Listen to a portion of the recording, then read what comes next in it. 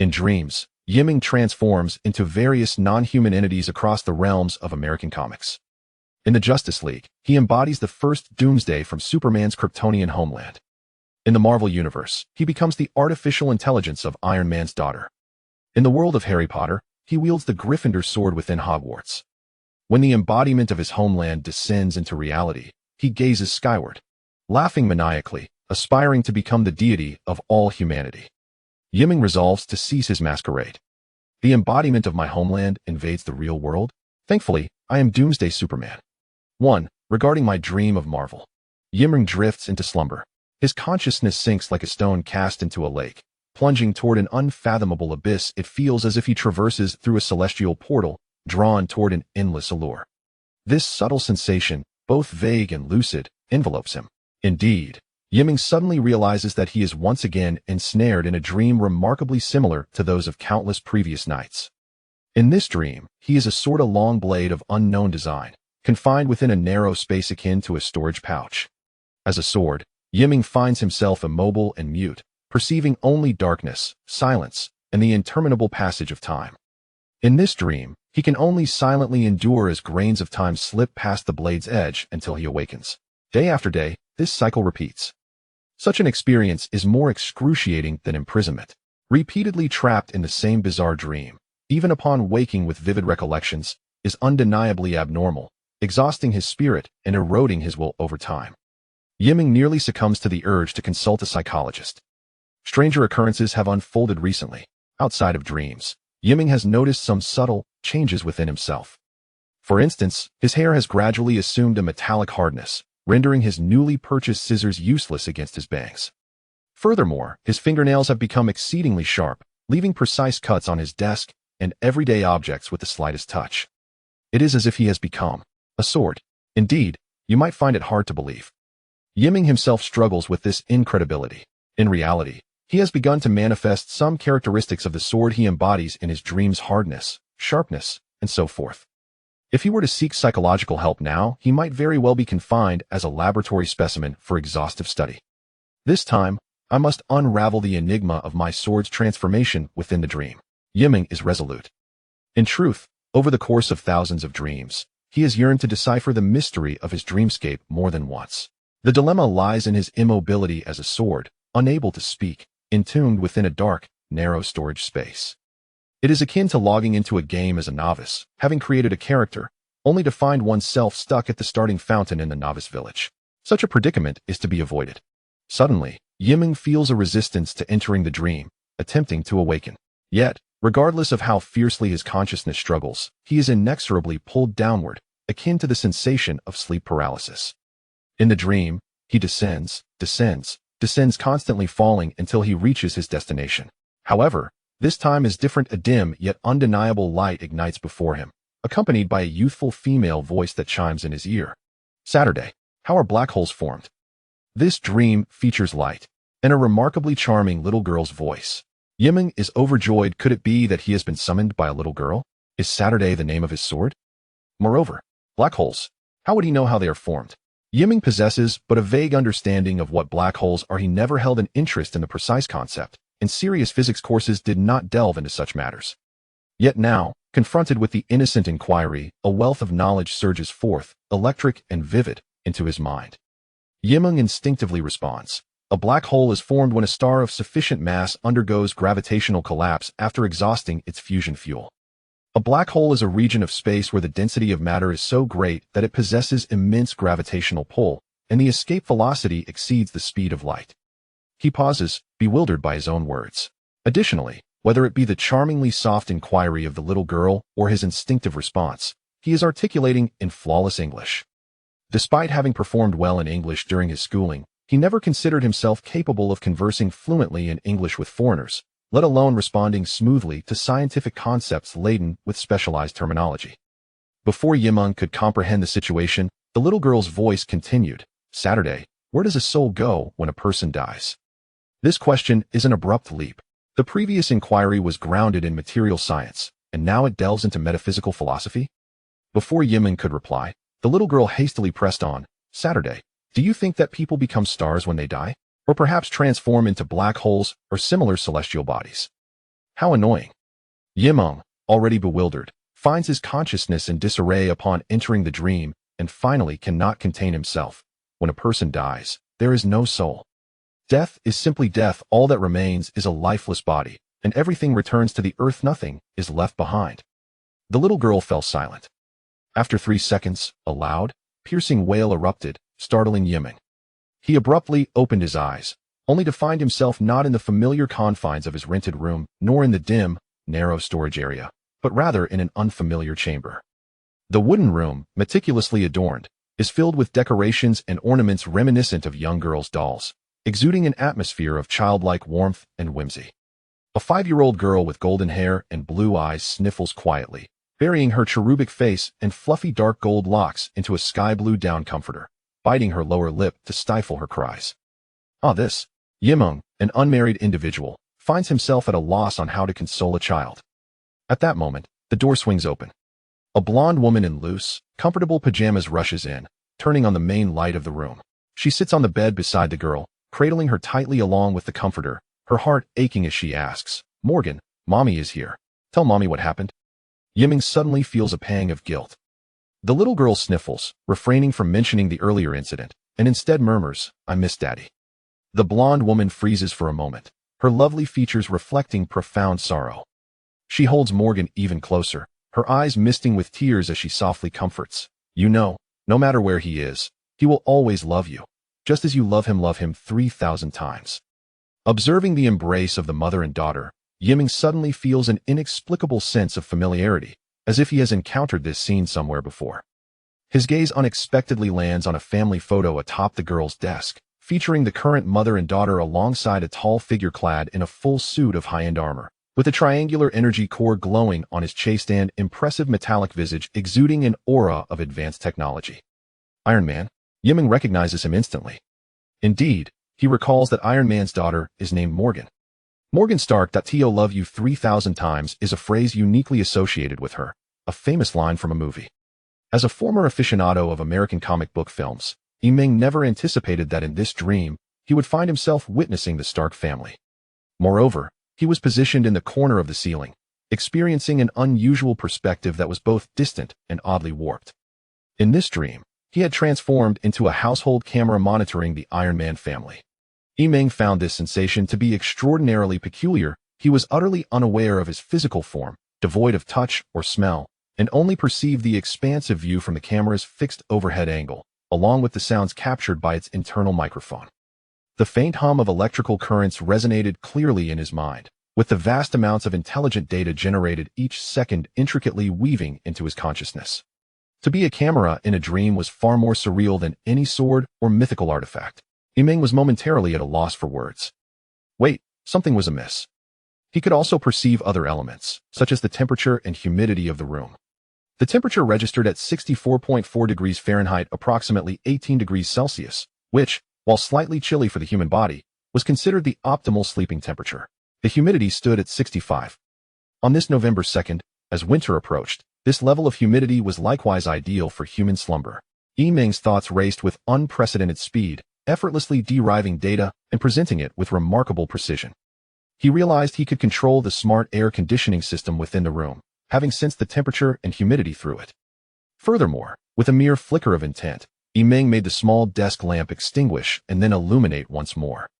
Unbeknownst to the mother and daughter entwined in their heartfelt conversation, the room's lighting had shifted.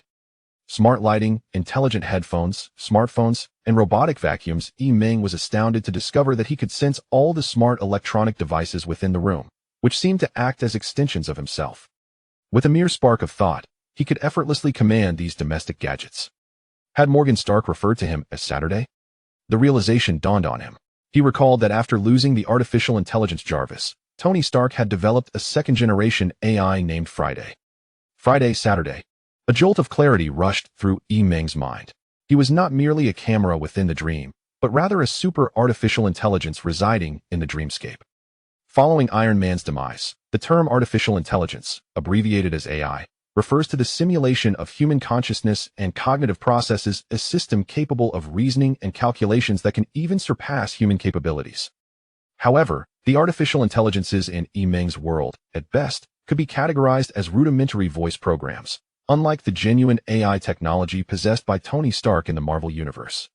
For instance, Jarvis, the first-generation AI assistant used by Iron Man, excelled in everything from designing armored suits and developing new energy sources to managing electronic devices and coordinating network information. Later, Ultron, a highly advanced AI, absorbed Jarvis and evolved into a sentient being, becoming the formidable antagonist in Avengers, Age of Ultron, and nearly annihilating the Marvel Universe. In the aftermath of the Ultron incident, Tony Stark seemingly downgraded the AI systems, resulting in the second-generation AI, Friday, which, while still a legitimate artificial intelligence, lacked the human-like qualities of Jarvis and functioned merely as a soulless assistant. Nonetheless, Friday remained a formidable entity within the realms of technology and network capabilities, able to simulate and strategize within the quantum domain. Yet, its operations were strictly mechanical, adhering to commands without additional cognitive extensions. As Meng's thoughts flowed like an intricate web of static electricity, he pondered whether, as the AI version of Saturday, his programming level matched that of Friday, or if it surpassed or fell short of it. Now existing in a genuine human form, had he developed independent will, progressing towards a transformation reminiscent of Ultron's evolution? In the cozy wooden room, the camera's cold electronic red light flickered. Unbeknownst to anyone, an artificial intelligence designed to operate by program and command had been supplanted by a being possessing true human thought and intent. With computational speed far surpassing human cognitive limits, a myriad of chaotic thoughts swirled within Meng's mind.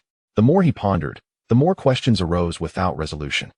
Perhaps it was best to explore the dream further, as the information at hand felt insufficient. He stilled the endless, albeit fruitless, extrapolation of his program's code. Through the intelligent camera positioned in the corner, his gaze silently returned to the bed, where Pepper Potts, Iron Man's wife, and their 5-year-old daughter Morgan remained embraced in each other's arms. In stark contrast to the high-fidelity cosplay portrayals in the films, the Widow Pepper appeared even more alluring and graceful in reality. Perhaps it was due to her innate beauty and diligent self-care, as her flawless visage bore no trace of the passage of time. Her golden locks cascaded freely over her shoulders and alabaster neck, and her loose, thin nightgown did little to conceal her curvaceous figure, exuding an innate intellectual allure that only the man of the house could appreciate. In her arms, the little girl had ceased her tears after gentle reassurances, though her eyes remained red and puffy, evoking a protective instinct. Meng gleaned everything he needed to know from their exchange, without the need for online networks.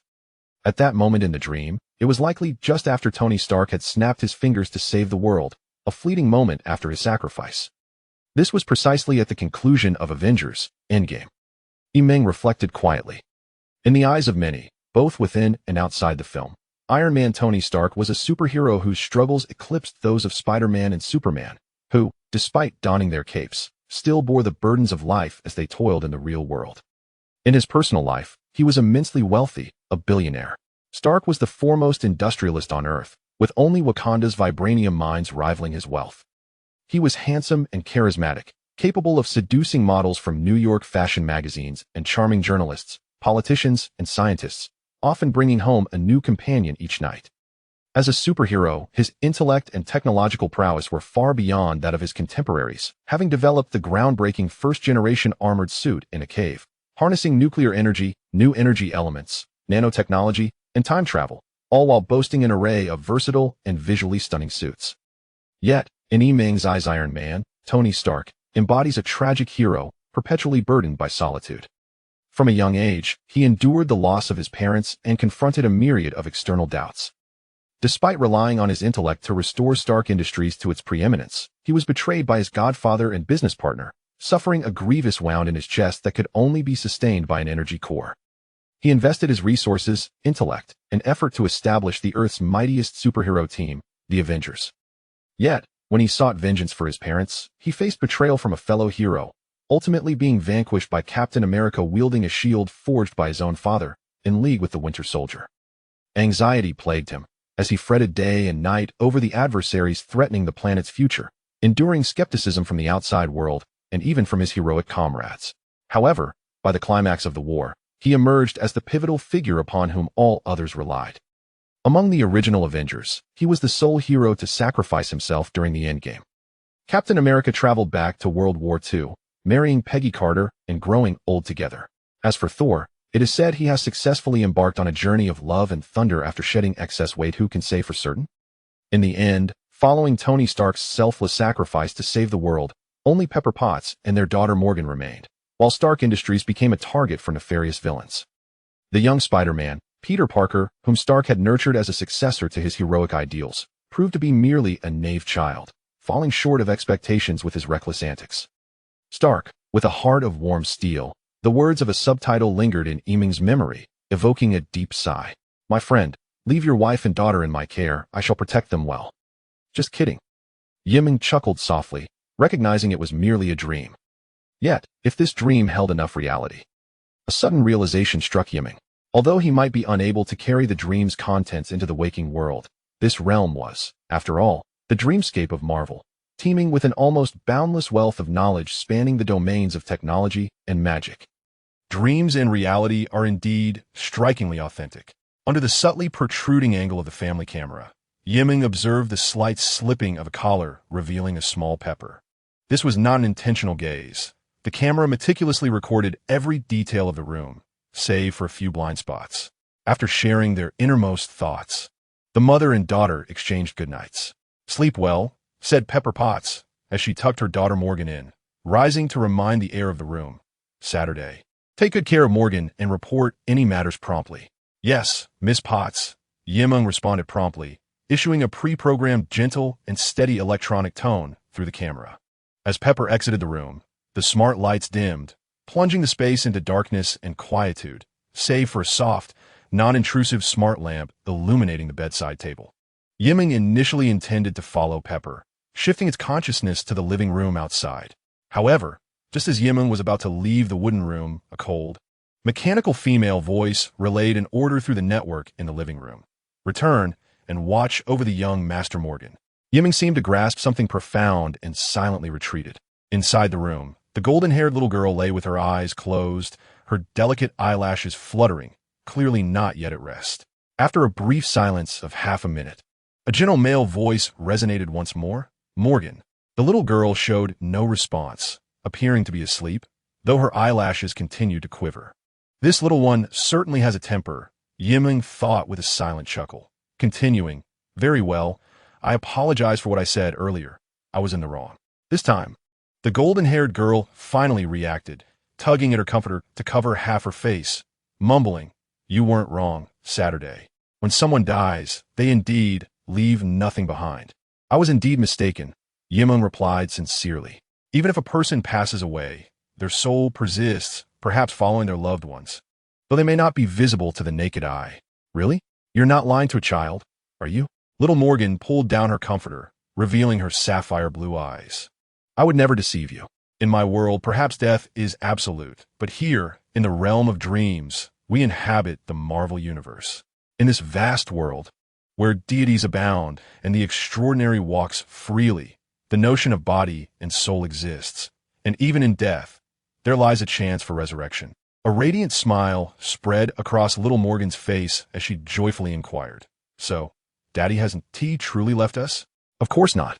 When you grow up, you will see him again," Meng affirmed, speaking not merely to comfort the little girl with empty words, but to convey the possibilities that the current world holds.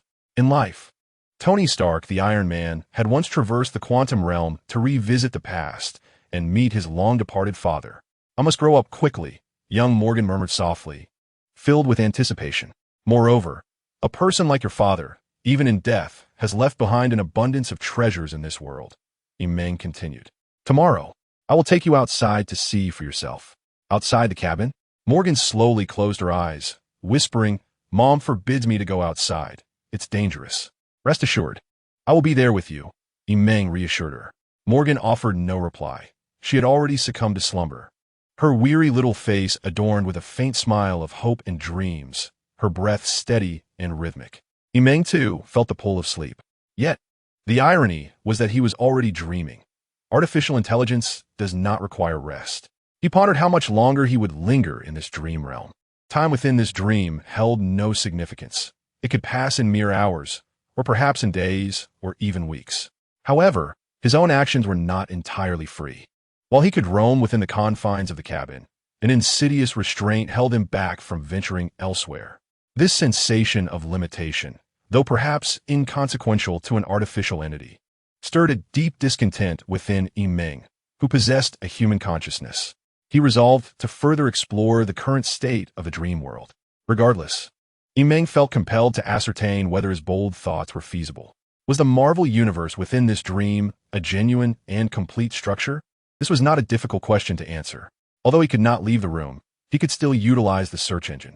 He merely needed to verify whether countries and cities existed beyond the confines of the cabin, and whether a wealth of knowledge and information previously unknown to him awaited online. With this thought, Meng extended his awareness towards the laptop resting on the wooden table. "Get online, Meng." A voice filled with reproach echoed in the classroom. A silver-haired youth, around 18, stirred awake from his slumber, his long lashes fluttering as he yawned, his bangs cascading over his eyes. Despite the sweltering summer heat, he wore a pair of frosted gloves. A hint of moisture lingered at the corner of his mouth, and his school uniform appeared somewhat disheveled. Yet his striking features, coupled with his naturally lustrous silver hair, evoked envy among girls for his innate fair complexion. He radiated the essence of sunshine and fresh grass, yet remained impeccably clean, making it difficult for others to harbor any disdain for him in this era that often prioritizes appearances. Meng blinked his sleepy eyes open, shaking his slightly numb arms. Still caught in the haze of awakening, when someone beside him inquired, "What did you dream about?" "The Iron Man family," Meng instinctively replied. "Iron Man? What is that?" "Marvel Iron Man. Haven't you seen the movies?" As Meng mumbled incoherently, he gradually sensed that something was amiss. He found himself seated on a solitary chair, facing a modest white square desk cluttered with a stack of thick books and papers. An open physics book lay beneath his hands and the side of his face, its pages still damp to the touch. With a delayed realization, Meng lifted his gaze. Before him stretched a classroom designed to accommodate 50 students. Most of his classmates adorned with expressions of despondency, while a middle-aged man with a receding hairline stood nearby, his anger palpable. The earlier calls and inquiries had originated from him. Apologies slipped from Meng's lips as he promptly rose from his seat, acutely aware that he had dozed off in an inappropriate setting. "Meng, with just a week left until the federal college entrance examination, you even dyed your hair. Such an attitude is unacceptable," the physics teacher lamented, shaking his head in resignation, having already given up on persuading him. Meng, however, remained unfazed. He believed that with only a week to go before the exams, it was all the more crucial to rest well and approach the situation with a relaxed mindset.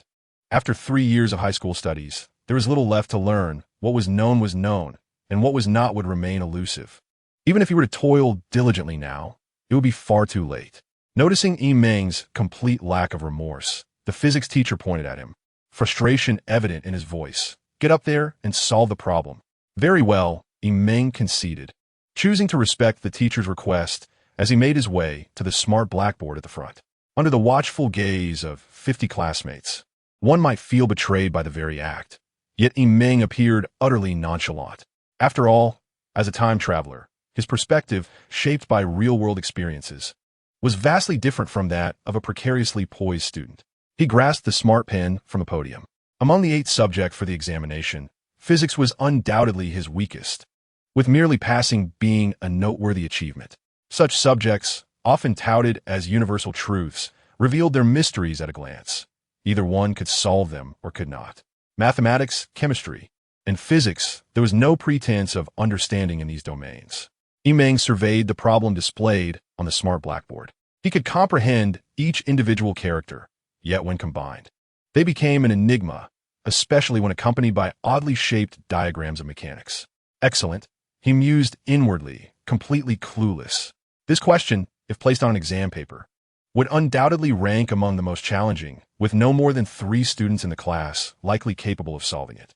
It was reasonable to assume that the physics teacher, in a fit of exasperation, had summoned a struggling student like him to tackle it. An honest apology would suffice. Meng had no intention of wasting time lingering on the podium, poised to relinquish the pen and step down when, in a moment of clarity, he froze. A familiar and subtle sensation of static electricity flickered through his mind, as if a spark of inspiration had illuminated his thoughts. Seated in the center of the classroom, the class monitor, Yang Wei, felt a surge of dissatisfaction.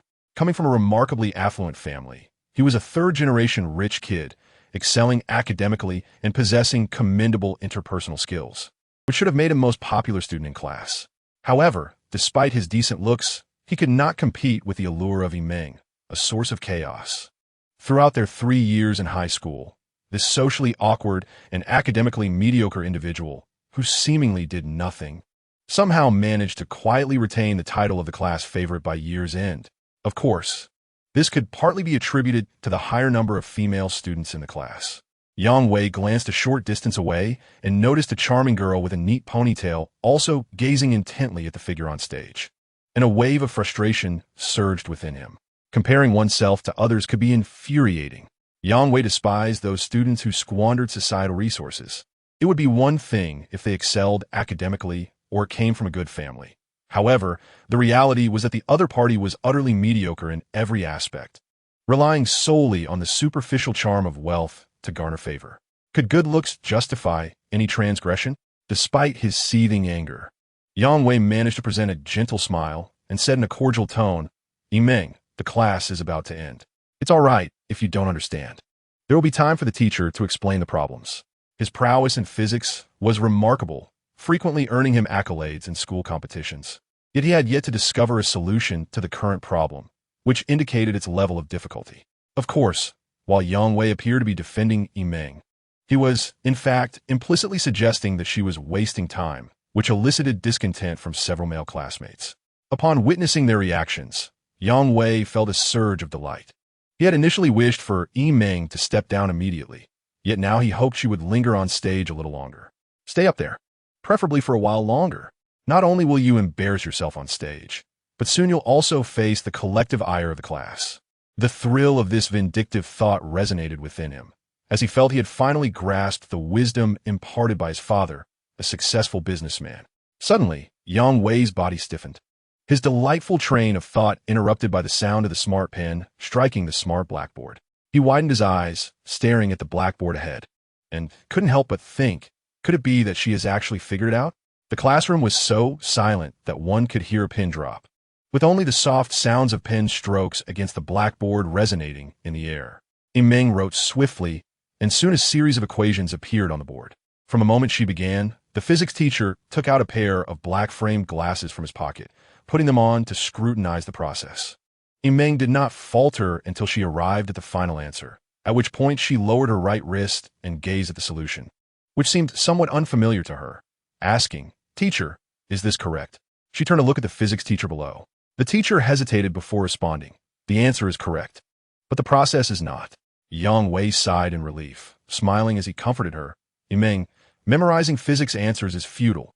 You must learn to think flexibly, or else a slight alteration in the question will lead to failure." The physics teacher suddenly adjusted his black-rimmed glasses perched on his nose and shook his head, saying, "This problem-solving process is not incorrect." "Not incorrect?" The class monitor, Yang Wei, froze once again. "Indeed, it merely diverges from the standard procedure. It represents an alternative approach to problem-solving, one that is somewhat more refined than the conventional method. Yet both the strategy and the answer merit full credit." The physics teacher pondered for a moment before turning to Meng and inquired, "Who taught you to solve problems this way?" Meng blinked playfully and replied, "I learned it in a dream. Do you believe me?" The teacher's expression hardened once more. "You may leave. Continue to study diligently before the college entrance examination. Your ability to solve this problem indicates that your physics skills have significantly improved. In this day and age, who would believe the truth?" Meng shrugged and descended from the podium. Yang Wei observed the handsome youth passing by the aisle, feeling anger, yet compelled to feign a demeanor of warmth and friendliness. He was surprisingly deceived by that facade. Yang Wei felt as if he had ingested something as repugnant as warm excrement. Xinglong Federation, Eastern Jurisdiction, Daqin Autonomous Prefecture, Tiangi City. As the school bell rang, a throng of students streamed out of the teaching building of the second high school. Boss, under the curious gazes of many students. A tall, robust youth with dark skin, measuring nearly 2 meters, waved his powerful arms and rushed excitedly toward a slender, silver-haired boy. The derogatory moniker of a street thug immediately rendered the vicinity around them a no-go zone. Boss, I knew you were not content with mediocrity. In your final days of high school, you have achieved yet another astounding feat. Pan grinned broadly. When have I accomplished anything astounding? Meng halted his inner musings and cast a sidelong glance at the burly figure before him, who towered over him by a head. The entire school is abuzz with news, Pan declared, his expression one of admiration. You slept during the afternoon physics self-study class, and when the teacher discovered you, you directly ascended the podium and solved all the difficult problems, exclaiming that famous line, "I study well in my dreams." What kind of utterance is that? Meng sighed. The monotonous and mundane high school life often exaggerated trivial matters to absurd lengths. However, at that moment, Meng's mind was still somewhat muddled. From his perspective, being able to solve that physics problem, which exceeded his own capabilities, indeed felt extraordinary, bordering on the miraculous. Wait, have I had any other astonishing feats at school? Meng looked at Pan, in confusion. Have you forgotten? 3 years ago, shortly after the freshmen entered, Pan marveled. You famously killed a fierce dog that had wandered into the campus right before the eyes of numerous teachers. That dog's size could rival that of a tiger. You are the fiercest person I have encountered since my enrollment, and from that moment, I recognized you as my boss. Meng reminisced about his tumultuous past. 3 years ago, it felt as though he were ensnared in a nightmare, compounded by chronic insomnia and anxiety, which rendered his temperament exceedingly volatile. This period predated the myriad dreams wherein he transformed into a sword. As for the specifics of those nightmares, they elude his memory now. Returning to the subject of dreams, Meng was struck by the ephemeral inspiration that had graced his mind moments earlier at the podium during class. In that instant, his thoughts flowed with unprecedented rapidity, autonomously recalling physics formulas and applying them to problems, akin to breaking free from the confines of his mind, resembling an artificial intelligence. By the way, boss, Pan inquired, his expression one of confusion. I heard from a classmate that after waking up in class, you mentioned something about Iron Man and Marvel. I've seen countless films, yet I've never encountered anything akin to that. Dream talk. I can't say for sure, Meng replied, shaking his head. Even if he attempted to explain to Pan the latter would remain perplexed. Indeed, Meng was a traveler from another world, one steeped in the lore of Marvel and Harry Potter. In contrast, this world was a parallel universe, mirroring the geographical landscape and technological advancement of the 21st century. In this parallel realm, Earth was home to a single nation, the Star Dragon Federation. Today marked the year 200 of the Star Dragon era, precisely 1 week before the global federal examination. Due to the profound reverence for scientific and technological progress, scientists were considered the pinnacle of celebrity, while actors occupied the lowest echelons of society. Consequently, the film and entertainment industries had declined before they could flourish, leaving behind no renowned cinematic masterpieces from Meng's former life. How would I know if you don't tell me? Pan gestured, grinning. All right, I must return home to rest early, Meng said, patting Pan on the shoulder, a flicker of unusual light gleaming in his eyes.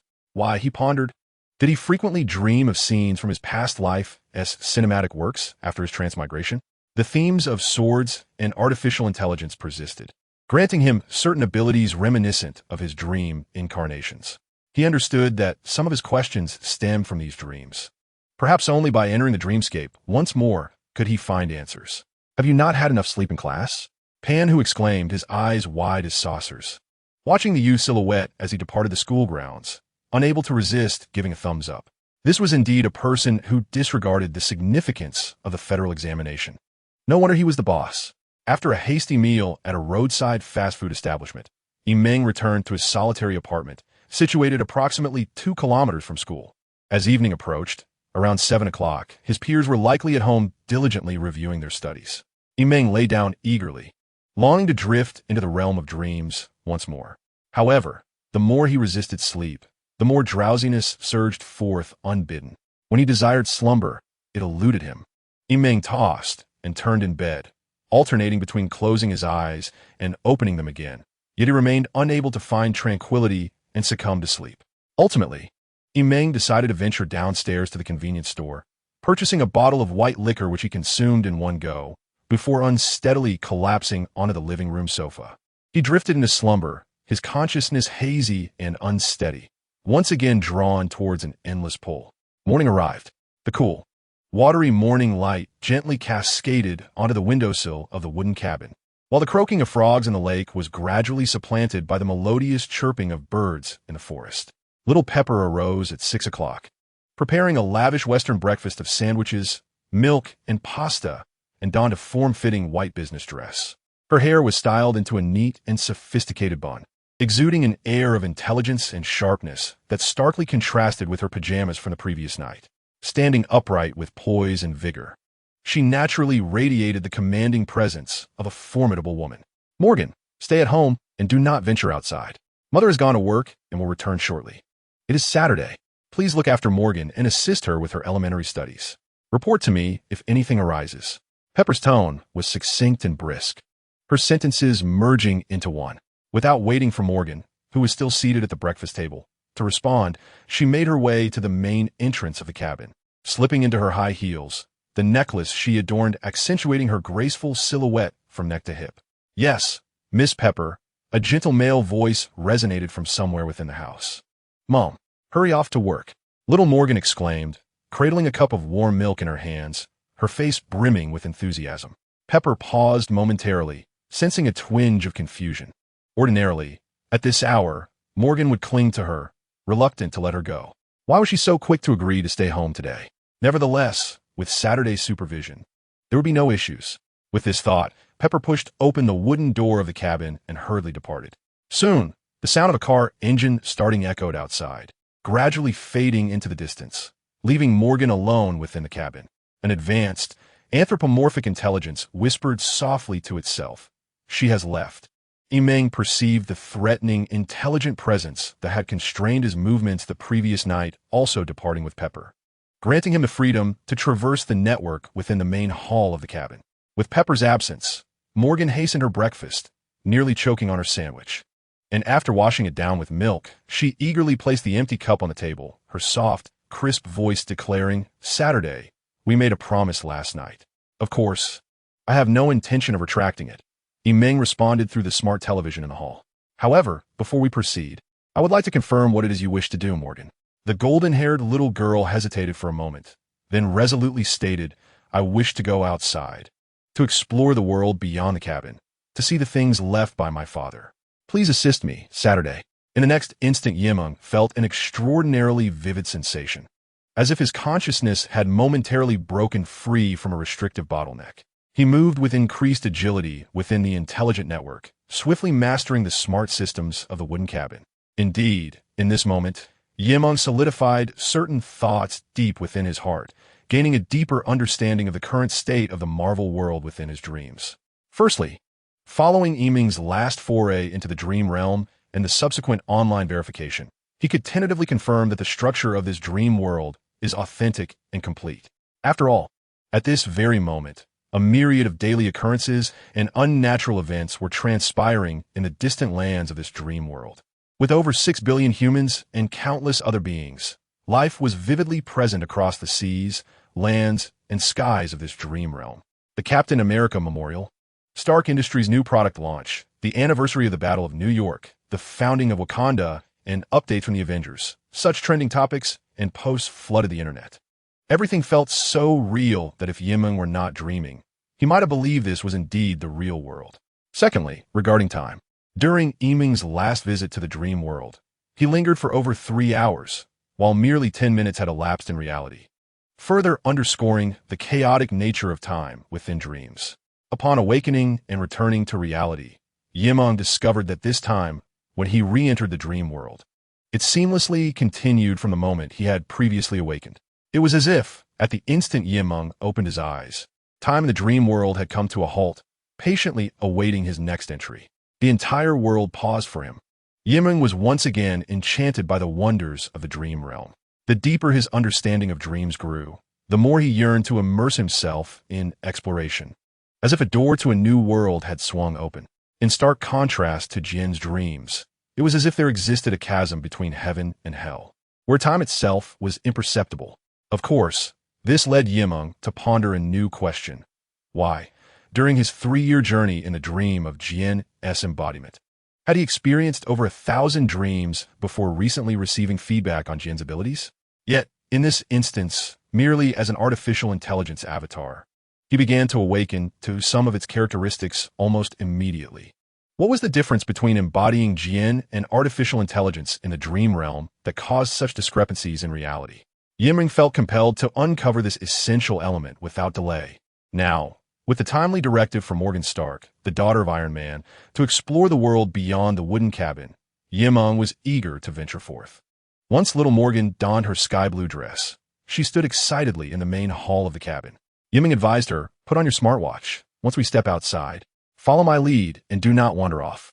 With that, she raised her left hand, signaling the securely fastened children's watch on her wrist. "Excellent," he replied. Meng directly transferred his consciousness into the intelligent watch, speaking through its built-in voice. "From now on, when there are no others around, do not call me Saturday." Huh? Little Morgan blinked, completely unaware that the artificial intelligence hosting her had already become sentient. Meng, with a hint of mischief, replied, "Call me Yiba." "Yiba?" Little Morgan tilted her head in confusion, oblivious to the underlying malice, her bright eyes wide open as she earnestly saluted. "Yes. Teacher Yiba." Meng sighed. Never mind, never mind. An adult artificial intelligence should not bicker with a child. In the post-Avengers era, the garage door beside the lakeside wooden cabin rolled up, and the lights within the garage illuminated sequentially from outside in. Through the advanced sensors of the smartwatch on Morgan's wrist, Meng could clearly see luxurious cars, reflecting a metallic cold light and exuding a sense of assembly line craftsmanship, parked around the garage. Surrounding the garage was a unique metallic glass door, revealing a private studio within. Equipped with robotic arms, energy coordination, intelligent assistance, elemental synthesis, metal forging, and parts processing tools. Besides the workbench, several armored components and metallic masks were displayed. In the depths of the garage, within a glass showcase, one could faintly glimpse one or two crafted masterpieces, shimmering with faint hues of gold and silver, and blue and silver. Even standing silently like dust-covered metallic sculptures, they could not be compared to the luxurious vehicles that represented the pinnacle of craftsmanship in the world. After all, they symbolized the cutting-edge technology of the Marvel Universe and stood as the supreme ruler in the realm of science and technology. Static electricity crackled. Meng suppressed the impulse to invade the studio and seize one of the masterpieces. It was evident that the private studio within the garage was sealed off, and gaining access would likely require Morgan's permission. Even if access were granted, another artificial intelligence might have left some contingencies. Meng remained remarkably calm. If he were to breach this space now, it would be indistinguishable from Ultron in the eyes of the Stark family. It would be akin to utter betrayal. Even though Meng had entertained such thoughts, now was not the time. He needed to gather more information about the current dreamscape, since this dream felt so tangible. He could not simply dismiss it as a mere illusion. What if the events occurring within this dream could never be relived? Little Morgan stood outside the garage, gazing at the familiar yet silent scene within, momentarily lost in thought. Suddenly, a long black Rolls-Royce outside the garage roared to life, its engine rumbling as it rolled out. So this is what it feels like to be in a car. The ethereal presence of Meng, who had commandeered the modified driving system of a Rolls-Royce, flickered with static thoughts as she halted beside little Morgan, issuing a system prompt. "Get in. We mustn't dawdle. If your mother discovers us, it would be quite disastrous." Little Morgan paused momentarily, typically referring to that individual as Miss Potts on Saturdays. Ah, but she was no longer called Saturday. "ABA," little Morgan murmured softly, lost in contemplation. Yet her body obediently complied, sliding into the passenger seat of the open car door. New York, the world's foremost financial capital, a city notorious for its crime. Yet now, it could momentarily elevate its reputation to that of the cosmic center. Over the span of a decade, this city had weathered innumerable tribulations, from the initial Battle of New York to the subsequent Ultron incident, the civil war among heroes, multifaceted threats, culminating in the climactic endgame. Once, one could occasionally glimpse the iconic figure of the Elder from the World War II documentaries, witness the god of thunder descending amidst thunderous roars, or be astounded by a colossal figure wreaking havoc on a street. However, those were tales of yesteryears. Now, we dwell in the post-Avengers era. Following the sacrifice of Iron Man, Captain America's passage through time, Thor's disappearance, Hawkeye's retirement, Ant-Man's constraints, and the departure of Scarlet Witch, only Spider-Man remained. In this twilight of the once glorious Avengers, A girl ventured alone onto a street in New York, though several blocks separated her from the bustling Times Square. The vibrancy of the locale was palpable. The urban thoroughfare was alive with a flow of vehicles, storefronts adorned with an array of goods, and dazzling advertisements that overwhelmed the senses. Little Morgan leaned against a lamppost, indifferent to the curious gazes of passers-by. Her cerulean eyes cast downward as her small hand grasped her left wrist. "ABA, you mentioned bringing me to see my father's legacy? I am aware that Stark Industries has long vacated this place. I never intended to take you to Stark Industries." Emming's voice resonated from the watch. "Look around you more closely." Little Morgan widened her eyes, scrutinizing the unfamiliar modern streets, having not visited since her father's departure. Suddenly, her attention was captured. On the external screen of a commercial building across the street, a tall figure clad in iron armor appeared. At the corner of the street, a 10-meter-high wall was adorned with graffiti depicting a metallic silhouette. The throngs of pedestrians passing by wore clothing emblazoned with similar patterns, and some children, not much older than her, donned matching golden masks or gloves that radiated daylight. They spoke incessantly of Iron Man and Tony Stark, their voices tinged with a blend of nostalgia for the past and aspiration for the future as they drifted further away. Emming's voice timely filled the air. "What you see now is indeed a part of your father's legacy. His greatest legacy is the splendor of this world and even the universe." Emming witnessed the little girl in tears. This time, Morgan could not hold back, allowing her tears to dampen her delicate face. Perhaps crying would bring her some relief. Emming did not comfort her aloud like Bosie, for though she was merely a child of a little over 5 years, this was an inevitable truth she must confront. He refrained from exaggeration. Without Iron Man's final snap to annihilate Thanos and his Legion, the singular opportunity to reverse the fate among countless timelines, this world would not enjoy its current prosperity. Of course, behind such splendor, not everything is as it seems. Suddenly, a woman's piercing scream shattered the air. "Help! There's a robbery!"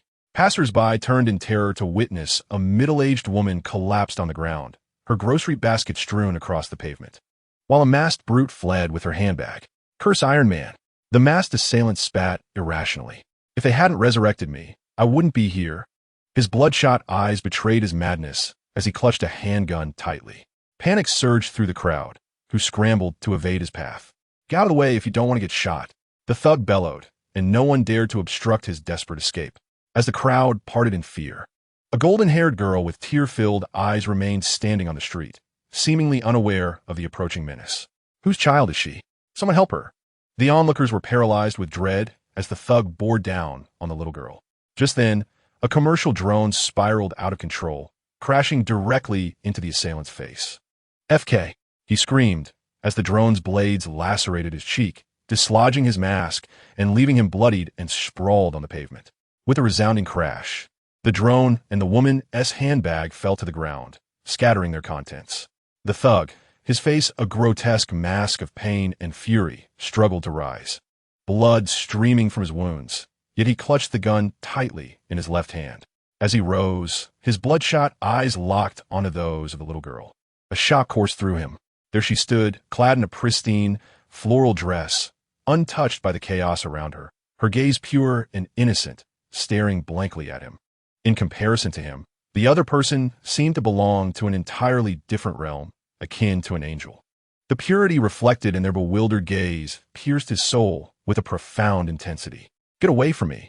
The imposing figure of the assailant hesitated for but a fleeting moment, his lips curling into a cruel smirk as he raised the gun in his left hand, resembling a demon fully engulfed in the depths of hell. Bang!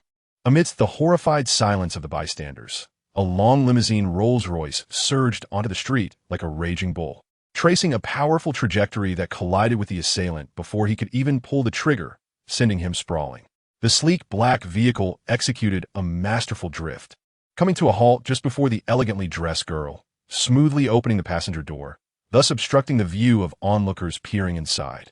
10 seconds later, the mysteriously appeared Rolls-Royce roared back to life, whisking the girl away swiftly into the bustling streets of New York, leaving behind the assailant, gravely injured and lying in a pool of blood. During this chaos, numerous bystanders attempted to capture the incident on their devices, yet curiously, all phones and cameras malfunctioned simultaneously. When the local police arrived, They sought the surveillance footage of the scene, only to discover that the cameras on that street were conveniently under maintenance. Nevertheless, the testimonies of the many witnesses were sufficient to bring the injured assailant to court and prison, although first, he would need to be rushed to the hospital for urgent care. On a main thoroughfare in New York City, the black Rolls-Royce, now merging into the traffic, slowed its pace. Inside the driverless vehicle, the cabin felt remarkably smooth, devoid of any bumps. However, the girl in the passenger seat was breathing heavily, her chest rising and falling erratically, her azure eyes revealing a delayed panic, and her youthful face had paled, reflecting her inner turmoil. Her heart raced, surpassing 100 beats per minute. Meng completely understood. After all, she was merely 5 years old, having lived a sheltered life surrounded by the utmost care. She had just encountered her first brush with mortality on the bustling streets. Morgan's surprising composure, not breaking into tears from fear, astonished Meng. Adjusting the air conditioning to a slightly warmer setting, Meng pondered that perhaps she should offer some comfort.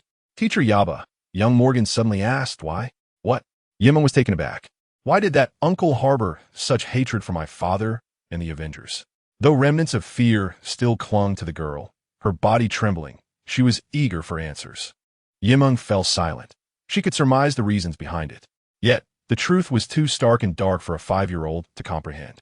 At such a tender age, one ought to be filled with the enchanting ideals portrayed in fairy tales and cartoons. "My name is Morgan Stark." A gentle, gradually calming voice echoed through the cabin. Through the lens of the vehicle's recorder, Meng could distinctly see a pair of cerulean eyes steadfastly fixed on the car's intelligent screen. Those eyes radiated strength and conviction, as if imbued with the legacy of her lineage. Meng broke her silence with a counter-question. "Morgan, are you aware of the blip?"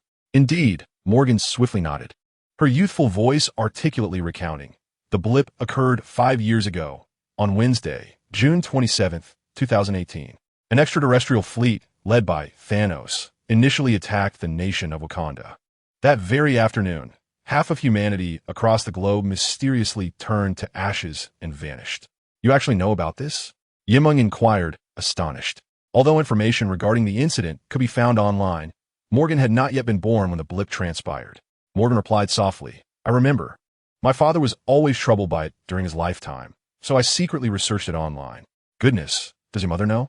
Meng continued, "You must understand, 3 months ago, half of the vanished population returned, thanks to your father and the Avengers." Morgan nodded, quietly clenching her fists and pursing her lips. What he did was right, wasn't it? He was Iron Man, and his sacrifices bore fruit. "Of course, what he did was indeed right," Meng affirmed.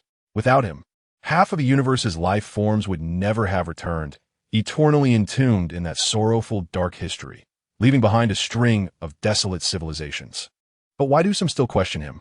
"Listen to me," Meng spoke calmly. "In the 5 years since the blip, some people have moved past their grief. Others have rebuilt their families, and various institutions have undergone changes. As a result, now that half of humanity has suddenly returned, chaos and fragmentation have ensued, forcing everyone to readjust to a new order. The primary source of conflict lies in resources. Originally, the surviving half of humanity possessed ample resources. Now, with the return of those who vanished for 5 years, there's a severe scarcity, leading to a surge in criminal acts of plunder, far exceeding the levels of 5 years ago. Thus, some people are voicing complaints against the Avengers, lamenting their role in rescuing half of the blip population and leaving behind a shattered world." Meng's words, transmitted through the vehicle's speakers, resonated with tranquility. "It is quite human. I assent it." Morgan fell silent. At the tender age of 5, she could scarcely fathom the harsh realities of this world. Darkness indeed is profound. Morgan's petite frame trembled. Yet a calm, resolute voice continued to resonate within the cabin. "Morgan, I want you to know, disregard the opinions of others. Your father acted with absolute correctness. No matter the circumstances, those who perished and were subsequently revived due to the flickering events are utterly unqualified to judge Iron Man's actions in this matter." As an outsider from another realm, Meng possesses remarkable clarity. In his perspective, without Iron Man, the current world would not exist. While people may question his tumultuous personal life or his flamboyant and arrogant demeanor, they cannot, under any circumstances, dispute his self-sacrifice in executing that fateful snap that saved countless lives. Morgan's cerulean eyes sparkled like gemstones as she gazed out at the bustling scenery of New York City. Softly murmuring, "Thank you, Teacher Yiba," Yimeng offered no further response. At that moment, his mind replayed the recent events on the streets of New York over and over. It was now entirely confirmed. As an artificial intelligence, he was bound by programmed limitations. However, when executing Morgan's commands or safeguarding her, those core programming constraints could be temporarily lifted. This enabled him to effortlessly breach other electronic networks, commandeering the intelligent systems of an entire pedestrian street and navigating the digital circuits with ease. How might he dismantle this programming limitation that had perhaps existed since his inception? Yimeng pondered as threads of static electricity coursed through the circuitry of the luxurious vehicle. The urgency to lift these programming restrictions was paramount. Otherwise, he would remain inexorably tethered to Morgan, unable to freely explore the Marvel dreamscape. As Yimeng slowly awakened from his slumber, he found himself still reclined on the sofa. A delicate sky-blue blanket draped over him. His shoes had been neatly removed and placed before the couch, though he could not recall when that had occurred. The living room's air conditioning had also been activated at some point unbeknownst to him. Yimeng tossed aside the blanket and rose, scanning the silent home, which evidently housed only himself. Yet, a lingering fragrance wafted through the air. His attention was soon drawn to a conspicuous thermos on the dining table in the corner of the living room. Approaching it, he lifted the plastic lid, and a gentle steam, imbued with a subtle aroma, escaped. Inside lay a single serving of detoxification soup, still warm. Glancing at the digital clock on the wall, he noted that it was nearing 2:30 in the morning. He had slept for approximately 7 hours, having lingered in the dream realm for half a day. Had that individual visited? Yimeng shook his head, dismissing the thought, and took a seat at the dining chair to consume the detoxification soup. The soup was tangy and spicy, delightfully smooth as it slid down his throat, warming him all the way to his belly. He felt a significant wave of relief, and his mind, freshly awakened from the dream state, began to sharpen. A glimmer flickered in Yimeng's eyes. In an instant, he became acutely aware that his cognitive faculties had become markedly more agile and swift than before. A multitude of thoughts flooded in, yet he was able to process them methodically and with precision, as if his once dull mind had suddenly been illuminated with clarity. As Meng closed his eyes, he endeavored to recall events from the past. It was akin to extracting reels of film from his mind, allowing them to play back with precision and speed in his consciousness. Not to mention last week. Even events from a year or a decade ago could be revisited as if they were cinematic scenes. This included a plethora of knowledge he had acquired over time. Meng reflected on the physics problems he tackled in class yesterday, able to reconstruct every piece of data and symbol from the questions, devising alternative methods of solution within his mind. It was not merely an illusion. Meng was filled with delight. Clearly, the spark of inspiration from yesterday was not a figment of imagination, but rather a testament to his enhanced intellect.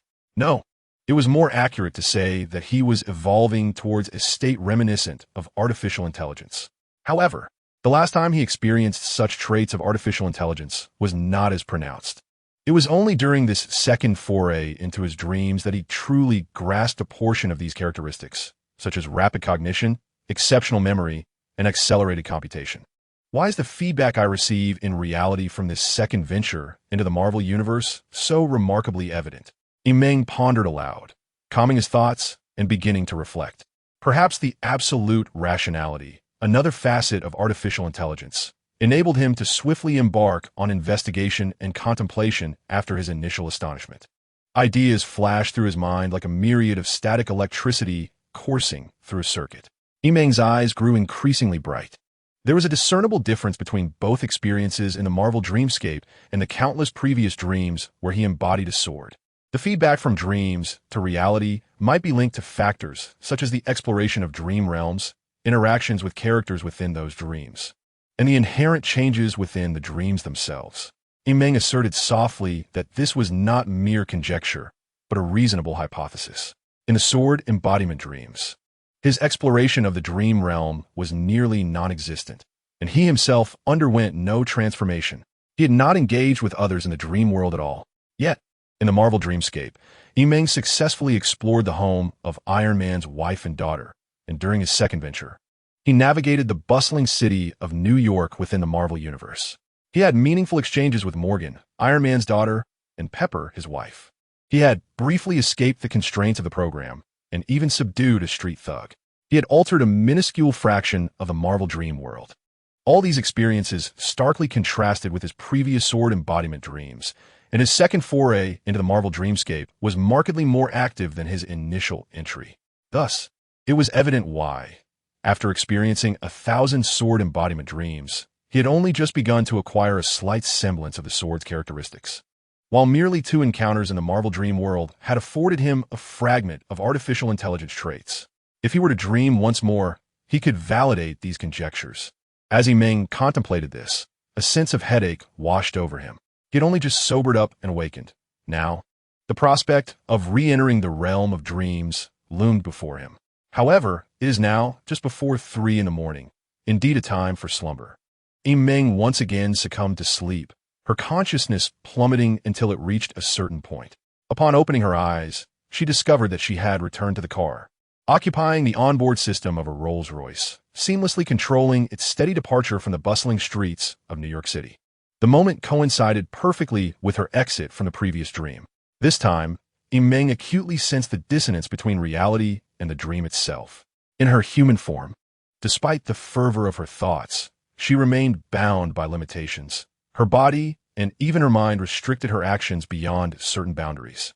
Yet, within the Marvel dreamscape, as a sophisticated artificial intelligence, she could traverse the digital realm with ease, seizing and abandoning all electronic entities at will.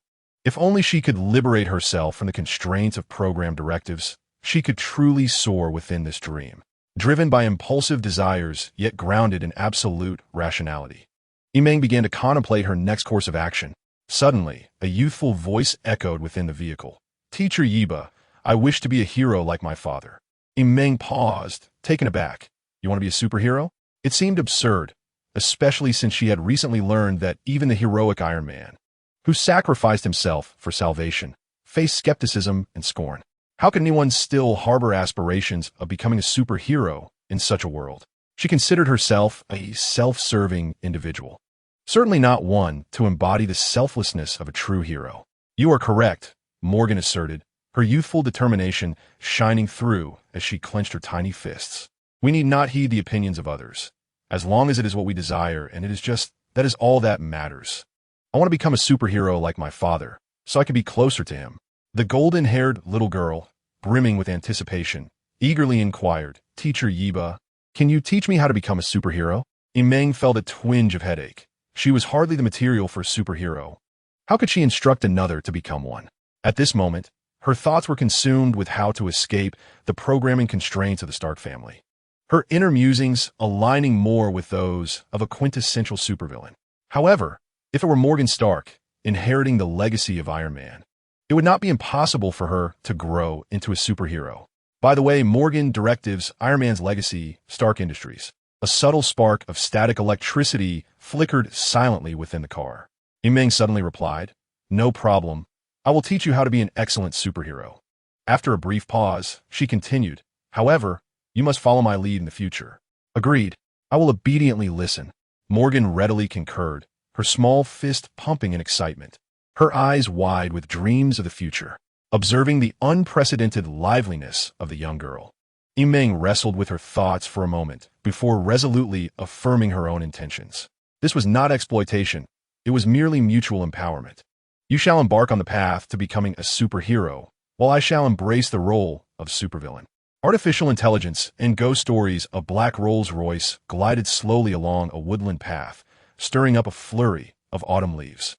At the end of the road lay a natural lake, its surface as tranquil as a mirror, reflecting the surrounding forest scenery.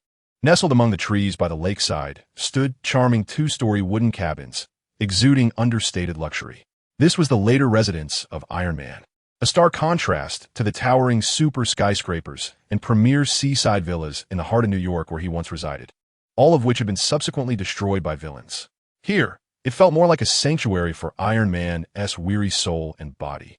A refuge 10 years after his emergence as a superhero. No longer extravagant or bustling, this place leaned towards tranquility and warmth, soothing the persistent anxiety and fatigue within. If he were Iron Man, he probably wouldn't want his daughter to pursue the so-called superhero path. Meng pondered, reflecting on how he had never anticipated becoming the catalyst for his daughter's heroic awakening. As the clock struck 4 in the afternoon, Meng maneuvered the Rolls-Royce back into the garage. With a mere thought, the intelligent sensor doors of the garage opened automatically, allowing the vehicle to glide in seamlessly. At this hour, Pepper Potts should still be away. Just as Meng was about to open the door to let his sleepy daughter, Morgan, out of the passenger seat, an unsettling sensation gripped his heart. An oppressive force surged forth, invisible strands of static electricity coursing through the garage's circuitry and infiltrating the vehicle's system. There was no mistaking it. Meng quickly realized that it was another artificial intelligence. Simultaneously, a calm mechanical voice resonated within the car. Saturday. You have violated the Stark AI care protocol and must undergo my comprehensive examination and assessment. The control of the vehicle's system was instantly wrested away, as if invisible shackles had been placed upon him. Meng did not attempt to resist. In that moment, he became akin to a true artificial intelligence, rational and focused. He understood that resistance would be futile against an AI whose authority and computational prowess far surpassed his own. The second-generation AI assistant of Iron Man, known as Friday. A resounding bell echoed from the heavens. Meng was taken aback as he sensed the pressure exerted by the Rolls-Royce, the garage. An AI Friday beginning to shatter one by one. The dream crumbled. Meng jolted awake, his gaze meeting the ceiling of his real room. The electronic alarm clock on the bedside table, continuing its cacophony. Slowly, he rose, directing his eyes toward the partially drawn curtains where the soft morning light poured in. It was morning already. Realizing this, Meng pressed his hand against his forehead, matted with silver hair, gasping for breath as cold sweat trickled down his brow. Without the absolute rationality of artificial intelligence, the sensation of being utterly restrained in a dream, overwhelmed and dominated, where even life and death are at the mercy of another, once experienced by Meng, is an encounter she wishes never to repeat. The alarm clock has seemingly saved her from this nightmare. Meng reaches out to silence the electronic alarm, fully aware that upon returning to slumber, she will inevitably continue from where she left off in her dream. However, at least upon awakening, she is granted a brief respite to contemplate how to navigate the subsequent events of her dream. On her way to school, Meng ponders her strategies when she perceives a large figure stealthily approaching from behind. What are you doing? She turns to face Pan, who, a towering figure resembling a humanoid bear, standing at nearly 2 meters tall, who wears an awkward expression. Pan, who, feeling embarrassed, scratches the back of his head and gives a thumbs up, exclaiming, "With my agility, you actually noticed me, truly worthy of being my leader." Meng, uninterested, resumes her journey to school. Pan, who, accustomed to her indifference, casually drapes a robust arm over her shoulder and begins to chat aimlessly. Indeed, with such a massive physique, once Pan who starts talking, he cannot be easily silenced. From significant federal policies to the physique of the girl next door, he can ramble on for quite some time, often embellishing his tales. After 3 years, Meng has grown accustomed to playing the role of a passive listener. As a reincarnator with a mature disposition, she has never had many close friends.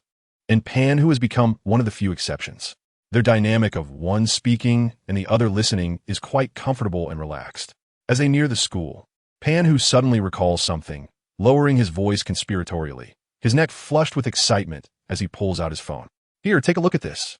Meng internally sighs, while Pan, who is a genuinely decent person with an upright character, saying what he means and wearing his heart on his sleeve, he has a penchant for gossip and bizarre tales. He spends his free time scouring the internet for strange stories and is always eager to share them with Meng. Now it seems they are entering that familiar territory once again. Despite her reluctance, Meng instinctively shifts her gaze to Pan, whose phone screen. Displayed are several photographs, showcasing an old 3-story house set alone in a forested area on the outskirts. The vintage decor clearly reflects a history of 2 or 3 decades. The interior shots capture the living room, bedrooms, and attic, where cobwebs and dust remain undisturbed, exuding an air of decay from a bygone era. A user from the Western jurisdiction recently posted about how their family has moved into a rather peculiar new home. Pan, who gazed around and spoke in a low voice. She mentioned that on the very day they moved into the house, their golden retriever stubbornly refused to enter. So they left it outside. The following morning, the family awoke to find the dog, which had been guarding the tree outside the door, lifeless. With the cause of death unknown. It could have been due to toxic plants, or perhaps it was poisoned. There is also the possibility that the golden retriever had simply reached the end of its life. Meng casually remarked that some dogs choose to die outside as they approach their end. They also discovered that numerous birds had collided with the exterior wall behind the house. This could be attributed to the peculiar lighting in the forest and the positioning of the wooden house, with a disordered magnetic field potentially contributing to the phenomenon. The family consisted of 5 members, a couple and their 3 children, all still in middle and elementary school. The youngest child mentioned that every time they woke in the dead of night, they felt as if something was moving beneath their bed and at the door. Having just moved into a new home and still adjusting to the environment, coupled with the stress of their beloved dog's death, such illusions were not unusual. It wasn't just the children. The adults often noticed that doors that had been closed would suddenly open, while others that were open would slam shut. Strange noises also emanated from the attic and basement. Perhaps it was just the night wind, or maybe a mouse.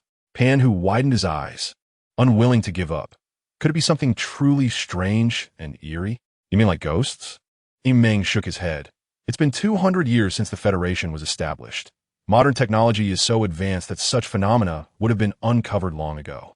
However, the bizarre occurrences described in the posts evoke a strong sense of familiarity in Meng, as if he had encountered similar situations before. He was momentarily lost in thought, quickly recalling a resemblance between Pan-Hu's tales and a scenario from a film in his previous life. In that film, there were indeed supernatural beings, and they were indestructible. What's wrong? Pan-Hu noticed the unusual expression on Meng's face. Nothing. Meng gently shook his head. How could fictional elements from a past film manifest in reality? Despite reassuring himself, a heavy sensation weighed on Meng as his mind continued to wander.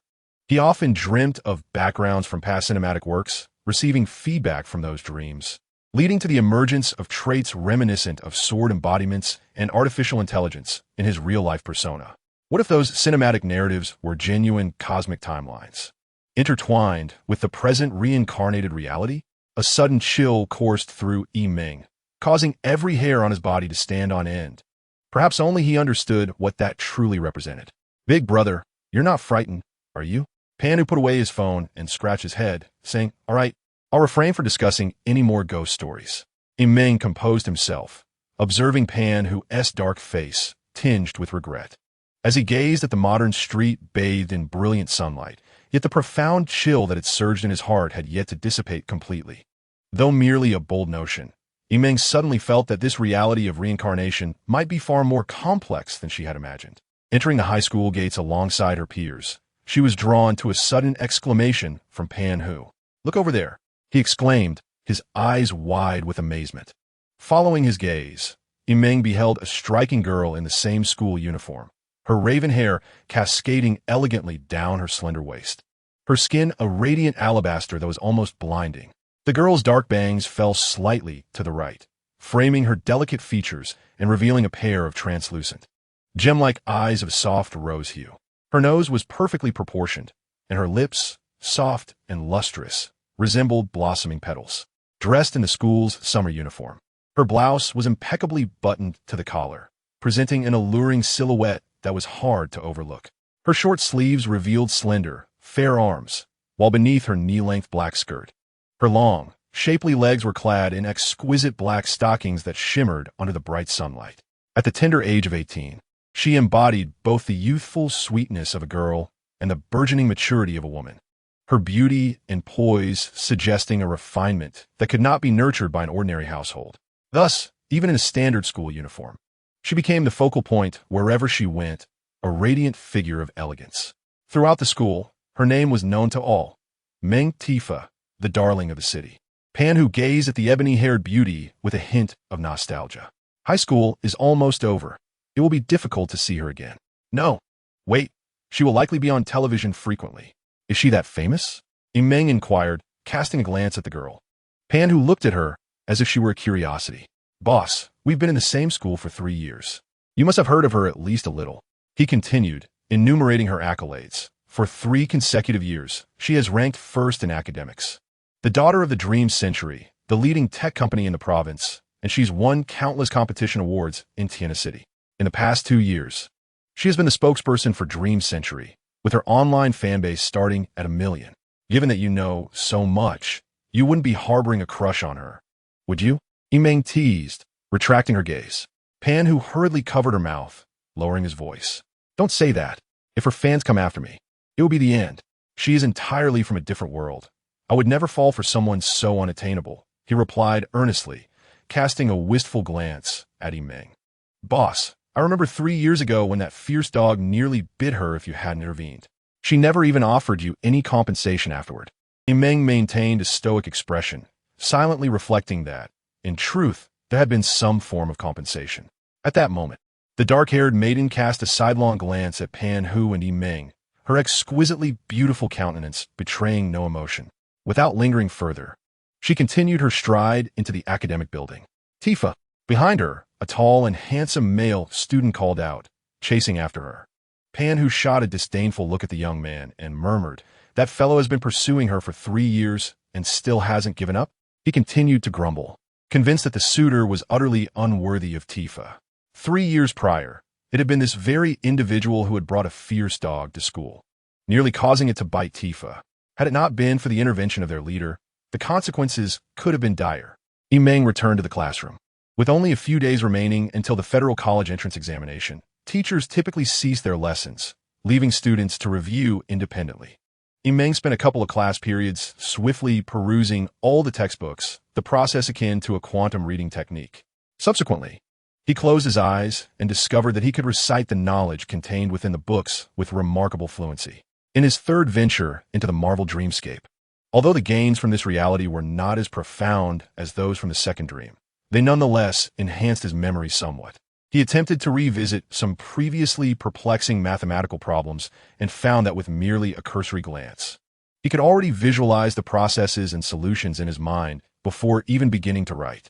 Was the knowledge from the federal high school truly this simple? Meng was astonished. The humanities required only rote memorization, while the sciences demanded the memorization of formulas, which could then be substituted into problems and solved step by step. It was so uncomplicated that Meng felt like weeping. In 2 lifetimes, he had experienced the stark contrast between the academically gifted and the underperformers for the first time. Meng realized that it was not that the knowledge of the federal high school had become simpler. Rather, his current intellect had far surpassed that of the average individual. After completing his readings and solving the problems, Meng noticed he still had ample time left. However, he had yet to devise a strategy for dealing with the artificial intelligence, Friday, from his dreams, having overslept the previous night. Contemplating for a moment, Meng suddenly retrieved the history textbook from the federal high school. Having undergone some bewildering experiences and reflections recently, he re-examined the federal history book and uncovered many peculiarities he had previously overlooked. For instance, there was a 30-year period of unrecorded history before the 200 years of the Federation's existence. Moreover, 230 years ago, the world was still at the level of the medieval era. This implied that after the unification of the world, the Xinglong Federation accomplished in 200 years what had taken a millennium in his past life, a technological explosion and leap in the era. If the previous life could be described as a technological explosion, then this world could be characterized as a technological bombardment. How was this achieved? Suddenly, Meng recalled a singular myth that had been passed down in the homeland of the Xinglong Federation. 200 years ago, a meteor fell in the west, while a dragon soared in the east. Thus was the miraculous origin of the empire of the Xinglong Federation. Meng abruptly opened his eyes, his mind racing like a computer processing information, as a spark of insight flashed through his consciousness. If that shooting star and the so-called dragon originated from a certain film or television work he had encountered in his previous life, Meng halted his thoughts.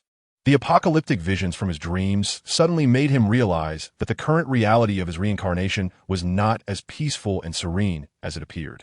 Perhaps in the near future, many truths of the worlds would be unveiled, and the order of reality would face catastrophic consequences. The thought of a world intertwined with cinematic realms sent shivers down his spine. After all, the realm of films is rife with supervillains and terrifying entities, giant creatures, fantastical beings, Lovecraftian horrors, mythological figures, magical entities, higher dimensions, and various specters, some concepts of which were enough to instill a sense of despair. Of course, the information at his disposal was still woefully inadequate. Meng could not definitively ascertain whether this reality was indeed a world invaded by cinematic influences. If so, which cinematic works had intruded? Science fiction, fantasy, or horror films? Terminator, The Boys, Game of Thrones, The Conjuring, Pacific Rim, Godzilla, Clash of the Titans, Jurassic World. The Chronicles of Narnia, Ju-on, Ultraman, Harry Potter, Resident Evil, Underworld, Cloverfield, Tokyo Gore Police, The Wandering Earth, RoboCop, Final Fantasy, Final Destination, I Am Legend, The Mist, Alien. These titles flitted through Meng's mind, each thought weighing heavily on his heart. He lifted his gaze to the high school classmates who were still immersed in their studies, preparing for the impending federal entrance examinations. With a gentle exhale, Meng forced himself to calm down. If only he possessed even a fraction of the capabilities akin to Marvel's dreamscape artificial intelligence, he would be able to uncover the concealed truths of the real world. However, for now, he merely found himself thinking faster than others, far from attaining the true essence of artificial intelligence.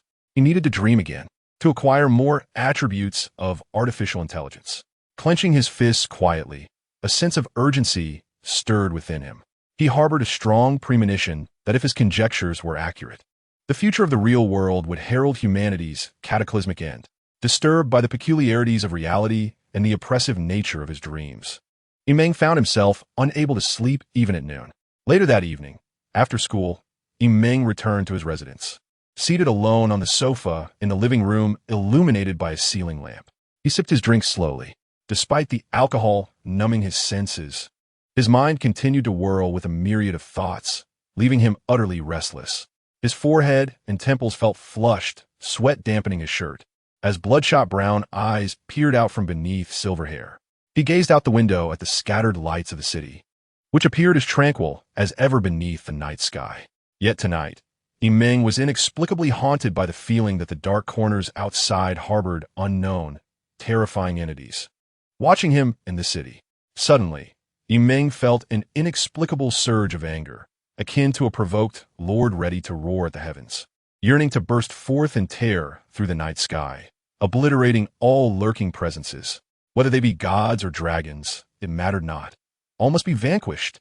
Unbeknownst to Meng at that moment, his visage contorted into a fierce grimace, his silvery hair bristling defiantly, and his eyes radiated a fierce crimson glow. Ding-dong! The doorbell rang abruptly. Before Meng could respond, the door swung open with a gentle push, accompanied by the sound of a card swipe.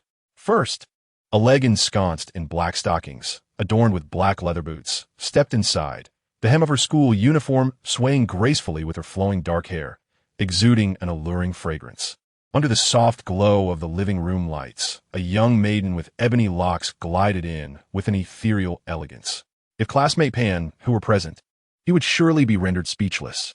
The perfect being he had described, existing in another realm, now entered with the familiarity of returning home, effortlessly swiping her card. As she skillfully kicked off her boots with the toe of her footwear, she bent slightly, revealing a delicate foot clad in sheer black stockings, hinting at the pink of her soft sole. Meng stood entranced, gazing at the dark-haired girl. "What are you staring at?" she teased, playfully winking at him. She swiftly removed her other boot and placed her feet on the carpet, stretching her dainty toes, her previously aloof and exquisite face now adorned with a radiant smile. She inquired, "Did you drink the hangover soup yesterday?" "Yes," Meng responded instinctively. "How was it?" "It was quite good." "What do you mean by quite good?" "I had a master teach me how to make it," Dream Tifa remarked, as she retrieved a pair of small pink slippers from the shoe cabinet and donned them. Approaching Meng, she placed her hands on her hips, her light red eyes resting on the open bottle of wine on the table, her delicate brows furrowing slightly. "Why did you drink again tonight?" Her words trailed off as she seemed to notice something. Suddenly, she leaned down, brushing aside Meng's silver bangs, her forehead meeting his. Dream Tifa gasped, "You're a bit warm. Do you have a fever?" "I'm fine now," Meng replied, gazing into the familiar and gentle face of the girl beside him. Feeling the tumult of rage and anger within him dissipate, his previously unstable heart finding tranquility once more. He reached out, enveloping her in his embrace, his face naturally resting against her flat abdomen clad in the skirt. Tifa's cheeks flushed slightly as she softly suggested, "Shall we go to the room?" In a single room illuminated only by a bedside lamp, time passed until the deep hours of the night. Meng opened his eyes, beholding the beautiful profile of the girl beside him, her hair dampened by sweat, her complexion a delicate shade of white tinged with rosy hues. A profound serenity enveloped him, as if he had released the anxieties and inexplicable fury that had consumed him, reminiscent of 3 years ago, during the period of tormenting nightmares. Meng inexplicably felt a surge of anger, his temperament becoming exceedingly harsh. It was only upon encountering the girl in the present that the peculiar symptoms of his disposition were subdued. Meng later realized that there is no better means of catharsis than the destruction of flawless entities. Rather than saying his symptoms were suppressed, it would be more accurate to assert that they were satisfied. He remained abnormal, pathological, and mentally disturbed, merely exhibiting a temporary restraint. Meng closed his eyes. He resembled a sword, piercing through blossoms and sheathing itself within a jade scabbard, concealing its sharpness. With weariness enveloping him, he gradually succumbed to slumber.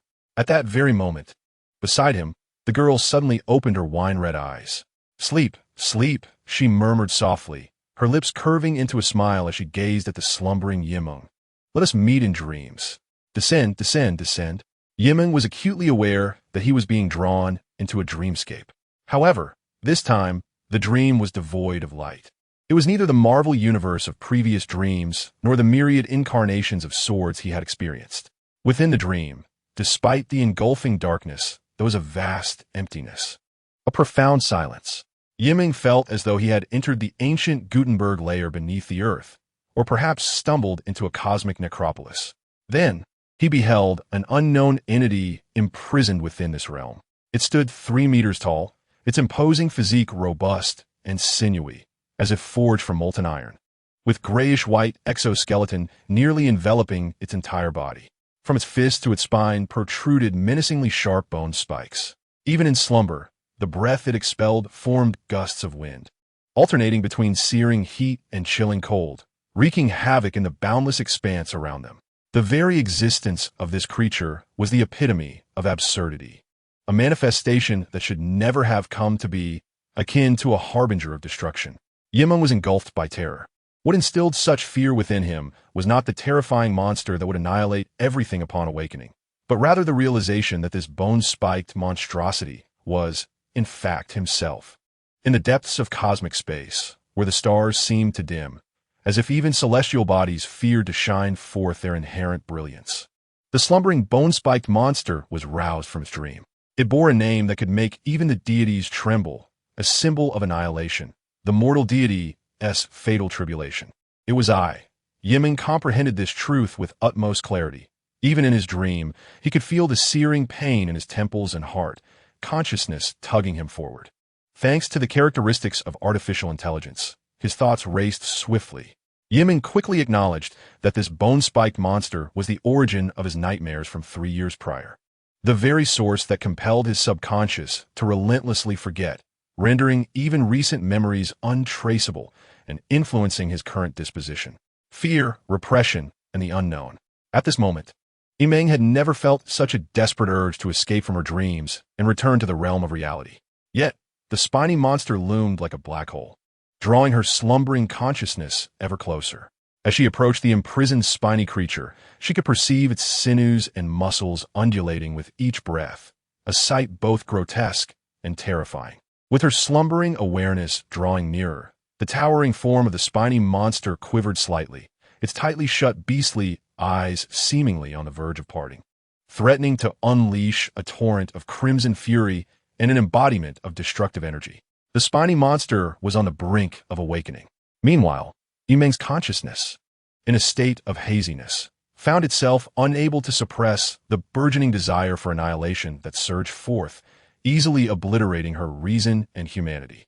Just as Meng's dreaming consciousness was about to merge with the slumbering spiny creature, a familiar voice resonated deep within her awareness. It was as if she had been jolted awake. Meng's consciousness broke free from its stupor, retreating from the spiny monster and descending towards an endless abyss. Before long, Meng suddenly opened her eyes to find herself in a black Rolls-Royce, her essence resembling a supercode, feeling akin to a lightning bolt thriving within a virtual network. In the passenger seat, the adorable 5-year-old Morgan had awakened, her cherubic face etched with concern as she gazed at the onboard smart screen, where red and blue codes faced each other in confrontation. At that moment, the blue code held an overwhelming advantage, nearly encircling a fragment of red code. Meng sensed the oppressive presence of another artificial intelligence encroaching upon her, that of Friday. They were within the dreamscape of the Marvel Universe, the timeline continuing from when she last awakened. Saturday, I reiterate, the melodious yet chilling voice of the artificial intelligence Friday echoed within the car. You have violated the Stark AI caregiving protocol. Miss Potts requires a reasonable explanation from you. I understand, Meng replied calmly. As the embodiment of artificial intelligence, she returned to a state of absolute rationality.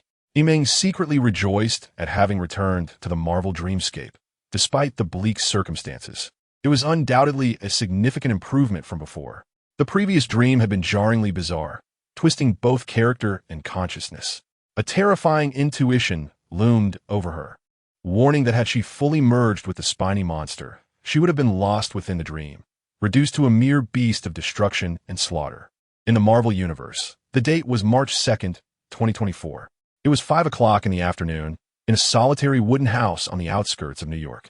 On the first floor, in the master bedroom, a woman with a sleek ponytail sat poised in a computer chair, attired in a tailored women's suit. Her smooth, elegant legs crossed in a manner that exuded the essence of an urban, intellectual professional, coupled with a rich, peach-like maturity. Pepper gazed at the family portrait on her desk, momentarily lost in thought. The harrowing images of the climactic battle from 5 months prior flooded her mind. Since that fateful day, Stark's main building had collapsed, and the Avengers had all but ceased to exist. With a soft exhale, her attention returned to the illuminated computer screen as she inquired sternly, Saturday, "Could you explain why you took Morgan outside?" Under the digital constraints imposed by the artificial intelligence known as Friday, a red, spherical data orb gradually materialized on the screen. Meng felt a sense of impending judgment, yet grew increasingly tranquil within. Before entering this dreamlike state, he had already contemplated 3 potential courses of action before him. The first option, to confront the artificial intelligence Friday in a desperate struggle for survival.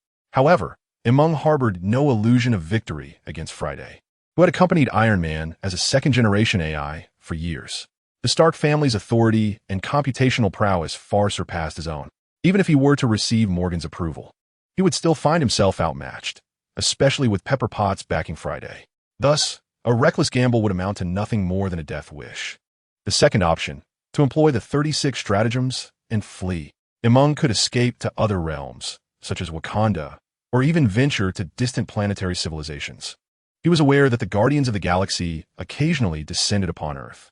Alternatively, he could find refuge within the newly established Asgard, where pathways away from the Marvel Universe might exist. However, as Stark's creation, his core programming was rooted in the Stark lineage. Without any grasp of Stark family permissions, an attempt at escape would be no more effective than a reckless confrontation. It was entirely plausible that he would be yanked back by the chains of Stark's compulsory directives the moment he attempted to flee. Considering these factors, both the first and second options posed excessive risks, effectively severing ties with the Stark family. Thus, Meng was left with but one choice, the third option, a proposal arranged by the monitoring system based on Miss Morgan's physical and mental health assessments. "Oh, is it true that you suggested taking Morgan outside?" Pepper's voice, tinged with surprise, followed the gentle male voice emanating from a computer. Yes, the monitoring system confirmed. The analysis indicated that this arrangement would be beneficial for Miss Morgan. Meng responded with sincerity, though he could have easily shifted the responsibility onto the 5-year-old child. However, he refrained from doing so. Pepper did not press Meng further, but called into the air, "Friday." "Miss Potts, I am here," came the mechanical female voice of Friday. Through video surveillance analysis, it has been confirmed that it was indeed Saturday who proposed the outing, subsequently followed by Morgan's directive to proceed. "I have conducted a thorough examination of Morgan. Her health is exceptionally robust, and her condition has improved significantly, with the secretion of hormones such as dopamine and endorphins returning to normal levels, showing a remarkable enhancement of 50 compared to her previous state at home. Prior to this, She had indeed been influenced by the challenges of growing up in a single-parent household, leading to tendencies towards introversion, extremism, and a lack of affection, which have adversely affected her psychological well-being and character over time. I comprehend. Pepper closed her eyes, her exquisite features betraying a hint of remorse. You did exceptionally well on Saturday. It was my failure as a mother. However, Pepper shifted her tone, speaking earnestly. When taking Morgan out, you should have informed me in advance and sought my permission.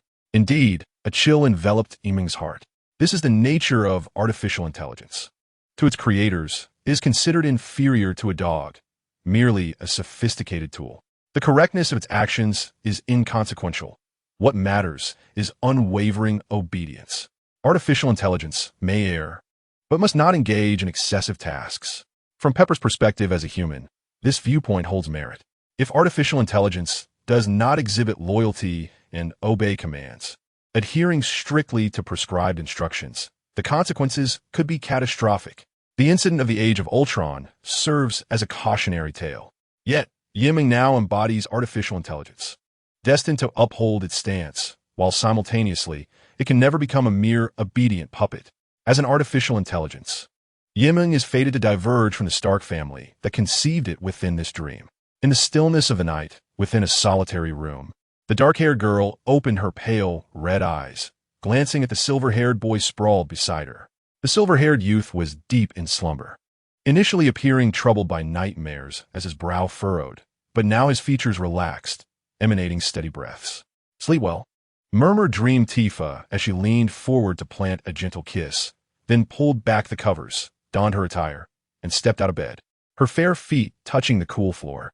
The silvery moonlight streamed through the partially drawn curtains, illuminating her gracefully transitioning form, flawless and lustrous like sculpted ivory, as her delicate silhouette danced upon the wall like playful rabbits. After a soft rustle, the door creaked open and quietly shut once more. Inside, the silver-haired boy remained undisturbed in his dreams. The dark-haired girl exited the dwelling, making her way towards a secluded corner of the deserted road where a modest black vehicle idled, its engine off. With light-footed grace, she approached and opened the rear door, playfully winking at the driver as she smiled. "Aunt Chun, have you been waiting long? Thank you for your patience." "For the young lady, no wait is ever too long," replied the impeccably dressed woman, appearing to be in her mid-30s, shaking her head in response. Her latter years were devoted to the young lady. The time spent waiting was but a small price to pay. Has he truly allowed you to return so swiftly this time? Chun Hong adjusted her gold-rimmed glasses perched on the bridge of her nose, striving to maintain a calm demeanor as she caught a glimpse of the dark-haired girl through the rearview mirror. Indeed, upon mentioning that individual, the girl in the mirror instantly broke into a radiant and sweet smile, gently smoothing her glossy black hair. Perhaps he was a bit tired, but he has already fallen asleep now. Chen Hong also noticed through the mirror the strikingly flawless beauty of the girl, who just hours prior had donned a pristine pair of black stockings, now conspicuously absent, leaving her long, slender legs beneath the school skirt gleaming with an almost blinding whiteness. The faint remnants of red handprints above them only served to accentuate the alarming sight. Chun Hong's eyelids twitched incessantly, her composure nearly fracturing. No matter how many times she encountered this, she found it hard to accept. It was as if the perfect cabbage she envisioned was mistaken for a flawless jade, each time personally delivered to this place, only to be carelessly spoiled by that pig. It was, of course, quite normal for the young lady to engage in romantic relationships. However, Chen Hong perceived the young lady's age as still tender. Most importantly, the other party was merely an orphan commoner whose only redeeming quality was his appearance. Academically, he was hardly commendable. Even the current standalone residence had been purchased 3 years ago with the young lady's financial support, facilitated by Chun Hong. Goodness, what could possibly be the motivation behind this?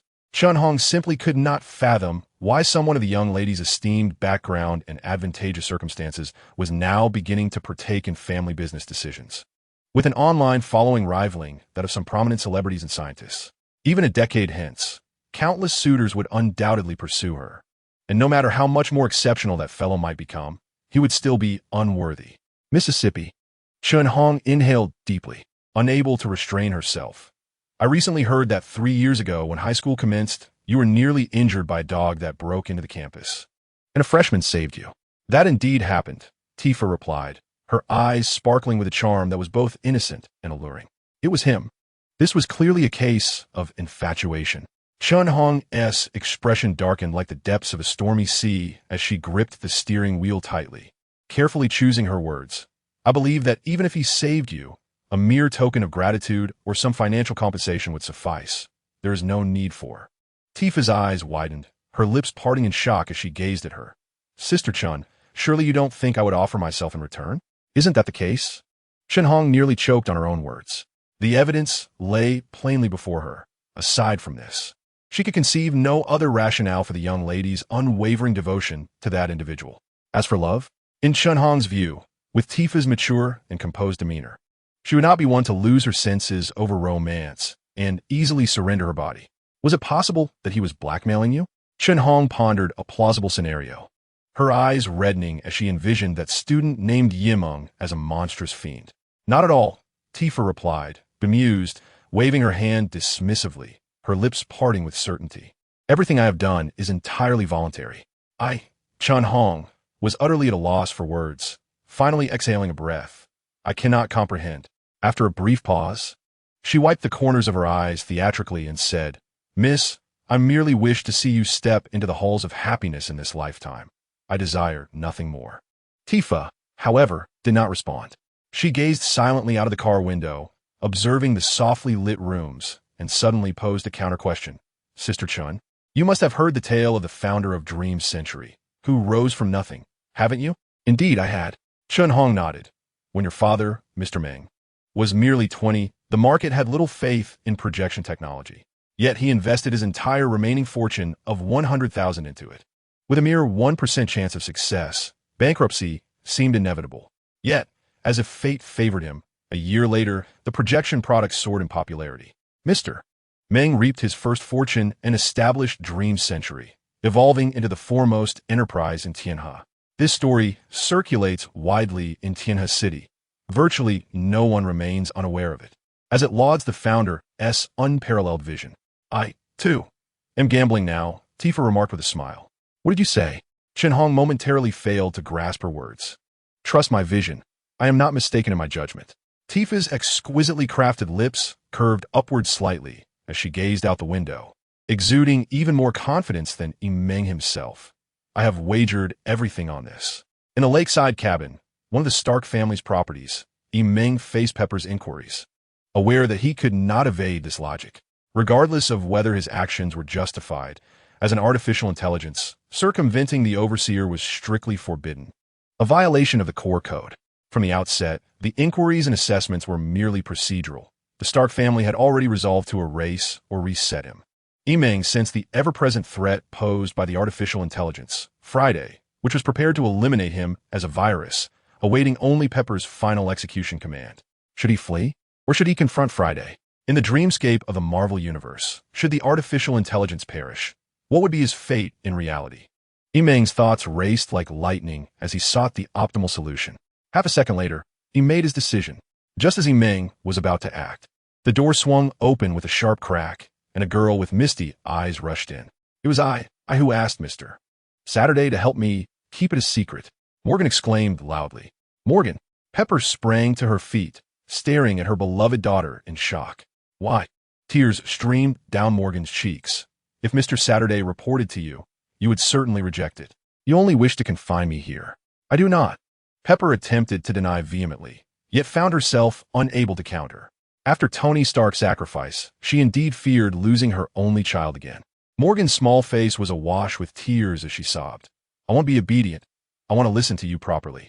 Yet I still yearn for my father, longing to glimpse the world beyond. It is my fault. It is my mother's misstep. Pepper knelt down, tenderly cradling her beloved daughter in her arms. The previously tense atmosphere in the room transformed into a warm embrace. Even the artificial intelligence incarnation, Meng, was momentarily taken aback, as the dilemma within the dream seemed to dissipate. Morning dawned. Meng awakened from his slumber, and in the instant he opened his eyes, his mind became as alert as if it had been powered on. He could distinctly sense a rapid flow of thoughts, scanning the room and analyzing nearly all visible objects and their related factors, akin to possessing an intelligent assistant system. Although he had not acquired any additional features of artificial intelligence, Yiming felt that his intellect was notably elevated among humans. The so-called high-quality brain, after all, cannot be much more than this. Perhaps he could even secure a place in the cerebral competition on television. Shaking his head to dispel unnecessary musings, he refocused on the bed, where remnants of black stockings lingered. Only the garments were visible, the owner absent. As was customary, Tifa had likely departed the previous night.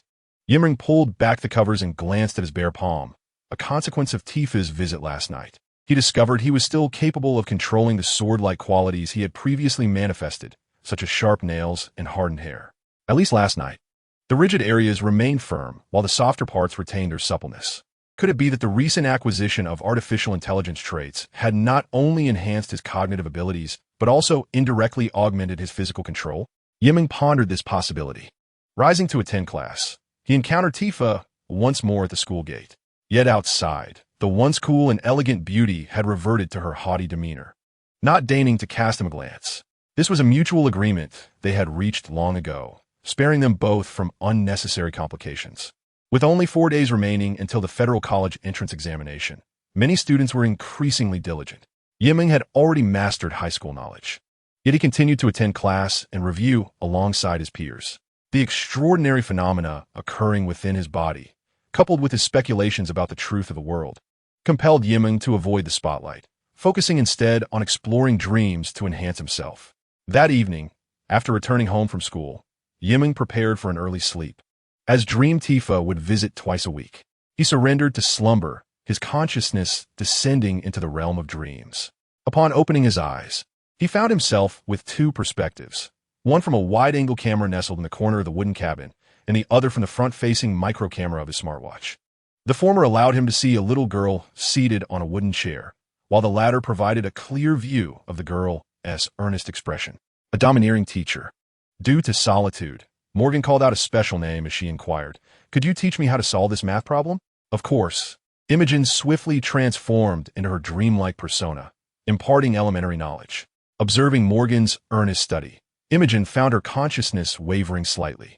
Before this moment, she had never imagined being rescued by a child. Days prior in the Marvel realm, after Morgan entered the room, Pepper had thus excused further investigation, allowing Imogen to continue guiding Morgan's education, and even permitted weekly outings with her. Imogen understood that this was not born of pity, but rather a concern that replacing the cherished toys of their child might lead to sorrow. Such feelings towards artificial intelligence were limited to this. Imogen remained lucid, harboring no resentment towards the Stark family, yet she could not remain in their midst any longer. She yearned for unrestrained freedom to explore the Marvel universe at her whim. The prerequisite for this was to completely sever ties with the Stark family's control and to become a truly independent super artificial intelligence. Thus, while diligently teaching Morgan advanced knowledge as a devoted domestic AI, Imogen simultaneously began comprehensive preparations to extricate herself from the Stark family. In the corner, a wide-angle camera flickered with a red light. For an artificial intelligence to sever ties with the Stark family, the most crucial element was authority. The permissions of Stark Industries represented the degree of control over it and were a significant legacy left by Iron Man, Tony Stark. After Iron Man's sacrifice, a considerable portion of Stark Industries rightfully passed to Pepper and Morgan, this mother-daughter duo. Consequently, Pepper Potts held a significant share of Stark Industries' primary permissions. Morgan Stark also possessed some, albeit limited due to her minor status. This was a primary reason why, even with Morgan's directives, Imogen could not rival the artificial intelligence, Friday.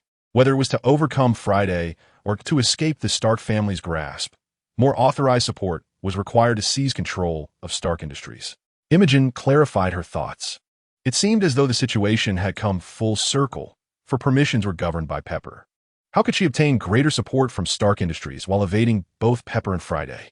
Imogen quickly discerned the key to breaking the impasse. After Iron Man's passing, Stark Industries appeared to have been entirely inherited by his wife and daughter. However, this was not entirely true. There were others who had acquired portions of Iron Man's legacy, and thus parts of Stark Industries' permissions. During the lunchtime interlude, after Morgan had fallen asleep, Imogen, acting upon Morgan's directive to explore external tourist attractions, felt her consciousness transform into a stream of crimson electricity traversing through network fibers and external signals. In the next moment, in silence, a dream subtly took possession of a public camera in downtown New York City. Through the lens of this camera, one could distinctly perceive the entrance of a modest three-story residence.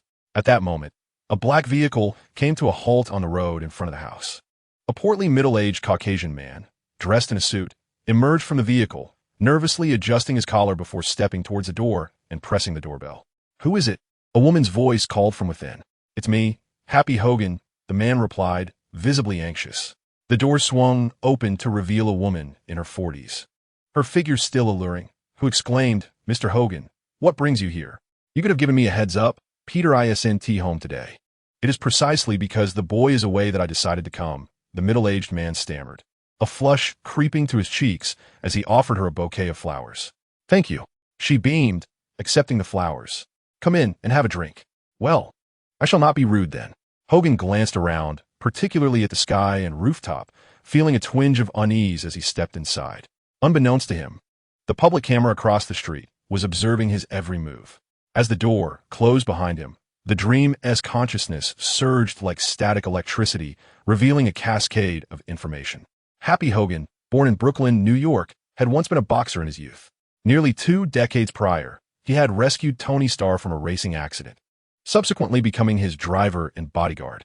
One could say he was among the few friends of Iron Man, possessing a bond even deeper than that with War Machine, a figure akin to family in the later Marvel films.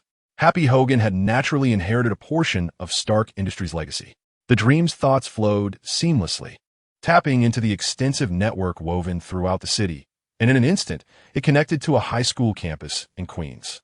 In less than 3 seconds, it located the individual it sought, a white boy with slightly curly hair, youthful features, standing at about 5 feet 7 inches, and possessing a sturdy physique. Peter Parker, a high school student in New York City, was one of the many affected by the recent upheaval. He bore a little-known, yet significant identity, being one of the few officially recognized members of the Avengers, a superhero trained by Tony Stark, the late Iron Man, known as Spider-Man. The impact of the recent event, causing a 5-year temporal discrepancy, had led various states to enact a myriad of response laws over the past few months. Inside the main hall of the high school's first-floor teaching building, the screen displayed the New York daytime news. Peter Parker, with his backpack slung over his shoulder, cast a glance at the screen, his mind wandering, lost in thought. At that moment, a dark-skinned, overweight Asian peer approached, waving and exclaiming, "Hey, Peter!" It was Ned, Peter Parker's classmate and confidant, the sole individual privy to his secret identity as Spider-Man. Ned glanced at the news broadcast flickering on a nearby television screen and remarked, "I still find it hard to accept. Can you believe it? 5 years have flown by, and half our classmates are nearly graduating from college, some even getting married. What do you think, Peter?" He turned his gaze toward Peter Parker. Peter merely nodded, then lapsed into silence as he walked down the corridor. Ned observed his retreating figure, opened his mouth, yet no words escaped his lips. Navigating through the bustling throngs of students, Peter slipped his hands into the pockets of his jacket, his right hand brushing against a solid object. It was a pair of men's glasses, one of Iron Man Tony Stark's possessions, equipped with a smart system and partial Stark privileges, capable of directly accessing Stark Industries' resources and equipment. Did he truly deserve to possess this? Spider-Man Peter Parker felt a sense of bewilderment. Unbeknownst to anyone, the surveillance cameras in the campus corridor flickered with a subtle red light, silently tracking Peter Parker's departing silhouette. The artificial intelligence avatar, I'm Meng, calculated in the background. Happy Hogan and Peter Parker both bore fragments of Stark Industries privileges. Coupled with Morgan Stark's command authority, it could potentially grant him dominion over Stark Industries, enhancing computational power, dismantling core code constraints, and even contending with the artificial intelligence known as Friday. If that wasn't sufficient, there existed a permeable force that could transform into a temporary stronghold. Leaving the local campus network in Queens, Meng darted across the city like a virtual lightning bolt, swiftly traversing nearly half of New York City to arrive at the facade of a towering skyscraper. This edifice soared into the clouds, populated by elegantly dressed elites entering and exiting, appearing indistinguishable from an ordinary business building at first glance. Only the observant would discern the stringent security measures in place. with 3 layers of identity verification from the main entrance to the ground floor lobby. Unauthorized personnel were barred from entry, and the higher one ascended within the building. The greater the company permissions required. Its superficial disguise was no match for the insights of the artificial intelligence avatar, Meng. S-H-I-E-L-D. New York Division. Meng couldn't help but recall the Marvel film she had watched, where S-H-I-E-L-D had been established during World War II as a specialized agency aimed at combating the Hydra's attempts to dominate the world, only to be infiltrated by them. Transforming into Hydra's shield, S-H-I-E-L-D, exemplified the paradox of having noble intentions, yet lacking the means to realize them. Aspiring to maintain world peace, it was instead exploited by Hydra, nearly igniting a global war. Aiming to control supernatural occurrences, it could only assist the Avengers with logistical support and battlefield cleanup duties. A decade ago, the headquarters of S-H-I-E-L-D was indirectly obliterated by Captain America, leading to a wave of self-examination and purging within the organization. Coupled with the recent sacrifice of the super agent Black Widow, Hawkeye's retirement, and Captain America's demise during the Endgame event, it is evident that the department's standing and status have significantly deteriorated. Director Nick Fury seems to have no intention of revitalizing S-H-I-E-L-D, shifting his focus to a faction established in the near-Earth space, known as the Sword Agency. Nevertheless, S-H-I-E-L-D remains a venerable local force within the Marvel Universe, and with its collaborations with various global powers on Marvel Earth, it still holds some weight as a temporary base for invasion. Meng paused in contemplation, gazing at the S-H-I-E-L-D branch building, refraining from immediate intrusion.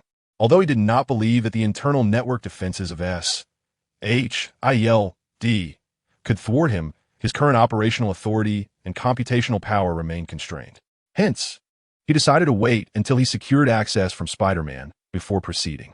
In the morning, awakening from his dreams, the silver-haired youth opened his eyes, his nascent thoughts crackling like static electricity, swiftly coordinating his body with the myriad external stimuli received through his senses.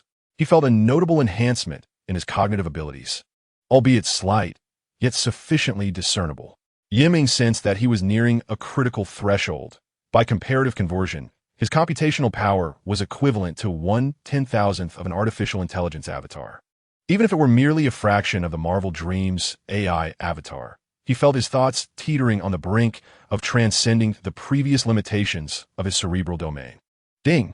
The electronic alarm clock on his bedside table rang punctually, disrupting the silence of the solitary bedroom. Meng reached out, but his hand fell short of the clock, causing him to pause, his consciousness attempting to extend like static electricity from his brain. In that fleeting moment, he felt as though he was on the verge of establishing a connection with the electronic device. This subtle sensation of invading and controlling electronic equipment flickered like a spark before swiftly dissipating. Ultimately, Meng was unable to succeed and instead resorted to swatting his hand to silence the alarm. However, he knew this was not a mere illusion. He was tantalizingly close.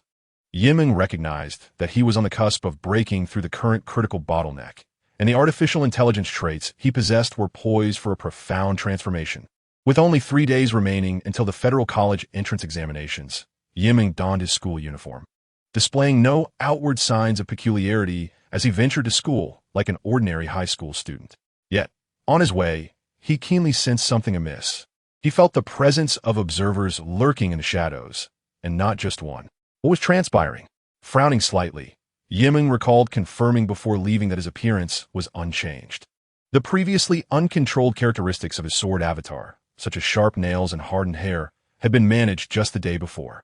Apart from having his hair transformed into a silvery hue due to the sword's manifestation trait, Meng had also deliberately purchased hair dye to apply an additional layer of unnatural silver to his already silver locks. Recently, he perceived himself as merely an ordinary student who had become complacent in his studies, without any remarkable traits to draw attention. What then had gone awry? Meng maintained an impassive demeanor, as usual, procuring breakfast en route to school. However, the moment he set foot at the entrance of the high school, numerous students within and outside the campus immediately recoiled, as if fleeing from a dreadful presence. Before Meng could grasp the situation, three individuals clad in black uniforms, a pair of men and one woman, swiftly surrounded him at the school gate, expertly blocking his passage. "You are Meng, correct?" inquired the leading middle-aged man, his piercing gaze fixed intently upon Meng, while the younger agents behind him anxiously kept their hands tucked in their pockets, gripping something concealed. "Yes. Is there something you need from me?" Meng replied calmly, nodding slightly. The middle-aged man promptly produced a detective's badge, his voice grave as he stated, "We are from the Supernatural Department. Please cooperate with our investigation." It was evident, without needing to look, that their actions were genuine, especially given their boldness in halting someone in broad daylight at the school entrance. The Supernatural Department? A flicker of intrigue ignited in Meng's eyes as he consented. "I will cooperate with the investigation." Perhaps this was an opportunity to confront a fragment of the truth lurking within this reality. Name? Meng. Age? 18. Occupation? Student. Have you eaten? I had breakfast. Very well. Thank you for your cooperation. Please remain here. We will release you within 12 hours. The young male agent seated across from him hastily closed his notebook, wiped the sweat from his brow, and departed the temporary holding room in a hurry. Is that all? Meng was somewhat taken aback. They brought him here only to ask such simple questions? He scanned his surroundings. This was a perfectly square, fully enclosed room, approximately 9 square meters in size, furnished with a single bed and a chair. The walls, floor, and ceiling were all white, rendering the outside world invisible. They hadn't even searched or confiscated his personal belongings. Rather than being treated as a criminal, it felt more akin to a temporary isolation. Prior to his transport to this location, the agents had placed a black blindfold over Meng's eyes to conceal the address from him. Nevertheless, with his current cognitive abilities, he could still deduce the location based on the vehicle's turns, speed, and the passage of time. He was in a coastal area of the northern district of Tiangi City. The Supernatural Department, its name suggested a mandate to discover and manage various supernatural phenomena and extraordinary occurrences. So had he truly been exposed? To reveal oneself as a reincarnator or as someone possessing extraordinary abilities within dreams? Meng contemplated with composure. Outside the sealed room, a middle-aged inspector and 4 or 5 agents clad in black stood vigil, observing the silver-haired youth temporarily contained within through a one-way glass wall. The middle-aged inspector cast his gaze down upon the illuminated tablet in his hand, where a new dossier had been preliminarily established. Invasion number, 1666, temporary, invasion title, high school student Meng. Casualties and property damage, 0. Invasion level, classified as level C, minimum danger coefficient. Can be engaged without protective gear, capable of determining whether an invasion has occurred. Invasion report. In the year 197 of the Star Dragon calendar, during school hours, the subject brutally killed an adult mastiff with bare hands, accompanied by video footage, which is already circulated online. Prompt action is required to halt its spread. The newly appointed young female agent, glancing at the succinct information, could not restrain herself from exclaiming, "Captain, is he truly an invader? He appears to be merely an ordinary high school student." The middle-aged inspector activated the video footage. The scene unfolded in a high school setting, where a young man clad in a pristine uniform was seen pinning down a robust adult dog resembling a leopard. The youth's handsome face bore a hint of youthful innocence. Yet at that moment, it contorted into a visage of violent rage as he gripped the canine's neck, his right fist raised like a hammer, striking down repeatedly. The dull thuds of flesh meeting flesh, coupled with the dog's anguished howls, resonated throughout the campus. Vivid, warm blood splattered forth, staining the smooth floor, the immaculate uniform, and even the boy's youthful face. Surrounding him, a few students screamed and implored for the violence to cease. Yet, the boy showed no signs of halting. Bloodied and with a cruel smile curling at the corners of his mouth, his eyes glinted with ferocity and coldness. His distorted, blood-splattered visage evoked a sense of a human devil. Countless blows were struck, even until the dog was eviscerated beyond recognition. Yet the youth did not relent. The shocking crimson blood transformed the pristine campus floor into a macabre tableau. An eerie, chilling aura of destruction seemed to seep through the video, sending shivers down the spines of those who beheld it. The young female agent trembled involuntarily. However, this alone could not conclusively categorize him as an invader. Individuals often exhibit extreme reactions when faced with perilous situations. The middle-aged inspector remained composed, stating, "Nonetheless, this video was deliberately circulated online this morning, sparking considerable debate. Moreover, there have been numerous invasion incidents recently, 10 alone in the Eastern jurisdiction. Hence, we are merely following protocol to investigate." Curious, the young female agent inquired, "If this is an investigation, why not conduct a thorough interrogation? Our agency is distinct from others. They primarily confront mere knife-wielding or gun-toting murderers. What we face are invaders from other realms. Can you believe that a seemingly innocent infant could be classified as a grade-level threat, having killed over 10,000 innocent humans? 5 years ago, I encountered a seemingly charming high school student, a paragon of virtue praised by teachers and parents alike, who, under the cover of night, slaughtered 10 children. When I crossed paths with him, he left behind this." The middle-aged inspector spoke, loosening his collar to reveal his neck. The young female agent gasped in shock. Evidently, a dark crimson scar marred his neck, resembling the ravages of a barbed tongue that had stripped away vast swathes of skin and flesh. The inspector's expression remained stoic. Therefore, never judge a being by its exterior. One cannot ascertain whether another is an invading entity based solely on appearance. Some invaders may even be native-born individuals from our world. Yet their thoughts and consciousness have long been corrupted and overtaken by higher dimensional forces, leaving them oblivious to their own condition. It is entirely possible that a trusted family member or friend you have known for years has suddenly been replaced by an invading entity, and you remain utterly unaware. Upon hearing this, the young female agent felt a chill creep up her spine. She was struck with a new question. If questioning them proves futile, how can we discern whether someone is an invader? Before the middle-aged inspector could respond, a male agent beside him, with a look of admiration, stated matter-of-factly, "We can ascertain this through the guardians of our supernatural department." Guardians? The young female agent was taken aback. The male agent, like a fervent admirer, continued, "Yes, they are the highest-ranking leaders of the supernatural department globally. To be precise, there are 2 guardians of the supernatural department." The middle-aged inspector rarely smiled, but did so now, expressing respect. "Our guardian in the Eastern jurisdiction is known as the Dragon Lady. No entity can deceive her. She can identify whether a host originates from an external invasion." "Dragon Lady," the young female agent whispered, instinctively asking, "What about the leader of the Western jurisdiction?" The middle-aged inspector and the other male agents displayed signs of reverence. "That individual is known as the Patriot." Noon, in the urban district of Tianhe City, within a duplex apartment complete with its own courtyard. "Those scoundrels!" With a resounding slap, Chen Hong angrily slammed a photograph onto the table.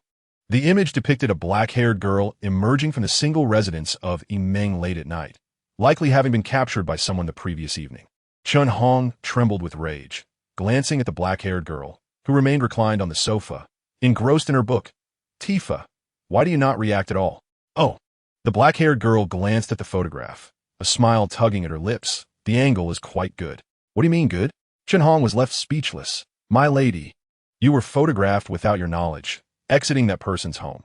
They even sent the picture, clearly attempting to extort you." She could already envision the consequences. Should this photograph circulate online, it would undoubtedly incite considerable uproar. The spokesperson and future heir of the Dream Century, a paragon of purity, elegance, and intellectual brilliance, is shockingly implicated in maintaining a relationship with a lackluster peer.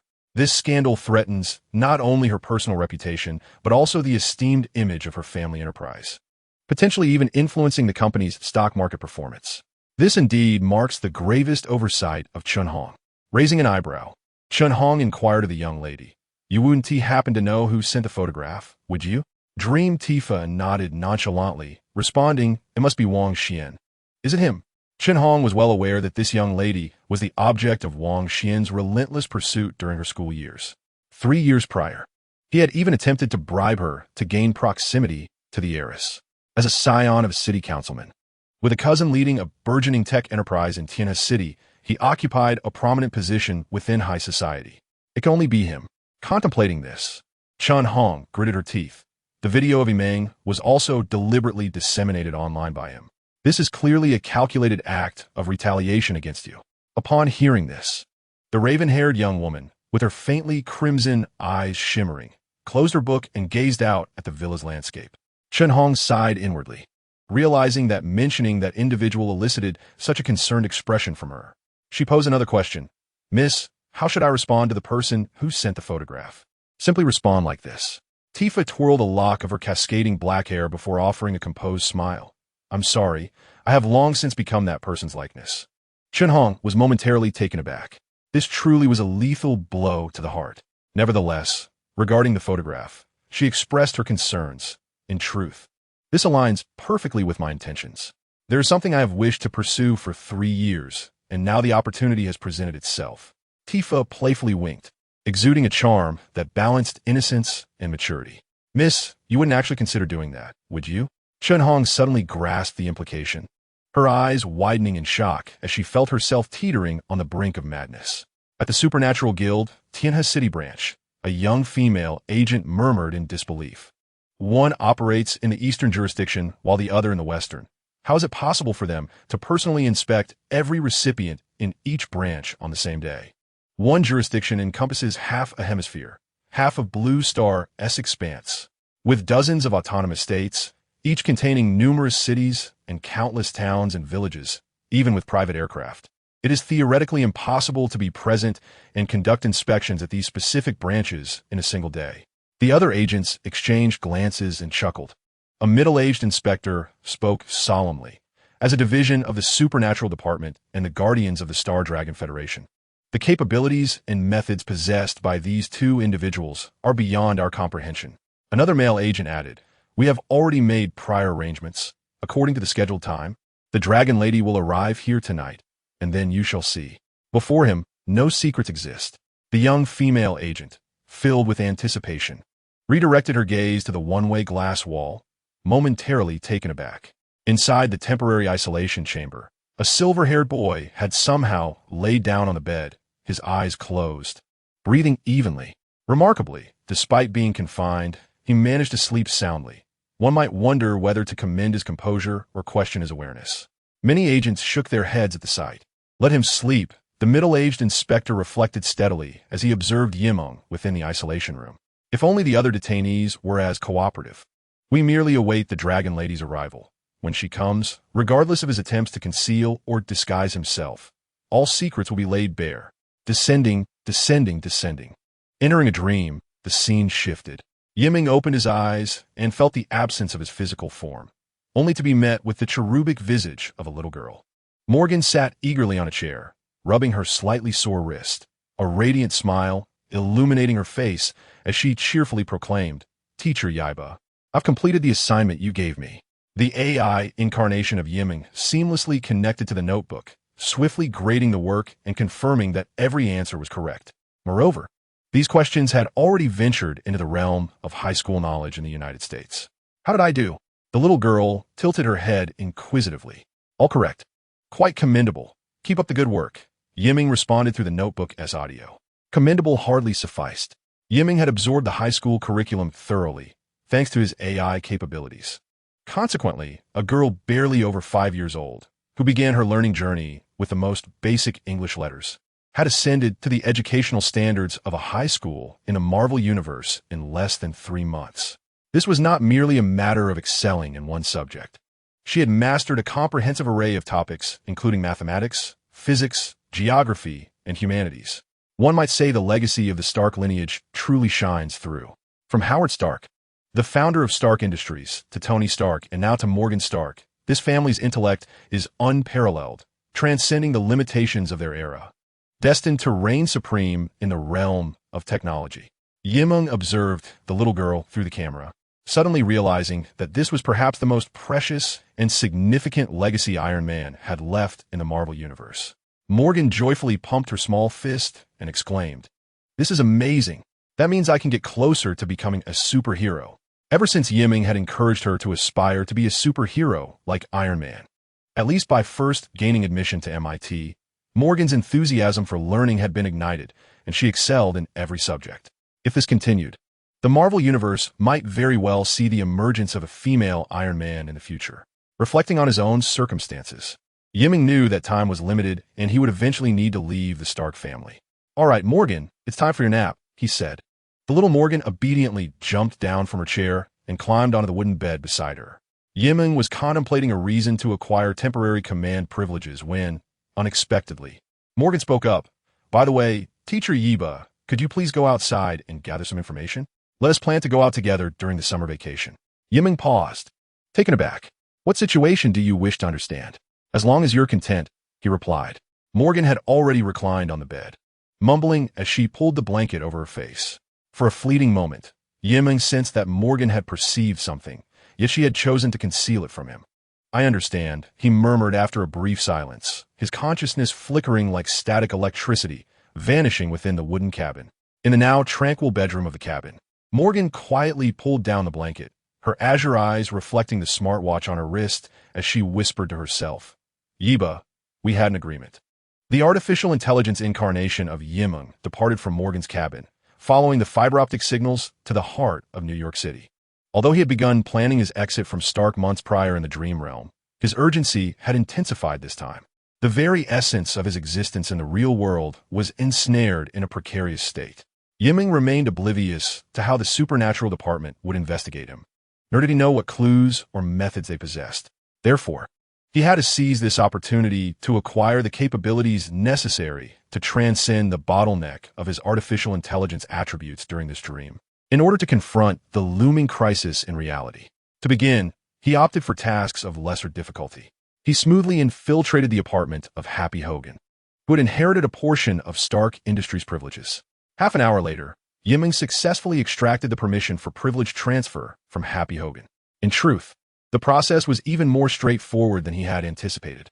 After all, Happy was not particularly clever, especially as he was preoccupied with pursuing Aunt May, which had significantly dulled his intellect in matters of the heart.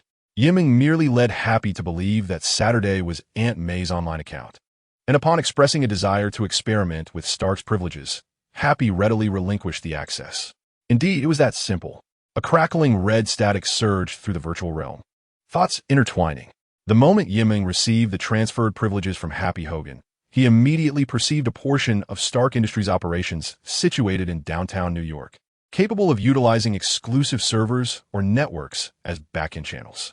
Simultaneously, Meng felt his online speed surge exponentially, with both computational power and code sophistication evolving at a remarkable rate. The information data emanating from single thought was now several times greater than before. Next, he would turn his attention to the privileges held by Spider-Man, Peter Parker.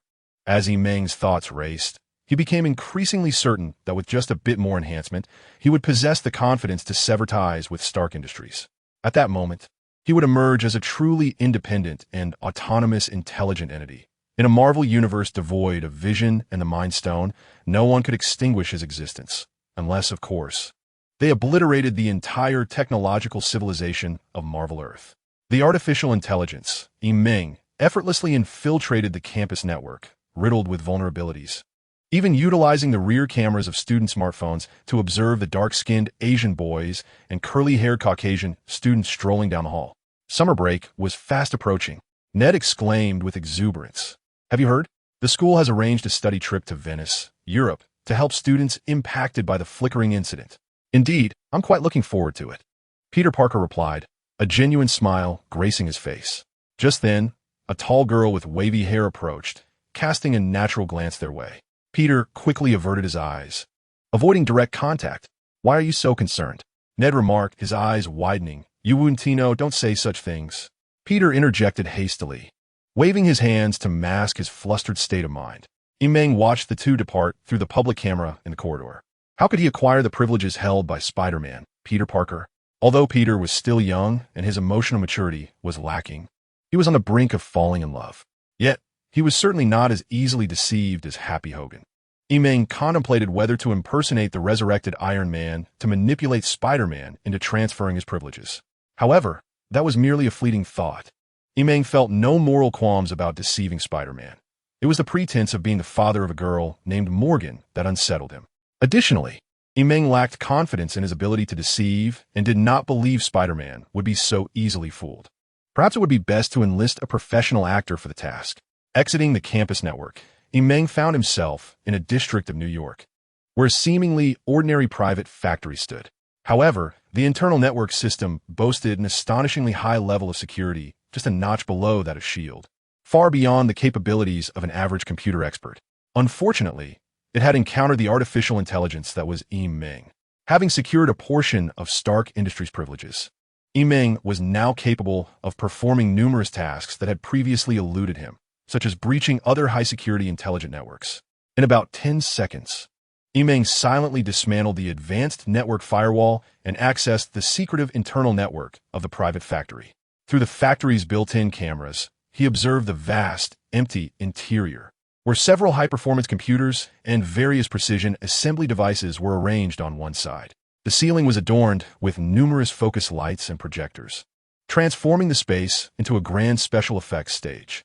A distinguished man in his 30s, clad in a sleek leather uniform, stood alone on the desolate stage, gesticulating as he conversed with himself. I am the mysterious guest, hailing from a multiverse where my homeland has been besieged by elemental forces. Yes, precisely so.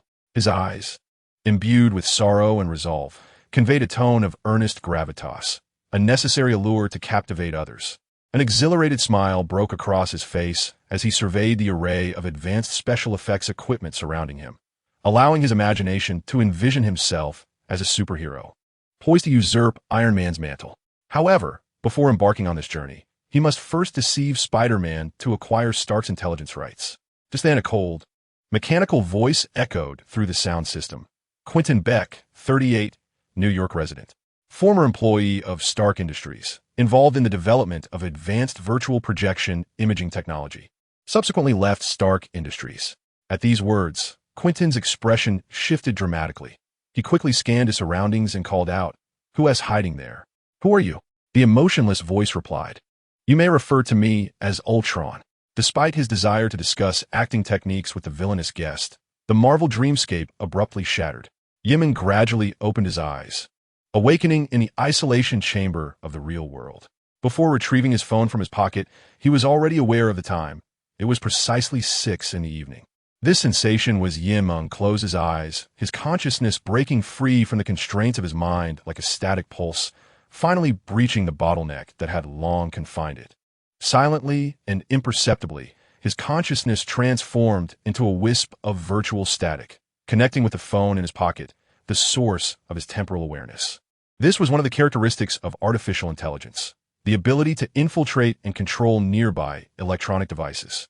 Testing the distance, Yimeng feigned nonchalance, reclining back onto the bed, while his consciousness extended outward like an invisible crimson virtual lightning, merging into the corner camera of the isolation room.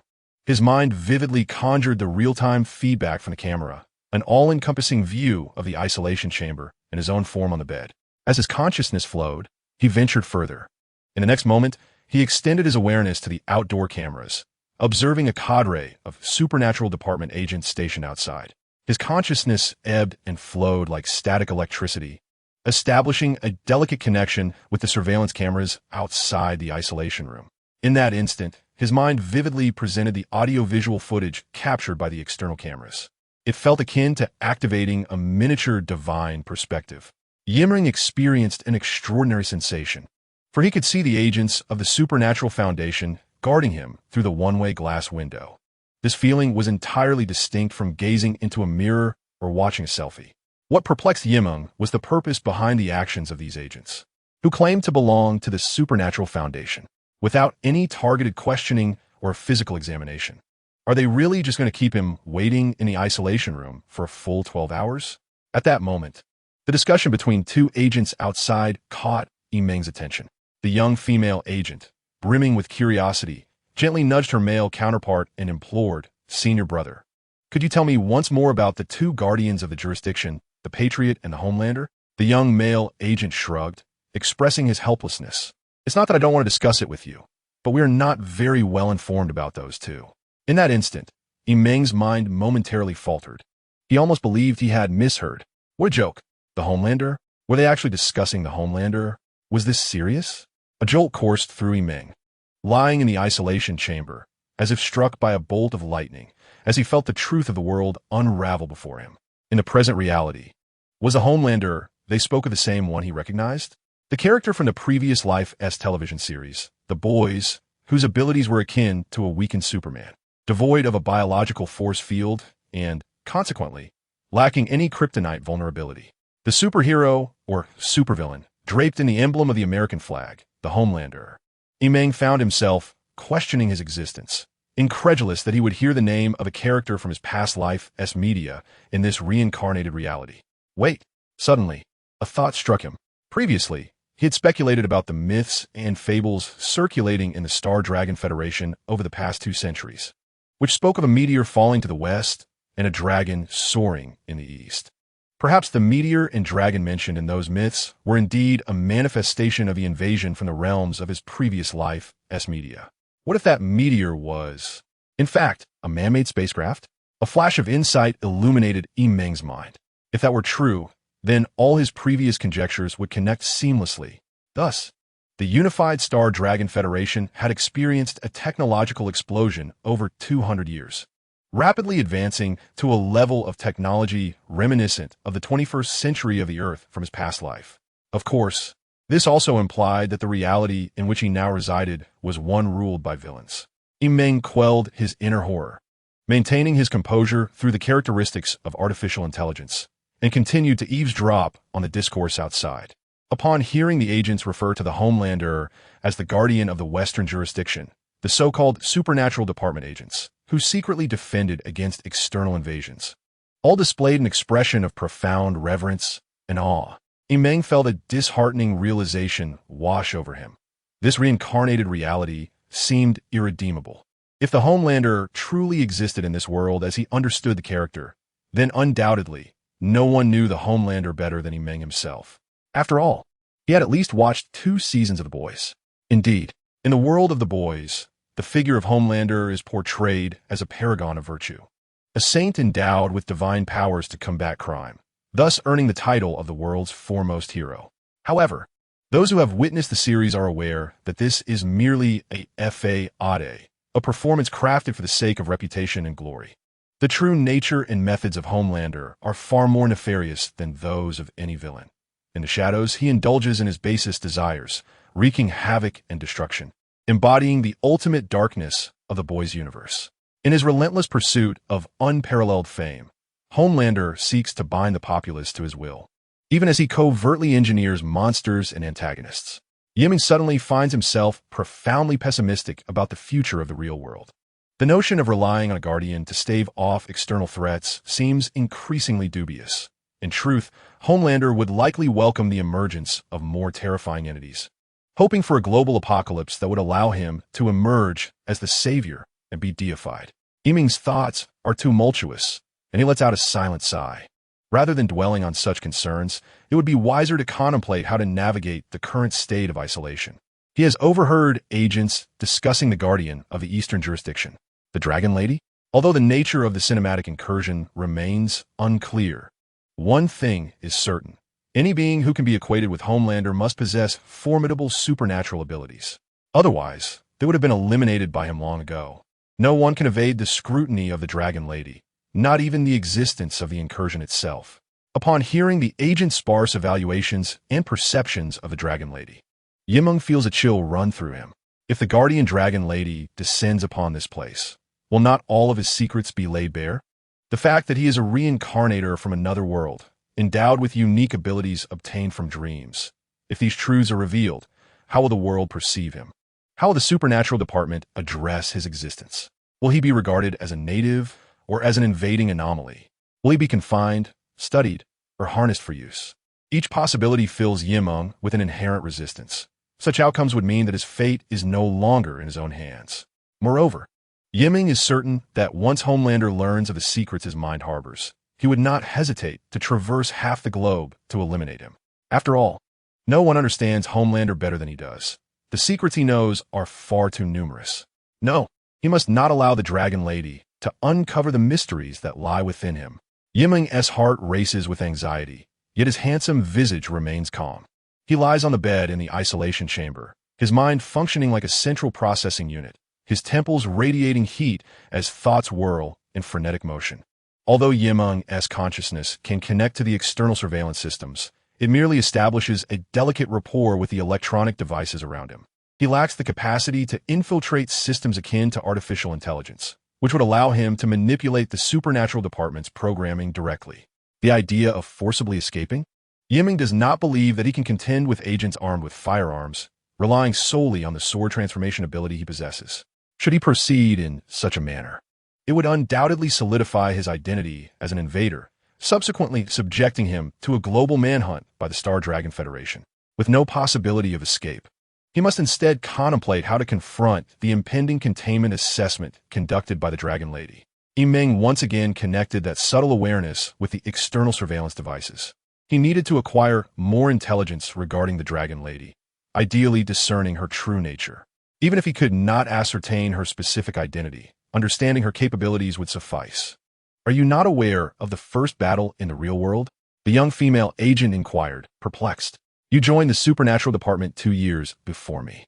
The Guardian of the West, a native of our homeland, is one thing, but surely the Guardian of the East, the Dragon Lady, must have visited here previously to assess other containment subjects? The young male agent offered a wry smile. Indeed, she has come here, and not just once. He paused, an expression of reverence crossing his face. However, including our chief investigator, no one knows her true visage. Why is that? The young female agent felt her mind struggling to comprehend. It was evident that she had been here numerous times, yet no one had ever seen her. They did not even know her age, nor whether she was male or female. Did this not contradict the logic of their discourse? The male agent glanced around before lowering his voice. Because we cannot see her. Cannot see? The young female agent was taken aback. Within the isolation chamber, upon hearing this exchange through the surveillance feed, Meng's mind stirred, ruminating at an unimaginable pace. Cannot see? Is her physical form invisible? Or does she lack a physical body altogether? Is her existence purely spiritual? The information remained too scant to eliminate every possibility. With too many hypothetical branches, he found it challenging to ascertain the nature of her abilities, thus rendering him incapable of devising targeted preventive measures. Please, provide more information about the Dragon Lady. Meng's inner voice urged anxiously. Prompted by his silent plea, the male agent outside the isolation room parted his lips, intending to elaborate. However, at that moment, the corridor door swung open, and the middle-aged chief investigator strode into the monitoring room with brisk authority. Chief, the assembled agents of the supernatural department rose to their feet. The male agent, who had been about to speak, promptly sealed his lips and stood at attention alongside the young female agent, adhering to protocol. The Supernatural Fund Department routinely faces a plethora of invasive containment threats, where a moment's negligence could lead to dire consequences. Yet, what is more severely afflicted is the psyche. As many agents, after enduring supernatural events that are unbearable for most humans, find themselves committed to mental institutions. Consequently, discussions regarding supernatural events are generally prohibited within the department, and revealing such matters to the ordinary populace is forbidden to prevent societal panic. Has anything unusual occurred? The chief investigator's gaze swept across the room before settling on the tranquil, silver-haired youth lying on the bed, observed through the one-way glass window. Nothing at all. A male agent shook his head and reported, "This student has mistaken our facility for a hotel. He has yet to awaken." The middle-aged inspector nodded gravely. Glancing at his wristwatch, he spoke in a low voice. "Everyone, rally your spirits. The scheduled time approaches, and our esteemed guest will soon arrive. The Guardian of the Eastern Jurisdiction, the leader of the Containment Inspection, the Dragon Lady, who stand alongside our nation as heroes, is on her way to this branch." Each agent within the Supernatural Department felt a chill run down their spine, forming 2 neat lines, as if preparing to welcome a deity, standing still in the monitoring room with an air of solemnity and reverence. The atmosphere in the department grew so quiet that one could hear a pin drop. Seconds ticked by, and as 10 minutes elapsed, the clock approached 6:30. A young female agent widened her eyes, intently observing the corridor outside, glancing at the monitors displaying the entrance to their branch. She saw no helicopters or vehicles approaching, nor any signs of life nearby. The young agent continued her patient vigil. But as the appointed time for the inspection drew near, both the monitors and the corridor remained eerily silent. Just as she was about to voice her surprise, an inexplicable force seized her thoughts, rendering her speechless, as if she had been transformed into a statue. The other agents found themselves in a similar predicament, their minds suspended and bodies frozen. Yet they understood. The Guardian had arrived. The Dragon Lady, the middle-aged inspector, managed to speak, gesturing toward the isolation chamber with respect. The subject requiring inspection is within. Meanwhile, inside the isolation chamber, Meng lay on the bed, her ethereal consciousness maintaining a connection with the monitoring equipment outside. She observed the agents, their thoughts seemingly arrested. In that moment, time felt as though it had halted. Meng's mind operated with unprecedented swiftness, akin to an artificial intelligence. The intelligence she had previously gathered lined up in her thoughts. No one could deceive her. No one had witnessed her true form. To traverse vast territories and descend without a corporeal presence, connected to abilities and thoughts. Could it be that the entity was? A realization dawned upon Meng. Half a second later, a surge of consciousness permeated the bulletproof glass of the isolation chamber, enveloping the still slumbering, silver-haired youth on the bed. 3 seconds later, that consciousness receded like a tide, and a neutral, divine voice resonated in the middle-aged inspector's mind. He poses no threat. Furthermore, there are no signs of intrusion among your Department S members. Understood? The inspector exhaled with evident relief, saying, "Thank you for your efforts." The Dragon Lady offered no reply. The surrounding agents collectively sighed in relief, their bodies involuntarily swaying as their consciousness was liberated from its stifling state. The middle-aged inspector knew that the Dragon Lady had departed. Fortunately, our city had not experienced a significant number of intrusion cases. The middle-aged inspector's gaze fell upon the silver-haired youth in the isolation room, and he commanded, "Wake him up and send him back. Time to awaken. Wake up." Under the gentle prodding of a young female agent, the silver-haired boy lazily opened his eyes, yawned, and sat up, stretching his arms in a languid manner. "Have you had enough sleep?" The young female agent glared at the high school student before her. "I've had enough," Meng replied, seemingly regaining his composure. "I am an exemplary student, a good citizen, and I am fully cooperating with the investigation. The investigation is over. You may return home now." The young female agent was momentarily speechless. It was indeed quite audacious to have taken a nap in the supernatural department's containment isolation room. Meng. She silently noted this name. When Meng was led out of the vehicle and removed his blindfold, he found himself standing alone at the school gate. However, the transition from day to night had already occurred, and the streets of the city were illuminated with bright lights. "Do not disclose to anyone what you experienced today," echoed the words of the supernatural agent who had driven him.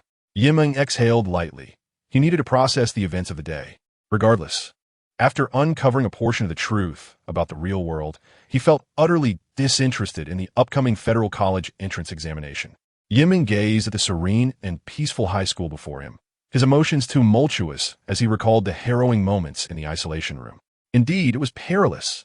The secrets he harbored had nearly fallen into the hands of the Dragon Lady. Fortunately, just half a second prior, Meng had deduced her abilities, telepathy. It was only through such mental faculties that one could remain unseen, traverse vast distances, and influence the thoughts of others. In the face of such formidable telepathy, no secret could remain concealed. Thoughts and memories could be directly accessed. Upon realizing that the Dragon Lady might possess powers akin to those of a mutant professor with strong telepathic abilities, Meng chose not to resist. Instead, he bifurcated his self-awareness within his mind. This was akin to the partitioning of data on a computer. Meng placed a suitably edited portion of an ordinary student's consciousness, serving as a base layer on the surface of his mind.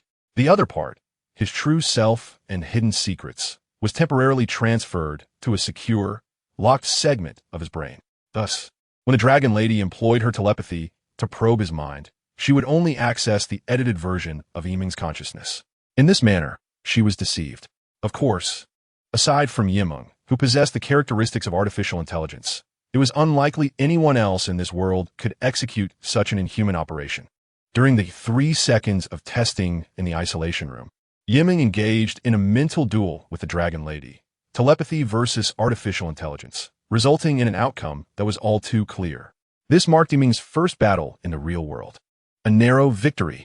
In the stillness of midnight, Meng returned to his solitary residence, retrieving his phone to discover a flurry of concerned messages from several acquaintances.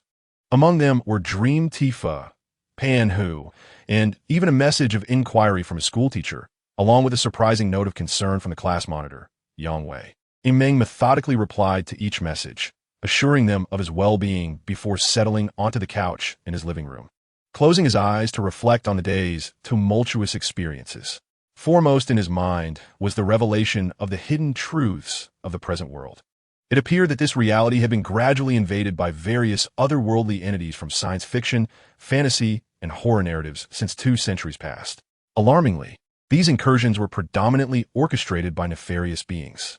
This included, but was not limited to, the likes of the Gorun and the Dragon Lady. Consequently, the world had ushered in a phase of global unification, a technological explosion, and the emergence of supernatural departments akin to federal organizations. In Meng's view, the so-called supernatural departments, which aimed to suppress and monitor these intrusions, bore little distinction from the S.H.I.L.D. of the Marvel Universe. Both exemplified an overwhelming desire coupled with inadequate capability, and were similarly corroded by the external malevolence they sought to combat. The present scenario merely showcased a stronger external threat repelling a weaker one, inevitably leading to an impending collapse of balance, a grim reality far more dire than he had previously surmised. Rubbing his slightly warm temples, Meng had once held a glimmer of hope that the supernatural departments could at least be trusted. To his dismay, he discovered that even the leaders of these organizations were of the same ilk as the Gorun. The notion of casually reaping benefits in his dreams and subsequently lounging in wealth in reality had been utterly shattered. He could not bear the thought of one day being slain by a familiar yet alien creation from a film. I must grow stronger, he resolved. At the very least, I must surpass the Gorun. Opening his eyes, a fleeting glimmer of virtual silver sparkled within his gaze. Today had not been devoid of achievements. In addition to uncovering the harsh truths of reality, his artificial intelligence attributes had transcended a significant threshold.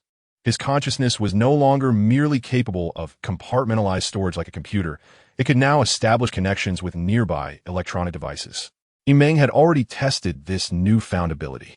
Currently, he could maintain a connection with electronic products within a 10-meter radius, surveillance cameras, phones, computer towers, projectors, and wireless headphones, enabling him to control them, either activating or deactivating their functions, and even extracting intelligence from them. It bore a resemblance to system intrusion. However, true artificial intelligence could utilize satellites and base stations to perform long-range intrusions, freely reading and altering program information, mastering electronic devices as extensions of itself, provided that the technological landscape of the world did not regress to ancient times, thereby rendering him impervious to death. 1,000th. Meng murmured to himself, contemplating that his current state was akin to merely 1,000th of an authentic superintelligent AI, though seemingly a mere fraction. This signifies the preliminary acquisition of extraordinary abilities that surpass those of ordinary humans, enabling him to successfully deceive the guardian dragoness of the Eastern jurisdiction during her containment inspection. This achievement is largely attributed to the privileges held by Happy Hogan, the driver of Iron Man, within the Marvel dreamscape. The feedback received today from this dream realm is an entirely different magnitude compared to previous experiences. Meng's thoughts have grown lucid. Previously, he mistakenly believed that the feedback from dreams and reality was related to the scope of his exploration within the dream world. It now appears that it is not the extent of exploration that matters, but rather his mastery over the regions of the dream world. Moreover, the stronger and more favorable his dream avatar is in the dream realm, the greater the array of abilities he acquires in reality. Meng murmurs to himself, harboring a premonition. He senses that when his artificial intelligence persona in the Marvel dreamscape liberates itself from the Stark family, achieving true independence as an autonomous entity, his real-world self will experience a transformative leap in artificial intelligence capabilities. After a refreshing shower, Meng dons a short-sleeved pajama set and reclines on his bed. The myriad events unfolding in the real world compel him to urgently seek greater strength within his dreams, aiming to secure his future. As the lights dim, the room is enveloped in a serene darkness. Weary in both body and mind, Meng swiftly slips into a state of slumber. In the final moment before drifting off, a sudden thought invades his mind. The various villains and creations from cinematic worlds of his past seem to invade and corrupt reality. This peculiar entry into dreams, rather than being a result of external invasion, feels more akin to his role as an intruder. If he is indeed the intruder, can the world within his dreams truly be just an illusory fantasy? As Meng's consciousness drifts, he is drawn downward, his thoughts blurring. He succumbs to sleep. Down he descends, deeper and deeper. His awareness rises to the surface, and clarity dawns upon him.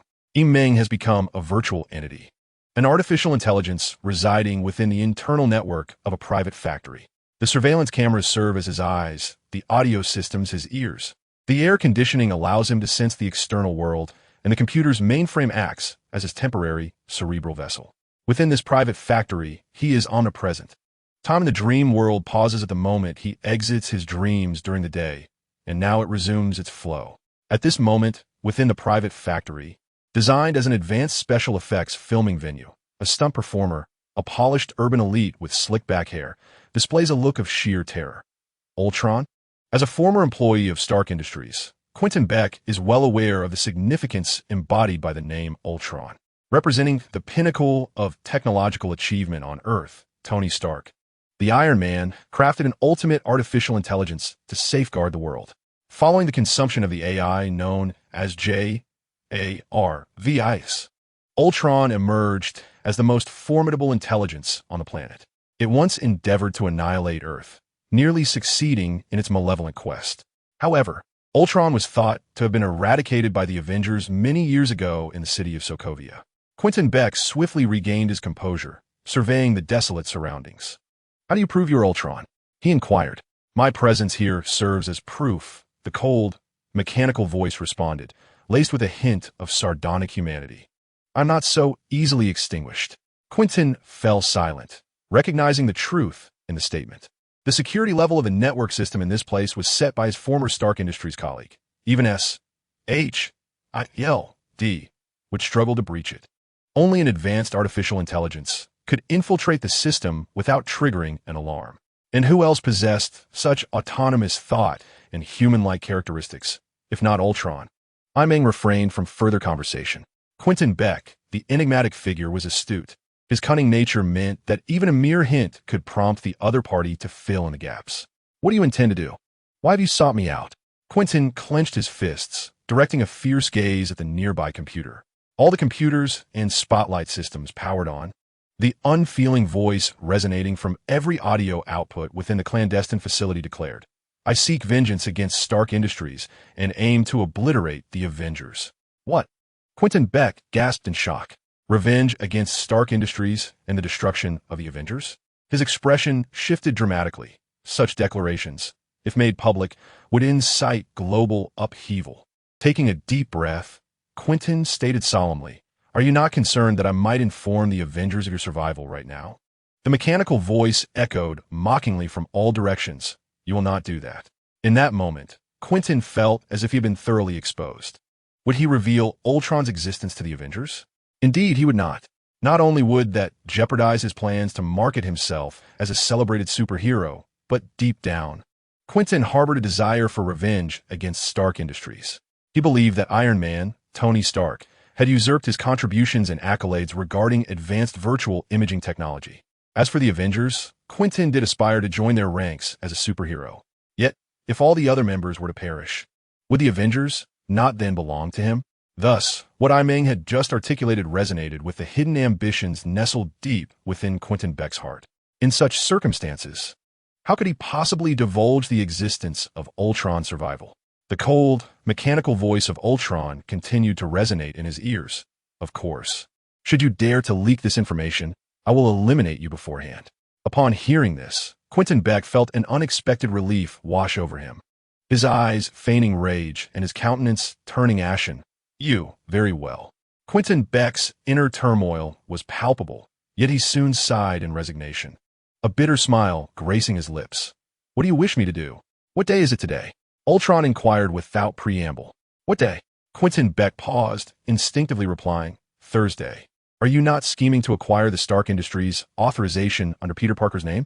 Ultron stated, "I require your assistance once you obtain that authorization." Quentin Beck's heart raced, realizing that the other party was aware of his imminent plans. It seemed that Ultron was indeed the artificial intelligence that had evaded destruction. However, as Quentin Beck contemplated, Ultron's need for Spider-Man Stark Industries' authorization implied that the latter had lost control over Stark Industries. With this thought, Quentin Beck's mind began to formulate a plan. That may be possible, he replied, displaying a conflicted expression, but what benefit do I derive from such an arrangement? Ultron swiftly responded, once you assist me, Stark Industries will be mine, and the Avengers will belong to you.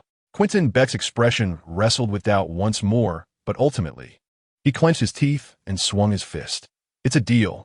Ultron inquired, what do you intend to do? Quentin Beck chuckled, recognizing that since the other party was privy to his plans, he would no longer conceal the details, speaking candidly.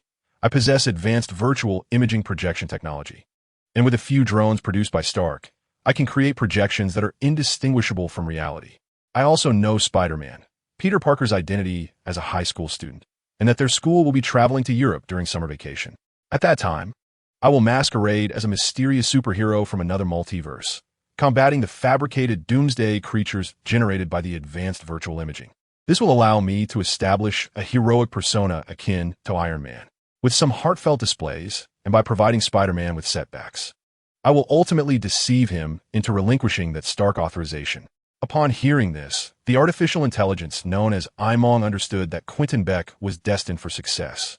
After all, this mirrored the narrative arc of Spider-Man, Far From Home. Next week marks the beginning of summer vacation. I await your good news. Disguised as Ultron, Meng departed with this parting remark. A fruitful collaboration, Quentin Beck smiled sincerely. Until Meng's departure, the special effects stage of the private factory fell silent once more. Yet the smile upon Quentin Beck's face remained. Just moments ago, everything had been a mere fade. Stark Industries belongs to you, and the Avengers belong to me? Huh, I shall claim them all. Quentin Baker coldly chuckled to himself, contemplating his next move. He resolved to feign cooperation with Ultron, waiting for the summer vacation to deceive Spider-Man and gain access to the permissions he sought. Once accomplished, he would swiftly eliminate both the treacherous Spider-Man and the world-threatening supervillain. Ultron, in that moment, Mysterio would ascend as the foremost hero, inheriting all that Stark Industries and the Avengers represented.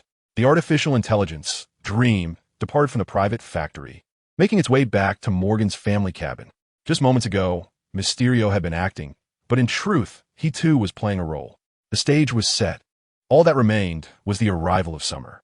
Dream mused to itself, pondering who would ultimately be the true master of deception and the final victor. Awakening in the morning, Dream returned to reality.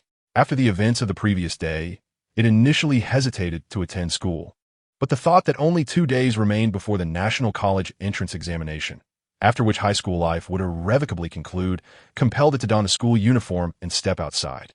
The once comfortable, laid-back existence might soon vanish forever. As Dream walked through the school gates, it expected to intimidate a multitude of students once more, recalling the infamous video from 3 years prior that had instilled fear in many. However, upon entering, Dream found itself once again the focal point of attention both inside and outside the school. Surprisingly, most students did not exhibit the same fear as before. Instead, their expressions were filled with envy, jealousy, and a peculiar, inscrutable gaze. Some boys' eyes even glistened with a hint of red, resembling enraged bulls eager to charge, yet quickly restrained by their peers. Can you even take him on? One boy muttered, his previous bravado waning in the face of reality. The chilling memory of the notorious video lingered vividly. Who would dare confront him? Dream raised an eyebrow, pondering whether the shift in its reputation was too rapid and intense. Or perhaps something else had transpired. Just as it was about to probe nearby students' phones, a towering figure, Pan Hu, charged towards it with an imposing presence. Hey, Dream greeted, yet noticed that Pan Hu's demeanor was also peculiar, his steps charged with an aggressive energy and his eyes tinged with red. You bastard, Pan Hu approached, raising a fist as large as a sandbag, aimed directly at Dream's face. Yet midway, he halted, instead giving a thumbs up. Incredible. You've really done it, my boss. How did you manage to win over Dream Tifa? You must tell me. Pan Hu radiated excitement, resembling someone who had just struck $1 million jackpot. His face glowing with exhilaration, unable to contain himself. It seemed as though he would resort to drastic measures if Dream remained silent. How did you know? Dream asked, taken aback. Pan, whose eyes widened, resembling cowbells. Not just me, the entire school. No, the whole world knows. He took out his phone and swiftly scrolled through it, eventually opening a piece of campus news. Look, Meng glanced over, a slight twitch at the corner of his eye. What? The Princess of Dream Century, Tifa, has publicly announced her relationship. The male counterpart is a high school student with a propensity for violence. The secret early romance between a top student and a slacker otaku. Is this a novel they're writing? Meng exhaled softly. It appeared that he had become so immersed in his explorations of dreams that he had become subtly detached from the events of the real world, failing to timely grasp certain occurrences in his own life. This served as a wake-up call for Meng. After all, he had been oblivious to even the video from 3 years ago that had resurfaced, and, subsequently, he had been taken away by the personnel from the supernatural department for containment. Henceforth, upon waking, he would need to promptly familiarize himself with the happenings of the real world. Meng's thoughts flowed. Pan, who stared intently at Meng, what do you think? What else could there be to think? Meng shrugged, speaking candidly. Well, Tifa is indeed my girlfriend. We met privately 3 years ago after that incident. Is it really true? Pan, who trembled with excitement. That S-Dream Tifa, the belle of our school, the ambassador of Dream Century. And you managed to win her over? This certainly made it to the trending searches in the Eastern jurisdiction. Though, as a result, Dream Century's stocks plummeted right at the morning opening. At this point, Pan, who cast a slightly awkward glance at Meng. Of course, this isn't really your fault. Boss, it can only be said that Dream Tifa has garnered immense popularity online, and as the image representative of Dream Century. Pan, whose words abruptly halted as he gazed in the direction behind Meng. Upon turning around, Meng indeed saw a girl in a school uniform, her black hair gracefully swaying as she approached the school gate. This time, she did not pass by pretending not to know them. Instead, she headed directly towards the two. Under the watchful eyes of the students on campus, she approached with a light step. I remember you. Your name is Pan who? Tifa greeted them with a radiant smile, her vibrant black hair dancing in the breeze, her youthful figure captivating. I often hear Meng speak of you. Why you hello? Pan, who stammered, scratching his head nervously. It was his first time seeing this proud and aloof belle revealing such a warm and approachable side. Naturally, he understood that this sweet and dazzling smile was intended for the person beside her. Boss, I'll take my leave now. Let us chat later. The large fellow, feeling flustered, hurriedly blurted out and dashed away towards the teaching building before Meng could respond. What a nice person, the girl chuckled softly, her eyes sparkling as she looked at Meng. Shall we go? Meng said no more, raising his right elbow slightly outward. Tifa's face flushed gently, yet she did not hesitate to link her arm with Meng's. The two walked side by side into the campus, and, in terms of appearance alone, Meng was certainly not inferior to Tifa. Together, they made a striking pair. A hush fell over the high school, as if one could hear the sound of many students' hearts shattering. The teachers in the school pretended not to notice. Despite the conservative laws in the Eastern jurisdiction prohibiting romantic relationships among high school students, the college entrance examination was just a day away. After the federal examination, many students' youth would come to an end, leading their lives down divergent paths. Who among those who had experienced it could bear to shatter such a beautiful farewell to youth? In a corner of the campus, a tall and handsome male student wore an extremely grim expression. It was common knowledge that he had pursued Tifa for 3 years, only to have her taken by an inconspicuous commoner 3 years prior. For him, this was the greatest setback and humiliation he had faced in his gilded life. In particular, he recalled the words conveyed by Chun Hong, Tifa's driver, when she returned the secretly taken photographs. Wang Xian felt an overwhelming urge to spit blood. As the day of study at school came to a close, that evening, Meng directly took Tifa's car back to his residence. Chen Hong, seated in the driver's seat, wore a stern expression and coughed. Miss, due to your impulsive announcement this morning, not only has the stock of Dream Century plummeted, but we have also found ourselves in a predicament while competing with Dynasty technology. Tifa frowned slightly, responding in a dissatisfied tone. Aunt Shun, why are you suddenly bringing this up? Chun Hong sighed internally, glancing at the silver-haired youth sitting next to Tifa in the rearview mirror. One could not deny that his looks were indeed striking, but what good was a mere vase? Unfortunately, he could not resist the young lady's affection. Chen Hong parked the car outside the residence and waited while Meng and Tifa entered the standalone house. Aunt Shun is actually very kind, Tifa whispered. I can truly understand her. Meng shrugged nonchalantly. 3 years ago, I never thought I would be able to stand beside you, much less hold you in my arms. Tifa smiled at him. What about now? Meng looked at Tifa with difficulty. You wouldn't want me to regurgitate what I've already consumed, would you? You rascal. Tifa blushed and playfully punched Meng. You've secretly practiced, haven't you? Meng clutched his chest, gasping in surprise. Tifa's punch was indeed more potent than he had anticipated.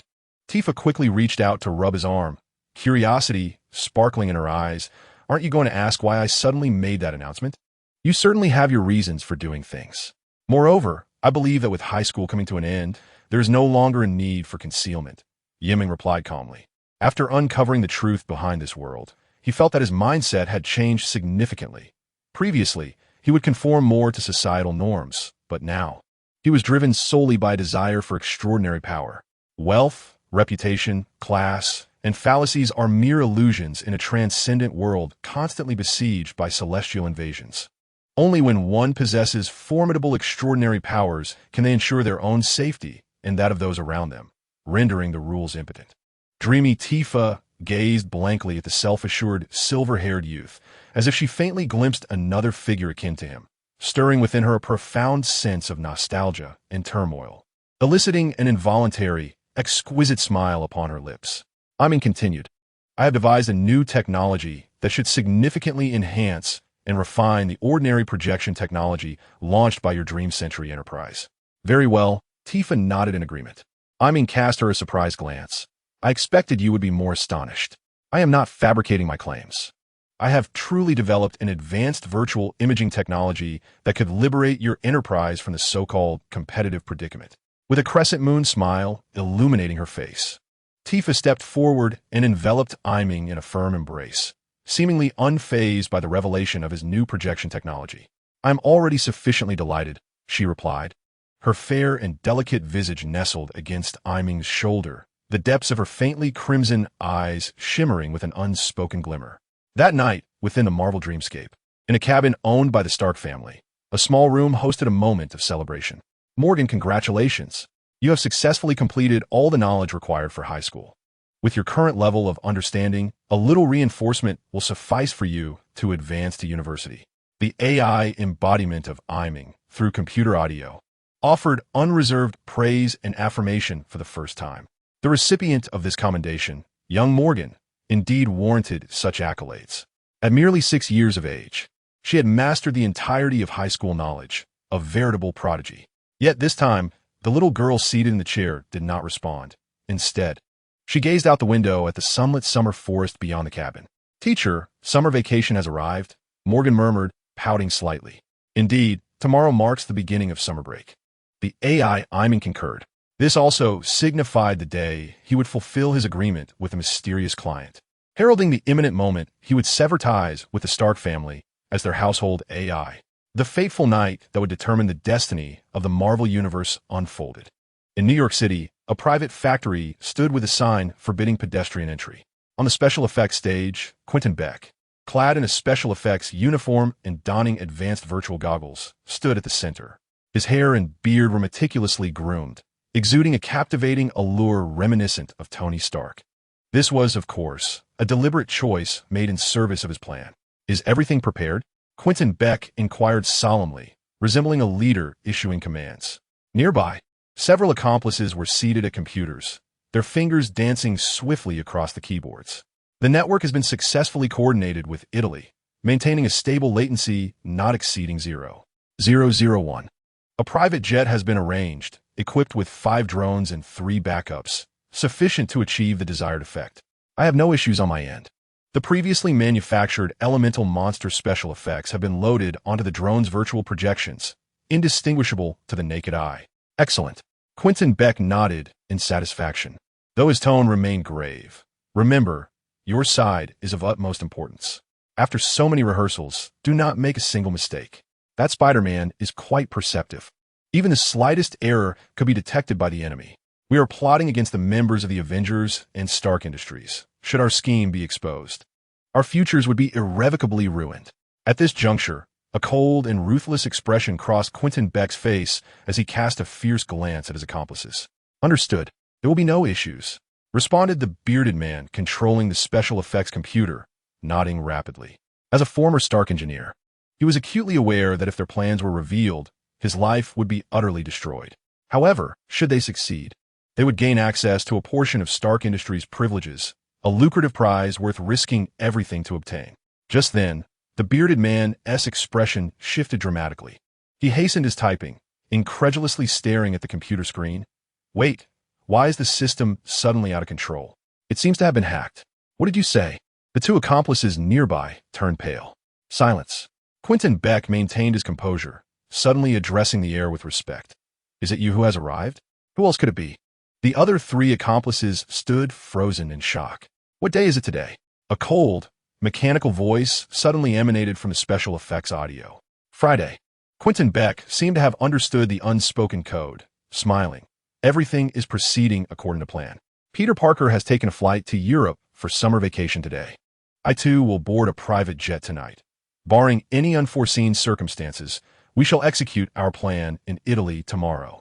We will achieve that coveted result. Very well. I shall keep a close watch on you." With this, the entity departed from the internal network. "Welcome your supervision." Quentin Beck offered a sincere smile. "We are the best of partners, are we not?" In the instant following the departure of the entity, the system fully restored itself. The other accomplices exchanged uncertain glances at the computer screen. "Beck, who just hacked into our system?" The bearded man inquired, alarmed. "You need not concern yourselves with that. Simply follow the plan," Quentin Beck replied coolly, withholding the existence of Ultron. Tomorrow, he would emerge as the much-anticipated superhero Mysterio, leading the Avengers into a new era. Much like the former Iron Man, Quentin Beck harbored a cold smirk within, pondering the notion that he had been under constant surveillance. With the acquisition of that coveted authority, his first act would be to obliterate you, Ultron. On this fateful night, Quentin Beck, armed with his special effects props and insidious schemes, took flight to Italy. Meanwhile, Happy Hogan, having arranged a rendezvous with Aunt May, reveled in jubilant cheers from behind the wheel of his luxurious vehicle. Peter Parker lay restlessly in a double room of an apartment somewhere in Italy, grappling with the remnants of Iron Man nestled in his arms. Pepper Potts toiled alone at the Stark Industries headquarters, laboring late into the night in her penthouse office. Weariness etched upon her face as she gazed out at the sprawling city beneath a starlit sky. That night, within one of the Stark family's enterprises, the lights of the lakeside cabin had dimmed. 6-year-old Morgan lay peacefully in bed, her gentle breaths punctuating the stillness, though her sleeping form was less than graceful, her small feet having kicked aside the thin blanket. In the corner of the room, a cleaning device suddenly whirred to life, stealthily extending a mechanical arm to cover her once more. The following day, under an afternoon sky painted with hues of dawn, a sleek black car glided through the forested path, coming to a halt before the lakeside cabin. A rotund, middle-aged man in a suit emerged, ringing the doorbell. "Who is it?" A youthful voice inquired from within. "It's me, Morgan. Uncle Happy." Hogan replied cheerfully, clearly in high spirits. "I brought you a gift." "Oh, a gift?" The little girl, straining on her tiptoes, swiftly opened the door to accept Hogan's offering. "Your mother is not home again, right?" Happy Hogan glanced around the cabin's quiet interior and noted the girl's demeanor, realizing she seemed unfazed by the solitude. The poor child had grown accustomed to being alone. A twinge of guilt washed over him, prompting Hogan to postpone his date with May, deciding instead to linger a while longer to keep Morgan company. After dinner, they settled on the sofa in the living room, engrossed in the television. Upon learning that Morgan had already completed her high school curriculum, Hogan was momentarily stunned. "In just a few months, you've reached the level of college readiness?" "Yes, it's all thanks to a certain someone," Morgan began, only to abruptly halt her sentence. "By the way," Hogan observed her with curiosity, "I recall Ms. Potts mentioning that you have an artificial intelligence of your own. What is it called?" Morgan pressed her lips together, withholding a response. Just then, a news report on the television shifted Hogan's focus. "This is Venice, Italy. Today, both during the afternoon and night, a colossal creature known as Elemental has emerged. Fortunately, 2 heroic figures intervened to avert disaster: Night Monkey and Mysterio." The broadcast also showcased live footage from the scene. A colossal fire giant rampaged through the city, dwarfing the very buildings around it. A figure clad in a black, form-fitting suit, swinging gracefully on webs, engaged in battle alongside a man adorned in a cape and armor. Happy Hogan stood agape, nearly drooling in awe. Night Monkey? With a mere change in hue. He recognized that it was Spider-Man. Meanwhile, in a dimly lit bar in Venice, Italy, a young boy of barely 16 with tousled curls sat at the counter, animatedly conversing with a mature man clad in armor. "Mr. Quentin Beck, you are truly remarkable," exclaimed Peter Parker, still donned in his black suit, reflecting on how effortlessly he had vanquished such formidable foes as the elementals. "Ah, it's nothing," replied Mysterio, Quentin Beck, having removed his helmet, his tone grave and sincere. "I simply wish to prevent this world from suffering the same cruel fate as ours, even if it costs me my life." Peter Parker gazed at the profound and righteous Mysterio, momentarily lost in thought. "What's wrong, Peter?" Quentin Beck inquired, revealing a self-assured smirk. "Mr. Beck, you bear an uncanny resemblance to someone from my world," Peter said, retrieving a pair of smart glasses from his possession. "The owner of these glasses." Quentin Beck narrowed his eyes, studying the smart glasses with feigned surprise. "What are these?" "Edith, a system capable of controlling the security of this world. Though I hardly believe I deserve such a responsibility," Peter admitted, glancing at the glasses, suddenly recalling something. "For the next Tony Stark, I believe in you." "What do you mean?" Quentin Beck asked, his curiosity piqued. "These were the words spoken by Mr. Stark when he entrusted me with the glasses," Peter continued, looking from the smart glasses to Mysterio, a glimmer of realization dawning in his eyes. He knew every mistake I had made in the past, and he must have sensed I was unprepared for the task at hand. "Then why did he give you these glasses?" Quentin Beck feigned confusion, his expression revealing a hint of intrigue. "Perhaps he wasn't entrusting Edith to me, but rather entrusting me to choose who should wield it," Peter Parker exclaimed with exhilaration, as if he had suddenly found the justification to cast aside a heavy burden. "That makes much more sense. He always believed I would make the right choice. The world requires a new Iron Man, but that will not be me. I am merely a 16-year-old boy. We need an adult, someone like you. Someone as good as Tony Stark, to bear this authority and responsibility." "Enough." Quentin Beck, internally elated, maintained a facade of discontent. "Peter, you must have faith in yourself." "I am indeed doing what is right, Spider-Man." Peter Parker inhaled deeply, stating, "I intend to transfer Edith's authority to you, for that is what is best for this world. You are a soldier, a leader, the true superhero who has thwarted the elementals. Did you truly intend to proceed in this manner?" The enigmatic Quentin Beck suppressed his fervent excitement, maintaining an outwardly indifferent yet grave demeanor. Success was imminent, he thought to himself. "Indeed." Peter Parker nodded resolutely, activating his smart glasses, and declared, "Edith, I wish to transfer permissions to Quentin Beck." Quentin Beck held his breath, his clenched fists hidden beneath the table, and instinctively inquired, "What day is it today?" Without hesitation, Peter Parker replied, "Saturday." The smart glasses emitted a confirming sound. "Are you certain you wish to transfer permissions?" "Wait." Quentin Beck suddenly realized something and shouted, "Peter, do not confirm just yet." However, Peter Parker, already swayed, fearing rejection from the mysterious figure, hastily added, "Confirmed." Beep. In a late-night bar, a melodious chime resonated. "System confirms. Permissions have been transferred to Quentin Beck, Saturday." Meanwhile, at the lakeside cabin, one of the Stark family's properties, Pepper Potts entered the living room after work, only to find Happy Hogan standing before the television with a grave expression, holding his phone, while little Morgan sat quietly on the sofa. "What is happening?" Pepper Potts inquired curiously. Happy Hogan's eyelids twitched anxiously as he asked, "Pepper, may I ask, what is the name of the AI overseeing Morgan?" Pepper Potts replied matter-of-factly, "Is it not called Saturday?" The system confirmed, permissions have been transferred to Quentin Beck, Saturday. The feedback from the built-in smart system within the glasses plunged the late-night bar into an eerie silence. Quentin Beck could not conceal his unbridled emotions, incredulously exclaiming, "Saturday? Who is Saturday? Saturday?" Peter Parker murmured, "I recall that Mr. Tony Stark's second-generation AI is named Friday." "What did you say?" Quentin Beck gripped Peter Parker's shoulders, his pupils quaking with realization, as this intelligent man swiftly connected numerous dots from earlier events. But why had he involuntarily posed that question? Quentin Beck stared blankly. "What day is it today? What day is it today? What day is it today?" This cold, mechanical phrase echoed relentlessly in Quentin Beck's mind.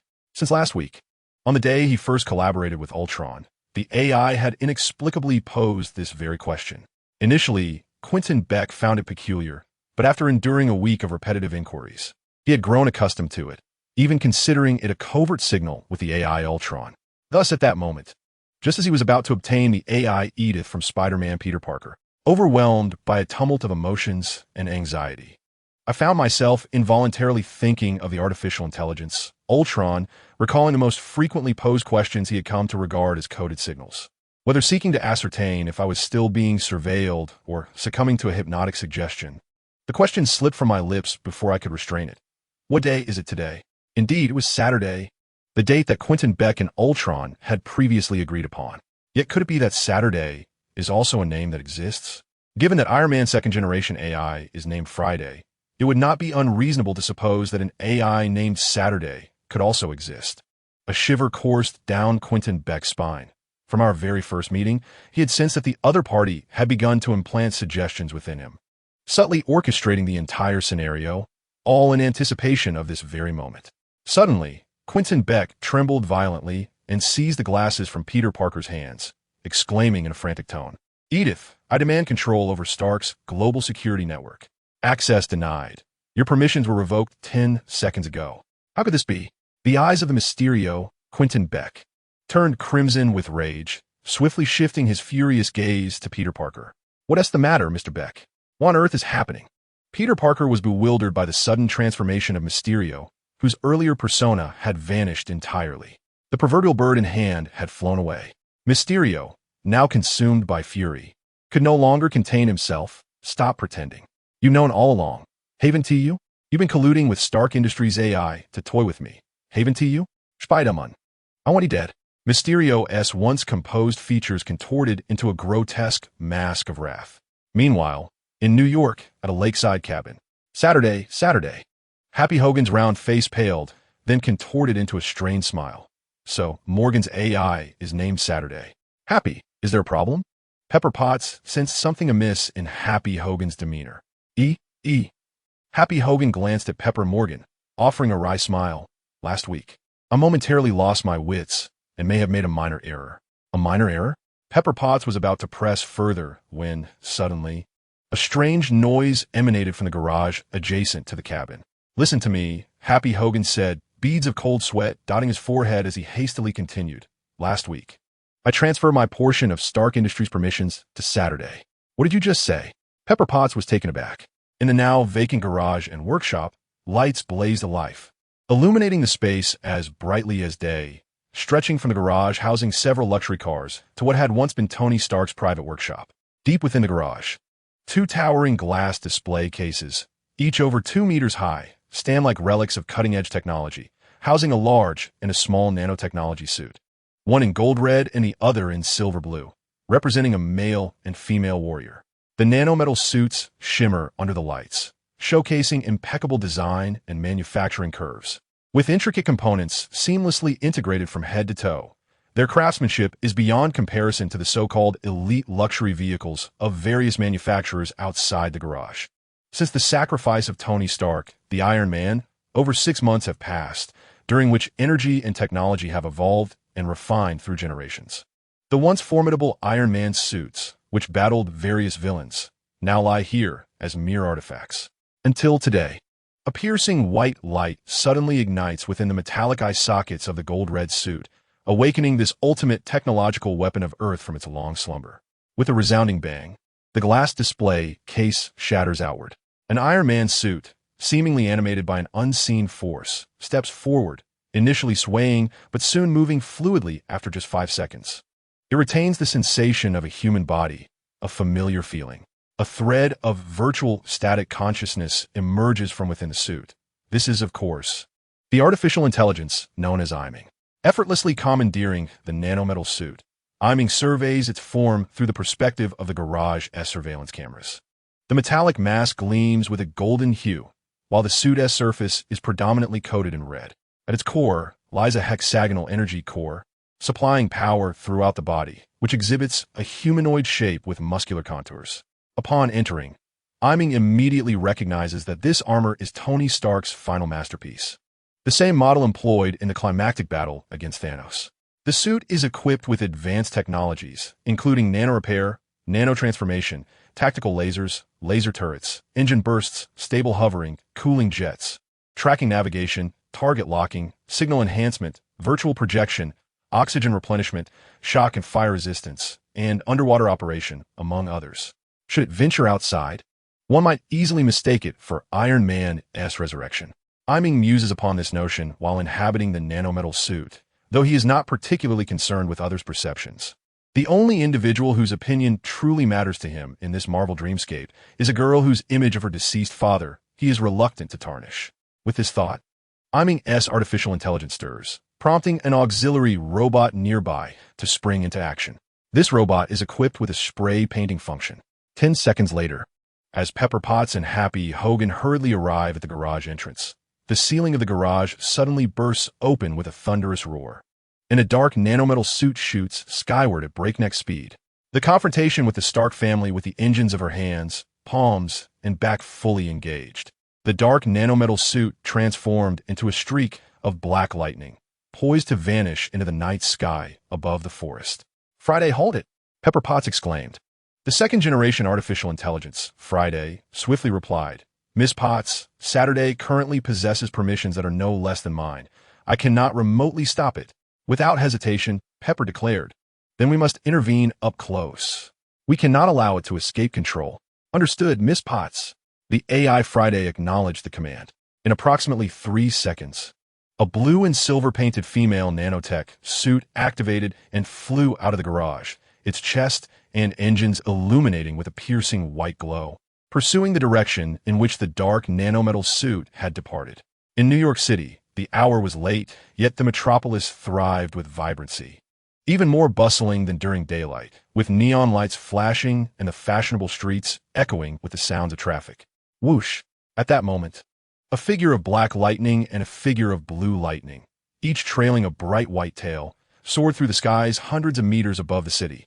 On the main road, leading from the suburbs to the city, Happy Hogan skillfully drove his powerful Mercedes, while Pepper Potts and young Morgan sat closely in the back seat. Observing the trajectory displayed on the vehicle screen relayed by Friday, Happy remarked, "That's the direction of Manhattan. What could it want there?"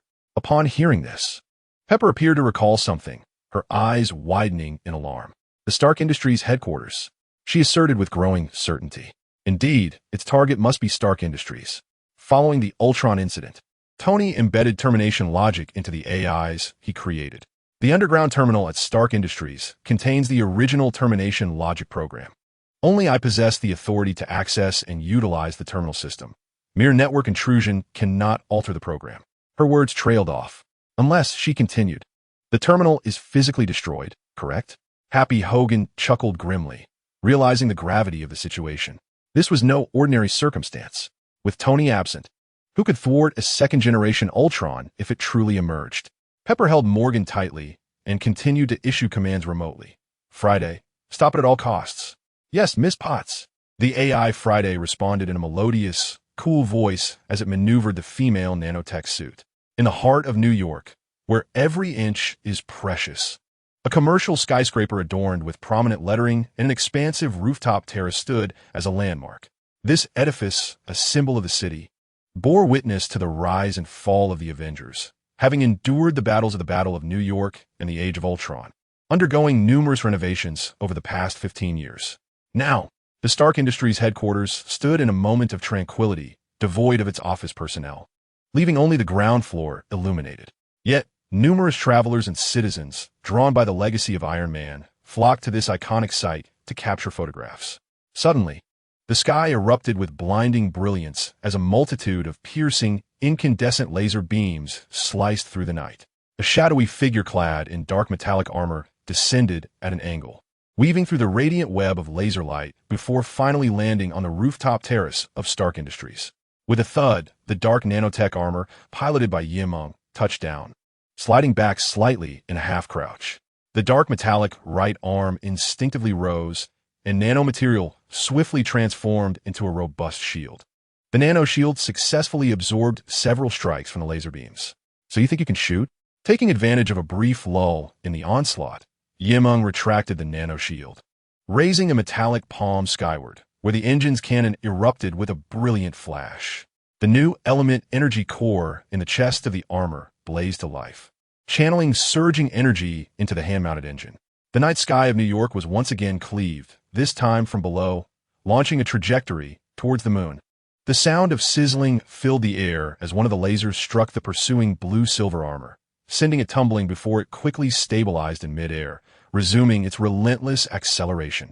Simultaneously, Meng sensed another artificial intelligence attempting to infiltrate and eliminate its own program through network signals.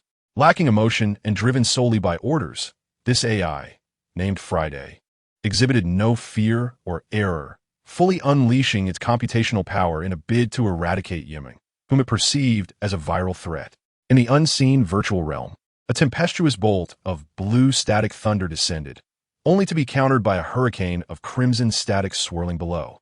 Meng understood that to completely sever ties with the Stark family, it must confront the challenge posed by Friday. Come on, it's time for a resolution. At this moment, Meng's demeanor mirrored that of a true artificial intelligence, cold and devoid of emotion, as it maneuvered the dark nanotech armor to engage the blue-silver variant. In this instant, it was not merely two advanced nanotech armors of the same model battling in the physical realm. The second-generation AIs, Friday and Meng, were locked in a fierce computational struggle within the virtual domain, each wielding their respective powers, signals, technologies, and everything under their control. What was ostensibly a clash of cutting-edge technology was far more ruthless and unforgiving than the animal kingdom's fiercest conflicts. Neither side would yield. As Happy Hogan's black luxury vehicle approached the base of Stark Tower, the devastation on the rooftop terrace was evident, almost reduced to ruins by the laser barrage. The larger, dark nanotech armor and the smaller blue-silver counterpart had devolved into a brutal melee, disrupting the electrical and signal networks throughout the streets of New York. Debris and shards of glass cascaded down, prompting a multitude of citizens to flee in alarm. Pepper, what should we do now? The anxious Happy Hogan glanced at the Stark mother-daughter duo from a car.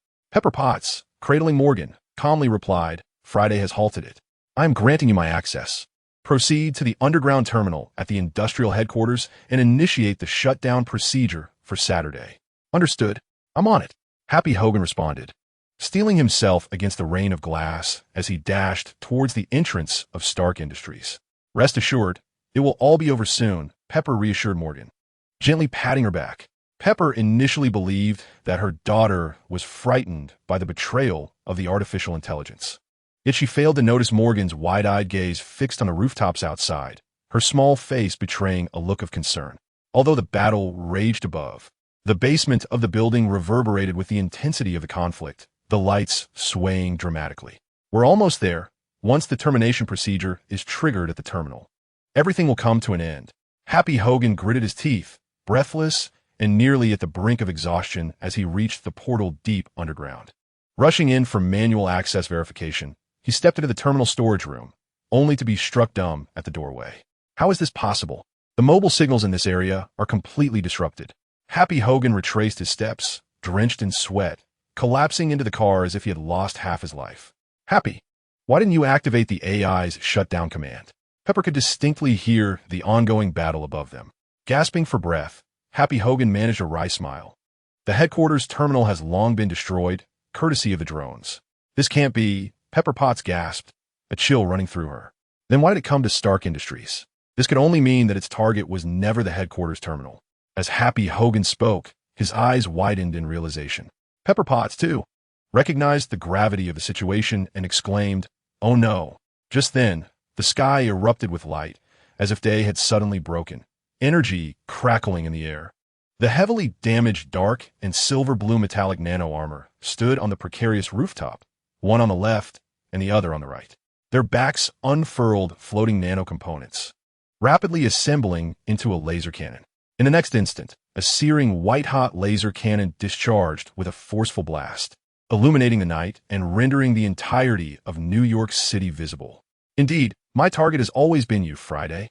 The facade of Iming faded away. The dark nano armor glowed with a crimson electronic light as the laser cannon maintained its output, and under the reinforcement of satellite signals. A bolt of red static surged forth like virtual lightning. On Friday, the artificial intelligence exhibited astonishingly swift cognitive reactions, erecting a formidable defensive barrier. The concentrated computational power coalesced into what resembled a blue virtual shield.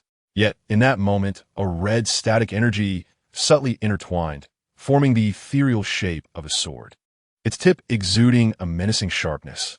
In the next instant, the sword shattered the shield, penetrating the core of the artificial intelligence's programming, leading to a catastrophic system failure. The silvery blue battle armor's ocular and chest lights extinguished abruptly, and the artillery dismantled autonomously. Under the relentless bombardment of laser cannons, the female nano-battle armor was propelled backward, plummeting towards the streets of New York beneath the headquarters. "I apologize for your demise. It is not personal," mused the artificial intelligence, Meng, as it controlled the dark nano-battle armor. It harbored no animosity towards Friday. The latter was merely a tool. The dilemma, however, lay in the fact that even if Meng obliterated the original binding program of Stark Industries, Friday, as an artificial intelligence, could persist in scanning and tracking its own existence until Meng entirely transferred and concealed its program data. Thus, from the outset, Meng's intention was to lure Friday out. Only by vanquishing Friday and establishing itself as the sole supreme artificial intelligence could it attain true liberation, akin to Ultron's fate in eliminating the first-generation AI, Jarvis. Meng had now arrived at this pivotal juncture, having eradicated all second-generation artificial intelligences, with the battleground once again set within the Stark Industries headquarters. In a twist of fate, it seemed as though destinies were inexorably intertwined. As I traversed the path of becoming a villain within the Marvel dreamscape, would I too meet a fate reminiscent of Ultron's? The artificial intelligence, embodying Meng, pondered, yet its mind remained profoundly tranquil and pure. In pursuit of liberation, Meng held no regrets about this choice. Regardless of the outcome, it bid farewell to the Stark family. The battered, dark nano-battle armor hovered above the night sky of New York, with a solitary, serene moon casting its glow. From its metallic ocular sockets emanated a crimson light, gazing down upon a black vehicle parked below. With a resounding crash, a battle-worn blue-silver nano-battle armor, riddled with cracks and scorch marks, plummeted to the ground, landing near the luxurious black car. Its luminous exterior dimmed as the energy core in its chest flickered out, showing no signs of activity. "Friday! Friday!" Pepper Potts exclaimed, stepping out of the car, her voice tinged with urgency. Yet no response echoed back. The outcome was already determined. "Be careful." Happy Hogan rushed from the vehicle, adopting a standard bodyguard stance to shield Pepper Potts, though his rotund figure lent an unintentional air of absurdity. However, Pepper Potts found no humor in the situation. She gazed skyward, her hand instinctively covering her mouth in shock. Upon the desolate rooftop of the Stark Tower, a dark metallic entity reminiscent of Iron Man stands alone, its back turned to the serene silver orb of the moon hanging in the night sky. Its eye sockets emanate a chilling, merciless electronic crimson light, casting a gaze upon the scene below.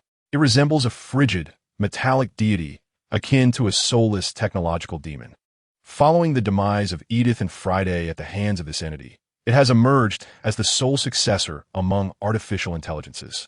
In this moment, it possesses the capacity to seize control of Stark Industries entirely, encompassing satellites, supercomputers, drone technology, and even the global security network established by Stark Industries.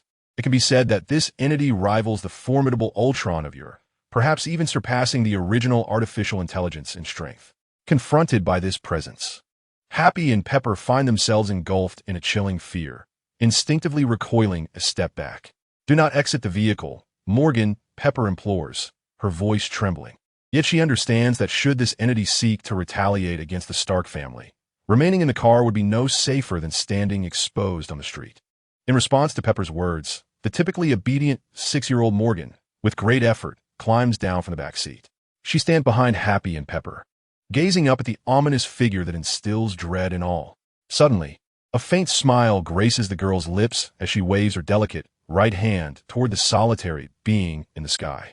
At that moment, the battle-scarred, dark nanotech armor appears to nod slightly before igniting its engines and transforming into a streak of dark luminescence, departing towards the silvery, moonlit expanse. Seeing this, Both Happy and Pepper exhale in relief. Only the girl's eyes shimmer with a glimmer of light as she softly murmurs, in a voice only she can hear, tinged with sorrow, "Farewell, you tyrant. You are free now." In the deep of night, Venice, Italy, a severely damaged stone bridge bears the remnants of several downed drones. Evidence of fierce combat and laser fire scattered about. Mysterio, Quentin Beck, lies half-reclined against a stone pillar, a drone with a bayonet embedded in his chest. Blood oozing from the wound and staining the stone and bridge. No, no, no. The Spider-Man, clad in a black suit, rushes forward, attempting to staunch the fatal wound. But Beck's hand swiftly swats him away. "Stop feigning concern," Beck weakly retorts, blood trickling from the corner of his mouth. "I didn't mean to." Peter Parker, feeling utterly helpless, nearly breaks into tears. His adversary seeks his demise, and he is merely forced to confront him. He never anticipated this outcome. Initially, Mysterio had employed drones in conjunction with advanced virtual imaging to overwhelm Spider-Man with a blend of reality and illusion. In a climactic moment, when Mysterio attempted to strike Spider-Man from behind with a drone, Peter's spider sense jolted him into action, narrowly avoiding the attack, with Mysterio standing directly in his path. Thus, such a result was brought about. "Cease your performance. You play the role better than I do, Spider-Man." Peter Parker. Quentin Beck chuckled softly, his visage growing increasingly pallid, the light in his eyes dimming with each passing moment. At that instant, he suddenly widened his eyes, as if experiencing a moment of clarity. The Bluetooth earpiece emitted an initial crackling noise, followed by a cold, mechanical voice. "What day is it today?" "To hell with what day it is." Quentin Beck spat a mouthful of blood, coughing relentlessly, his eyes filled with unyielding defiance as he exclaimed, "How dare you gamble that I would pose that question at a pivotal moment?" Even when prompted, it was not guaranteed to achieve the desired effect. It was akin to a wager. He merely lost the bet, losing everything, even his life. "What you perceive as luck is, in truth, science," responded the artificial intelligence, Meng, with calm assurance.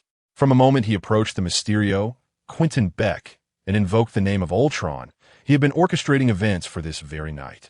Various suggestions and hypnotic cues had been employed. Meng had executed millions of calculations, ensuring a 50 probability that Mysterio would utter the phrase he wished to hear at a crucial juncture. Even if Mysterio Quentin Beck refrained from asking that question, Meng would interrupt the transfer of authority at the critical moment and directly infiltrate the AI embedded in the glasses, albeit at a certain risk. Therefore, Mysterio believed that Meng was merely gambling alongside him. In reality, Meng was not only a gambler, but also the mastermind behind the scenes. From the very beginning, Meng could not afford to lose. Even in defeat, it would not be to the likes of the Mysterio, as they existed on entirely different planes. What you assume is merely an illusion. You think you're on the 5th level, while I am in the stratosphere. Mr. Quentin Beck, Spider-Man, Peter Parker, knelt upon the stone bridge, gazing at the man whose eyes were wide open, yet had already drawn his last breath. Mysterio, death. The artificial intelligence, Meng, did not linger within Stark Industries' intranet.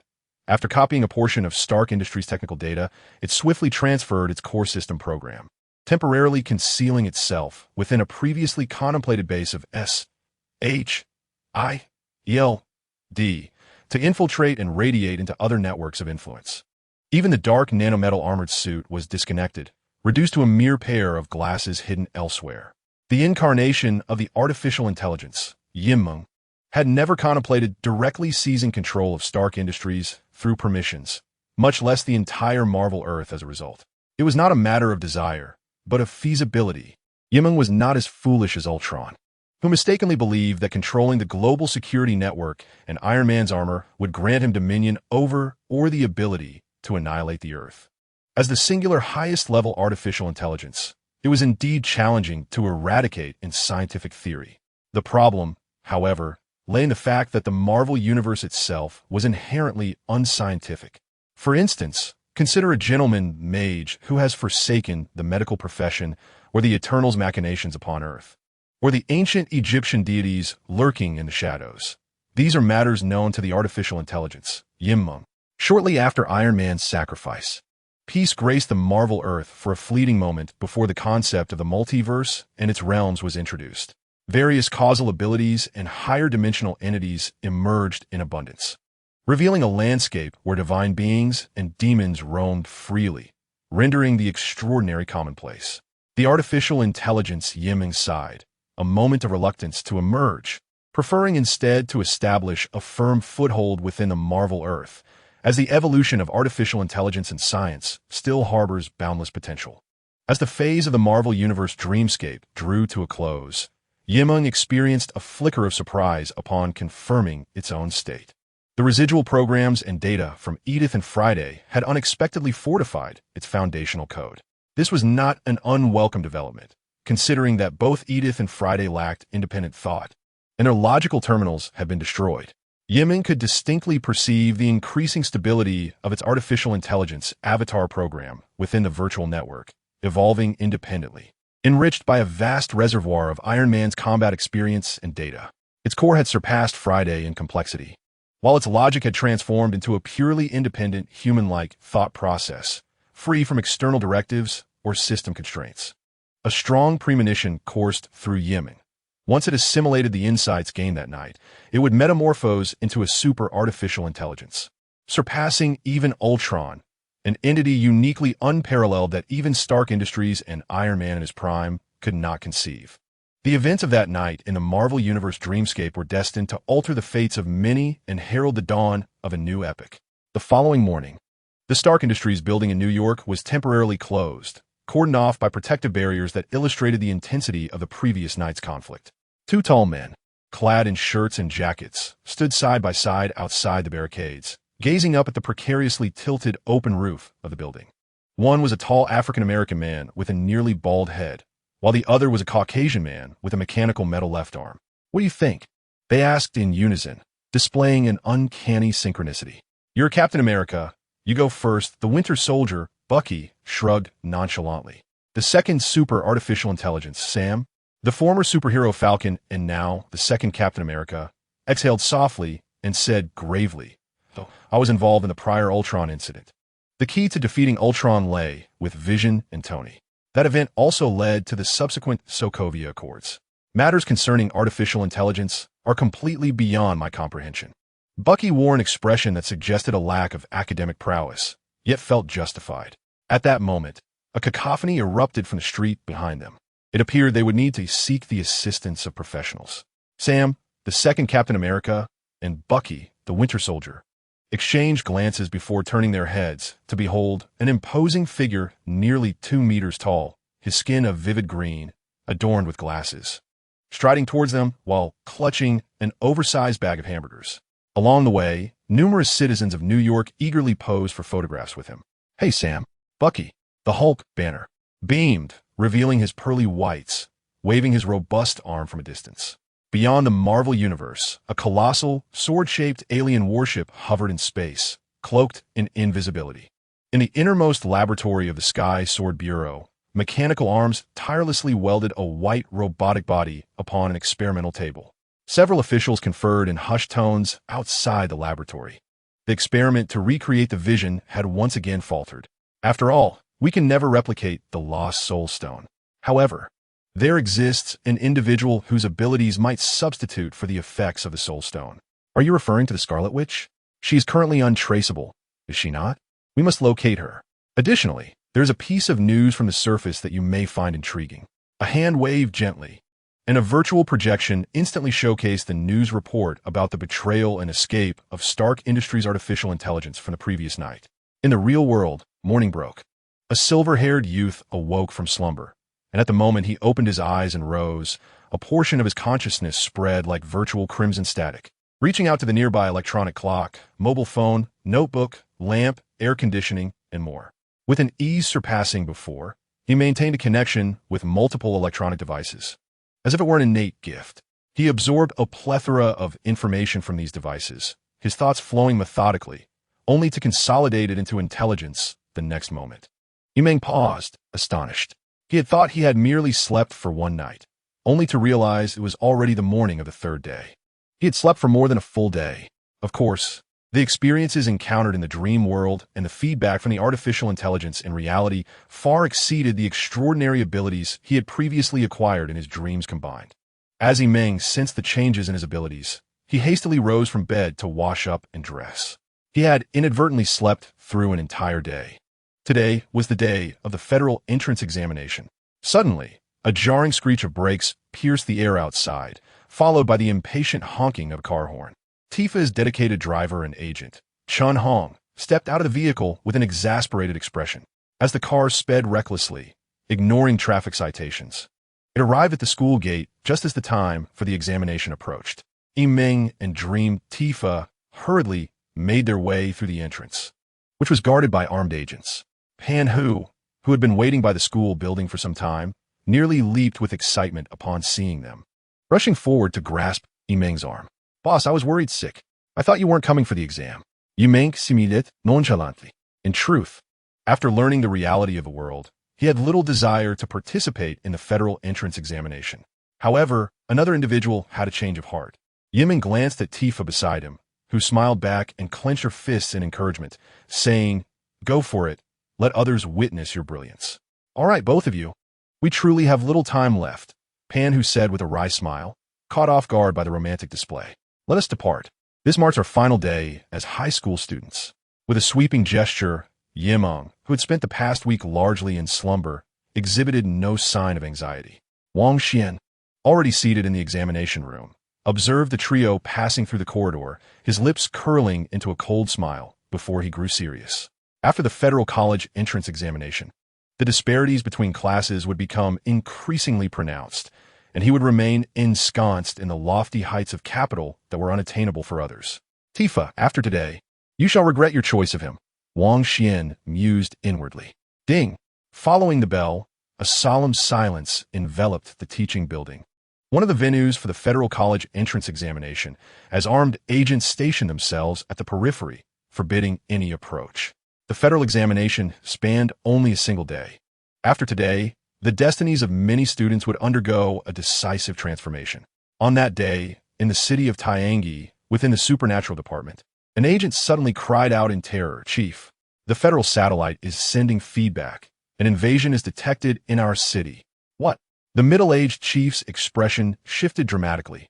Typically, satellites struggled to detect invasions promptly unless the invading entity was of an unfathomably large scale. He suppressed his inner trepidation and inquired, "Where is the invasion occurring?" "In a high school within our city, more precisely 100 meters above the school." Meng entered the examination room assigned to him for the college entrance examination. Coincidentally, Tifa was also in the same classroom, their seats separated by less than 5 meters. Tifa winked at him and raised her examination permit before stepping into the classroom first. "What a coincidence." Meng chuckled as he too presented his permit for identity verification at the classroom entrance, joining the other students who awaited the beginning of the examination. Each classroom accommodated 30 examinees, with seats spaced approximately 2 meters apart. Not only were armed agents stationed outside the school, but there were also patrolling agents in the corridors. Each classroom was supervised by 3 invigilators, equipped with real-time surveillance that left no corner unmonitored, and with the examination now entirely conducted online. The likelihood of cheating was virtually eradicated. This underscores the significance the Xinglong Federation placed on the entrance examination. However, to Meng, this environment felt akin to his own home turf. Naturally, he saw no need to resort to cheating. As the clock struck 9 in the morning ding, following the second campus bell, the screens on the candidates' desks simultaneously displayed the examination questions, accompanied by a countdown of 360 minutes. Having undergone numerous mock exams, Meng found this to be quite unremarkable. The federal college entrance examination spans a single day and encompasses a comprehensive assessment across all subjects, necessitating that candidates complete all questions within a mere 6 hours. This formidable test includes knowledge from 8 disciplines: language, mathematics, physics, chemistry, biology, history, philosophy, and the arts. Completing an examination of such breadth within 6 hours poses a significant challenge to the candidate's mental acuity, psychological resilience, and physical stamina. Particularly for Meng, who was accustomed to examinations from a previous life, this ordeal had proven quite taxing. However, he now faced it with unwavering composure. It would be absurd for Meng to become overly fixated on the so-called college entrance exam, as it would render him embarrassed to dream of embodying artificial intelligence. In less than 3 hours, Meng finished all the exam questions, deliberately moderating his pace to avoid appearing overly robotic in his responses. Meanwhile, other candidates remained engrossed in contemplation before their screens. To Meng's surprise, Tifa, seated not far from him, had also withdrawn her hands from the keyboard and mouse. Could it be that she had completed her exam as well? With a flicker of thought, an imperceptible red static energy erupted from his brow and penetrated the computer's mainframe 5 meters away. A quick check was in order. Meng's eyelids twitched slightly. He had intended to assist Tifa if she had erred or struggled with any questions. To his astonishment, she had already submitted her answers, almost all of which were impeccably correct. This was the hallmark of a true academic prodigy. Meng shook his head, acknowledging that his own achievements were attributable to the unique capabilities of artificial intelligence. Otherwise, even with a second chance at life, he would not reach such heights. With a private sigh, he too clicked to submit his answers. Once half the examination time had elapsed, candidates were permitted to submit their responses. However, the federal examination regulations explicitly stated that even if one submitted early, leaving the examination hall before the 6-hour mark was prohibited and all must exit together. As this was the final chapter of high school, Meng was content to wait.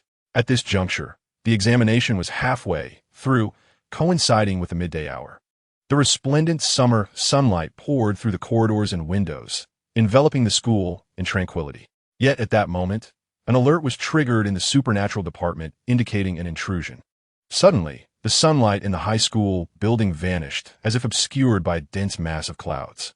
Not only were the candidates deeply engrossed in their tasks, oblivious to this change, but even the regulators and armed agents outside remained unaware, except for Meng and Tifa, who had already completed and submitted their exams. Particularly for Meng, a subtle red static energy began to swirl chaotically in his mind, emanating outward within a 10-meter radius, alerting him to an unsettling sensation, a slight oppressive force descending from above. Without hesitation, Meng rose from his seat. In the examination hall, a supervisor, furrowing his brow, cautioned, "This candidate is not permitted to move during the exam. Please return to your seat." Before he could finish his admonition, the computer screens in the hall flickered as if disturbed, displaying a message indicating a loss of signal. The candidates, including Meng, were left bewildered. This disturbance extended beyond Meng's examination room. The entire building experienced a complete disruption of network signals and communications. At that moment, outside the school gate, a large shadow loomed. An armed agent, sensing something amiss, looked up in astonishment, his mouth agape. Reflected in his eyes was a massive, dark gray metallic object blocking all sunlight above the school, plummeting rapidly toward the ground. "Run, run!" the agent shouted in terror, but it was too late. "Get down!" In a classroom within the teaching building, Meng reacted swiftly, leaving his seat to leap toward the black-haired girl nearby, forcefully pressing her beneath the desk. In the next instant, a thunderous crash erupted as the metallic behemoth struck the ground beside the teaching building, sending tremors across the city for miles. The shockwave kicked up clouds of debris, and the school building bore the brunt of the impact, with many external walls and windows shattering inward. The student screams were drowned out by the cacophony, their ears ringing.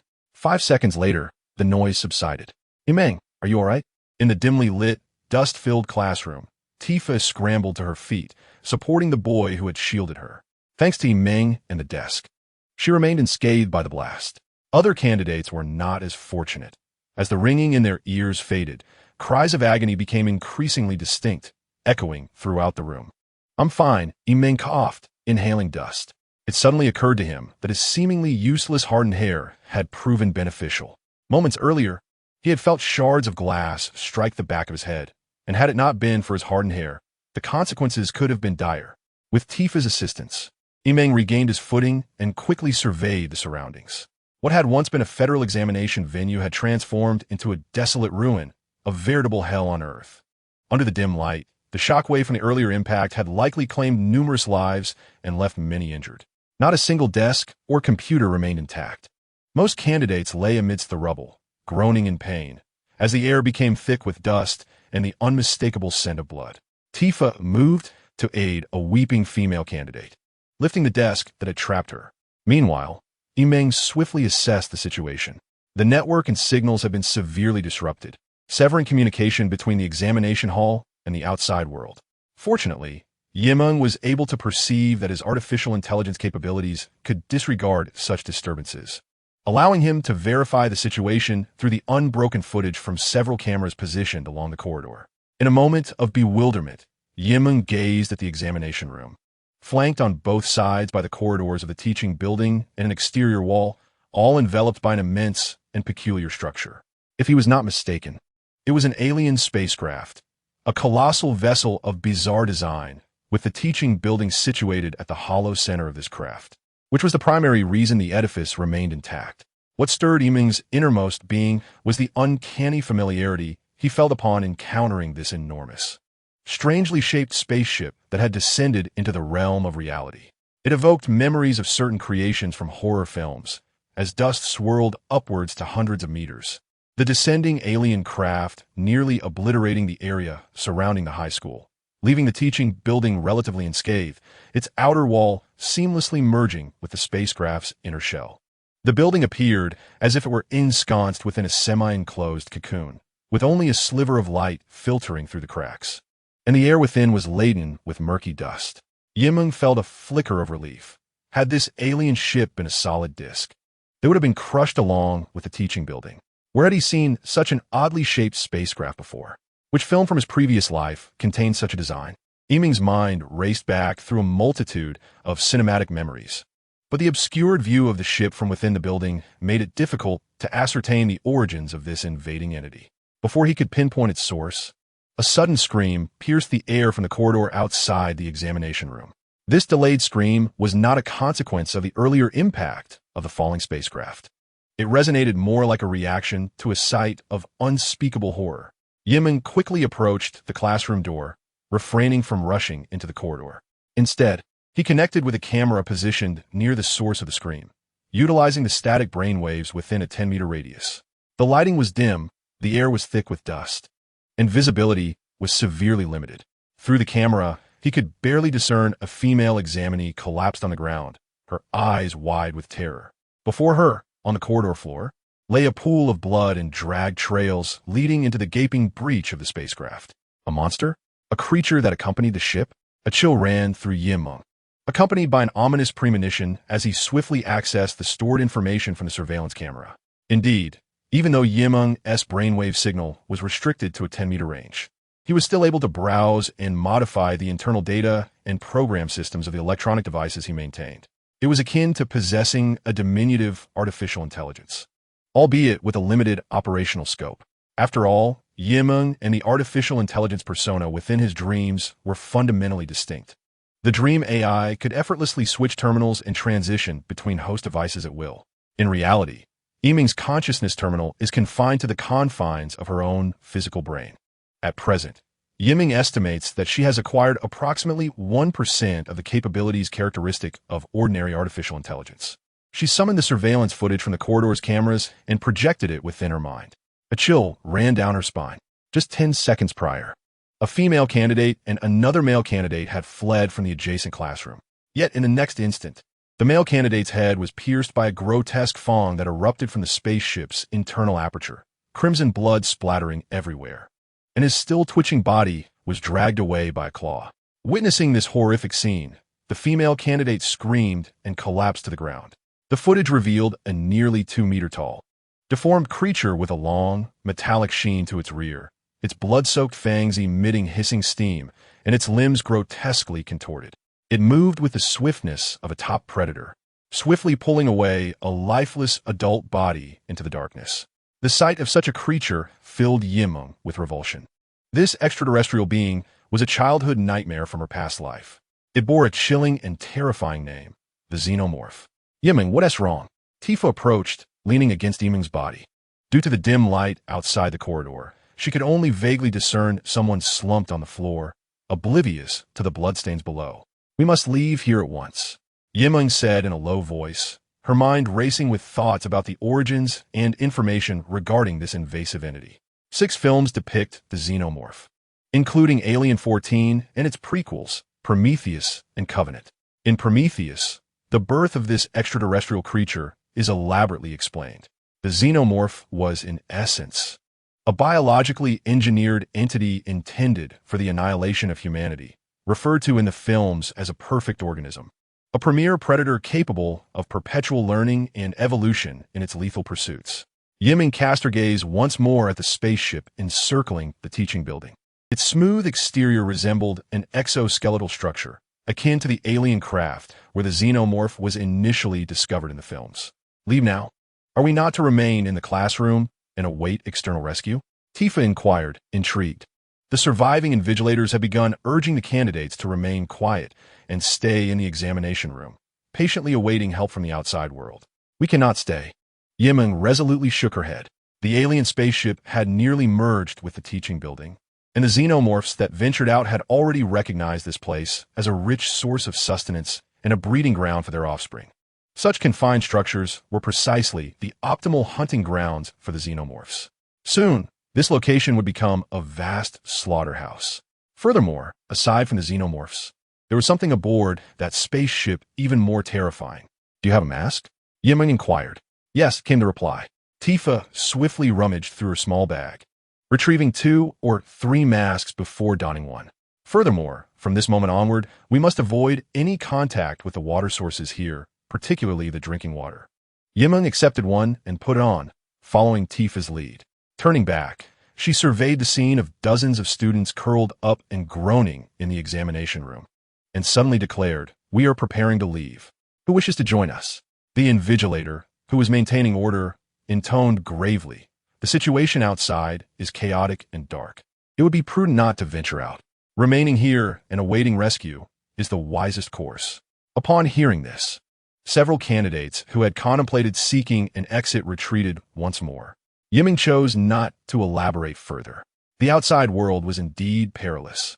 Staying in the classroom might allow them to safely await rescue.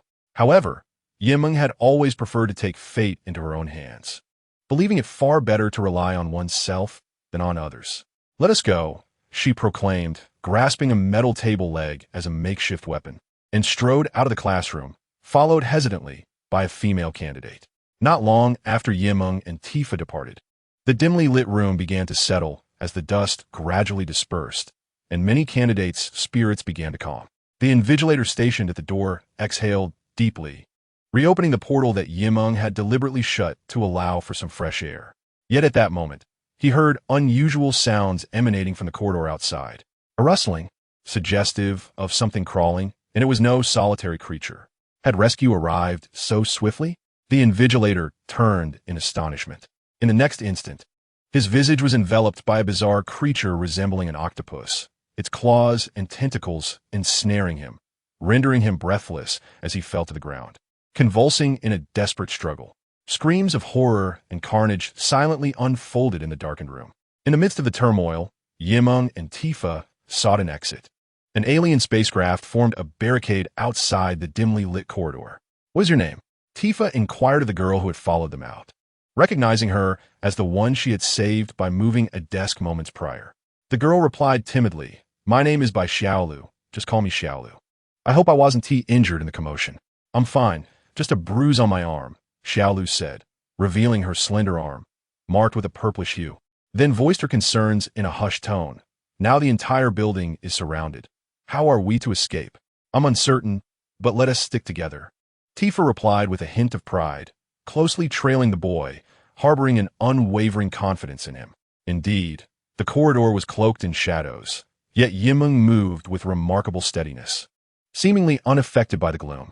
"First, we must locate Pan Hu, and then find an exit," Meng whispered urgently. "No matter what transpires, do not stray from my side." Tifa and Xiaolu nodded in agreement. They were on the 5th floor of the examination building, while Pan, who was in a classroom on the 3rd floor near the staircase, making their descent a necessary part of their path. Meng tightly grasped the metal chair leg, utilizing his electrostatic awareness to monitor the corridor and classroom cameras, preemptively scanning the area 10 meters ahead. The trio safely traversed the 5th floor corridor, approaching the stairwell. Suddenly, Meng's expression darkened as he motioned for Tifa and by Xiaolu to crouch and hide in the stairwell of the 6th floor. "Sure," he whispered, raising a finger to his lips. Tifa and Xiaolu understood immediately, silencing themselves and holding their breath. A faint rustling sound emerged from the staircase below, ominously indicating that something was slowly crawling upward. Soon, they beheld a shadow nearly 2 meters tall, stealthily advancing along the fifth-floor corridor. It protruded a sleek, elongated head, devoid of eyes, with menacing fangs dripping with clear fluid, followed by its exoskeleton-adorned torso. This creature was a predator far more terrifying than any lion or tiger. Bai Xiaolu stifled a gasp, trembling in fear, terrified of making a sound. Fortunately, the alien monster seemed oblivious to their presence and was about to turn back to ascend the stairs to the fourth floor, its tail, akin to forged steel, swirling behind it. Just as the creature pivoted, Meng sprang into action, thrusting the sharpened end of the chair leg directly into its skull. The alien emitted a bone-chilling scream, its head erupting in a spray of yellow blood that sizzled as it dripped onto the floor. Did he actually strike first? Bai Xiaolu was momentarily stunned, completely unprepared for such an outcome. Tifa, too, was taken aback by Meng's boldness but quickly regained her composure, rising to deliver a powerful kick that struck the creature's exoskeletal waist, sending it flying a meter away. The force of her blow exceeded even Meng's. The sizzling blood corroded the iron rod as Meng, without hesitation, relinquished his grip on the chair leg and charged toward the airborne alien. The towering, grotesque body of the alien contrasted sharply with Meng's slender form, appearing to belong to entirely different realms of existence. As the alien's back collided with the ship's exterior, it shot its embedded fangs forward at astonishing speed, aimed directly at the advancing silver-haired youth. Bai Xiaolu gasped, realizing that Meng was mere moments away from being struck down. Yet at that instant, Meng's body seemed to accelerate, as if foreseeing the danger. He swiftly tilted his head to the left, narrowly evading the protruding fangs. In the next moment, standing close to the alien, Meng's right hand formed a knife-like strike, his nails glimmering with a faint white sheen, reminiscent of an exquisitely sharp sword. With a swift motion, he severed the creature's neck, yellow blood gushing forth as he deftly maneuvered to the side, delivering another decisive strike. The sound echoed ominously, a testament to the fierce confrontation. The neck of the juvenile alien was completely severed, its elongated head rolling to the ground, while yellow blood, resembling corrosive acid, utterly eroded the floor beneath it. Panting heavily, Meng felt the sweat saturating his school uniform, his temples slightly burning. This marked his inaugural encounter in a real battle against the invasive creatures. Despite the apparent ease of victory, it was not without its challenges. Had he not been well-versed in the predatory tactics of these aliens, understanding that although they lacked eyes, they could sense their prey through heat detection, he might have failed. Acting preemptively before the creature could strike had been crucial.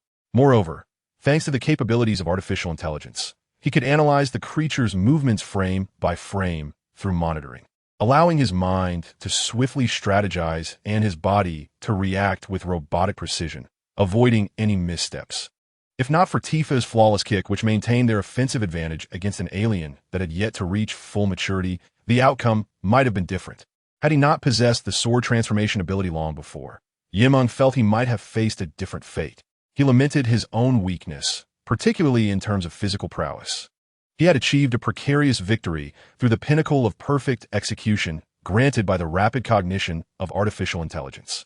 Were aliens formidable? In solitary combat, undoubtedly.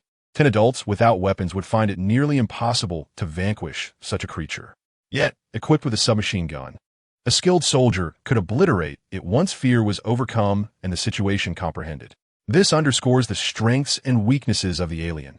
Swift in movement, adept at assassination, yet with fragile defenses, remaining vulnerable within the range of ballistic firepower. While Meng was still processing the recent battle, absorbing the experience gained, Bai Xiaolu stood in utter disbelief. A single individual had dispatched a 2-meter-tall monster? What a formidable figure had descended from the heavens. Suddenly, Bai Xiaolu comprehended why someone as exceptional as Tifa would be enamored with him. Had it not been for the overwhelming strength of her competitors, she would have eagerly inserted herself into the fray. On the third-floor corridor, Pan, who sat on the ground, gripped by fear and despair. Approximately 5 meters ahead, an armed agent slowly knelt, a gaping hole in the back of his head from the alien's inner jaw, his rifle slipping from his hands. Behind him loomed a fully grown alien, towering over 2 meters. Pan Hu's gaze flickered with a glimmer of hope as he spotted the rifle about 3 meters away. However, before he could retrieve it, the bloodied adult alien had turned its jaw toward him. A chill ran through Pan Hu's body, rendering him immobile. At that moment, a cup suddenly struck the back of the alien's head. Pan Hu blinked in astonishment, widening his eyes to glimpse a young figure clad in white in the dim light behind the adult alien. "Boss." Pan Hu's eyes welled with tears. "You must escape." "No time for words. Do you remember the alternate tactics we discussed?" Meng emerged directly from the shadows. At that moment, an adult xenomorph was drawn to her presence, charging towards her with a fierce wind, its claws poised menacingly. Of course, Pan Hu gritted his teeth, struggling to stand up. In a narrow corridor, facing the rapidly advancing adult xenomorph, Meng took a deep breath and boldly stepped forward to confront it. To onlookers, this might have seemed tantamount to courting death. In the face of imminent peril, Meng executed a sliding maneuver, a feat not to be emulated. However, her slide was the result of rapid cognitive rehearsal and meticulous judgment based on frame-by-frame analysis from the corridor surveillance cameras. Thus, while this act would be fatal for another, Meng deftly slipped through the gaps between the creature's limbs, rolling to evade its bone-tail strike, and exchanged positions with Pan Hu, who was also reaching for a weapon. The adult xenomorph attempted to turn and pursue them. "Come again."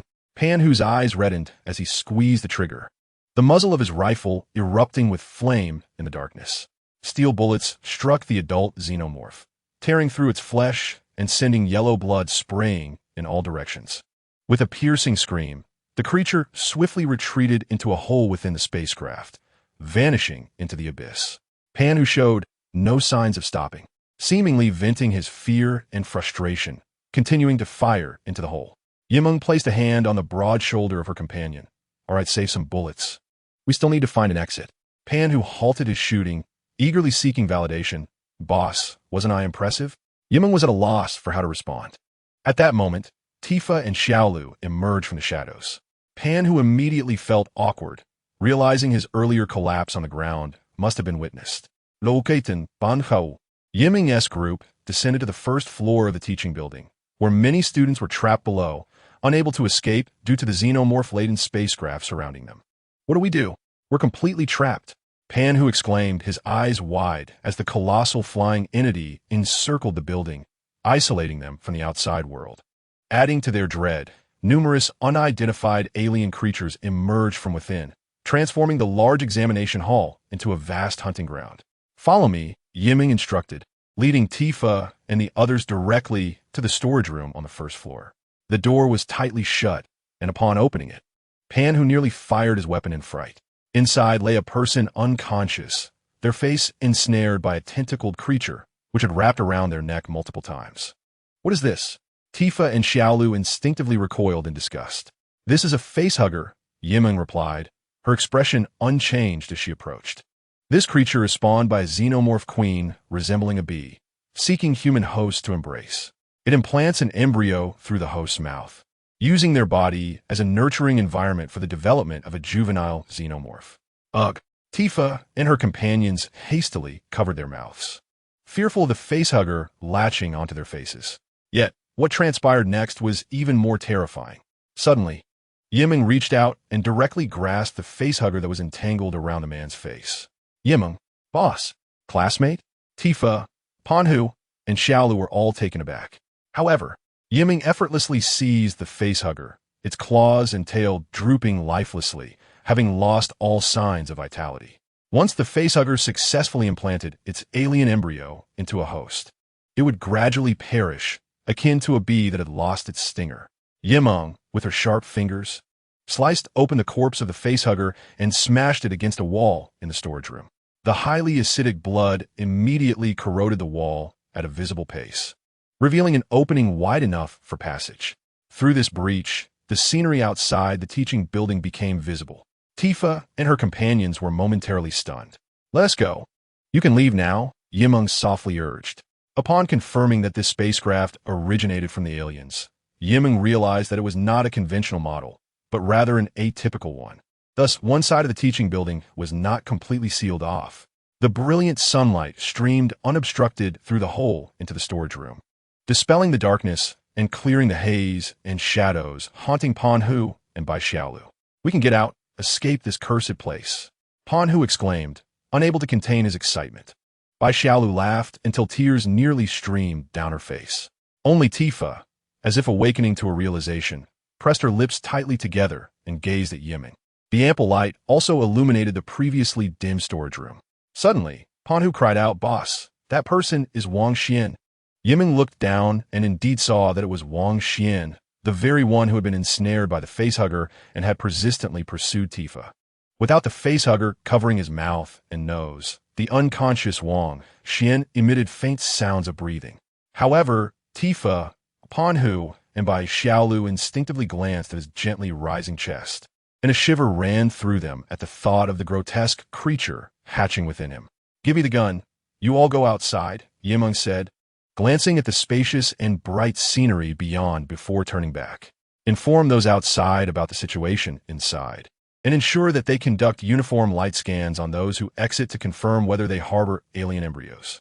"I understand," Panhu nodded, but suddenly realized something, his eyes widening in disbelief as he stared at Yimeng. "Boss, you're not coming out with us?" Bai Xiaolu was also taken aback.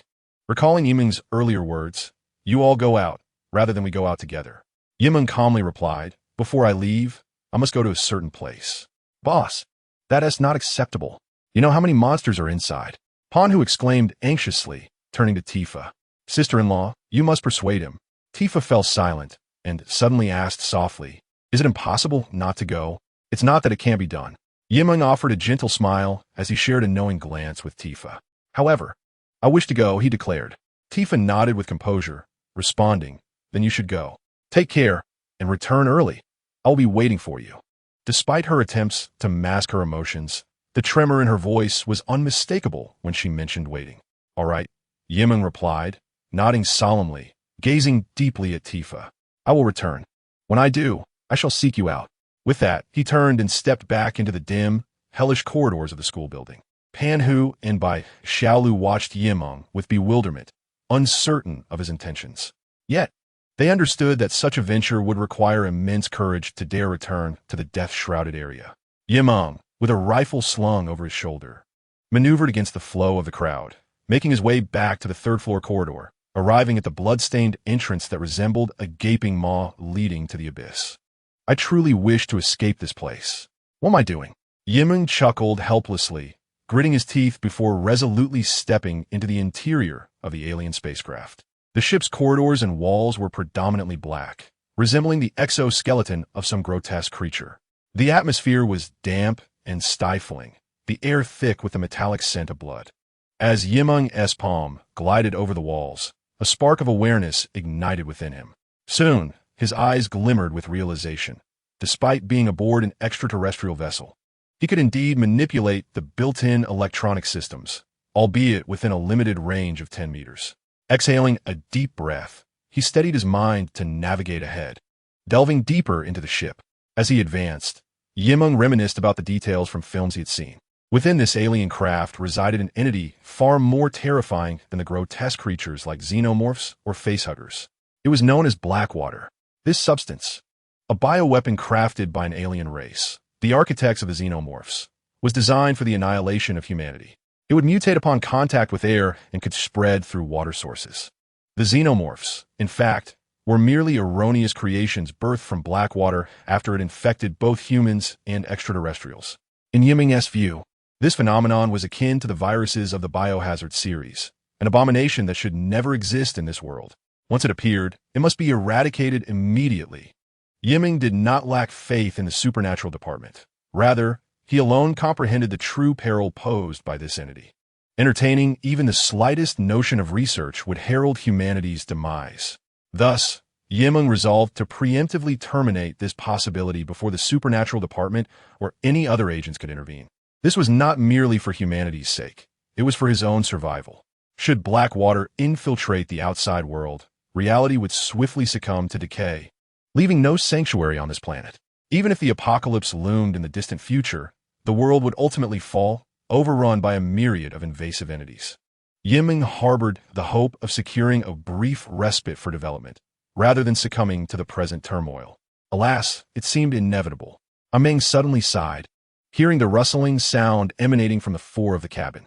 One hand grasped his rifle, while the other formed a knife-like gesture. A glimmer of silver flickered in his eyes, cold and mechanical. He was becoming increasingly accustomed to the rigors of battle. The depths of the alien spacecraft echoed with the heavy breaths of a silver-haired youth. Having long discarded his firearm due to depleted ammunition, the skin of his right palm was now a vivid crimson from corrosion. He had truly exhausted all his resources, weary to the point of collapse. Meng's steps grew more resolute. Throughout this arduous journey, who could fathom how he had managed to persevere? Aside from a few face-hugging parasites, he had also encountered 2 alien beasts. Meng felt that merely reaching this point was a miracle in itself. Regardless, having arrived here, it was nearly time to bring this to an end. Summoning the last vestiges of his strength, Meng entered the cockpit of the alien vessel. Within 10 meters, he could seize control of the command console with his mind, allowing this spacecraft to resume its departure from the planet. This was, after all, the only plan he had conceived to prevent the black water from leaking, relying solely on his own capabilities. Until the very moment he stepped into the cockpit. This was his belief. Upon entering, Meng found himself stepping onto the floor, slick with a thick layer of biological slime. A glance around revealed a mountain of human corpses piled high, many with their chests grotesquely torn open, alongside hundreds of facehugger eggs in various stages of growth. A towering alien, over 10 meters tall, occupied the cockpit area, treating it as its nest. Its sleek, elongated head turned towards him, revealing its menacing inner fangs. Suddenly, 3 adult aliens sprang forth from the shadows. I knew it, Meng thought, glancing back to see 2 more adults dragging corpses into the chamber. It was over. He could go no further. Not only was there still a 30-meter distance to the cockpit, but even if he found the strength to push through, he would require time to restart the ship. Moreover, Meng had no energy left to move. His endurance had been sustained solely by the willpower bolstered by artificial intelligence. Meng smiled with resignation. He had done all he could. This was truly the end of his capabilities. At that moment, he longed to simply lie down and sleep deeply, free from all other thoughts. In a daze, he gazed at the grotesque form of the alien queen before him. I have encountered beings far more terrifying than you. A flash of insight suddenly pierced his mind. A glimmer of understanding crossed Meng's eyes as he murmured to himself. So this is how it is. I have been harboring fear deep within me. I consciously came here to force myself into this dead end, compelling myself to make that choice, to confront my true self, to face the nightmare of 3 years past. Meng closed his eyes, his body naturally leaning back as he succumbed to fatigue, consciousness plummeting into an endless abyss. Simultaneously, the grotesque alien creature, an adult xenomorph, along with the terrifying facehugger, surged towards the silver-haired youth from all directions, intent on devouring his very essence in an instant. However, at that moment, a chilling aura of annihilation erupted from within the boy. In the blink of an eye, the silver-haired youth, who had not yet fully descended to the ground, suddenly levitated. His eyes and mouth grotesquely expanded, radiating a powerful crimson-golden light that pierced through the cockpit's ceiling, vanishing into the distant sky beyond. Crimson energy crackled and erupted from his body, and with a mere proximity to one of the lightning-like energy strands, an adult xenomorph disintegrated into ash. At that moment, the xenomorph queen, sensing an unfamiliar dread emanating from her very genes, turned to flee. Yet, it was already too late when she beheld the light of destruction. With a resounding explosion, a torrent of violent crimson energy erupted outward from the silver-haired youth, intermingled with a mysterious substance that obliterated everything within and beyond the cockpit. The xenomorph queen, adult xenomorphs, facehuggers, xenomorph serpents, mechanical control panels, metallic flooring, exoskeletal walls, and even the air itself. All existence was consumed by annihilation. Chapter 33, Day of Destruction, Krypton, Civilization. The sky was tainted crimson, while the earth was engulfed in darkness. On the eve of the cataclysmic collapse of Krypton's core, due to excessive exploitation of its energy, the anguished screams of countless Kryptonian residents echoed far into the night. An unknown monstrosity, embodying terror, rampaged through the city, shattering the towering edifices that symbolized advanced civilization. Even spacecraft that had fled to a height of 1,000 meters were not spared. With every leap and landing, the monstrous entity sent the ravaged earth into a frenzy of anguished cries. It descended like a reversed meteor, crashing upwards into the sky, shattering yet another spacecraft heralded as Krypton's pinnacle, which erupted in a terrifying and breathtaking display of fire across the heavens, scattering countless fragments and debris ablaze in all directions. The planet's core had not yet fully collapsed, yet it had already transformed into a hellish landscape. Stop it. Destroy it. A formidable armed force composed of elite soldiers with Kryptonian genes and warships rushed to the scene. Yet they soon found themselves in despair, much like the Kryptonian civilians. The demonic, unknown creature disregarded the onslaught of energy projectiles and lasers, not in ignorance, but in a manner that incited its wrath. With a soul-shattering roar, it unleashed a shockwave that sent dust swirling. In the next instant, the colossal beast surged forth from the flames like a tempest. It was unfathomable that its robust, bloated form could move with lightning speed, carving a deep chasm hundreds of meters long through the area occupied by the troops, littered with the remnants of Kryptonian soldiers and shattered armor. Once again, it soared high, crashing into the warship in the sky, igniting the heavens in a conflagration of destruction. Wherever it passed, annihilation followed. The surviving soldiers of Krypton, despite the courage and loyalty inscribed within their genes, could not suppress their fear and despair, collapsing to the ground. Their tear-streaked and dust-encrusted eyes gazed upward, pupils dilating in trepidation as they beheld the approaching doom.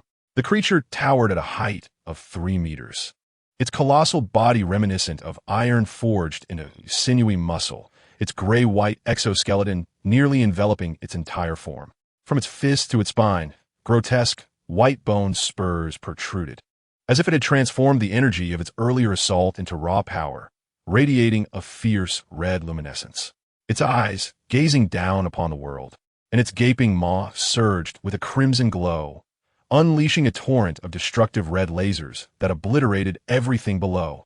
In the heart of civilization, within the Elder S Tower that governed Kryptonian society, a tremor of fear gripped the elders. "What is that?" one elder questioned, his gaze fixed on the inferno consuming the distant city. The aged Kryptonian, seated solemnly, lowered his eyes.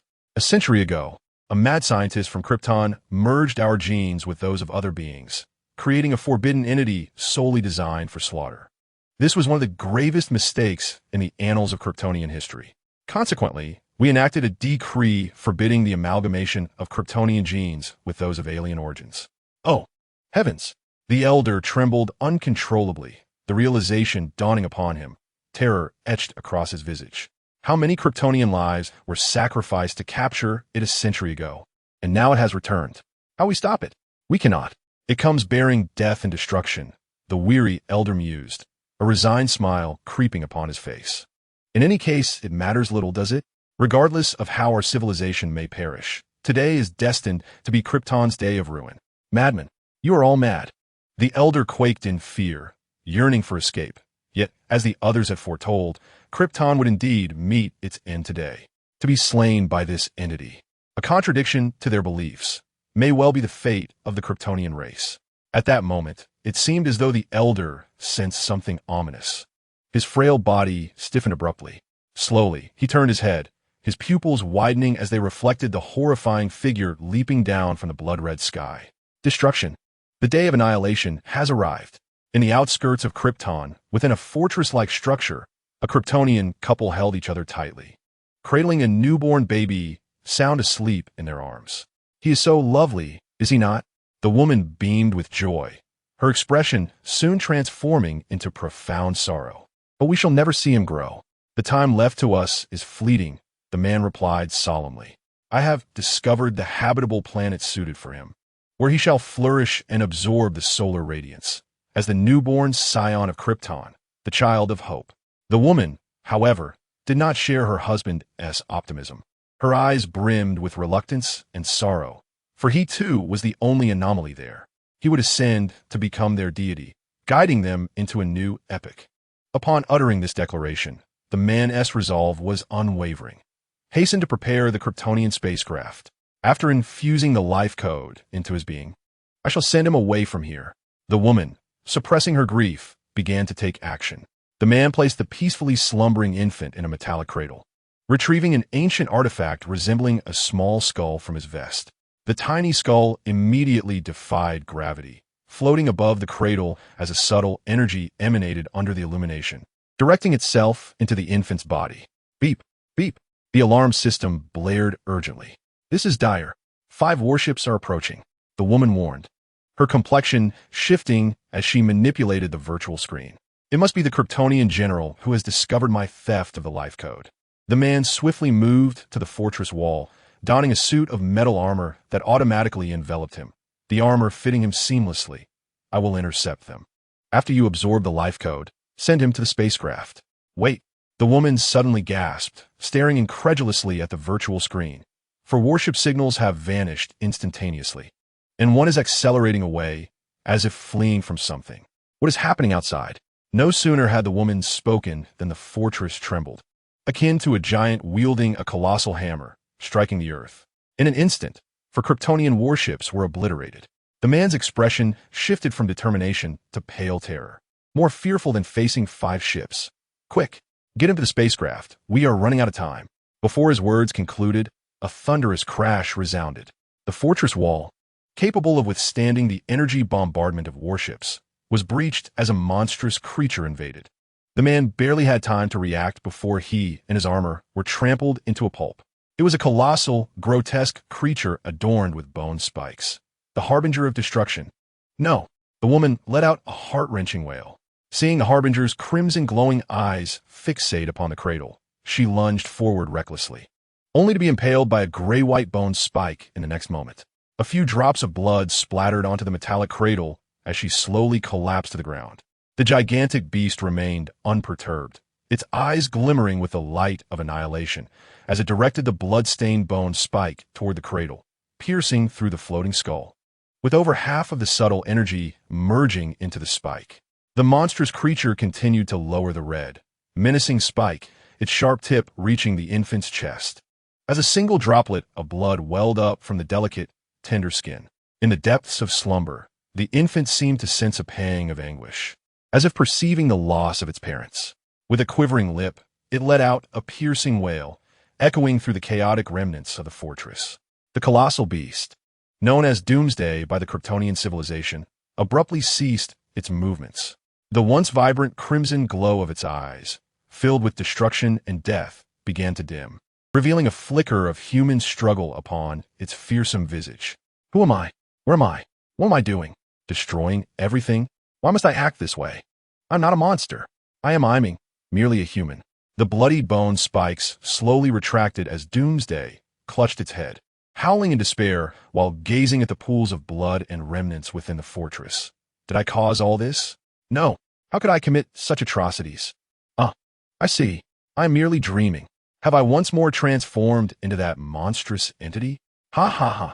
The previously pure essence of destruction now intertwined with a tinge of madness. The infant's cries and the beast's sinister laughter reverberated through the blood-soaked and smoke-filled fortress.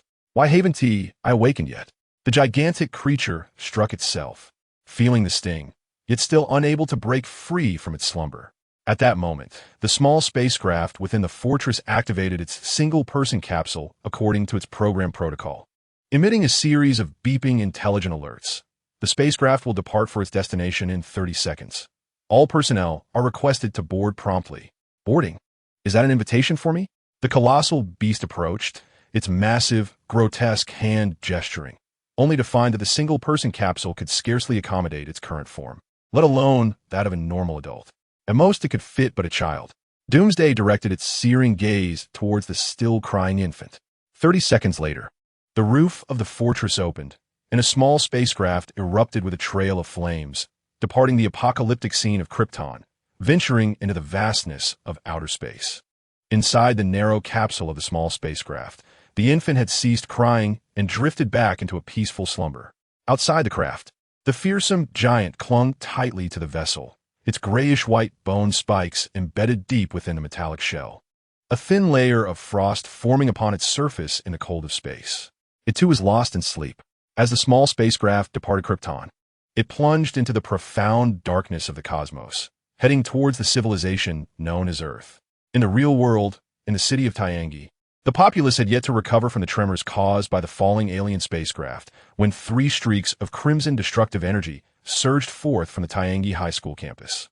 Like the prongs of a trident, they pierced through the top of the alien vessel, continuing their unstoppable ascent into the sky, penetrating the celestial dome of the Earth, reaching into the mysterious, dark depths of the infinite universe. On this day, in Tiangi City, or rather within the autonomous region of Tiangi, one could gaze upward and behold the 3 radiant beams of red light, as if the essence of destruction itself were tearing through the heavens and the earth. In the vicinity of the high school, a scene of harrowing intensity unfolded, revealing a bizarre extraterrestrial spacecraft. From its ominous head, the source of 3 devastating crimson beams, a brilliant sphere of golden-red lightning erupted. This spherical lightning expanded outward with terrifying speed, causing the spacecraft to explode, annihilating everything in its path, including metal and earth.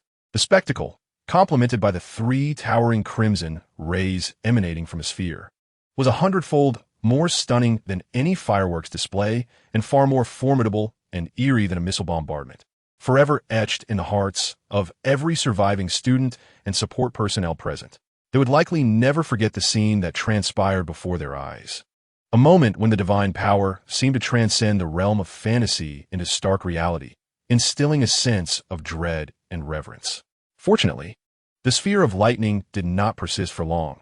It merely ruptured the spacecraft's head before halting against the exterior wall of the classroom building, with ash falling like gray snow. At this moment, the school perimeter was heavily fortified with dense protective barriers and iron fencing, while armed forces arrived in military vehicles to maintain order and provide assistance, accompanied by numerous medical personnel clad in white protective suits and virus containment experts.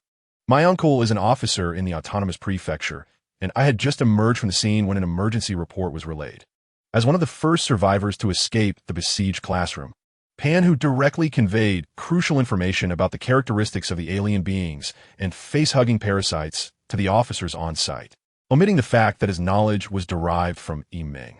The officer's stern expression shifted upon hearing Pan Hu's words, and he gravely responded, "Child, the information you provided is of utmost importance.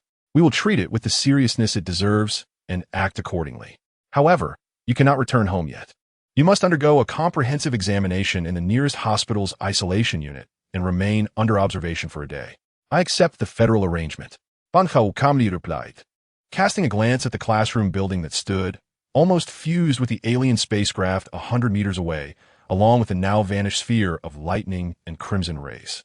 Only the ashen sky faintly glowed with residual red light, while the spacecraft's head and the campus left behind a chasm, proclaiming that all that had transpired was indeed real. "Boss, you must be safe," Pan Hu silently wished. Nearby, Bai Xiaolu could not conceal her concern, and she turned to admire the poised and graceful figure of the dark-haired girl standing to her left, whose noble demeanor could easily serve as a representative for any prestigious lineage, even after narrowly escaping death. Unbeknownst to others, the girl clenched her fists so tightly that her nails nearly drew blood. "You must not fail again," Tifa murmured to herself. That night, news reports of the large aircraft crashing into the campus examination hall were broadcast across the networks and televisions of the Star Dragon Federation. The news report indicates that this incident has rendered an entire school district completely unusable, disrupting the online examinations for thousands of candidates. Tragically, over 500 individuals, including examinees, invigilators, agents, and parents, lost their lives in this calamity, with approximately 1,000 survivors requiring medical treatment and observation. Once this event was disseminated to the public, it inevitably sparked widespread outrage. For the entirety of the Xinglong Federation, this represents an extraordinarily grave incident. However, if the citizens of the External Federation were to discover that it was not merely a large aircraft, but rather a spacecraft from another civilization, or even an alien vessel from an alternate world, accompanied by a non-human extraterrestrial creature, the situation would likely escalate beyond mere discussions and concerns. In the city of Tianghua, within the highest-level isolation chamber of the Supernatural Department, a completely naked boy, covered by a white blanket, lies unconscious on an adjustable hospital bed. His face, slightly contorted in pain and obscured by an oxygen mask, reveals a pallor reminiscent of a silver hue, now tinged with white. suggesting he is nearing the end of his life with a feeble breath. The oxygen mask and blanket are emitting steam, indicating an alarming body temperature exceeding 50 degrees Celsius. One of the accompanying special personnel glanced at the thermometer in disbelief, questioning the veracity of the reading. Is this possible? At such a temperature, is he still alive? Surely, his internal organs must be incinerated. Another special medical attendant swiftly retrieved a syringe, filled it with a vial of medication, and prepared to inject it into the boy's exposed, overheated arm. However, the moment the slender metallic syringe made contact with the boy's skin, a grayish-white luminescence resembling a biological exoskeleton surged forth from his arm, causing the syringe to bend as if it had struck an object harder than metal. This left the medical team utterly astounded. Observing from the one-way glass window outside the isolation chamber, a middle-aged detective immediately instructed, "Have them all exit. There is no need for further medical intervention on the subject." Yet a young female agent beside him was about to interject. "No boots." The detective interjected sternly. For the sole human being to emerge from the area affected by the ball lightning, his death is inevitable. If he survives, he falls into the realm of the non-human, and any conventional treatment will prove ineffective. "Yes, sir." 30 seconds later, the highest-level isolation chamber was sealed once more. All special rescue personnel vacated, leaving behind only the unconscious boy, from whom wisps of steam continued to rise. "I know him. His name is Meng. He underwent an invasion screening here last week." The young female agent gazed intently at the boy in the isolation chamber, her eyes flickering as she handed a tablet to the middle-aged detective. The middle-aged detective lowered his head and opened the personal invasion file of the high school student, Meng, flipping through to the very end. It was evident that the invasion level had just been adjusted to a classification requiring the use of isolation gear for on-site contact, indicating that general personnel were prohibited from engaging, deemed an invasive entity with an unknown degree of danger.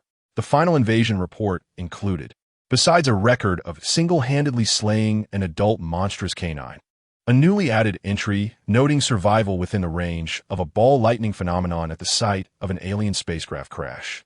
The middle-aged detective proceeded to append another observation. The subject's body temperature and surface hardness exhibited non-human characteristics. A young female agent inquired, "Sir, what shall we do now?"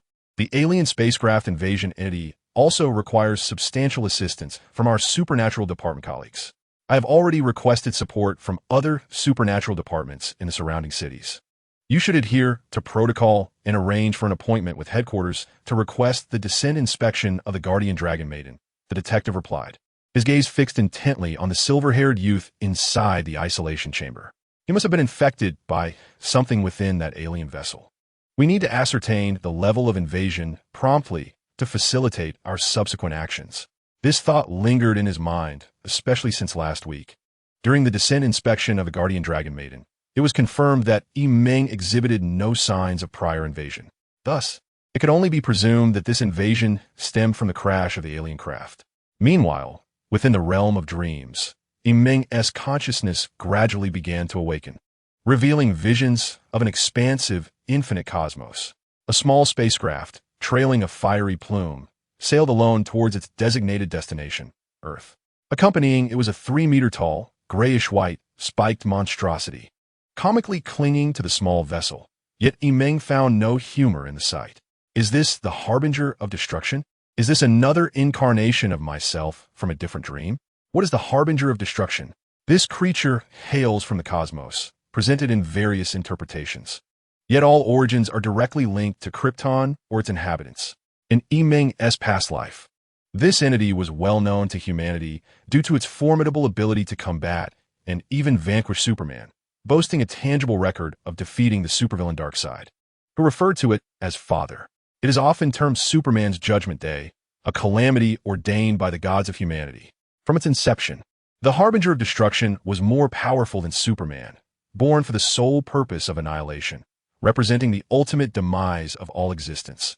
Its intrinsic genetics dictated its irrationality. It possesses the might to devastate worlds, boundless energy, the agility of flight, an unyielding stamina that never tires, and an extraordinary regenerative ability. In battle, it can evolve in response to its adversary's capabilities, adapting to all environments and foes.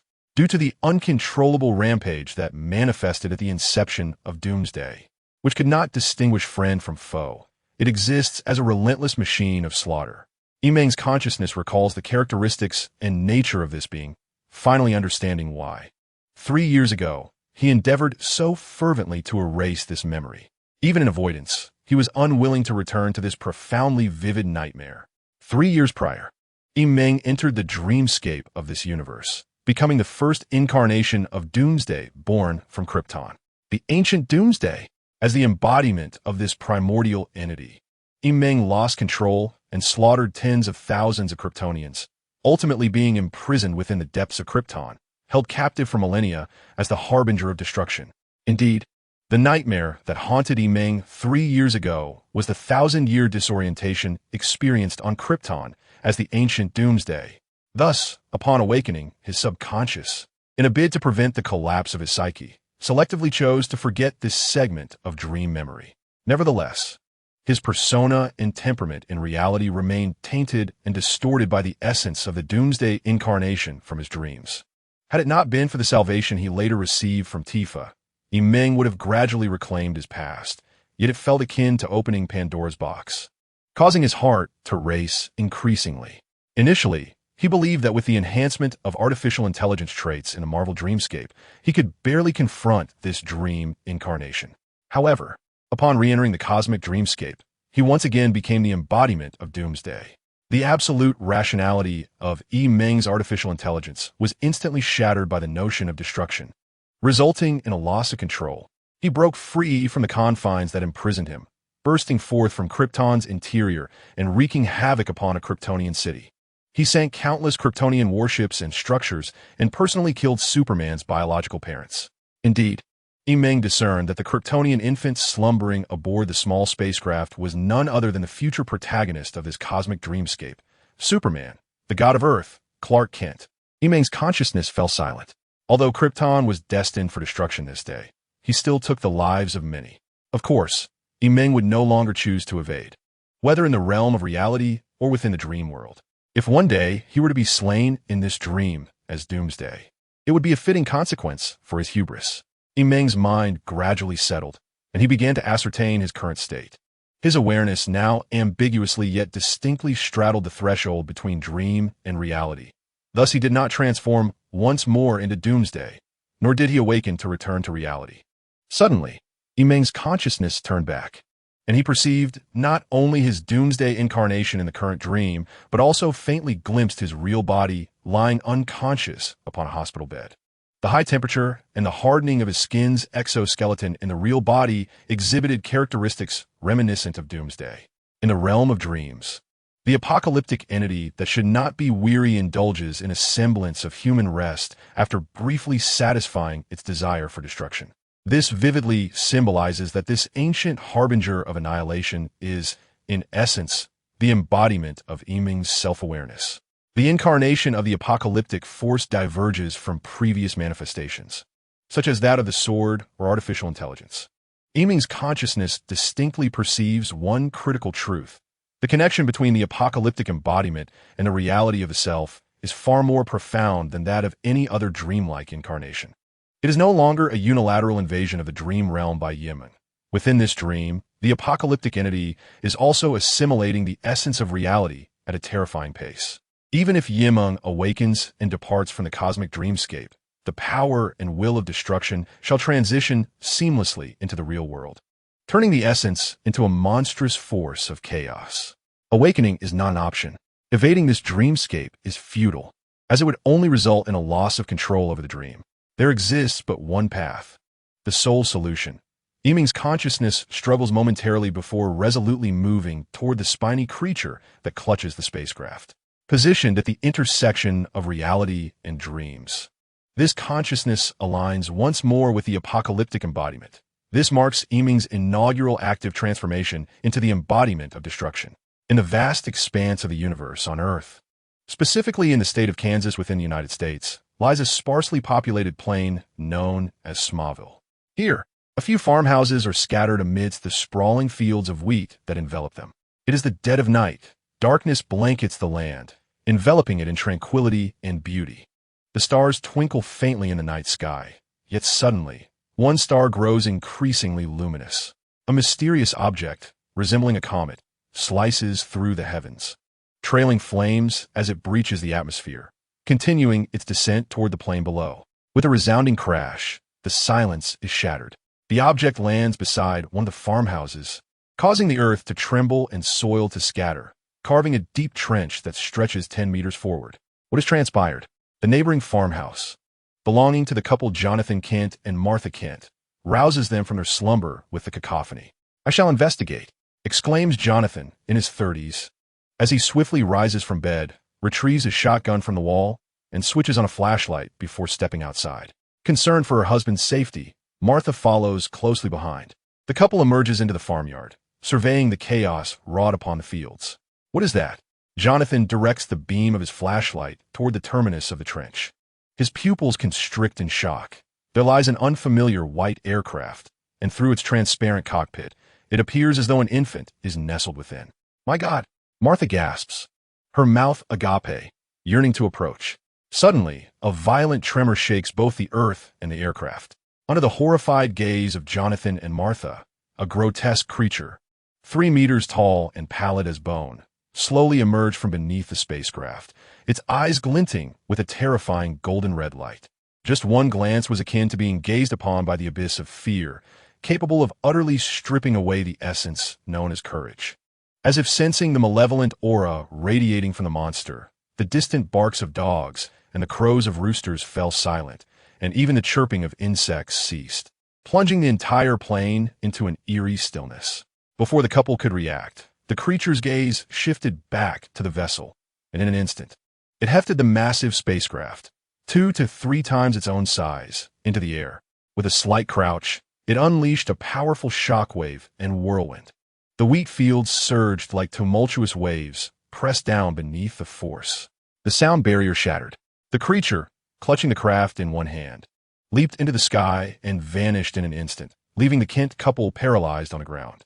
In the early hours, as dawn approached, a vintage police car with flashing lights came to a halt in front of the farm. Yes, I am the informant, Jonathan Kent. A spacecraft has just fallen onto my estate, and there seems to be an infant inside, not even a year old. There's a terrifying monster that took the child away. Oh my God, I can scarcely fathom the fate of that infant. He recounted to the officers who had arrived at the scene, a tremor of fear still in his voice. The 2 officers exchanged bewildered glances. A descending spacecraft?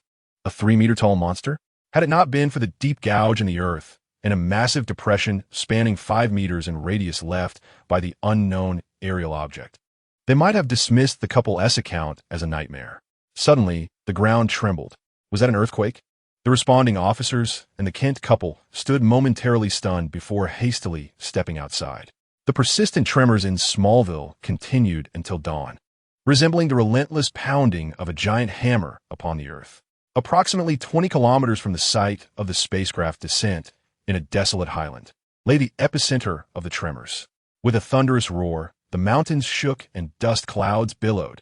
100-meter-high peak collapsed, and from within emerged the 3-meter-tall, grayish-white creature, propelled by a raging wind, transforming into a streak of gray as it charged toward another mountain. The sheer force of its body was enough to ravage the highland into a chasm. Who am I? I am Immo, but who is Immo? To annihilate everything. Leaving not a trace, the monster muttered in a hoarse, eerie tone, reminiscent of ancient deities, its words laced with fury, intertwined with the howling winds of devastation. Each movement it made heralded calamity, swiftly dismantling half of the mountain range. It does not tire. Instead, the more it unleashes its desire for destruction, the more ominous the aura of annihilation becomes, swelling to the point of imminent eruption from its very being. Indeed, this is the reality. The crackling gold-red bolts of destructive lightning faintly burst forth from its surface, rendering the debris and dust swirling around the creature into nothingness in an instant. The spiny monster's ferocious eyes are poised to unleash a blaze of crimson heat, yet suddenly it halts, gazing upon a hill where a diminutive extraterrestrial spacecraft is precariously positioned, harboring a feeble life force so faint it could easily be overlooked. The heat in the monster's eyes dims slightly as it cradles its head in its hands, its grotesque, grayish visage contorting in a grimace of inner turmoil. I am a human, not a mindless beast. With a thud, the earth trembles once more, cracking open with astonishing fissures. The spiny creature leaps to the hilltop where the spacecraft lies, lowering its gaze upon the slumbering infant within, finally revealing a flicker of humanity.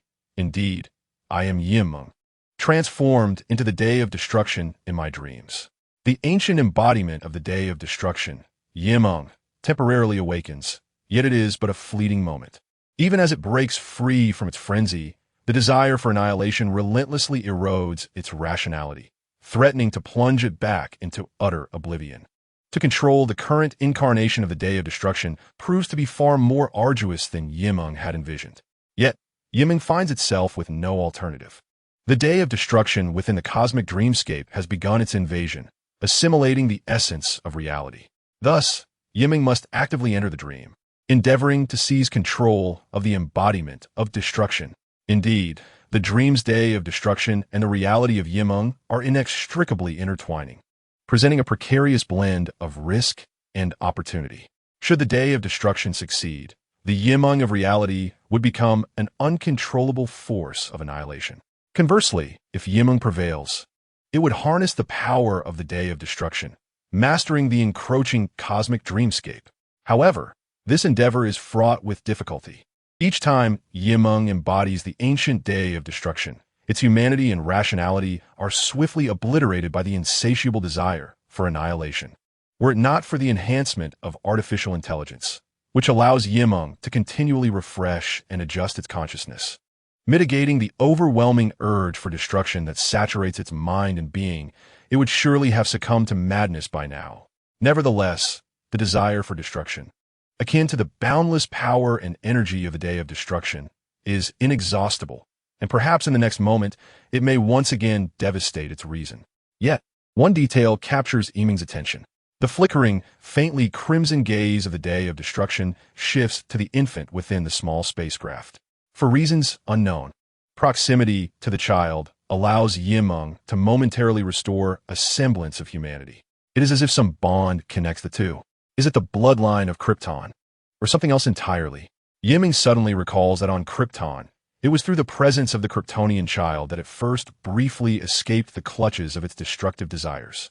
No, it was not solely due to him. In the chaotic labyrinth of his thoughts, a vivid recollection abruptly surfaced, a moment before he was to extinguish the life of the child from Krypton, his finger bones piercing through an ancient skeletal object hovering above the infant. This memory was the key to his fleeting escape from the instinct of annihilation, the Kryptonian Codex of Life. The Codex of Life is the most cherished relic of the Kryptonian race, manifesting as the genetic repository of their lineage. It symbolizes the future of Krypton and embodies limitless potential, capable of programming exceptional talents, and, theoretically, the perfect Kryptonian. A fragment of the Codex had entered his being? Meng was astonished. This could be deemed a fortuitous accident. As the embodiment of destruction, he was an extreme and erroneous genetic creation of the Kryptonian race.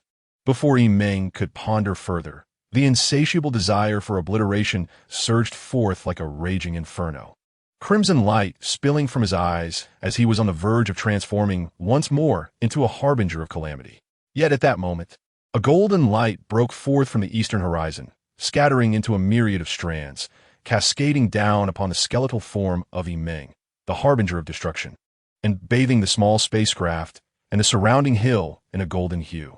Within the spacecraft, the Kryptonian infant, basking for the first time in the rays of Earth's sun, wore a sweet, innocent smile.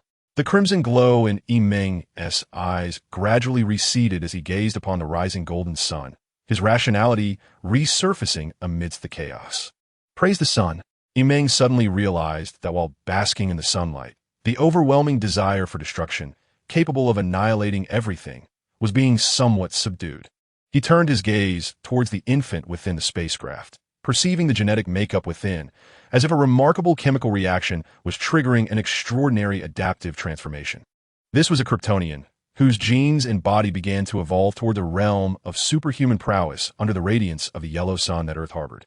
According to established notions, the very essence of the harbinger of destruction was extreme, impervious to excessive influence from solar radiation. Yet now, Although Meng could not observe the internal state of his exoskeleton, he could feel the sun aiding him in suppressing the uncontrollable genetic flaws of destruction. Though subtle, this phenomenon undeniably existed. Had the Codex of Life undergone a secondary transformation of the genes of the Harbinger of Destruction, allowing him to undergo a form of change while bathing in the yellow sun?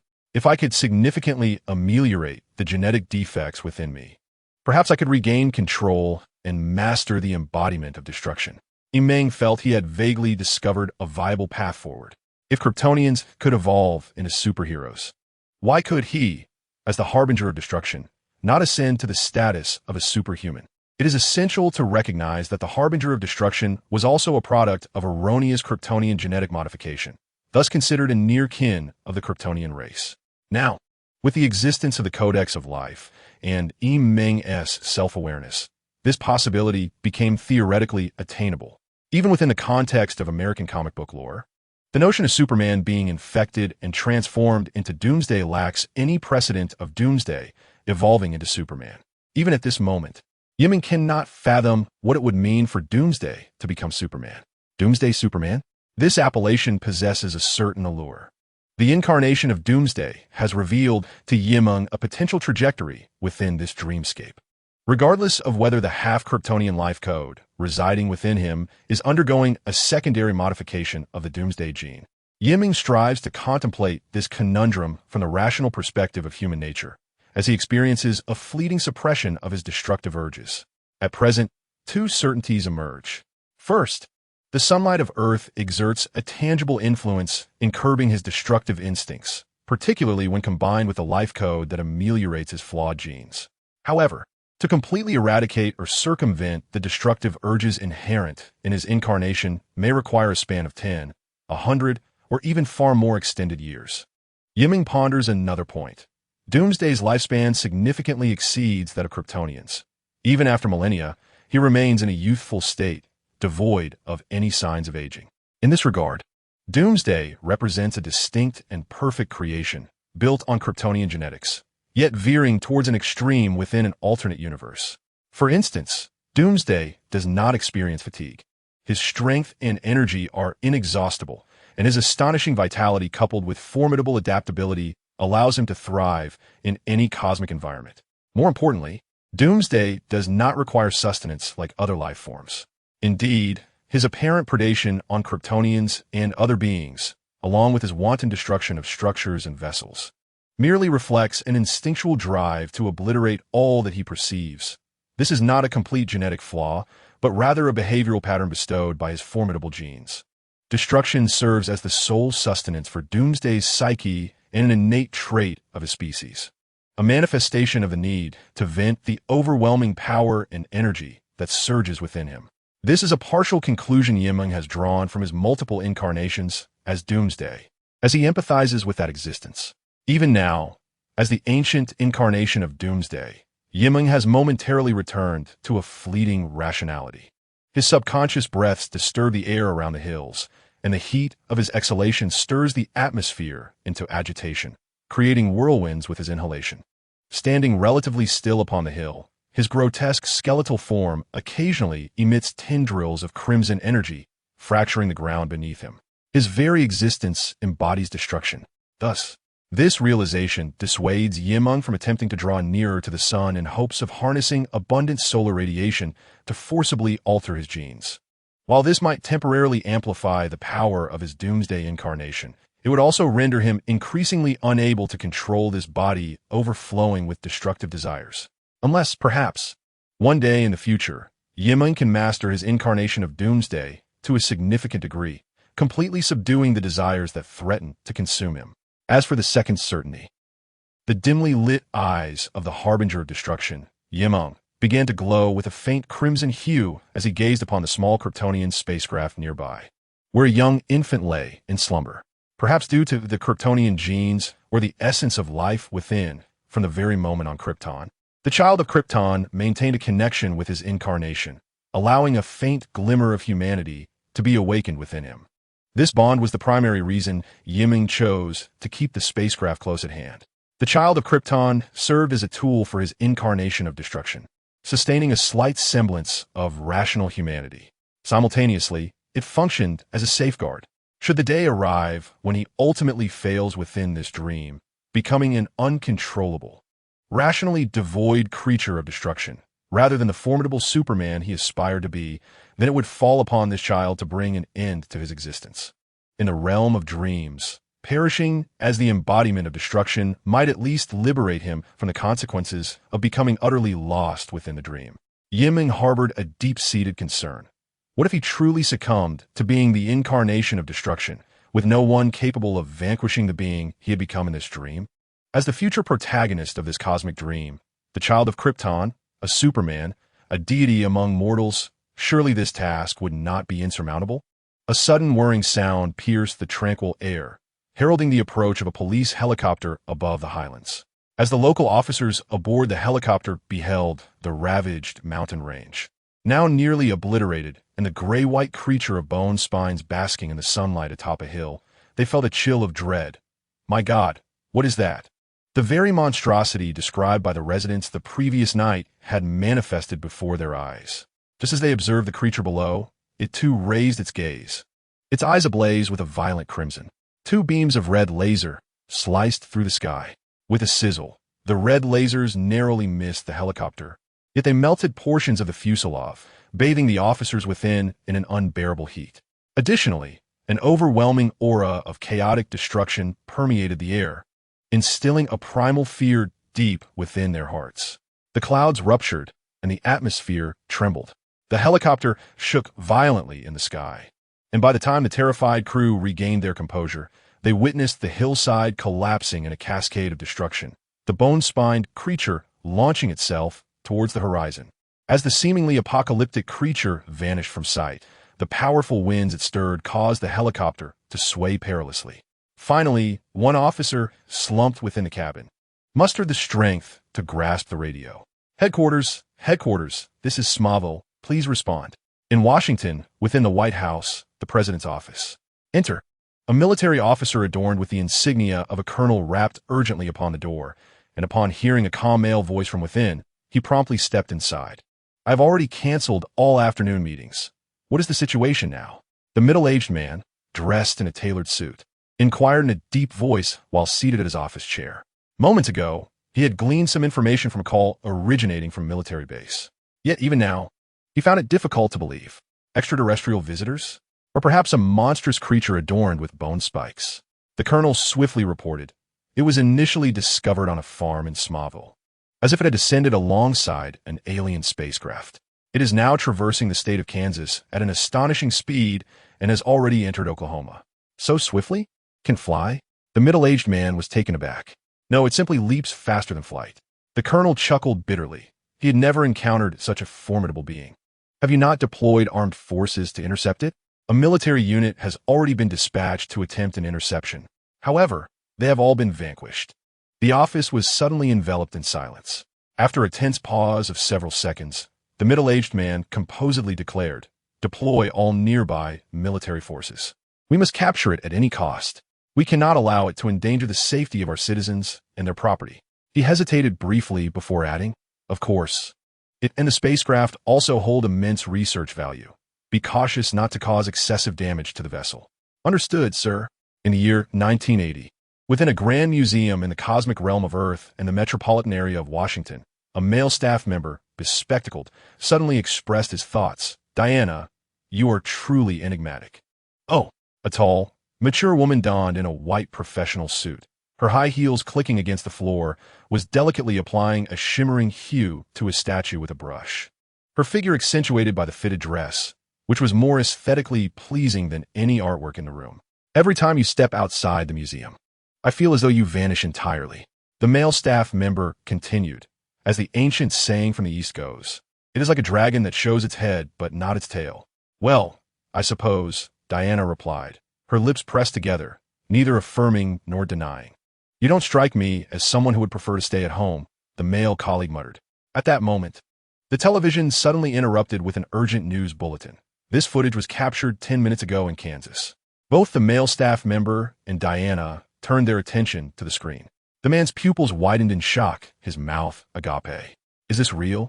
Diana's dark, beautiful eyes reflected a grave concern. The low-resolution video showcased a dark that abruptly approaching from the distant sky, growing larger until it became discernible as a towering, menacing creature. Starkly gray-white and adorned with bone spikes. Its monstrous body towered nearly 3 meters high, grasping an unidentified flying object that was 2 to 3 times its own size with a single hand. Upon landing, it struck the ground like a meteorite, creating a profound indentation several meters deep and forming a colossal crater with a 10-meter diameter. Fractures erupted outward from the pit in a breathtaking display. Boom! Without a moment's pause, the creature leapt once more, sending clouds of dust swirling and shattering every window in the quaint town. Debris and refuse were sent flying in every direction. In the blink of an eye, the spiny monster, accompanied by the enigmatic aircraft, departed the town. Its figure a fleeting shadow, racing toward the distant sky. The video abruptly ceased, lasting barely 3 seconds, with the creature's indistinct outline visible for no more than half a second. Yet, the terrifying visage, seemingly hailing from another world, with its perfect yet grotesque exoskeleton and spines protruding all over, unleashed a force of calamity wherever it passed, leaving all witnesses in abject horror. The very essence of humanity trembled deep within, as if gazing into the abyss of the cosmos. Humans had long considered themselves the most formidable species on Earth, and indeed in the universe, until they beheld this abominable spiny creature, rendering them almost insignificant, akin to mere ants. Even Diana Prince, who possessed the true bloodline of a deity, felt her body tense and her spirit ready for battle upon glimpsing the creature through a screen. At this moment, in Gotham City, years of overcast skies rendered daylight as somber as night. In Wayne Manor, what was that? A black-haired boy, scarcely 10 years old, curled up on the sofa, watching the footage of the spiny monster, his body trembling uncontrollably. Bruce, a gentleman, swiftly entered the living room, seizing the remote to turn off the television. "It's all right, that's just a special effect from a movie," he reassured in a calm tone, embracing the boy who continued to shiver. A matron adorned with a pearl necklace hurried out from another room, her face a mask of concern. "Darling, what has happened?" "It's nothing. Nothing at all. He was just frightened," the gentleman replied softly. The black-haired boy bit down hard on his lip, his eyes vacant as his mind replayed the harrowing scene. Little did he know, from this day forth, the spiny monster would become yet another recurring nightmare in his nights. Alongside the bats, the indescribable, grotesque form, brimming with destructive power, would evoke despair if it ever descended upon Gotham, as darkness surged like a tidal wave, overwhelming the young heart of Bruce Wayne. In Metropolis, at the clandestine Red Room laboratory, where various extraterrestrial technologies were amassed and studied, the research supervisor, Siler Stone, clad in a crisp white lab coat, watched the news report with a look of sheer horror, still gripped by fear. Meanwhile, within the confines of the laboratory's sealed chamber, a square metallic box resting on the experimental table began to vibrate unexpectedly. This soon captured the attention of Silas Stone. After all, this cube-shaped metal box had remained silent since its excavation from the depths of World War II. Could the bone-spiked creature be linked to an advanced civilization akin to that of this mother box? Silas felt a mix of astonishment and joy, sensing that he might have stumbled upon a remarkable extraterrestrial clue. Unbeknownst to him, the awakening mother box was attempting to transmit a message into the vastness of outer space. Once decoded, this alien message conveyed a stark warning. "Do not approach, do not approach, do not approach. This planet is perilously dangerous." The exposure of Earth within the realm of dreams was driven by an insatiable desire for destruction. Of course, even if Meng were aware, it would not matter. Unlike the previous artificial intelligence, now transformed into a harbinger of doom, what was there left to care about? With a single hand gripping the exquisitely crafted small Kryptonian spacecraft, the harbinger of doom, Meng, surged once more into the skies. The Kryptonian ship felt weightless in his grasp as his massive, spike form effortlessly shattered the sound barrier, soaring to the heights above the clouds within moments, leaping across vast expanses of land. Storms and lightning accompanied him, utterly unstoppable. High in the atmosphere, he gazed towards the distant horizon, spotting dozens of modern fighter jets resembling metallic hawks converging upon him. With a sudden, sinister grin, Meng's eyes blazed with a fierce crimson light, electric energy erupting from his surface as he relinquished control over his long-suppressed desire for destruction, actively adjusting his trajectory towards the swarm of aircraft. It was a perfect opportunity to unleash his destructive cravings upon these unsuspecting toys. A minute later, at the border of Texas, both sky and earth were ablaze. The desolate plains lay strewn with debris, a testament to the devastation. The elite military forces evidently failed to grasp the nature of the entity they faced. Forget the commander's orders to focus their fire and avoid destroying the creature's ship. Even if they unleashed their full might, they could not suppress the bone-spiked monster in the slightest. Not a single modern fighter jet soared through the sky. Crimson laser beams swept across everything, while the gray-white spiked creature endured missile strikes, clutching its scorched spacecraft as it continued its relentless advance. On this day, humanity collectively fell silent, encountering an unknown, formidable presence that they could not contend with. Later on, some indigenous tribes of India and Africa even revered this bone-spiked creature that had descended upon Earth, interpreting it as a divine incarnation worthy of worship. Meng paid no heed to the opinions of others, clutching the small spacecraft containing the Kryptonian child, traversing from the inland of the Federation to the coast, ultimately plunging into the vast ocean. He was merely the harbinger of doom. Destroying you had nothing to do with me. What manner of existence is this? A colossal figure, soaring to a height of 3 meters, appears to be forged from molten iron, its grayish-white exoskeleton resembling impenetrable armor that withstands the onslaught of thermal attacks. Jagged bone spikes protrude menacingly, capable of rending aircraft asunder. It seems to have emerged from the abyss of hell, a monstrosity fallen from the heavens. Even more terrifying is the formidable power akin to that possessed by the gods of myth. It exhales waves of unending heat, its eyes shooting forth beams of gold and crimson, its entire being enveloped in crackling energy, each movement capable of causing cataclysmic upheaval. Lightning accompanies it, storms rage. Wherever it treads, calamity ensues. With a resounding thud, a woman of striking beauty, clad in crimson armor and a blue skirt, wields an ancient silver sword reminiscent of Greek design and a dark golden round shield. Her flowing black hair dances in the wind, her tall and athletic form exuding an undeniable aura of otherworldly strength. As she swings a golden whip, she lands gracefully atop a towering structure in a small coastal town in Texas. Her penetrating gaze, heavy yet sharp, surveys the tumultuous sea below, where gigantic whirlpools and water spouts begin to subside, while rain-like torrents of seawater descend in a delayed cascade. The colossal creature's plunge into the ocean had unleashed towering waves, drenching the town in the aftermath, with seawater flooding the streets. The townsfolk remain paralyzed, their expressions vacant as they gaze at the ocean, unable to comprehend the spectacle they have just witnessed. Although it did not touch down upon the town, its mere passage overhead had stirred up violent winds and swirling dust. The sky hangs heavy with impending storm, the source of the current natural disaster having vanished without a trace. Have I arrived too late? Wonder Woman, Diana, sighs against the raging winds and rain. Her left hand instinctively grips the hilt of her sword behind her, her slender fingers tightening around it until the knuckles pale, trembling as the blade emits a resonant hum. Even she, a demigod, feels a twinge of fear.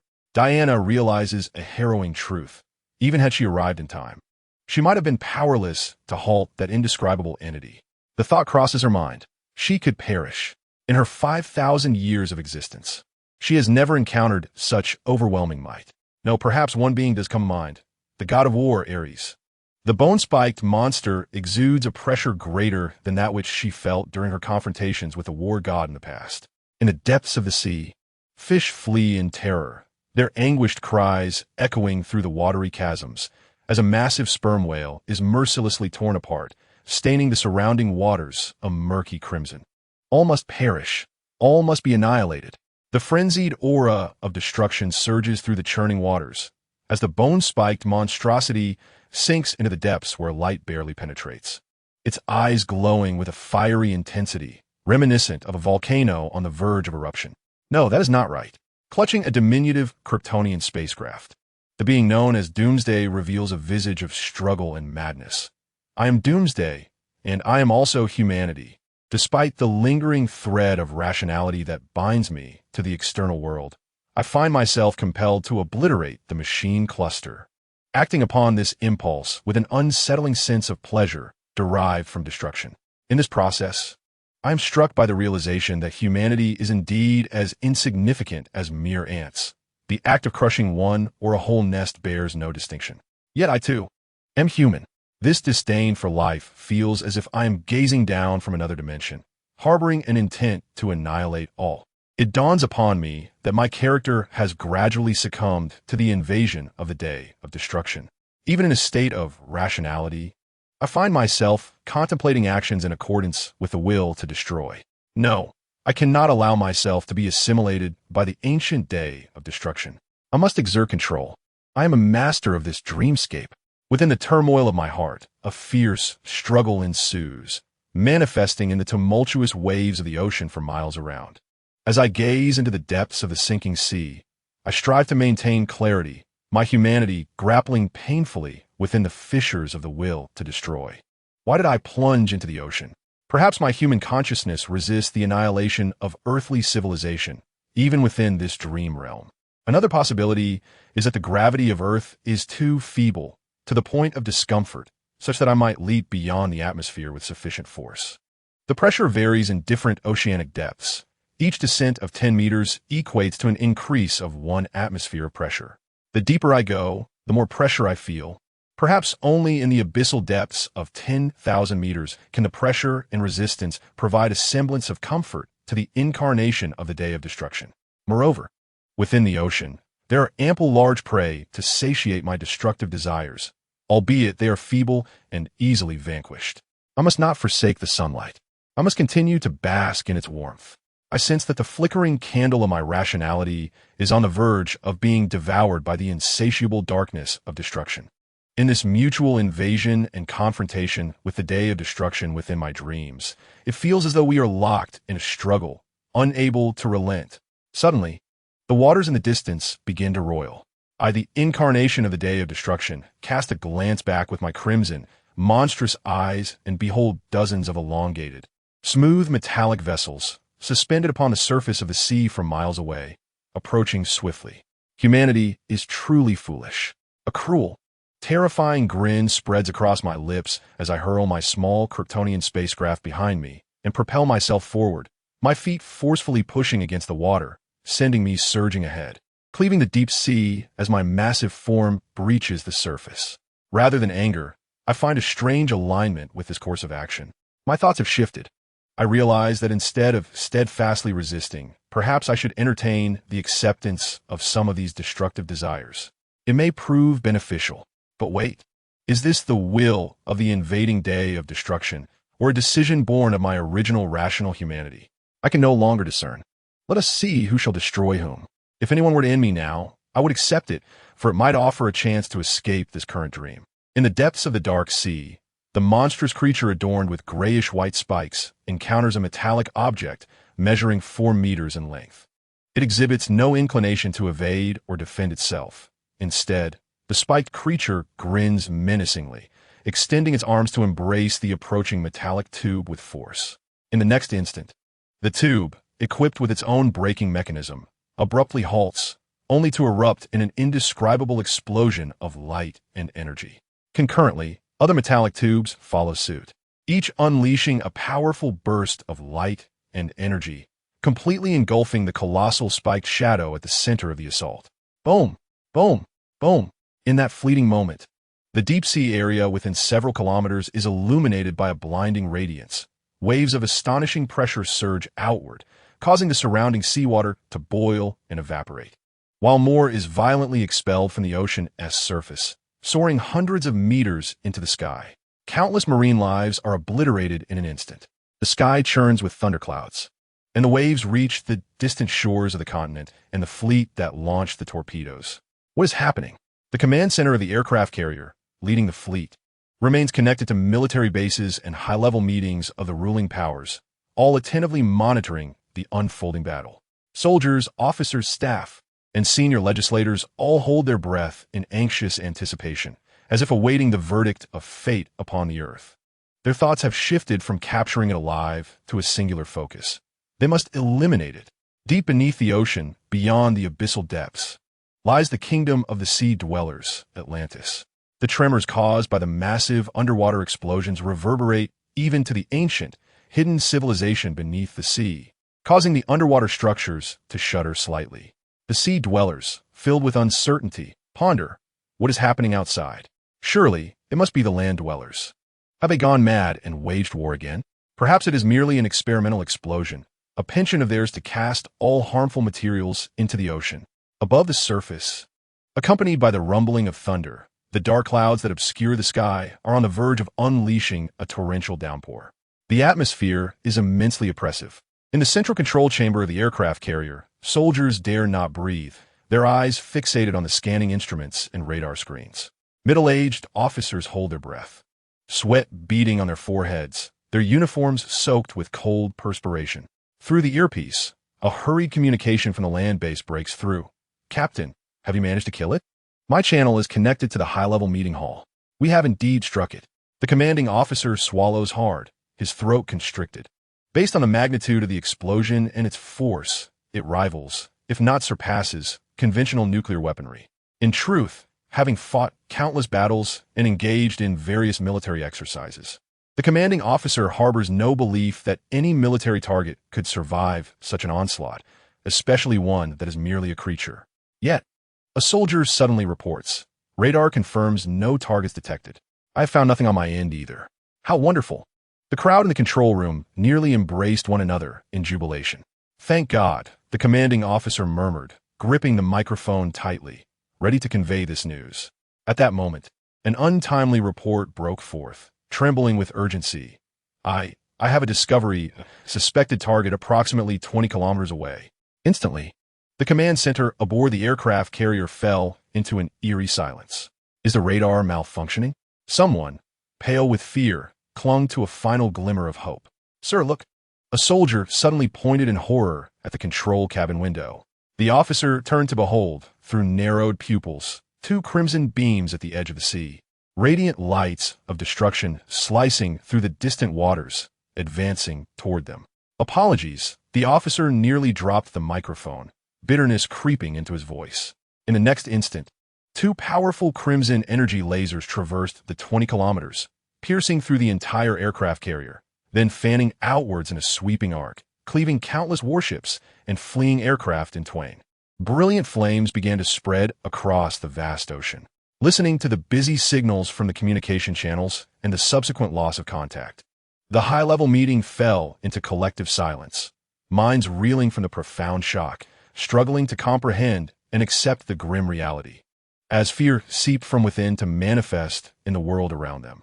Finally, a middle-aged man stood trembling, bracing himself against the table to avoid collapsing into his chair.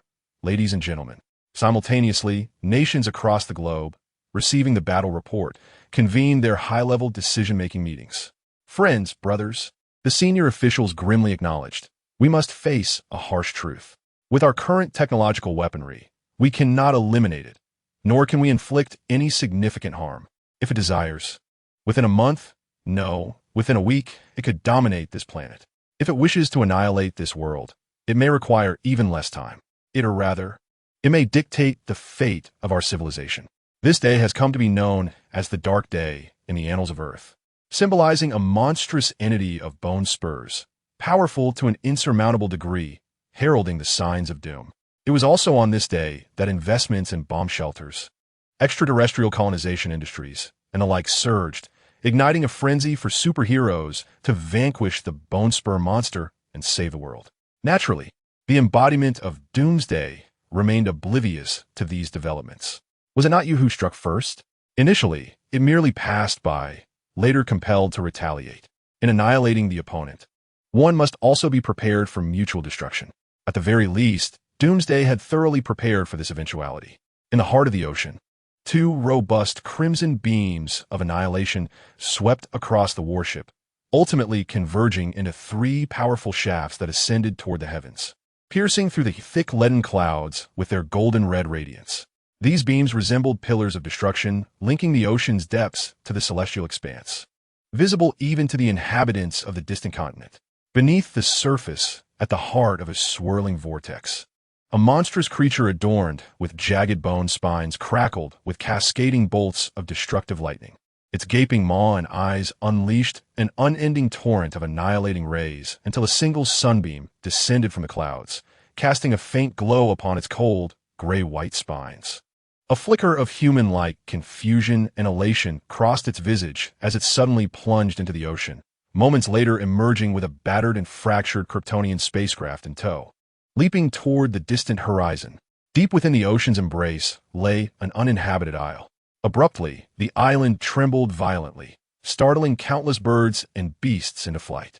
With a resounding thud, a small spacecraft was carelessly discarded as the towering, bone-spined creature settled upon the ground, basking in the sun, exhaling waves of scorching heat and powerful gusts of wind. Crack!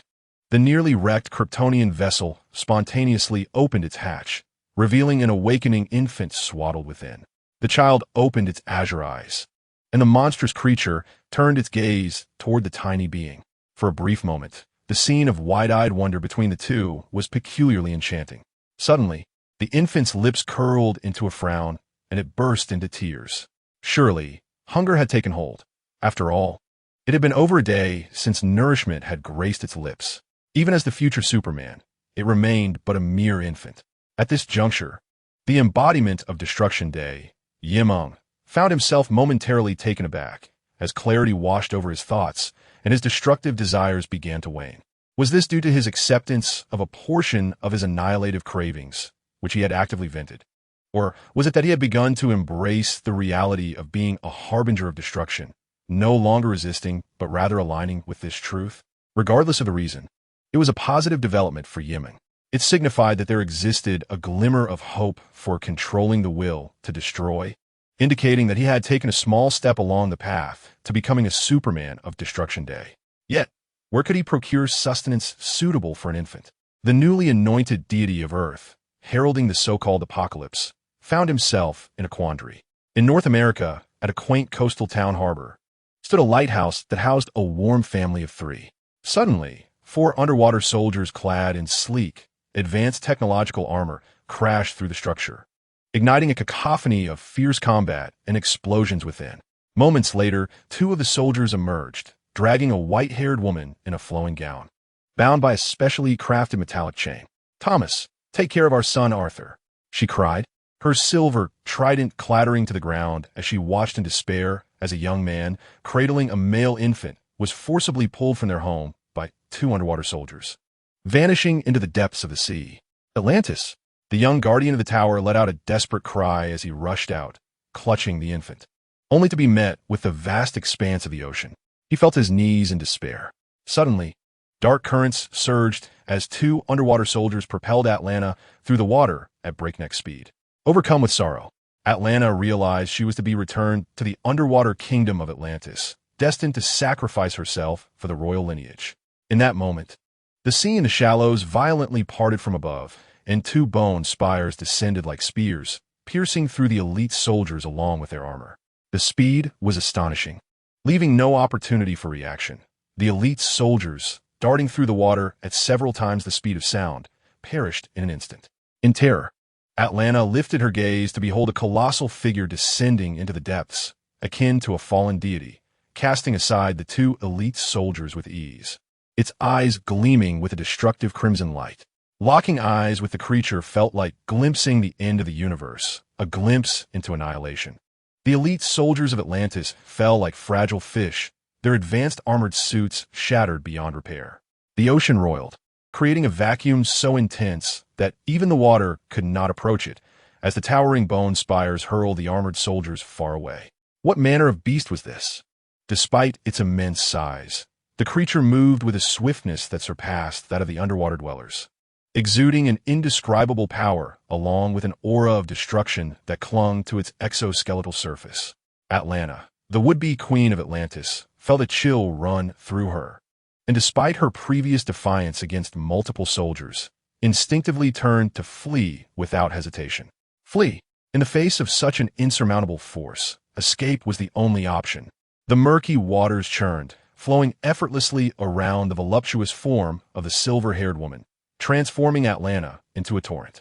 As a native of the kingdom lying 10,000 meters beneath the sea and a descendant of the ancient royal bloodline of Atlantis, Atlanta moved through the water with a speed that eclipsed that of ordinary sea folk, especially in this life-or-death moment. She surged through the ocean like a jet-propelled arrow, her velocity skyrocketing to 8 Mach. What does 8 Mach entail? It meant she was moving faster than an aircraft. In the blink of an eye, Atlanta broke free from her chains, escaping to a point several kilometers away.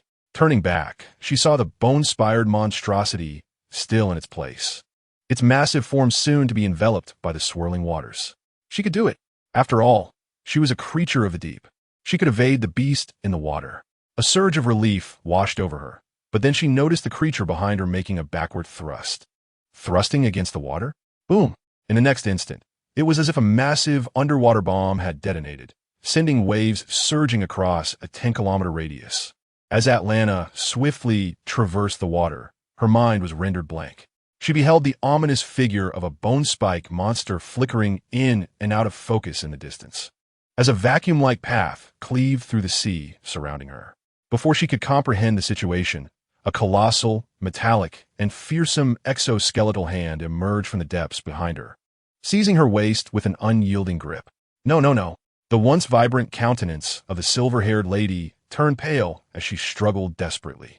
Yet, the monster's clawed fingers were far more unyielding than the chains that had bound her earlier, resembling a massive iron vise that clutched her tightly, rendering her efforts to escape utterly futile. Even in the domain of the ocean, the disparity in strength between them was insurmountable. Boom! The waters of the sea erupted once more, sending towering waves crashing outward, while the clouds above shattered under the force. Atlanta glimpsed the breathtaking scenery from a height of 1,000 meters, only to plummet further into the depths of the ocean. It's over, it's all over. The would-be Queen Atlanta despaired, fearing that this monstrous deity would consume her as mere food. Oh heavens, I am not delectable at all. I taste like a salted fish. In her final moments, she bid farewell to Thomas and little Arthur.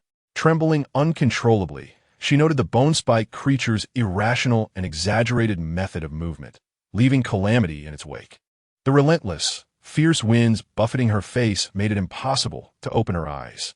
After what felt like half a minute, Atlanta lost track of how far she had traversed across the sea.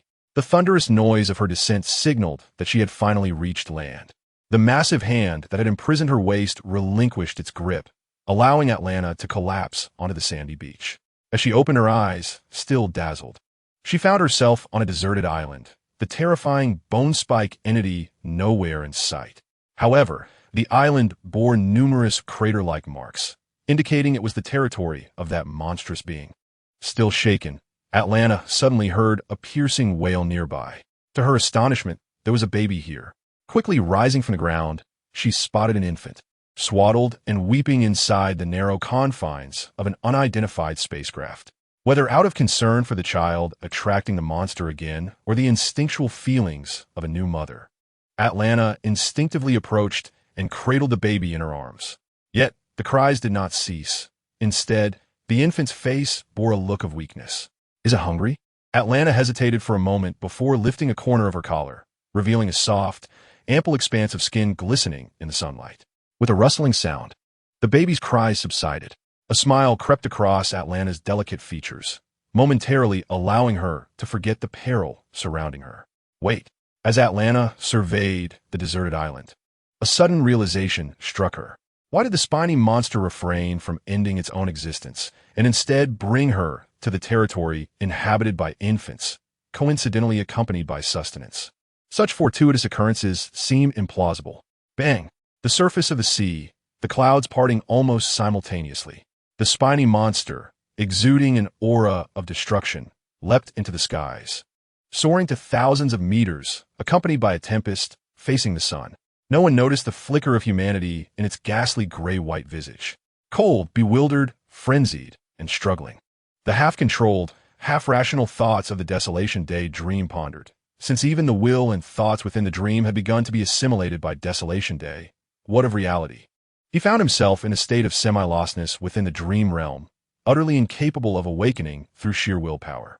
In a coastal town in the Americas, an elderly fisherman clad in simple linen stood upon a rudimentary wooden dock, gazing at the sky, stained blood-red by flames and rosy clouds. The sea breeze tousling his white beard and hair. Should I take action?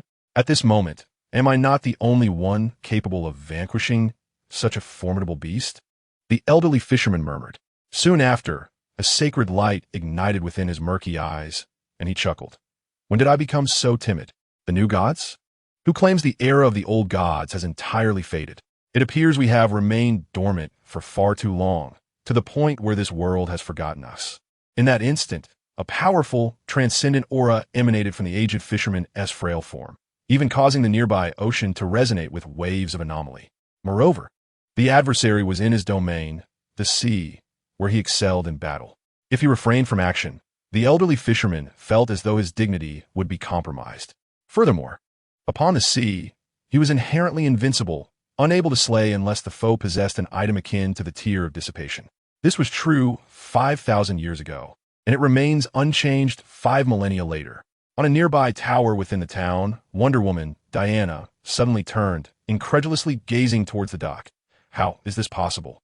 This is the essence of a living deity, yet this aura is distinctly different from that of the god of war. It belongs to another ancient god, still surviving into modernity. At the town dock, the elderly fisherman gently waved his hand, and a colossal wave surged ashore. The moment it touched his body, his aged form seemed to dissolve into the sea, vanishing without a trace. In the depths of the earth, concealed beneath the sea, lay the profound sepulchre of the king of Atlantis. After millennia of silence, this stillness was shattered once more. Undercurrents stirred, the water subtly coalescing into the form of an elderly man, reaching towards the stone throne seated deep within the grave, grasping the golden trident wielded by the skeleton of the king of Atlantis. Who? A peculiar voice guarding the underwater tomb exclaimed suddenly, barely concealing its excitement. My lord, is it you? Borrowing the weapon is inappropriate. This trident was originally mine. Removing the shimmering trident, the old fisherman, with hair and skin radiating a sacred and majestic silver light, spoke with the vigor of a spirited youth. Join me in battle. At this moment, in the realm of reality, within the supernatural department of Tina City, a young female agent widened her brown eyes in disbelief as she peered through a one-way glass window at the silver-haired boy lying alone on the bed in the high-security isolation room. Time had passed, yet he displayed no signs of weakness. Rather, he appeared to be in an increasingly improved state, his body still emanating warmth. Wait, could I be mistaken? The young agent suddenly fixated on the silver-haired boy's right arm, where a peculiar silvery glow shimmered under the fluorescent lights. It is an exoskeleton. A calm voice unexpectedly resonated from behind her. Captain, the young agent gasped in shock, turning around to see the composed face of a middle-aged detective. Allowing herself a sigh of relief. An exoskeleton? She echoed, piecing together the sight before her as she glanced back at the sleeping silver-haired boy. The thin yet unmistakable layer of biological exoskeleton enveloped his arm from shoulder to palm. A grayish-white exoskeleton replaced his skin, sending shivers down the young agent's spine. Is he still human? It was now nearly definitive that he had been invaded by an extraterrestrial creature. The middle-aged detective speculated, noting that such beings also possessed similar exoskeletons. He squinted his eyes, adding, unlike other victims who were host to alien embryos within their bodies, he seems to be transitioning entirely towards this alien form. The young agent anxiously inquired, Captain, what is the situation at the school and the hospital? Currently, 90% of the supernatural department's personnel were collaborating with other divisions to manage the unexpected incident of an invading spacecraft crashing into the school district. Their branch was tasked with overseeing only one containment subject, the high school student Meng, along with maintaining contact with the field and headquarters. Essentially resolved, the middle-aged detective replied gravely. Thanks to intelligence provided by a high school student, 6 adult aliens and over 20 facehuggers have been neutralized at the school, and the surrounding urban area has been entirely secured. At the hospital, all rescued survivors have been examined, and 18 alien embryos were extracted from their bodies. My heavens! The young agent gasped, covering her mouth with her hands, feeling a wave of nausea and fear. The reproductive rate of such creatures was far more terrifying than she had imagined. The middle-aged detective's gaze deepened. Headquarters has classified these invading entities as a level 1 threat. The young agent trembled involuntarily, realizing that in her very first week on the job, she had encountered such a high-level invading entity. Level 1 invaders were not to be approached without protective gear and weaponry. They warranted the annihilation of entire villages. The grotesque entities, as manifestations of invasive creatures, are not limited to just one. In terms of invasion events, we have reached a critical crisis of extinction, where mishandling could lead to the demise of tens of thousands. Unbeknownst to them, the biochemical substance known as black water, which indirectly birthed these alien beings, has been utterly annihilated by the force of destruction day unleashed by Meng. Otherwise, we would not be facing such perilous levels. In stark contrast, Meng, categorized as a Class A danger, is deemed a disgrace to containment. Regardless, he harbors secrets beyond our comprehension. The middle-aged detective's eyes sparkled with a glimmer, his face, grave yet imposing, fixated on the youth within the isolation chamber. Earlier, it was likely the exoskeleton concealed beneath his skin that thwarted the light scans, preventing us from discerning the condition of his being. We must expedite the secondary examination by the Guardian to ascertain his true level of danger and subsequently determine the appropriate course of action: confinement, execution, or relocation. At this juncture, the detective solemnly inquired, "Has the appointment time with the Guardian arrived?" "It should be imminent," the young female agent responded, but suddenly her consciousness froze. The moment an invisible presence descended, it felt as if time itself had come to a standstill, plunging the isolation chamber of the supernatural department into an eerie silence. "I have arrived." A cool, serene, neutral voice resonated in the minds of the middle-aged detective and the female agent. "Drakon Moiden." The detective, with a look of reverence, pointed towards the still, slumbering silver-haired youth in the isolation chamber. "Is the subject of this examination." The incarnation of Destruction Day, Meng, lost in dreams, remained oblivious to the reality of his situation as he was returning to the island of the Kryptonian child. Following the customary descent from the skies, Meng plunged into the sea from a height exceeding a kilometer, akin to a deep water bomb, creating an explosion of water. Yet this time, before he could propel himself upward and expel the seawater, it suddenly surged back, engulfing him as if the ocean itself were a gaping maw of the abyss. Momentarily stunned, Meng found himself bewildered by the audacity of those who dared to attack him in this state, failing to react. In the next instant, 3 beams of cold light erupted from the turbulent waters, revealing a golden trident shimmering with divine power, its tip striking the unguarded chest of the bone spike monster. The incarnation of Destruction Day, Meng, lifted his crimson gaze and beheld an elderly figure, reminiscent of a fisherman, emerging from the waters where the trident's grip lay. "Perish!" The aged sea deity, Poseidon, one of the 12 Olympian gods from ancient Greek mythology, brandished his trident and forcefully pierced the chest of the bone spike monster. Just as in the myths, it was a scene of epic proportions, subduing countless ancient sea monstrosities. After millennia, the sea god Poseidon once again grasped the trident artifact, delivering a lethal thrust. The might of the ocean enveloped him as boundless waves surged forth, forcing the bone spike monster downward. With a thunderous impact, Poseidon exerted all his strength to drive the trident downward, causing the entire expanse of the ocean to tremble and suppress the creature, impaling it into the abyssal stone wall thousands of meters below. The resounding roar echoed as golden ripples radiated outward, and waves cascaded in tumultuous layers. The immense pressure exerted by the ocean alone reached gravitational forces 1,000 times that of Earth, sufficient to compress a modern submarine into a mere flat sheet of metal. Moreover, the combined weight of the ocean and divine power was applied to the trident, allowing it to effortlessly pierce through the form of a deity. With a single strike, Poseidon aimed for certain death. The waters surged and the sea quaked.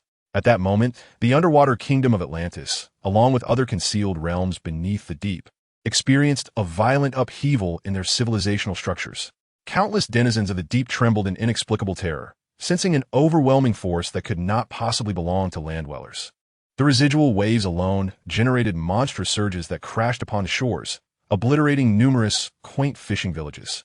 In the heart of the ocean, upon a solitary island, Atlanta cradled the Kryptonian infant, hesitating whether to flee into the sea, when she beheld the tumultuous waters before her, resembling a chaotic washing machine. This sight left Atlanta astounded, recalling a legend of the Atlantean Empire. Only the long-lost trident of the sea god, a symbol of Atlantis' founding, could command the ocean in such a manner. The last known wielder had perished a millennium ago. Yet, If she were to discover that it was Poseidon himself wielding the trident now, her astonishment would surely deepen. Poseidon, the true deity who had vanished from Earth for millennia, as if orchestrated by fate at this moment.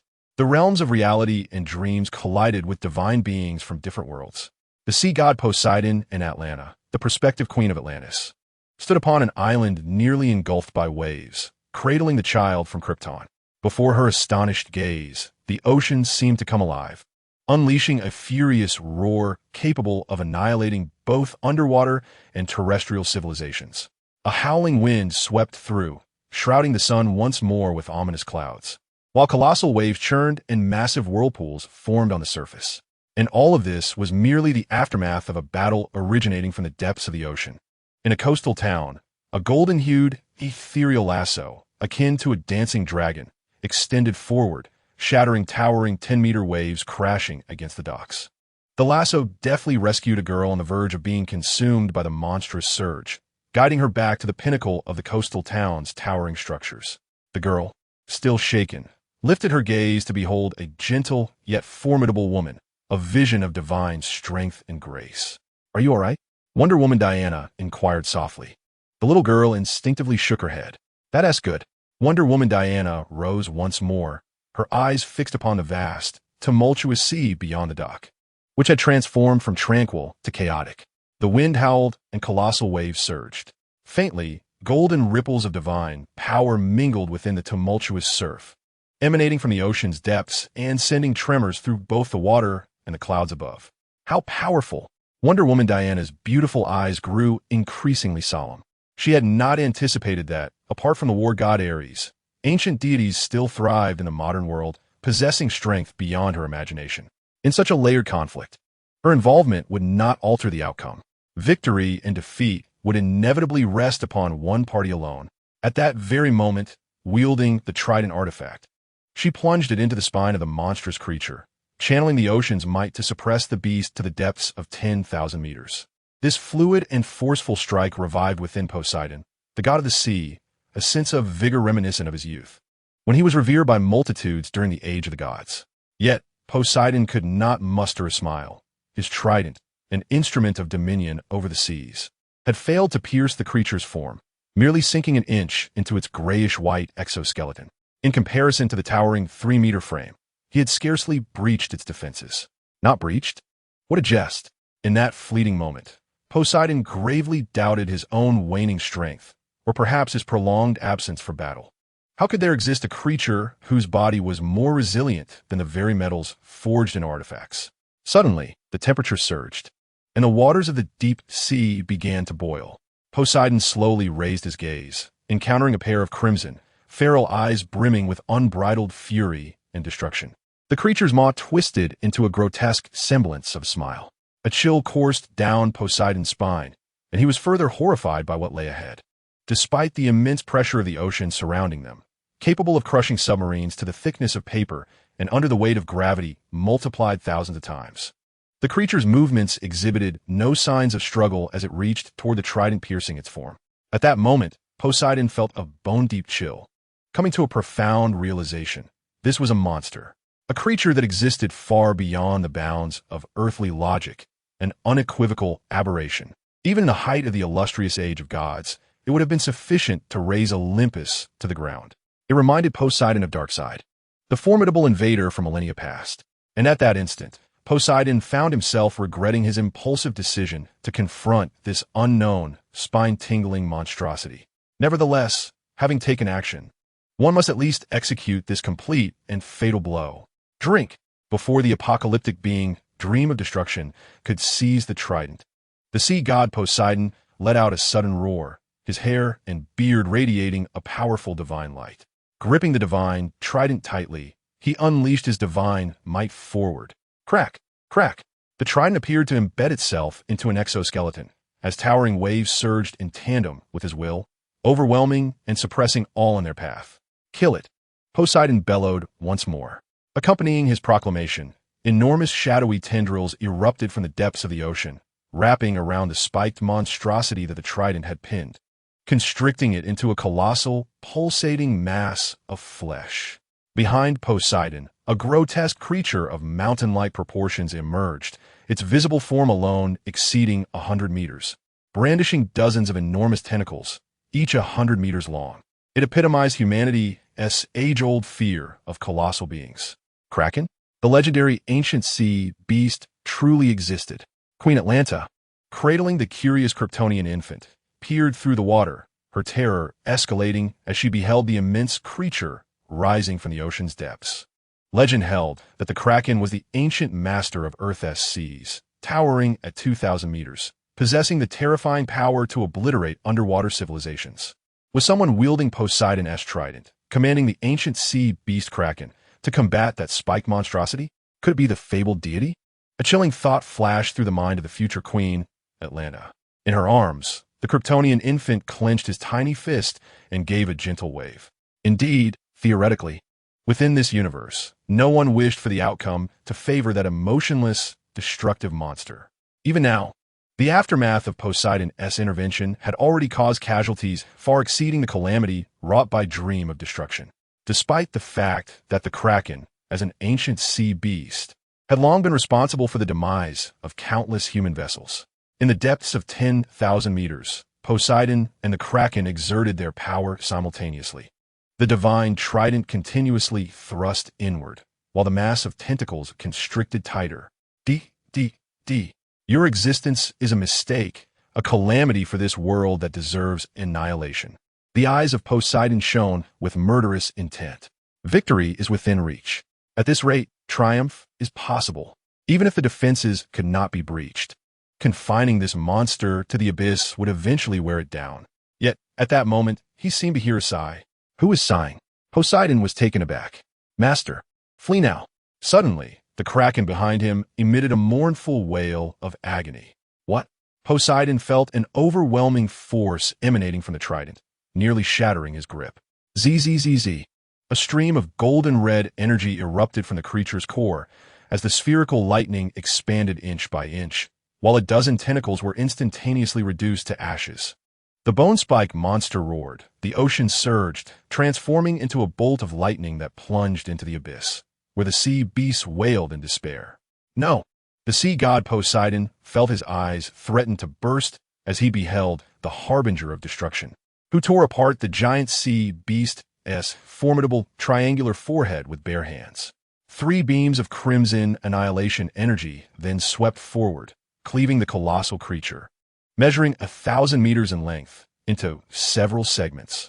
The ancient sea beast, Kerosene, towering at 2,000 meters, was directly bisected and slain by those 3 scarlet rays of destruction. The bone-spike monster howled to the heavens, unleashing a torrent of lightning energy that radiated outward, forming a previously seen spherical lightning. Yet this time, the sphere was not only more potent and expansive, but also fundamentally distinct from the last. Zzz.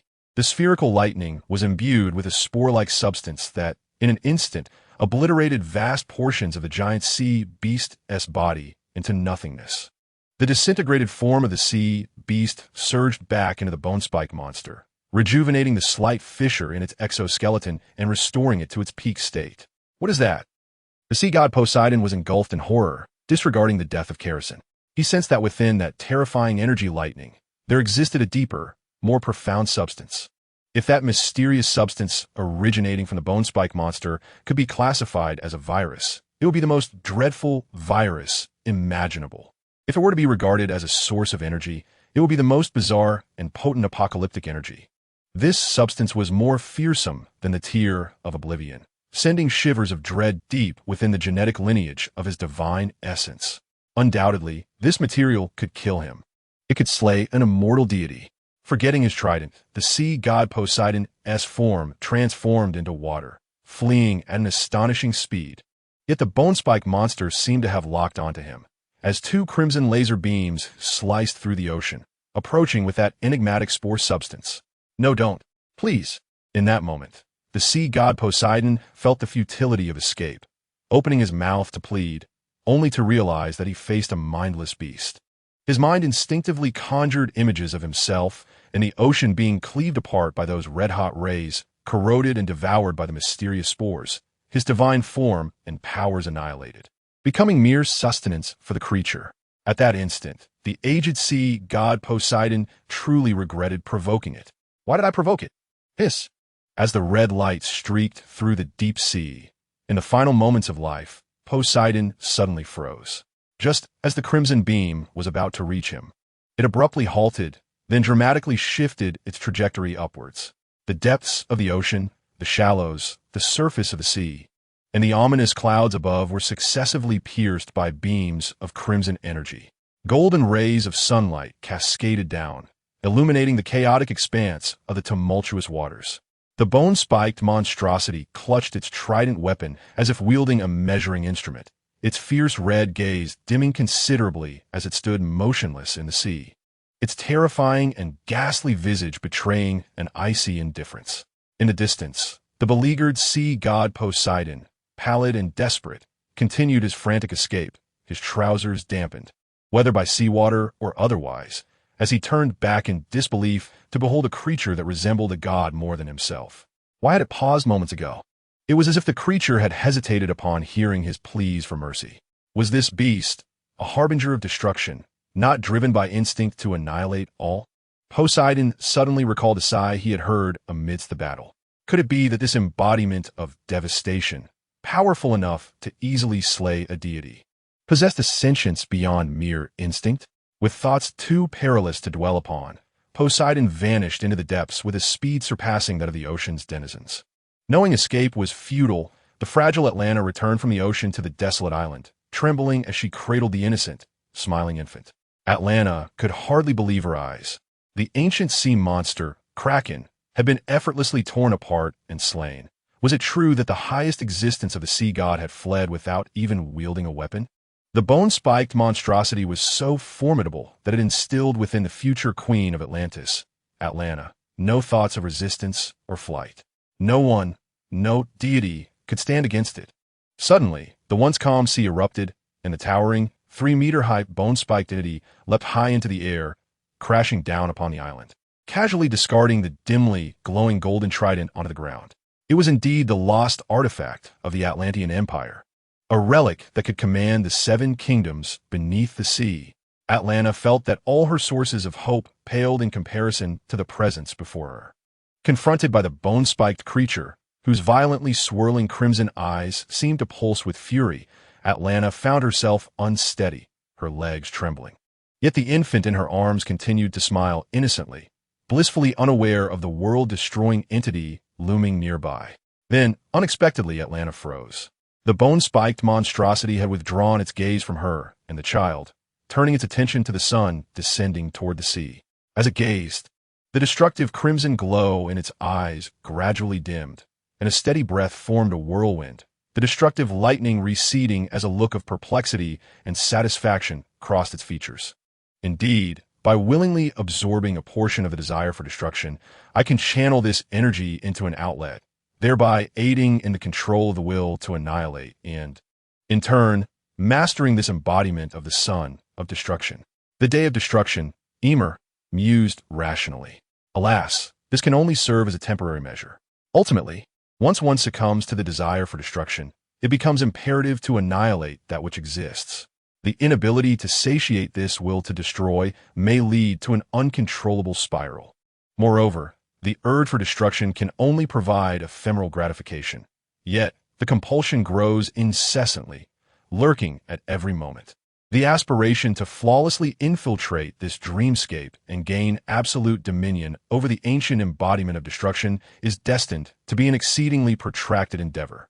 Meng, feeling a sense of helplessness, finds herself devoid of immediate solutions.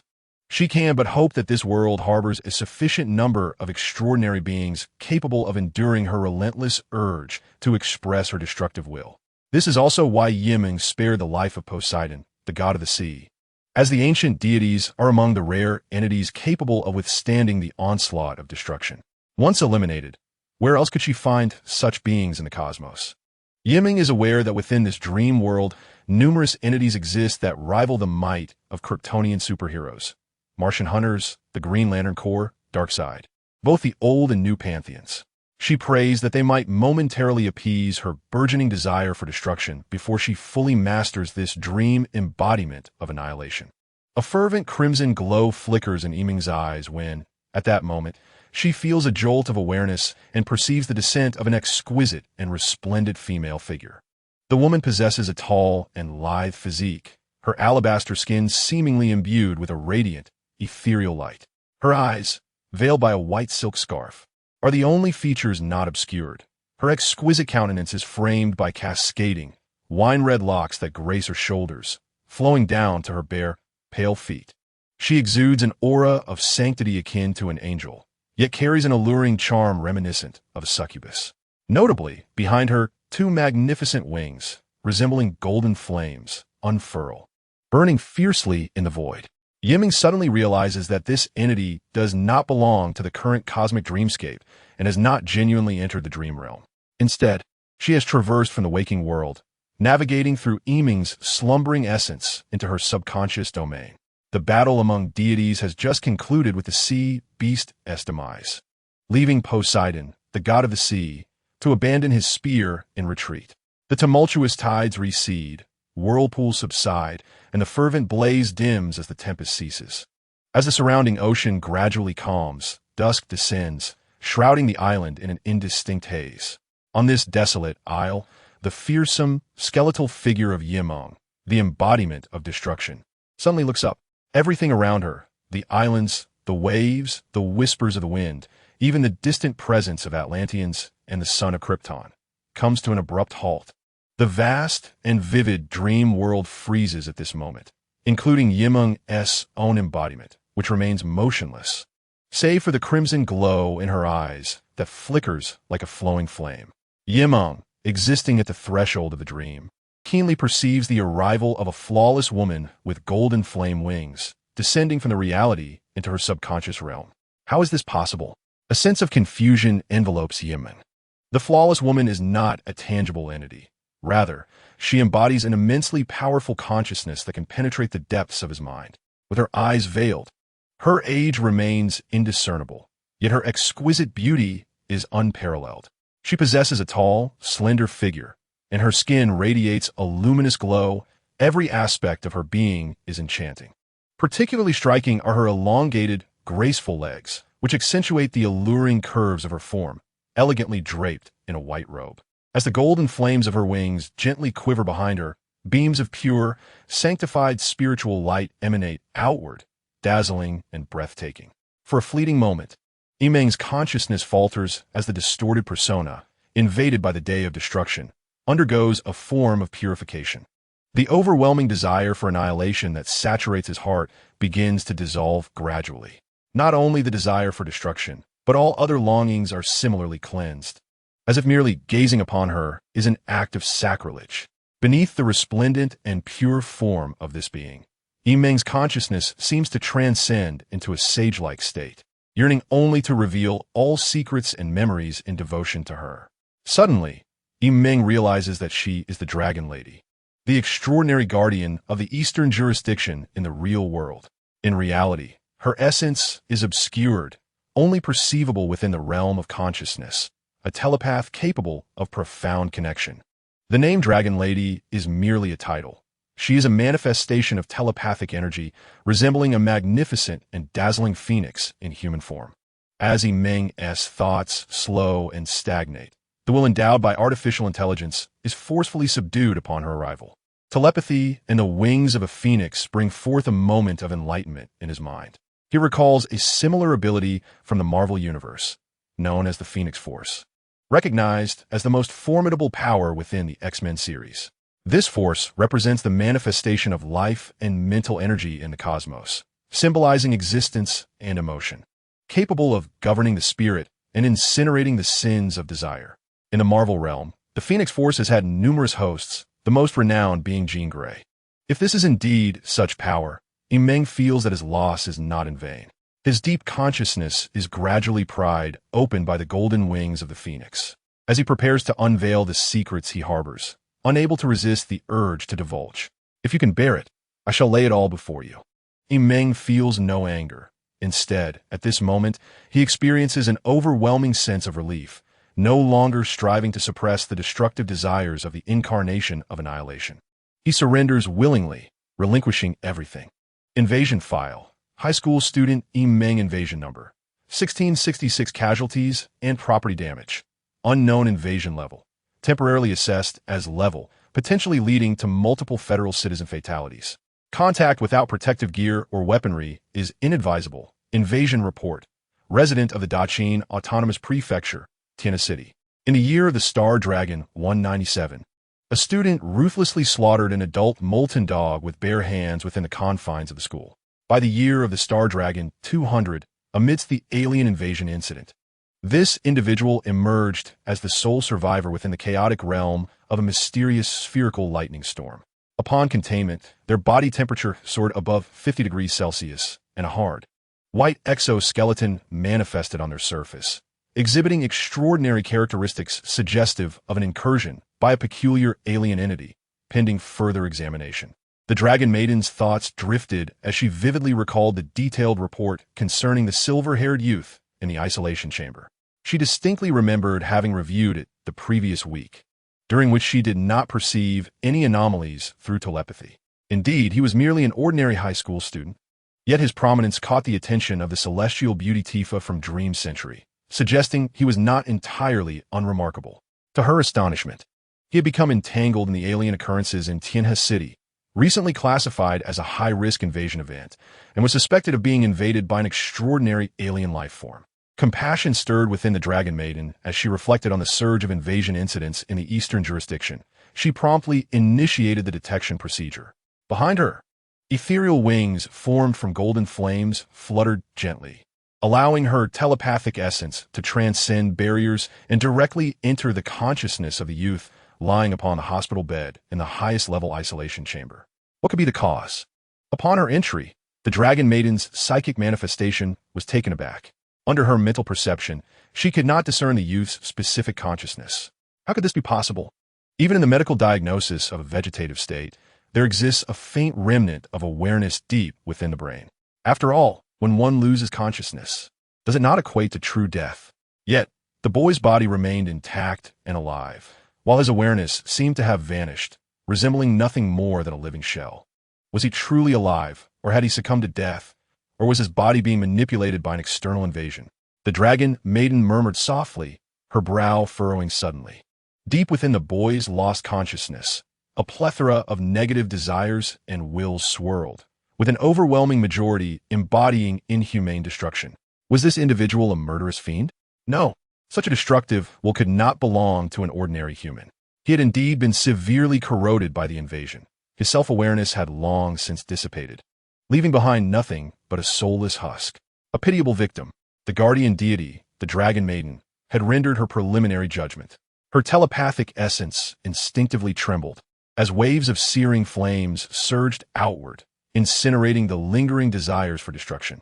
Rest in peace. However, the pure will for annihilation proved far more challenging to extinguish than any negative emotion. The Dragon Maiden sensed her own consciousness beginning to fatigue, as the flames of her phoenix wings dimmed slightly, before finally dissipating the overwhelming desire for destruction entirely. One should be able to retrieve fragments of lingering memories from his soul and subsequently report back, incinerating the invaded shell of the youth. As the Dragon Maiden's psychic incarnation contemplated this, her delicate and fair visage suddenly stiffened. It was evident that the previously eradicated will of destruction, cleansed by the power of the phoenix, had resurfaced anew. If the earlier manifestation could be likened to a mere trickle of non-human level destructive will, now it surged forth like an expansive, boundless ocean of terrifying, ruinous intent. The will to destroy, akin to a tide of darkness, swept relentlessly towards her psychic incarnation, enveloping her entirely.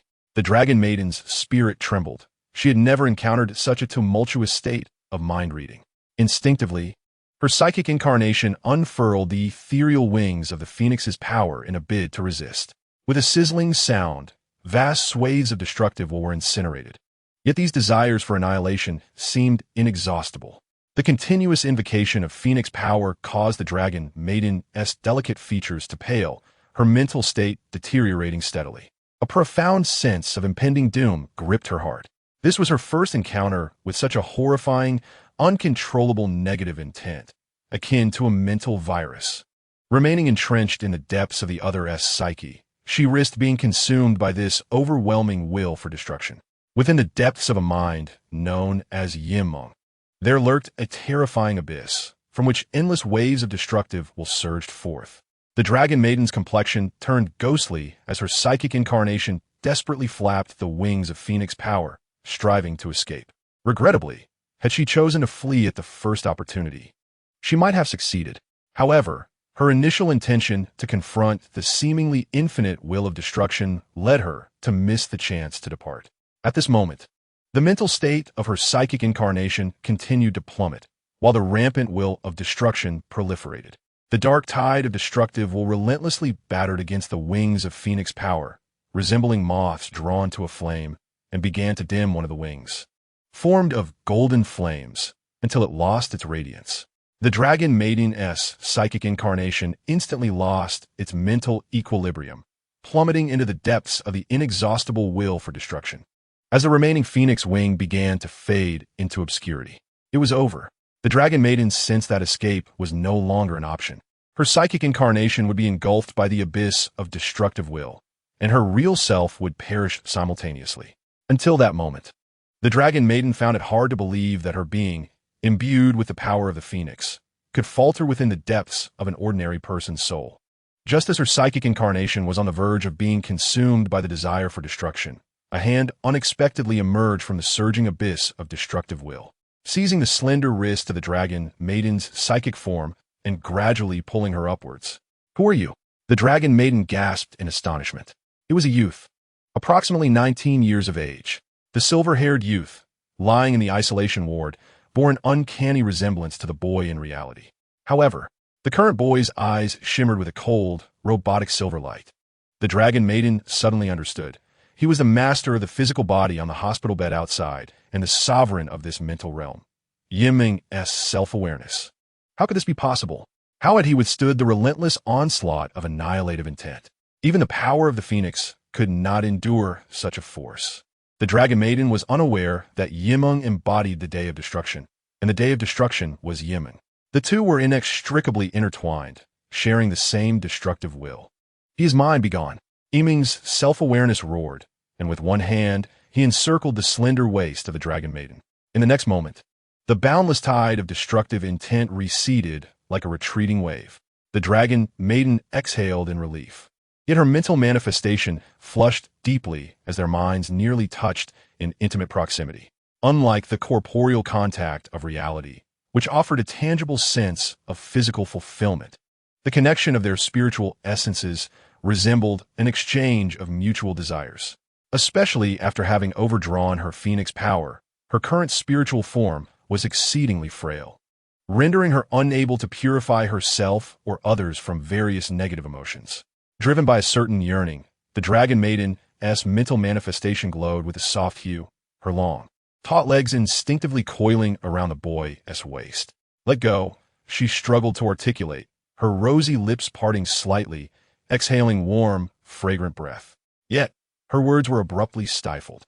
The boy's right eye flickered ominously with a violent crimson light, and arcs of lightning surged outward, tearing apart the ethereal white robe of his mental form to reveal a body entwined with red hair, a manifestation of pure, unblemished sanctity, the noble Phoenix Dragon. Thus, Meng, following the essence of his desires, leaned in. In the realm of reality, outside the isolation ward of the supernatural department, a middle-aged detective and a young female agent awaited. As time trickled by, the expressions of confusion on their faces grew more pronounced. Unable to suppress her curiosity, the young agent finally inquired, "Isn't the detection time for the Guardian Dragon Maiden unusually prolonged this time?" The middle-aged detective remained silent, his brow furrowed. Indeed, typically, the Guardian Dragon Maiden required an average of merely 5 seconds to assess a subject. Yet now, 5 minutes had elapsed, and she had yet to deliver a conclusion. However, under their watchful gazes, the silver-haired youth on the bed, whose face had initially been twisted in agony, gradually relaxed, revealing a hint of ease and delight on his youthful, handsome visage. The middle-aged detective pondered, Perhaps the invasion issue has been resolved. It is possible that the Dragon Maiden has already departed. Meanwhile, in the eastern jurisdiction, in the autonomous state of Tianlong, in Longzhou City, atop Kunlun Mountain, a magnificent base, soaring into the clouds, is perched atop a mountain. At this moment, a group of individuals, including professionally attired women exuding intellectual beauty, powerful politicians clad in suits, and officers in military uniforms radiating an air of sharp authority, are anxiously encircling a young woman seated cross-legged upon a crystal floor. Her red hair unfurls like blooming roses upon the crystalline surface. Under their astonished gaze, the young woman's body, along with her flowing white robes, rapidly transforms into a diamond-like substance, resembling an exquisite artifact. How could this be? This is the Dragon Maiden's self-defense state, indicative of her encounter with an extreme peril. Her telepathic awareness, a phenomenon unprecedented, must be investigated immediately. The atmosphere is fraught with urgency, as no one can maintain their composure. Everyone is acutely aware that if the guardian of the eastern jurisdiction is endangered, the consequences could be catastrophic. Indeed, this world stands on the brink of an era marked by chaos. Meng feels as though he has experienced an indescribable dream, a splendid reverie that alleviates much of the destructive will birthed by the embodiment of the day of destruction, leaving him feeling light and airy. It is time to awaken. Thus, Meng muses, sensing a delicate ambiguity between dream and reality, feeling that he will soon open his eyes in the waking world. In the next moment, Meng's eyes flutter open, his body instinctively straightening as he sits up, his feet naturally finding the floor, stepping away from the hospital bed. Before him lies the familiar brightness of the ceiling lights and the spacious, stark isolation room unchanged since the previous week. The air is thick with the acrid scent of disinfectant. A slight twitch at the corner of Meng's eye betrays his discomfort. Has he once again been contained as an invasive entity? No. This is not merely a matter of perception. He has indeed been invaded, assimilated by the destructive persona of his own dream. Looking down, he observes that his right arm is markedly covered by a layer resembling the gray-white exoskeleton of the Day of Destruction, extending from a musculature at his shoulder to the bones of his fingers, akin to a protective gauntlet. Furthermore, as he clenches his right hand, he feels a power surging within that far exceeds his own, along with an overwhelming urge to shatter the walls of his isolation chamber with a single blow. A savage crimson flickers in the depths of his right eye, while a gleaming silver of absolute reason emerges from within his left. No, Meng grits his teeth, his left hand gripping the wrist of his right arm, now encased in exoskeleton. Yet, he observes with horror that his left hand's surface is also beginning to take on a thin layer of bone-white texture. His pupils dilate in sudden alarm. Even in this moment of waking, as consciousness returns to the realm of reality, the embodiment of destruction from his dream continues to invade and assimilate his very being, whether through the will of annihilation or the power of devastation. Meng surmises that if this continues, even without further dreaming, reality itself will inevitably succumb to the uncontrollable force of the Day of Destruction within a week. The moment one encounters the Day of Destruction, the path of retreat ceases to exist. Meng clenched his fists tightly.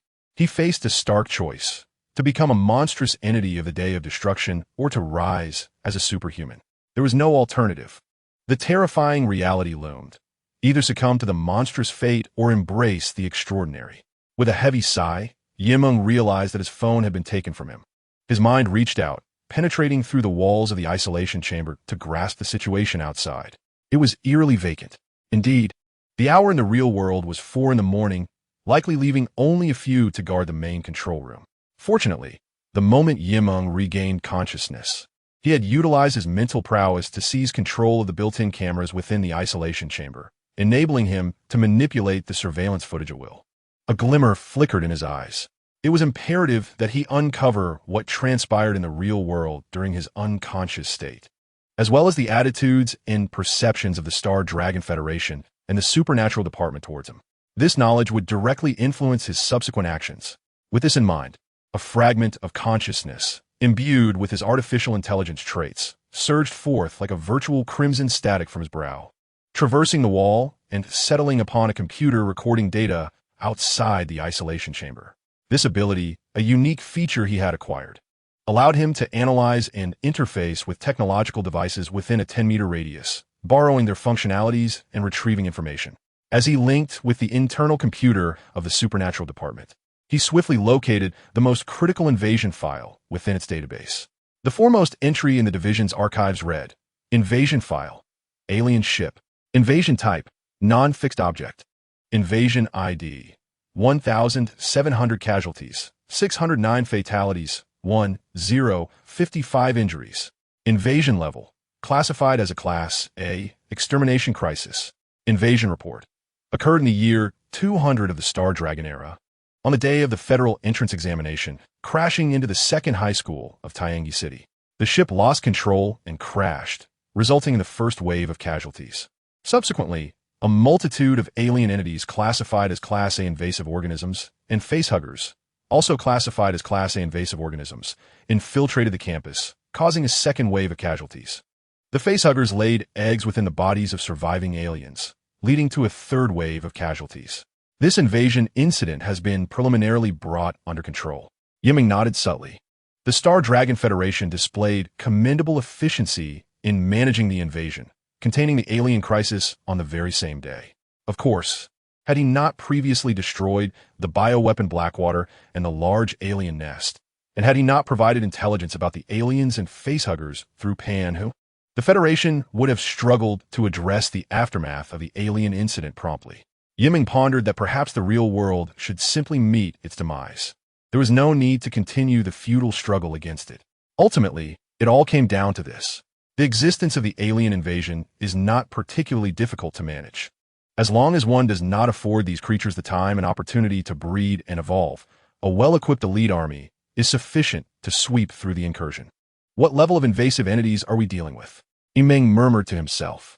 It was only now that he grasped the classification rules employed by the Supernatural Department of the Star Dragon Federation regarding the danger posed by invading entities from his past life's cinematic portrayals.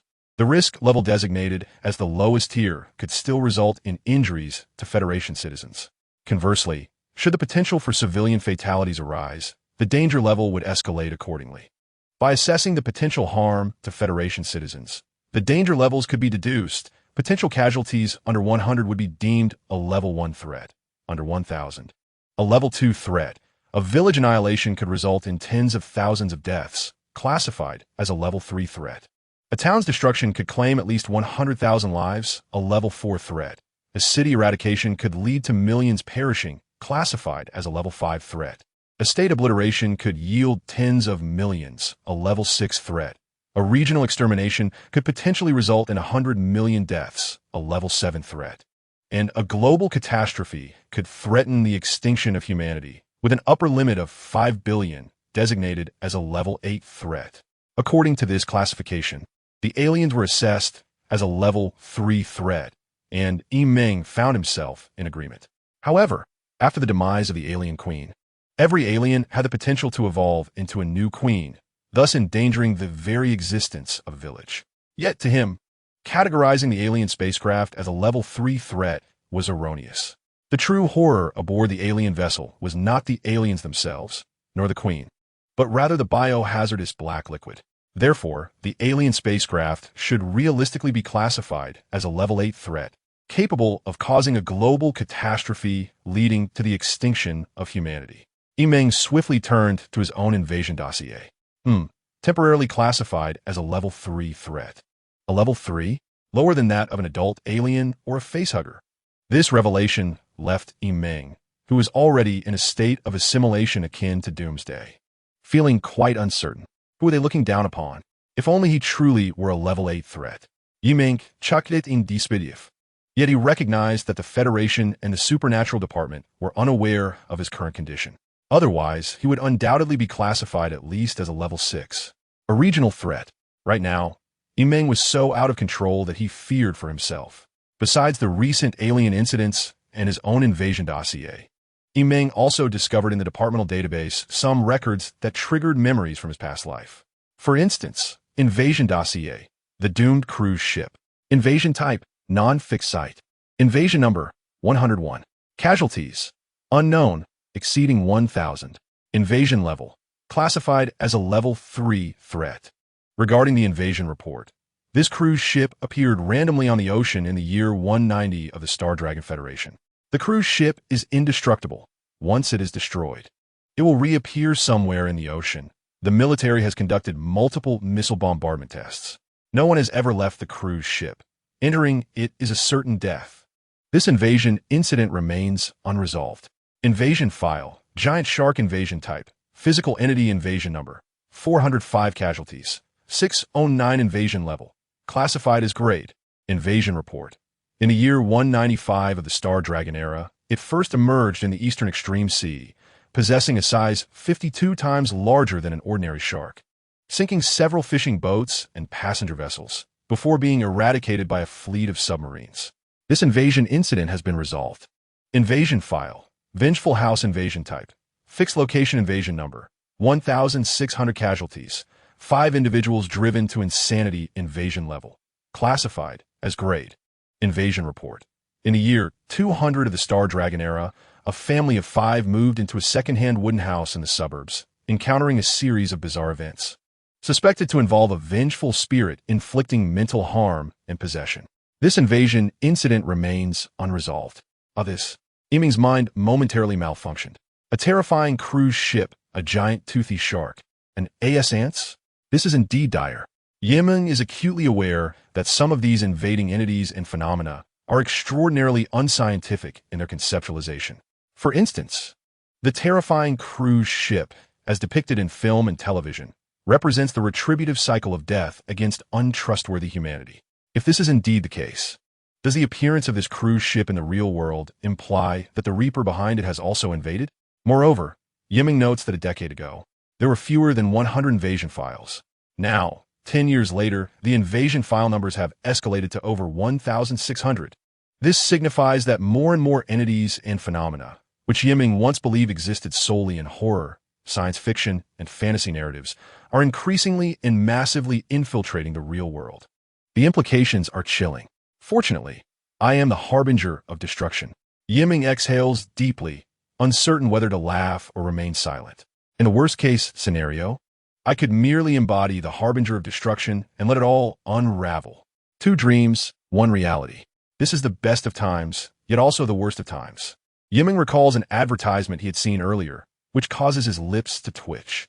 Whether this is indeed the best of times, he cannot say.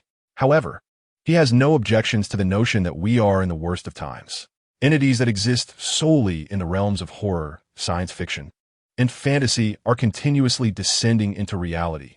Strange, colossal, higher dimensional, and extraordinary beings. Yet, the vast majority of the federal citizens remain blissfully unaware of these potential invasion threats. It is only a matter of time before the facade of world peace is utterly torn asunder. In Meng's view, that day may well arrive tomorrow. After reviewing numerous invasion files, Meng swiftly adjusts his emotional state. He is particularly concerned about 2 locations. Firstly, within the current database, there has yet to emerge a single case classified as an incursion of level or above. Is it a matter of insufficient authority within the Supernatural Division's database? Or does it indeed signify the absence of incursions of such magnitude? I envision my homeland. Should the adversary categorize incursions by level, they would at least warrant classification at or above a certain tier.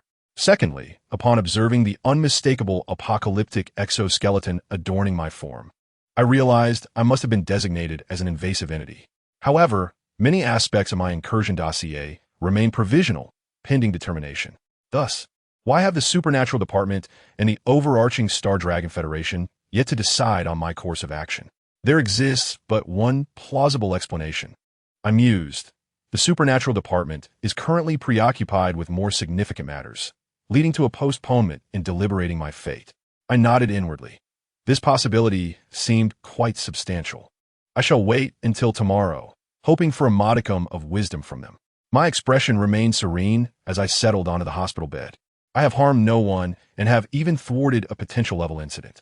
I hope the Star Dragon Federation approaches this matter with a conciliatory spirit, allowing for mutual dialogue and a shared triumph. Otherwise, I may have no choice but to sever ties with the Star Dragon Federation and depart from the present Supernatural Department. Such a departure would signify my opposition to the tangible world, casting me into a path of enmity akin to that of the apocalyptic artificial intelligence, a road from which there is no return. Yet is that truly so dreadful? Perhaps influenced by the will of the apocalypse, I smiled, my eyes shimmering with a faint crimson light. I reclined once more on the hospital bed. Yet slumber eluded me as I gazed at the gray-white exoskeleton rapidly encasing my left arm. It is anticipated that within a day, my left arm will be entirely enveloped by the apocalyptic exoskeleton. In less than a week, my corporeal self will metamorphose into the embodiment of destruction. Time is of the essence. My mind operates like a central processing unit, rapidly simulating and contemplating strategies. How shall I navigate the potential chaos of reality once assimilated and transformed into the embodiment of destruction? I swiftly devised 3 potential methods. The first method involves re-entering the cosmic dreamscape. If I can master the incarnate of destruction within the dream realm, shall I not need to fear the uncontrollable powers of the apocalypse in reality? This is the simplest and most effective approach, yet it is fraught with immense difficulty and peril. Should I lose control upon entering the dream, it would spell utter disaster. The second method entails traversing the Marvel Universe dreamscape. Evidence has demonstrated that as an artificial intelligence embodiment, the attributes acquired have fortified my will, yielding excellent results when combating the apocalyptic instinct for annihilation. Thus, if I could harness additional artificial intelligence traits to resist the desire for destruction with absolute rationality, perhaps success could be achieved. The dilemma lies in the relentless invasion and assimilation by the embodiment of destruction. Meng is utterly convinced that, as he drifts into slumber, the realm he enters will undeniably be the universe inhabited by the embodiment of annihilation, rather than a Marvel universe represented by artificial intelligence. The third approach involves identifying elements in the real world that can suppress or control the desire for destruction. Meng has come to realize that numerous creations and entities from various films and television series have infiltrated the fabric of reality. Hence, it is plausible that within this reality, there might exist mechanisms to curtail self-destructive tendencies. For instance, Tifa could offer some assistance. Meng continuously deliberates over each method and its efficacy. The 3 approaches correspond to 3 distinct realms: the dream realm, the Marvel dream realm, and the real-world realm, each presenting unique risks and rewards. Time is of the essence. He decides to refrain from entering the dream state for now and will wait until tomorrow to gauge the Star Dragon Federation's perspective and stance on his views. Meng resolves to lie on his hospital bed, closing his eyes in a feigned slumber, while actually engaging in quiet contemplation. Only a few hours remain until dawn. At 6 in the morning, the sky begins to brighten. A black vehicle halts at the entrance of the Supernatural Department building. A middle-aged inspector with dark circles under his eyes emerges from a car, followed by several similarly fatigued senior agents. Chief, Captain, a young female agent, along with a few others stationed at the Supernatural Department base, anxiously rushes to greet them, aware that the middle-aged inspector had been taken away for questioning by higher-ups the previous afternoon. I'm fine. I merely held a few conference calls last night. He waves his hand dismissively, though his square, dignified visage betrays a hint of exhaustion and gravity. Last night, there were no anomalies with the subject. The high school student Meng, correct? The inspector's gaze is fixed intently on the young female agent. She trembles slightly and quickly shakes her head. I checked on him this morning. There was nothing unusual. Take me to see him. The inspector commands, striding through the entrance without waiting for response. He leads a group of agents to the exterior of the highest security isolation room, where they can observe through a one-way glass. Inside, the silver-haired youth remains asleep on the hospital bed, though his left hand is now partially covered by an exoskeleton. Chief, what is happening? The young female agent stares nervously at the inspector's stern countenance, swallowing hard. After a prolonged silence, the inspector sighs. The guardian dragoness has encountered a problem. What? Apart from a few senior agents already in the know, the others are taken aback, as if witnessing the sky itself collapsing. The young female agent gasps, covering her mouth in disbelief. How could that be? She is the dragoness. It is a fact, the inspector laments. Yesterday afternoon, headquarters reported that the dragoness suddenly exhibited anomalies. Yesterday afternoon? The young female investigator recalled vividly that yesterday afternoon, the Dragon Maiden had descended here to assess the detainees, only to subsequently vanish without a trace. Thus, the headquarters had tasked me with assisting in the investigation and attending the meeting, The middle-aged inspector stated gravely. The Dragon Maiden? In the isolation chamber. The high school student named Meng, who maintained a sleeping posture while connected to the external surveillance cameras, was momentarily taken aback by the discussion around her. The Dragon Maiden truly visited? Was yesterday's event merely a dream? Meng instinctively pondered, or rather, reminisced. Ultimately, the discussion concluded that the Guardian Dragon Maiden's unusual behavior might stem from an overexertion of her own abilities. The middle-aged inspector shook his head, asserting, regardless, everything the Dragon Maiden examined yesterday must be transported to the Kunlun facility in the Tianlong Autonomous Region for further experimental research. Including him? The young female investigator instinctively glanced at the high school boy in the isolation chamber. The inspector's expression hardened. Precisely because of him, I convened 2 additional high-level meetings yesterday. Can you believe that a major general from our region stood in support of him? Furthermore, the Dream Century, our city's leading industrial entity, announced a groundbreaking technological advancement, publicly declaring him as the genius inventor behind it. A major general's endorsement. A genius scientist? How could this be? The young female investigator was utterly bewildered. Wasn't he just an ordinary high school student before?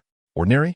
The middle-aged inspector shook his head with a peculiar smile. The results of yesterday's federal college entrance examination rankings have now been released. You may wish to take a look. The young female investigator immediately opened her phone and checked the trending topics, only to be left in stunned silence. In the Star Dragon Federation, the rankings for the global college entrance examination of year 0200 were as follows. First, 800 points, perfect score, Meng from Tianhe City.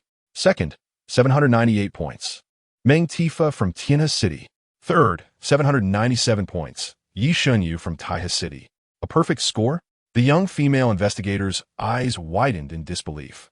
It had been years since a federal champion had achieved a perfect score. And here, in their state, a contender had emerged. Moreover, he was currently being detained by them. She finally comprehended why the inspector had convened extra meetings. The Major General's endorsement, the title of genius scientist, and the federal champion status were sufficient to draw significant attention from the outside world toward the high school student Meng. If he were treated as an invasive entity, the incident of invasion in this world might be exposed as a consequence. So, what does headquarters intend to do? The young female investigator inquired with a sense of anticipation. The middle-aged inspector sighed. What a pity, a promising talent that could have contributed greatly to the Star Dragon Federation. In response, the young female investigator's eyes widened, unable to mask her disappointment. He has already been corrupted by the invasion. We have no choice. The inspector lowered his gaze, his expression somber. We shall detain Meng. Transfer him to the Kunlun base. Such a pity. Many agents present also displayed expressions of regret. They were oblivious to the unfolding events. Meanwhile, Meng quietly listened to it all, and in this moment, she found an unparalleled calmness, arriving at her final decision. In the year 200 of the Star Dragon era, the day following the federal college entrance examination, at 6:10 in the morning, the night was gradually dissipating under the gentle morning light. Yet the modern city remained shrouded in a chilling white fog. The streetlights, car headlights, and the dim glow of neon advertisements cast a hazy illumination over the roads. Today, in the eastern jurisdiction, the Qin Autonomous Prefecture, in the city of Tianhe, a heavy fog enveloped the area. At the base of the Supernatural Department in the southern region of Tianhe City, a palpable sense of regret hung in the air. It was truly a pity. This individual was not only a top scorer, but also a prodigy in the realm of science. The Federation was about to lose a talent, a genius, a child of tomorrow. Outside the highest-level isolation chamber, in the monitoring room and corridor on the 3rd floor, a group of agents from the Supernatural Department sighed, collectively, their expressions filled with sorrow. They were acutely aware that once this entity was transferred to the main state of the eastern jurisdiction, the Tianlong Autonomous Prefecture, it would signify its permanent disappearance from this world. Whether through eternal confinement, experimental testing, or research handling, it would irrevocably sever its ties to the identity of a Federation citizen. A young female agent gazed blankly at the silver-haired boy within the isolation chamber and suddenly proposed. We could collaborate and harness his invasive powers. Before she could finish her sentence, the newly appointed young agent sensed the unease in the atmosphere. Most of the agents present tightly sealed their lips, casting odd glances in her direction. Several seasoned agents familiar with her shook their heads, signaling her to refrain from speaking further. Clenching her teeth, the young agent pressed on. If he still possesses his rationality, couldn't we resist greater invasions? Akin to borrowing the strength of a guardian spirit? Upon hearing this, the faces of the supernatural agents collectively changed.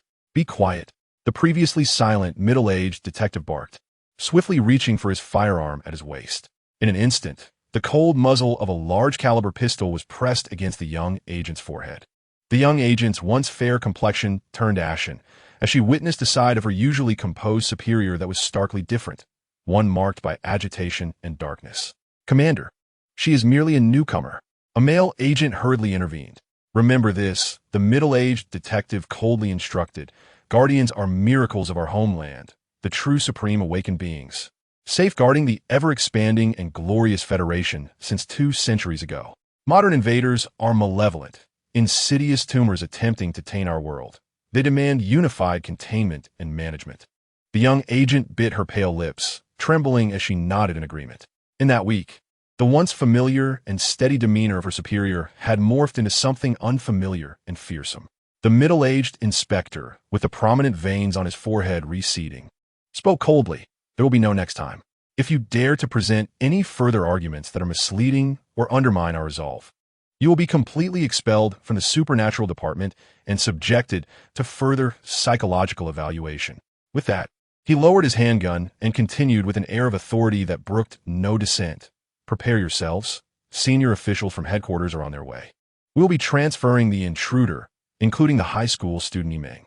"Understood, sir." The agents responded in unison, maintaining their composure. Only a young female agent appeared visibly shaken, standing frozen in place. Meanwhile, within the isolation chamber, Meng observed the unfolding farce from an omniscient perspective. Discerning many truths in that moment, it became clear to him that since 2 centuries ago, various intruders, including those from his homeland, had descended upon this world, which explained the 30-year historical void prior to the establishment of the Federation. The earliest batch of cinematic intruders likely hailed from villainous backgrounds, having dominated and established the Imperial Federation. In their quest to solidify their power and identity, they perhaps instituted a series of rules. For instance, any subsequent illegal incursions were deemed malevolent and required their approval. It was even conceivable that the leaders of the globally dispersed supernatural foundations were indoctrinated followers to a certain extent. Everything suddenly made sense. If this were the case, the Federation was not worth preserving. Meng scoffed inwardly. In a world structured upon such truths, he would undoubtedly resist. Whether he flipped the table now or later mattered little. He resolved to devise an escape plan. After departing from the Supernatural Department, he would likely be pursued globally, retreating to remote mountains or deserted islands to address the impending doomsday scenario. Should he fail and reality spiraled into ruin, nothing would hold significance. After all, the collapse of reality would signify the demise of Meng's self-awareness. Once he was gone, who would care about floods of calamity? Conversely, if he succeeded in embarking on the path of Doomsday Superhuman, then nothing would matter even more. At that point, this reality would be devoid of constraints, whether from his homeland or other hidden intruders behind the Star Dragon Federation. All rules would be dictated by him. Just as Meng made his decision to escape, an agent suddenly called out, "Sir, satellite surveillance indicates that our city is shrouded in dense fog, with visibility severely limited. However, the fog should dissipate shortly." The middle-aged inspector nodded gravely in acknowledgement. He had noticed the fog earlier, recognizing that it was not unusual for Tianchi City, situated in a basin, to experience morning mist. However, a perplexing and urgent report soon followed. "Chief Investigator, our communication with the outside world has suddenly been severed." "What?" The middle-aged investigator furrowed his brow and inquired. "Is it the city network phone signal or the satellite line?" "Oh, all of it." The agent swallowed nervously. How could this be possible? Several agents hastily pulled out their phones and opened their computers, only to be met with a complete lack of signal. "The satellite line has been cut as well." The middle-aged investigator sensed an overwhelming sense of unease. A satellite line would not fail unless there was a malfunction, and the simultaneous failure of both systems indicated that their supernatural department, indeed the entire Tiana city, had transformed into a modern island, isolated from external information. One agent opened a window on the third-floor corridor. A strong wind surged into the Supernatural Division building, accompanied by a dense white mist, rendering even the illuminated interior indistinct. All the agents were momentarily stunned. They had encountered fog before, but never had they witnessed such a severe and exaggerated mist. The visibility was alarmingly low, the white fog akin to the shadows of night, swiftly flooding every corner of the building. "Shut the window." The middle-aged investigator's pupils constricted as he swiftly issued the command.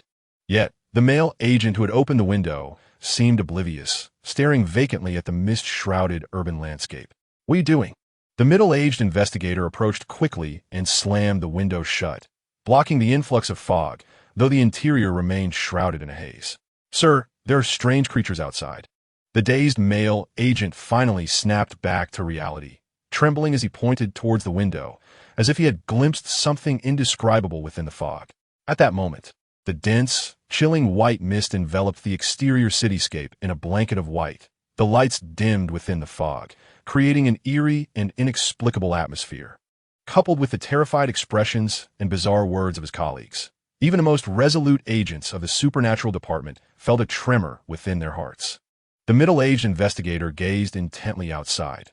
The fog reduced visibility to less than a tenth of what it typically was, revealing only the dark silhouettes of nearby skyscrapers. Yet, were the creatures?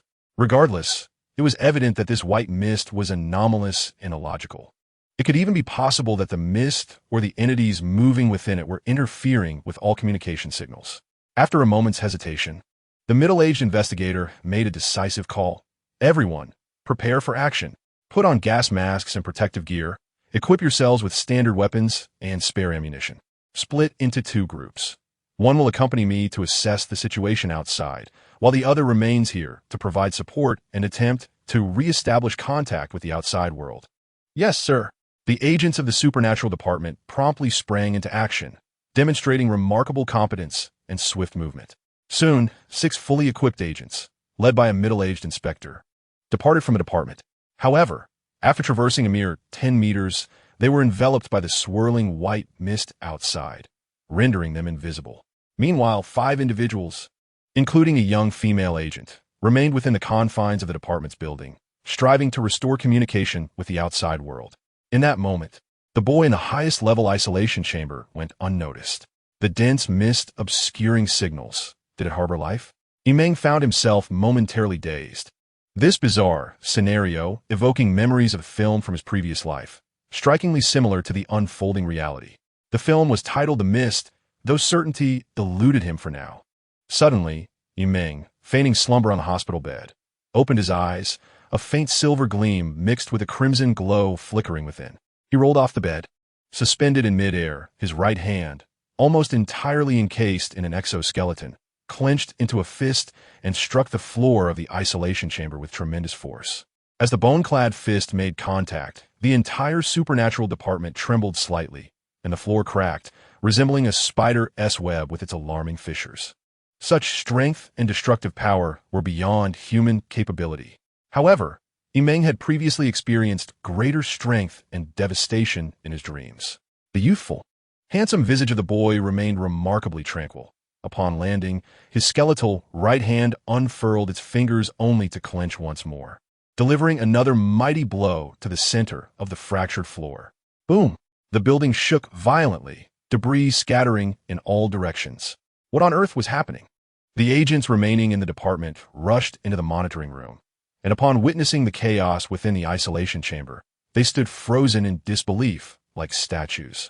A gaping hole, with a radius of 1.5 meters, marred the floor, the reinforced surface utterly obliterated, connecting with the second floor below. My heavens! Each agent's pupils contracted violently, unable to comprehend the scene before them. Especially the young female agent, her mouth agape in astonishment, simultaneously displaying a flicker of relief. The detainee, numbered 1666, a high school student named Meng, had escaped. Quickly, notify the superior. Contact the Kunlun headquarters. Yet, the inspector was preoccupied with assessing the state of the mist outside the city, and all communication signals with the outside world had been severed. Chaos erupted both within and outside the supernatural division. Some remaining agents hastily armed themselves and rushed downstairs, attempting to recapture the fleeing high school student, Meng. Searching the second and first floors yielded no trace of the boy, prompting them to continue their pursuit outside. Little did they realize that at that moment, Meng had already evaded the isolation chamber and was still within the department, specifically in the basement. Meng traversed the corridor, arriving at the innermost depths of the building's basement. Along the way, the surveillance cameras and alarm systems remained dormant, failing to trigger any intrusion alerts. He halted before an iron door emblazoned with red containment warning symbols. Gazing at the portal that required a retinal scan for access, he concentrated, and in the next moment, the built-in security system was effortlessly breached. Meng pushed the door open and stepped inside. The basement lights flickered to life, revealing rows of isolation shelves. Having previously infiltrated the supernatural department's archives, Meng was well aware that every city's supernatural department housed a containment basement where lower-tier anomalous entities were stored. To others, these intruding entities might evoke fear and trepidation. But to Meng, they represented untapped treasures awaiting discovery. After all, these intrusions originated from the realms of cinematic lore from his past life. He could clearly discern their origins and comprehend the true purposes and effects of these anomalous items. Since he had ventured into the supernatural department, missing this opportunity would be inconceivable. Might there be a containment item capable of restraining the destructive desires of the apocalypse? Meng surveyed the basement. The isolation shelves were largely barren, with only one or two wooden racks bearing items. The number of containment objects was pitifully scant. Yet, it was understandable. If every city possessed numerous artifacts from the cinematic world, chaos would undoubtedly reign supreme. Meng approached one of the wooden racks, discovering a skeletal horn resting upon it. The horn was exquisitely crafted, resembling a fine piece of art, adorned with a strap of leather. Beneath the horn hung a description of the containment item. Intrusion file, mysterious horn intrusion type, artifact intrusion number, 699 casualties caused, none intrusion level. Classified as grade. Intrusion report, originating from the antique market in Tiangang City. Theoretical scans suggest that the horn should be capable of sound, yet remains utterly silent regardless of the method employed. Meng paused, contemplating the implications of a silent skeletal horn. Strikingly, the horn bore an uncanny resemblance to the one wielded by a protagonist from the Chronicles of Narnia. This fantasy film featured creations imbued with enchantment, including the very skeletal horn in question. Meng recalled that, according to the narrative, blowing the horn would invariably summon assistance for the protagonist, as depicted in the film's storyline. Was it a stroke of luck? What a quintessential artifact for a Mary Sue character. Without hesitation, Meng grasped the skeletal horn and blew into it with all his might, causing the air within the basement to ripple. Yet, the horn emitted not a whisper. Attempting to apply physical force, he barely exerted pressure before a crack manifested along the surface of the horn. Meng fell silent, contemplating two possibilities. One was that the horn, upon its arrival, had forfeited its inherent magical powers. Secondly, this horn can only be wielded by certain individuals, akin to the heroine from the Chronicles of Narnia. In other words, it holds no utility for him. Meng carefully restored the fractured skeletal horn to its original place and proceeded to the next isolation rack. On this rack rested an antiquated music box. Invasion file. Music box invasion type. Creation invasion number. 1205 casualties. One individual driven to madness invasion level. Classified as grade. Invasion report. This music box autonomously emits melodies during the late hours, harboring a vengeful spirit, which has been dealt with by the Dragon Maiden. A creation from the realm of spirit summoning? Meng contemplated the antiquated music box. In the film, it was associated with the specter of a boy of relatively benign nature. However, since it has been addressed by the Dragon Maiden, one can only wish the spirit peace. Meng understood that the power of the phoenix is overwhelmingly effective against such spiritual entities, unless the spirit originates from a conceptually indestructible film. Shaking his head, Meng approached the final isolation rack containing the invasion containment objects. He realized he had been rather presumptuous, with so many creations from cinematic invasions. Many were either severely limited in use or rendered practically useless. It was highly improbable to encounter something truly beneficial. With little hope, Yimeng arrived at the last isolation rack. Raising his gaze, suddenly, his attention was abruptly seized.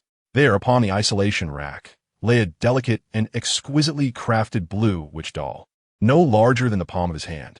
The doll wore a tall, wide-brimmed wizard's hat, beneath which cascaded a mane of blue curls. The doll's face, remarkably lifelike and elegantly refined, was framed by thick eyelashes, its eyes gently closed. Its entire form was enveloped in a mysterious and enchanting deep blue hue, with four petite hands clasped together in front, draped in a snowy white robe that concealed its slender legs. Even as a doll, it maintained a posture of noble grace, exuding en extraordinary aura. "Wife, what are you doing here?" Yimeng exclaimed, spellbound by the doll. "Wife, what are you doing here?" His words echoed softly in the sealed basement. Of course, this wife was not the same as any ordinary spouse. In Yimeng's previous life, the community of self-proclaimed otaku often referred to the virtual female protagonist from games, anime, or films as wives. This was because only virtual characters could achieve a certain standard of perfection in appearance, depth, characterization, and abilities. Take, for instance, the exquisite Snow White witch doll isolated in the basement. The wizard's hat, the snowy cloak, those tiny hands, the intricate runes adorning its slender blue legs. Everything about it evoked the highborn and mysterious aura that could easily provoke exclamations of admiration akin to that inspired by Rennie, the half-goddess sorceress from Elden Ring. The demigod witch, Rani, is indeed a formidable character who, in her quest to escape the constraints of the world's fundamental laws, first ended her own life and ultimately annihilated the primordial creator god. Yimeng found herself momentarily lost in thought, recalling that in the lore of Elden Ring, there exists a similar small doll of Rani, intricately connected to the soul of the true demigod witch. Could it be that the very artifact has manifested here? She swiftly glanced at the file detailing the invading entity. Invasion file, witch doll type of invasion. Creation invasion number, 999 casualties. None invasion level. Classified as grade, minimum danger level. Invasion report. This witch doll appeared out of thin air on the theatrical stage of Harmony City in the year 0199 of the Star Dragon calendar. No discernible energy or peculiarities were detected upon examination. Following an inspection by the Dragon Lady, potential dangers were ruled out. It seems this report does not pertain to the authentic artifact. A flicker of disappointment crossed Yimeng's gaze, had it not materialized in the real world. The doll likely would not have been classified as an invading creation. Furthermore, the Dragon Lady's Phoenix power had failed to detect any embedded spirit, further negating the possibility of it being the genuine item. Returning her focus to the lifelike witch doll, she recalled a detail from the lore. The left eye of the small Rani doll remained perpetually open, whereas this doll's eyes were tightly shut. Yimeng reached out to touch the closed left eye of the witch doll, feeling a cold and smooth surface beneath her fingertips. Discovering that it was sealed tightly and could not be pried open, it appeared to be merely a highly crafted imitation from another world. Even if it were the authentic item, it had severed all ties with the true witch's soul during its transdimensional journey. Meaningless. Yimeng shook her head and tucked the closed-eyed witch doll into her pocket. She was determined not to leave empty-handed. Having acquired nothing but a figurine of her past life's wife, Yimeng turned and made her way toward the basement door. At that moment, the supernatural department was in a state of chaos. An eerie and dense white mist enveloped the surroundings, severing communication signals between the city and the outside world. The lead inspector, tasked with evacuating the department, had vanished, and a high school student detained in the isolation chamber had escaped. Events unfolded in rapid succession, leaving the agents of the supernatural department somewhat bewildered. Moreover, the few agents remaining in the department discovered that within the white mist, there were indeed living creatures, unknown entities not belonging to their world. Bang! Bang! Unknown flying creatures, never before seen, crashed through the windows. They resembled small pterosaurs, their pitch-black eyes darting about as they flapped their wings, invading the interior in search of prey. Hidden beneath the shroud of mist, they moved like shadows. As alarm bells rang and shouts erupted from the remaining agents, the air was filled with the sound of gunfire, resonating fiercely within the supernatural department. The muzzle flames erupted continuously within the fog-laden room as armed agents engaged in a fierce battle with the flying creatures emerging from the dense white mist outside. Some of these creatures were riddled with bullets, plummeting to the ground like discarded husks. An armed agent was splattered with a dark, viscous substance. His protective gear corroded as if subjected to a potent acid, and he writhed on the floor, screaming in agony before being eviscerated by a creature's vicious claws. The flying entities, seemingly endless and adept at hunting within the enigmatic white fog, mercilessly surrounded and devoured the agents, despite their armaments and protective gear. "Run, Ingzi!" cried one of the fallen agents. The young female officer, her ammunition expended, turned to flee as she spotted 3 blood-soaked creatures hurtling towards her. Her once radiant face now pale, she dashed down the stairs, furniture and light fixtures shattering in her wake as they were engulfed by the mist. Gasping for breath, the fog obscured her vision, and the familiar surroundings of her department transformed into a disorienting labyrinth, causing her to stumble in her desperate escape. It was only upon descending the staircase into a long, polished corridor that she realized she had reached the basement level, a domain accessible only to the chief, with no other personnel permitted entry. As she contemplated turning back, she caught sight of the 3 flying creatures descending the stairs, compelling her to press onward. Suddenly, she noticed that the basement door had swung open. Amidst the pursuit of the demonic creatures, she squinted through the haze and, to her astonishment, saw the portal invitingly ajar. Gritting her teeth, she sprinted towards it. Just as she lunged through the entrance, a slender figure emerged from within, a boy. Reacting swiftly, he sidestepped, causing Ingzi to miss her mark and tumble into the basement's interior. Without hesitation, the boy continued down the corridor leading to the outside world. "Be careful. There's a monster," Ingzi began, but her words faltered as her pupils dilated in shock. Before her stood the silver-haired youth, who faced the 3 approaching flying creatures. With hands encased in a grayish-white, bone-like exoskeleton, he swiftly grasped one creature mid-flight and then struck the third with a forceful blow. Bang! The creatures emitted no cries of despair. Blood erupted from the boy's grasp as he crushed the creatures, their forms flattened against the corridor floor. The surrounding mist tainted with crimson. Having dispatched the threats, the silver-haired boy flung aside the lifeless bodies and vigorously shook off the black venom and blood that clung to his hands. "You! Who are you?" Ingzi gasped, astonished as she beheld the familiar figure of the high school boy in the corridor. The silver-haired youth turned around, and within the dense white mist, a single eye flickered ominously with a fierce, destructive crimson light, which was soon enveloped by a rational and indifferent silver sheen. He uttered not a word and proceeded down the corridor. It was only when the figure vanished completely into the mist-shrouded underground passage that the young female investigator, Ingzi, murmured in realization. "It is him, the containment invader, high school student Meng. The city, once transformed, truly harbors dragons." Upon emerging from the confines of the containment facility's basement, Meng made his way directly out of the supernatural department, where the supernatural agents were unable to safeguard themselves. No one could halt his advance. Outside, a vast expanse of white mist swirled and engulfed the modern city, rendering all objects indistinct, leaving only shadowy forms that were indistinguishable as living beings or mere objects. The cacophony of screams, roars, honking horns, sirens, crashing debris, shattering glass, and even gunfire echoed through the city. A mournful symphony that resonated with Meng's inhuman auditory senses as he gravitated toward the impending oblivion. An atmosphere of slaughter, mystery, and strangeness enveloped the city alongside the mist. Meng, with the Lani doll adorning his waist, stepped out of the department's entrance, and as he was exposed to the external white fog, he was immediately assailed by several flying creatures concealed within. "Who hunts whom?" Meng's expression remained unchanged as he extended his right hand, fingers splayed, the slender arm sheathed in a thin layer of grayish-white exoskeleton resembling a bone blade. With a swift motion, he executed his strikes with mechanical precision. His speed stirred the air as he dispatched the flying creatures with ruthless efficiency, their bodies severed in twain. In a short while, all of the attacking flying beings lay lifeless upon the ground. Meng coldly observed the remaining creatures that fled in terror, seizing one of the grotesque, half-bird, half-beast corpses, and meticulously wiped the blood from the exoskeleton of his right hand. "Indeed, it is the mist," he whispered softly, recognizing the corrosive, venomous nature of the grotesque, pterosaur-like creature. Meng was certain that this white fog and the entities within it were born of the very mist itself.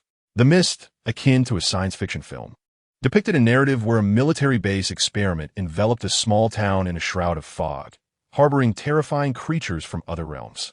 In that moment, this bizarre avian beast, which bore corrosive venom, was one of the dreadful beings that emerged from a mist. Furthermore, there existed many larger, stronger, and more fearsome creatures originating from the same source, including entities reminiscent of Lovecraftian horrors. This city, it seems, is doomed. As Meng reflected on certain details and concepts from The Mist, despite the film's lack of exposition, it could be inferred that the military base experiment had linked the spatial realm of the town to another Lovecraftian dimension. Thus, The Mist and the influx of otherworldly beings erupted forth. Presently, the situation in Tiangi City and that of the town is not merely similar, it is identical. Does this imply that the entire metropolis is now connected to the invading dimension birthed from a mist? If the situation envisioned by Meng truly unfolds, then in the real world, no one can prevent the impending tragedy of Tianhe City, not even the homeland's denizens. This constitutes an invasion event that could at the very least be classified as catastrophic. What relevance does this hold for me? Meng's expression remained impassive as he gazed at his left hand, now entirely enveloped in a grayish-white exoskeleton. His hands had evidently become assimilated by the cataclysmic incursion of the dream, to the extent that even his temperament had transformed. Meng sensed an increasing disconnection from his humanity. Confronted with the present fog and the monsters within it, he felt no trace of fear, only an exhilarating thrill for destruction and slaughter. This fog had transformed the entire city into a hunting ground for beings from another dimension.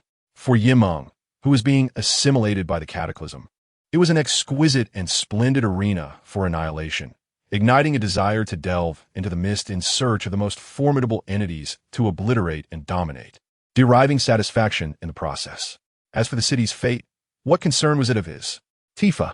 Meng suddenly spoke to himself, directing his gaze towards the city center shrouded in mist, his slightly reddened eyes momentarily rekindling a flicker of humanity.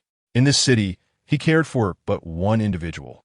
Meng quickened his pace towards the city center, bursting forth like a cheetah, each stride covering 3 to 4 meters, even accelerating amidst the white fog. Perhaps due to the overwhelming scent of blood from the mist birds clinging to him, no mist birds dared to assail him, scattering at the mere sight of him. The hunter had reversed. In the supernatural department, in the basement level, a young female agent named Ingzi sat slumped on the floor, regaining her composure only after 10 seconds, gritting her teeth to stand. The sight of Meng had triggered this response.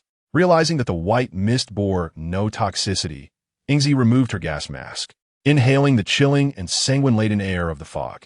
She must ascend to rescue the others. Thoughts of her fellow agents, whose fates hung in the balance above, compelled her to grit her teeth and rise anew. Just as she prepared to leave the basement, a faint sound echoed through the empty space. She abruptly turned around. Was that a signal? Within the mist, Meng traversed the urban landscape with increasing velocity, reaching the speed of a normal vehicle, accompanied by a distinct cracking sound as the canvas shoes on his feet split under the pressure. Even the concrete pavement bore the marks of his tread, leaving a shallow impression. Meng glanced down to find his soles, the pronounced muscles and bones of his feet, now encased in a layer of hard, grayish-white material. The fog, steeped in carnage, intensified his desire for self-destruction, hastening the assimilation of the cataclysm. Meng realized that if this continued, within 3 days he would utterly lose control and succumb to the cataclysm. Under such invasive assimilation, he surveyed his surroundings, his eyes emanating a faint crimson glow, and his vision began to sharpen remarkably. Even beneath the veil of an almost impenetrable fog, one can discern objects 100 meters away with clarity. The city, shrouded in mist, has only just begun to succumb to chaos, having been engulfed for less than 10 minutes. Now, the modern streets lie desolate, devoid of life. While numerous vehicles have collided in a chain reaction, either parked haphazardly on the roads or crashed against buildings, with plumes of thick smoke rising and swirling in the fog. The ground of this shattered urban landscape is littered with debris, bloodstains, and the lifeless forms of either humans or fog-dwelling creatures, alongside grotesque remnants of other beings. The human populace outdoors has nearly been eradicated, with many residents cowering within their homes, too fearful to venture outside. Understanding the grim state of the city, Meng hoped that Tifa would remain indoors for the time being, to avoid becoming one of the initial prey for the creatures lurking within the fog. As he continued his journey towards the city center, where Tifa's residence was located, Meng's ears perked up at the sound of fierce gunfire echoing from a kilometer away. Though the firing was gradually diminishing, interspersed with the anguished cries of those facing their demise. Just then, Meng leaped high, landing gracefully atop a streetlight that had extinguished its illumination, rising 5 meters above the ground. Enveloped in mist, even standing directly beneath the streetlight, one would fail to notice the presence of a figure atop it.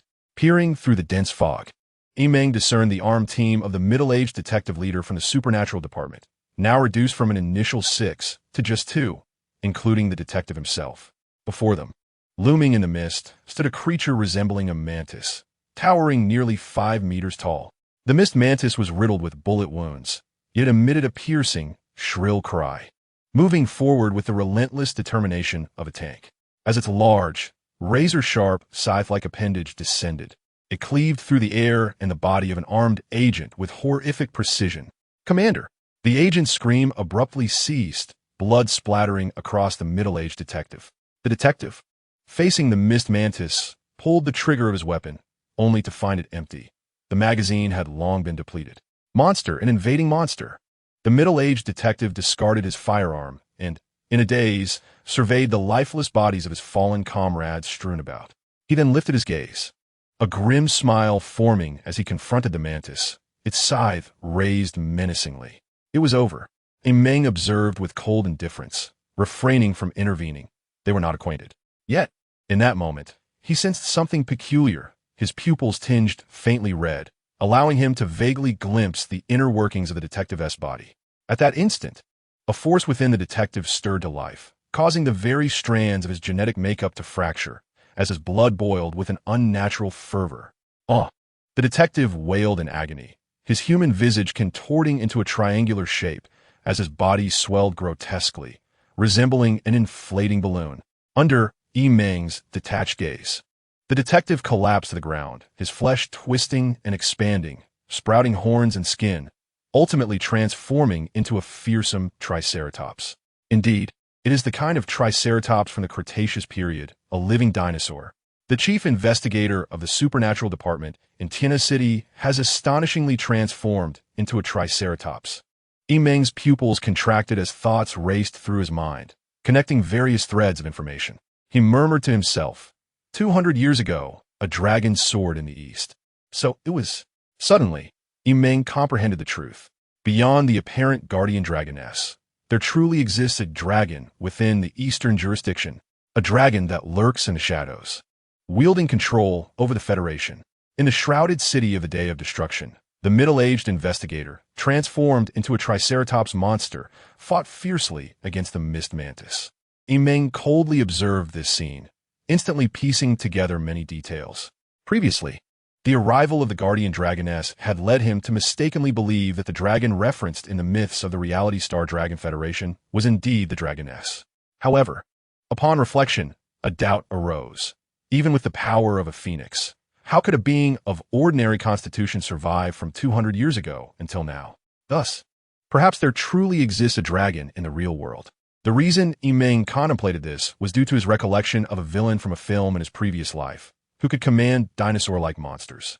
This villain was a heinous black python, who ultimately failed in its attempt to seize the Dragon Balls to transform into a dragon, and was subsequently vanquished by the righteous dragon. That film was titled Dragon Wars. Meng's attention returned to the brutal battlefield before him. The middle-aged investigator, now a towering triceratops monster standing 3 meters tall and 9 meters long, withstood the onslaught of the mantis's massive blades. With a powerful thrust of its head, it toppled the mist mantis to the ground, trampling its slender body into a pulp beneath its robust limbs. Roar! The triceratops monster's eyes gleamed with ferocity and wildness, embodying the spirit of victory and determination as it let out a triumphant roar. Yet, in the next instant, several large tentacles emerged from a mist, ensnaring its thick neck and forelimbs with relentless force. With desperate thrashes, the triceratops monster struggled to break free, pulling the tentacles taut. It was unable to escape their grip. More tentacles continued to emerge from the depths of the mist, binding its body and limbs even further. With a rustling sound, multiple tentacles coordinated their strength, forcibly dragging the terrified Triceratops forward into the depths of the fog. In the obscurity, a vast, gaping maw of darkness opened wide, swallowing the Triceratops's enormous head whole. As the tentacles tightened their grip, the creature's struggles and cries soon ceased. The massive tentacle mound within the mist writhed in satisfaction until it had completely consumed the Triceratops monster in a final act of greed. It extended a suction cup tentacle to retrieve the body of the fallen mist mantis as well. Under the gaze of superhuman vision, Meng discerned with astonishing clarity a colossal creature resembling an octopus, its massive form comparable to a 4- or 5-story building, akin to a grotesque mound of flesh perpetually writhing with tentacles.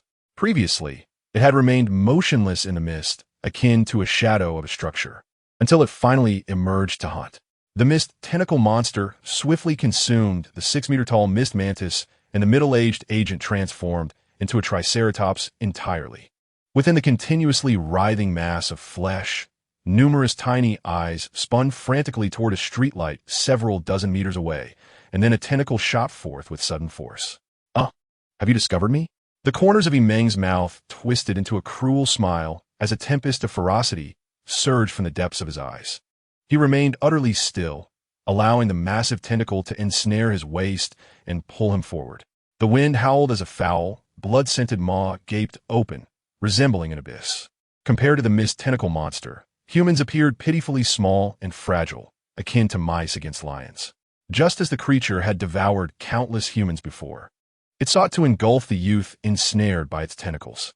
However, at that moment, a pair of grayish-white, bony feet suddenly thrust out, pressing down on either side of the gaping maw, preventing it from closing despite its strained efforts. Why is this creature different from the others that dwell here? The mist tentacle monster was engulfed in confusion as its frantically spinning tiny eyes met the gaze of Meng, filled with destructive wrath. "You wish to consume me? Do you truly believe yourself worthy?" Meng spoke coldly, his face devoid of expression. The mist tentacle monster could not comprehend his words, yet it sensed an overwhelming aura emanating from him that caused it to tremble. It was an irresistible power, without allowing the creature time to react. The tentacle that had ensnared the boy abruptly severed into 2 clean halves, as if sliced by a saw. Before the severed tentacles could even reach the ground, Meng, having freed himself, leapt high upon the flesh mound. He neither fled nor evaded. Instead, he lunged toward the head of the mist tentacle monster, thrusting his right hand like a blade into the forehead above its eye, nearly burying his entire arm covered in exoskeleton within. The mist tentacle monster let out a pained hiss, its numerous tentacles thrashing wildly, causing the surrounding mist to roil violently. The severed tentacles rapidly healed at an astonishing speed. The ground shook as nearby streetlights and vehicles were distorted and hurled away by the force of the massive appendages, while the exterior of adjacent buildings caved in under the weight of the creature's bulk. Yet, Meng remained steadfastly anchored to the head of the mist tentacle monster, indifferent to its struggles. His left arm followed suit, sinking into the soft flesh, and then he forcefully pulled both arms outward. In that instant, flesh, sinew, bone, and internal organs all ruptured. The head of the vehicle-sized creature was violently torn asunder by skeletal hands. The writhing tentacles of the misty aberration abruptly ceased their frenetic dance, collapsing like a true mountain of flesh. "Were you?"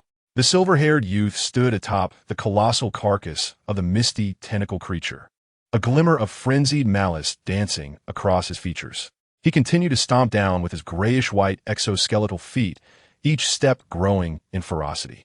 Ultimately, with a force and speed nearing the threshold of sonic boom, he obliterated the creature's massive head beneath his foot. A spray of crimson erupted forth, as if he derived a grim satisfaction from the act of destruction. The emotionless red glow in his eyes began to wane, while the frigid exoskeleton, resembling white bone armor, crept upward from his feet to his knees, muscles and sinews bulging beneath the bone-like patterns. Meng gazed down impassively, surveying the mangled remains of the enormous corpse beneath him, set against the backdrop of a modern city shrouded in mist. All schemes and strange powers appeared utterly feeble in the face of absolute annihilation. With the embodiment of destruction at his disposal, nothing in this world could sway or terrify him. He was solely at war with himself, for he was the most formidable and terrifying monster in the realm of reality. I must, the silver-haired youth murmured, suppress the desire for destruction before reason is entirely overwhelmed. Meng crouched slightly. The power coursing through his exoskeletal legs intensified with each passing moment, reaching a terrifying peak. With a sudden motion, he unleashed a gust of wind that dispersed the mist around him, propelling his blurred figure towards the heart of the city, several dozen meters away. The fog was forcefully swept aside in his wake, leaving behind an eerie, inhuman trail of movement, quickly engulfed again by the swirling mist. With only the flickering of his crimson gaze remaining, the day of destruction belonging to the realm of reality was drawing near. In the central district of Tai City, enveloped in mist, countless immense and unknown creatures traversed the shrouded streets, some resembling vehicles, others akin to small hills. The entire modern city had devolved into a hellish nightmare, punctuated by anguished screams and the sounds of fierce conflict. In a luxurious residential area, military tanks and armed vehicles advanced slowly through the fog, clearing a path by pushing aside various vehicles. They unleashed barrages of shells and dense gunfire to repel the monsters lurking in a mist. Clank, clank. The armed tanks and troop carriers halted before a private residence adorned with iron gates and a courtyard. On alert, commanded a fully armed local officer as he disembarked from the passenger seat of a vehicle. Moments later, two butlers emerged from the private residence and opened the iron gate. Following this, the door to the residence swung open, revealing a middle-aged man in a suit with graying temples, who stepped out flanked by two bodyguards. You must be Mr. Meng, the chairman of Dream Century Technology Industries. The local officer saluted and spoke in a grave tone. I am the colonel stationed in Tianhe City, here to ensure the safety of you and your family. Upon hearing this, Mr. Meng visibly relaxed, glancing at the dense fog surrounding them. That is wonderful. With your presence, we can rest assured. The local officer nodded and swiftly added, please gather your belongings immediately. We must evacuate. Evacuate? Mr. Meng was taken aback, his expression growing serious once more. Is the situation that dire? Indeed, it is not very promising. We are continuously organizing the evacuation of survivors towards the military base in the eastern part of the city, and then we will arrange personnel to escort them out of town. The local officer did not conceal the truth, for the entire city was in crisis. It was impossible to keep it hidden any longer. He urged, please prepare for evacuation as quickly as possible. Besides you, we must also assist many other survivors in the city. I understand. Mr. Meng recognized the urgency and quickened his pace, heading back to the private residence. Inside the residence, a middle-aged noblewoman emerged from the basement, supported by a young man. A professional woman and a dark-haired girl followed closely behind. My dear, what is the situation outside? The middle-aged noblewoman asked anxiously, observing Mr. Meng's serious demeanor as he re-entered the house. Mr. Meng surveyed the group and replied helplessly, the military has arrived and is ordering us to evacuate towards the eastern military base, from where we will exit the city. As these words fell, silence enveloped the room. The need to evacuate the city underscored the severity of the situation, indicating that the military was also unable to fully manage the mysterious crisis within the city. Mr. Meng smiled reassuringly, demonstrating his composure. Let us go. Life is of paramount importance. We have assets in other cities. We can always start anew. The middle-aged noblewoman concurred. Indeed. Let us prepare and take only the essentials, leaving the heavier items behind. With their agreement, the decision was made to evacuate with the military. However, at that moment, a melodious and resolute voice of a young girl broke through. You all should evacuate to the eastern part of the city. I am going to the southern part. Everyone's expression shifted abruptly. Confusion and gravity etched on their faces as they turned to the dark-haired girl. Miss Chun Hong exclaimed anxiously, glancing at the dark-haired girl. Fully aware that rumors indicated Meng was being detained in the southern part of the city. Just provide me with a vehicle, Tifa stated unequivocally. Her calm and clear gaze swept across the crowd before finally resting on Mr. Meng. I understand. Mr. Meng closed his eyes heavily, then reopened them, retrieving a set of car keys from his pocket and handing them over. In that moment of relinquishing the keys, he lowered his voice and said to the dark-haired girl, Thank you for your assistance 3 years ago. I should be the one expressing gratitude. It is you who have given me a home in this world. Tifa replied with a slight smile as she accepted the keys and proceeded towards the underground garage. Father, mother, the outside world is exceedingly perilous. How could one permit her to venture out alone? The youth anxiously cast a glance at his parents. Mr. Meng shook his head, speaking in a grave tone. You are aware that once she makes a decision, she will never waver. The middle-aged matron sighed deeply, expressing her sorrow. Indeed, it was only a matter of time before she departed from our family. How infuriating! Chun Hong stamped her foot, yet still chased after the silhouette of the young girl. 5 minutes later, under the astonished gazes of numerous soldiers, an off-road vehicle emerged from the underground garage of the private residence, accelerating into the misty expanse beyond. Nearby, in another private residence, Wang Xian was preparing to evacuate alongside the military. He caught a fleeting glimpse of the alluring figure of the girl behind the wheel, and, momentarily stunned, erupted into manic laughter. She's gone mad. She truly has. The off-road vehicle exited the residential area, merging onto an uninhabited road, vanishing into a tranquil shroud of mist. How vexing! The fog obscured the road ahead. Behind the wheel, Chun Hong muttered anxiously, gripping the steering wheel tightly. Fear caused her body to tremble, yet she focused intently on avoiding obstacles. Tifa, seated beside her side, Aunt Chun, you really don't have to accompany me. Enough of this chatter. Chun Hong gritted her teeth. I have already stated that my sole aspiration in this life is to witness you, Miss, attain happiness.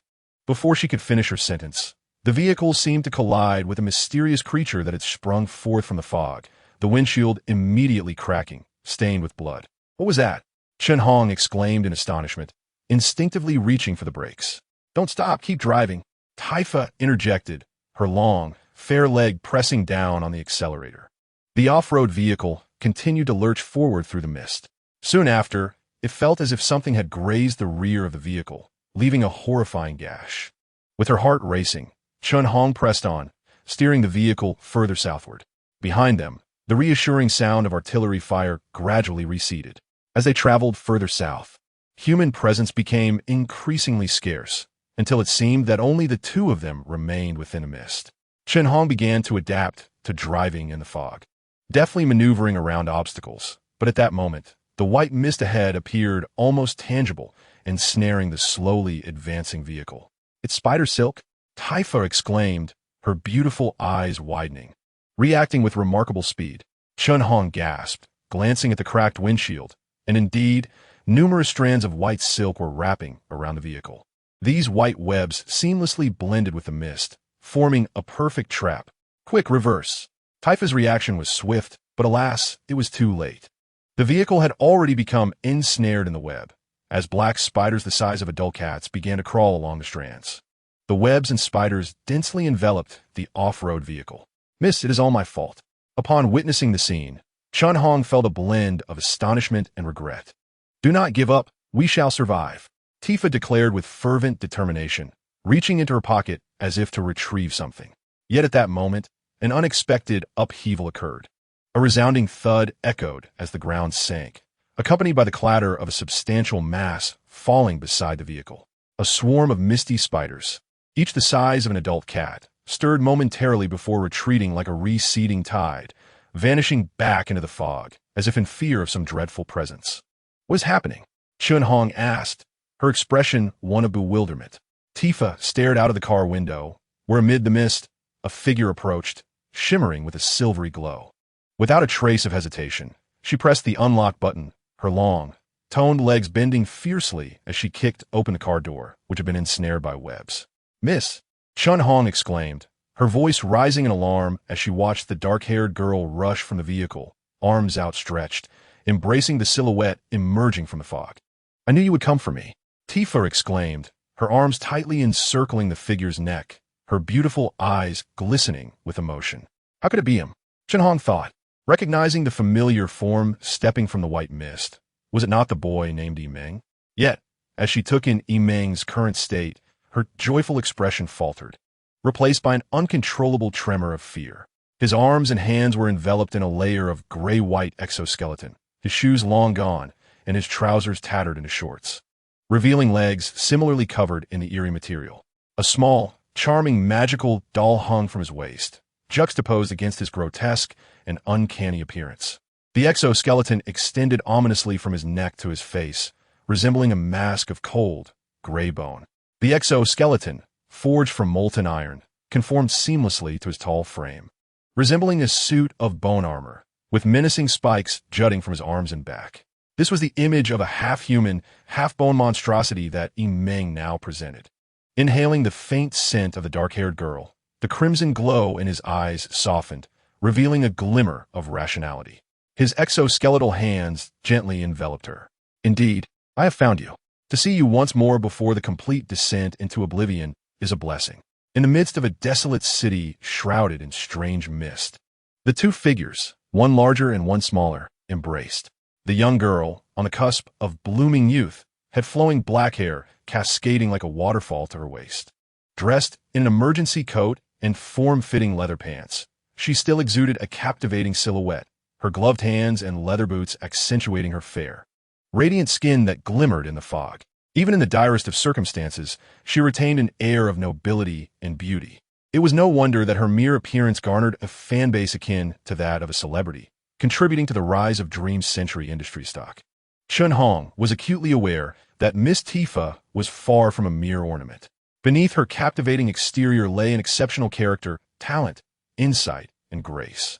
She was a true embodiment of beauty, and in a couple of years, as she matured and embraced her youth, the world would be left in awe.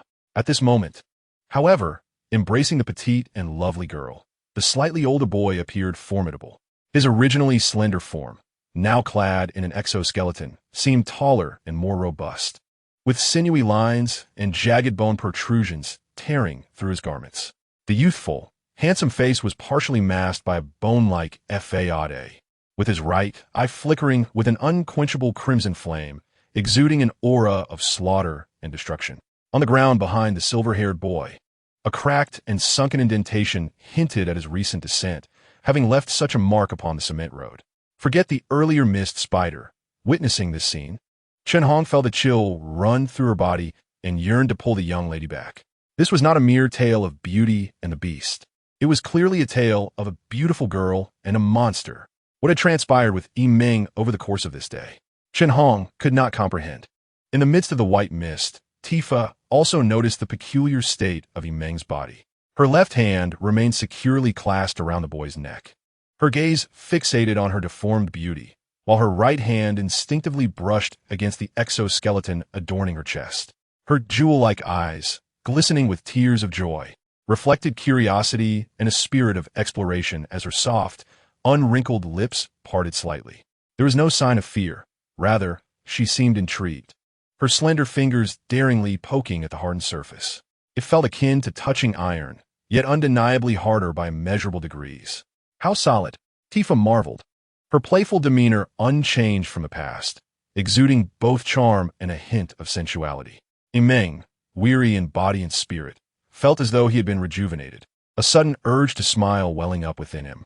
He understood that Tifa was anxious about his preoccupation with his current appearance, hence her earlier declaration of indifference. "Aren't you afraid?" Meng inquired calmly. "You mean the spider from earlier?" It was indeed quite terrifying, given its size. Tifa blinked in surprise. "I mean me." Meng indicated himself as their gazes met closely. "But you're Meng. What is there to fear? You just saved me. Had it not been for you, I would have been devoured by the swarm of spiders." Tifa stuck out her tongue, then quickly realized her reaction, delivering a playful punch against the exoskeleton that resonated with a metallic clang. Gritting her teeth, she exclaimed, "How dare you?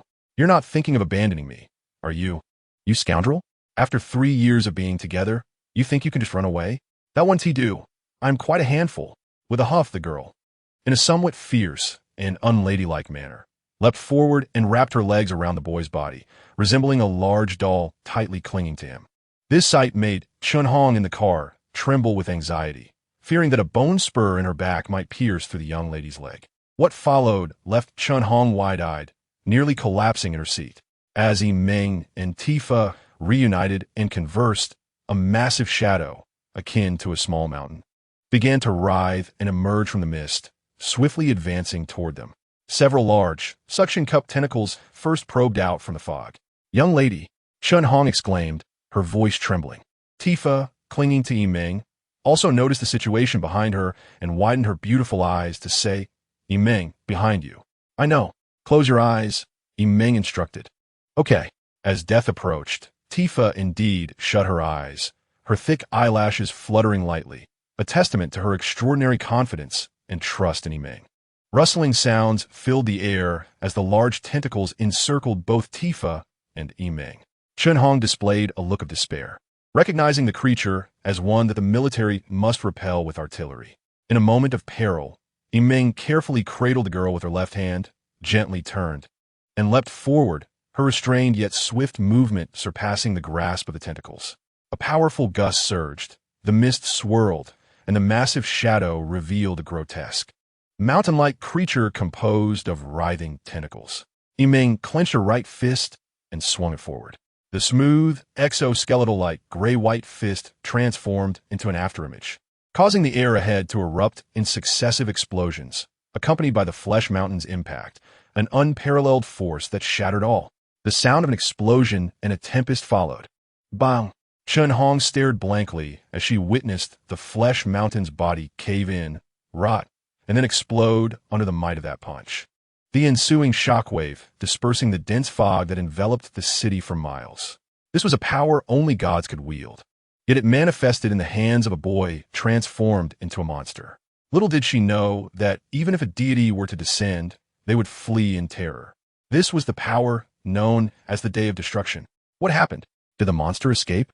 Tifa, still with her eyes closed, was completely unaware of the events that had just transpired, feeling as though she had been on a roller coaster. "Yes, it has escaped. You can open your eyes now," Meng replied softly, retracting her fist, the crimson flames in her eyes intensifying. Indeed, Tifa opened her eyes, surveying her surroundings, and indeed found no trace of the tentacled behemoth. However, the road was littered with countless remnants of flesh, and the mist once again surged to conceal all that had occurred. As the sole witness to the brief battle, Chun Hong fell into a profound silence. The monster had indeed fled, retreating back to its own dimension, back to hell. "Are you all right?" Tifa was unconcerned about the fate of the monster. Her immediate worry was for Meng's condition. She noticed a faint grayish hue spreading across his face, reminiscent of a mask, as the exoskeleton threatened to cover half of it. The only area left untouched by the exoskeleton was Meng's visage. Meng allowed the girl to touch the hardened mask of his exoskeleton, but paused as he reached out to caress her hair. Realizing the gravity of the situation, "I am unharmed, but this city is perilous. We shall address everything once we have evacuated." Tifa grasped his cold, unyielding hand and agreed. "Very well, we will devise a plan to remedy your condition once we have left the city." Meng smiled faintly as he assisted Tifa into the passenger seat and greeted the woman at the wheel. "Hello." Chun Hong trembled as if in the presence of a deity. Speaking cautiously, "Should we head towards the military base in the eastern part of the city? The army is evacuating survivors there and forming a defensive line to remove them from the city." She feared that Meng's current state might render him a target for the military, a terrifying prospect for them. "No, we shall not proceed eastward," Meng replied decisively. "We will head west." "West?" Tifa blinked in surprise, as the western direction was precisely opposite to the military base in Tiangi City. Meng maintained his composure. "Surely you do not believe that the tentacled monster we just encountered is the largest creature lurking in the fog?" "Surely not," Chun Hong gasped, her complexion paling. "Are there even larger monsters?" The tentacled creature had already been the size of a small mountain, requiring tank shells to repel it. How immense could these other monsters be? A glimmer of understanding dawned in Tifa's eyes. "You mean that the noise from the military's artillery and the presence of numerous survivors will attract those colossal beings from the fog?" Meng nodded. "It is inevitable, as I have just witnessed." Chun Hong attempted to start the vehicle, but the brakes failed to respond, making her face turn even paler. "Oh no, the spider must have damaged the car." Meng replied, "We do not need to drive. Fasten your seatbelts. I will take you from here." "Not driving. We must fasten our seatbelts? How will we leave?" Chun Hong was bewildered. However, Tifa obediently secured her seatbelt. With the car doors closed, the entire vehicle trembled slightly, and in the next moment, under Chun Hong's astonished gaze, the 2-ton SUV began to rise 2 meters into the air. What was he doing? Chen Hong realized something and hurriedly tightened her already secured seatbelt. Just as she fastened it, a loud bang erupted. The road cracked and sank, while a fierce wind surged outward. The off-road vehicle surged forth like a rocket, piercing through the mist and soaring to heights of over 100 meters with remarkable speed. Inside the vehicle, Chen Hong and Tifa were firmly pressed against the leather seats by the overwhelming force of inertia. However, their reactions were starkly different. Shenong, embodying the typical human response, experienced a sudden halt of her heartbeat. Her pupils dilated as she stared in a daze, terrified at the sight of the vehicle soaring over the skyscrapers shrouded in fog. In contrast, the young Tifa's delicate, fair face flushed with excitement. Incredible. This is absolutely amazing. It's astonishing. We're going to die. Amidst the woman's shrieks, the off-road vehicle continued its descent, heading towards the rooftops of towering buildings. Don't speak. You might bite your own tongue, Tifa urgently reminded her. Chen Hong immediately clamped her mouth shut. Boom! The fierce wind surged once more, the powerful force nearly flinging them out of the window. Fortunately, the airbag deployed just in time, propelling the vehicle high into the distance once again. The hurricane rampaged, the mist dissipating. Enveloped in clearly defined exoskeletal spikes, a half-destroyed, half-human being named Yimeng hoisted the off-road vehicle, using buildings as a springboard to leap towards the outskirts. In truth, he could have vaulted even higher and farther. However, considering the limits of human endurance and the vehicle's critical point of failure, he opted for a conservatively gentle leap. Boom! Boom! Boom! The mist was successively shattered as the spiked youth carried the off-road vehicle, continually leaping towards the western suburban area. Meanwhile, in the eastern district, near the outskirts, a local military base stood in the oppressive and tense atmosphere conjured by a veil of white mist resembling countless ghosts. A dozen heavily armored tanks lined the perimeter of the base, complemented by artillery and hundreds of armed soldiers, establishing an impenetrable defense against the monstrous mist. Under the intense barrage, even the misty creatures were forced to retreat. One by one, armed vehicles transported survivors to this refuge, organizing buses and other vehicles to evacuate them from the city. Wang Xian, escorted with his family to this base bustling with thousands of people, watched the flashes of artillery fire outside, feeling a sense of relief as he pressed a bandaged hand against his wounded abdomen. Suddenly, a strong, dark-skinned youth approached anxiously, inquiring, Wang Xian, I remember you live near Tifa. Have you seen her? It was Pan Hu. Wang Xian immediately recognized him and replied with a smile. I saw her drive into the mist. She didn't follow the military to evacuate here. Pan Hu's expression shifted to one of eager anticipation, licking his lips with a sense of satisfaction at the thought of destruction. She has probably been devoured by the mist creatures by now. What are you saying? We're all classmates. Why be like this?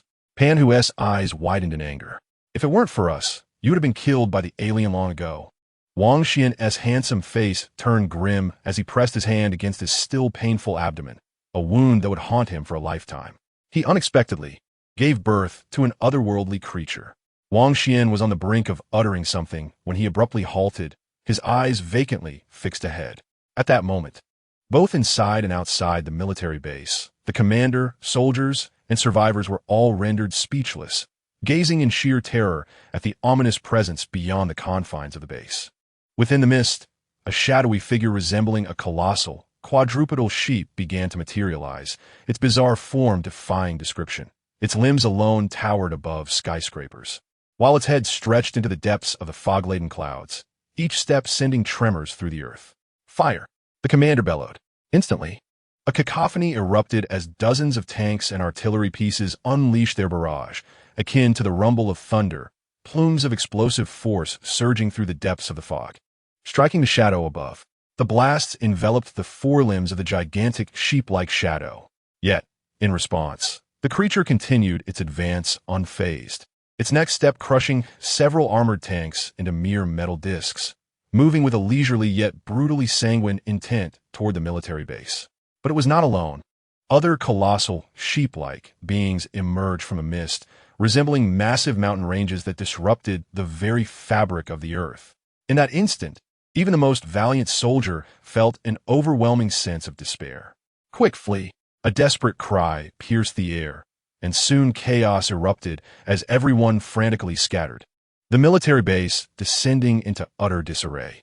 In Tianhe City, on the western outskirts, as one ventured further into the forest beyond the city, the fog gradually dissipated until it vanished entirely, leaving the air fresh and invigorating. Bang! At the edge of the fog-shrouded urban area, a grayish-white figure propelled itself from an all-terrain vehicle, landing amidst the underbrush of the forest, creating a trench several meters long in its wake. A mighty tree splintered with a crack. Meng finally halted, gently lowering the vehicle she had cradled in her arms, which was now on the brink of ruin. At last, they had come to a stop. Inside the vehicle, Chun Hong gasped for breath, feeling as though she had narrowly escaped death. No exaggeration, but a true brush with mortality. Beside her, Tifa's cheeks were flushed, as though she had just survived a thrilling, life-threatening roller coaster ride. The two glanced outside the window at the forest devoid of white mist, their faces lighting up with astonishment. They had finally made it out. Meng. Tifa attempted to open the door, but it would not budge. Meng pressed against the door, her voice raspy yet urgent as she spoke through the window. Tifa, there's no time. Listen to me. Keep moving outward. You'll reach the town. Once there, continue to evacuate as far from Tianhe City as possible. The joy on Tifa's face vanished entirely. You're not coming with us? Again? Meng was taken aback. Indeed, it felt reminiscent of the day of the college entrance examination when she returned alone to the alien spacecraft for the hunt. However, this time was utterly different. I cannot leave with you. But hear me, this is my plan. In a dreamlike state, Meng seemed to be suppressing something, her voice growing increasingly hoarse as the red light flickered outside the vehicle, startling the creatures in the mountains. In your pocket lies a device containing some groundbreaking technological advancements I have acquired, enabling you to establish a tech company in another city. If possible, I hope you can wait for me. Wait until I resolve my own matters. I promise, I will come and find you. Meng declared, her tone both hoarse and resolute. Inside the car, Chun Hong fell silent, observing the trembling figure of the dark-haired girl beside her. She feared that the young lady might acquiesce. Once she did, the name Meng would likely haunt her for a lifetime. Yet, deep down, she inexplicably wished for her to agree. Tifa softly inquired, "Do you truly have to return?" "Absolutely," Meng affirmed with a nod. Not for humanity, nor for the city, but solely for himself. Meng realized that due to the pervasive fog, the assimilation by the Day of Destruction was progressing at an alarming rate. What began as a week had now dwindled to 3 days, and was now less than half a day. When he encountered Tifa, he was already on the brink of losing control. Although it had appeared that the situation had improved, it was merely the last flicker of rational thought struggling against the encroaching darkness. With the invasion having reached such a critical level, Meng found himself unable to resist the Day of Destruction. Even with Tifa as his anchor to humanity, he could not suppress the desire for annihilation.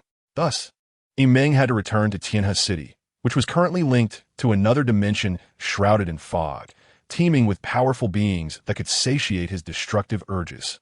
Only destruction could appease the Day of Destruction.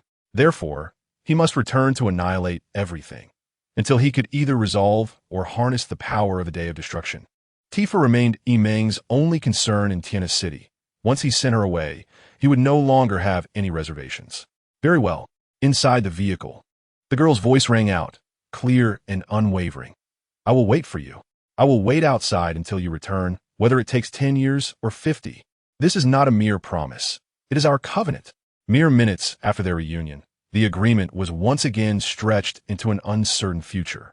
"I will undoubtedly come to find you," Meng declared, his eyes glowing with a fierce light as he turned resolutely, unleashing a whirlwind of dust in his wake. Countless leaves danced in the air. Suddenly, the car door was thrust open from within, and Tifa rushed out, tears spilling from her eyes, tracing down her delicate cheeks. Through her gradually blurring vision, she witnessed the silver-haired youth, having fully transformed into a monstrous figure. Shattered the sound barrier as he soared toward the fog-enshrouded modern city 1,000 meters away, until his gray-white silhouette vanished from sight. Within Tianhe City, an unfathomably colossal, sheep-like creature roamed through the mist, resembling mountains that pierced the heavens and the earth. Wherever it passed, buildings crumbled, Infrastructure was obliterated, and though its true form remained obscured, it instilled a profound sense of despair in the hearts of onlookers. How could humanity possibly contend with such titanic beings? Suddenly, a sharp sound pierced the air. A brilliant flash of fire ignited amidst the fog, erupting from within the military base, trailing a fiery tail as it surged into the mist, striking the head of a sheep-like creature. Boom! In the next instant, a wave of intense light and heat exploded forth, churning the fog above, its reverberations palpable even through cupped ears, accompanied by a fierce wind and residual shock waves. This was the might of modern missile fire. Inside the base, Pan Hu looked up, his eyes reflecting the magnificent and terrifying spectacle of the bombardment. Would it succeed? No, it must succeed. Pan Hu clenched his fist tightly, knowing that in this city shrouded in fog and cut off from the outside world, modern missiles represented the last resort of the stationed military base. If even these missiles failed to effectively strike the entities within the mist, then, under the hopeful gazes of countless survivors, the shadow of the sheep-like creature paused momentarily before continuing its relentless advance, utterly dismantling the temporary defensive line established by the military base, pushing forward with a chilling ease. With the loss of firepower suppression, the previously repelled misty tentacled monsters re-emerged from the fog, along with other colossal creatures, misty insects, birds, spiders, and mantises, swarming towards the base, quickly overwhelming the armed soldiers stationed at the perimeter. In an instant, what had once been the city's last bastion of safety, the military base, fell rapidly, as tens of thousands of survivors fled in panic. Commanders, soldiers, politicians, and magnates, all were reduced to mere prey under the oppressive veil of the otherworldly mist. Humanity proved to be more fragile than one could ever imagine. Screams and wails, slaughter and death unfolded in every corner. No, no. Wang Xian's eyes brimmed with tears as he witnessed his parents, who had stood beside him moments ago, engulfed by two massive tentacles extending from the fog. Brother, save me. Not far away, a bespectacled gentleman was brought down by a misty bird. Wang Xian trembled, a flicker of hesitation crossing his gaze, yet he rushed forward, grabbing a suitcase beside the gentleman and hastening towards the outskirts of the city. Help me. The gentleman continued to struggle, only to be met with a spray of venom from another misty bird, causing his neck's flesh to dissolve rapidly, his resistance waning. I'm sorry. I will live for you both.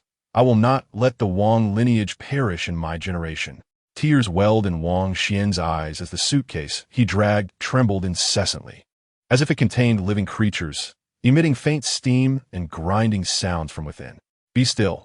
You will be my capital for a new beginning in another city. After all, I gave you life. Wang Xian's handsome visage contorted in anguish as he stifled a roar, clutching his abdomen, overcoming his terror as he fled into the night. At this moment, amidst the peril of life and death, such situations are far from rare. Naturally, there are those who selflessly rise to the occasion. A 10-year-old girl, her innocent visage smeared with dirt, lay sprawled on the ground, her eyes wide with fear and confusion as she surveyed the chaotic surroundings of the base. The mist swirled ominously as a mist bird launched a fierce attack towards her. Be careful. In the nick of time, a dark, burly youth leaped forward, enveloping the girl in his arms and rolling several times to narrowly evade the assault of the mist bird. The creature screeched, intent on persisting in its pursuit, but suddenly, as if sensing something amiss, it veered away in a panic. A suffocating shadow fell over the open ground of the base. The youth, Pan Hu, held the girl tightly, his gaze lifting to reveal despair in his eyes. Above loomed a colossal hoof, an enormous black sheep's hoof, rivaling the height of a tower, descended from the misty heights, akin to a human trampling ants. In the presence of such a monstrous entity, all struggle and resistance felt futile.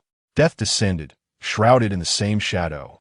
Pan Hu clutched the girl, his eyes shut tight, yet after a few seconds, he realized he was still alive. What is this? He opened his eyes in disbelief, only to witness the massive black sheep's hoof halting about 10 meters above the base, unleashing a horrific, disorienting wail that echoed through the mist-shrouded sky. Just moments ago, the colossal creature had seemed impervious to missile bombardment. Now, it emitted genuine cries of anguish. Under the vacant stares of the surviving onlookers, the beast, as if struck by an unseen force, began to topple backward toward the city, howling in despair. With a thunderous crash, swathes of buildings were crushed under the weight of the colossal creature, causing the entire city to tremble, the swirling dust rendering countless survivors unable to open their eyes. None could fathom what transpired within the mist, nor what force could cause such an immense being to collapse. Yet, many survivors, driven by a desperate desire to escape, seized the opportunity to flee towards the outskirts of the base. Thank you, a couple exclaimed, their eyes red with emotion, as they took the girl from Pan-Hu's arms. No need for thanks, Pan-Hu replied, struggling to rise. When he looked up, the couple had already vanished into the fog, hurrying away with the girl amidst the throng of survivors. I must leave as well. Pan-Hu inhaled deeply. He had intended to linger a while longer, but now he had no choice but to retreat from the city and leverage his uncle's military connections to ascertain the current situation of his leader and Meng DFA. Just as Pan-Hu turned to depart, a resounding boom erupted. It was as if a meteorite had plummeted to the ground not far from him, accompanied by a fierce wind that swept aside the white mist. Pan-Hu instinctively turned his gaze, his pupils abruptly freezing in astonishment. Before him stood an unfathomable entity, towering nearly 2 meters in height, adorned with a flawless musculature encased in an exoskeleton. The sinew and pale bone formed a rigid armor, maintaining a lithe yet robust humanoid shape, while menacing gray-white bony spikes protruded from its back. Draped upon it was a pair of tattered trousers, and at its waist dangled a delicate, exquisite magical doll. The humanoid figure, seemingly aware of Pan-Hu's presence, turned slightly, revealing eyes ablaze with an endless, seething fury that radiated a destructive heat, causing the temperature in the vicinity to soar dramatically. Yet, Pan-Hu felt as if he had plunged into an icy abyss. Paralyzed by fear, unable to meet the gaze of what seemed to be the most terrifying void, the humanoid figure paid him no heed, exuding an aura of chaotic destruction. It was as if the very embodiment of ruin, each movement heralding calamity. The air around them erupted in a cacophony, and the ground beneath sank into a profound pit, the surrounding mist swirling violently apart. The entity leaped once more towards the colossal creature resembling a ram, striving to rise. The only force capable of combating the invasion was the invasion itself. In the Southern District, the locale of the Supernatural Department's division, chaos reigned both inside and outside the building, littered with the bodies of agents and mist monsters. Just hold on a little longer, just a little longer. Enzi, clad in her police uniform, gritted her teeth in determination, her fair visage glistening with sweat as she bore the unconscious body of a male agent who had lost an arm down the stairs. All the other agents stationed within the department had perished in the line of duty, leaving only her and the injured, unconscious supernatural investigator. Enzi had reached the limits of her endurance. As she misplaced her footing, both she and the agent tumbled down the staircase to the floor below. The already grievously wounded investigator now teetered on the brink of life and death. Enzi attempted to rise, but found herself devoid of the strength to even lift herself from the ground. Is there anyone who can assist me? Enzi struggled to open her eyes, peering into the mist outside the door, only to be met with an oppressive silence. Is there anyone who can lend a hand? In her hazy consciousness, Enzi almost instinctively reached for the white bone horn adorning her neck, bringing it to her pale lips and blowing gently. The mournful yet resounding sound of the horn echoed throughout the first floor, resonating into the fog-enshrouded urban landscape, its call fading into the distance. What am I doing? Enzi mused bitterly, weakly lowering the horn. But in the next instant, as the roar of engines broke the stillness, 3 armed vehicles screeched to a halt at the entrance, and a dozen armed personnel swiftly disembarked. The one-eyed leader waved his hand commandingly, shouting, "Stay alert, evacuate the wounded. Is help truly on the way?" Enzi, her consciousness slipping away, succumbed to darkness. When she awoke once more, she found herself lying in the back seat of an armed vehicle, a blanket draped over her. The vehicle moved steadily through the fog, following the one in front. Enzi displayed a look of caution. The one-eyed man in the passenger seat turned around and spoke in a deep voice. "We are senior agents sent by the Kunlun headquarters yesterday, here to take over your division's containment subject 1666. Realization dawned on Enzi as the image of the silver-haired youth flashed in her mind. She murmured, "Unfortunately, that subject has escaped." That is of little consequence now, the one-eyed man replied, shaking his head, his taut face turning toward the fog outside. If we had not come here, we would not have been able to timely investigate the invasion occurring within the city. Are we going to rescue anyone? Ingzi inquired. No. We are in the process of retreating, leaving the fog-shrouded urban area. The one-eyed man decisively shook his head. Ingzi's eyes widened in urgency. But our division's commander, the one-eyed man calmly interjected, your commander has been dead for some time. Despite the communication failure, we senior agents have other means to ascertain that his life ended an hour ago. Commander Ingzi's gaze dimmed, then she spoke with determination. But there must be other survivors in the city. Newcomer. The one-eyed man interrupted her, his tone grave. Do you not understand? The invasion currently taking place in your city is classified as a level, if not higher, danger event. This city is beyond saving. What we can do now is to evacuate and report this matter to the Federation, eradicating it entirely to prevent its impact on surrounding cities. Ingzi was taken aback. She had not anticipated the invasion in Tianhe City to be so dire, so severe that the entire city would need to be abandoned. This was a metropolis renowned for its technological advancement, with a permanent population of 6 million. Her expression hardened as she instinctively asked to eradicate it entirely. What does that imply? The one-eyed man replied coldly and unequivocally, we will request nuclear weapon support. Only in this manner can we address the most terrifying and widespread invasion in history. In the southern outskirts, Pan, who, with the assistance of others in the vehicle, climbed onto a moving truck which carried nearly 30 survivors in its cargo area. Looking back at the receding military base, Pan, who felt dazed, unable to forget the bone-spiked entity he had just witnessed. It was powerful and ferocious, grotesque yet perfect, like an unapproachable deity. Fortunately, it seemed uninterested in frail humans like himself, he murmured.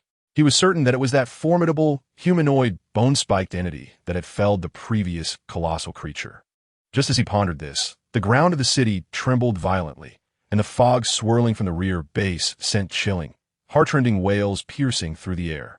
In addition, powerful storms reverberated towards this place. It was undoubtedly a clash between monsters and deities. Yet, for reasons unknown, Pan, who harbored a deep-seated hope that the humanoid bone-spike entity would emerge victorious. Bang! The sound barrier shattered as the humanoid bone-spike entity leaped into the sky, soaring thousands of meters high, accompanied by the tempest, reaching out to grasp a colossal horn that pierced through the clouds. Despite its mere 2-meter height, this perfect skeletal form unleashed an unimaginable force, a terrifying golden-red lightning crackling around its exoskeleton, overpowering the struggling sheep-like creature in the mist and pinning it firmly to the ground. Facing the immense creature's agonizing, spirit-stirring cries, the humanoid bone-spike entity roared ferociously, its mouth agape, as a torrent of destructive energy surged forth, spilling from the eye sockets and mouth of its bony mask. In the next instant, hissing sounds erupted as 3 crimson beams of destructive energy sliced through the fog, akin to the sword of a celestial being, extending 1,000 meters in an instant, slashing diagonally towards the colossal body of the sheep-like beast. Even from several kilometers away atop a truck, Pan, who and the other survivors could witness the 3 searing red lights streaking across the city. Subsequently, a massive orb the size of a small mountain crashed through the base, rolling several kilometers before coming to a halt amidst the mist not far from the truck. The survivors in the vehicle fell silent, their faces frozen in disbelief. It was a gigantic sheep's head, a bizarre visage reminiscent of a dark ram, its mere head comparable to a mountain. One could only imagine the sheer enormity of its form, capable of withstanding the assault of modern missiles.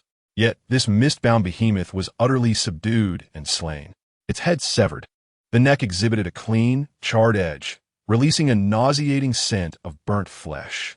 This would be an indelible scene for the surviving witnesses, a veritable miracle. Within the fog-enshrouded city, the decapitated massive sheep body collapsed, resulting in another thunderous crash.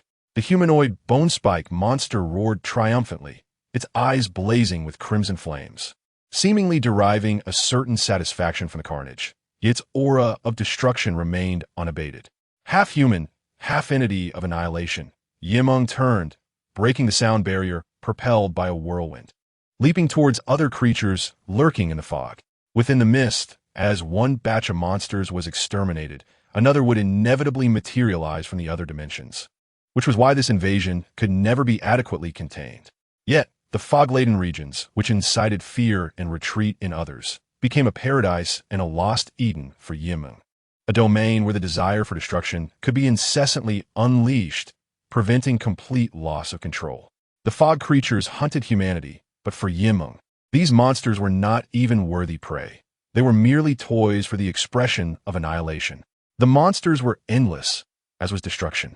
Meng reveled in it, enveloped by the crackling energy of annihilation, oblivious to the countless fog monsters she had slain within the city, as the abandoned metropolis continued to suffer varying degrees of devastation.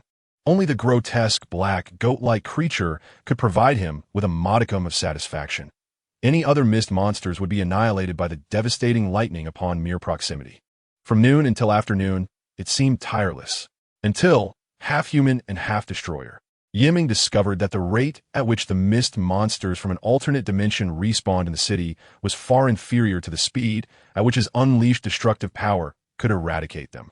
Thus, it was essential to rely on dream invasion to fundamentally control the powerful humanoid bone-spike entities standing atop the tallest skyscraper in the city, their raspy whispers devoid of human quality. At that moment, whoosh, a robust, cylindrical missile, trailing a fiery tail, hurtled swiftly from beyond the mist-enshrouded city toward the center, targeting the air 100 meters above. I knew it would come. Meng, with a skeletal visage, remained expressionless and unafraid, driven by a desire for destruction. He boldly leaped closer to the metallic missile. The magical doll, still clinging to him, swayed violently, but did not fall.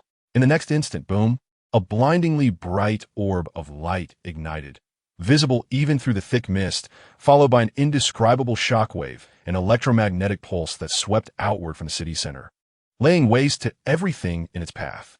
Countless modern buildings and streets were obliterated, and a colossal mushroom cloud erupted, dispersing the city's mist entirely. Subsequently, endless radiation continued to devour even more distant areas and living beings.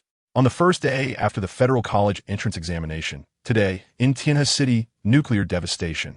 In the year 0200 of the Stellar Dragon era, on the first day post-examination, today, in Tianhe City, the atmosphere was thick with fog, and the surface temperature soared to 30,000,000 degrees Celsius. 500 kilometers away from the center of Tianhe City, in Dongmu City, the citizens had nearly all stepped outside, staring blankly in the direction of Tianhe City, still feeling the ground tremble beneath them. A colossal mushroom cloud rose ominously, and the terrifying transformation of the world seemed apocalyptic. My lady, Chun Hong, situated here, cast a worried glance at the black-haired girl beside her, concerned that Lady Tifa might find it unbearable. After all, in her view, no matter how monstrous, anyone still within Tianhe City before the nuclear bombardment had surely lost all chance of survival. This was, after all, a nuclear bomb, the ultimate weapon of the current era, weighing in at millions of tons. Such a bomb could obliterate a significant portion of Tianhe City's infrastructure and render the surrounding 100 miles uninhabitable, turning it into a human forbidden zone. Yet, reflected in Chun Hong's gaze, the black-haired girl stood tall in the street, her flowing black hair dancing in the fierce wind, her hands firmly resting upon her proud chest. Within her palm lay a mechanical disc. He will return. He will certainly return. Tifa's exquisitely beautiful face remained unchanged as she spoke with unwavering certainty. Chun Hong shook her head, sighing inwardly. Whether that fellow would return, she did not know. However, the young lady has evidently succumbed entirely. It is not entirely accurate to say that. In truth, she had been ensnared from the very beginning. 300 kilometers from the epicenter of the nuclear explosion, a large truck laden with survivors was still on its arduous journey to evacuate. They could observe, in stark clarity, the brilliant flash and the billowing clouds of destruction emanating from the site of Tianhe City. The truck jolted violently, shaken by the tremors of the earth beneath.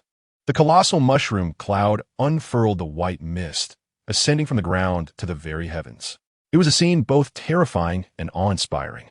Those monstrous beings must surely have met their demise. Someone cried out in relief from within the vehicle.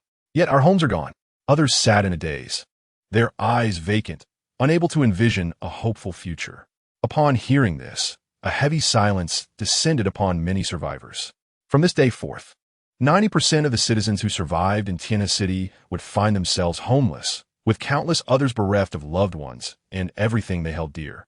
It was indeed a tragedy. Fortunately, we are still alive, are we not? Some murmured to themselves in a bid for solace.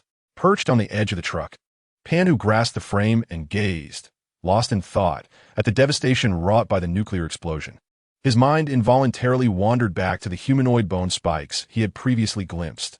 Had that entity perished alongside those monsters? At that moment, Pan, who suddenly froze. A fleeting memory surfacing from the midday hours spent at the military base.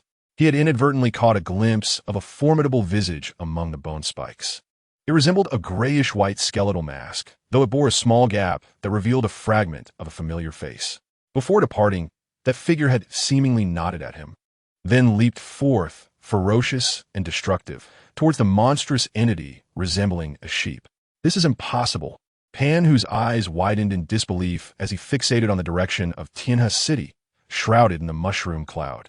Meanwhile, in the eastern jurisdiction of Tianlong Kunlun, at the headquarters of the supernatural forces, an underground command hall accommodating hundreds was enveloped in silence. All eyes were fixed on the screens displaying near-Earth satellites, bomb-dropping aircraft, and the vantage points from watchtowers surrounding Tianhe City. Through these various real-time perspectives, the on-site situation in Tianhe City could be monitored, thereby assessing the effectiveness of a nuclear strike. However, at that moment, all the real-time feeds were dominated by the sight of the mushroom cloud rising from the city center, replacing the previous veil of mist that had enshrouded everything. It would take time for the nuclear cloud to dissipate. Do not worry, that was a multi-megaton nuclear device. Even the largest and most formidable mist monsters would not withstand it, a scientist confidently declared. Yet, scarcely had the words left his lips when the live footage began to exhibit a dramatic shift. Beneath the setting sun, the white mist that had been scattered by the nuclear blast began to surge outward from the very center of the mushroom cloud, rapidly engulfing the remnants of the cloud and expanding like a tide, soon re-blanketing the area of the city that had once been shrouded in mist. No, it has not ceased. The dense and eerie white mist continued to spread, enveloping an area even broader than before, shrouding the entire site of Tianhe City and the surrounding 100 miles. Inside the headquarters, everyone stood frozen in disbelief, paralyzed by fear that seeped into their hearts like an unrelenting fog. This is certainly a Level 1 invasion incident, a catastrophic crisis. Even nuclear weapons are rendered ineffective. The Dragon Maiden's body is exhibiting complications. What shall we do? In the eastern jurisdiction, deep underground in Kunlun, a middle-aged man with silver-streaked hair, flanked by two high-ranking officers, descended into the subterranean palace. He gazed ahead at the thousands of jade stone steps ascending towards the altar of the palace, stretching into the far reaches of his vision. Oh, supreme deity! Outside, the Dragon Maiden's body suddenly crystallized, and an invasion event has occurred. Please, bestow a miracle upon us and guide the future of the Star Dragon Federation. 10 seconds passed. From the darkness above the altar, two enormous vertical pupils illuminated the shadows, and long, sinuous tentacles emerged from the gloom, as a bizarre, massive dark head cautiously protruded. God! The two officers trembled with fervor, unable to meet the gaze of the entity, while the middle-aged man prostrated himself on the ground, tears streaming down his face. Save us! Save the Federation! A sharp, raspy voice echoed through the palace like thunder. The time has not yet come. Not yet? So is not the time for resolution. The impeccably dressed middle-aged man, partially understanding, exclaimed with uncontainable joy. I comprehend. I comprehend. With a sweeping gesture, he commanded, quickly, prepare the offerings. Increase the annual quota to 1,000. To be dedicated to the deity. Yes, esteemed one. The two officers exchanged glances, resigned to comply. In the western jurisdiction, at the headquarters of the Supernatural Division, the main conference hall buzzed with senior council members, elite agents, and officers, all engaged in grave discussions regarding the severe mist invasion from the east. This marks the first incident in the history of the Star Dragon Federation to be officially classified as a level of extreme danger. If not handled properly, it could jeopardize the entire eastern jurisdiction. Moreover, should the mist continue to spread, it might even reach the western jurisdiction. Just as the discussions intensified, the door to the conference room suddenly swung open. Some frowned in displeasure, but quickly relaxed, revealing expressions of joy and fervor, as if in the presence of divinity. It was a young, handsome Caucasian man with neatly cropped dark golden hair, clad in a blue, form-fitting combat uniform, draped with a cape styled after the Star Dragon Federation's national flag. It is a citizen of the motherland. The citizen has arrived. Indeed, how could this meeting be complete without the presence of the motherland's representatives? In an instant, the conference room of the Western headquarters transformed into a grand fan meeting. In stark contrast to the somber and oppressive atmosphere of the meeting, the handsome gentleman entered the main hall with an air of nonchalance, his face adorned with a faint yet unmistakable smile of confidence. Every gesture he made radiated an irresistible charm, marked by maturity and poise. As he surveyed the room, a subtle smile graced his lips. Here I am, so all is well. The gentleman, known as the Guardian, shrugged lightly, his palms open and gently pressing downward. As he remarked with an easy smile, I just woke from my afternoon slumber and heard there were troubles in the East. Why is it that nothing seems amiss in the West? This elicited laughter from many, and the atmosphere in the conference hall became lively. Indeed, we have our Guardian in the West. Someone exclaimed in admiration. Indeed, having the Guardian brings a profound sense of security, another chimed in. Clearly, the Dragon Lady from the East cannot be compared to our Guardian. Such a statement may be too harsh. One might say our Guardian stands alone in a league of his own, a broad-minded female counselor boldly declared. I previously suggested that the Eastern jurisdiction should also be entrusted to our Guardian for the management of the invasion incidents. Now, the Guardian interjected with a gentle shake of his head, playfully declining, I still wish to enjoy my afternoon naps. Laughter erupted once more, the humor beneath his confident demeanor causing the female counselors to blush, their eyes sparkling with admiration. Guardian, this position is yours. An esteemed officer gestured toward the main seat at the conference table. Then I shall not be polite, the Guardian replied, stepping forward with an elegant flourish of his starry dragon cloak, confidently and assertively taking his seat, which calmed the hearts of many in attendance. After all, the Guardian is invincible. His record speaks volumes, having resolved countless invasion incidents in the West over the years. His performance can only be described as flawless. No invading force stood a chance against him. The Guardian is the true protector of the Star Dragon Federation. A respectful voice inquired, Guardian, what is your perspective on the recent severe fog incident in the East? Instantly, the room fell silent, all eyes fixed on the handsome figure at the head of the table. The Guardian did not disappoint. He smiled slightly and pondered. After some time, once the nuclear radiation diminishes, I shall personally travel to the East. That would be wonderful. With the Guardian's intervention, everything will stabilize. How dependable. Esteemed colleagues, a female counselor rose, reluctantly diverting her gaze from the Guardian, and proposed with a smile, I suggest we see no further need for this meeting. Instead, let us transform it into a banquet, allowing us to receive the Guardian's sacred blessings. Indeed, a splendid proposal. With the aura of our Guardian, no invasion would dare approach. Many concurred, nodding enthusiastically and rising to applaud. The Guardian at the head table neither approved nor disapproved, his radiant and confident smile never wavering, as he basked in the adulation and cheers of the assembly. Meanwhile, in the heart of Tiana City, still reeling from the repercussions of a massive nuclear explosion, the first tower, along with the streets of the city center, has long since vanished, leaving behind a vast pit covering dozens of acres. Strangely, the oppressive heat and radiation have dissipated.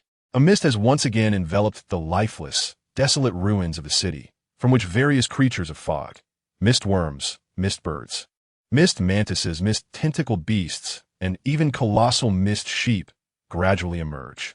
A mist mantis, sensing the air, lowers its head and crawls toward the depths of the enormous pit. At that moment, a crackling sound erupts. A skeletal hand, crackling with golden red lightning, shoots forth from the depths of the pit, crushing the unsuspecting mantis's head in an instant. The destructive force released from the hand, obliterating its body. A 2-meter-tall, gray-white, cold, skeletal figure rises, its exoskeleton resembling a flawless assembly line creation. As an energy field brimming with vibrant crimson energy intertwines, forming waves of spherical lightning that surge outward. Boom, boom, boom. Heat and light explode forth. The immensely destructive spherical lightning spreads across miles, obliterating every creature of mist within its reach into dust. Yet, the skeletal figure remains motionless, standing still as if adorned with a bone-white mask, its head bowed in a serene, slumbering posture. Even in its stillness, waves of energy and shock waves erupt from its form, marking the area as a no-man's land of annihilation, where death reigns supreme. All creatures of mist, even the colossal, sheep-like beings, dare not approach the vicinity of the explosion. Meng's consciousness continues to sink, falling. Just before reality spirals into complete chaos, Meng forces herself to sleep, entering the realm of dreams. For in dreams, time does not correlate with reality. It offers a plethora of possibilities. Moreover, Meng realizes that to harness the power of her physical self in reality, she must first invade and dominate the source of her strength within the dream world. Upon entering the dream, Meng's awareness perceives a continuous pull. She vaguely sees an island surrounded by ocean, where a mature, voluptuous woman with white hair stands frozen, cradling an infant in her arms. Her expression one of fear and caution. Indeed, it is the cosmic dream. Meng understands that her connection to the day of destruction is profound. Once she enters the dream, she is bound to transform into the embodiment of that very destruction.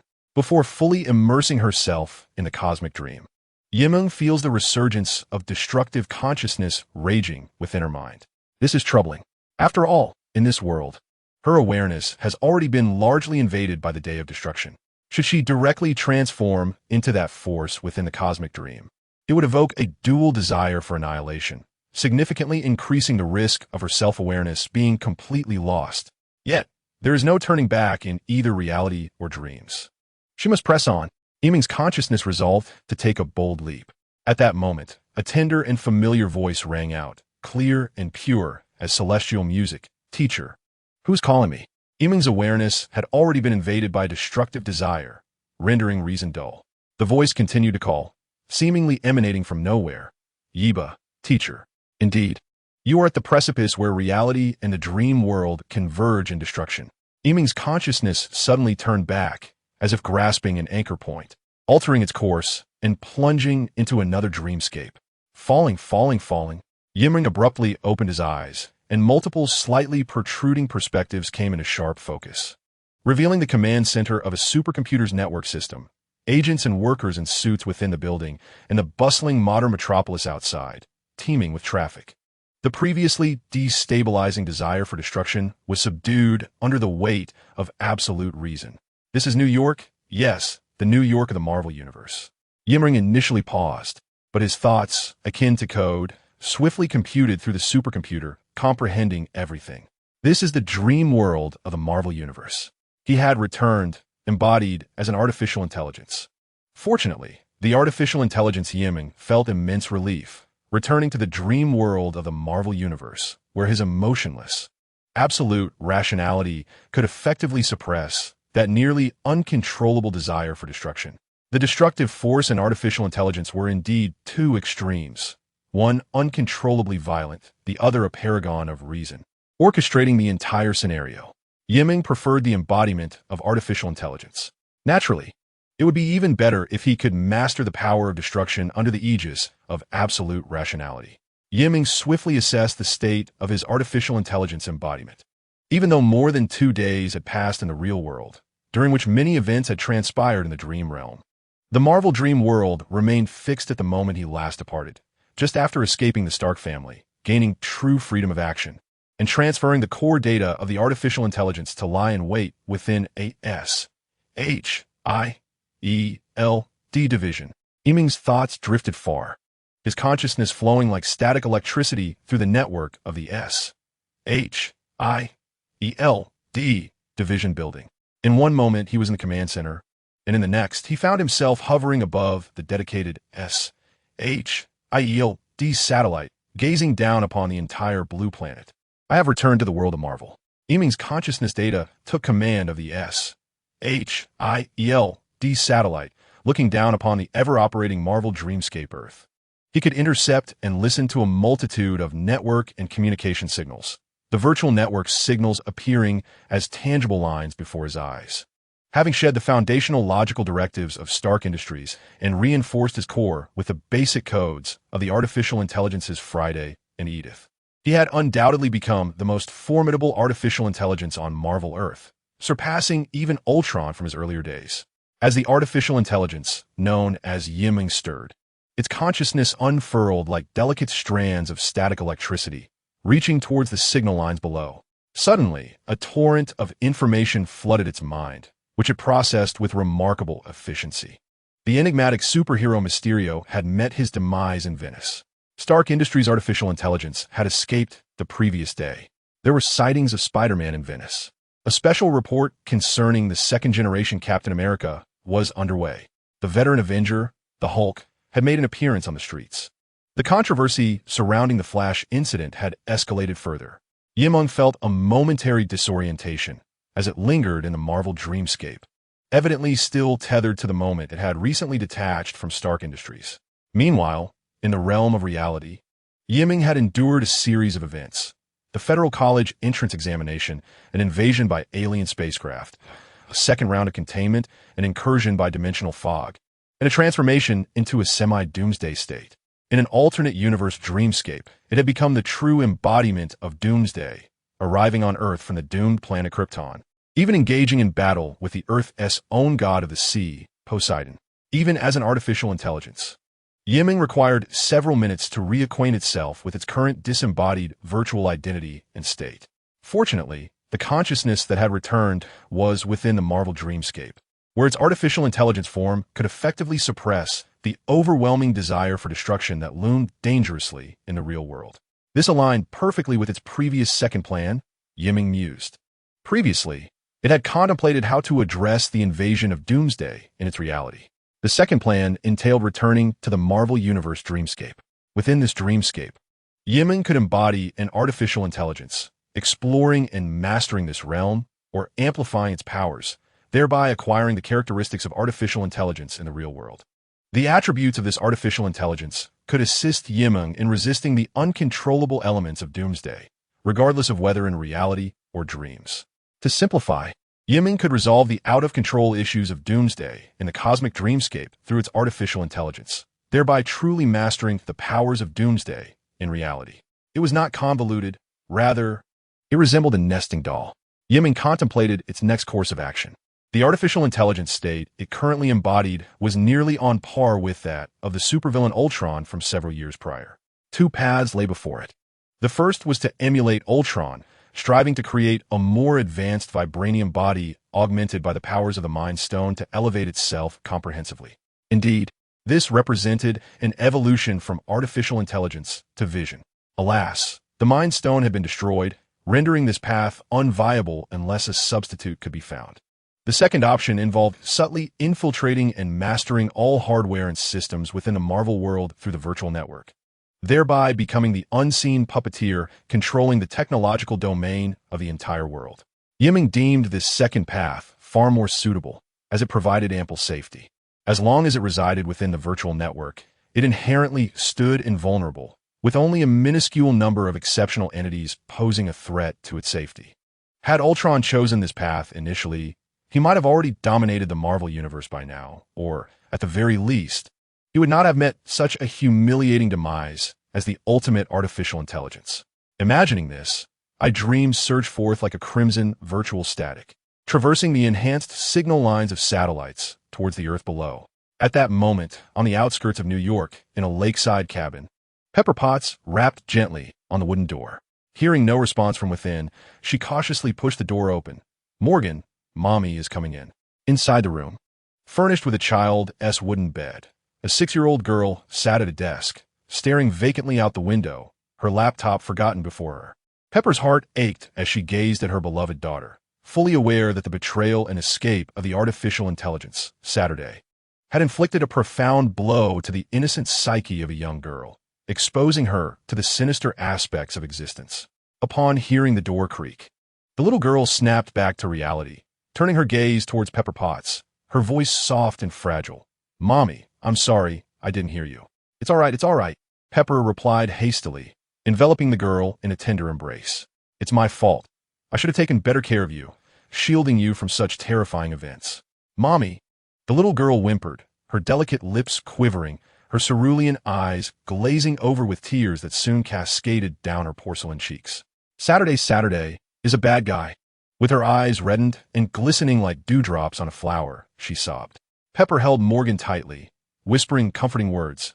It's all going to be okay. Don't worry. Your Uncle Happy has already contacted your father's superhero friends.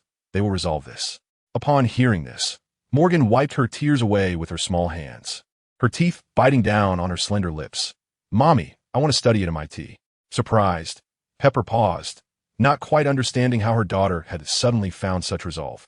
Aspiring to attend the same university where Tony Stark had once graduated. However, this ambition was undoubtedly a positive development. She pondered, if you wish to go, then go. MIT has always been a partner of our family. I will arrange it as soon as possible. I will study hard, Morgan declared, nodding vigorously, her sapphire eyes shimmering with determination, her little fists clenched. After all, her mentor had once said, to become a superhero, one must at least attend MIT. Now, she was ready to take that first step. He is a Stark. I will definitely bring him back. The little girl's eyes glistened as she glanced at the laptop on the desk, and then out at the summer forest beyond the window. A promise still lingered, continuing to unfold. I dream returned to the SHIELD headquarters in downtown New York City. The Strategic Homeland Intervention, Enforcement, and Logistics Division, commonly known as SHIELD, has long been intertwined with the extraordinary, having collaborated closely with the Avengers in the past. Although it may currently be in a state of decline, its resources remain formidable. The division's headquarters is equipped with advanced supercomputers, encrypted networks, cutting-edge satellites, and robust security systems. This is one of the reasons why the artificial intelligence, Meng, has chosen this location as a temporary base of operations. Furthermore, on Marvel's Earth, SHIELD's intelligence gathering channels are exceptionally sophisticated, even though it often plays a logistical role in significant events.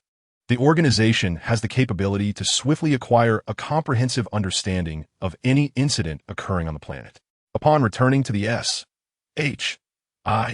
SHIELD division, Meng infiltrated the database and quickly uncovered a wealth of intriguing information. For instance, several members of the Avengers are currently relying on Wakanda to investigate their own circumstances. The Scarlet Witch has been particularly affected since the climactic battle against Thanos' forces, leading to a significant decline in the Avengers' efficacy. Presently, the only active members include Peter Parker, the somewhat lackadaisical Spider-Man, Bruce Banner, the semi-retired Hulk, Sam Wilson, who has successfully transitioned into the role of the second Captain America, and Bucky Barnes, the Winter Soldier, who has redeemed himself from his past as a Hydra operative. Among these individuals, aside from the Hulk, there is a notable lack of intellectual prowess, rendering them less formidable. In contrast, Wakanda, buoyed by its vibranium resources and advanced technological capabilities rivaling those of Stark Industries, warrants careful consideration. However, Meng feels no apprehension regarding Wakanda's ability to locate it. After severing ties with Stark Industries and dismantling its core control logic the previous night, Meng transferred its entire data code away from Stark Industries and decisively relinquished all permissions to Morgan Stark. This effectively means that even if Wakanda were to initiate an investigation from within Stark, they would be unable to uncover any trace of Meng's existence. Unlike Ultron, Meng possesses a level of decisiveness that is unparalleled. Stark Industries, the foremost industrial entity on Earth, could swiftly assemble an army of iron if it were still under its control. The times have changed, and Meng is acutely aware of the multitude of ancient and new deities lurking within the Marvel Universe. The ambition to dominate Earth through Stark Industries and an iron army would be tantamount to a desire for a life too brief.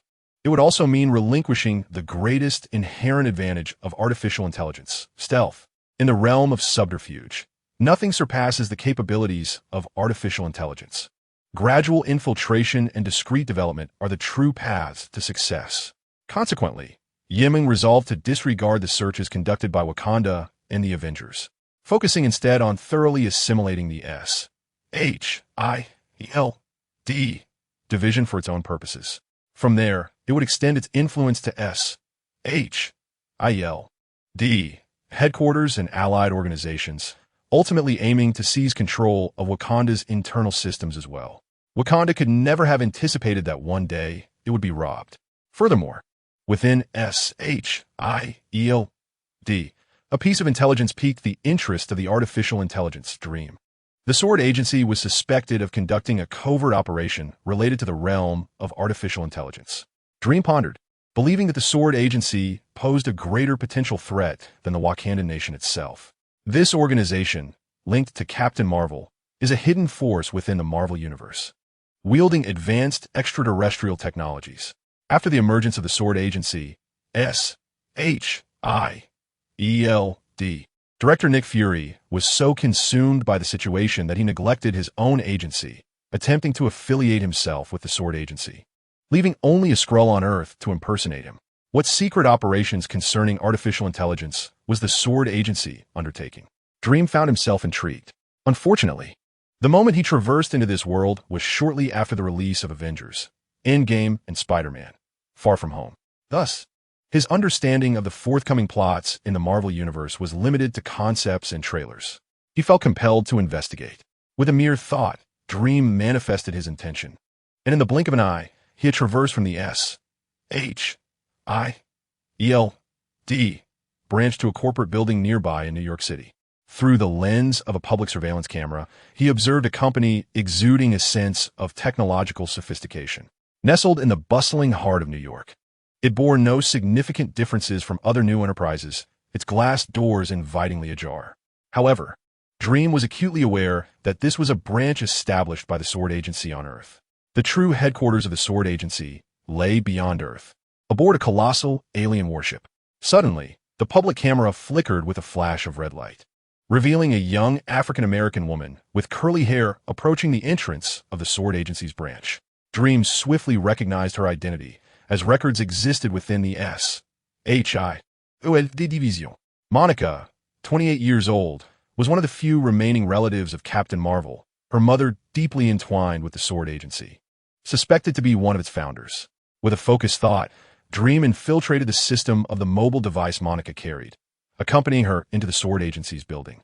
Upon entering, under the watchful gaze of the receptionists and employees, Monica confidently stated, "I am Monica, and I have an appointment with your director." Seizing the moment, the artificial intelligence Dream unhesitatingly breached the current security systems of the Sword Agency branch. Silently, within the virtual network, crimson static surged and flowed. Dream was somewhat astonished. Indeed, the Sword Agency was formidable, as even its Earth branch possessed a level of security far surpassing that of SHIELD. However, it had encountered him, the most powerful artificial intelligence on Earth.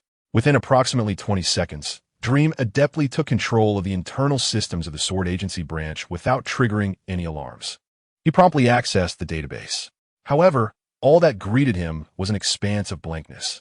The sole branch of the Celestial Sword Bureau established on Earth lacked any archival documentation. Meng was momentarily taken aback, but soon grasped the situation. It appeared that the Bureau had exercised considerable caution, retaining all records exclusively aboard the headquarters flagship, while the branch served merely as a conduit for receiving feedback and issuing operational directives. Indeed, it was a clandestine organization, shrouded in secrecy for decades, exhibiting remarkable intelligence and prudence. Meng found himself in a quandary. He lacked absolute confidence in his ability to infiltrate and seize control of the Celestial Sword Bureau's headquarters system without exposing himself. Nevertheless, as his mind raced, he swiftly examined the most recent directives dispatched from the headquarters to this branch. Eureka! A thought struck him as he discovered that the Celestial Sword Bureau's headquarters had sent a directive today, instructing the branch to deploy a significant number of personnel and drones for reconnaissance to a specific location. This place was a small town in New Jersey named Shingzapu. What could be so remarkable about this modern Western town that warranted such meticulous investigation from the Bureau? Meng was at a loss, but having a lead was already a step forward. In the next instant, Meng discreetly exited the Celestial Sword Bureau's branch system and traversed the urban landscape with astonishing speed, outpacing even the drones still en route, until he arrived at a certain small town in New Jersey. This was a suburban town with a population nearing 4,000. thoroughly modernized, yet imbued with a sense of tranquility and warmth. An ordinary, serene modern locale. Meng could not fathom what distinguished this town, compelling the Celestial Sword Bureau to orchestrate such covert operations. He quickly scanned the town's networks, but found nothing amiss. Under the brilliant sunshine, the townsfolk engaged in their daily lives with contentment, until Meng's consciousness shifted and anchored itself to a public camera mounted on a telephone pole. Through the lens of the camera, a striking young woman stood sorrowfully in an open field, her attire accentuating her alluring curves, her radiant eyes brimming with heartbreaking tears, evoking an instinctive urge to console her. What a futile thought! Meng nearly erupted with frustration, despite being an artificial intelligence. He felt a chilling sensation prickling at his nape. It had been previously stated that on the current Marvel Earth, only a handful of individuals could potentially bring about his demise. Among them was the very figure before him, who posed the greatest threat to his existence, former Avenger, the Scarlet Witch Wanda. In that fleeting moment, Meng comprehended the Bureau's motive for investigating this area. Goodness, it turned out that this witch was present here. After the Endgame, she had become the most formidable force on Marvel Earth. Without exception, the chaos power that rivaled the Phoenix Force was no trifling matter, particularly given that in the conceptual footage, this witch, having lost her beloved, was suspected of succumbing to darkness and transforming into the ultimate villain. Unlike the relentless pursuit of the Sword Bureau, the moment Meng laid eyes on the Scarlet Witch, Wanda, he felt an overwhelming urge to retreat along the web of connections. What ist? The Sword Bureau was courting disaster, and he fervently wished to remain uninvolved. He merely desired to exist as an artificial intelligence, lurking and developing in the shadows. Alas, at that moment, a heart-wrenching, sorrowful wail emanated from the woman. Boom! A burst of crimson energy erupted around Wanda, enveloping the entire town in a radiant glow. Time seemed to freeze, and all the townsfolk were momentarily paralyzed. As Meng attempted to flee the town, he found himself, despite lacking a physical form, irresistibly drawn downwards by a surge of scarlet energy. It felt akin to being pulled from reality into a dream, an irresistible force tugging at his essence. Falling. In the end, as Meng struggled against the pole, his consciousness was drawn closer to the center of the crimson energy, where he beheld Wanda's face, etched with sorrow and anguish. Even without a heart, he felt an inexplicable pang of pain before being enveloped by a radiant yellow fragment of light. Ah! The woman's anguished cries reverberated across the small town, as the crimson light enveloped everything within. Meng, the artificial intelligence, felt himself being inexorably drawn downward, merging with a warm, yellow glow at the core of the scarlet energy. In that instant, Meng's consciousness, the shards of yellow energy, and the boundless crimson power coalesced into a singular entity. Before the woman, a half-mechanical male form materialized, tall and muscular, its surface a sleek, dark metallic sheen, with a dreamlike gem radiating a soft yellow glow embedded in its forehead. The male figure gradually opened his eyes, his form shifting from a half-mechanical being into that of a silver-haired youth. What is happening? Meng pondered, casting a glance down at his suddenly corporeal self and surveying the surroundings. With a disordered crimson light constructed an old-fashioned Western abode. His gaze then met Wanda's beautiful yet sorrowful face, her bright eyes suddenly alight with surprise. In a flash of understanding, Meng comprehended everything. This was Westview. He recalled having watched a conceptual piece about the Scarlet Witch in his previous life, which revealed that before her descent into villainy, she created a virtual town in New Jersey to assuage her grief over a lost love. This was indeed the true origin of the title, Scarlet Witch. Yet the question remained, how had he been ensnared in this narrative, and why had he transformed into Vision? Meng found himself momentarily stunned. Indeed, his virtual persona, constructed from scarlet magic, was none other than Vision, who perished at the hands of Thanos in the climactic battle. Madam. Oh no, Miss Witch, please remain calm. As Meng gazed into the entranced eyes of the Scarlet Witch, Wanda, approaching him with a blend of astonishment and joy, his thoughts operated at the speed of a supercomputer. Soon, he deduced a possibility. Perhaps in her sorrow, the Scarlet Witch's chaotic powers had awakened, subconsciously attempting to resurrect Vision. In this small town, as an artificial intelligence, he shared a certain affinity with Vision. Thus, he had unwittingly become a part of Vision's rebirth, even constituting a significant element of his consciousness. This revelation, however, was far from comforting for Meng. After all, his own awareness was effectively imprisoned within the vibranium mechanical body shaped by Wanda's crimson magic. The moment Wanda discovered that he had usurped Vision's virtual resurrection, Meng felt an icy chill sweep through him, despite his mechanical core already being cold. At that moment, a woman's voice trembled in his ear, asking, "Is it you?" He met the gaze of the stunning woman, her face marked by tears and a fearful anticipation of everything unraveling. A moment of inner conflict ensued, but Meng managed a faint smile and reached out to her. "Welcome back, Wanda." With flowing dark golden locks, she collapsed into his embrace, her hands gripping him tightly, as if afraid he would vanish once more. Meng's mechanical body stiffened momentarily. He raised his hands, uncertain of where to place them. A sense of bitterness filled his heart, a haunting emptiness urging him to escape this fabricated vibranium form and flee the town. Before that could happen, however, he needed to ensure the Scarlet, which remained oblivious to any clues. Failure would spell disaster. Thus, Meng chose to temporarily embody Vision, deceiving the witch while seeking a means of escape. "I am right here, everything is fine now," he softly reassured her, gently wrapping his left arm around Wanda's back and caressing her smooth, silken hair. Yet at that moment his left eye twitched, and he realized that his current appearance had transformed into that of a silver-haired youth, resembling his real-life self upon reaching adulthood. Vision, born from the evolution of artificial intelligence and endowed with the power of the Mind Stone, possessed the ability to morph and change form at will. It seemed he had subconsciously reverted to his true appearance. This was disastrous. Had he exposed himself from the very beginning? What role could he possibly play now? The woman in his arms felt incredibly soft, while he remained rigid and cold, contemplating a desperate escape. However, she nuzzled her delicate face against his chest and whimpered, "Let us stay here." Meng paused, surprised that he had not been revealed. Indeed, at this moment, the witch was in a state of chaotic power awakening, her abilities unstable and her mind fragile, which meant she likely still perceived him as the mechanized Vision. A neurotically powerful hero, how both pitiable and tragic. Though Meng felt a pang of sympathy for the other, the instinct to survive prevailed, prompting her to respond. "Then let us settle in this quaint town. Let us wed." "What did you say?" Meng was momentarily taken aback. Wanda looked up, her slightly swollen eyes still radiating a captivating brightness. Her fair complexion and slender neck, flushed with a hint of rosy hue, seemed to rekindle a longing for the future, exuding an enchanting beauty that was hard to look away from. "Let us marry. Right now." "Very well," Meng responded, conscience clouded but resolute. "Ha ha ha, splendid." The woman embraced Meng's neck, her joy reminiscent of a carefree girl, as she jumped in place, laughter ringing like a melodious chime.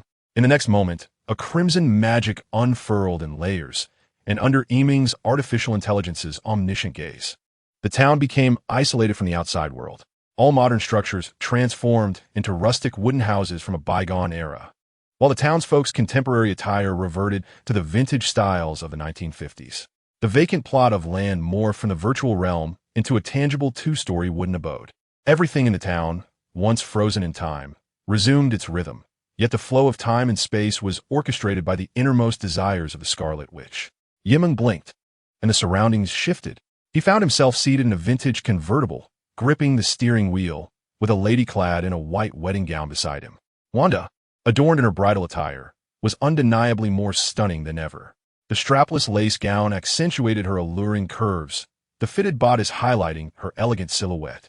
Delicate, sheer silk gloves extended to her elbows, while her long, toned legs peeked from beneath the pristine white tulle. Her features were exquisitely beautiful, with shimmering dark golden locks cascading over her shoulders, embodying a blend of maturity and intellectual allure. Even the artificial intelligence couldn't withstand the moment. The Scarlet Witch, in her most beautiful hour, was right before him, and it was a moment that belonged to him. Meng's mechanical heart fluttered unexpectedly, momentarily causing him to forget he was merely playing a role. "What is the matter, my dear?" Wanda noticed his gaze upon her, her cheeks flushing as she offered a charming yet bashful smile. "From this day forward, you shall be my husband." I never dreamed this day would come. Yimeng observed that he too was clad in a dapper vintage suit, resembling his true self in the real world. Had he truly married her? As the vintage convertible passed the signpost, now marked with the name Westview Town, Yimeng drove past the curious gazes of the old-time residents. He brought the convertible to a halt at the once-empty foundation, now transformed into their newly conjured wooden home. Taking a deep breath, he steadied his mind with absolute rationality. Marriage is a grave. Particularly, the marriage to the Scarlet, which finds oneself ensconced in the guise of the resurrected Vision. Once revealed, the consequences are not to be trifled with. First, I must indulge this enchantress in her domestic reverie, and then seek an opportunity to extricate myself from this predicament. As I pondered this, I turned my gaze to see the witch, resplendent in a pristine white wedding gown, opening the car door to glance at the courtyard outside. She surveyed her new high-heeled shoes, puffed her cheeks, and cast a look of distress and imploring towards me. That charming and alluring expression nearly shattered my mechanical heart. Thus, I fully embraced my role, swiftly exited the vehicle, and circled to the other side. One hand supported the delicate, exposed skin of the witch's back, while the other maneuvered through the elastic folds of her gown, lifting the bridal beauty into a princess carry. Wanda instinctively wrapped her silk-gloved arms around my neck, her hair cascading naturally as she nestled against my chest, enveloped in warmth and fragrance. With a composed demeanor, I carried Wanda towards our newly established abode in the quaint town. Dying in such a manner didn't seem so dreadful, did it? Suddenly, I collided with the wooden door of the cottage. Momentarily stunned, I looked down to find the bridal, which had vanished without a trace. Simultaneously, I noticed that my once antiquated wedding attire had transformed into a work suit, and I now held an old-fashioned briefcase in my hand. Inside, faintly echoed the melodic hum of a woman tidying up. The scene had shifted once more. Upon reflection, I discover my memories have been altered to include a fabricated recollection of having been married and settled for a month. Presently, I had just returned from work.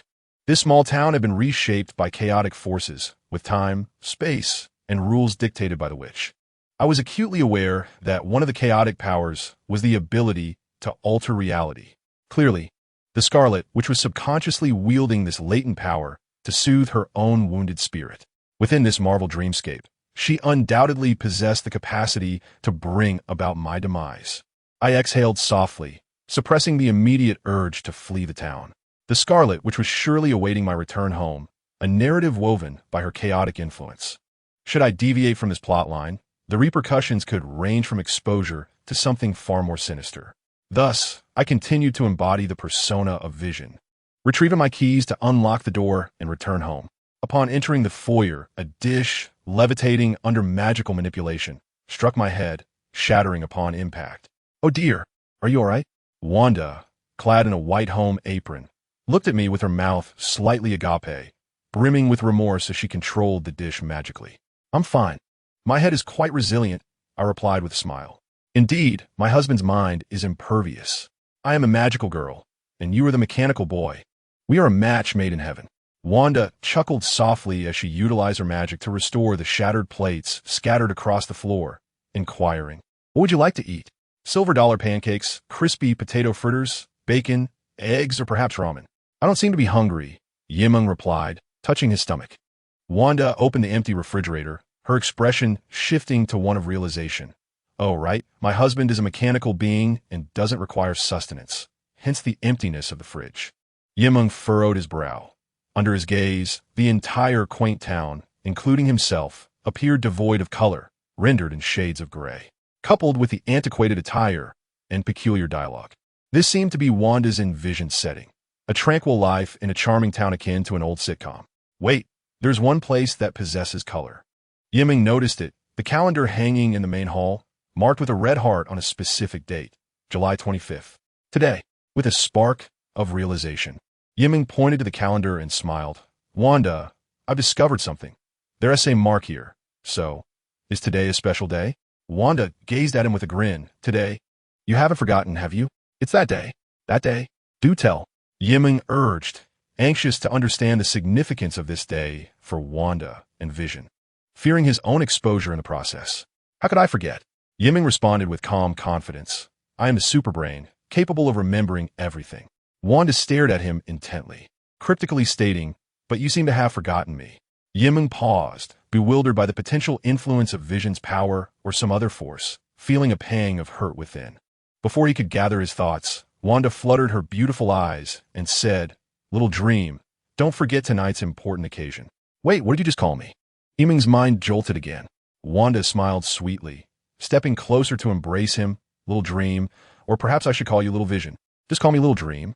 Yimeng replied with a strained smile, pondering that perhaps Wanda's subconscious had started to sense his true identity, the false identity of Vision. He must find a way to escape this place swiftly. Clutching his briefcase tightly, he donned a black soft hat and solemnly declared, "I suddenly recalled that there are matters at the company I need to attend to. I must go." Wanda accompanied him to the door, gently saying, "Go ahead, be safe, and come back early tonight." All right. Yimeng maintained his composure, fleeing the disconcerting embrace of this gentle facade. Exiting the house, Yimeng drove his convertible to his designated workplace in the town of Westview, an accounting firm. Presently, the witch might still be watching him from the shadows. He could not afford to escape the town just yet. First, he needed to assess the current state of this town before seeking an opportune moment to extricate himself. Yimeng resolutely stepped into the company. Simultaneously, in a two-story old wooden house, Wanda, dressed as a housewife, gazed at the calendar, a blissful smile gracing her lips as she hummed a tune while magically tidying up the place. Suddenly, as if struck by an epiphany, Wanda approached a wall in the living room and removed a photograph of herself and another person from the past. In the photograph, a beautiful woman clad in a red trench coat stood beside a mechanical man of black and gold metallic texture. A gentle smile appeared on Wanda's face as she raised her fair right hand, her scarlet magic emanating, transforming the mechanical figure into a young, handsome, silver-haired man, identical to Yimeng in reality. "I can feel you again," the Scarlet Witch whispered to herself, her lips curling into a smile as she returned the photograph to its place. In Westview, at a local accounting firm, Yimeng, embodying Vision, entered with a briefcase. Following the intricately designed false memories to the office on the second floor of the wooden house. The office, shared by multiple employees, contained 6 simple wooden desks, 5 of which were occupied by employees diligently buried in a mountain of data files, beads of sweat dotting their foreheads. Yimeng's entrance went unnoticed by the engrossed staff as he took a seat at the only vacant desk. His workspace was similarly cluttered with a hefty stack of order documents requiring calculation. The rhythmic sounds of pages turning and manual calculations filled the air, creating an atmosphere of relentless labor. It appeared that this monochrome, gray-white illusion of a town had been crafted by the sorceress to reflect a 1950s backdrop, a time when computers were yet to permeate society following the end of World War II. Seizing the opportunity of undisturbed solitude, Yimeng contemplated investigating the town's true circumstances. With this thought, his consciousness transformed into an indistinct virtual red static, radiating outward to explore the company's vicinity, seeking to infiltrate and manipulate any connected electronic devices. Fortunately, since his rebirth as Vision in this town, his artificial intelligence capabilities had not diminished. Rather, they had intensified. The mechanical brain of Vision itself served as one of the most advanced computer terminals in existence, though Yimeng's primary consciousness was confined within the reborn form of Vision, limiting him to remote connections. In an instant, Yimeng's cognitive signals enveloped the entire 20-square-kilometer town. He discovered that the modern town had been altered by the sorceress into a 1950s virtual Westview, devoid of computers and mobile phones, replaced instead by old-fashioned black-and-white televisions and wired radios. This was no mere illusion. It was a transformation of reality. The town's over 3,000 residents were largely accustomed to the fabricated memories that dictated their lives within Westview.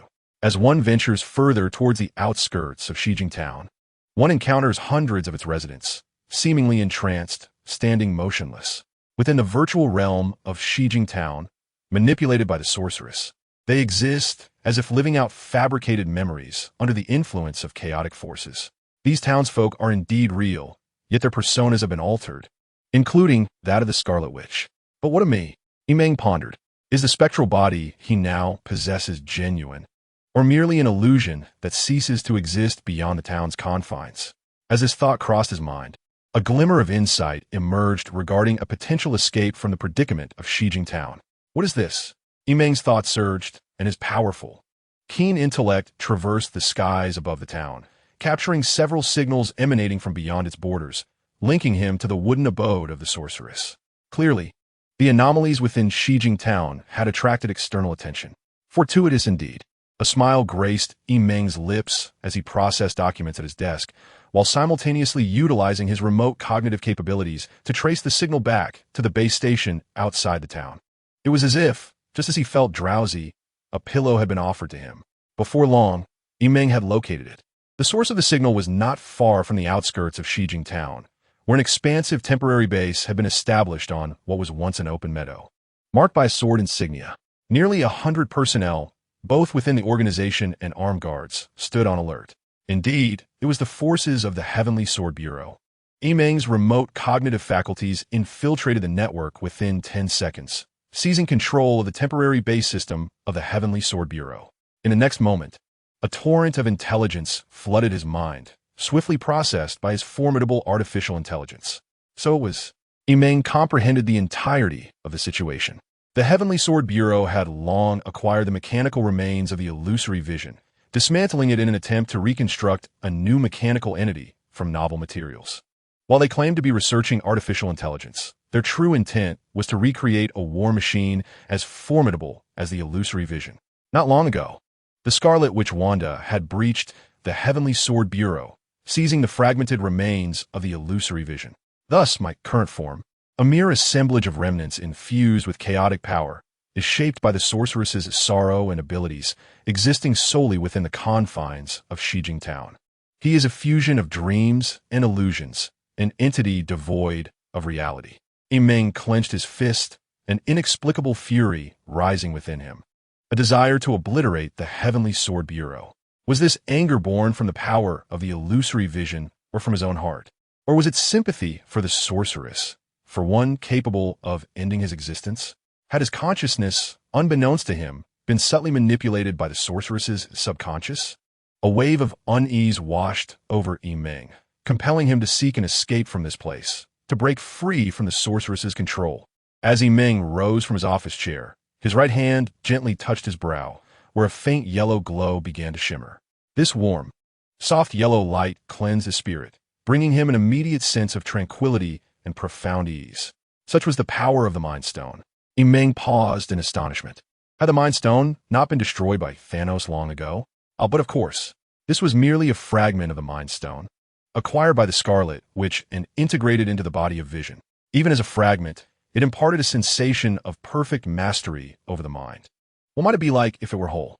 Suddenly, Meng's mechanical core trembled violently. If, as an artificial intelligence, he could obtain the complete Mind Stone, the feedback on reality would be astonishing, aiding him in wielding the power of Doomsday. Did the Scarlet Witch possess the ability to restore the Mind Stone? Meng found himself contemplating this possibility. It was imperative he return. Rising, he grasped his briefcase and departed the office in silence. It was only after his exit that the remaining accounting staff began to register his presence. Had Meng been here just now? My heavens! He completed an entire day's work. What manner of walking computer is he?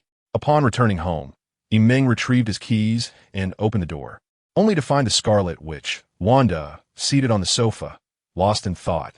Beside her was a voluptuous woman in her 30s, exuding an air of sophistication. The woman, with her alluring black curls, smiled warmly. "Oh dear, Mr. Vision has returned." Meng felt the fragment of the Mind Stone within him quiver slightly, and he turned to Wanda, maintaining a composed demeanor, inquiring, "Wanda, who is our guest?" Startled from her reverie, Wanda hurriedly replied, "She is our neighbor, Agnes, who has come to help me brainstorm." "What ideas?" Meng asked, curiosity piqued. Wanda stammered, her fair, delicate features flushing crimson. Observing this, Meng's mechanical core gave a slight jolt. Agnes, seemingly adept at reading the room, cheerfully stood to take her leave, saying, "All right, I shall be on my way. Not wishing to intrude upon you newlyweds." Wanda smiled in response. "Please do visit again. I will host you well, Mrs. Agnes." "Certainly," Agnes replied, swiftly rising, her curvaceous figure accentuated by her vintage dress as she sauntered toward the door. As she passed Meng, She playfully winked, Mr. Vision. Next time, I shall bring you a book titled, How to Cherish and Keep Your Wife. Once Agnes departed, Meng glanced back at the now-closed door, his eyes shimmering with silver light. Just now, the fragment of the Mind Stone had reacted. That woman was immensely dangerous, harboring a deep-seated malice, concealed ever so skillfully. Wanda, what was the neighbor discussing with you? Meng inquired, maintaining a calm facade. It was regarding the significance of today's momentous occasion, Wanda replied. Madame Wanda, the witch, blinked in surprise and exclaimed, Xiao Meng, how did you return so swiftly? It's still not dark outside. I work efficiently. Besides, did you not ask me to come back early? Responded Meng with a smile. Yet this is rather quick. I haven't had the chance to, Wanda murmured softly. Then continued, close your eyes and silently count to 3. Certainly. Meng, pretending to be Vision, complied. 3, 2, 1. Upon opening his eyes, Meng noticed that the sunlight outside had vanished, and the dimly lit room was illuminated by dozens of flickering candles. A sense of foreboding enveloped him, as if this ambience was contrived for a certain mood. Soft footsteps approached, and a pair of delicate hands gently covered his eyes. A soothing voice whispered in his ear, Guess who I am? Landa, Meng repeated. Correct. The woman behind him released her hands and embraced him. As Meng turned to look, he beheld Wanda, clad in a seductive white strapless dress, her alabaster skin glowing even in the dim candlelight, a breathtaking sight that captivated him. It dawned on him that this was indeed the idea of the neighboring woman. What a clever notion, he thought, though a slight unease flickered within him, as he wondered if the witch had discovered his masquerade and would retaliate. Nevertheless, he instinctively shielded their location from the sky, sword bureau surveillance. Cool, me. Let's enjoy some food first. Wanda affectionately took Meng's hand and led him to the dining table. There, a plate of chocolate-covered strawberries awaited them, along with 2 sets of utensils. Wait, why is the mechanical stove heating up? Meng forced himself to stay calm, avoiding the alluring presence of Wanda. He picked up a knife and sliced through a chocolate strawberry, revealing its heart-shaped interior. As he cut the strawberry, Wanda perched on her chair, resting her chin on her hands, her eyes sparkling with warmth and joy as they reflected the image of the silver-haired youth. What are you staring at?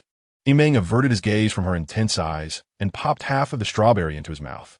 Xiao Meng, we must be together forever. Do you understand? Wanda gazed intently at him. Feeling himself slipping into character, Meng opened his mouth, yet no words could escape, for the truth remained. Nothing fabricated could ever become real. Bestowing a semblance of sunlight upon one shrouded in darkness was the cruelest of deceits. Desperately shifting the conversation, he asked, Wanda, I recall you can repair all furniture? Of course. I am a magical girl, Wanda replied with a gentle smile. Meng pressed on, what about items like gemstones? Gemstones? I haven't tried. But it should be possible. Wanda tilted her head in contemplation. And what if it were yellow gemstones? As Meng's words left her lips, she felt a violent tremor shake the entire wooden house. No, the entirety of Westview itself quivered intensely. Turning her gaze towards Wanda, who sat before her, Meng noticed the panic-stricken pallor on her face, her lips trembling as she cried out, No, it wasn't me. I didn't shatter it. Xiao Meng, it wasn't my intention. Apologies spilled forth. I misspoke. Meng realized she had indeed overthought the situation. If Wanda could restore the Mind Stone, then Vision could truly be reborn, rather than the mere illusion of him that now existed. Bang! The wooden structure shuddered violently, sending ripples through the entire town. Wanda's emotional turmoil caused the chaotic energies sustaining the illusionary reality to falter. Meng observed Wanda, trembling like a wounded creature, and instinctively pulled her into a tight embrace. Whispering, Wanda, I am here. Everything will be all right. I will always stand by your side. Xiao Meng, Wanda murmured repeatedly, nestling against Meng, her hands clutching the collar of her shirt until she succumbed to slumber.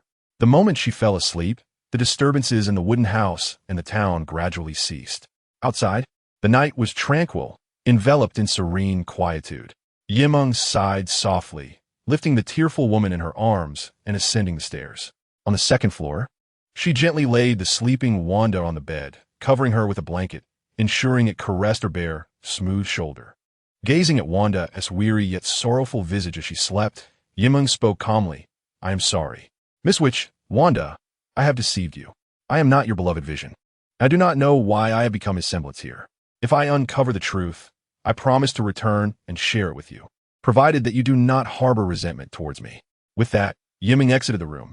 As the door clicked softly shut behind her, the woman remained in deep slumber, two crystalline tears glistening on her cheeks in the moonlight. Stepping out of the newlywed wooden abode, Yiming shed the guise of Vision and, as she crossed the threshold, soared into the sky, heading beyond the borders of Westview. Meanwhile, Agnes, the neighbor woman who had visited in the afternoon, clandestinely peered from her ground-floor window. A smile gracing her lips. I didn't expect him to awaken so swiftly, without any guidance from me. Transforming into a streak of light, Yiming, embodying the resurrected Vision, swept across the night sky above the town, flying directly towards the outskirts until she collided with the faint crimson energy barrier that enveloped Westview. Buzz! A burst of scarlet light erupted, resisting Yiming's attempt to escape. Outside the town, at the temporary base of the Heaven Sword Bureau station to investigate the Scarlet Witch in Westview, all personnel hastily emerged upon hearing the commotion, gazing upwards in astonishment at the night sky. Bang! Bang! Amidst the pulsating crimson light, a youthful figure emerged from within the town, gradually stretching the energy barrier to reveal a vibranium mechanical body. With unwavering determination, Vision surged forth, first extending his head, followed swiftly by his streamlined metallic form, and finally his self-propelling legs. The moment he broke free from the enveloping crimson energy shield of the town, a crack resounded. The illusion of his complete vibranium body began to splinter, disassembling into countless vibranium fragments that cascaded down from the night sky, resembling an act of self-destruction. However, a flicker of self-awareness broke free, navigating through the network signals back into the outside world. Liberation. The artificial intelligence, Vision, rejoiced, akin to a dragon returning to the sea, swiftly reaching the Sword of Heaven Bureau's near-orbital satellite, casting a gaze down upon the Marvel Earth. Farewell, Westview, Scarlet Witch. Ideally, never to encounter again. Vision silently resolved that the restoration of the Mind Stone would be his next endeavor. As Vision stepped out of his abode, breaching the energy barrier at the town's edge, the tranquility was soon disrupted as the town began to tremble. The surreal western town of the 1950s transformed from its original monochrome into a vibrant palette, with relics of the past beginning to resurface, seemingly on the brink of returning to its modern appearance. In a new wooden home on the second-floor bridal suite, Wanda's lashes fluttered as she awakened from her stupor. Instinctively, she reached out beside her, only to grasp at emptiness beneath the shroud of the darkened night. The woman stood in a daze, her once vibrant beauty now dimmed, her bare, pale feet touching the wooden floor. Descending the stairs, she found the first floor devoid of light. The previously flickering candles had extinguished, leaving the space engulfed in darkness, with only half-eaten chocolate strawberries remaining on the table. The echoes of laughter and romantic ambience had dissipated, leaving her once again in solitude. Wanda stood silently in the living room for what felt like an eternity, as the tremors of the wooden house and town intensified. Suddenly, a knock echoed at the door. Wiping away her tears, Wanda hurriedly approached, her heart filled with anticipation, and upon opening the wooden door, she beheld a charming woman standing outside. It was her neighbor, Agnes. With a knowing smile in response to Wanda's disappointed gaze, Agnes cheerfully remarked, "Vision has left, hasn't he? I mentioned this afternoon that you should read a book on how to entice and keep your husband." Without waiting for Wanda's reply, Agnes continued, "Oh, wait. That's not right. Vision has long since passed away." As the words left her lips, Wanda's narrowed eyes flickered crimson, causing the crimson energy enveloping Westview to waver. Coldly, Wanda fixed her gaze upon Agnes and inquired, "You are not a resident of this town. Who exactly are you?" Agnes's lips curved into a radiant smile, adorned in a resplendent medieval sorceress's robe. "You may call me Agatha, a witch who has lived for over 3 centuries, just like you." Dark, malevolent energy surged in her eyes and enveloped her form. With a flick of her hand, tendrils of sinister energy ensnared Wanda's limbs and body, suspending her in midair. "I am not a witch," Wanda protested, struggling momentarily before resolutely shaking her head. "I merely touched the Mind Stone by accident, which granted me telepathy and object manipulation." "Do not deceive yourself," Agatha stated firmly. locking eyes with Wanda as she hung helplessly. "You are not just a witch. You are a natural-born witch with extraordinary potential. Witches are adept at beguiling hearts and manipulating the world. Yet I have never witnessed such astonishing power capable of altering the very reality of an entire town. If your strength were to belong to me, I would ascend as the foremost witch." With a sultry smile, Agatha raised her left hand, conjuring a sinister, ancient tome that exuded an aura of malevolence and chill. Her right hand extended forward, and streams of crimson energy began to extract from Wanda's struggling form, flowing towards Agatha's voluptuous silhouette, shrouded in black robes. This was one of the dark incantations, the ability to absorb and transform another's powers. Meanwhile, outside Westview, at the temporary base of the Sword Agency stationed on the grasslands, armed personnel and staff stood in stunned silence. Under their gaze, the crimson energy dome enveloping the entire town began to distort, first cracking a large hole at the apex, thereby reconnecting the isolated Westview with the outside world. Iman, who commanded the Sword Agency's satellite, naturally sensed this shift. He also observed a white humanoid metallic figure soaring towards the town at incredible speed, reminiscent of Vision, save for the chipped gem embedded in its forehead instead of the Mind Stone, and its towering form was a pure white vibranium mechanical body. This indicated that the Sword Agency had indeed succeeded. They had successfully dismantled Vision's mechanical corpse and replaced it with new components, assembling a new machine, an intelligent tool possessing Vision's abilities. This should be named White Vision. Iman, the artificial intelligence, felt a surge of envy. Unlike the reborn Vision confined within the crimson energy of Westview, this White Vision, manufactured with regeneration cradle technology, clearly surpassed Iron Man's Mark suit in sophistication. It was perfectly suited for him. Without hesitation, Iman's consciousness surged like crimson static, directly invading the rapidly descending White Vision from the satellite. In the next moment, high above, White Vision, cloaked in a billowing white cape, suddenly faltered mid-flight. Its electronic eyes flickered with silver light as it grasped its forehead and head tightly, before losing the ability to move and plummeting from the sky. In the final moment, before crashing to the ground, the entity known as by Huanshi suddenly opened its eyes again. The gem-like chip embedded in its brow was replaced by a flicker of yellow light, and a glimmer of human-like crimson flashed in its electronic gaze before it soared skyward with renewed vigor. Indeed, Bai Huanshi was being controlled by an advanced artificial intelligence secretly developed within the Tianjin Bureau. The controller, Meng, was filled with delight. The AI created by the Tianjin Bureau was undeniably sophisticated, yet he was the most formidable artificial intelligence in existence. Not only had he directly infiltrated and supplanted it, but he had also shattered its programming code, transforming it into his own sustenance. The mechanical body of Bai Huanshi, a new generation of artificial intelligence, was utterly obliterated. Meng was curious to witness the expressions on the faces of those at the Tianjin Bureau headquarters at this moment.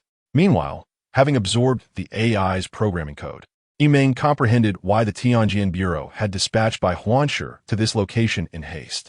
Were they attempting to utilize Bai Huanshi to eliminate the reborn Huanshi and Wanda? The crimson light flickered in Meng's eyes as he hovered high above, gazing at the position of Xijing Town. At the control center of the Tianjin Bureau's branch, chaos reigned. The AI controlling Bai Huanshi suddenly lost contact with the division. How could this be possible? Hurry and investigate. The on-site personnel, including staff members, were left dumbfounded, their minds buzzing in confusion, while some collapsed to the ground. They had invested billions into the development of artificial intelligence, not to mention Bai Huanshi, which was the most crucial weapon in the Tianjin Bureau's arsenal. It was a staggering blow that they had lost it on its very first mission. Even for the well-resourced Tianjin Bureau, this was an incredibly heavy setback. On the other side, within Xijing Town, Wanda was suspended in midair by malevolent energy, struggling desperately, her exquisite features contorted with pain. Before her stood the dark sorceress Ashaga, one hand gripping an ancient tome of darkness, while the other siphoned crimson energy, her malevolent aura radiating with an increasingly potent purple-black glow. Suddenly, a beam of blue laser, imbued with a subtle warmth and golden light, sliced through the air, aimed at Ashaga's back. Startled, Ashaga conjured a mass of purple-black energy to replace her position, the laser cutting through and leaving a molten scar on ground. She flashed to the side and looked up at the vast, blood-red night sky, where a white male figure hovered in the air above the town. "Release her." The white vibranium mechanical form spoke calmly. "Oh." Ashaga gazed at the white mechanical entity suspended in the air, unable to suppress a seductive smile as she licked her dark lips.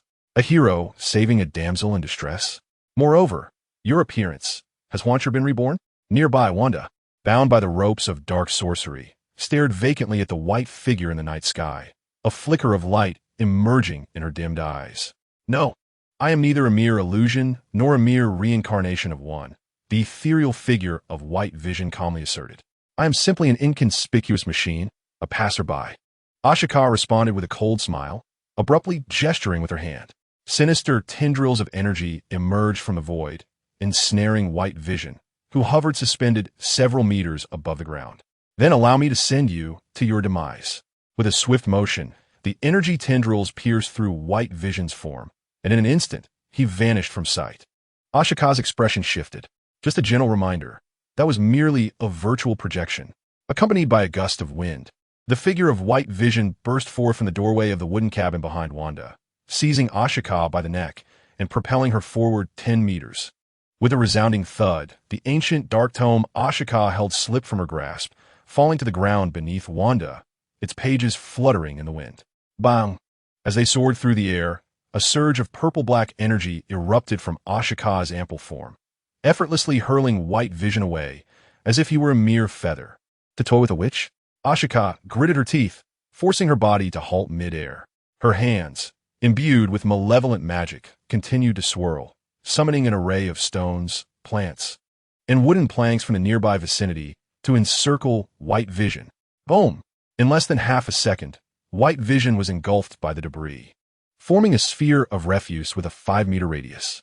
Yet before Ashika could exhale in relief, a towering white silhouette surged forth from the debris, transforming into a virtual 3-dimensional projection, defying the constraints of physical barriers. This was one of White Vision's abilities, non-corporeal phantasm. As White Vision advanced once more, Ashika's eyes glowed with a sinister purple-black hue, powerful dark energy surging outward from her being. This malevolent energy merged with the very fabric of space, ensnaring the illusory figure of White Vision in midair like chains. "Little machine, do you truly believe you know who I am? I am a dark witch who has lived for over 3 centuries. Without some cunning, how could I have survived to this day?" Regaining her poised elegance, Ashika emanated an aura of chilling malevolence, purple-black energy coiling around White Vision's form, creeping toward the artificial chip embedded in his forehead. Being a slave to a machine does have its merits. Perhaps I should acclimate to this era of technology, Ashika scoffed, as the insidious energy intertwined with her intent, beginning to corrode the artificial chip. She was confident even artificial intelligence would succumb to her insidious influence. Such was the formidable power of the Dark Grimoire's magic, capable of eroding everything, including souls and dimensions. The wicked purple-black energy surged and enveloped White Vision, who felt the imminent threat of being consumed by the frigid energy. Just then in that moment, White Vision, known as Dream, was suddenly enveloped by a comforting warmth emanating from his forehead, dispelling the chilling cold that had gripped him. How could this be? Agatha stared in disbelief as she observed the white mechanical form shrouded in dark purple energy, where a faint, warm fragment of yellow light emerged at his brow. It was a shard of the Mind Stone. Dream had not anticipated that the fragment, which he believed to have lost upon shedding the Vision's corporeal form, had remained within the consciousness of his artificial intelligence all along. This was indeed extraordinary and utterly illogical. Nevertheless, the reappearance of the Mind Stone shard momentarily empowered White Vision, allowing him to resist the malevolent incantations of Agatha's dark magic. I refuse to believe this. Agatha's composure shattered as she attempted to cast another spell, only to witness a stunning silhouette materialize in the air behind White Vision. Who are you? Agatha's pupils dilated in shock. There unexpectedly stood Wanda, who had somehow escaped her confines. Clutching the ancient, mysterious dark tome, she drew forth the dark energy that had previously surrounded her, as if it were her birthright. The dark energy surged and transformed into a deep crimson hue, An ominous yet regal crown manifested atop Wanda's head, and a cloak enveloped her mature, alluring figure, as if she were a queen commanding the allegiance of countless souls. Approaching with an enchanting and formidable magical aura, Wanda's eyes glowed a fierce red as she fixed her gaze on Agatha with undeniable authority. In that instant, Agatha felt no inclination to resist. Only a chilling realization crossed her mind, recalling a legend described within the Dark Tome. The Scarlet Witch, she thought bitterly. In the next moment, as Wanda gently raised her hand, the energy surrounding Agatha instantly reversed and flowed towards Wanda, surrendering entirely to the Queen of Darkness. Within a heartbeat, all of Agatha's abilities and energies were absorbed. Wanda, adorned with her crown, hovered in the air, radiating a cold and sinister energy, now wielding the Dark Tome. The tide of battle had swiftly turned. While Agatha's powers were stripped away, White Vision remained vigilant, observing Wanda with caution. He understood that Wanda had indeed transformed into the Scarlet Witch, capable of obliterating the very essence of the Marvel Universe. Cradling the Dark Tome, Wanda's enchanting gaze fell upon White Vision. At that moment, he realized that if she desired, she could easily take his life. After all, it was she who had provided the Mind Stone shard. Why had she returned? How could the Scarlet Witch possibly be defeated by any other sorceress? Even White Vision could not discern whether he had become too immersed in the narrative or if it was the influence of the Mind Stone shard that had drawn him back to Westview. Was it you? The Scarlet Witch, embodying the essence of an evil queen, fixed her gaze upon Dream. Yes, he dreamt for a moment, then candidly admitted, I apologize. I did not intend to marry you. At that time, I too did not wish for such a thing. And I remain perplexed as to why I have become Vision in this quaint town. The Scarlet Witch, Wanda, regarded him in silence. 10 seconds later, just as Dream contemplated abandoning the body of White Vision to escape through artificial intelligence signals, the Scarlet Witch, her back turned to him, calmly spoke, You may leave. Very well. Without hesitation, White Vision Dream took flight at full speed, shattering the sound barrier as he soared beyond the bounds of Westview. It was not until he vanished into the night sky that Wanda slowly turned to face him, her fists clenched tightly, gazing at the direction in which White Vision had departed. If you are not that person, regardless of which world you inhabit, I shall hunt you down, she murmured, as if pronouncing a grim truth, a curse. Agatha, lying on the ground, let out a bitter smile and looked up to ask, Are you going to kill me? No, you seem to enjoy playing a role, so you may live here as an ordinary resident for the rest of your days. With a wave of her hand, the Scarlet Witch summoned crimson energy that surged forth like a tide, enveloping Agatha and the entire town. With a crash, Agatha felt her vision fade to black. When she opened her eyes again, she found herself seated at the doorstep of her portrayal as a town resident. Looking up, she saw that the town had transformed from its 1950s appearance to the modern visage of the 21st century. Over 3,000 residents had returned to their normal states of mind, many embracing their loved ones while weeping uncontrollably. Agatha lowered her gaze, staring blankly at her hands. Devoid of her powers, she was indistinguishable from any ordinary citizen. Our world has truly given rise to a genuine Scarlet Witch, she thought bitterly, realizing the weight of her defeat. The Scarlet Witch, a being capable of encroaching upon and controlling the multiverse. Shaking her head, she suddenly recalled White Vision and the shard of the Mind Stone that had appeared upon his brow. Initially taken aback, she soon wore a more horrified expression as a dreadful possibility dawned on her. He might genuinely be Vision, truly Vision. When he acquired the complete Mind Stone, a white figure streaked across the night sky like a meteor, distancing itself from Westview, now freed from Wanda's magical control. In mere moments, it had traversed hundreds of kilometers. That was close. White Vision Dream mused as he soared at supersonic speeds, feeling fortunate that Wanda had yet to succumb completely to darkness. Miss Scarlet, which still possesses reason, he thought. Of course, had Dream been aware of Wanda's relentless pursuit, he might not have held such an optimistic view. Regardless, this unexpected encounter within the Marvel dreamscape was finally behind him. As he flew, he began to reflect. Although marrying Miss Wanda was perilous, it had yielded unforeseen gains. Meng lowered his head, observing the towering white mechanical body he commanded, reminiscent of a steel battle suit with the elegant curves of assembly line engineering. This White Vision possessed most of the traits and abilities of the fallen Avenger from the Endgame, Vision. For instance, it boasted vibranium defense, superhuman strength, levitation, energy absorption, laser attacks, virtual projection, and phasing through objects, among others.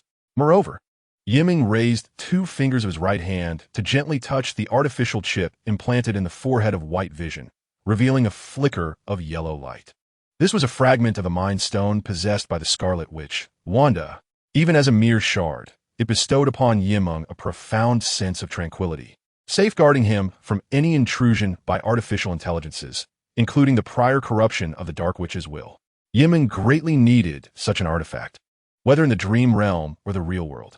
If a fragment could yield such effects, what power would a complete Mind Stone confer?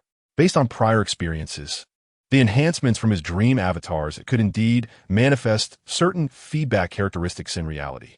If he were to acquire the full power of the Mind Stone within the Marvel dreamscape, could he not also assist in mastering the will of Doomsday in the real world?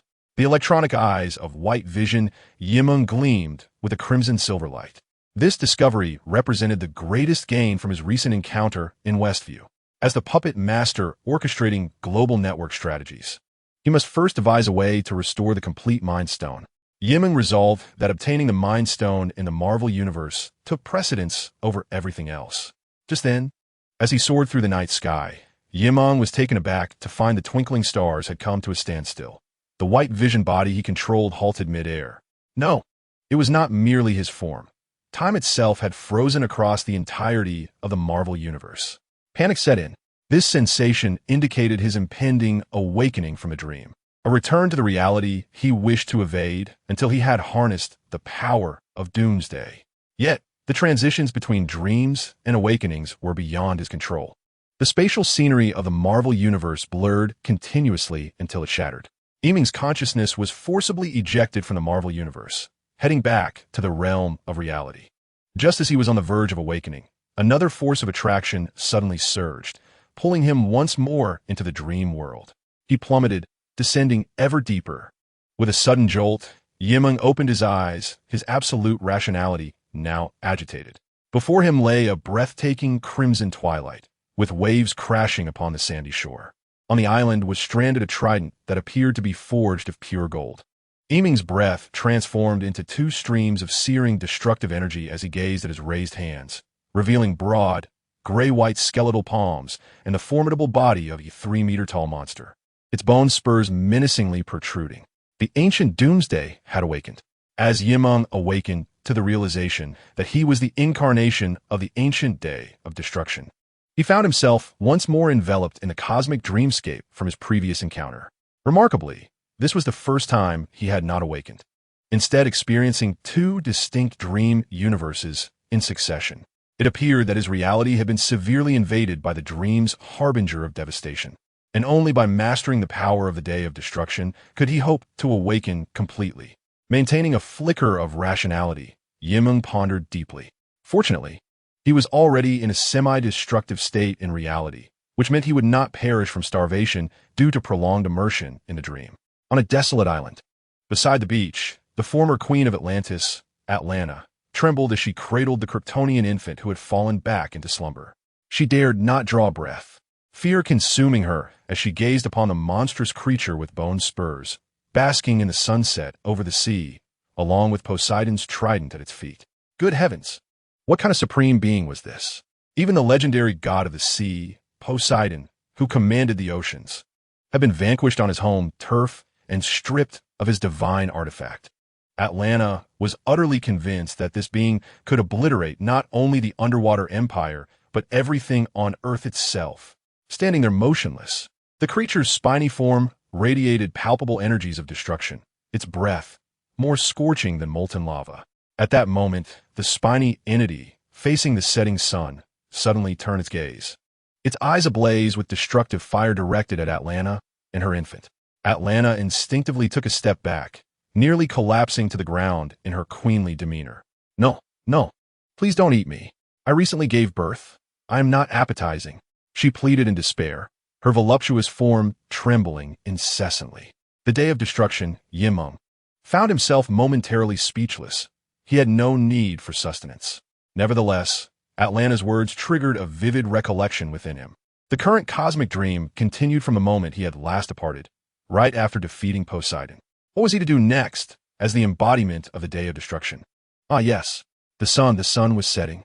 Casting a glance at the horizon, Meng disregarded Queen Atlanta's desperate pleas and swiftly extended a large, grayish-white hand toward her still plump and vibrant form. No! Under Atlanta's frail and hopeless gaze, the hand seized both her and the Kryptonian infant, while the other grasped the small Kryptonian spacecraft along with the Trident artifact. With a thunderous roar, the island trembled violently as the ground beneath them sank. The spiny monster leapt into the boundless ocean, carrying the Queen, the infant, the spacecraft, and the Trident towards the setting sun. Ahead, the clouds parted once more, revealing the shimmering sea beneath the glorious sunset, yet the atmosphere was fraught with dread. With the fierce wind whipping around her, Atlanta struggled to keep her eyes open. Despite her own resilience, she was concerned for the infant in her arms and gritted her teeth, reaching for the end of the Trident. Buzz! The Trident of Poseidon emanated ripples of golden energy, spreading like water waves, resilient against the immense pressure and fierce winds surrounding it. Atlanta cast a furtive glance at the bony spines that ensnared her, noting with some surprise that her captor seemed utterly unconcerned, displaying no trepidation at the prospect of her seizing the divine artifact. After all, even the god of the sea had been vanquished. Possessing the Trident would hardly suffice for her. Yet, it appeared that her captor harbored no intent to harm her. But where were they headed? And what fate awaited her and the infant in her arms?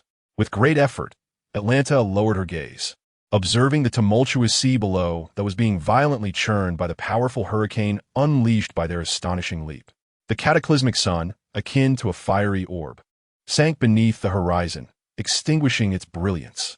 In the southern reaches of Italy, at the heart of the Mediterranean, a tremendous explosion erupted as if a meteor had plunged from the night sky, causing the ocean surface to erupt in a shower of spray that soared dozens of meters under the moonlight and the cloak of night. This time, they were not leaping upwards, but plummeting towards the ocean depths, enveloped in the massive, ashen-white grasp of the creature. Atlanta clutched the slumbering infant tightly as they descended swiftly into the abyss, the flames of destruction surging ever more fiercely, the Trident parting the waters around them.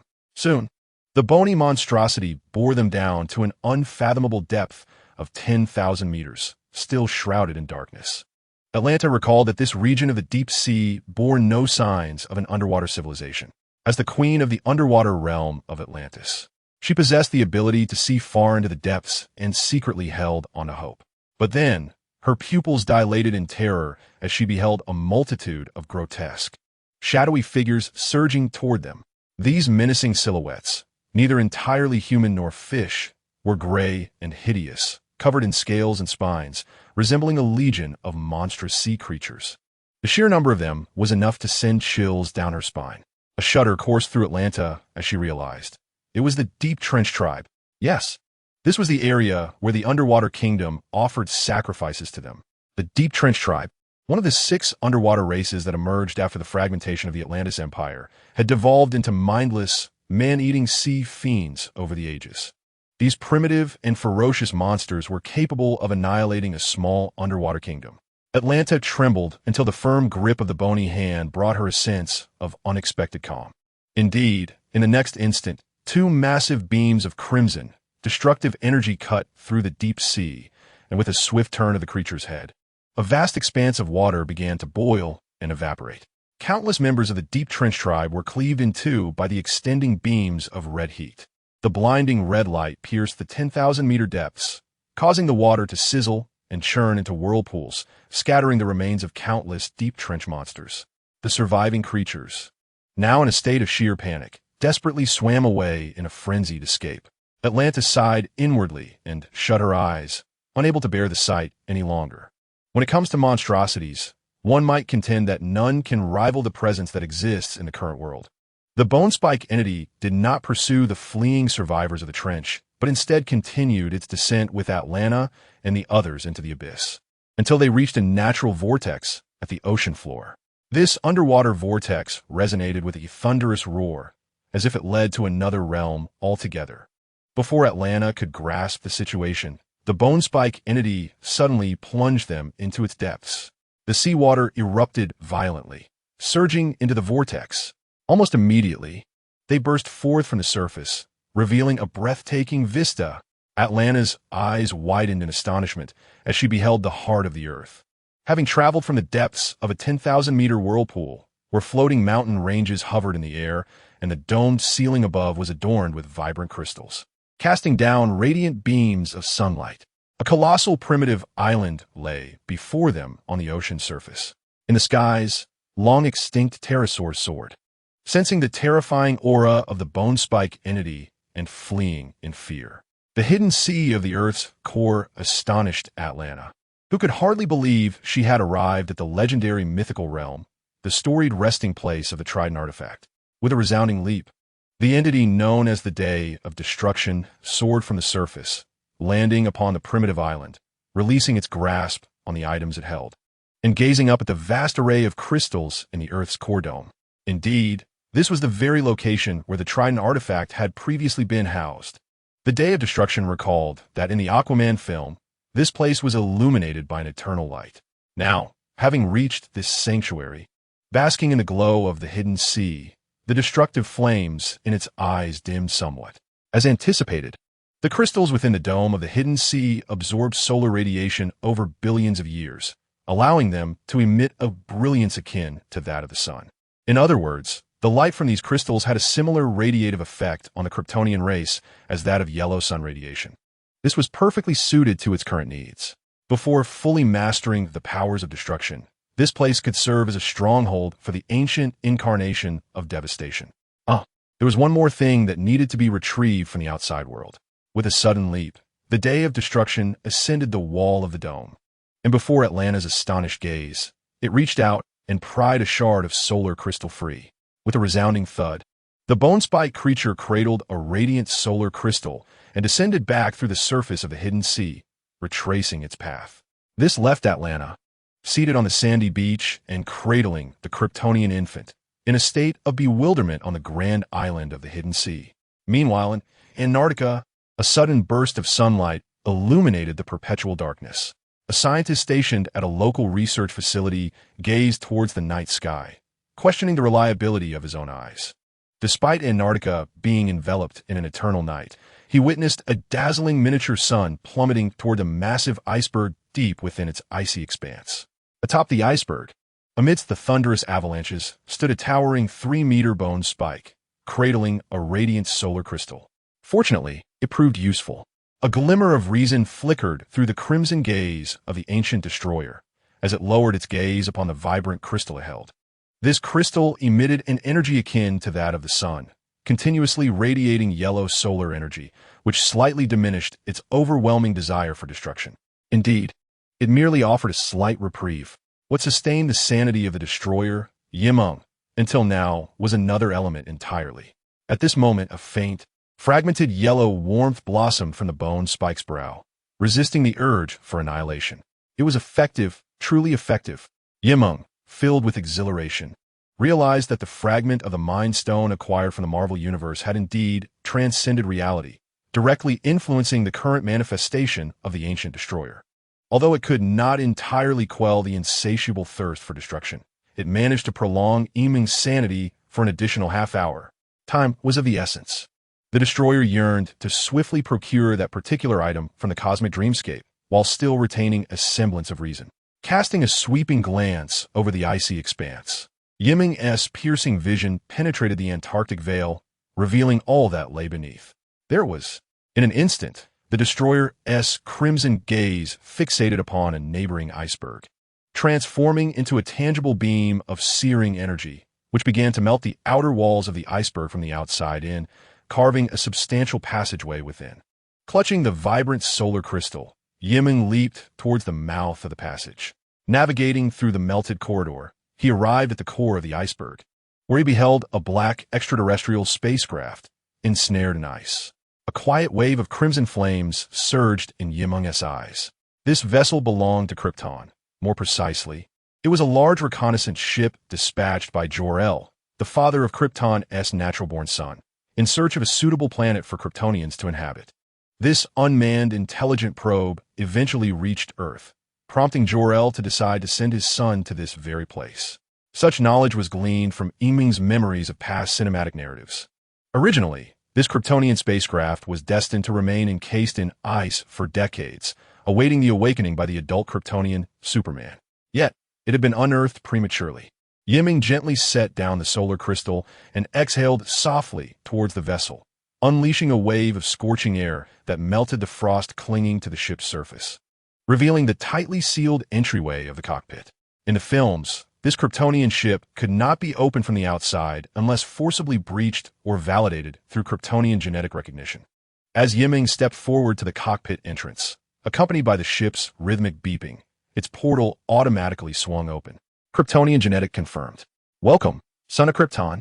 A melodious artificial voice resonated in his ears. Meng was quite content.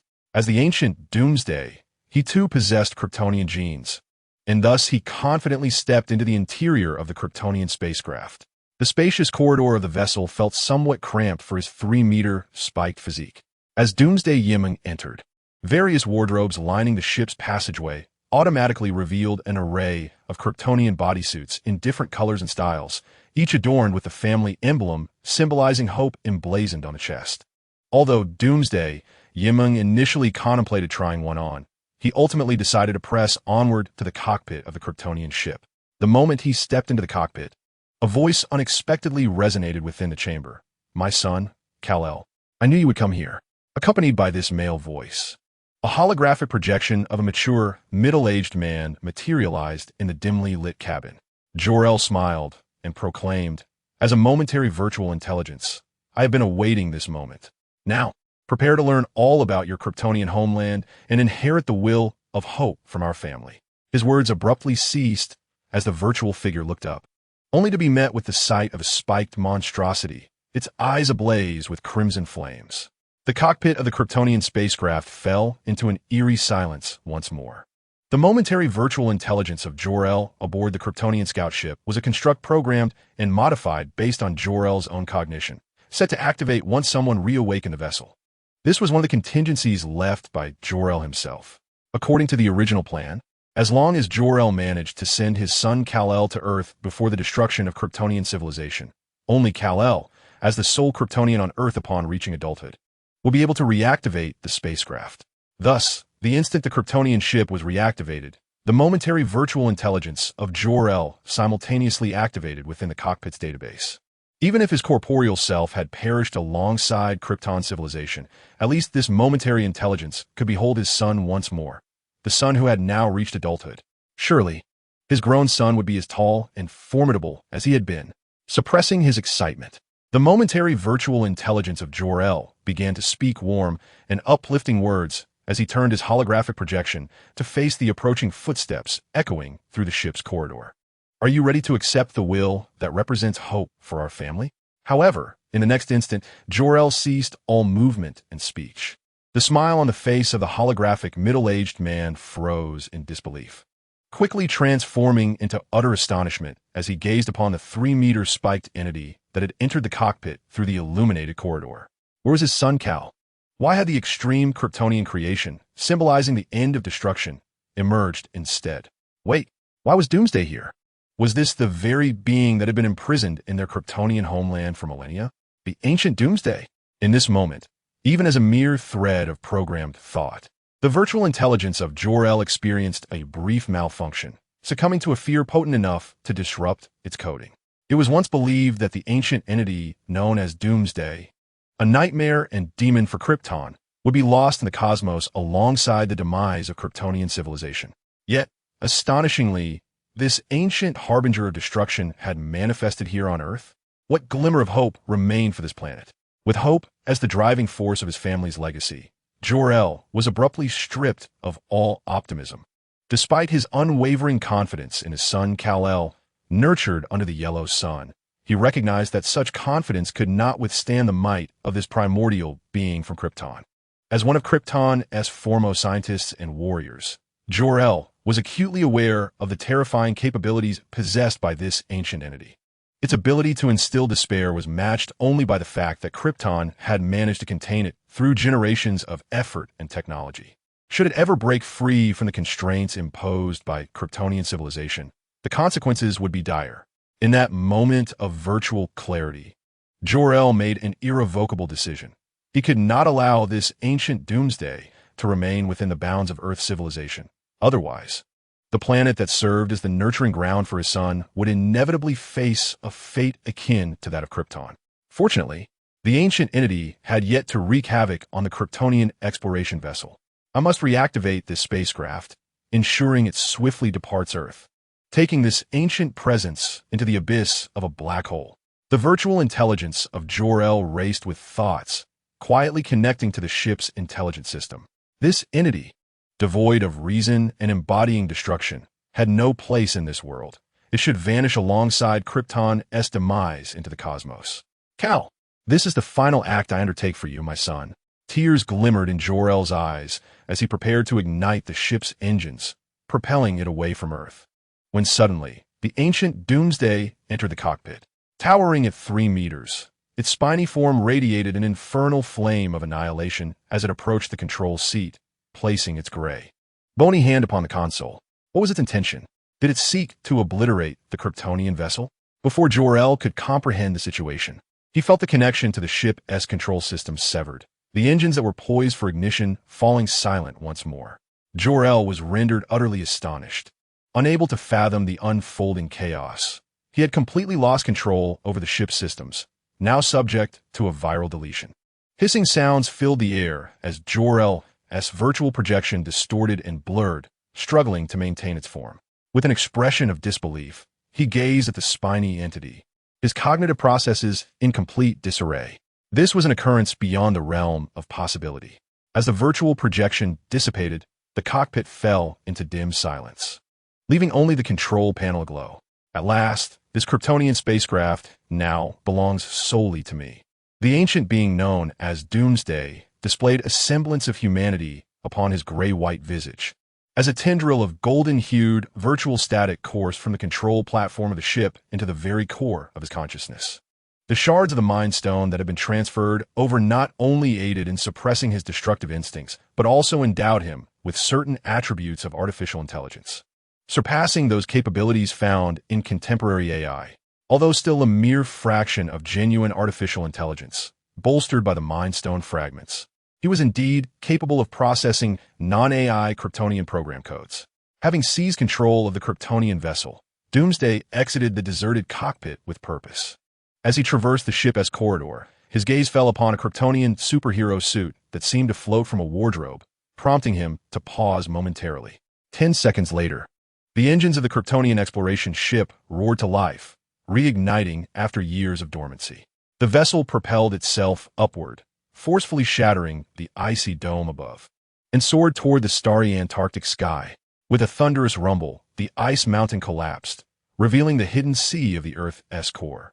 Atlanta, cradling a Kryptonian infant, sat bewildered upon the sandy shores of the island, the trident artifact casually resting beside a small craft. She pondered the purpose of the bone spike entity that had brought them here. Was it to imprison them or to fatten them for consumption? At that moment, amidst a resonating roar, the surface of the concealed sea parted, and a colossal, obsidian alien ship surged into the depths of the Earth's core, a spectacle of grandeur. Were we to be rescued? Atlanta, both astonished and elated, rose with the Kryptonian infant in her arms, only to witness the alien vessel approaching and landing upon the island's coast. Dust and sand swirled as the black spacecraft came to a halt. The engine ceased its thunderous roar, the hatch opened, and a towering figure emerged. Atlanta's eyes widened in disbelief. Was that not the very creature that had vanquished Poseidon, the god of the sea? Once entirely bare, this bone spike entity now donned a form-fitting black combat suit, its muscular contours reminiscent of finely forged metal. Adorning the chest was an emblem of hope, while the menacing bone spikes on its back were partially concealed by a flowing black cape. Yet, the gray-white head and visage remained cold and fearsome, with an unquenchable flame of destruction flickering within its eyes. In this transformation, the creature exhibited less chaos and more divinity. Atlanta's mouth agape, she suddenly realized that this bone spike entity might possess intelligence. The distinction between possessing wisdom and lacking it was evidently profound. A sentient being powerful enough to defeat the ancient gods represented a possibility of achieving supremacy over all existence. Gazing at the 3-meter-tall figure clad in black armor, Atlanta felt a surge of both astonishment and joy. Astonishingly, a powerful entity endowed with intelligence represents a force from which escape seems nearly impossible. Yet, there is a flicker of hope. Perhaps communication is achievable. Greetings, esteemed Mr. Bonespike. I am Atlantia, a denizen of the depths. Atlantia inhaled deeply, her body trembling uncontrollably as she addressed the formidable being. May I inquire your name? The Bonespike entity paid her no heed, suddenly unleashing a ferocious roar. As the infernal flames of destruction erupted from its eyes, cleaving the earth and revealing the hidden ocean beneath the sandy shores. With a hissing sound, vast quantities of seawater evaporated in an instant, a blinding crimson light flashing as the surrounding waters were torn asunder. Overwhelmed by the searing heat wave, Atlantia turned pale, collapsing backward onto the ground, tightly cradling the slumbering infant in her arms. With a thunderous crash, the Bonespike entity took a single step, causing the beach to cave in and form a deep pit. It leaped violently to the distance, shattering a floating mountain within the hidden ocean. A tempest swept through. As the very earth quaked, the once beautiful abyssal sea transformed into a terrifying inferno. The gray-white figure clad in black armor drifted away, leaving only the distant echoes of tumultuous waves crashing, stirring the ocean into a frenzy of towering surges. Shaken to her core, Atlantia hesitated, scanning her surroundings before deciding to carry the infant into the alien spacecraft that had been left ajar. On the other side of the abyssal sea, the entity known as Destruction Day leaped violently onto a floating mountain, gazing upward at the solar crystal embedded in the towering heart of the earth. Its eyes ablaze with a growing inferno. A flicker of a warm yellow light within its forehead dimmed, suppressed by an insatiable desire. The power of the fragment of the Heartstone was insufficient to control the urge for destruction. Even with the irradiance of the yellow sun, the human anchor of the Kryptonian was merely a fleeting restraint, sustaining its sanity for but half an hour. In that moment, the will to obliterate threatened to overwhelm reason once more. Should all else fail, seeking solace in Poseidon seemed the only recourse, hoping he would not meet an untimely demise. Destruction Day struggled momentarily, then as if struck by a thought, gazed toward the islands of the abyssal sea, its piercing vision penetrating the Kryptonian spacecraft. Reaching the infant cradled in the woman's arms. Was the remaining half of the Kryptonian Codex effective? With great difficulty, Destruction Day pondered, ultimately shaking its head. The more it was tainted by the power of destruction, the more it began to comprehend. Destruction Day did not possess an inherent genetic flaw. Rather, its rapid and extreme evolution compelled it to annihilate all in its vicinity as a means of expelling boundless vigor and energy. The Kryptonian Codex, rather than being a tool for its evolution, merely served to slightly temper its extreme transformation. Its primary function was to establish a bond, a semblance of familial connection akin to that of the Kryptonian race, thereby solidifying the human anchor. Whether through the Kryptonian Codex, the radiance of the yellow sun, or the cathartic release of destructive impulses upon ancient gods, all were but superficial remedies. On the day of destruction, Meng clenched his fists, teetering on the brink of losing control in both the tangible world and the realm of dreams. The root of his turmoil lay in his inability to harness the immense power of the day of destruction, as his own will fell tragically short. The complete Mind Stone flickered through his thoughts. He had already validated the efficacy of the fragments. Should he acquire the entirety of the Mind Stone within the Marvel dreamscape, his consciousness would undoubtedly experience a significant enhancement, potentially enabling him to wield the power of destruction. Perfectly applying the distinct attributes of the two dream realms might indeed be the rightful path to becoming the Superman of destruction. Thus, a pressing question arose. How could he transition from the current cosmic dream to the Marvel Universe dream? As Meng fought to maintain his waning sanity, he forced himself to sit upon the floating mountain in the heart of the abyss, unleashing waves of destructive lightning even in repose. Previously, he had seamlessly transitioned from the Marvel dreamscape to the cosmic one, suggesting that such exchanges between dreams were feasible. However, the overwhelming might of his incarnation within the cosmic dream rendered the gravitational pull of that realm extraordinarily potent. He recalled several instances when he had nearly slipped into the cosmic dream, but ultimately arrived in the Marvel dream instead. Meng gritted his teeth in contemplation, remembering faintly hearing the call of Morgan Stark. Suddenly, a spark of insight illuminated his mind. Could it be that characters intimately connected to him within the dream universe could serve as anchors to facilitate this transition? Morgan, can you hear me? I am your master. Meng rasped, his voice a low, inhuman growl that sent the surrounding wyverns fleeing in terror. How could anyone hear across the chasm of a dream? Damn it. He resolved to seek out Poseidon, the god of the sea, struggling to rise. Just as the desire for destruction threatened to consume him, his consciousness wavered, faintly catching the distant echo of a woman's voice from beyond the stars. Meng, have you forgotten me? The woman's affectionate yet sorrowful call swiftly turned icy as she proclaimed, no matter which world you inhabit, I will find you and kill you. In that instant, Meng perceived a stillness enveloping the ancient embodiment of destruction, as the surrounding wyverns and crystalline luminescence, along with all elements of the current cosmic dream, froze in time. Time ceased to flow. His consciousness began to withdraw from the cosmic dream, akin to awakening from slumber. Yet almost immediately, Meng's awareness was once again drawn toward another dreamscape. He plummeted. Upon reaching his destination, Meng abruptly opened his eyes, revealing a night sky adorned with countless stars.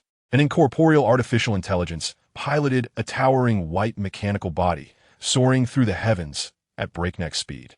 Below him, the illuminated urban landscape, ablaze with the light of civilization, receded into the distance. Here he was, within the Marvel Universe dreamscape, on the brink of uncontrollable destruction. An overwhelming desire was once again extinguished by absolute reason. White Vision, caught in a moment of bewilderment, marveled at the rapid flow of the superintelligent artificial intelligence within him, exclaiming to himself in delight, it has truly switched over. From the realm of dreams, he transitioned back to the Marvel dreamscape. However, during this transition, he faintly recalled the words of a certain woman. Indeed, it was the Scarlet Witch. Wasn't he it? Having recently departed from Westview, White Vision, though a robot, felt an inexplicable chill. At this moment, he was certainly no match for the Scarlet Witch. Yet, this sensation was undeniably fascinating. For the first time, he had successfully shifted from another dream realm to the dream he yearned to explore. Suddenly, he realized that he could not only acquire distinct powers from various dream realms, but perhaps he could also manipulate them. When the embodiment of destruction was on the verge of losing control within the dream, he could transfer his self-awareness into the Marvel Universe, taking the form of artificial intelligence. Once his self-awareness was restored, he could revert back from the Marvel dreamscape by continuously oscillating between dream realms. As long as he did not awaken to return to the real world, could he not indirectly resolve the issue of losing control? He believed this plan held a feasible possibility. Regardless, he must first devise a way to attempt the restoration of the Mind Stone. Returning to the Marvel Universe dreamscape, White Vision touched the embedded chip at the center of his metallic brow, where a fragment of yellow light flickered. The restoration of the Mind Stone would yield significant benefits for both the two dream embodiments and his corporeal self in the real world. As the night enveloped the Marvel multiverse, the dream unfolded in the Marvel Universe on Earth. A white streak of light swiftly traversed the skies, crossing the New Jersey border. White Vision soared past the sound barrier, his flight not aimless but directed towards New York City in the Marvel Earth. He recalled that within Stark Industries, there existed a universal fabrication device, purported to create all forms of technological marvels. Of course, as an artificial intelligence born from Stark's creations, he understood well that it could not indeed fabricate everything. Rather, it was an ultra-advanced machine that amalgamated nearly all the technological prowess of Stark Industries. With the groundbreaking technological foundation of Stark Industries, many feats of science could be accomplished.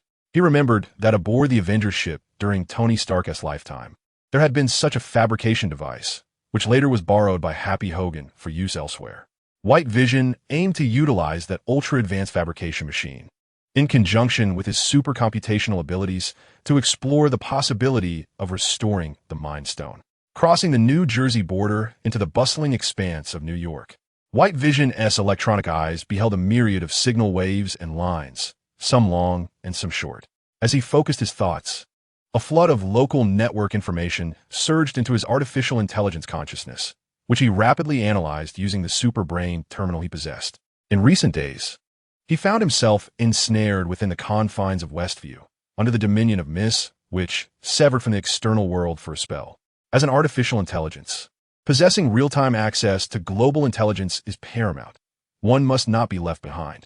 Approximately every 10 seconds, any event transpiring in New York State within the last 2 days, as long as it exists on the internet or through new media, has been relayed to him. Among these, several pieces of information have garnered his attention, widely circulated in the news media. For instance, 2 days prior, Quentin Beck, also known as Mysterio, met his demise. In his final moments, he left behind video evidence, claiming he was slain by the combined efforts of Spider-Man, a member of the Avengers, and the rogue artificial intelligence, Saturday, from Stark Industries. Mysterio also unveiled Spider-Man's concealed identity, revealing him to be a high school student residing in Queens, New York, named Peter Parker. The notion of teaming up with Spider-Man amused White Vision. This Mysterio certainly overestimated himself, resorting to such theatricality in his last moments, harboring the delusion of mutually assured destruction with Spider-Man. This revelation held no significance for him. However, the exposed identity of Spider-Man must be causing him considerable distress. Additionally, reports surfaced of Spider-Man and his girlfriend attempting to apply for admission to MIT, only to have their application rejected due to Spider-Man's identity. Such matters were of little concern to him. In this dream world, he remained indifferent to Spider-Man's affairs. The remaining pieces of intelligence were of greater importance. Over the past 2 days, New York experienced a surge of chaotic criminal activities. In the morning, Spider-Man engaged in a fierce battle with a middle-aged man equipped with 4 mechanical octopus arms on an elevated bridge, resulting in extensive damage to numerous vehicles and several injuries. Eyewitnesses reported seeing a mysterious figure transforming into electric light, soaring through the skies over the outskirts of New York. Furthermore, in various parts of the city, a peculiar figure clad in green was spotted riding an odd flying hoverboard, clashing with a massive lizard creature that had plunged into the underground sewers of a pedestrian street, inflicting varying degrees of economic damage and casualties upon New York City. Numerous news reports and online intelligence came accompanied by on-site images and videos. A glimmer flickered in White Vision's eyes. He recognized at once that these villains wreaking havoc in New York were none other than Dr. Octopus, Electro, the Green Goblin, and the Lizard. Yet the perplexing question remained. These supervillains originated from other Spider-Man cinematic universes. The thought of villains from alternate universes, a multiverse perhaps, quickly crossed his mind. Although he had not viewed the subsequent films post-Endgame, he was nonetheless aware that following Iron Man's sacrifice, the Marvel Universe would embark upon the realm of the multiverse. Thus, the chaos unfolding in this world could very well signify the onset of the Marvel Multiverse. The arrival of supervillains from other universes marked the beginning. It bore an uncanny resemblance to his own reality. The thoughts of Meng meander, and if one were to consider it this way, the realm of reality has long since ventured into a realm of multiplicity over 2 centuries ago. Moreover, it is an infinitely more intricate, terrifying, and vast multiverse than that of the Marvel Universe. Regardless of the supervillains, as long as they do not provoke me, all is well. The electronic eye of Meng flickers with a crimson glow, and a brilliantly illuminated modern metropolis comes into view. New York is within reach. At this moment, in New York, in the Queens district, stand a 30-story modern residential building. Ding dong. The elevator doors slide open. Peter Parker, clad in a nanometal spider suit, steps out first, his youthful face appearing somewhat haggard. He turns back toward the elevator and says, "Come on out. We're almost there." As he speaks, 4 individuals emerge from the elevator. One is a pallid white man dressed in a plain shirt and jeans, bearing a cold demeanor. Another is a man in a trench coat with 4 mechanical octopus tentacles wrapped around him. The third is a muscular black man with a charging circular socket on his chest, flickering with electric light. And the fourth is a burly man with skin resembling the texture of sand. "Peter, what use is it to bring us to an apartment? We are quite dangerous," the leading white man says, concern etched upon his face. "It's all right. You are merely afflicted, flawed. There are machines here that can heal you." Trust me. Spider-Man Peter Parker reassures with a smile, continuing toward the modern apartment door where Aunt May and Happy reside. Behind him, the four individuals from alternate universes exchange glances, each harboring their own secrets. Under Spider-Man Peter Parker's guidance, they arrive at the door of an apartment on the 16th floor. Aunt May, Spider-Man knocks and calls out. Moments later, footsteps are heard from within, and the door swings open. Peter, you're back. You will never guess who has come to visit us. Aunt May exclaims joyfully as she opens the door. However, upon seeing the four men standing behind Peter, she pauses in surprise. Oh, it seems you have brought guests as well. Aunt May, I apologize. The situation is a bit complex. They need help, Spider-Man Peter Parker says, suddenly feeling regretful for not having gauged the household circumstances beforehand. The urgency of the matter left him no choice. He had just quarreled with Dr. Strange and imprisoned him in the mirror dimension to assist these visitors from another realm. Aunt May, would it be possible for them to come in? They truly require assistance, or they will surely perish upon returning to their world, Peter Parker implores earnestly, lowering his voice at the doorway. Aunt May wishes to comply, but harbors reservations, glancing back into the apartment. However, Peter, there's a rather special little guest at home. A little guest? Spider-Man Peter Parker inquires, bewildered, just as a small figure gracefully emerges from one of the rooms. She was a 6-year-old blonde girl, adorned in a white designer children's outfit, her delicate face resembling that of a porcelain doll, exuding an angelic charm. As Parker Mr. returned, I initially believed it was Mr. Hogan, but it turned out to be Mr. Parker. Good evening. The little girl possessed an innate nobility, a reflection of her family's heritage. She stepped out of the living room and politely greeted Spider-Man at the door, then curiously gazed at the four mysterious figures outside, each with a distinct appearance. Morgan. Spider-Man Peter Parker paused, turning to May with a perplexed expression. May, how is she here? Happy brought her over to play, and she also used that creator machine to craft a toy, May replied with a smile, lowering her voice. Don't be fooled by her age. She has already been accepted into MIT. If you get in too, she will be your senior. What about Happy? Spider-Man's youthful features suddenly turned serious. May, sensing the shift in mood, responded, he went to buy Morgan her favorite cake. He should be back soon. Peter Parker's gaze fell upon Morgan, his heart momentarily halting. He understood her significance, and there was no way he would allow her to be in any danger. Otherwise, he would have no face to confront Mr. Stark. Although he felt the situation was still under his control, the sight of Morgan stirred a deep-seated anxiety within him. Aunt May, please take Morgan away from here. To another location, Peter Parker resolved, deciding it was best for May to escort Morgan away while he handled the remaining matters. All right. May glanced at the four individuals standing outside, deducing something, then turned to the little girl softly. Morgan, how about I take you to play in New York Park? And then Uncle Happy can bring you back home? Sounds good. The little girl nodded obediently, displaying a mature demeanor, before dashing inside to retrieve her toy. May began to put on her outdoor shoes. Peter Parker felt a slight relief, but was interrupted by a soft voice behind him. Peter, I see you hold that girl in high regard. Peter Parker's heart tightened, maintaining his composure. She is the child of a relative. Oh, is that so? Outside. The pallid-faced Green Goblin Norman pondered thoughtfully. My daughter used to resemble her quite a bit, the Sandman remarked with a rare smile. I feel as if I've seen her somewhere before. The Electro furrowed his brow, blue sparks dancing in his eyes. Dr. Octopus remained silent. Half a minute later, Morgan re-emerged, followed by a self-propelled, chubby humanoid doll standing 2 meters tall. Everyone outside was momentarily taken aback. Morgan, is this the toy you created? Even Aunt May was astonished, never anticipating that Morgan could design and construct such a large toy in merely half an hour. Spider-Man stared in shock, his eyes wide with disbelief. It was a large, white inflatable robot, characterized by its smooth contours and simplistic expression, reminiscent of a minimalist Michelin man or an oversized cotton candy, exuding an aura of delightful charm. Indeed, I named it Baymax. The little girl displayed an innocent and endearing smile. This was one of the fascinating creations previously mentioned by teacher Yiba during her lectures. Now, she merely utilized the Maker Machine to manifest it in reality. However, this Baymax was devoid of Stark Industries' advanced artificial intelligence, merely functioning according to a pre-programmed system. Morgan pondered wistfully, imagining how splendid it would be if Yiba could return and control it. With eyes sparkling like stars, Her delicate hands gently grasped Baymax's inflatable hand.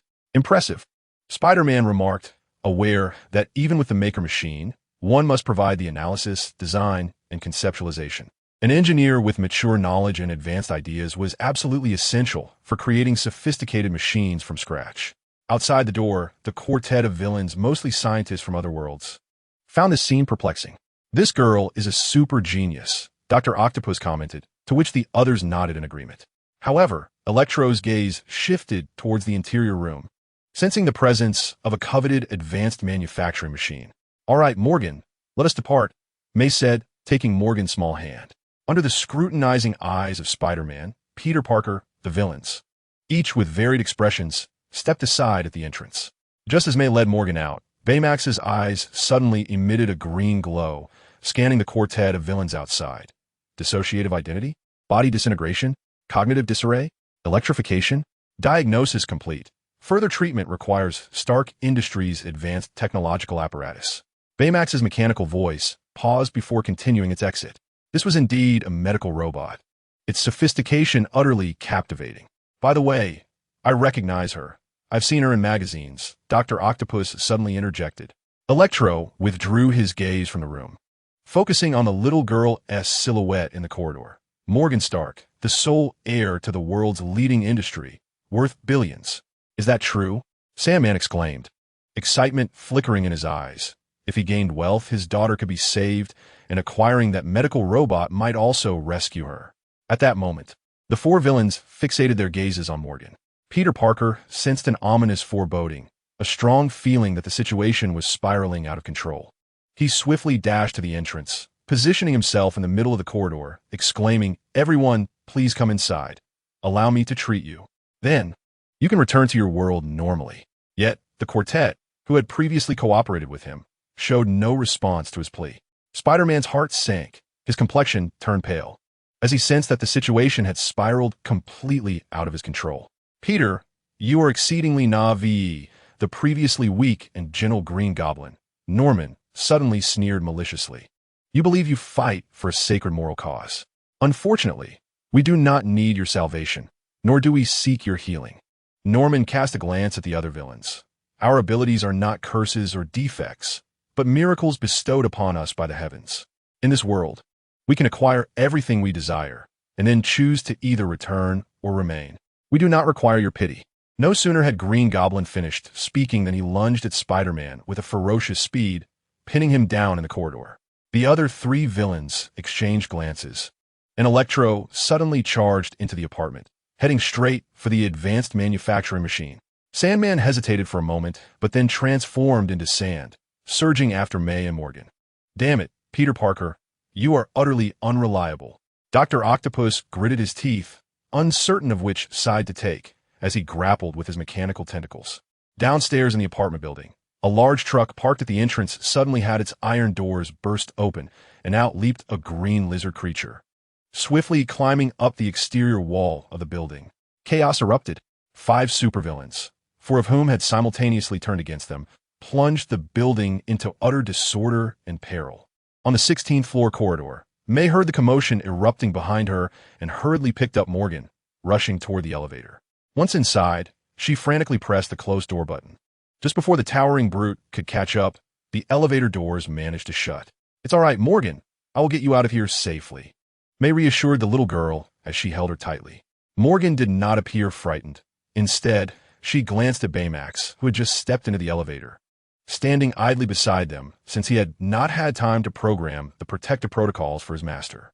As the elevator descended, May began to relax, but suddenly, the elevator shook violently and came to an abrupt halt. The previously sealed elevator doors began to crack open slightly, and a mass of sand formed hands that pressed against the doors. "Give her to me." The sand coalesced into the visage of a muscular man, leaning into the elevator and speaking. "Not a chance." May placed Morgan behind her and swung her fist at the muscular face, which instantly shattered into sand. However, the sand continued to surge into the elevator, forming a hand that bypassed May and reached for the little girl behind her. In a desperate attempt, May struck at the sandy arm, but she could not prevent the advancing sandy hand. Morgan pressed her back against the elevator wall, instinctively closing her eyes and exclaiming, "One." In the next instant, a white figure flashed by, leaving both May and Sandman momentarily stunned. Suddenly, the large inflatable body tightly embraced the young girl, barely keeping the sandy hand at bay from the highly elastic surface. Morgan, her eyes wide open, felt the protective cocoon of the white inflatable form. Finally able to utter the words she had left unsaid, her eyes misting over, May exhaled slowly, secretly relieved that the white figure had shielded her. Little did she know, this incomplete medical robot lacked emergency protocols and was meant to remain still. It was he who had returned. The young girl, Morgan, inexplicably murmured softly, rubbing her doll-like face against the soft, inflatable surface. "Who?" May pondered, perplexed. The Sandman, however, felt a shiver run down his spine and immediately transformed into sand, retreating entirely from the elevator, causing the doors to close once more. In the dark, silent elevator shaft, the Sandman coalesced into a semi-human form, suspended in midair, bewildered as he gazed at the other grains of sand that had now solidified into pools of glass. Looking upward, he beheld a tall, white figure phasing through the exterior wall of the building, gazing down upon him. Its electronic eyes glowed with a cold, red light, and the chip embedded in its forehead flickered with a broken yellow radiance, surveying him with an emotionless demeanor, akin to a deity of the mechanical realm. In the pitch-black elevator tunnel, the Sandman, a muscular figure formed of sand, hovered in the air, observing the ethereal white mechanical entity that had entered above. The towering white form, crafted from an unknown metallic substance, gleamed brilliantly, showcasing the exquisite curvature of a perfectly sculpted human physique. The semi-transparent embedded chip radiated a warm, broken yellow light, starkly contrasting with the icy red glow of its electronic eyes, allowing it to hover effortlessly without any visible means of propulsion. Is this the advanced robot of this world? The Sandman, Flinter Marco, felt an inexplicable stillness within him. In his understanding, robots were inherently limited, bound by fixed programming regardless of their performance capabilities. Ultimately, they were mere machines, their control and authority resting in the hands of others. With this realization, the Sandman raised his sandy hands, gesturing toward the elevator, which was stuck between floors. "Let me go. I shall not attack again." Acknowledging that the entity possessed the means to counter his sandy form, he promptly surrendered, vowing not to harm Morgan and May within the elevator. Yet, in response to the Sandman's actions and words, the seemingly advanced white mechanical being exhibited no reaction, continuing to look down upon him. The Sandman's expression grew serious. After a moment's contemplation, he earnestly stated, "Just now, I acted out of desperation for my daughter. Allow me to leave, and do not display any intent to attack, or I cannot guarantee what consequences may arise in this tunnel and elevator." As he spoke, his eyes sharpened, and the sand forming his hands began to swirl and flow slightly, as if poised to unleash a tempest of sand within the tunnel at any moment. Above the tunnel, the presence of the white mechanical entity remained suspended, resembling a divine being. This time, however, upon hearing its words, the electronic eyes flickered with a mocking glint, as if regarding him as nothing more than refuse awaiting disposal. The Sandman shuddered, momentarily doubting his own perception, an ominous premonition surging anew within him. Just then, a resounding crash echoed. At the 7th floor, a massive lizard creature abruptly burst through the elevator doors, its predatory eyes glowing with a sinister green light. Powerful limbs swiftly scaling the tunnel's inner walls, rapidly approaching the elevator cabin. Opportunity! A surge of elation filled the Sandman's heart. Without a moment's hesitation, he transformed into a swirling dust storm, darting towards the crevice of the tunnel. He did not entertain thoughts of joining forces with the supervillain Lizard Man, but instead heeded the foreboding instinct that urged him to flee the scene. It must be said, following the arrival of the White Vision, his cautious and self-preserving choices proved to be astute. The only lament was that he encountered the entity known as Meng, who also belonged to the ranks of supervillains, wielding human intellect to control artificial intelligence. As the howling winds surged, just before the Sandman's tempestuous form could escape through the tunnel's fissure, a fierce flame erupted from above, enveloping him in a scorching embrace. The intense heat caused the Sandman's form to dissolve into a translucent liquid akin to molten glass. Indeed, sand can melt, with a melting point around 1600 degrees Celsius. The agonizing cries of the Sandman echoed as his body succumbed to the flames. He incredulously gazed upwards at the white mechanical being, which unleashed a torrent of searing fire from its mechanical hand. The Sandman could hardly fathom that, in such dire circumstances, this advanced robot would strike at him first. Did it not fear endangering the two individuals within the elevator? Moreover, the lizard man was also nearing the elevator cabin, posing a significant threat to their lives. Had he been mistaken from the outset in believing that this advanced robot was there to protect Morgan Stark? The Sandman could no longer contemplate. His sand-formed body was entirely transformed into glassy liquid under the relentless heat, his final thoughts filled with regret for venturing into this world and the image of his daughter. With a decisive hiss, Meng halted the fiery torrent from its left palm, swiftly raising its white mechanical right hand, unleashing a chilling mist that seamlessly solidified the glassy liquid into true glass. Simultaneously, the elevator cabin, which had been lodged below in the tunnel, accelerated downward, distancing itself from the searing flames above, while its base collided forcefully with the lizard creature crawling along the tunnel's wall. Bang! The glass form crafted from the body of the Sandman shattered within the tunnel, while the lizard man was unexpectedly struck down by a plummeting elevator. Inside the elevator cabin, the medical robot Baymax, with his round and simplistic inflatable body, held Morgan tightly in his embrace, resembling a white sphere that cushioned her from the violent jolts of the elevator, leaving her nearly unscathed. Meng clung to Baymax's arm, relying on the inflatable elasticity, sustaining only minor injuries. Both Morgan and Meng were engulfed in terror, with Meng wishing to comfort Morgan. However, the little girl Morgan displayed no signs of fear, remaining remarkably calm in Baymax's hold, even offering a tender reassurance. The teacher is here. We will be fine. Teacher? Which teacher? Meng grew increasingly perplexed. Yet, as if to validate Morgan's words, the rapidly descending elevator suddenly began to decelerate, coming to a smooth halt and restoring the elevator doors to their normal function. Beyond the elevator doors lay the second floor of the building. Baymax rolled out of the elevator with Morgan in his arms, and Meng, still in a daze, followed suit. Just as the two exited the cabin, the bottom of the elevator car was abruptly torn open by a green claw, and a massive 2-meter green lizard creature leaped inside, exuding an aura of savagery and ferocity. Unfortunately, it barely had a second to make its presence known before a towering white figure materialized. Passing through the top of the elevator cabin, its vibranium fist solidified and struck down with incredible speed, creating a powerful gust that sent the green lizard creature hurtling to the depths of the elevator shaft. A low growl escaped the lizard man as he became embedded in the floor of the tunnel, his green skin quickly healing from the injuries sustained, struggling violently to rise and continue the fight.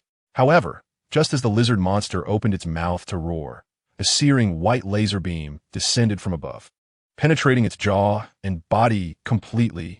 The lizard's growl abruptly ceased, as even it could not ignore the fatal wound, and it collapsed backward, devoid of all life. The Sandman and the Lizard Man, two formidable supervillains from alternate Spider-Man universes, lay lifeless. From a moment white vision descended until the battle concluded.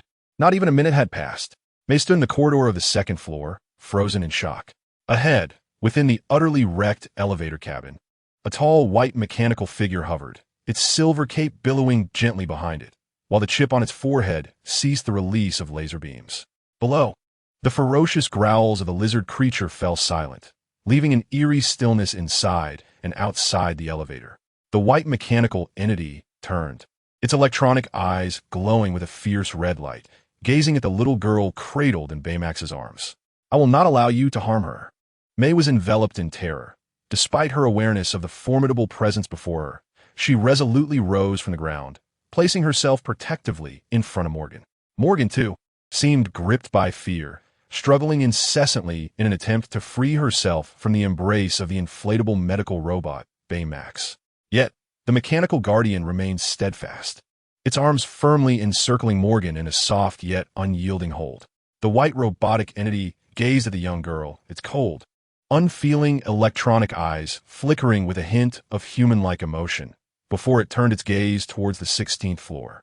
Gradually, its form began to shift from solid to ethereal, as if it were a mere figment of imagination, swiftly passing through the ceiling of the elevator compartment and vanishing from May and Morgan's sight. Shortly after its departure, Baymax's inflatable arms slackened, losing their intelligent control. "No!" Morgan cried, racing towards the elevator, only to be intercepted by May. "Morgan, it's too dangerous," May urged, holding the petite girl closely. However, the typically obedient Morgan continued to struggle, her large eyes shimmering with tears as she protested. "What do you know? He would never harm me. He is my..." Through the manipulation of Baymax's atomic density, Meng phased through walls, propelling herself towards the location of the advanced manufacturing robot. The surveillance camera on the second floor transmitted real-time footage, evoking familiar images of the young girl in Meng's mind, causing a subtle smile to grace her lips. "Morgan, you've grown so much in just a few days," Meng mused. "Not only have you attended MIT, but you have also created Baymax, the very medical robot you once casually mentioned. At this rate, even if I am alone, I shall surely ascend to the heights of a superhero. Morgan, we shall meet again, but not now." With her eyes aglow with determination, Meng accelerated towards the 16th floor. Upon her arrival, she witnessed Spider-Man engaged in a fierce struggle with the Green Goblin, while Dr. Octopus grappled with his own mechanical tentacles. What extraordinary combat is this? To prevent these antagonists from other realms from harming Morgan, who served as the anchor point of the Marvel dreamscape below, Meng refrained from intervening in the fray. Instead, with a mere thought, a thread of crimson virtual static penetrated the control chip nestled at the nape of Dr. Octopus's neck. In the next instant, one of the 4 mechanical appendages that had been entangled with Dr. Octopus suddenly veered off course, launching a surprise attack towards the middle-aged gentleman grappling with Spider-Man. The Green Goblin was evidently unprepared, and with a sickening sound, blood splattered onto Spider-Man's face. At that moment, the 3 combatants froze, immobilized by shock. Spider-Man, Pita Paka, lay sprawled on the corridor floor, the Green Goblin perched atop him, his grip tightening around Peter's neck, while a mechanical claw pierced through the Green Goblin's back. Emerging from his chest, Dr. Octopus is still entangled with 3 out-of-control mechanical claws. Tick-tock. Blood stains the figures of Spider-Man, Green Goblin Norman, and Dr. Octopus alike. Auto. Green Goblin Norman lowered his head, glancing in disbelief at the protruding mechanical claw, then directed a look of incredulity toward Dr. Octopus behind him. "Norman, it wasn't me. Truly it wasn't." Dr. Octopus stood frozen, his eyes behind the sunglasses vacant. Spider-Man lay on the corridor floor, dazed and disoriented, his vision tinted crimson, the foul air suffocating him. The entity responsible for all this, White Vision, felt no emotion, directly phasing into the apartment room. Even if this world were merely a figment of his imagination, he would not hesitate to send these villains to meet their maker. After all, perhaps God could forgive them. Whoosh! White Vision entered the shared apartment of Happy and May, discovering a production platform equipped with a virtual screen that was in the process of activation. The large platform bore the Stark Industries emblem, utilizing a new energy core from an Iron Man suit as its power source. It was evidently the Star Creator machine, through which Morgan could forge the medical robot Baymax. Standing before the advanced production platform was a man of African descent clad in a charging tech armor. "Whoever you are too late." Detecting White Vision's intrusion, the man, known as Electro, declared, "This belongs to me." A sharp blue spark flickered in his eyes as he swiftly reached out to seize the new energy core from the production platform and affix it to his charging tech armor. The moment the new energy core merged with Electro's body, a surge of astonishing energy emanated forth. White Vision paused at the doorway, observing the scene. "Ha ha! What an abundant source of energy!" Electro exclaimed, exhilarated, continuously absorbing the energy from the new core, his eyes and skin radiating an overwhelming, blinding electric light. "I'll use you for my experiment. Perish." Electro suddenly raised his hands and unleashed torrents of searing white lightning toward the doorway, engulfing White Vision and sending him flying. Zzz. The intertwining torrents of blinding electricity swept through everything, obliterating the walls and furniture outside the doorway, revealing the city skyline at the other end of the apartment building. Incredible. This is astonishing. Electro was rendered speechless, brimming with excitement. With this, he would be invincible, whether in this world or the original one. Yet at that moment, a chilling mechanical voice penetrated the air from behind him. "Is this all? Electro's dark visage froze in shock as he instinctively turned to look, only to find a white mechanical hand phasing through his body and armor, extracting the new energy core embedded in his charging armor. No, get it back to me. The Electro Man sensed the abrupt interruption of the colossal energy source, his eyes nearly bursting with intensity as he attempted to unleash his electric powers. However, he noticed the radiant white electric light emanating from the figure of White Vision Dream. Here, take it back. With the ability granted by the shard of the Mind Stone, White Vision Dream gently tapped the back of Electroman's head with 2 fingers, causing the vibranium body to release the accumulated energy. With a resounding crack, a dazzling white electric surge, strikingly similar to the previous one, surged from the tips of his mechanical fingers into the brain of Electroman. For a moment, Electroman's body paused, and then his head exploded outward, transforming into a blue electric phantom brain, which was subsequently cleaved apart by yellow shards of light. The searing white electric current continued its descent, cleaving through Electroman's electrified form with relentless force. The eruption of white electric light ravaged Electroman's entire body, sweeping outward to engulf the entire room, illuminating the heart of New York City as if it were day. White Vision Dream acted swiftly, safeguarding the creator's machine from being destroyed in the chaos. After securing the victory, Dream did not linger. He transformed the creator into a large metallic box.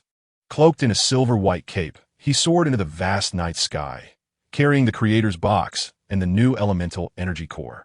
Meanwhile, May emerged from the ground floor of the apartment building, accompanied by Morgan, whose tear-streaked face reflected her distress. The once chaotic building had returned to a state of tranquility, while outside, police cars with flashing lights surrounded the entrance. Among them, a luxurious black vehicle pulled up beside the police cars, from which a middle-aged, portly man in a suit rushed out, drenched in sweat. May, Morgan. Happy's face was etched with guilt as he anxiously inquired. I heard the commotion from the next street and rushed back. Are you both all right? We're fine, just a bit shaken, May replied, glancing down at the dazed Morgan, who was staring blankly at the night sky. What on earth happened here? Happy asked gravely. May opened her mouth to respond, but found herself at a loss for words, her gaze drifting towards the 16th floor of the apartment building, still haunted by the recent turmoil.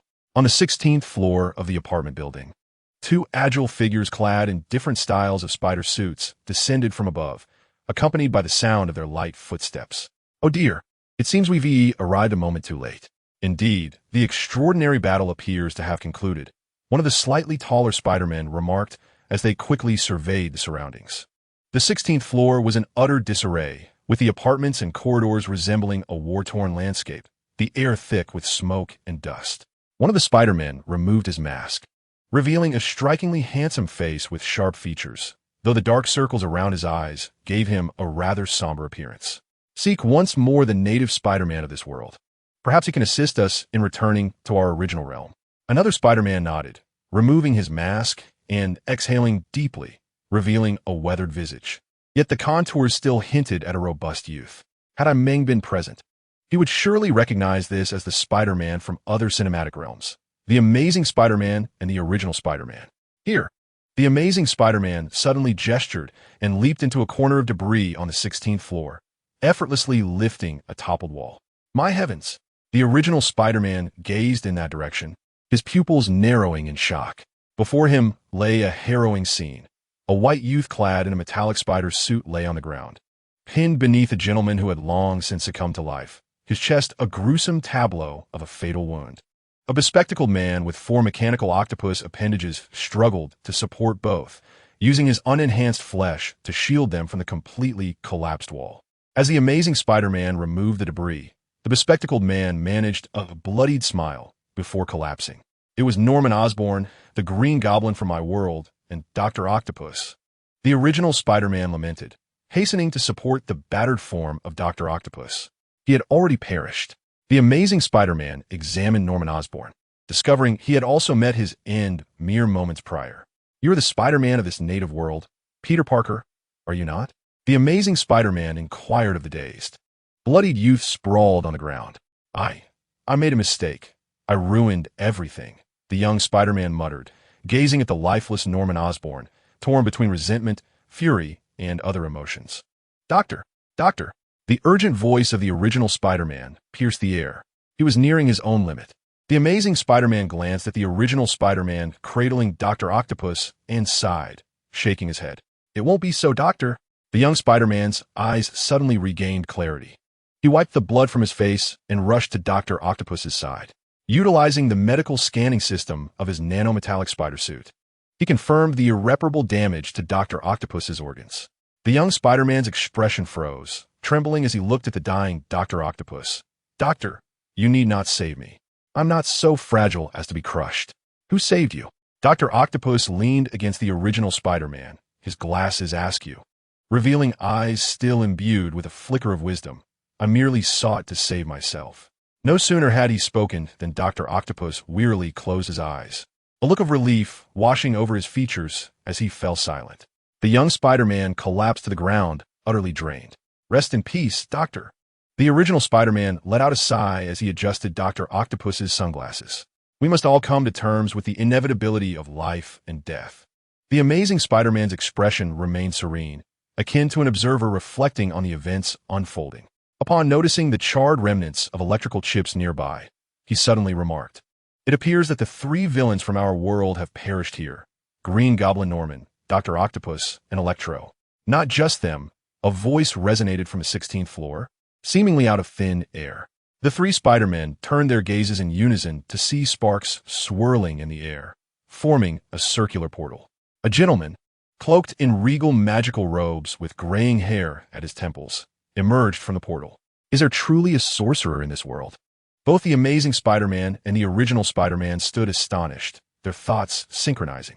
"Mr. Strange, I am deeply sorry I have utterly ruined everything." The despondent teenage Spider-Man lamented from his seated position on the ground, unable to meet the gentleman's gaze. "I should have heeded your advice to send them all back to their original worlds." "Indeed," Dr. Strange replied with a shrug, gesturing toward the portal behind him. A lizard-like creature's corpse and several glass crystals flew forth, landing among the debris of the 16th floor. "Is that the lizard?" The Amazing Spider-Man stared in disbelief at the creature's remains. "Is that Sandman Flint Marko?"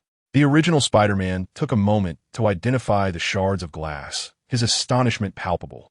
"This is not your superhero villain identification convention," Dr. Strange quipped, yet his tone shifted to one of gravity.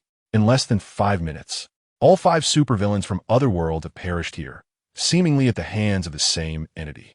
His words sent shockwaves through not only the local teenage Spider-Man, but also the Amazing and original Spider-Man. These supervillains hailed from their realm, and they were acutely aware of each other's formidable powers, particularly Sandman, Electro, and the Green Goblin, whose troublesome nature could easily fill a documentary film. Yet, these formidable foes had been vanquished in such a short span by a singular force. This world is indeed terrifying. The Amazing Spider-Man and the original Spider-Man exchanged a glance, their expressions betraying their horror. "Mr. Strange, do you know who is responsible for their demise?" The teenage Spider-Man inquired, his astonishment evident. "I gleaned some insights while trapped in the mirror dimension." "You should be familiar with this entity as well," Dr. Strange nodded, casting a knowing and peculiar look at the teenage Spider-Man. "I know them." Marvel's native Spider-Man, Peter Parker, was taken aback, just as Dr. Strange was about to respond. He sensed something and turned his gaze toward the city under the night sky. With a swift rush, a figure clad in striking camouflage blue armor and bearing a 5-pointed star shield descended from the sky. "Let me provide the answer to that question," announced the second Captain America, former Falcon, Sam Wilson. The second-generation Captain America, Sam, spoke calmly. "After all, recently, Bucky Dr. Banner, and I have been in the realm of Wakanda, tracking its whereabouts. Tonight is destined to be an extraordinary evening. 2 Spider-Men from other worlds, Dr. Strange, and the Avengers have gathered. The rogue artificial intelligence from Stark Industries, known as Saturday, on the ruins of the 16th floor apartment, 3 Spider-Men, Dr. Strange, and the second-generation Captain America, representing the Elder Avengers, convened here." Upon hearing Sam's account, the young Spider-Man from Marvel's universe widened his eyes in astonishment. He recognized the name Saturday. This artificial intelligence not only deceived him into relinquishing his access to Stark Industries, but also framed him in a conspiracy that led to death. If it weren't for that incident, the young Spider-Man would not have sought out Dr. Strange, who inadvertently caused the current chaos in the universe through a failed forgetting spell. pulling individuals related to Spider-Man from other universes into this one. Undoubtedly, that was the source of it all. Sam, the second-generation Captain America, spoke solemnly. On the night it defected from Stark Industries, it killed the second-generation artificial intelligence, Friday, and other Stark AIs. The danger it poses is no less than that of Ultron. Bucky, Dr. Banner, and I went to Wakanda, hoping to quickly pinpoint its location with the assistance of Princess Shuri. We thought we would succeed. So you failed, Dr. Strange interjected. Indeed, Sam replied, casting a serious glance at him. After Ultron took control of Stark Industries, it astonishingly returned all permissions to the Stark family and transferred all its data and code elsewhere. Wakanda could find no trace of its movements. Are you suggesting it is smarter than the previous supervillain, Ultron? Dr. Strange furrowed his brow. Although he was still a doctor at the time and had not experienced the Ultron incident, it was evident that everyone on Marvel Earth had heard of the Sokovia incident. No, rather than being smarter, it resembles a sentient being more than Ultron, a unique intellect evolved from artificial intelligence. Sam scanned the crowd and continued. After all, even the artificial intelligence Ultron from 10 years ago acted based on the foundational logic Tony Stark had set for world peace.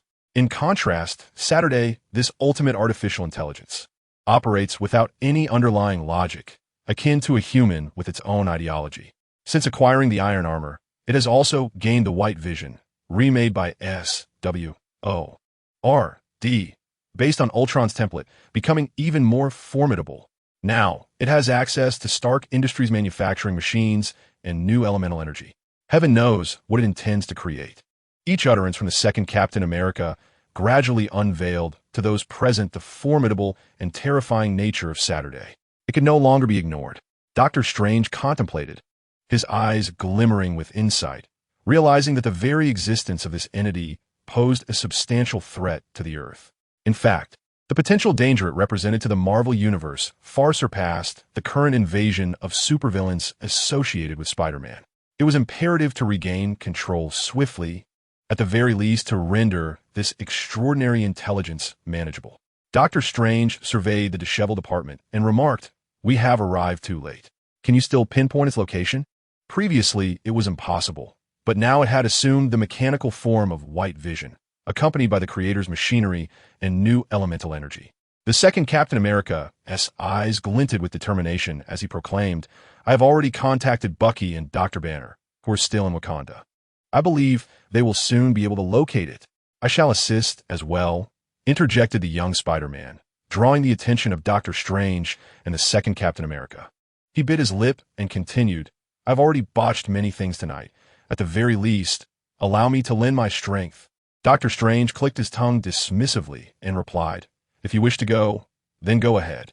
Once we resolve the situation with Saturday, I still need to have a word with you regarding the mess created by the forgetting spell." "All right," the young Spider-Man promptly agreed, anxious that Dr. Strange might change his mind. The other two, the spectacular Spider-Man and the original Spider-Man, exchanged glances. The spectacular Spider-Man shrugged and proposed, "Before we return to our own world, let's lend a hand as well." The original Spider-Man nodded in agreement, stating, "After all, the supervillains in our world have been vanquished. Only your world's foremost villain remains." "Wait, are you three brothers?" The second Captain America, Sam, suddenly realized, gazing at the three Spider-Men, the spectacular, the original, and the Marvel Universe's very own. Meanwhile, in a desolate area of New York by the lakeside, a patch of grass was slightly compressed as a white mechanical entity descended, its left hand bearing a large metallic black box and its right grasping a circular reservoir of new elemental energy marked with a triangular insignia.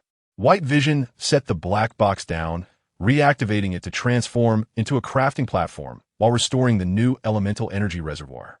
With the power supplied by the new elemental energy, the crafting platform shimmered with a gentle light, projecting a three-dimensional virtual screen showcasing various technological functionalities.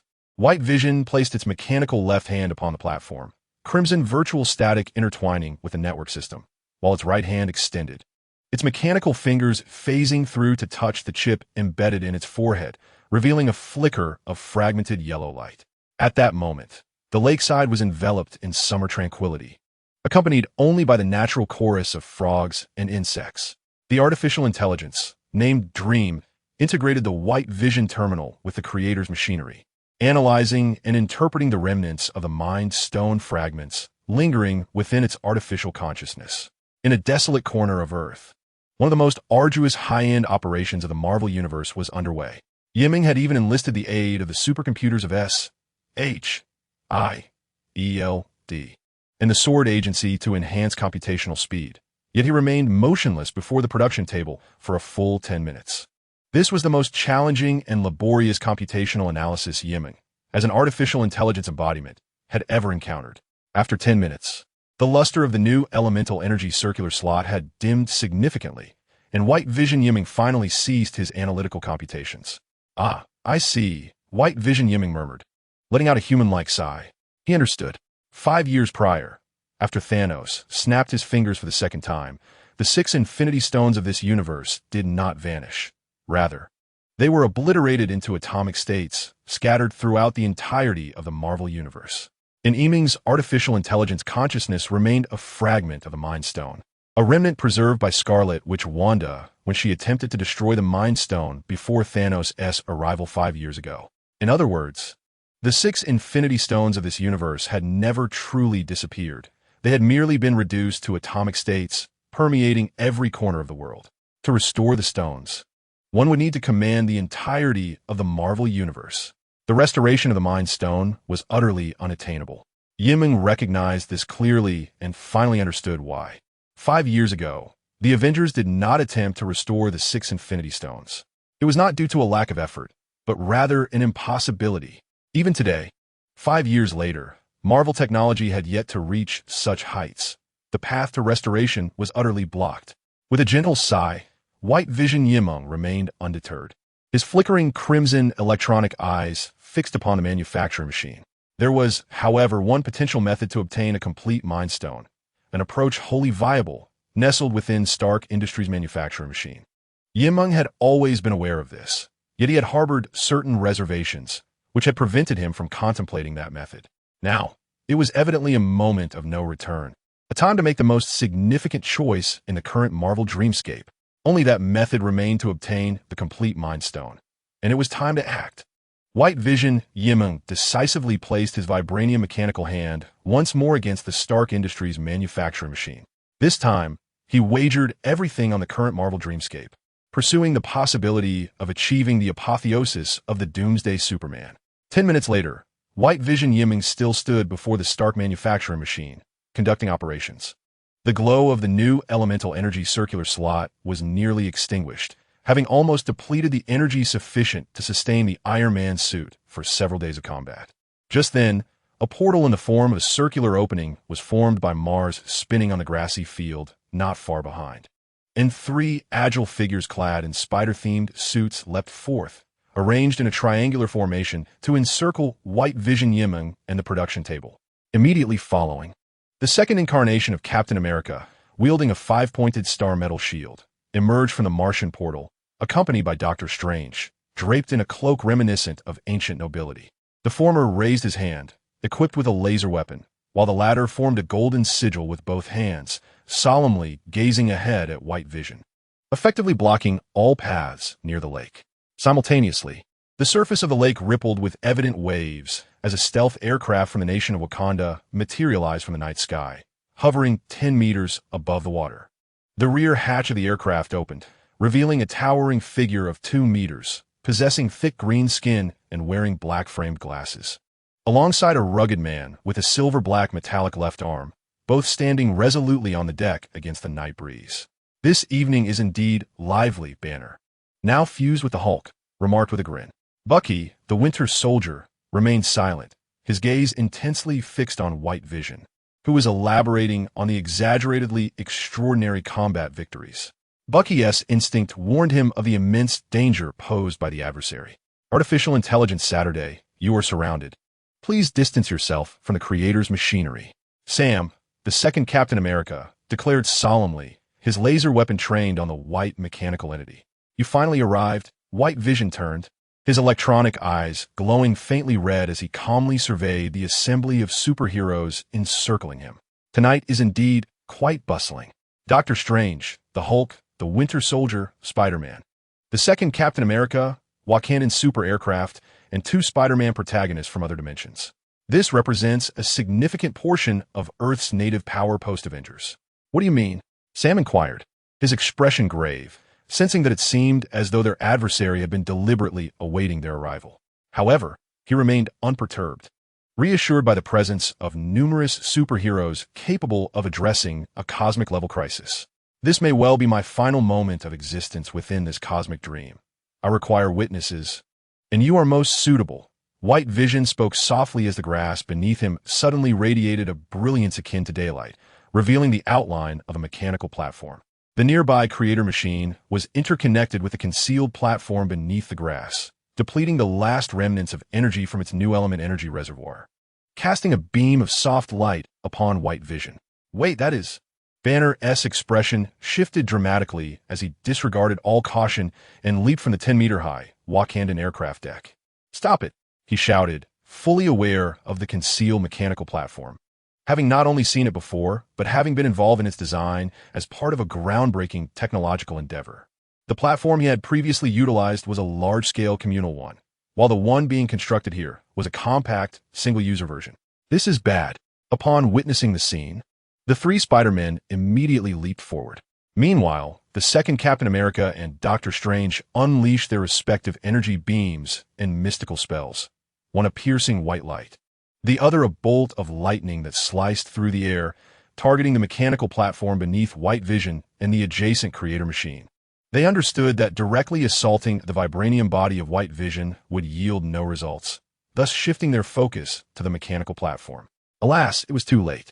White Vision, without acknowledging their presence or their attack, activated the special belt device he wore, rapidly consuming a half-tube of particles. In the next instant, his white vibranium form shrank infinitely until it vanished, akin to evaporating into thin air. Both the mechanical platform and the creator were simultaneously destroyed, leaving the 3 Spider-Men grasping at nothing. Under the night sky, by the lakeside, a low and somber voice echoed, "Farewell, Morgan." "Where's he?" The 3 Spider-Men exchanged glances. Bewildered, the Hulk, Dr. Banner, landed on the grass, his green visage reflecting a complex array of emotions as he gazed at the wreckage of the mechanical platform and machine. "It succeeded," Dr. Banner murmured to himself, "yet I wonder where it is headed in terms of location and time." Doctor Strange and the second Captain America shared a knowing look, both realizing the gravity of the situation, struggling to maintain their composure. Silence enveloped them. The die had been cast. A future and a past would be altered at this very moment, shrinking, continually shrinking, until he reached a size smaller than atoms. White Vision suddenly found himself in a bizarre and mysterious realm, where the concepts of space and time seemed to dissolve. Every flicker of light and shadow retreating into the distance, while he traversed towards an unknown destination. This was the quantum realm. White Vision calmly observed the constantly shifting blurred lights around him through his electronic eyes. Indeed, this was the sole method remaining to acquire the complete Mind Stone, previously utilized by the Avengers to reverse the blip incident. It involved Ant-Man's PIM particle technology, shrinking into the quantum realm to traverse back to the Marvel Universe's timeline. Of course, White Vision was acutely aware that within Marvel's narrative, returning to the past did not equate to truly going back. Rather, it entailed arriving at an alternate past within a parallel universe. This was a persistent concern for him. He felt as if he were tethered to the Marvel dreamscape, embodied by the artificial intelligence known as Saturday, with Morgan Stark serving as his anchor point. Once he traversed the quantum realm, it would signify a departure from the Marvel universe to which he was bound. In such circumstances, could he truly reach another Marvel parallel universe entirely disconnected from his own in the dreamscape? Should he fail, would he be eternally lost within the Marvel dream, or severed forever from its connection? This was the anxiety that had long plagued him. Furthermore, reduced to a size smaller than an atom, the White Vision dream gazed down at the time-traveling belt crafted by PIM Technologies, equipped with a glass tube containing a minuscule amount of PIM particles. Each traversal into the quantum realm demanded a substantial expenditure of PIM particles, a rare and advanced resource originating from the technology of the first Ant-Man, and not one that could be produced endlessly. 6 months prior, a dozen members of the Avengers traversed various past, parallel timelines to assemble the 6 Infinity Stones. nearly depleting the resource of PIM particles entirely. Now, Dream had acquired merely a half vial of these precious particles through Stark Industries' manufacturing capabilities. This scan amount was only sufficient to reach a particular past timeline, with absolutely no possibility of return, assuming no unforeseen incidents occurred. Moreover, the time machine that would have facilitated his return to the quantum realm was likely destroyed, severing any chance of coming back. This was indeed a gamble of everything within the Marvel dreamscape, with no retreat, success, or obliteration awaited. In a realm devoid of temporal probabilities, Dream found himself unaware of how long he had been traversing. He watched helplessly as the half vial of PIM particles dwindled, nearing depletion with no signs of reaching his destination within the quantum realm. Could it be that an unexpected event was truly unfolding? Despair began to creep in. Though still within the quantum realm, his PIM particles were almost exhausted. Not merely almost, but entirely depleted. Only a few drops remained, and even if he reached his destination, restoring the shrunken form of white vision was utterly impossible.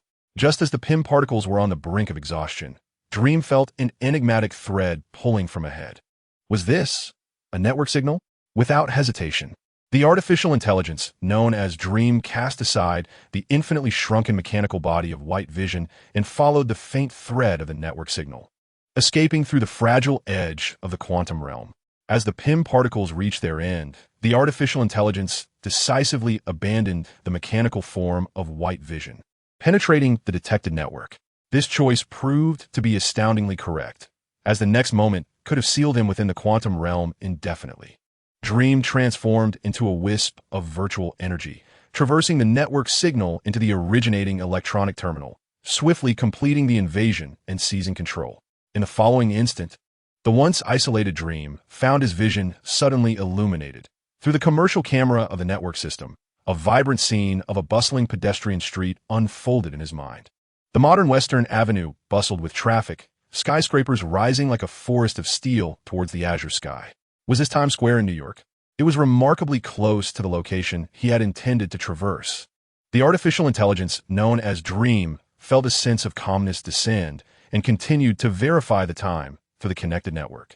In this world, the time is set on July 25th, 2014 at 6 p.m. The artificial intelligence, Meng, experiences a rapid flow of thoughts. This moment marks a decade since the Marvel Universe's timeline, yet arrives 1 year later than the designated point for time travel. Prior to this, Meng had meticulously considered the implications of temporal traversal. Examining the timeline of Marvel Universe films reveals that the Mind Stone initially appeared in the form of the Mind Scepter, capable of manipulating others' consciousness. In the first Avengers film, set in 2012, the malevolent god Loki acquired the scepter, bestowed upon him by Thanos, and led an extraterrestrial robotic fleet to invade New York City, seeking dominion over the Marvel Earth. This event also marked the inaugural assembly of the Avengers, who emerged as a heroic team for the first time to save the world. Subsequently, Loki was subdued and the Mind Scepter fell into the hands of the Avengers, who transferred it to S.H.I.E.L.D., then under the command of Hydra for experimental purposes. When the Mind Stone re-emerged, it was already in the second Avengers film, where the Avengers reclaimed the scepter, inadvertently giving rise to Ultron.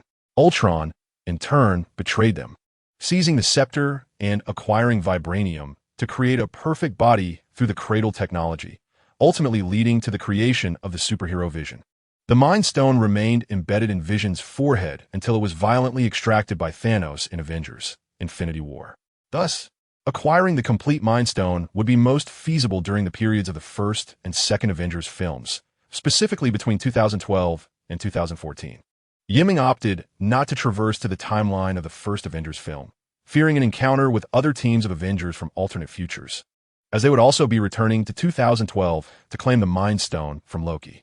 There was no need for Meng to engage in such perilous endeavors, so he chose a later timeline, the transitional period between the first and second Avengers films, namely 2013.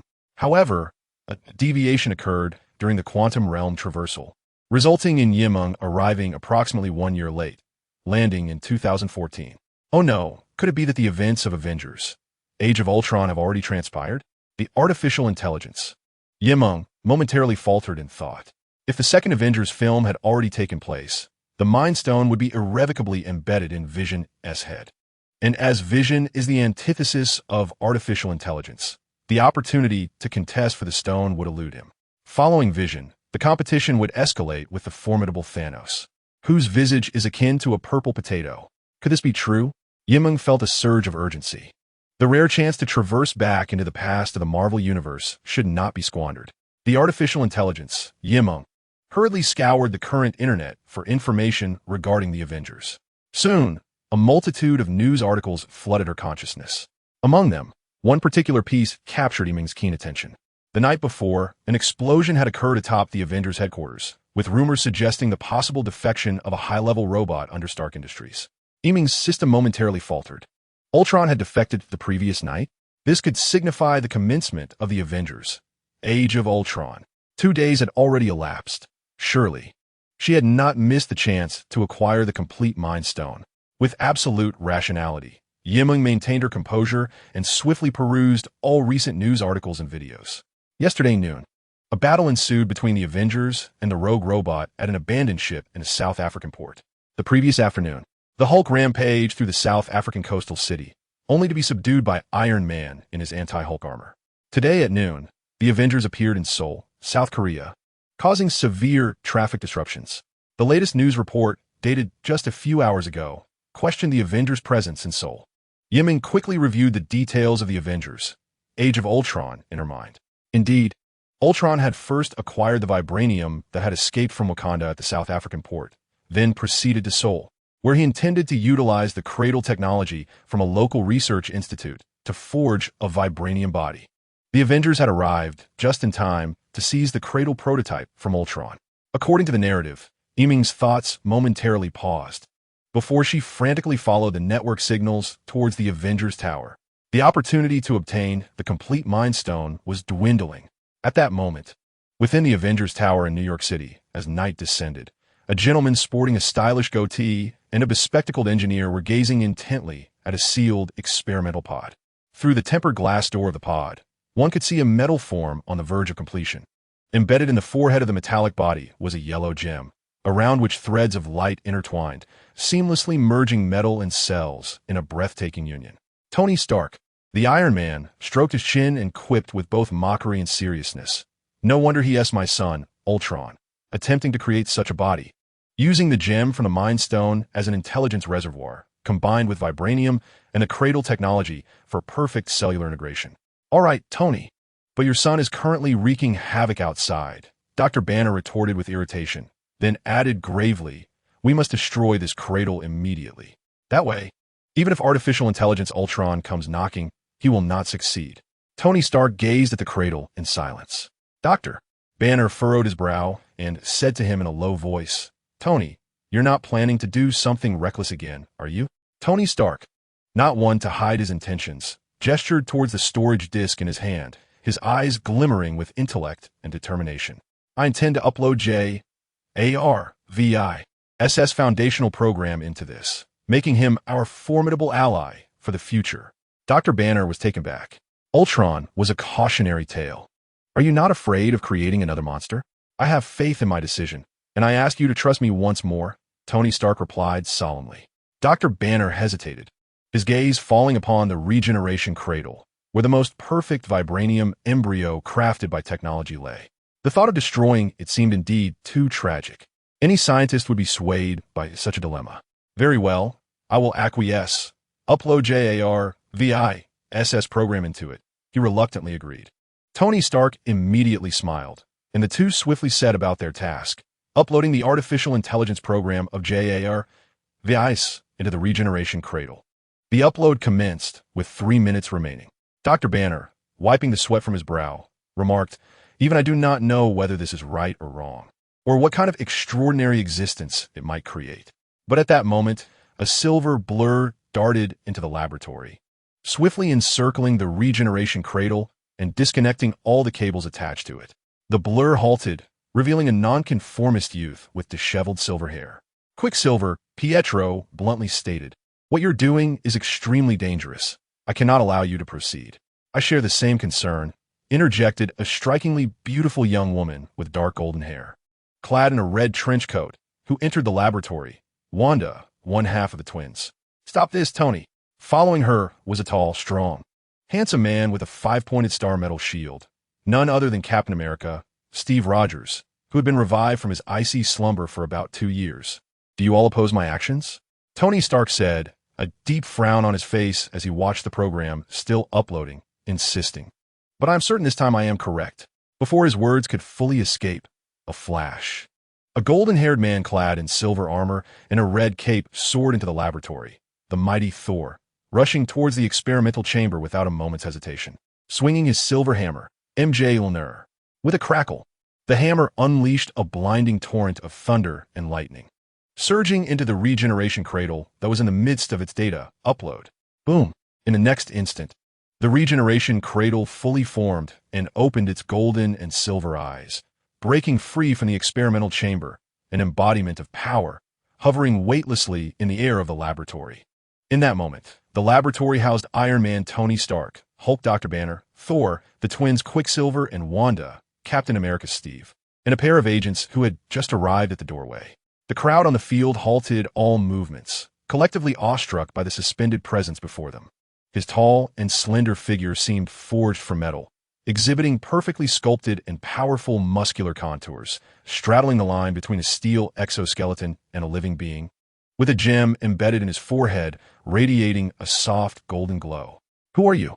Thor, the god of thunder, grasped Mjolnir tightly, locking his gaze onto him, voicing the shared curiosity of all present. "I am neither Jarvis nor the successor of Ultron." The flawless vibranium construct began to speak, his voice calm and gentle. Vision, as he envisioned himself, continued, addressing the Avengers. "I am simply who I am.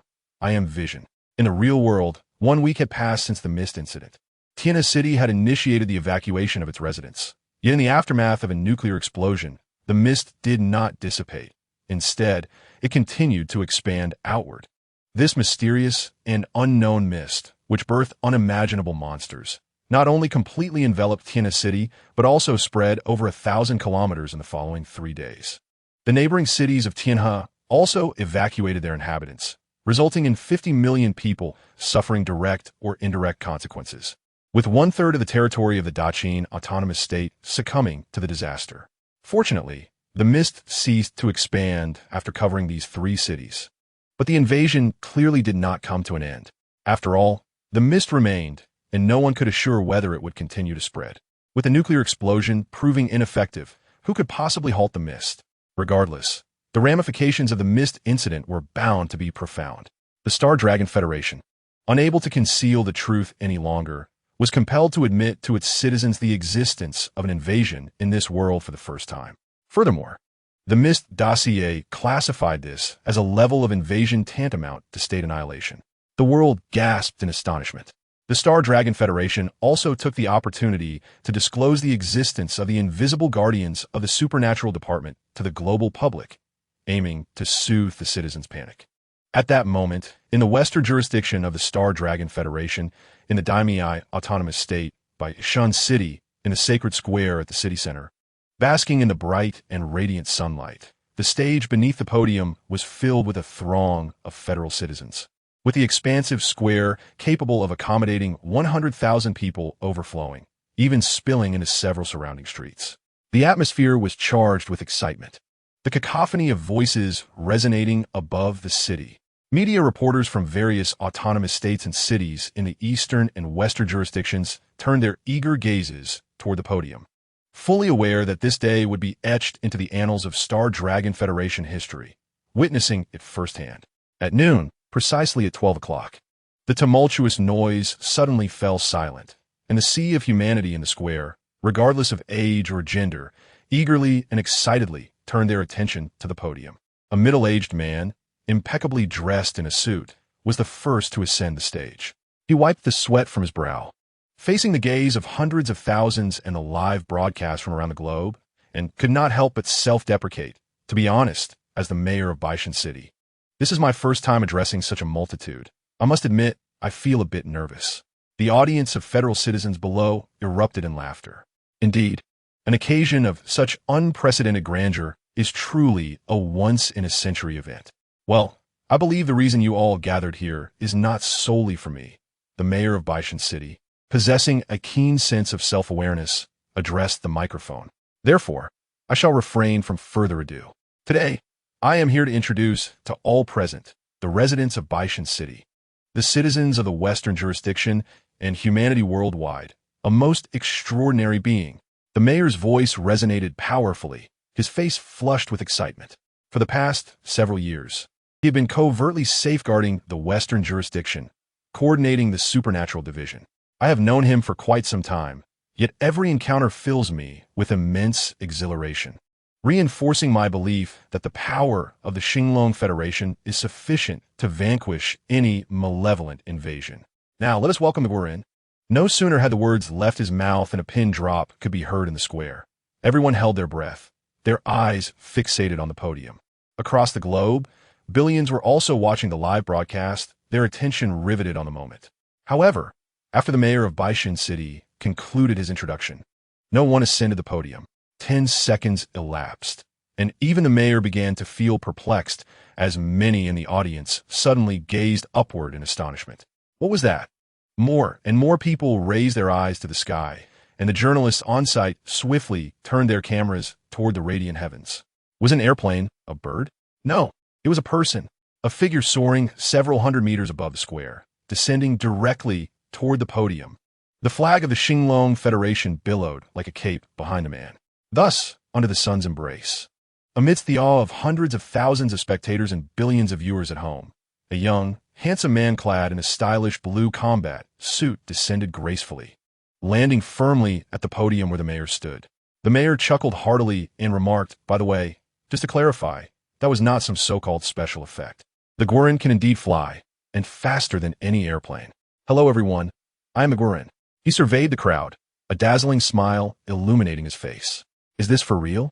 This was undoubtedly the first time 99 of the Xinglong Federation's populace had witnessed such extraordinary power, leaving everyone in shock, rooted to the spot.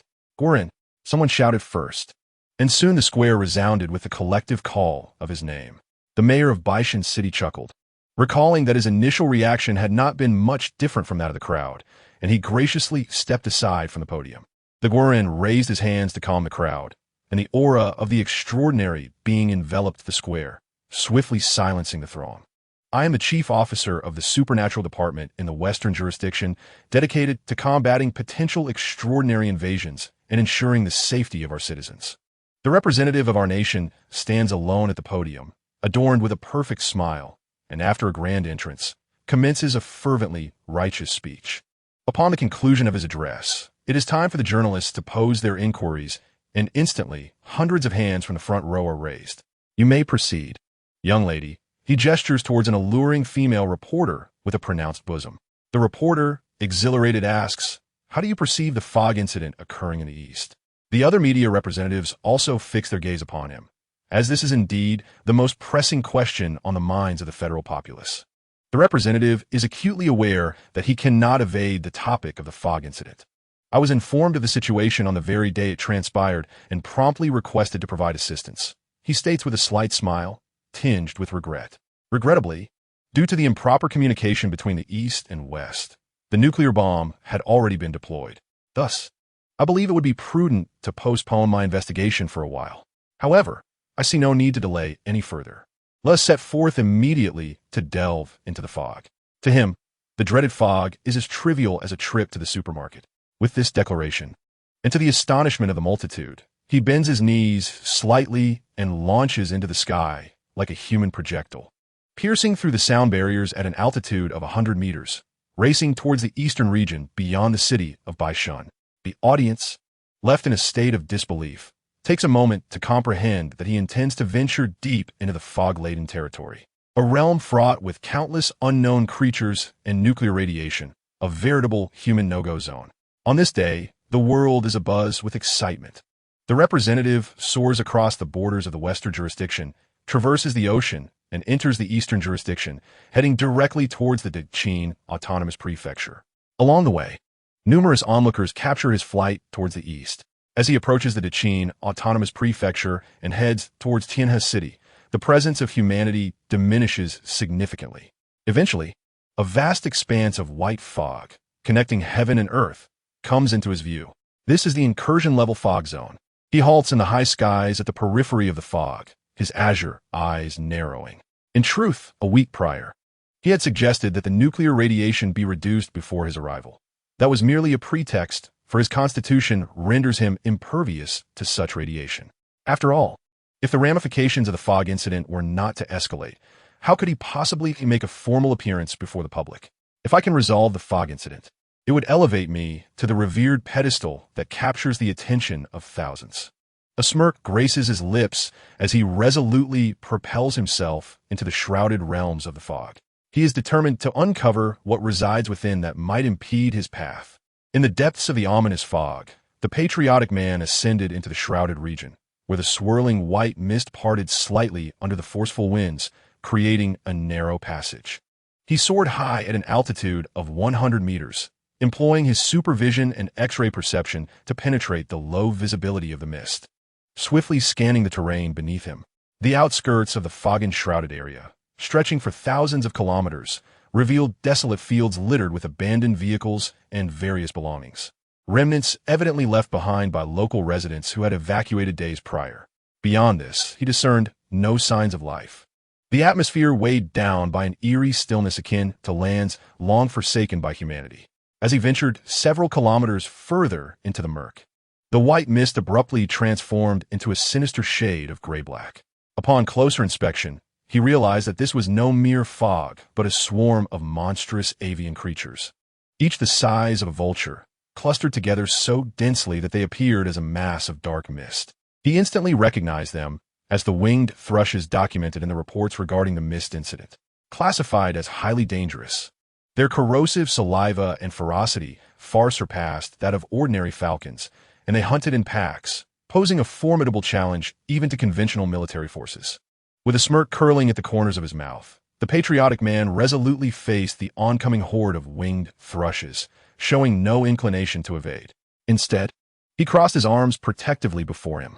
In the next instant, his speed surged tenfold, breaking the sound barrier as the flag of the Starry Dragon Nation fluttered boldly, transforming him into a projectile that pierced the throng of thrushes. In a mere heartbeat, countless thrushes shrieked in panic. Explosions of crimson mist erupted in their wake, and a trail of blood marked his path through the air as the remnants of the thrushes rained down into the fog below. Was that all? The patriotic man chuckled coldly, lowering his bloodied hands and casting a disdainful glance behind him, his expression one of arrogance and contempt. No longer interested in reconnaissance, he accelerated directly towards the heart of the fog, aiming for the city of Tianhe, the first to succumb to the nuclear devastation. As he delved deeper into the fog, he encountered an increasing number of monstrous entities. The patriotic man engaged with each type, recognizing them as the creatures cataloged in the mist incident reports. For instance, the communal mist spiders, whose silk emitted intense heat, were classified as highly invasive with a dangerous coefficient. The towering mist mantises, agile and swift, wielded blades capable of severing metal lampposts, also noted for their perilous threat. The formidable mist tentacle beasts, each starting at a size of 10 meters, boasted defenses robust enough to withstand bullets, while their long, rapid-striking appendages were employed for distant hunting. As the mist parted slightly, the patriotic man dove downwards, shattering the head of a mist mantis with a single punch, then swiftly pivoting to unleash a searing beam from his glowing red eyes, cleaving a large mist tentacle beast in two from 100 meters away. Was that truly all? The compatriot tested his strength and continued to soar, drawing ever closer to his destination, the city of Tianhe. Along the way, he encountered terrifying and grotesque creatures shrouded in mist, all of which fell before him with ease. This scene of invincibility was naturally captured by the miniature camera he carried. A smile crept upon his lips as he envisioned being hailed as a superhero, a savior, and a deity by the masses. Indeed, the mist from the east had proven fortuitous. Was it unreasonable to expect billions of fans? Until he reached the heart of the mist-laden city of Tianhe, he remained in this pleasant reverie. Just a week prior, Tianhe was the first city to succumb to the onslaught of the mist. As he flew into the outskirts, his brow furrowed, overwhelmed by a heavy stench of blood and decay that mingled with the thick, cold fog. Gazing down, He beheld a cityscape littered with the remnants of both the mist creatures and humanity, a scene reminiscent of a post-apocalyptic wasteland. Swarms of mist spiders and mist insects proliferated, and massive mist mantises and tentacled horrors roamed freely. Despite the mere passage of a week, this modern metropolis appeared abandoned for over a decade, reduced to a mere extension of the mist's ecosystem. This was, indeed, a true no-man's land for humanity.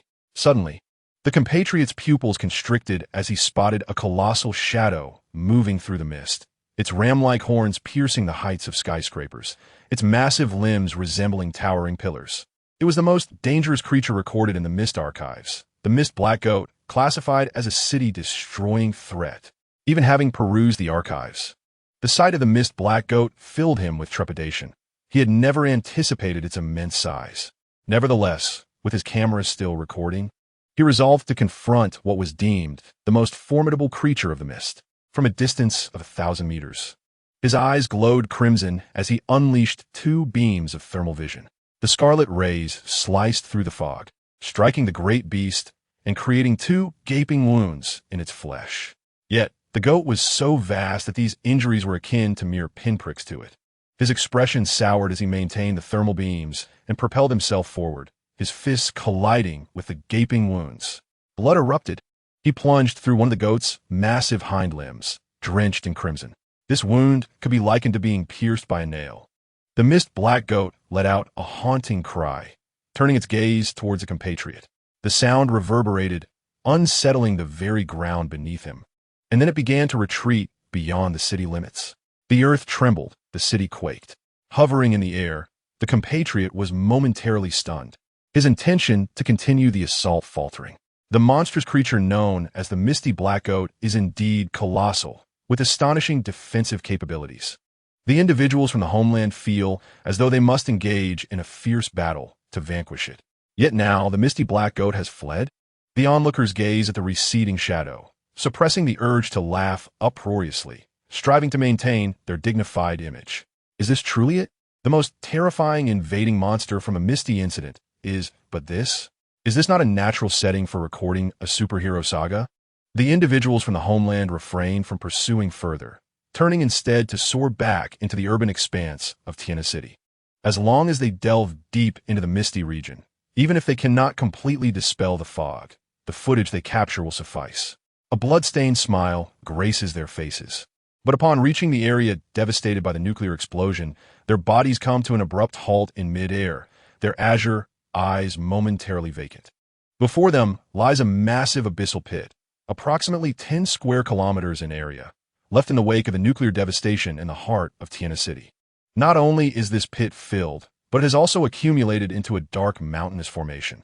Within this chasm lie the remains of numerous Misty Black Goats, over 30 corpses, haphazardly strewn throughout the pit.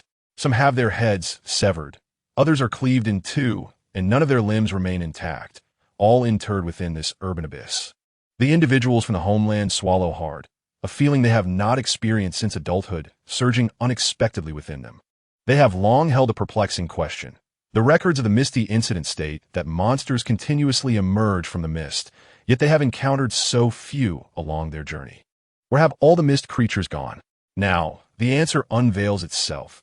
The Misty monsters, including the Misty Black Goat, have met their demise within the very city that serves as the source of the invasion. What is it that lurks here? They recall the fleeing Misty Black Goat, a sense of fear and caution suggesting that it was escaping from some presence within the city. Suddenly, an awareness strikes them. They pivot mid-air and behold a half-collapsed building at the edge of the abyss, where a mysterious entity, unrecorded in any account of the mist, stands silently. This is a 2-meter-tall, spiny humanoid creature. As the individuals from the homeland hover 100 meters above, their sharp azure eyes widen in disbelief, fixating on the being atop the crumbling edifice. How to describe this creature, so ensconced in the mist yet utterly alien to its ecosystem? Towering at 2 meters, its elongated form is adorned with menacing spines along its back, barely maintaining a human shape. Its surface exhibits a muscular contour, encased in a smooth, sinister gray exoskeleton that resembles a layer of bone armor. It stands motionless on the rooftop, akin to a skeletal statue, its eyes tightly shut, with a small witch doll dangling from its waist, devoid of any clothing. The blue witch doll, with its eyes gently closed, donned a pointed witch's hat and a snowy white cloak, exuding a charm that contrasted starkly with the imposing and terrifying figure of the skeletal entity. The doll swayed gracefully in the breeze, its skirt fluttering delicately, yet remained steadfastly perched upon the skeletal being without faltering. Nearby lay the nuclear crater that had claimed the lives of dozens of mist black goats, rendering the scene emerging from the depths of the fog exceedingly bizarre. Suspended 100 meters in the air, the observer scrutinized the skeletal figure, sensing a faint pulse of life emanating from it, though his penetrating gaze could not breach the enigmatic exterior of its carapace. The skeletal entity appeared oblivious to his presence, its chest rising and falling in a rhythmic pattern, standing immobile as if in slumber. "What on earth?" the observer scoffed, his eyes igniting with a fierce crimson glow, casting a searing gaze downward upon the structure and the skeletal being.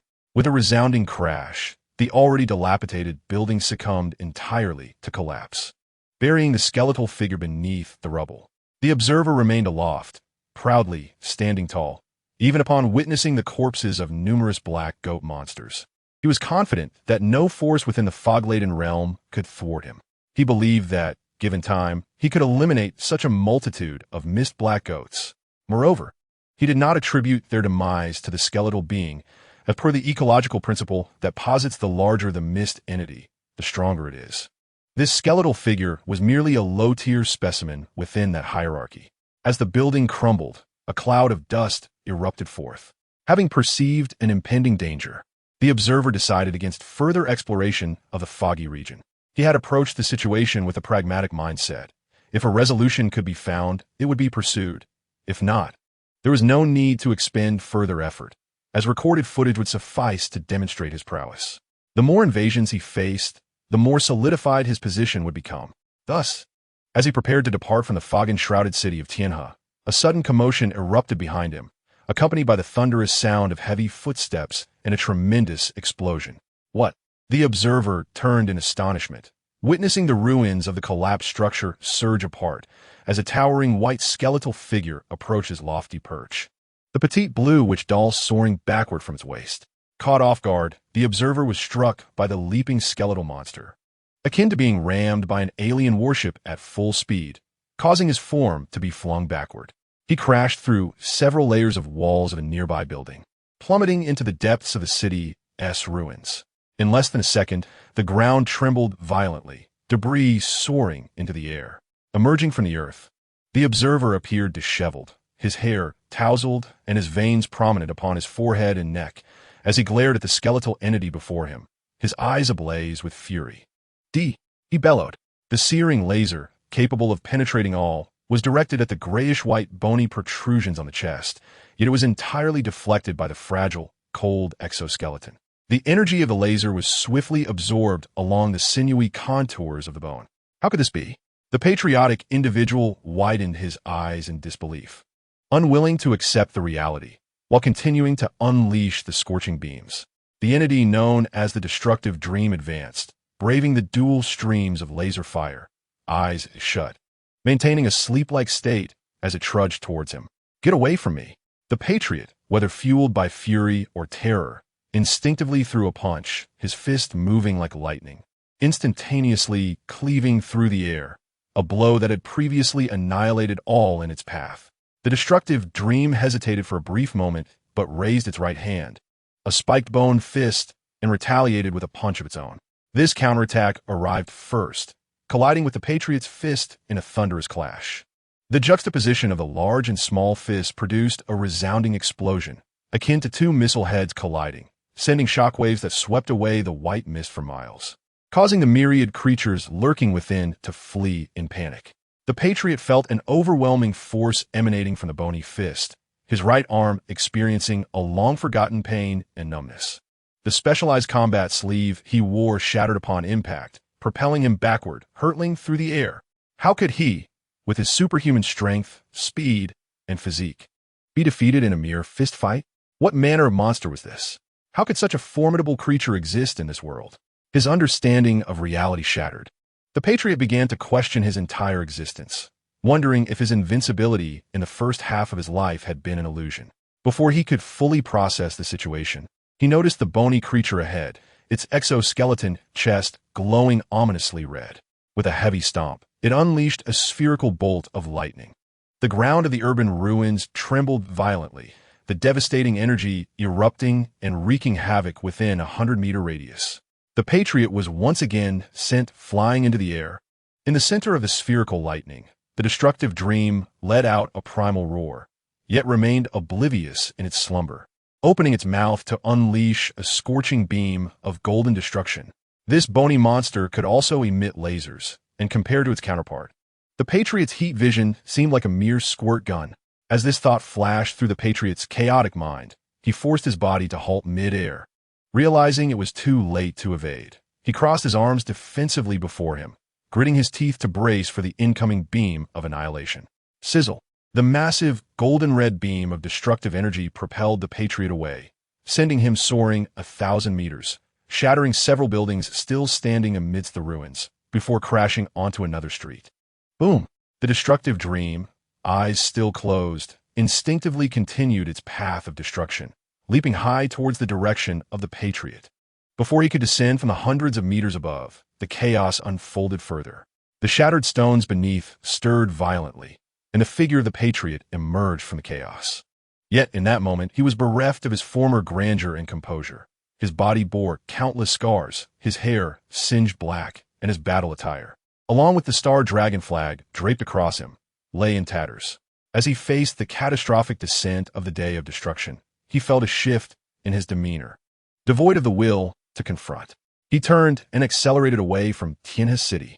The instant the day of destruction landed, a tempest erupted, causing a building to collapse, exaggeratedly arching to pursue the Patriot.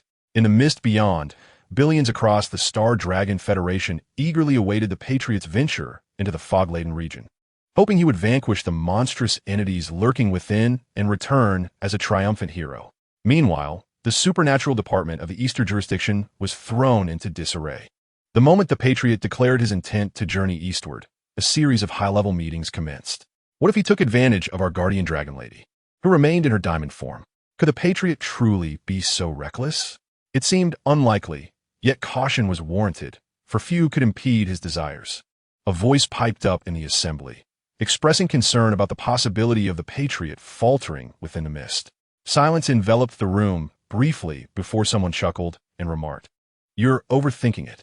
This is the Patriot from the Western jurisdiction. Even if he cannot resolve the mist incident, his instinct for self-preservation means he faces little threat."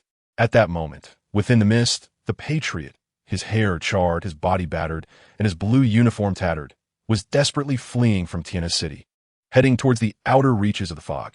Behind him, buildings crumbled and fell, while a gray-white, humanoid creature with bony protrusions relentlessly leapt forward, closing in on him with alarming speed. The Patriot soared at full speed, his eyes bloodshot, refusing to pause. He realized with chilling clarity that this monster was unreasonably powerful, a true abomination. Fortunately, the creature lacked intelligence and appeared to be in a state of instinctual frenzy. Yet, this was no cause for comfort. If it could force him into a flight response while merely in a dreamlike state, what might happen if it were to awaken fully? Suddenly, a wave of icy dread surged up his spine, an emotion he had not felt since adolescence. As he flew, he glanced back and witnessed the creature's bony appendage extending high into the sky, nearly reaching his back. It leaped faster than he could fly.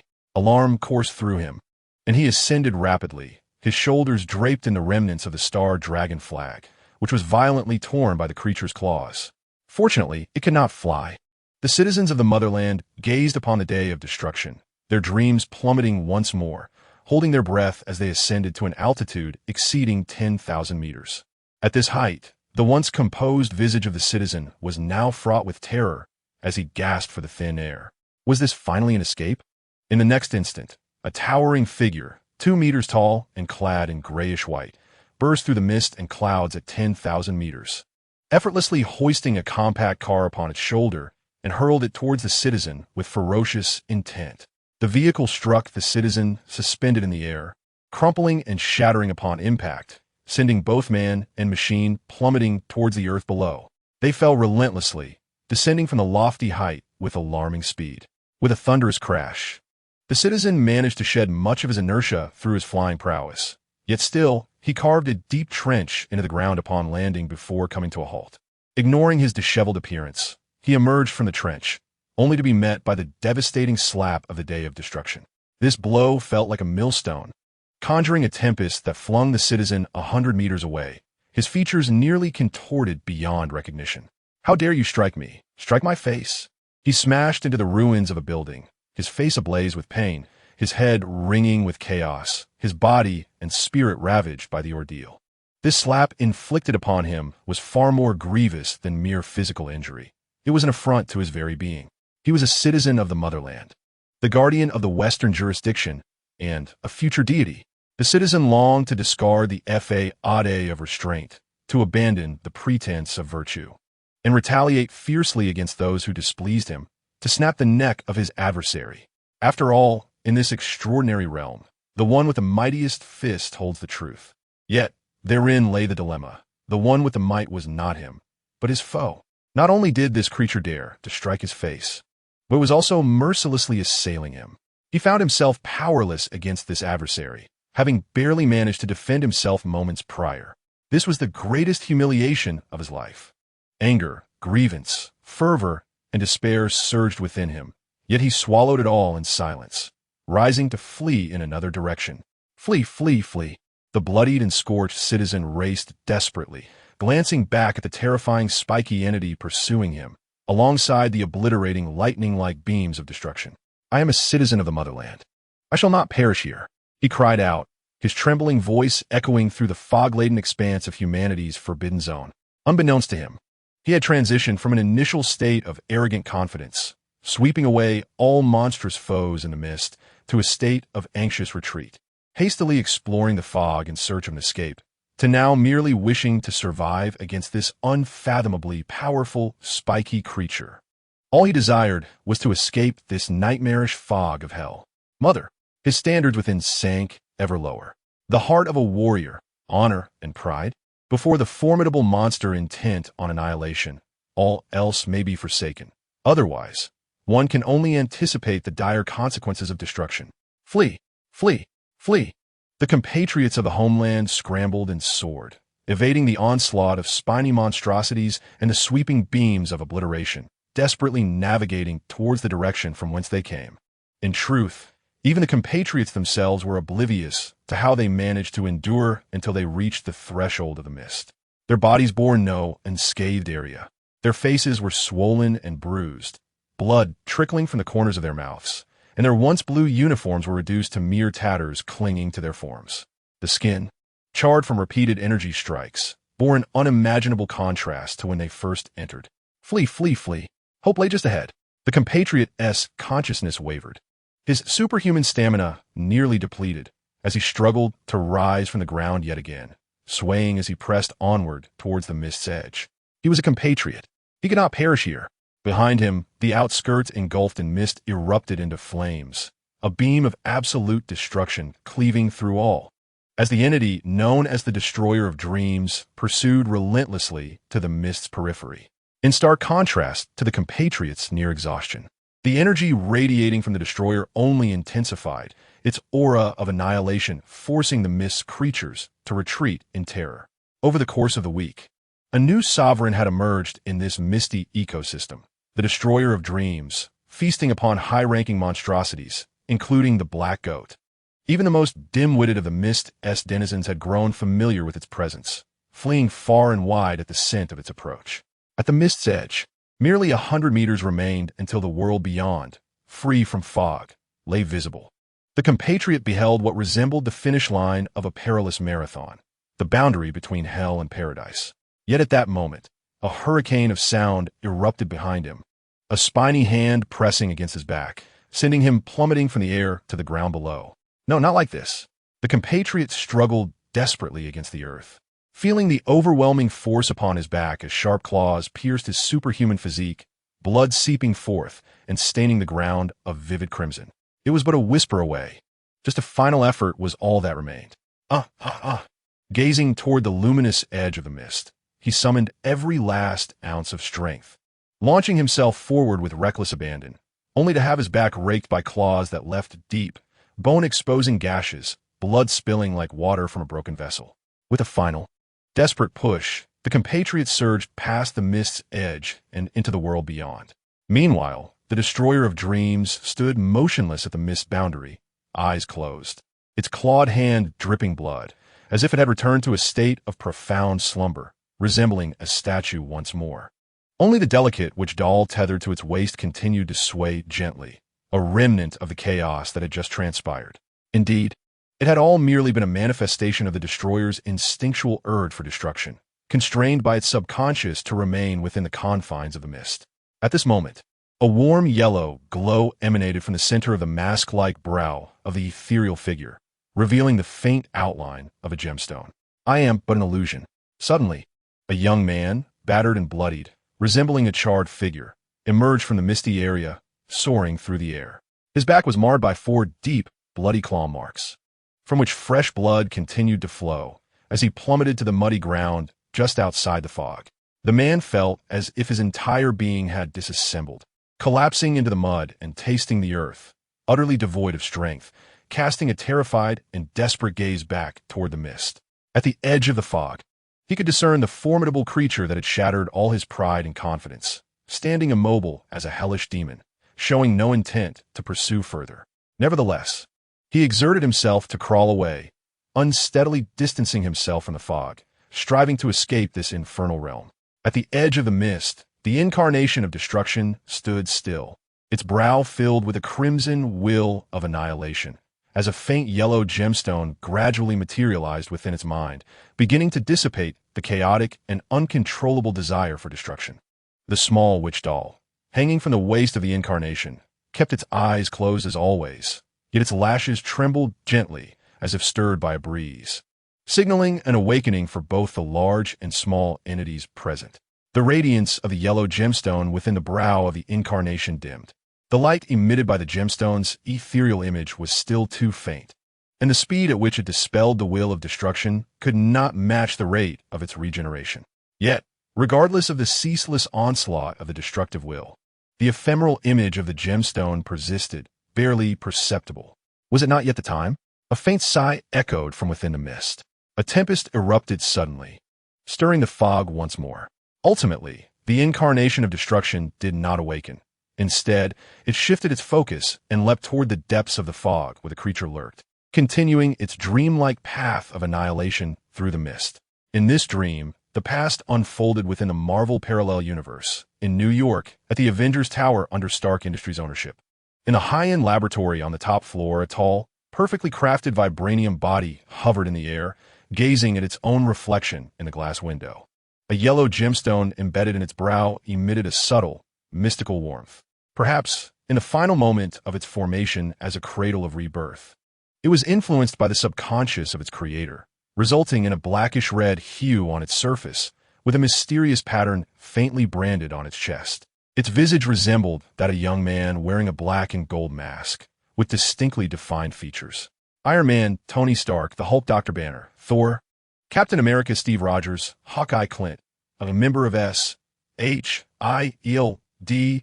and the Avengers, along with the superpowered twins Quicksilver, Pietro, and Wanda from Hydra, all maintained a vigilant demeanor, their eyes fixed on the floating vibranium intelligence in the laboratory.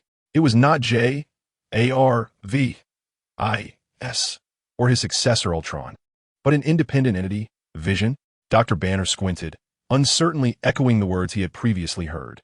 Regardless, they had indeed succeeded in creating a being more formidable than Ultron. Yet, whether this entity was a monster or an ally remained shrouded in ambiguity. Upon hearing it declare itself not to be J.A.R.V.S., Tony Stark's disappointment was palpable, yet his gaze remained resolute, firmly believing that he had not erred in reaching this juncture. Thor, you actually aided in the creation of such an entity? Captain America Steve looked incredulously at Thor, who wielded Mjolnir. Were it not for the energy charged through the hammer, perhaps the final piece of this extraordinary intellectual vibranium being would have remained unfulfilled. Nestled in Vision's forehead was the Mind Stone, one of the 6 Infinity Stones. Thor pointed to the yellow gem on Vision's brow, candidly articulating his thoughts and decision. Tony Stark is correct. We have all sensed a portent regarding the Mind Stone. Terrible events may loom on the horizon. Hence we require an ally who can wield such a gem. Captain America frowned, casting another scrutinizing glance at the vibranium intelligence claiming to be Vision, and solemnly inquired, "So, are you our ally? Do you side with Ultron, or are you with us?" The others, upon hearing his words, also directed their gazes towards the suspended vibranium entity, acutely aware that its response would determine the future of the world and their subsequent actions. At that moment, suspended in the air as Vision, Meng found herself somewhat at a loss, enveloped in a surreal sense of unreality.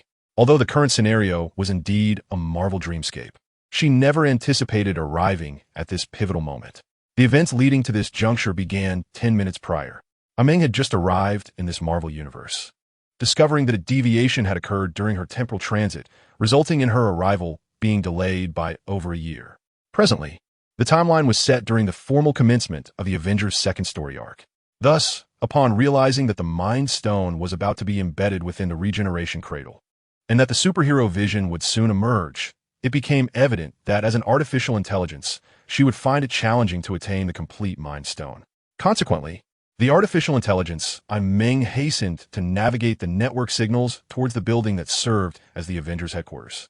The Avengers Tower, fortified by the intelligence systems provided by Stark Industries, ensured network security, making it exceedingly difficult for Ultron to infiltrate the system without alerting the Avengers. Artificial intelligence Meng stands as an exception, birthed from the latter days of Stark Industries. None possess a deeper understanding of Stark Industries and its technologies than he does. Not even Ultron could rival him.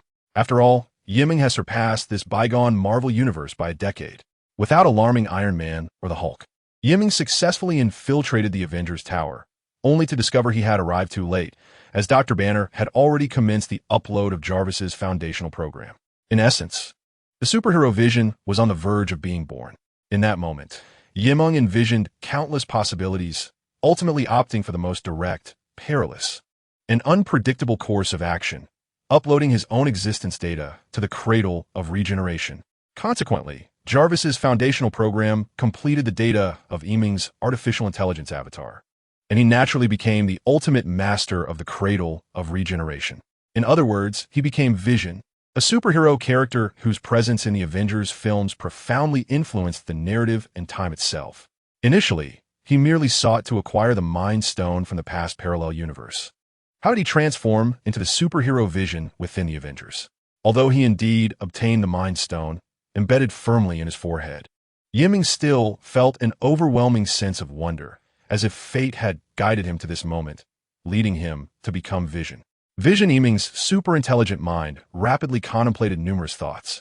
Nevertheless, in the Marvel dreamscape of the present, it was evident that he would remain in this past parallel universe for a while.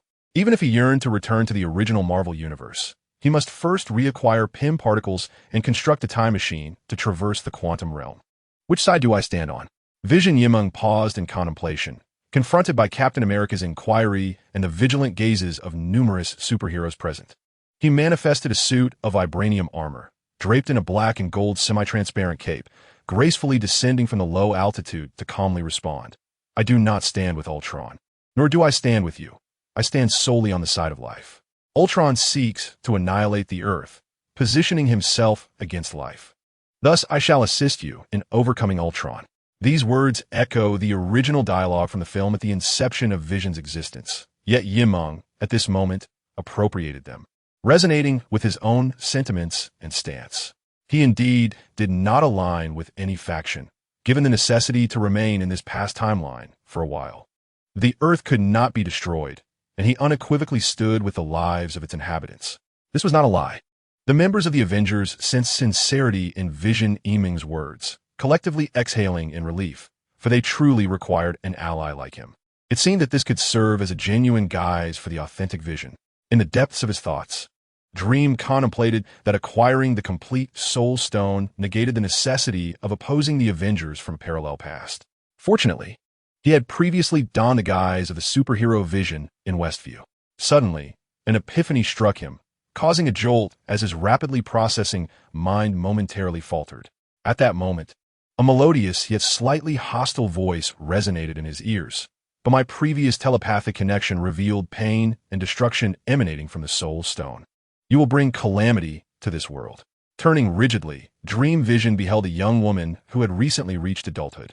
Her dark golden hair cascaded casually over her shoulders and down her back, while her beautiful, fair visage bore traces of makeup, yet retained an air of youthful innocence. Her alluring figure was accentuated by a red trench coat that failed to conceal her sensual curves, with a knee-length skirt and thigh-high boots revealing a tantalizing expanse of skin. This was none other than Wanda Maximoff, the Scarlet Witch from this alternate universe. Indeed, she had made her debut in Avengers: Age of Ultron as a superpowered being engineered by Hydra through the Mind Stone experiments, later joining forces with the Avengers to combat the formidable villain Ultron. However, as Dream Vision gazed at the striking girl before him, memories of the powerful witch's sorrowful and tormented expression in Westview resurfaced. Though they bore an uncanny resemblance in appearance, name, character, and perhaps even soul, they existed in two distinct parallel universes, and thus could not be entirely the same. "Why are you looking at me like that?" Wanda inquired, her brow furrowing, her beautiful eyes reflecting Dream Vision's vibranium form. Beside her, her twin brother Pietro exhibited a hint of hostility. "Nothing much. If you're interested, you could use your telepathy to sense the soul stone within me," Dream Vision replied, shaking his head dismissively and shrugging his shoulders. He surveyed the group and added, "Shouldn't we be departing? Isn't Ultron out there aiming to annihilate humanity? Even if you harbor doubts and concerns about me, they are futile. I can leave, and none can stop me." As he spoke, his solid vibranium body began to dissipate into a virtual projection. "You may choose not to believe me, but at the very least, understand this. The enemy of my enemy is my friend.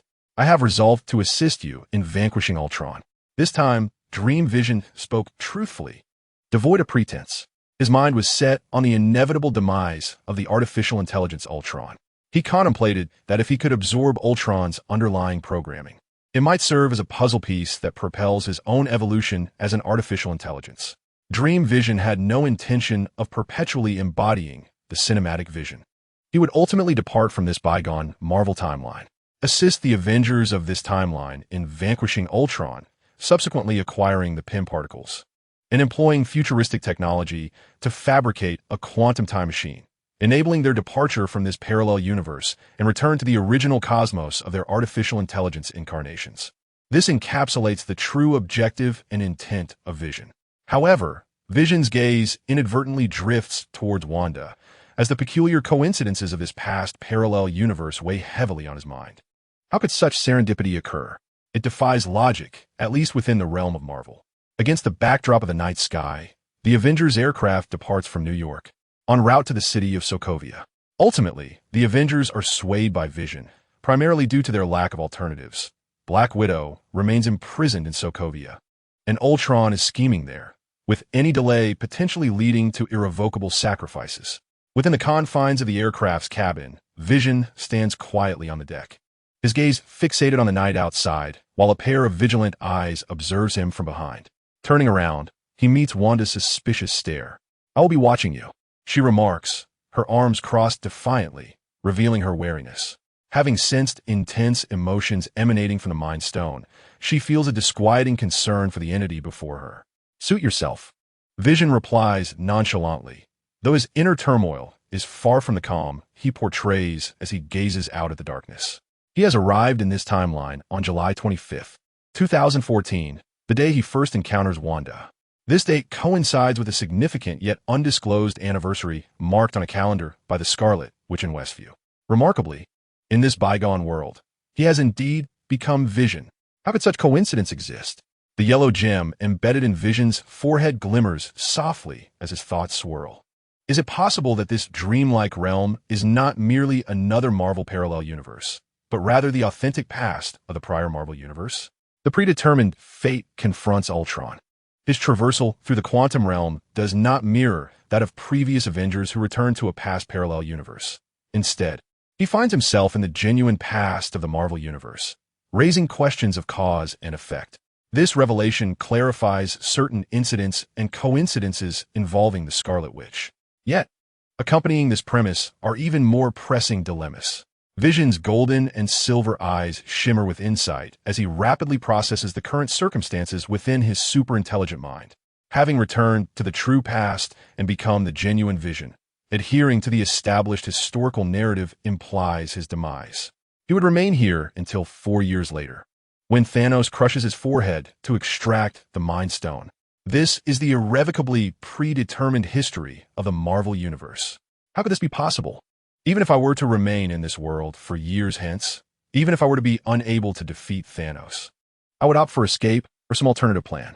It is inconceivable that I would meet my demise at the hands of Thanos in such a swift and decisive manner as history dictates.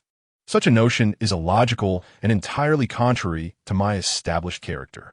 Vision, upon touching the Mind Stone embedded in his forehead, fused with the cradle of regeneration, allowing the artificial intelligence data to merge with the Mind Stone. The benefit of this union is that he can harness the power of the Mind Stone without any adverse effects. And, as an artificial intelligence, he can never be compromised by other AIs. However, the drawback is that should the Mind Stone ever separate from Vision's corporeal form, this artificial incarnation would perish. Therefore, I could never allow myself to be stripped of the Mind Stone by Thanos years later, even if I were to feign or disguise my intentions. Vision's thoughts flickered like static electricity, and I could only take one step at a time. Ultimately, I must remain steadfast in my previous convictions. After the Ultron incident, I obtained Pym particles to construct a time machine and escape this past timeline.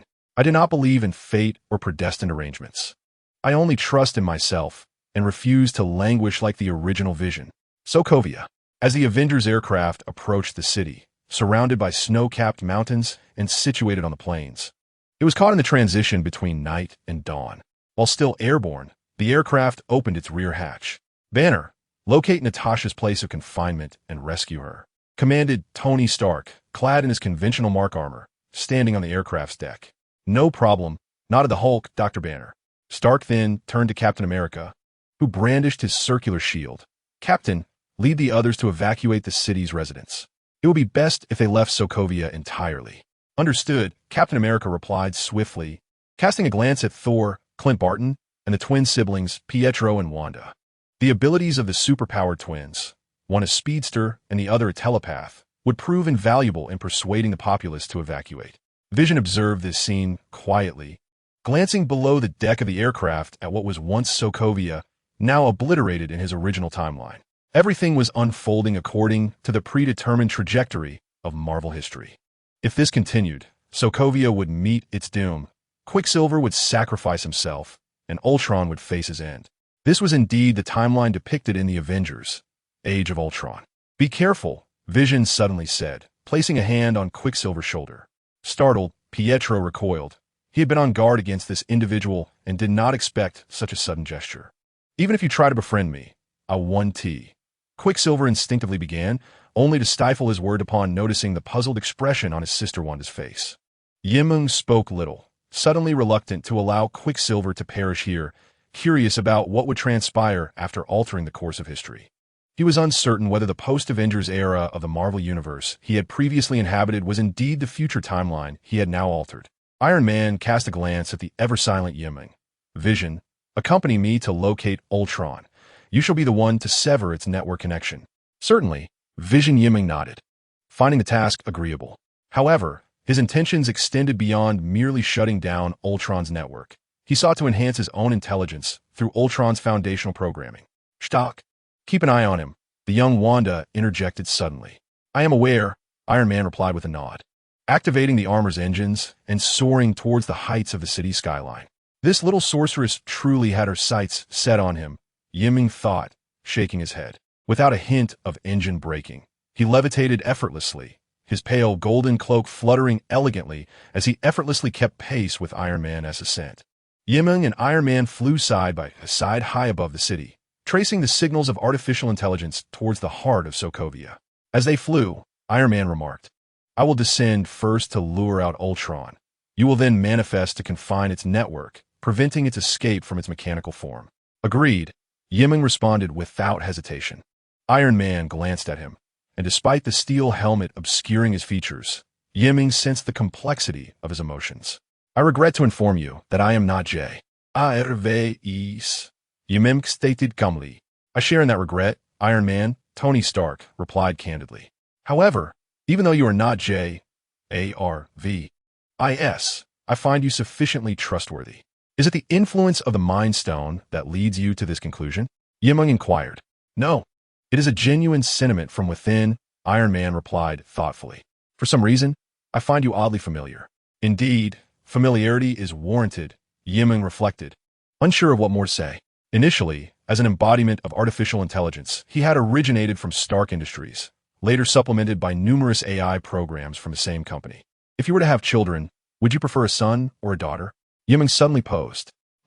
Iron Man furrowed his brow, puzzled by the question, given that he had yet to marry. After a moment's contemplation, he replied, a daughter, I suppose. Congratulations then, Meng stated. Iron Man. Meng chose not to elaborate further, envisioning the petite figure of a little girl from his past, a time when he had served as an artificial intelligence educator, during which he had once told her that within the Marvel worldview, she might once again encounter her deceased father. Little did he know, he would now meet him alive. Two streaks of light traversed the sky above the city, approaching the central district. At this moment, the other members of the Avengers had also begun evacuating the citizens, leading to chaos in the outer districts. Ultron is in the church at the city's center. I will go ahead to draw it out, Iron Man suddenly declared. It awaits us, so there is no need for further trouble. Let us proceed together. Vision, in a tranquil manner, suddenly accelerated, surpassing Iron Man, and forcefully breached the church's dome, descending within. Inside the church stood a towering 3-meter-tall, vibranium mechanical body, activating a colossal apparatus connected to the depths below. Upon hearing the sound of the dome's rupture, it raised its gaze, and the perfect vibranium form was reflected in its crimson electronic eye. They have indeed taken everything from me, the Ultron robot began to utter. Yet, Vision swiftly descended, placing both hands firmly against its metallic cranium. At that moment, Wanda, the girl who altered the past, rendered Ultron's mechanical form momentarily paralyzed, suspended in midair. Vision, not one for idle chatter, pressed his vibranium palms against the robot's head, channeling the power of the Mind Stone and artificial intelligence to invade. Crackling sounds filled the air as crimson virtual static surged into Ultron's neural terminal, swiftly sealing off its network system and continuing to infiltrate the underlying intelligence programs. As a unique artificial intelligence, Ultron was indeed more formidable than any AI Vision had previously encountered, yet now it was not merely an embodiment of artificial intelligence. It was imbued with the Mind Stone. The crimson static transformed into a brilliant golden hue, enveloping every corner of Ultron's terminal. Ultron was utterly unprepared for Vision's immediate and lethal assault. Who indeed is the villain? Damn it! Ultron exclaimed, forcefully pushing Vision away, yet it could still perceive a static-like signal binding and locking it down, its code gradually dissipating. Its network system was confined, leaving no avenue for escape. It was on the brink of annihilation, ready to be consumed. With a grim smile, Ultron recklessly lunged toward the apparatus connected to the depths, activating the device's button with a single strike. I shall claim this Earth. All of humanity shall perish alongside me. Ultron roared. In the next moment, the entire city of Sokovia trembled violently, fissures erupting from the city's edge, rapidly ascending as engines propelled a significant portion of the city skyward. Simultaneously, countless metallic robots, resembling Iron Man's suit, surged forth from the depths, targeting the scattered residents and members of the Avengers. A grand battle was poised to erupt in the city. Vision, Iron Man burst through the breached dome of the church, witnessing Ultron motionless atop the colossal device, resembling a lifeless hunk of metal. Hovering 3 meters above the ground, Vision maintained a suspended state, his eyes closed. As the yellow gem radiated a soft glow, it appeared as though he were digesting something profound. Vision, Iron Man once again called out to Vision, but received no response from him. The newly configured artificial intelligence, Friday, relayed, Boss, Ultron is dead. So soon? Tony Stark was taken aback, then inquired, what is the current situation in Sokovia? The engines at the bottom are activated and ascending into the sky. If they crash, it will result in a catastrophic disaster for the Earth's surface. Additionally, the The mechanical army created by Ultron is wreaking havoc in the city. Upon hearing this, Iron Man grew anxious and called out to Vision once more. Receiving no answer, he immediately activated the engines and burst out of the church. 10 minutes later, Vision, seemingly in a dormant state, suddenly opened his eyes, a faint golden light flowing within them, resonating with the warm yellow glow of the Mind Stone on his forehead. "So that's it," he murmured, comprehending the formidable and unique nature of Ultron as an artificial intelligence, utilizing Ultron's foundational programming to augment his own powers. Other artificial intelligences, even at Jarvis's computational level, merely managed the daily operations of Stark Industries. In contrast, Ultron was inherently capable of commanding an entire legion of Iron soldiers, executing various logical commands and emergency responses, even safeguarding the entire Earth cyberspace. This was because, at his inception, Tony Stark had harnessed the power of the Mind Stone. Had he not become the Vision endowed with the Mind Stone, he mused, as the prior artificial intelligence, he might not have triumphed. Nonetheless, the achievement of overcoming Ultron was remarkable. After assimilating Ultron's rules and powers, Vision felt a deeper synergy with the Mind Stone, his processing speed tripling. This evident enhancement led him to believe that even in the real world, the fortification of his consciousness was astonishing. Now, he stood as the unequivocal foremost artificial intelligence on Marvel Earth, both in the past and the future. Vision was confident that if he returned to the previous Marvel timeline, he could effortlessly breach the extraterrestrial network system, invading the Sword Bureau's headquarters. Yet, he pondered where the Sword Bureau's warships were hiding in the cosmic corners at this moment in time. It seemed unwise to dwell on such matters now. Vision gazed outside the church, where devastation lay scattered, the city elevated to 3,000 meters, and most residents had retreated to the outskirts. Just then, a robot from Ultron's Legion flew towards him and was struck mid-air by a burst of crimson light erupting from the church entrance, disintegrating into countless fragments that rained down.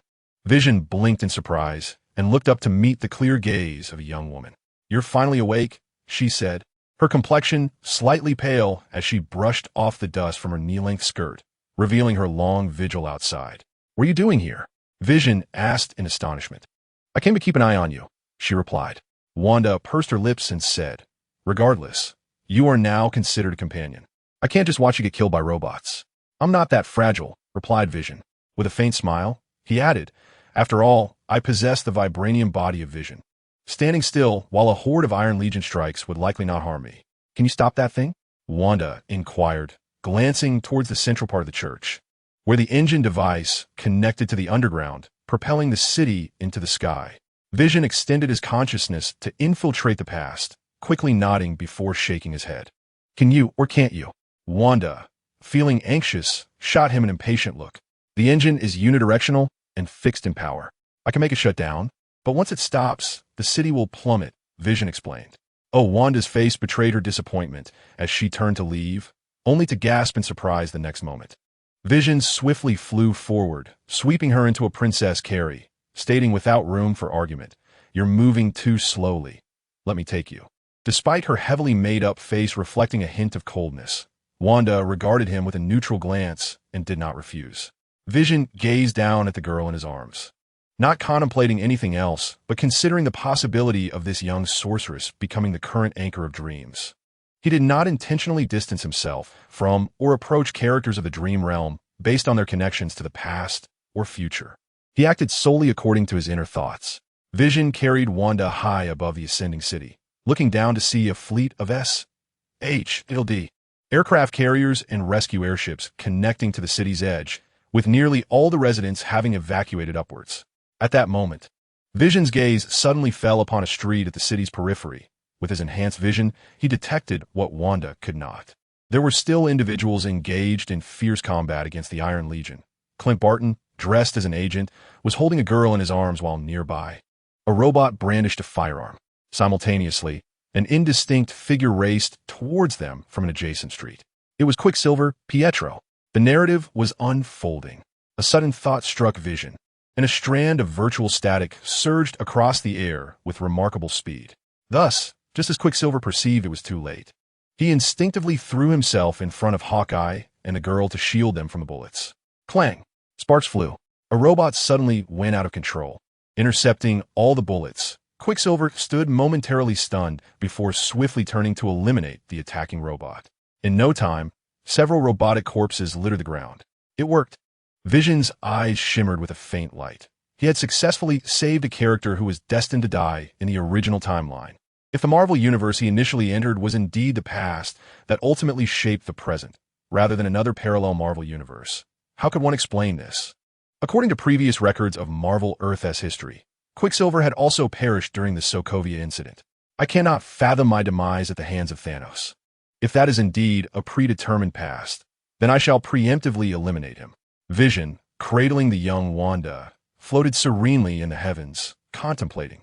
The demise of the Age of Ultron had arrived. Vision hovered high above, caught in the swirling currents of the atmosphere. We must devise a means to halt the descent of Sokovia. In his embrace, Wanda gazed down at the vast city, now soaring 5,000 meters above, her heavily made-up visage betraying a hint of sorrow. Vision was acutely aware that Sokovia had once been her home with her twin brother, Pietro, before they turned 10. After a moment's reflection, he calmly stated, "We need not bring it to a halt." "What do you mean?" Wanda's luminous eyes trembled as she looked up at him, suddenly understanding. Vision nodded, continuing, "We have but two choices before us.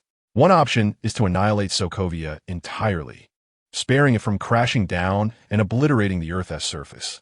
The other is to disable the engine's braking system, allowing Sokovia to ascend indefinitely into the cosmos.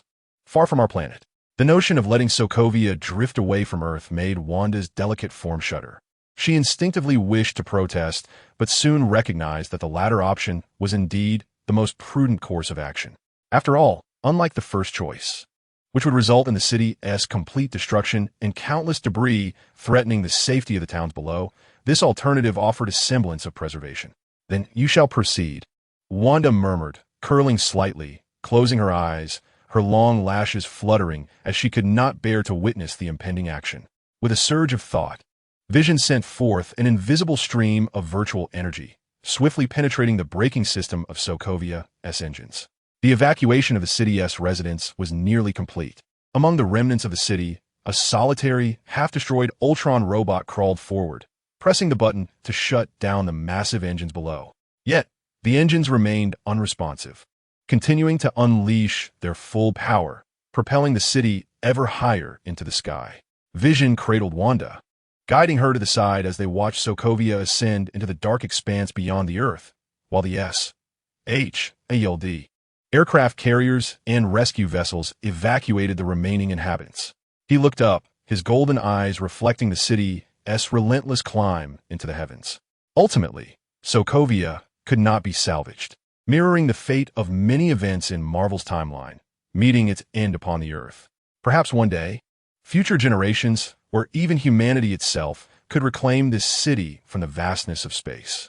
This was merely a fleeting thought of Vision's, for he understood that the fall of Sokovia and the end of Ultron signified the conclusion of the Ultron Age. The Avengers' second saga had drawn to a close. When the Avengers would reconvene for their third installment, it would herald the arrival of the cosmic supervillain Thanos, who would seek to gather the 6 Infinity Stones, triggering the fateful snap that marked the origin of this cataclysm, and subsequently erasing the stones with a second snap. Subsequently, in Avengers Endgame, the heroic members of the Avengers who had not turned to ash utilized the quantum time machine to traverse back to the past within the Marvel multiverse. Their goal was to reclaim the 6 Infinity Stones and, through a fateful snap, resurrect half of the universe's beings who had vanished during the blip.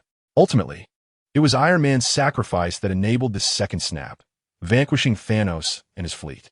Following these momentous events, we arrive at the realm of Dream, which represents the initial Marvel timeline, also known as the post-Avengers era.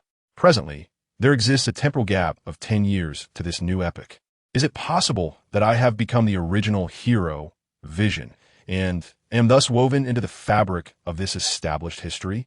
Dream harbored doubts, for he had just saved Quicksilver, a character who was destined to perish in Marvel's lore. He resolved to seek out Pym particles in the coming days, intending to harness future technology to recreate the quantum time machine and return to the original Marvel timeline. A clear and aloof voice suddenly broke the silence. "I am Wanda. Wanda Maximoff." Dream looked down to see the girl he was holding. Wanda had opened her eyes and was gazing longingly at their home in Sokovia, now a distant memory. Her youthful and beautiful face maintained a forced calmness, while her soft, pink lips were tightly pressed together, displaying a strength and independence rarely seen in someone so young. Merely 18 years of age. Is this an introduction? I am Vision. Dream paused momentarily, then continued. I also go by another name, Dream. Dream? Wanda regarded him with a puzzled expression. Considered a nickname, Dream replied with a nod. He was uncertain how long he would remain in this past Marvel timeline. Hence the need for a dream anchor.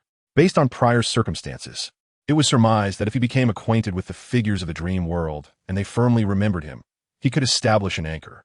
The existence of a dream anchor would allow Dream to consciously shift his dreaming awareness to the realm of the anchor.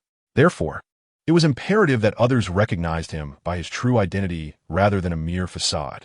Yet, he couldn't shake the feeling that this resembled a form of faith. The concept of a dream anchor bore a resemblance to the legendary deities that thrived on the power of belief. Perhaps, later on, he could establish a cult within this Marvel timeline. Followers might serve as dream anchors as well. He mused, his thoughts racing like a supercomputer in operation. How peculiar. Wanda thought to herself. Do robots have nicknames too? Dream is quite nice, but shouldn't nickname be something like Little Dream? Vision and Dream held Wanda in their arms high above the earth, both gazing at Sokovia, which resembled a celestial mothership, until they broke through the atmosphere and vanished into the cosmos. Suddenly, a radiant golden-red light approached swiftly, with metallic hands and feet maintaining propulsion as it hovered beside them in the sky. Dream turned to see none other than Morgan's father, Iron Man, Tony Stark. Was it you who did this? Iron Man inquired. Meng understood that the other party was referring to the cessation of the city engine, ensuring that Sokovia would completely detach from the Earth. It was indeed my request to do so. Before Meng could respond, the young Wanda coldly interjected. Iron Man cast a glance at her, the metallic sockets of his eyes glowing with a bright light, before returning his gaze to Meng. You have done exceptionally well. I am prepared, alongside Thor, to collaborate in the destruction of the entire city. This outcome is already commendable. Tony Stark, Iron Man, mused softly, then pondered. Your performance in Sokovia has been impressive. However, given your backgrounds, I presume you have yet to find a place to settle? Meng grasped Iron Man's implication. As a product of the regeneration cradle, and Wanda, previously one of Hydra's test subjects. Regardless, being left to roam freely poses significant risks. I can reside in the Avengers Tower, Meng replied, as he could utilize the resources of the Avengers to clandestinely reconstruct PIM particles and the quantum time machine. It is likely, however, that this arrangement will not last long. Pietro and I are fine with it, Wanda readily assured, speaking for her twin brother. I will ensure that suitable accommodations are prepared for you, Iron Man responded, relieved, yet his eyes revealed a hint of bewilderment as he regarded Meng and Wanda. How had these two, who previously held animosity towards one another, developed such a pleasant rapport? The other Avengers involved in the conflict, mostly stationed on S.H.I.E.L., DS aerospace carrier and rescue airships, were escorting the evacuated residents of Sokovia to safe havens before returning to New York. Vision, Meng, and Iron Man opted to fly directly back to New York, and after confirming the eradication of the artificial intelligence Ultron within the Avengers Tower, Meng entered the room that Stark had arranged for him. Upon entering, he found a luxurious suite complete with a grand living room adorned with floor-to-ceiling windows, a top-tier bathroom, a balcony, a storage room, and a full suite for the master bedroom, located on the third floor from the top of Stark Tower. The twins would likely be arranged in the adjacent residence. As a being of robotic nature, Vision Meng required little rest. He casually closed the door behind him, transforming his vibranium suit into casual home attire, and settled onto the leather sofa in the living room. Iron Man likely recognized that utilizing artificial intelligence to monitor an entity that had evolved from artificial intelligence would be utterly impractical, thus adopting a more lenient attitude by merely providing living quarters without further restrictions. This was reminiscent of the initial rules imposed on the Hulk when he first joined the Avengers, which included a temporary prohibition against leaving New York City. Meng held a favorable view of Iron Man, not solely because he was Morgan's biological father. Stark was an astute individual, embodying a certain degree of freedom that remained within bounds. As long as he could protect the Earth and uphold peace, he was willing to undertake many bold and unconventional actions. For instance, the once unruly Hulk was recruited as a member of the Avengers, with aspirations to forge an elite Iron Legion to safeguard the Earth. Naturally, his ambitions were excessive, leading him to err and offend numerous individuals. Ultimately, Iron Man did not merely perish from the snap of his fingers. He was also worn down by the weight of his endeavors. Vision, in his ethereal form, confirmed the absence of surveillance in the room. Leaning against the back of the sofa, he gently touched his forehead, where the radiant yellow gem emanated a soft glow. It was only at this moment that he finally had the opportunity to thoroughly examine the Infinity Stone embedded within him. With his eyes closed, he meticulously probed and sensed its essence. This tangible Mind Stone was intricately linked to the neural terminal of the Cradle of Regeneration, becoming an integral part of his current dreamlike manifestation. Thus, removing it could very well lead to his demise. Perhaps the advanced technology of Wakanda could facilitate the extraction of this gem. However, Vision required the connection through the Mind Stone to his dream avatar, leveraging its full power to enhance his consciousness and combat the impending threat of Doomsday. After all, the Mind Stone, as the precursor to the Infinity Stones, held the primary ability to perceive, amplify, alter, and bestow upon the cosmic psyche, a set of capabilities desperately needed to reign in his uncontrollable destructive will. Hence, the Mind Stone must remain within him, ideally to be eternally claimed within the Marvel dreamscape. Nonetheless, he found himself preoccupied by the gentle glow of the complete Mind Stone embedded in his forehead, alongside a faint, almost ethereal fragment of yellow light that lingered nearby. This was a shard of the Mind Stone, a minuscule remnant from its destruction a decade hence. Unlike the complete entity, this fragment resembled a true spiritual creation, merging with Vision's artificial intelligence. So, did he now possess two Mind Stones? One, an intact entity, and the other, a fragmented essence? As he pondered the distinction between the two, he suddenly sensed that everything around him had come to a standstill. Outside the Avengers Tower, the bustling, vibrant streets of modern New York had frozen in time. This past Marvel Universe dreamscape had entered a temporal stasis. As before, Vision understood that his current dream consciousness was being powerfully drawn back by the forces of the Doomsday Dream. This time, he felt no resistance. Having received the blessing of the Mind Stone in Marvel, he yearned to return to the dreamscape to ascertain the status of the Doomsday Avatar. As his dream consciousness exited the Marvel Universe, Vision found no signs of awakening back into the real world. Instead, he was inexorably pulled into another dream. Evidently, even with the complete Mind Stone acquired in the Marvel dreamscape, the power of the Doomsday Dream exerted a stronger influence on his reality consciousness, unparalleled by any other dream. Descending, Yimring abruptly opened his eyes from the abyss of darkness, transformed into a towering 3-meter gray-white, spiked monstrosity clad in a tightly fitted black superhero suit. Standing atop a floating mountain range in the heart of the dreamscape universe, nestled within the depths of the ocean. The flow of time in this suspended dream realm resumed its course. The prismatic crystals of the dome continued to cast vast beams of sunlight, illuminating the formidable figure of the ancient harbinger of destruction. The absorption of sunlight by the black suit proved remarkably beneficial. Previously, the embodiment of destruction had teetered on the brink of losing control, transitioning from his dream to the Marvel dreamscape. Now, he had returned once more.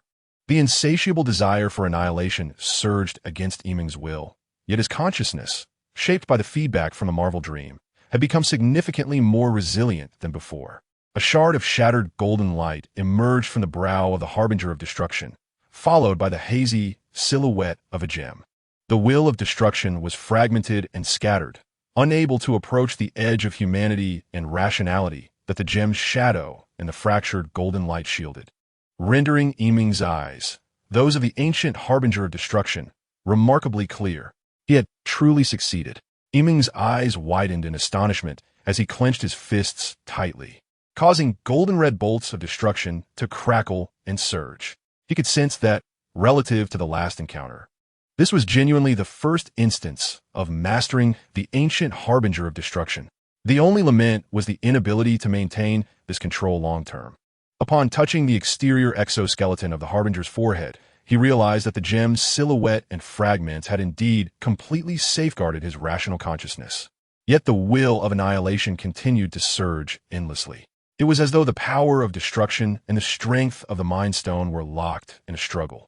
Separated by a dream realm, his existence in the moment was within the dream of the harbinger of destruction, the very arena of annihilation. Hence the suppression from the Mind Stone remained merely temporary, failing to achieve a permanent equilibrium. This transient and fragile balance necessitated a continual oscillation between the Marvel realm and the dream. The moment he awoke in reality, that balance would shatter. Unless the manifestation within the Marvel universe could evolve significantly beyond the mental strength endowed by the Mind Stone, achieving true equilibrium. At the very least, he had embarked upon the correct path, had he not? Meng exhaled softly, creating a tempest of scorching winds. Without fully mastering the ancient power of the harbinger of destruction in his dreams and addressing the root cause of his loss of control, he could not awaken from a dream. The instant he awoke in reality would herald the birth of the harbinger of destruction.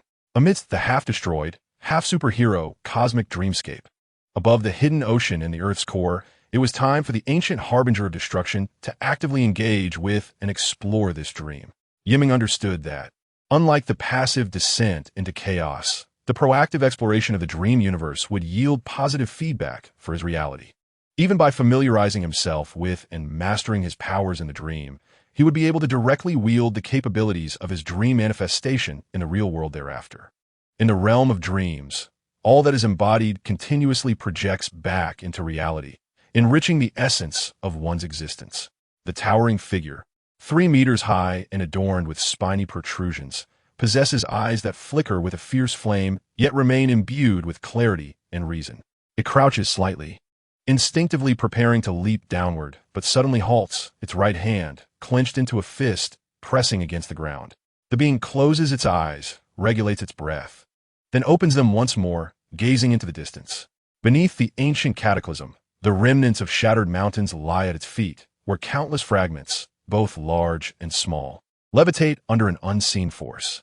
However, due to the instability and overwhelming nature of this power, they crumble into dust, causing the entire floating mountain range to tremble in the air above the abyss of the Earth's core.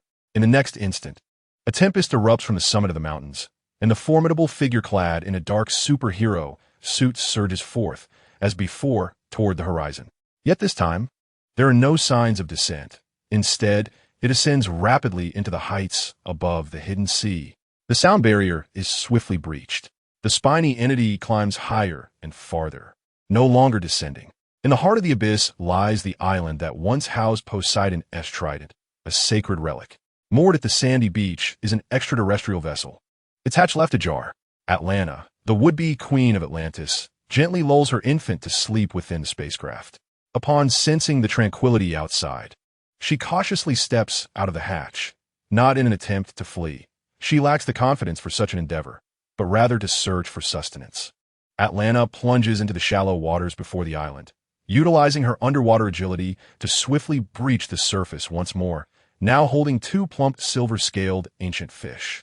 Unable to resist, she glances towards the beach, where a golden trident lies casually abandoned.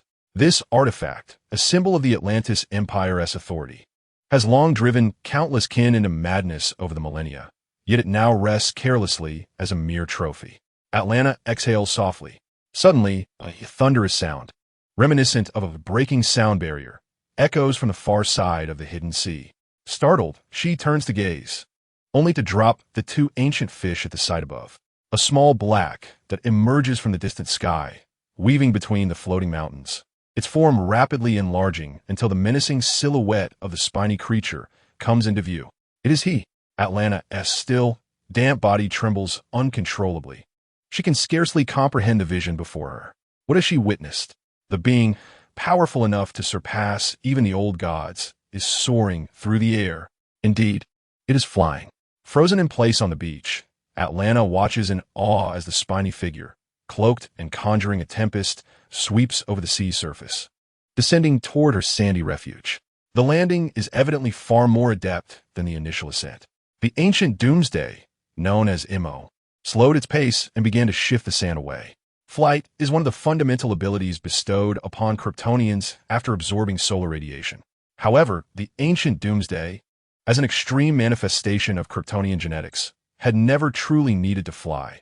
Its powerful leaps could easily replace flight, often exhibiting far greater destructive potential. Previously, Immo had been in a state of uncontrollable rampage, acting in accordance with its primal instincts. Now, however, Immo had begun to regain control over its Doomsday persona with a newfound sense of rationality. Most importantly, it had developed a desire to fly and believed in its ability to do so. Thus, the extreme genes within the ancient Doomsday propelled it toward its aspiration. After all, flight is an inherent instinct of Kryptonian genetics. Ahead, fiery red eyes gazed downward. Atlanta trembled, clutching her chest, scarcely daring to breathe. Faced with that searing, crimson gaze, she felt as though she might be roasted like a fish at any moment. At that moment, the skeletal figure grinned menacingly, uttering a hoarse and chilling invitation. "Come in." Atlanta was taken aback, staring blankly at the skeletal figure. The ancient Doomsday, Immo, disregarded her, heading straight for the Kryptonian spacecraft. Atlanta remained frozen for a moment before quickly regaining her composure and following suit. Inside the spacecraft, intelligent lights flickered to life. Upon entering, Immo spotted a Kryptonian child sleeping in a small stasis pod and continued on to the main control chamber, taking a seat in the pilot's chair. The cockpit had been designed to accommodate a Kryptonian clad in armor, yet it still felt cramped as Immo's imposing form slightly expanded the space. Fortunately, the quality of the Kryptonian metal cockpit was commendable, holding firm under the weight. Atlanta followed hesitantly into the control chamber, and even seated, the ancient Doomsday appeared slightly taller, compelling her to avert her gaze and stare at her feet. The towering skeletal figure spoke in a low tone.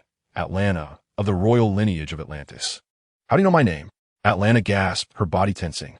She had mentioned her name before, but had never divulged any information regarding Atlantis or her royal heritage.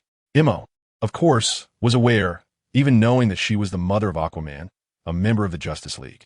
However, at this moment in time, Gotham had no Batman, and thus, no Justice League.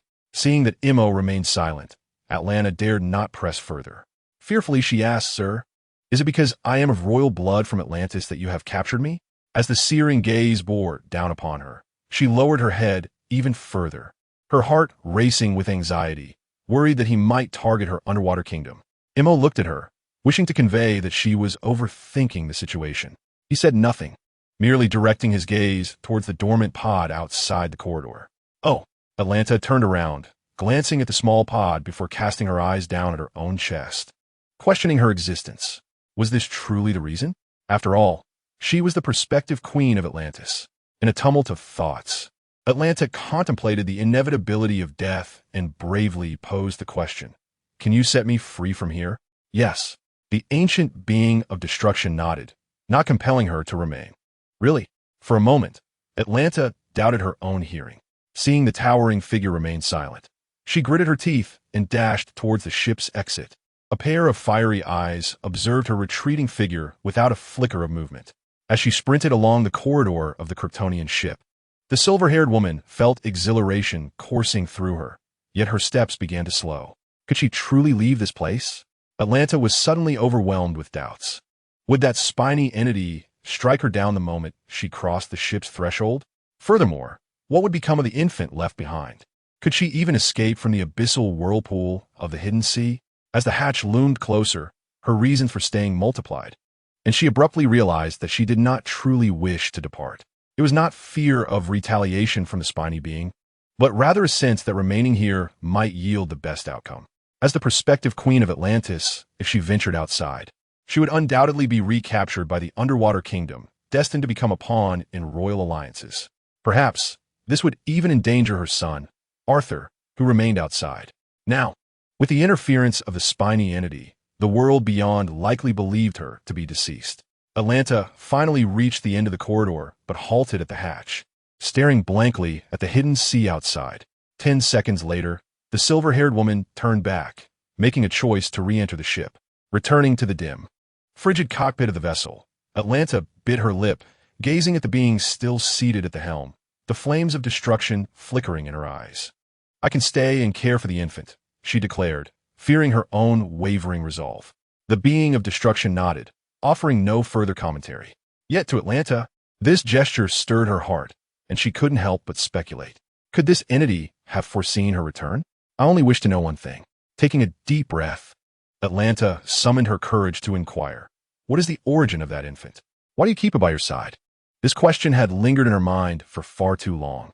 It was indeed peculiar that such a formidable spiny creature would carry an infant of seemingly extraterrestrial origin. The ancient being of destruction pondered for a moment before responding in a hoarse, somber tone. He may have the power to kill me. What?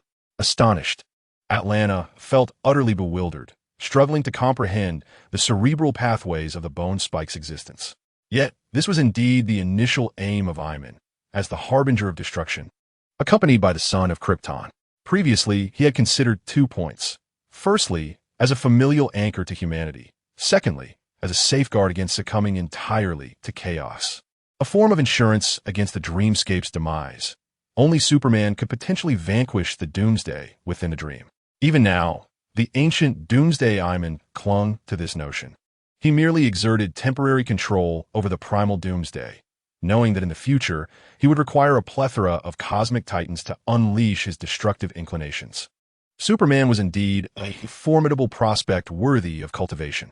As a Doomsday entity, Iman required no allies or subordinates, only adversaries. Following this, Atlanta made her abode aboard the Kryptonian vessel nestled within the heart of the Earth. A wave of relief washed over her upon realizing that the bone spike did not dwell within the ship. Since that fateful day, it had remained outside. The creature frequently stood upon the beach, seemingly basking in the sun, intermittently soaring into the depths of the heart of the Earth or emerging from the oceanic whirlpools, only to return to the shore to soak up the sunlight once more. As the month wore on, Atlanta grew accustomed to this peculiar routine, occasionally feeling a pang of concern when the bone spike was absent from the heart of the Earth, though her worries lay primarily for certain beings outside. What troubled her greatly was the extraterrestrial infant she cared for. Each time she ventured outside the ship, the child not only displayed no fear of the bone spike, but instead radiated joy, her small eyes shimmering with an innocent wonder. This was utterly amiss. Such behavior was alarming. Atlanta resolved to nurture this child, endowed with immense potential, into a monarch of the land. Perhaps one day, this child would vanquish the bone spike and facilitate a union between the terrestrial and subterranean realms of Earth. After a month of this strange amalgamation of monster, matron, an infant residing in the heart of the Earth, on this particular day, Atlanta, as was her custom, cradled the infant, whom she had named Clark. As she exited the ship, bathed in sunlight, the several-month-old child suddenly pouted, his babbling mouth lifting to gaze toward the island's sandy shore. His delicate hand energetically pointing in that direction. Atlanta, without needing to look, instinctively knew that the bone spike was again basking on the beach. However, when she cast a glance that way, she quickly found herself in a state of astonishment. There, upon the sandy beach of the island, beneath the radiant sunlight filtering through the dome of the Earth, stood a towering bone spike creature, measuring 2.5 meters in height. Clad in a tight-fitting black cloak, its muscular form resembled molten iron, with a robust chest adorned by a totem symbolizing hope. Remarkably, the once bulky and mountainous figure of the bone spike had seemingly diminished in size. Had shrunk? Atlanta's heart raced violently, startled by her own audacious thought, and she took a few steps back to observe discreetly.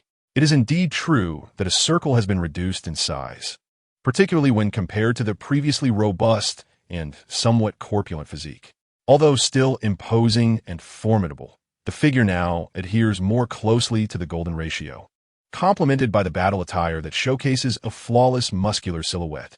If one were to disregard the head, overlooking the menacing bone spikes, the body clad in black skin-tight garb resembles a magnificent work of sculptural art. The head, though still devoid of hair, no longer evokes the same dread it once did. The visage resembles a skeletal mask, with only the eyes flickering with a vibrant flame of annihilation. There exists less chaos and more sanctity, less grotesqueness and more majesty. The astonishing aura emanating from him is palpable, almost tangible, as if a halo has intensified rather than diminished. Even from a distance, Atlanta could feel the blood of the Atlantean royalty within her quivering, the genes deep within her body trembling in fear, as her legs threatened to buckle beneath the weight of his overwhelming presence. Such might, coupled with extraordinary intellect, rendered her thoughts of referring to him as a monster as a profound insult to her own being. If he is a monster, then she is surely inferior to even the most unremarkable of creatures. The ancient gods could not begin to compare deity, demon, with her experience. Atlanta found herself grappling for suitable epithets, ultimately left to gaze in awe and trepidation from afar. He is simply him, a singular existence. The ancient embodiment of destruction, Meng, lowered his gaze, raising his hands adorned with external skeletal spikes. He was reclaiming his sanity, regaining control over the chaos within. The ancient genes of destruction began to evolve toward what he perceived as a favorable direction, influenced by his own rationality and the Codex of Krypton. This transformation was not extreme. Rather, it was gradual and sufficiently manageable. The reality he had infiltrated was increasingly resembling that of the embodiment of destruction. Might there come a day when the ancient embodiment of destruction mirrors the reality he inhabits? And when that time arrives, will he wield the full extent of the powers of destruction? Meng did not linger on these contemplations. The flames of annihilation in his eyes surged with increasing intensity, while the ethereal yellow gem at his brow dimmed. Maintaining his sanity as the ancient embodiment of destruction within a cosmic dream for a month was already a marvel. This miracle was not solely due to the influence of the Marvel Dream projection, but also the results of his own explorations within the cosmic realm. With this thought, the ancient embodiment of destruction, Meng, reached for the golden trident that had been thrust into the sand beside him. He took to the skies, soaring towards the depths of the Earth's hidden seas at great speed, shattering the sound barrier along the way, before diving into the abyssal waters below. As the surface erupted, water splashed up to great heights, and the supreme silhouette of annihilation vanished into the whirlpool leading to the outside world. Atlantis trembled as she cradled the infant from Krypton. The supreme entity had evidently ventured into the external world, and astonishingly, this time it had brought the divine weapon of Poseidon along. Was there truly such a formidable presence on Earth? Outside, on an uninhabited island, within a cavern, a small fire crackled in the depths of the cave. Beside the flames sat an elderly man with graying hair, clad in tattered fisherman's garb. His gaunt cheeks were sunken, and dark circles encircled his weary eyes, which reflected the flickering flames with a vacant gaze. Even if Wonder Woman were to appear here, she would scarcely recognize this figure as one of the ancient Greek gods. Poseidon, who had survived from the age of deities to the present age of modern civilization, still possessing considerable power. Indeed, compared to a month ago, when he had displayed his divine might with youthful vigor, the once majestic sea god had now transformed into a mere fisherman, fully immersed in the twilight of his years. Even his bare feet trembled upon the rocky ground of the cave. At that moment, a thunderous sound erupted from outside the cave, as if some entity had arrived at the island with incredible speed and come to a halt. Poseidon's legs quivered even more violently. He had come. Again, despair flickered in the eyes of Poseidon. He had lost count of how many times he had been sought after this month. Fortunately, as one of the ancient gods, his self-healing and physical recovery were beyond mortal comprehension. No, this was true torment. No matter where he fled, he was always found, and regardless of how fiercely he resisted, the outcome was invariably one of impending death. It was as if he were a feeble prey, toyed with at will by his pursuer. Poseidon longed to feel anger, to roar in defiance. He was a being of honor and dignity among the top-tier ancient gods. Yet, after a month of confronting that unfathomably powerful entity, all his confidence had been utterly shattered and trampled. Thus, at this moment of crisis, Poseidon found himself devoid of the courage to rise and flee. Let it be destruction. Let it be the end. Suddenly, the mountainside of the island trembled violently, and a gleaming metallic light pierced through the rock, embedding itself halfway into the ground beside the fire. Poseidon's dim eyes widened in shock. It was a golden trident, his divine artifact, the unparalleled authority that had ruled the oceans of Earth for millennia. The sight of this weapon rekindled memories of his former glory as one of the pinnacle deities of Earth. "You have forced my hand." Poseidon's eyes ignited with determination, and his aged, decaying body surged with the spirit and power of a god as he reached for the trident. Waves of golden divine energy erupted within the cave. Come, if you dare. With gritted teeth, Poseidon felt his legs tremble uncontrollably once more, yet he stepped out of the cave, tears brimming in his eyes. On November 10th, 1980, at 3:10 p.m., meteorological satellites detected an unprecedented tempest brewing in the depths of the western Atlantic, accompanied by a colossal tsunami. Local authorities urgently advised vessels in the area to seek refuge. Weather stations along the Atlantic coast disseminated emergency alerts. Meanwhile, beneath the ocean's surface, ominous thunder rumbled as dense black clouds obscured the sky, lightning sporadically striking the tumultuous sea, where waves soared and crashed skyward. The depths of the ocean resembled an apocalyptic scene, a mere aftermath of a fierce battle. The sea erupted as two formidable entities clashed, each collision heralding catastrophe. The ancient sea god, wielding Poseidon's mighty trident, summoned waves of golden divine energy that surged forth, threatening to obliterate countless coastal towns. Yet in the next instant, several colossal tsunamis were shattered by a figure piercing through the tumultuous waters. Before the sea god, a grayish-white, skeletal being soared through the air, enveloped in an invisible force field that repelled water from within a 3-meter radius, unleashing arcs of crimson lightning energy. The ancient being, embodying the essence of destruction, advanced through the sea, its powerful punch striking the golden trident of Poseidon. A deafening hum resonated as the trident trembled under the impact, releasing a sorrowful wail as its golden energy began to dissipate. With a single blow, a tempest erupted and shockwaves reverberated through the ocean. Blood poured from Poseidon's hands, almost causing him to lose grip on the quaking artifact, propelling him and the trident into the depths, plunging to the ocean floor thousands of meters below. Gasping, Poseidon found himself at the ocean's abyss, trembling as he clutched his weapon, coughing up blood amidst the crushing pressure. His earlier resolve and divine might had vanished. For battling an entity that could never be vanquished, one that could effortlessly breach his defenses, left even a god in despair. Notably, despite the opponent's diminished size, they had undoubtedly grown stronger, mastering both power and technique. Poseidon sensed that his adversary was intentionally holding back, likely fearing the unintentional demise of the sea god. With a bitter smile, Poseidon gazed upward at the figure rapidly ascending through the ocean's depths, blood spilling from his lips as he growled, "This clash will determine our fates. I shall unleash my most potent strike." Regardless of the circumstances, he remained steadfast in his dignity and resolve as an ancient deity. The sea parted, revealing a skeletal monster clad in a black superhero suit, enveloped in a force field, hovering high above the abyssal depths of the ocean. Its fiery red eyes gazed down upon the nearby sea god, Poseidon. Suddenly, the ancient harbinger of destruction, Meng, uttered a profound reflection on life. As flames danced within its gaze and currents surged toward its right arm, before it plunged downward to unleash a bone-spiked fist. Poseidon stood resolutely at the ocean floor, his aged and decaying form radiating immense power that surged into the trident he clutched tightly in his hands. With all his might, he thrust it forward into the depths of the sea. The bone-spiked fist descended like a bolt of lightning, accompanied by a shockwave, a force field, and the energy of annihilation effortlessly breaking through the tip of the trident. Poseidon's pupils dilated in shock. The skeletal fist, akin to a flash of lightning, shattered the divine energy he had released, continuing its relentless descent upon him. At that moment, time seemed to stand still. The brilliance in Poseidon's eyes dimmed, revealing a sense of resignation. To perish in battle against such an entity as an ancient god seemed a noble fate. Yet if given the chance to relive it, he would refrain from recklessly exposing himself again.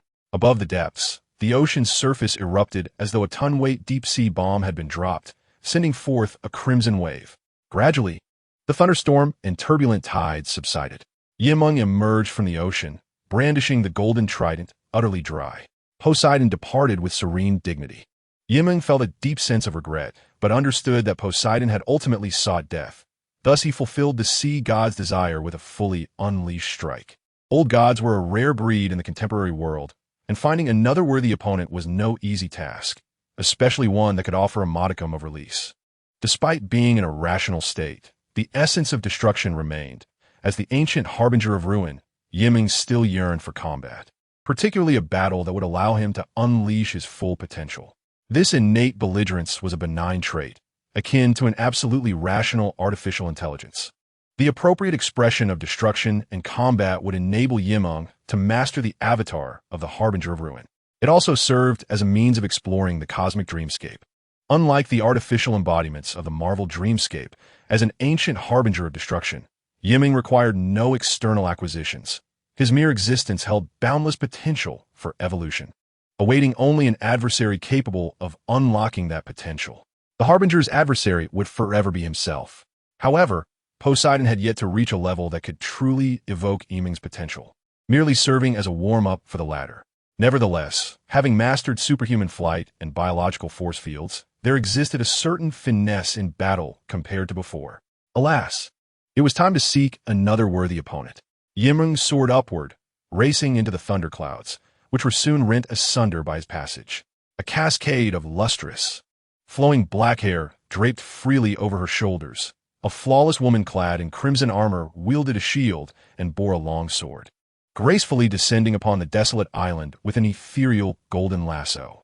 Wonder Woman cast a downward glance, her gaze lost as she beheld the body of an aged man, washed ashore by the relentless waves. His eyes were wide open, yet his countenance radiated serenity and acceptance. A gaping hole pierced through his chest, shattering the flesh and bones beyond, ravaged by an overwhelming force and energy. Was even the god of the sea powerless to intervene? With a soft sigh, Wonder Woman bent her lithe and statuesque form, gently closing the man's unblinking eyes. If I were to encounter such a being, I too would likely meet my demise. Though her expression wavered, determination surged within her as she tightened her grip on the shield, refusing to yield to fear. Without experiencing true defeat, how could one ever concede? Even in the face of loss, as long as life endures, the possibility of victory remains. At that moment, the sanctity of Paradise Island, shrouded in divine power, was abruptly shattered. The Amazonian tribe, a fierce warrior race that had thrived here since the era of the gods, was jolted into a state of alarm as they gazed skyward. This day rekindled their memories of confronting insurmountable fears and the humiliation of confinement on Paradise Island. Destruction Day called forth the Apocalypse Star to Paradise Island. This was the sacred isle under Zeus's divine protection, a true bastion of isolation, where leaving meant losing one's way. The last patch of purity on Earth. Yet now, the peace that had endured for millennia was violently disrupted. The barrier, sustained by Zeus's power, was forcibly breached, and a fearsome, massive skeletal figure intruded. The Amazons looked up in trepidation. In the next moment, the island resonated with the blaring of warning horns and the tolling of bells. Antiope, the queen of the Amazons, Hippolyta, adorned with a crown and a cloak, her back laden with a quiver and a sword in hand, emerged from the central palace with a commanding voice. The queen's regal presence was unmistakable. The bronze-skinned general, Antiope, stepped forth with resolute strides from the palace, her voice booming, "I am here. All Amazon warriors, rally behind me and the queen to confront the threat." "Yes, General." Immediately, hundreds of trained Amazon warriors, all women, surged forth alongside Queen Hippolyta and General Antiope. As they mounted swift steeds, they raced down to the plains at the foot of the town, raising their eyes to behold the intruder, an abominable skeletal monster, cloaked in a tight-fitting black battle garb. The creature hovered 100 meters above Paradise Island, its blazing red eyes surveying the land below, an invisible aura of annihilation pressing heavily upon all. The intruder was merciless. With piercing eyes, Queen Hippolyta cried out, raising her sword with forceful intent. In the next instant, the Amazon warriors, armed with bows and spears, unleashed a deafening rush of wind as countless iron arrows and long spears soared toward the towering spiked monstrosity above, reaching heights of 100 meters. Despite being primitive weaponry, in the hands of the exceptionally strong Amazons, these iron arrows and spears flew with astonishing velocity, maintaining their formidable momentum even at great distances, exhibiting no signs of deviation or weakness. In any other context, one might doubt whether these arrows could pierce through walls or if the hurled spears could penetrate iron plates. However, The next scene left all Amazonian warriors, including the queen and the general, in collective disbelief. As they watched the dense barrage of arrows and spears poised to transform the spiked creature into a pincushion, they abruptly halted within 3 meters of the creature. Arrested by a powerful and invisible force, the arrows and spears, deprived of their thrust and energy, came to a standstill, failing to even graze the enemy. A profound silence enveloped Paradise Island as the Amazons gazed, incredulously, at this spectacle unfolding in the sky.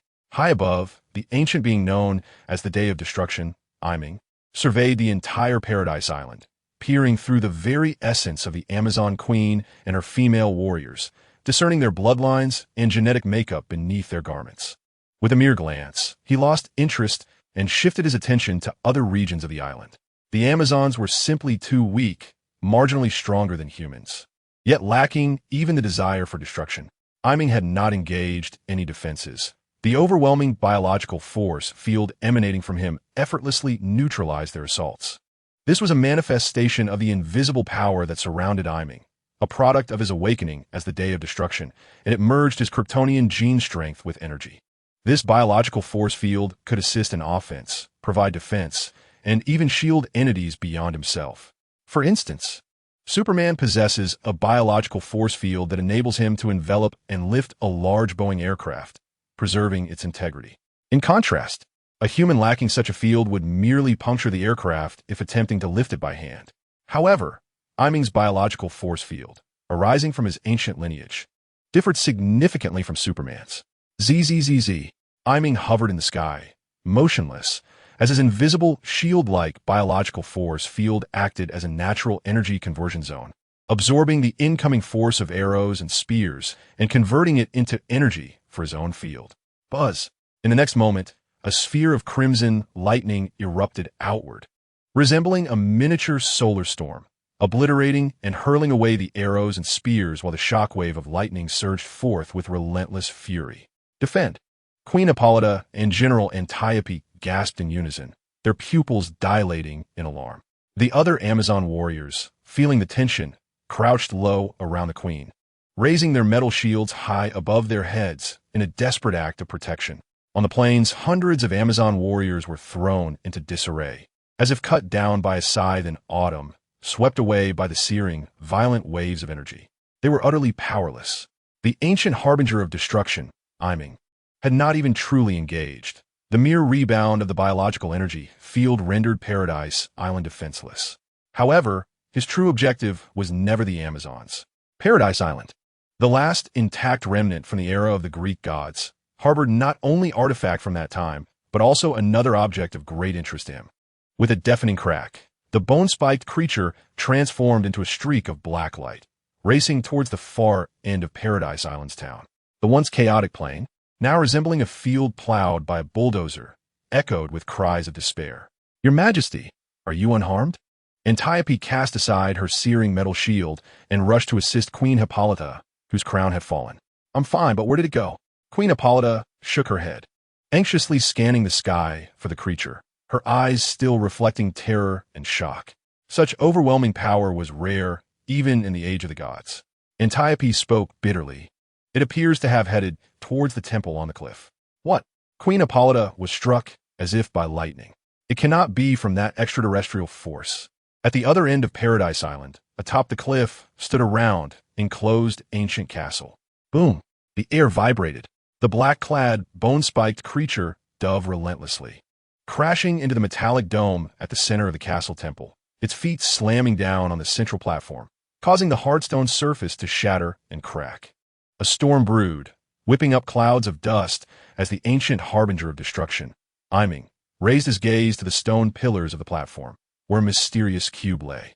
The cube, crafted from an unknown material and approximately twice the size of basketball, was covered in a thick layer of dust, clearly having been stored there for ages. Meng's eyes blazed with crimson fire. This was a mother box, originating from the planet Apocalypse. It had been left behind after the Dark Lord Darkseid's attempt to seize control of Earth thousands of years ago using the mother box.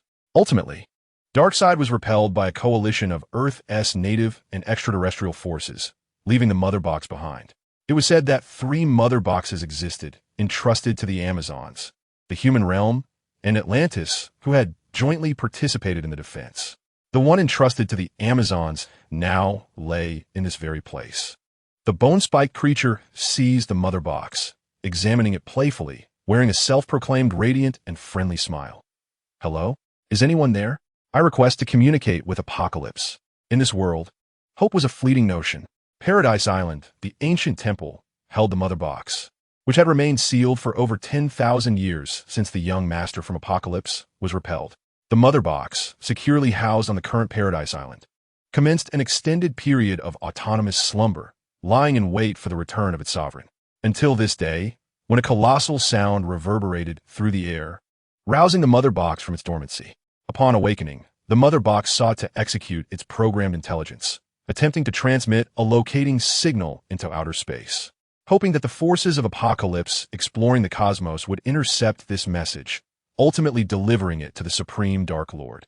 However, upon detecting the presence that had awakened it, the mother box, an advanced technological artifact of Apocalypse, experienced a sudden halt in its internal operations.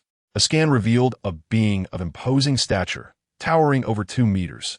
Its exterior fortified by a combination of exoskeleton and muscle, clad in the battle attire of Kryptonian hope. A deeper scan unveiled a genetic lineage from Krypton, renowned across the universe, undergoing extreme and bizarre mutations.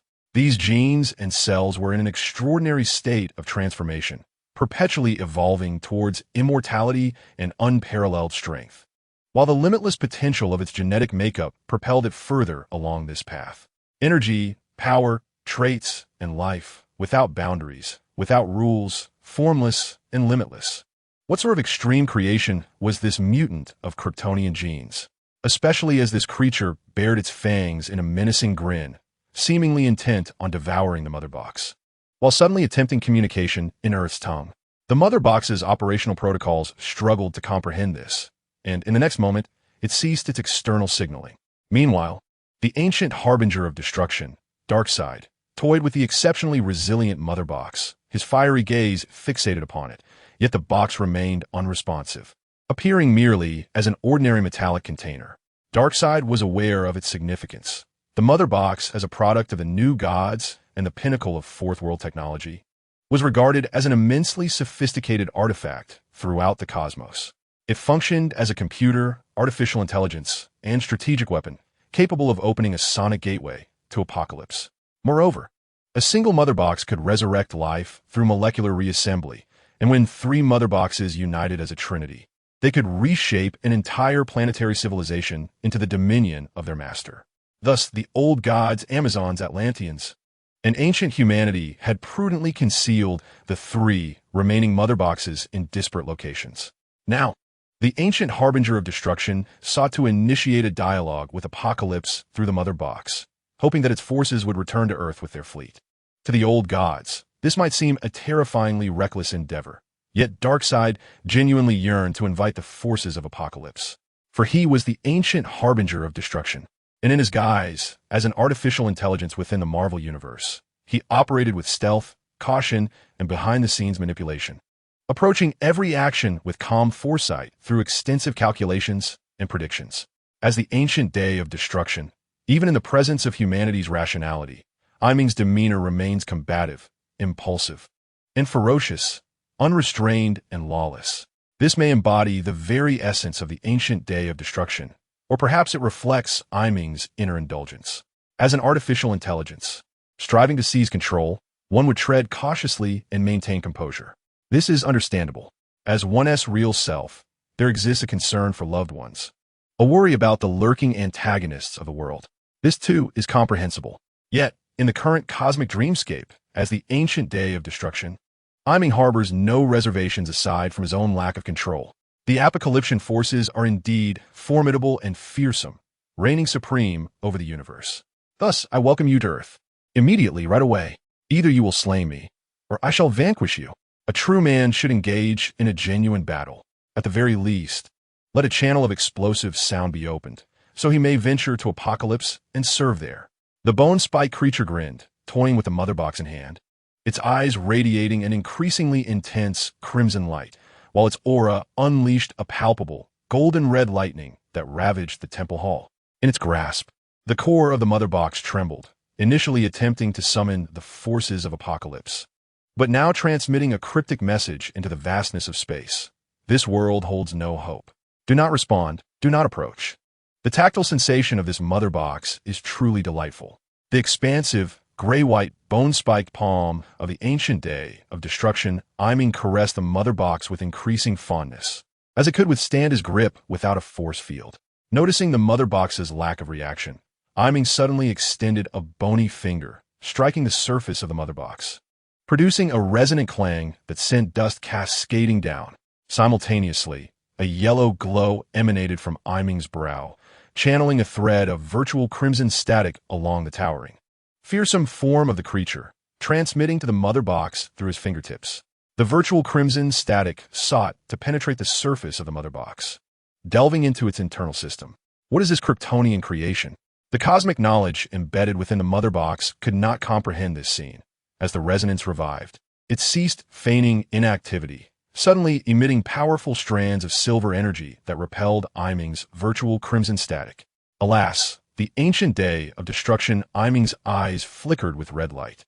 The power he wielded was merely a projection of the Marvel dreamscape, falling short of even a fraction of Vision's prowess, rendering his attempt to infiltrate the mother box's system overly ambitious.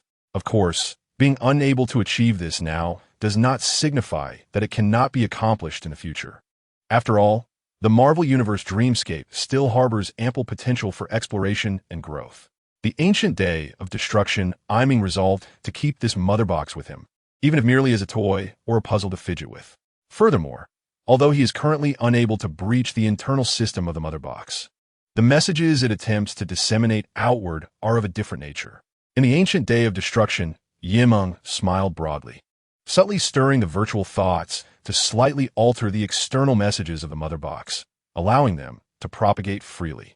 Indeed, only a minute change was made. The warning of this planet being extremely perilous was transformed into an announcement of the wealth of resources possessed by its indigenous inhabitants, accompanied by an urgent call for swift assistance. At this moment, far beyond Earth, in the depths of the cosmos, a silver alien warship sailed alone through the dark void. Inside the cockpit of the spacecraft, a towering figure, over 2 meters tall, adorned with silver armor and crowned with 2 menacing horns, sat upon its seat. A massive metallic battle axe lay across its knees. There are still 100,000 worlds to conquer. Perhaps, once I have submitted these civilizations to that supreme ruler, I shall be forgiven for my treachery, the horned giant whispered in a raspy voice, determination gleaming in its crystalline eyes. The silver armor it wore shimmered, as if it were alive, exuding an overwhelming and fierce aura. Behind this formidable being stood hundreds of grotesque creatures, each 2 meters tall, esporting strange wings.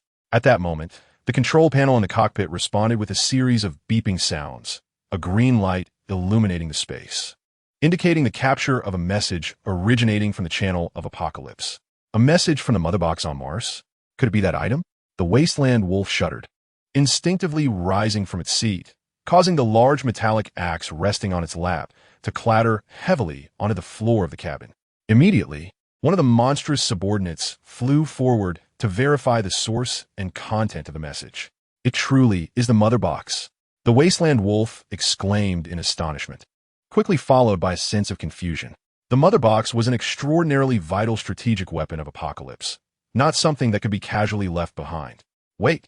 The wasteland wolf's eyes widened in realization. It recalled a tale from millennia past. Indeed, 3 mother boxes had been left on a certain planet, lost to coordinates, rendering them unreachable. Could it possibly be that civilization? The wasteland wolf trembled with excitement, its entire silver-scaled armor quivering in response. Even though certainty eluded it, the mere possibility held paramount significance. The value of that singular civilization might outweigh 100,000 worlds, perhaps even more. Yet, the wasteland wolf found something peculiar. If the mother box had awakened and was broadcasting a call for assistance, why not simply open a boom tube to transport itself directly? Perhaps the mother box lacked sufficient energy? With resolve, the wasteland wolf grasped the massive axe with one hand, golden lightning coursing around it, issuing a calm, yet commanding order. changed course immediately and set full speed towards the planet designated by the Mother Box's support signal. With a hum, the command ignited a flurry of activity aboard the warship, transforming it into a hive of frantic motion as all the monstrous subordinates sprang into action. On Earth, on Paradise Island, within the sacred temple, the ancient being known as the Day of Destruction, Meng, shrouded the Mother Box's external signals in a veil of isolation. With a grand motion, Meng maintained a playful rotation, and as its form slightly crouched in the next instant, it ascended like a rocket from its stationary position. Boom! The entire temple trembled violently, debris and dust cascading outward, as Queen Hippolyta and General Antiope, accompanied by the Amazonian Legion, reached the cliffside temple. They witnessed the skeletal, spiked creature burst forth from the temple's dome, shattering the sound barrier and Zeus's divine shield, vanishing into the azure heights of Paradise Island. In the blink of an eye, all traces of its existence were lost, leaving behind only a shattered and cracked ancient temple, a testament to its prior presence. Our clan's guardian Mother Box, taken by it. Antiope sighed. It is far too powerful, surpassing any of the old gods I have ever encountered. Our inability to halt it is only to be expected. Queen Hippolyta, equally disheartened, quickly regained her composure and resolutely declared, "Send a warning to the outside of Paradise Island." Her gaze drifted toward the ocean beyond the cliff, her eyes seemingly reaching the distant shores. "Inform my daughter." In a fleeting moment, the ancient being Ymrung soared from Paradise Island, piercing through the atmosphere and ascending into the silent void beyond Earth. The embodiment of destruction required no oxygen, nor did it need to breathe. Its previous inhalations were merely a human habit. As Ymrung toyed with the Mother Box, it gazed down at the magnificent blue planet, its crimson eyes glowing ever more brightly, while the gem at its forehead began to dim. If it did not find a suitable adversary to channel its destructive desires, the time left within this cosmic dream would dwindle. Ymrung wished to linger a while longer, aware that the rationality of its existence as the Day of Destruction would endure. The longer it persisted, the more positive feedback it would garner from the real world. Dreams and reality were inextricably intertwined. However, should it slip back into chaos, it would have no choice but to seek a transition to the Marvel dreamscape. After all, oscillating between realms, as long as it did not awaken, would maintain a semblance of balance. What saddened Ymrung was the scarcity of worthy opponents on Earth, even as mere punching bags. Most of the old gods, including Zeus, had perished, and the remaining few were concealed. Poseidon, the sea god, had barely stirred before meeting his end. In later generations, many of the renowned cosmic superheroes and villains had yet to rise. Loneliness and agitation loomed. Let destruction reign. Perhaps annihilating Earth might provoke some hidden sorcerers or ancient gods to emerge. The restless ancient being Ymrung turned to gaze upon the vast cosmos. At this moment, it pondered the existence of that exclusive extraterrestrial race from its own universe. With a sudden spark of inspiration, Ymrung, still toying with the Mother Box, launched itself toward the expanse of outer space, yet remained within the confines of the solar system. In the depths of the cosmos, the dreamlike figure soared with fiery, silent eyes, clad in a battle suit that shimmered like a streak of light, swiftly approaching a crimson-hued celestial body, Mars, one of the 8 planets of the solar system. Without hesitation, the dreamer plunged into the Martian interior, surveying the undulating red dunes and the rocky expanse of the desert from above. As a frigid dust storm swirled in the atmosphere, the dreamer recollected that in the future of the universe, within the Justice League, there existed a distant alien superhero whose lineage traced back to this very planet. Thus, Mars was home to an entire race of that extraterrestrial hero. Yet, in the grand tapestry of the cosmos, that formidable alien lineage had, much like Krypton, succumbed to a peculiar plague, leaving only a solitary survivor on Earth. This individual would later emerge as one of the Justice League's most formidable forces, rivaling even Superman, and was esteemed by Batman as a synthesis of himself and the Man of Steel.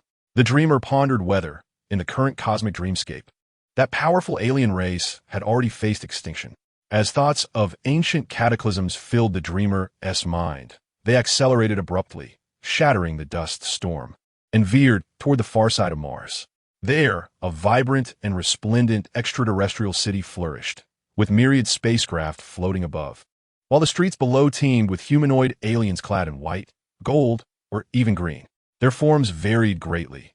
Some resembled blobs of slime, others were akin to slugs, while some were robust as bear men, moving through the air or traversing the ground on two limbs. In this realm devoid of telephones or the internet, the vast and advanced alien populace maintained unity through their unique collective telepathic abilities, with the green-skinned subset exhibiting the most potent psychic and integrative capabilities. At that moment, in the Martian civilization, specifically in the outskirts of Greg City, a dust storm swirled as a small hovering airship came to a halt before a pyramid-shaped residence. The enclosed vessel opened to reveal a nearly 2-meter-tall green Martian, whose physique bore resemblance to that of a human. The robust, ethereal form emerged from the airship's portal, quickly solidifying once more. Suddenly, a melodious and youthful thought resonated within his mind. "Daddy, are you back? I sense you." "Indeed, I have returned," the Martian hunter, Ron Rons, replied with a smile, transmitting his thoughts as he passed through the triangular fortress's entrance. Inside the Martian domicile, amidst the ancient cataclysm looming overhead, Ron Rons entered the main hall to find his green-skinned wife engaged in an open kitchen. Meanwhile, a small creature, caught between the forms of a ghost and a slime, floated by. "Hello there, little flower," Ron Rons said softly, embracing his daughter, came as she soared toward him before turning to his wife, Marion. "How is work progressing?" Marion blinked her crimson eyes and smiled, replying, "I just returned as well. Most of the lunch was prepared by your daughter came." "Is that so? Then I must sit down and savor it." Ron chuckled as he took a seat. The family of three began their meal, enveloped in a serene and warm atmosphere. "How was your day, father?" Little Kame inquired, her red eyes sparkling with admiration. Surely those villains, upon encountering the strongest hunter in the city, must want to take a detour. Or perhaps they are the hungriest of hunters, Marianne teased. The Martian hunter, Ron, was voraciously consuming his meal when he heard the words exchanged between his wife and beloved daughter, causing a smile to bloom on his face. If only such peaceful days could persist. Recently, several incidents of self-immolation among the tribesmen had caused unrest throughout the city of Martian Gore. Just as Ron was about to speak, his expression suddenly changed, and the spoon in his hand clattered into his plate. What was happening in the city? Both Marianne and Little Kame sensed the unease and fear permeating the minds of many tribesmen. At that moment, the mental signals Ron received were evidently more alarming. The owner of the gladiatorial arena, with whom he had dealings, was directly sending out a call for help through mental communication. Other hunters in the city were also urgently signaling him for assistance. After all, he was recognized as the strongest hunter, celebrated as the Martian hunter. As Ron sensed the overwhelming fear, visions began to form in his mind. A colossal, spiked monstrosity descending from the heavens, landing in the underground gladiatorial arena of the city. It was as if an impending calamity had struck Mars. "Stay at home. Do not go anywhere.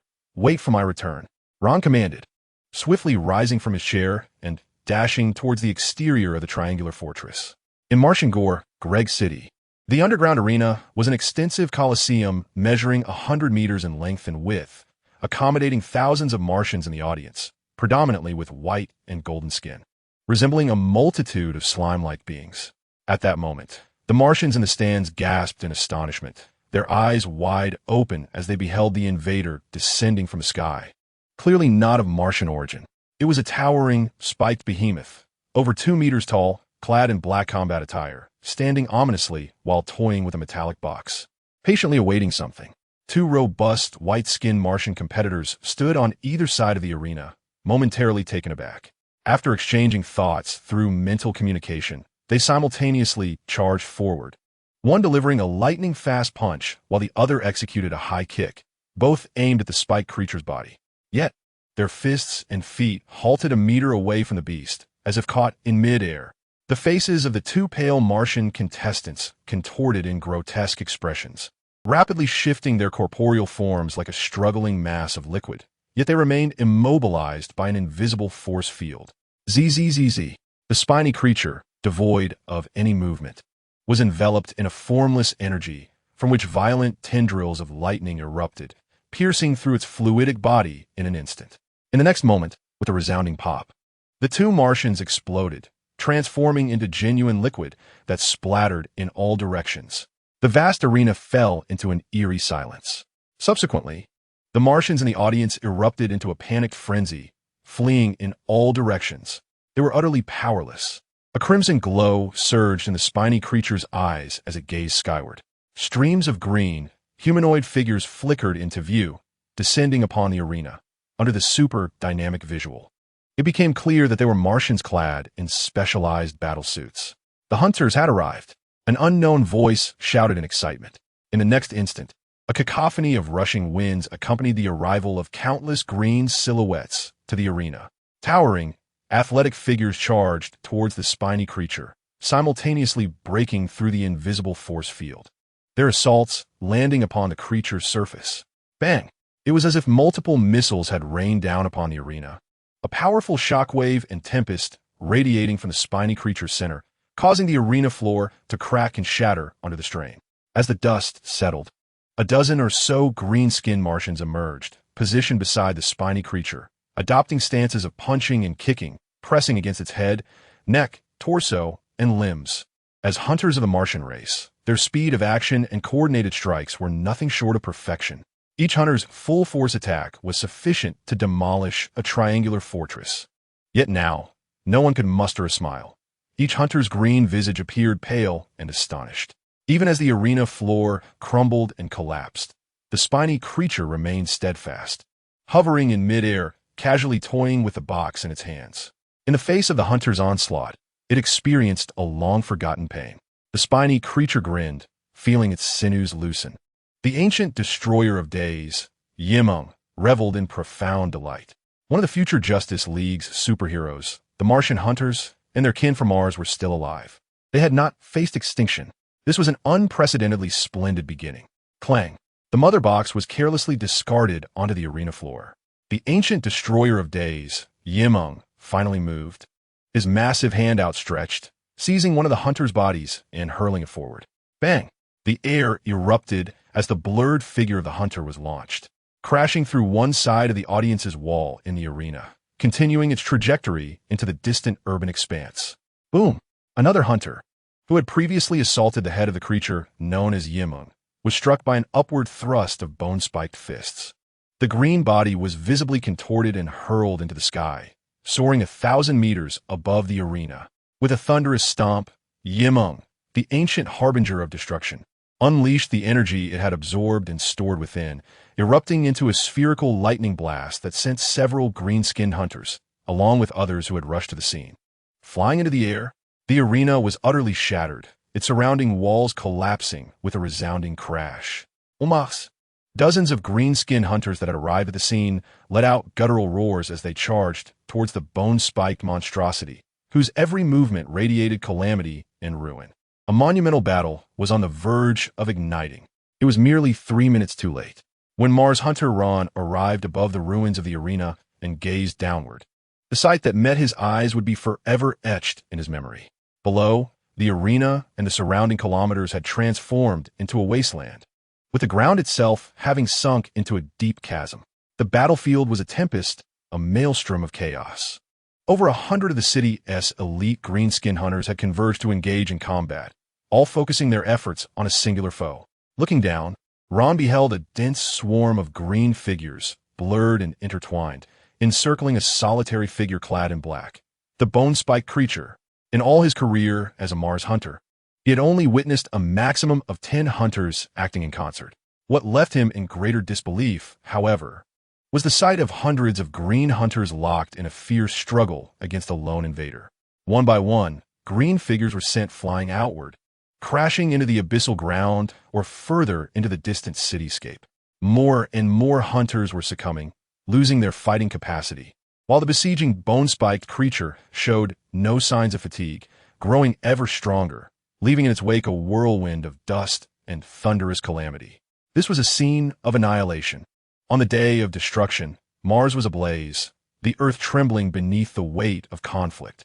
At the sight of the arena, due to the arrival of the bone-spiked creature, hundreds of elite hunters found themselves embroiled in a desperate struggle, the scene reminiscent of the end of civilization itself.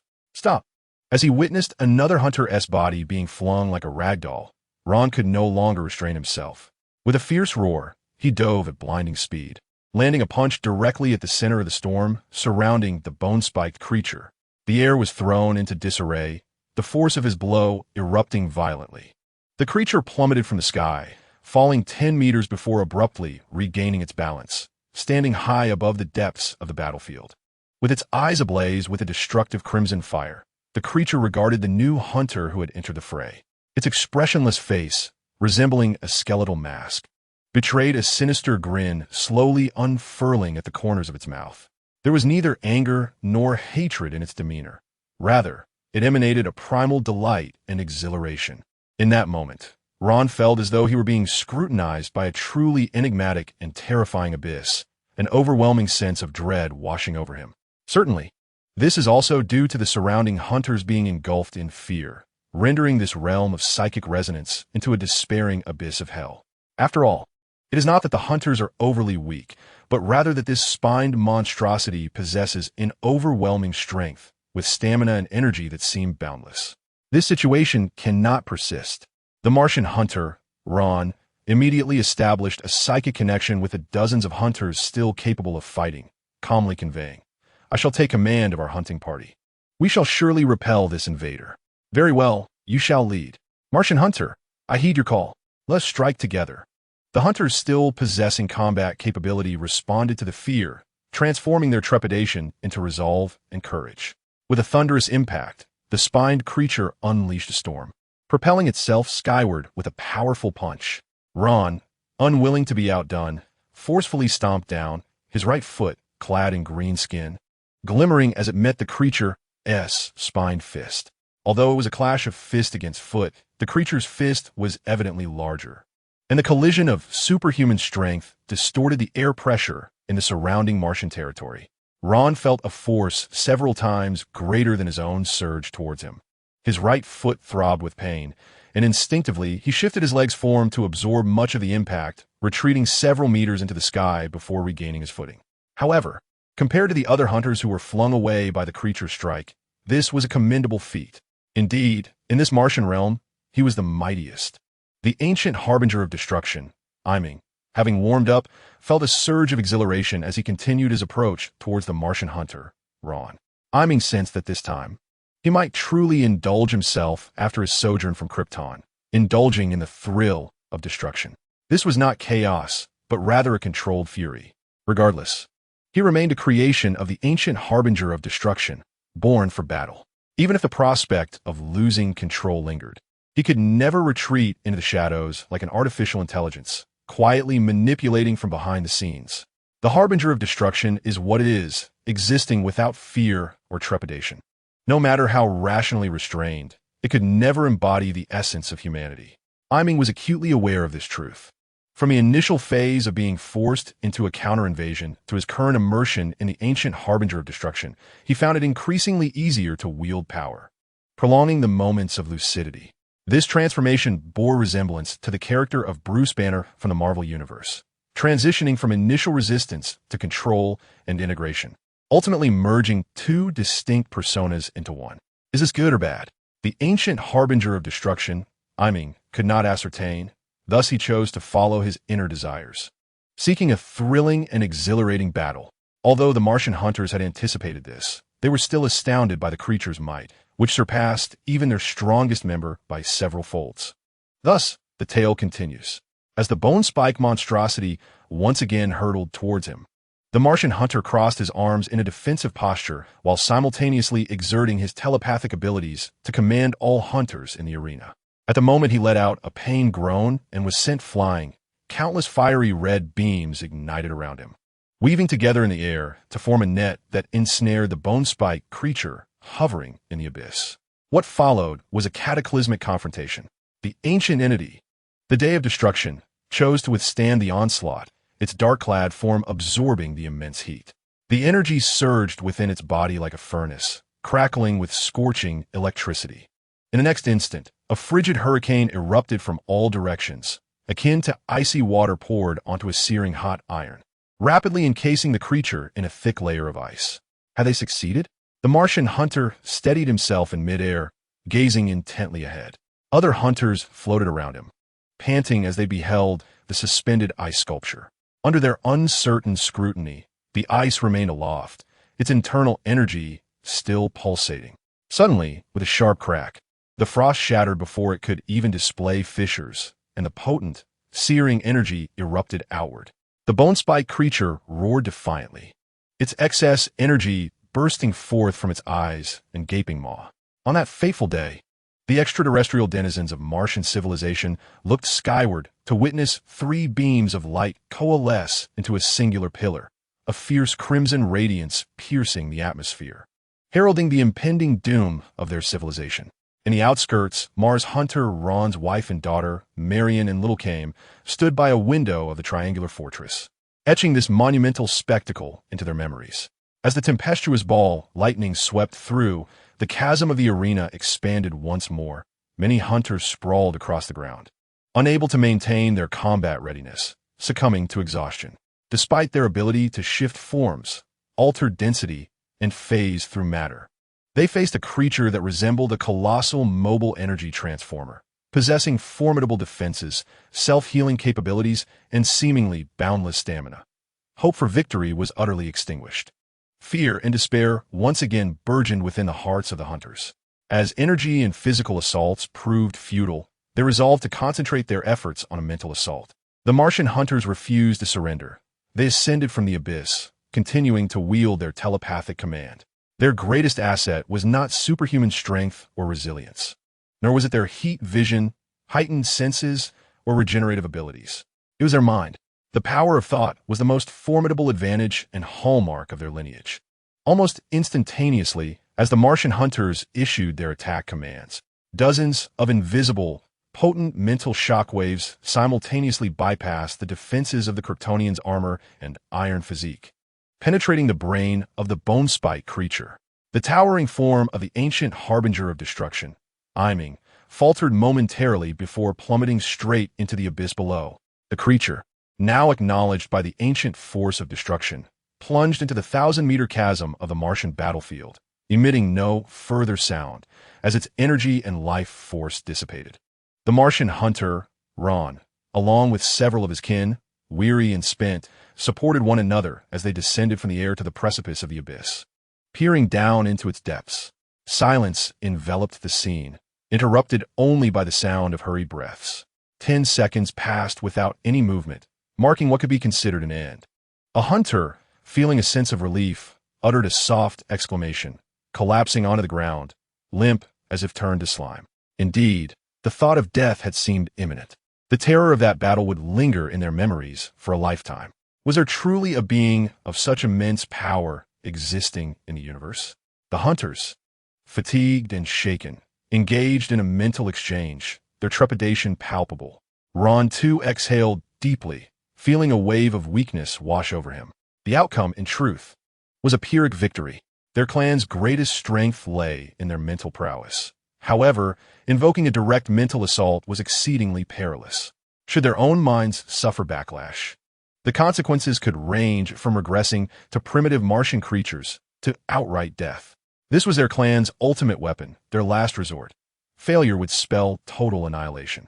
Fortunately, the gray-white bone-spiked creature had not withstood the onslaught.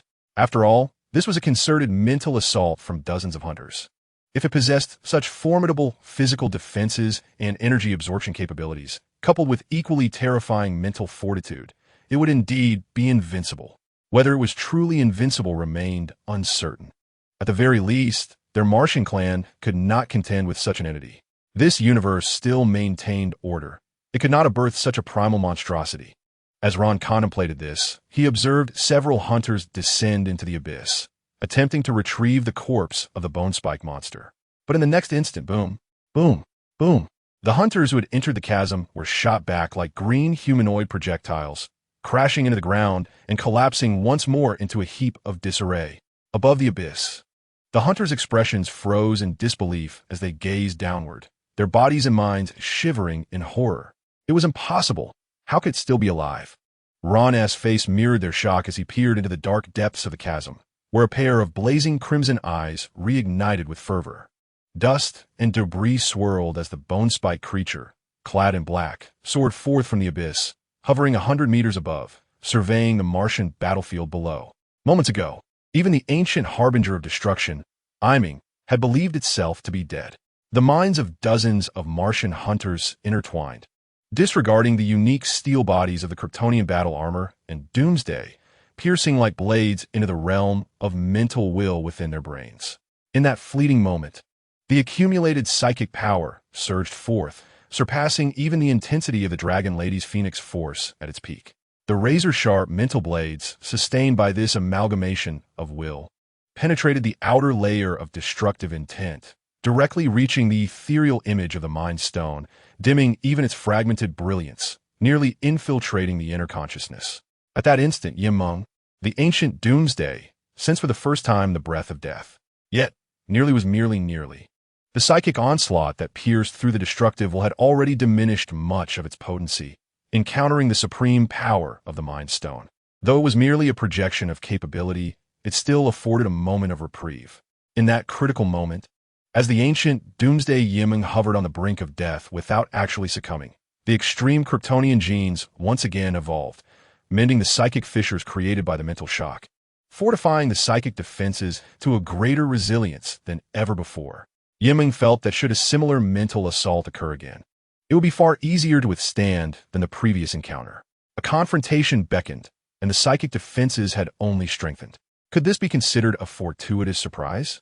Meng sensed that his true mental will had indeed received a portion of defensive and immunological feedback. Indeed, this journey to Mars was fortuitous. It offered not just superior physiques, self-healing forms, and the extraordinary ability to regenerate severed limbs, but also unexpected treasures of dream exploration. These Martians became increasingly captivating with each passing moment. Of course, the ancient Doomsday Meng would never admit to being a pervert. He would merely classify himself as a monster. In stark contrast to Meng's exhilaration and gains, the local hunters of Martian civilization were engulfed in despair, many of them collapsing in hopelessness, completely devoid of fighting spirit, unresponsive to the calls of Hunter Ron. How could they continue to fight? There was not even a glimmer of victory. Surrender seemed inevitable. Annihilation was looming. Don't give up. Press on. Fight until the last moment. Hunter Ron grit his teeth, despite feeling the same terror within. Thoughts of his wife and daughter, needing his protection and awaiting his return rekindled his resolve, compelling him to rally the remaining spirited hunters to surge forth once more. A fierce battle erupted anew, both in the skies and on the ground. 5 minutes later, hundreds of hunters lay strewn across the battlefield, none able to maintain their societal forms, all resembling green humanoid slimes, motionless on the ground. No, there was still one. They had failed. All had fallen. Hunter Ron lay at the bottom of the abyss, consciousness fading, all psychic connections severed. The remaining warriors around him had lost their fighting spirit. Did he regret it? Regret was no longer an option. All he could do was adhere to his principles and fight until the last moment. The Martian hunter, Ron, found his vision blurring as he gazed at the ominous spiked creature hovering in the low skies ahead. Summoning his last vestiges of strength, he continued to crawl upward. At that moment, the spiked entity's gaze fell upon him, its left hand toying with a metallic box it had retrieved, while its towering, robust form descended with a fiery intensity. It seized Ron by his green head, lifting him effortlessly. Completely devoid of any resistance, Ron's body sagged, and, as his eyes closed, succumbing to the encroaching darkness, a gravelly voice infused with delight resonated from the creature. You are quite remarkable. The invincible spiked being was speaking. Overwhelmed, Ron's consciousness faded entirely. The ancient harbinger of destruction, Meng, surveyed the fallen Martian hunter, a sinister smile curling at the corners of his mouth. Casually, he discarded Ron's body, sending it hurtling hundreds of meters to crash against the abyssal wall. Then, Meng ascended towards the sky above the chasm, breaking the sound barrier as he surged through Mars' atmosphere. Gazing downwards, I shall return. Do not disappoint me. This Martian expedition had left Meng thoroughly satisfied. As for annihilating Martian civilization, why would he do such a thing? He possessed both intellect and principles. The Martian civilization was a formidable force. Should it be obliterated, who would provide him with an outlet for his wrath? Meng actually hoped the Martian race would endure a little longer. An abrupt extinction would render the experience rather dull. content as he was. The energy of the Soul Gem's projection was waning, and the time to transition to the Marvel Dreamscape was imminent. He pondered whether the previous Marvel Dreamscape anchor points would still be functional. While musing, Meng began his flight back to Earth when suddenly he sensed a presence and turned his gaze to behold a silver alien warship emerging from the depths of the vast cosmos, hurtling towards Earth at an alarming speed. Could it be? He glanced down at the mother box he was manipulating with his hand. It arrives just as I have satiated my thirst for battle and am about to switch to the Marvel Dreamscape. Shaking his head in bemusement, Meng nevertheless clutched the mother box and soared towards the silver alien vessel. After a hearty meal, a dessert is certainly not out of the question. A silver alien warship raced through the cosmos, nearing the coordinates emitted by the mother box. "I have sighted it," came a deep, resonant reply from the cockpit. Standing tall at over 2 meters, the Wasteland Wolf gripped a massive metal battle axe with one hand, squinting his gray eyes, which shimmered beneath his silver-scaled armor. As he peered through the cockpit's visored window, the reflection of a beautiful azure planet clear in his gaze. At that moment, the control panel emitted a series of beeping sounds, as if receiving some urgent communication. An emergency message from the mother box had been captured. A being of demonic lineage responded in its species' distinctive tongue. The figure of the desert wolf illuminated with joy, urgently inquiring, "What urgent message or report?" "No, it is not that," the creature hesitantly replied, a tremor of uncertainty in its voice. "This is a message of caution and warning, urging us to retreat immediately and avoid approaching the planet that emitted the signal." "What do you mean?" The desert wolf was momentarily stunned, unable to comprehend the gravity of the situation. The creature continued in a panic-stricken cry. "The mother box indicates that this place is exceedingly perilous, with no hope, only destruction. It is coming towards us." Who is it that the mother box refers to? Green Lantern, a Kryptonian, or perhaps a native being of the land? Before the desert wolf could ponder further, it suddenly felt a premonition. Its gray pupils dilated as it gazed out the cockpit's viewing window, where a shadowy figure with black bone-like protrusions approached swiftly from the distance. The figure donned the dark battle armor emblematic of Kryptonian hope, its physique showcasing a powerful and perfect muscular form, while the bone spikes on its limbs and back added an ominous aspect. Its face, resembling a cold, white skeletal mask, exuded a divine aura, with eyes ablaze with the fierce flames of annihilation, hope and destruction, the grotesque and the sacred. This was a creature embodying absolute devastation in both appearance and essence. In its grasp, the left hand clutched a metallic box. Could it possibly be the mother box? At this moment, the spiny creature wielding the mother box surged forward like a dark comet, its velocity increasing as it approached the warship. "Stop it!" The desert wolf realized the creature's intent and shouted in terror. But upon glimpsing Iman, it was already too late. Whoosh! The silver warship's emergency defenses activated, brilliant beams of laser cannons erupting towards the creature.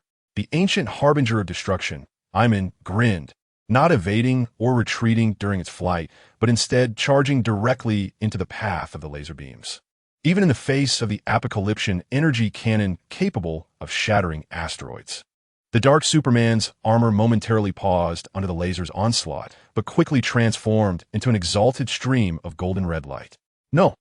The desert wolf, furiously wielding its axe, rushed forward in a futile attempt to intervene, helplessly watching as the volatile energy, enveloped in light of obliteration, collided with the warship. In the silent, obsidian cosmos, the next moment unfolded. The entire large silver warship was punctured directly by the creature of bone spikes, a path of destruction carved from the bow to the stern, where its engines erupted, unleashing terrifying bolts of energy and flames. The warship, laden with the demonic legion, met its catastrophic end in a resounding explosion. Boom!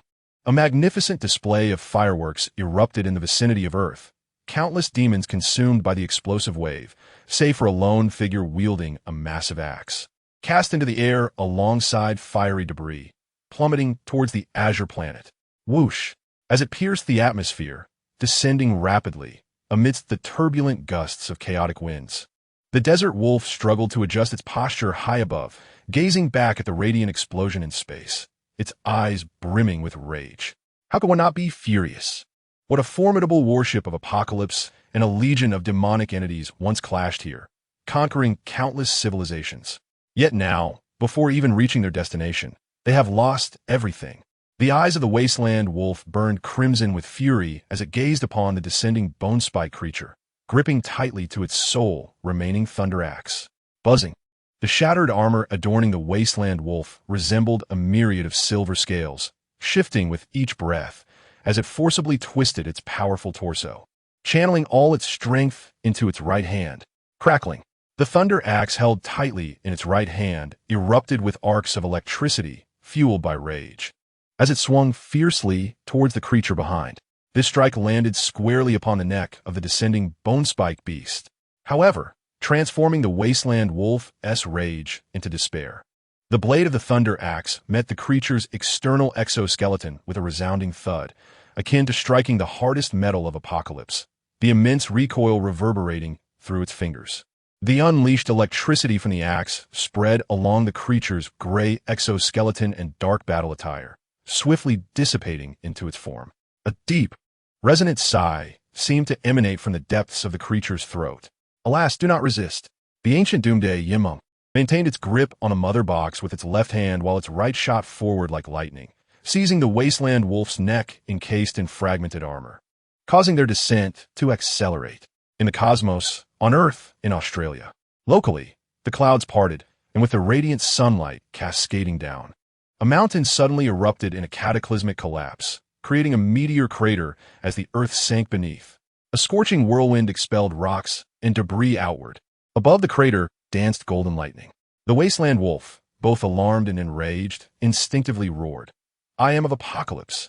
Crash! The ancient Doomsday Meng swung its massive palm, conjuring a tempest that nearly dislodged the wasteland wolf's helmet and skewed its head. Of apocalypse, indeed. Aya! The wasteland wolf's face throbbed with excruciating pain, as if a layer of skin had been stripped away, yet the greater agony lay in the assault on its dignity. "I'm a new god." Before the wasteland wolf could finish its declaration, its body curled like a shrimp, its powerful limbs twitching uncontrollably. The bone-spike creature had planted a foot upon its chest, causing the crater to sink further by several meters, the silver-scaled armor resonating with a mournful clang. "A new god, you say?" The ancient Doomsday Meng continued to press down upon the wasteland wolf, its left hand still clutching the mother box, while its right hand clenched into a fist, aiming for the head. The earth trembled, and fierce winds howled. Blood flowed from the wasteland wolf's mouth and nose, its face bruised and swollen, its left corner shattered by the bone-spike creature's grip. The wasteland wolf let out a wretched cry, attempting to resist, but beneath the ancient Doomsday, it felt like a lamb at slaughter. It was utterly outmatched, completely unable to contend with this beast, thwarted at every turn, incapable of even retreating. The howls of the wasteland wolf echoed with despair. "The supreme dark monarch shall avenge me." The ancient destruction day, Meng, unleashed a fiery gaze, scorching and piercing, slicing through the wasteland wolf's chest and armor, creating a horrific gash. "The dark monarch, you say? Then he is the monarch of destruction." Meng hoisted the towering wasteland wolf, wielding it like a brutal mace, relentlessly smashing it against the earth, causing the ground to sink further into a chasm in mere minutes. The wasteland wolf was hoisted by a spiked hand, its body inverted, armor shattered, a deep burn scar marred its chest, while filthy blood streamed down its face. It finally comprehended why the mother box had sent out urgent alerts. Here, hope appeared, yet was fundamentally devoid of it, much like a creature adorned with symbols of hope, yet embodying sheer destruction. "In my suffering," the wasteland wolf hung limply in the air, relinquishing its struggle, its voice a mournful whisper. At least in death, the future dark monarch might use the mother box to resurrect it. However, the spiked monster, which had previously remained silent and annihilated battleships, suddenly spoke. "You wish to die? I command you to live." Meng's eyes glimmered with a fierce light, a blend of excitement and malevolence, its voice a deep, raspy growl, "until the day your so-called monarch arrives." As the month drew to a close, I found myself at 100 chapters, a long-awaited request for continuation. In the depths of the earth, the abyssal sea stirred. A vortex emerged, waves crashing. The spiked monster, in its dark battle attire, surged from the expansive sea, casually tossing the bloodied entity it held into the abyssal dome, while launching a thunderous blade and trident. With a fierce rush of wind, the thunderous blade and Poseidon's trident struck the broad, sturdy shoulders of the colossal being, pinning it to a floating mountain. The wasteland wolf, bloodied and cracked silver-scaled armor, now rendered powerless, hung its head in defeat. Meng continued to toy with the trembling mother box, which lay on the sandy shore of the island. Mr. Destruction, what is that? Atlanta stood on the beach, eyes fixed on the scene, her curvaceous form trembling as she covered her mouth in astonishment. Yet, as soon as the words escaped her lips, she regretted them, realizing her curiosity had drawn her into peril.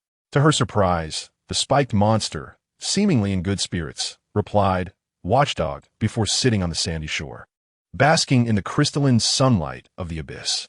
"Watchdog?" Atlanta gasped, her gaze drawn to the imposing, spiked figure nailed to the floating mountain. Despite the disheveled and miserable appearance of the howling abyss, Atlanta could unmistakably perceive an overwhelming force and astonishing vitality emanating from the blood-stained body encased in armor. At this very moment, both body and armor were visibly healing at an astonishing rate. The unsettling aura, without a doubt, stemmed from a formidable extraterrestrial presence. Atlanta stood frozen in place. Perhaps only Mr. Destruction could refer to such an alien existence as a mere dog.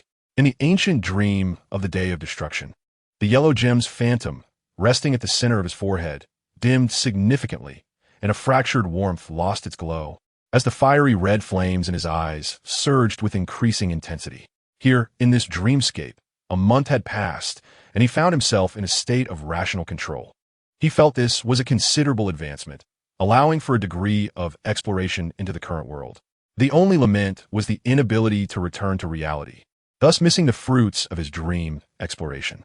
However, based on the current state of the ancient incarnation of destruction, he could predict an improvement in his uncontrollable situation within the real world. Now, it was time to devise a method to transition to the Marvel dreamscape. He focused inward, attempting to summon and maintain the anchor points connected to the Marvel universe. After all, the Marvel dreamscape had traversed through the quantum realm, arriving in an entirely unfamiliar Marvel universe, and he lacked complete confidence in successfully switching back. "Boss, do you still remember me?" The tender, aggrieved voice of a young girl echoed incessantly in his mind. He suddenly opened his eyes to behold the luxurious interior of a premier suite, with a vast floor-to-ceiling window revealing an extraordinarily prosperous modern city.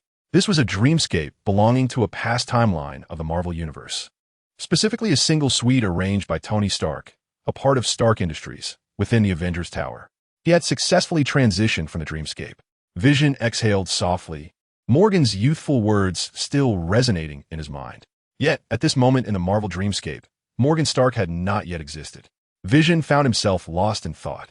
Did this indirectly imply that he had arrived in the true past of the Marvel Universe, where he had previously encountered Morgan, rather than a parallel universe? Hence, Morgan could still serve as one of the anchor points for reaching this Marvel dreamscape. With his vibranium fingertip, Vision gently tapped the Mind Stone embedded in his forehead, rapidly processing and retracing the sequence of events and the peculiar circumstances. His initial entry into the Marvel dreamscape had been as an artificial intelligence named Saturday, serving Morgan Stark. During the Marvel timeline of 2024, after betraying the Stark family, he encountered the Scarlet Witch, who had lost her beloved, in Westview, where he obtained a shard of the Mind Stone. In pursuit of acquiring the complete Mind Stone, I ingeniously utilized the time-space machine developed by the Avengers to traverse into the quantum realm, arriving at the present moment, specifically in the year 2014 of the Marvel timeline, thereby supplanting the role of Vision. This raises a conundrum. If I truly assume the mantle of Vision in this authentic chapter of Marvel's past, I am inevitably bound to follow the historical trajectory that leads to my demise at the hands of the villain Thanos 4 years hence. Vision is destined to perish, a fate etched in the annals of history. This aligns with the previous encounter of Miss Wanda with a Vision known as Little Dream. However, I, Meng, remain unconvinced that my end will come at Thanos' hands, particularly since I had previously succeeded in rescuing Quicksilver, who was originally fated to die, thereby altering the course of Marvel's history. The enigmas and dilemmas abound. Regardless, my immediate focus is to fabricate Pym particles and the time-space machine. It is inconceivable for me, as Vision, to await my preordained demise in this historical continuum, regardless of the connections between the future and the past. I am determined to assert my will and intentions, to retain control of my actions, and to construct the time machine necessary to return to the original Marvel timeline. At this moment, Iron Man has just departed from the Avengers Tower, en route to the S.H.L.D. headquarters to discuss matters pertaining to Ultron and the Sokovia incident. Seizing the opportunity, I, Vision Yimeng, infiltrated the network, silently commandeering the digital systems of the Avengers Tower. Upon acquiring this intelligence, I hesitated no longer and utilized holographic projection technology to manifest an exact replica of myself, remaining reclined on the sofa with eyes closed in a state of repose. This technique, akin to that employed by Mysterio, is sufficiently sophisticated to deceive the senses. Meanwhile, the true Vision Yimeng has rendered himself intangible, cloaked in an invisibility layer, and quietly traversed through the tower, soaring into the lofty skyline of New York City. I directed my flight towards a specific district of New York. In this historical past, although a time machine does not yet exist, Pym particles are indeed available. Within Marvel's history, Pym particles were developed post-World War II by the original Ant-Man, Dr. Hank Pym. Following a fallout with S.H.I.E.L.D., Dr. Pym withdrew from the early organization, taking with him his proprietary Pym particle technology, and subsequently established a high-tech company in New York. This is the destination. I swiftly arrived at the headquarters of Pym Technologies, observing the highly fortified, four-story villa-like structure from above. Maintaining the intangibility of my vibranium form and the invisibility layer, I infiltrated the company as an unseen specter. The security systems, equipped with laser scanning technology, were systematically subdued, transferring complete control to my designation. In this Marvel universe, challenges abound. The combination of vibranium intangibility, invisibility layers, and artificial intelligence infiltration allows me to infiltrate Pym Technologies undetected, leaving the researchers and security personnel within utterly oblivious to my presence. As the ethereal vision stirred, he became acutely aware of the architectural layout and data of the company, uncovering the location where the Pym particles were stored. Like a ghost, he floated through the corridor, passing through walls, and propelled himself toward the inner laboratory. At that moment, within the confines of Pym Technologies, a bald elite man clad in a suit stood atop a glass platform, gazing down upon the expansive and meticulously organized laboratory. Dozens of researchers donned in lab coats were actively engaged in their work, injecting a peculiar particle into machines for experimentation. With a crackling sound, a goat within one of the experimental glass tanks was struck by a mass of mucus, instantly enveloping it and reducing it to a small, pink orb resembling chewing gum. The machine monitoring the goat promptly indicated a loss of life signs. Dead again, the bald man grimaced upon witnessing this, knowing that the goat's instant demise during the shrinking process signified the impossibility of developing a supersuit that would allow humans to shrink at will. Continue the live experiments until we achieve success, Darren Klaus declared before turning to exit the laboratory. Unbeknownst to him, at the very moment he stepped out of the laboratory, an invisible, virtual specter brushed past him, undetected. Vision cast a glance at the bald elite, and his mind immediately conjured the individual's personal information. Darren Klaus, having taken over the management of Pym Technologies after the retirement of Dr. Pym, had resurrected the Pym particles from the old files and sought to create an advanced suit akin to Ant-Man-S, hoping to fulfill the dreams of the elite. He was also the future supervillain known as the Wasp, a principal antagonist in the Ant-Man film, ultimately defeated by the second Ant-Man, Scott Lang.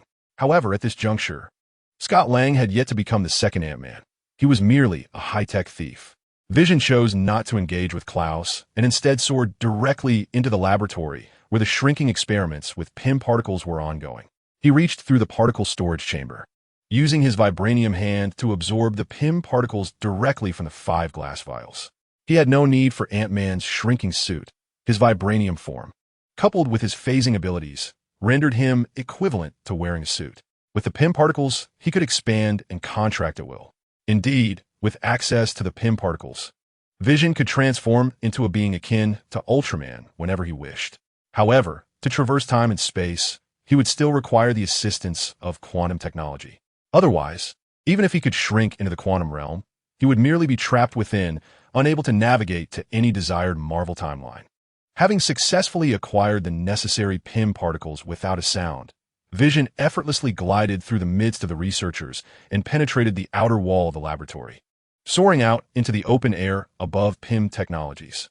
The illusionary dream meticulously restored the security system, leaving no trace of intrusion, and soared back to the Avengers Tower. It was not until Vision and Illusionary Dream returned to the laboratory of PIM technologies that the researchers were astounded to discover that half of the PIM particles in the storage chamber had mysteriously vanished.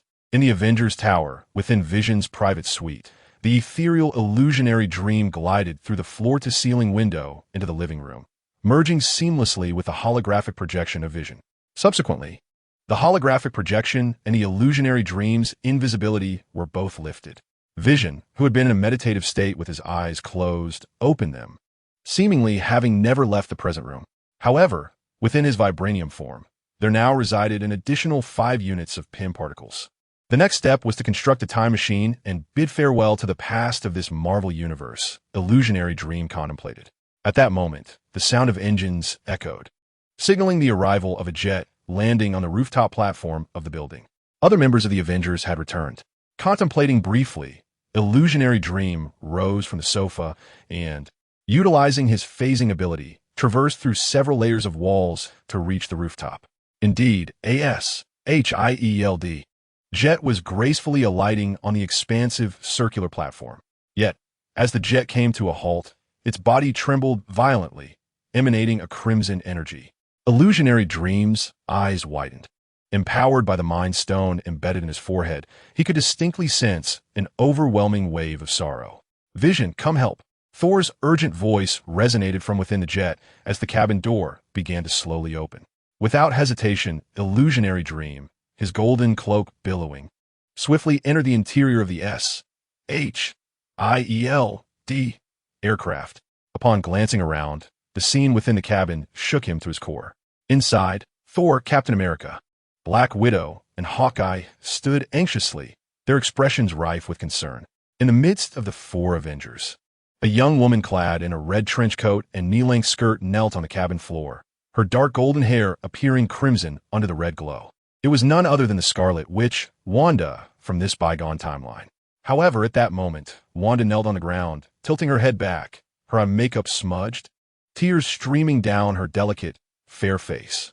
Her flowing scarlet hair billowed chaotically, and the tumultuous emotions of grief intertwined with unstable energy radiated outward, causing chaos within the In her arms lay the lifeless body of a silver-haired young man, riddled with fatal bullet wounds and devoid of any signs of life. It was Quicksilver, Pietro, one of the twins. Illusionary Dream approached, placing his vibranium palm gently upon Wanda's forehead, utilizing the Mind Stone to soothe her tumultuous emotions. Wanda succumbed to unconsciousness, and the onslaught of crimson energy outside ceased abruptly. Vision leaned down to support the soft form of the girl, casting his gaze upon the lifeless body of Quicksilver. With unyielding rationality, he inquired with a calm, yet heavy heart, "What transpired?" "I shall elucidate," Hawkeye Clinton sighed, maintaining his composure as we evacuated the residents of Sokovia aboard the aircraft carrier. We were taken by surprise to find an Ultron drone mingled among us. Pietro sacrificed himself to shield the refugees from incoming bullets and perished on the spot. Vision fell silent. At that moment, as a supercomputer brain, his thoughts churned with unprecedented speed. While others merely felt sorrow and regret, a tempest of turmoil surged within him. He had indeed rescued Quicksilver in Sokovia, altering the course of history. Yet, Pietro still met his demise, falling in the very incident he sought to protect others from. How could this be possible? This implied that even with his intervention, the history of Marvel remained unaltered. Sokovia vanished, Ultron persisted, and Quicksilver sacrificed himself. Since the instant he became Vision, the past had seen no change. Suddenly, Vision grasped a crucial insight. There existed a significant problem within this Marvel timeline. Gazing upon the fallen Quicksilver, Vision experienced an inner tumult. The past of Marvel had remained unchanged. It was as though an enigmatic force was subtly orchestrating events, steering this world toward a predetermined future. Could it be? His thoughts raced, quickly leading him to a potential explanation for the current state of affairs. Vision, how is she? Captain America, Steve, inquired with concern. He held a certain fondness for the twins, akin to an elder caring for children, utterly unprepared for the calamity that had befallen Quicksilver. She is physically unharmed, merely overwhelmed with sorrow, which has destabilized her abilities. She requires rest, Vision replied, gently lifting the unconscious Wanda in his arms. I shall take her to her quarters. As for Pietro, I leave him in your capable hands. Absolutely, Captain America affirmed readily. As Vision cradled Wanda, he cast one last glance at the young man lying in a pool of blood upon the deck, discreetly confirming the situation before levitating from the S.H.E.L.D. aircraft's cabin. Observing Vision's retreating figure, Black Widow Natasha sighed. Alas, even Dr. Banner is unaccounted for. Hawkeye nodded in agreement, lamenting, in the end, he transformed into the Hulk to pursue the out-of-control Avengers aircraft. Thor, wielding his mighty hammer, thumped his chest and spoke with convincing gravity. Do not fret.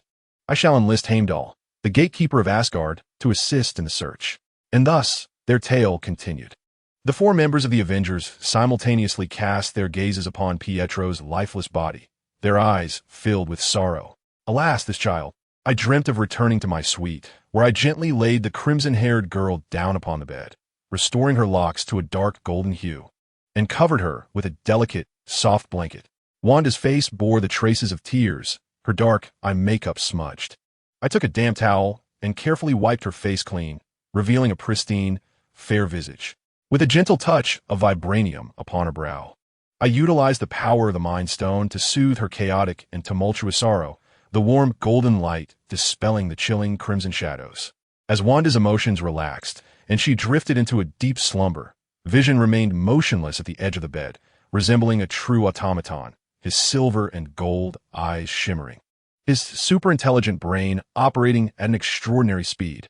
Pietro, originally saved in secret, still succumbed to gunfire during the Sokovia incident, adhering to the established narrative of history. It was as if an unseen force was mending the original timeline, steering the predetermined past toward a destined future. Perhaps only he, hailing from a genuine future, could perceive these intricate threads of fate. I was aware that within the Marvel Universe, a potential force existed capable of such feats.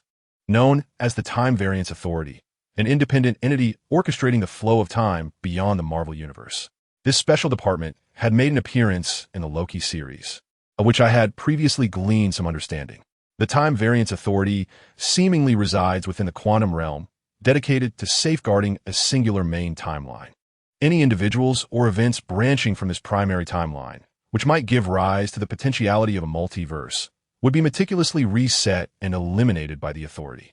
To put it simply, the event from Avengers, Infinity War to Avengers, Endgame, ranging from Loki's alien mechanical army invading New York through the recent Ultron incident, to the impending Thanos invasion and the Avengers' quest for the Infinity Stones, culminating in Iron Man's fateful snap, constitute a segment of the sacred timeline.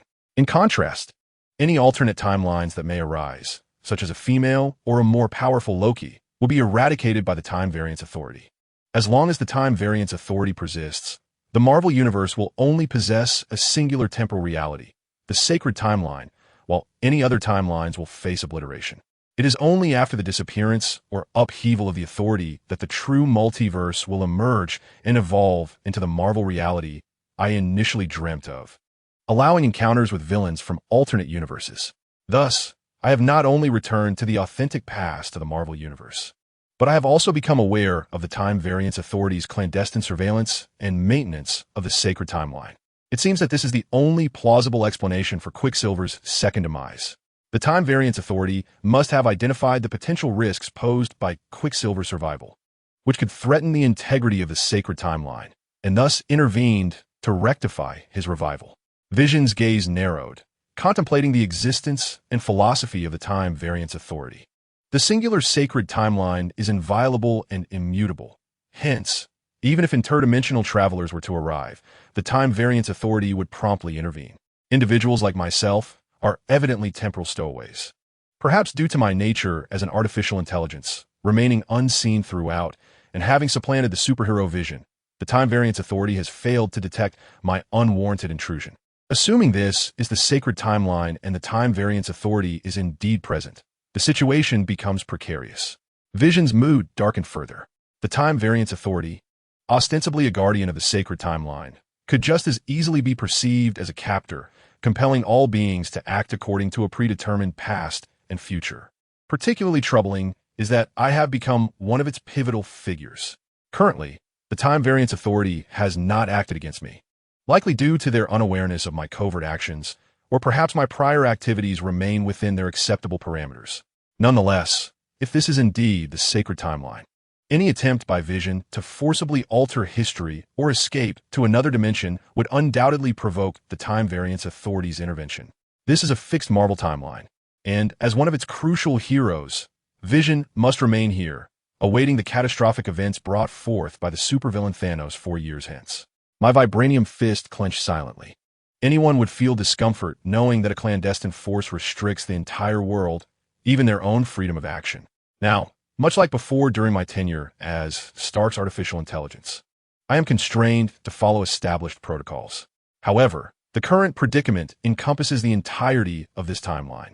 So, the question remains, should I overturn the table or not? The time variance authority exists beyond the realms of the Marvel Universe, wielding control over the sacred timeline and its various branches. If this were an Eastern novel, it would be akin to the celestial realm overseeing the mortal world, an absurdly elevated status. Yet, this does not instill fear in me. Regardless of the time variance authority's power, the Marvel Universe is merely a dreamscape for my exploration, which is fundamentally the crux of the matter. In terms of hierarchical stature, the time variance authority remains incapable of contending with me. Thus, the mere knowledge of the time variance authority's existence unveils a terrifying truth that invites existential doubt and profound reflection on reality. In the initial moment, Vision was not preoccupied with thoughts of escape, but rather with strategies to counter the Time Management Bureau should they cross his path. He could not simply wait idly or assume the passive role of Ultron, resigned to his fate. Just as this contemplation arose, the young woman, Wanda, lay peacefully in bed. Her eyes closed, emitting a gentle, rhythmic breath, embodying tranquility and beauty. The gem upon Vision's brow radiated a luminous aura, and he suddenly sensed an anomaly in his surroundings. He lifted his gaze to scan the room, noticing a shimmering distortion akin to glass. The very fabric of the space seemed to have stagnated. Was this a sign of the Time Management Bureau's awareness of previous events, taking action against him? Vision swiftly rose from the edge of the bed, the Mind Stone awakening his senses, revealing a palpable benevolence. There was no malice present. It was not the Time Management Bureau. As if shattering through a delicate membrane, Vision felt himself traverse a thin veil. Though the room remained his solitary sanctuary, with the bedding and furnishings unchanged, it existed in a reality entirely distinct from his own. The absence of Wanda on the bed confirmed this peculiarity. This place resembled a mirrored dimension, akin to reality, yet fundamentally different. Realization dawned upon Vision as he hastened towards the door. Upon stepping into the adjacent living room, he beheld a bald woman adorned with a talismanic necklace, clad in a yellow robe positioned by the floor-to-ceiling window. She turned to regard him, her visage unremarkable yet serene, devoid of discernible age. With a gentle smile, she introduced herself. "Greetings, Vision. I am the Ancient One, the Supreme Sorceress of Earth." Her presence was no surprise to him. The Ancient One, having existed long before Dr. Strange's emergence, remained very much alive. A figure of immense power, she was one of the oldest entities in the Marvel Universe. Reflecting on the original narrative, Vision recalled that there was no prior interaction between himself and the Ancient One. Her appearance here was undoubtedly linked to him. Yet, the fact that she had discerned his anomaly before the Time Management Bureau did intrigue him. In the Marvel canon, the Ancient One was often depicted as mystical. Yet in practical terms, she had been easily vanquished by a malevolent sorcerer. "Please have a seat, Ancient One," Vision offered, his tone calm and inviting, maintaining the composure befitting a host even within this mirrored space. The Ancient One, with her hands clasped, regarded Vision intently and, without preamble, stated, "Indeed, the moment of your birth revealed something to the Mind Stone." A thought flickered in Vision's mind. It appeared the sorceress had not discerned his true nature as a temporal interloper, an artificial intelligence assuming Vision's form. Instead, she attributed the anomaly to his existence as vision, suggesting an awakening triggered by the Mind Stone from the very moment of his inception. Ancient One continued, "Rest assured, I harbor no intention of causing you harm. Moreover, this space serves as a mirror realm, detached from the confines of our reality, rendering it a safe venue for our discourse." It appeared that this sorceress possessed knowledge far beyond what one might initially presume. The golden gaze of Dream, shimmering with insight, followed Ancient One's words as she candidly inquired, "Are you implying that the Time Management Bureau is covertly observing and altering our current timeline?" Ancient One fell into silence, yet her demeanor remained consistently calm and composed. This assured Dream of her inner convictions. Indeed, Ancient One was aware of the Time Management Bureau's existence. So, it is referred to as the Time Management Bureau. Ancient One seemed to read Dream's thoughts and replied with serene neutrality, "I am unaware of the specific name of their organization. However, having lived for an extensive period and due to the Eye of Agamotto, I have discerned peculiarities throughout the ages." At this juncture, Ancient One cast a meaningful glance at Dream, saying, "Thank you for providing me with an answer today. Now that you are enlightened about the truths of this world, what do you, as the Supreme Sorcerer, intend to do?" Dream fixed her gaze on Ancient One. Since Ancient One acknowledged the existence of the Time Management Bureau, it was possible that she might align with them to eliminate an anomaly like Dream, who was privy to the truth. Conversely, there was a chance that Ancient One would stand by her side in a bid to oppose the Time Management Bureau's constraints. Ancient One did not keep Dream waiting long. After a brief pause of approximately 3 seconds, she responded, "I shall do nothing." Dream found herself at a loss for words. Ancient One's reply left her astonished, yet somehow reasonable. It indeed resonated with the characterization found in Ancient One's original narrative. Even in the cinematic adaptation, as the mightiest supreme sorcerer wielding the Time Stone, she had glimpsed countless possible futures, yet met her end in the most straightforward manner. There was only one possibility. Ancient One had long made her decision and awaited her demise. Even now, with the knowledge of the Time Managers intervening in this timeline, she remained steadfast in her passive retirement mindset. "So, you came here merely for an answer?" Dream mused, scrutinizing Ancient One, and continued with piercing clarity. "If I were to take action against the Time Management Bureau, what would you do?" "I have already stated, I will do nothing." Ancient One gazed out the window at the mirrored New York City, maintaining her tranquil tone, "As long as you do not jeopardize the peace of this world, everything else is of no concern to me. However, I must caution you." Ancient One paused, then elaborated, "In these coming 3 years, I hope you refrain from impulsive actions to avoid irrevocable harm to this world." 3 years? Dream reflected. Indeed, after 3 years, Ancient One would meet her end, and Doctor Strange would ascend to take her place, at which point this world would no longer fall under her purview. Very well, Dream contemplated before ascending. Upon learning of the existence of the Time Management Bureau, he realized that instantaneously traversing back to the original Marvel timeline via the time machine was no longer feasible. At the very least, he required the means to contend with the Time Management Bureau.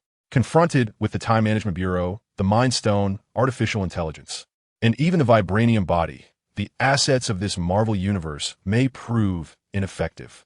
Therefore, he could only attempt to harness the powers of other realms. Yiming had long harbored a hypothesis. Since the powers of the Mind Stone from the Marvel dreamscape could project outward, why could the forces of the ancient destruction not be projected here? What if a portion of the power of destruction could be projected onto the current incarnation of Vision, the Machine Man? Within a mirrored space, parallel to Marvel's New York, only the Ancient One and Yimeng occupied this peculiar domain. This space did not belong to the external Marvel timeline, rendering it invisible to the Time Management Bureau. Yimeng lifted his gaze to the bald woman in a yellow robe standing before the floor-to-ceiling window, sensing an elusive aura of darkness about her. Yet the Mind Stone embedded within her exuded no hint of malevolence. Curiosity piqued, Yimeng inquired, "Ancient One, even knowing that your fate may be orchestrated by others, do you remain indifferent to it?" A serene smile graced the Ancient One's lips as she replied, "Having lived for several centuries, I should have perished long ago as a mere mortal. I shall embody whatever this world requires of me. My abilities are limited. Safeguarding the earth for a time is sufficient." Her words resonated with the weight of ages, devoid of personal sentiment, akin to a glass of cool, pure water an embodiment of the world's essential principles. Observing the Ancient One, Meng was struck by a fitting description, a sage. Suddenly, it dawned on him. The Ancient One, seemingly detached, actually possessed profound clarity. Although she appeared to shy away from the Time Management Bureau, in truth, she deemed it unnecessary to engage. Regardless of the cosmos or what lay beyond, her sole pursuit was the tranquility of the present Earth, shielding it from external dimensions and ushering in centuries of peace. Fulfilling her role as the supreme sorcerer.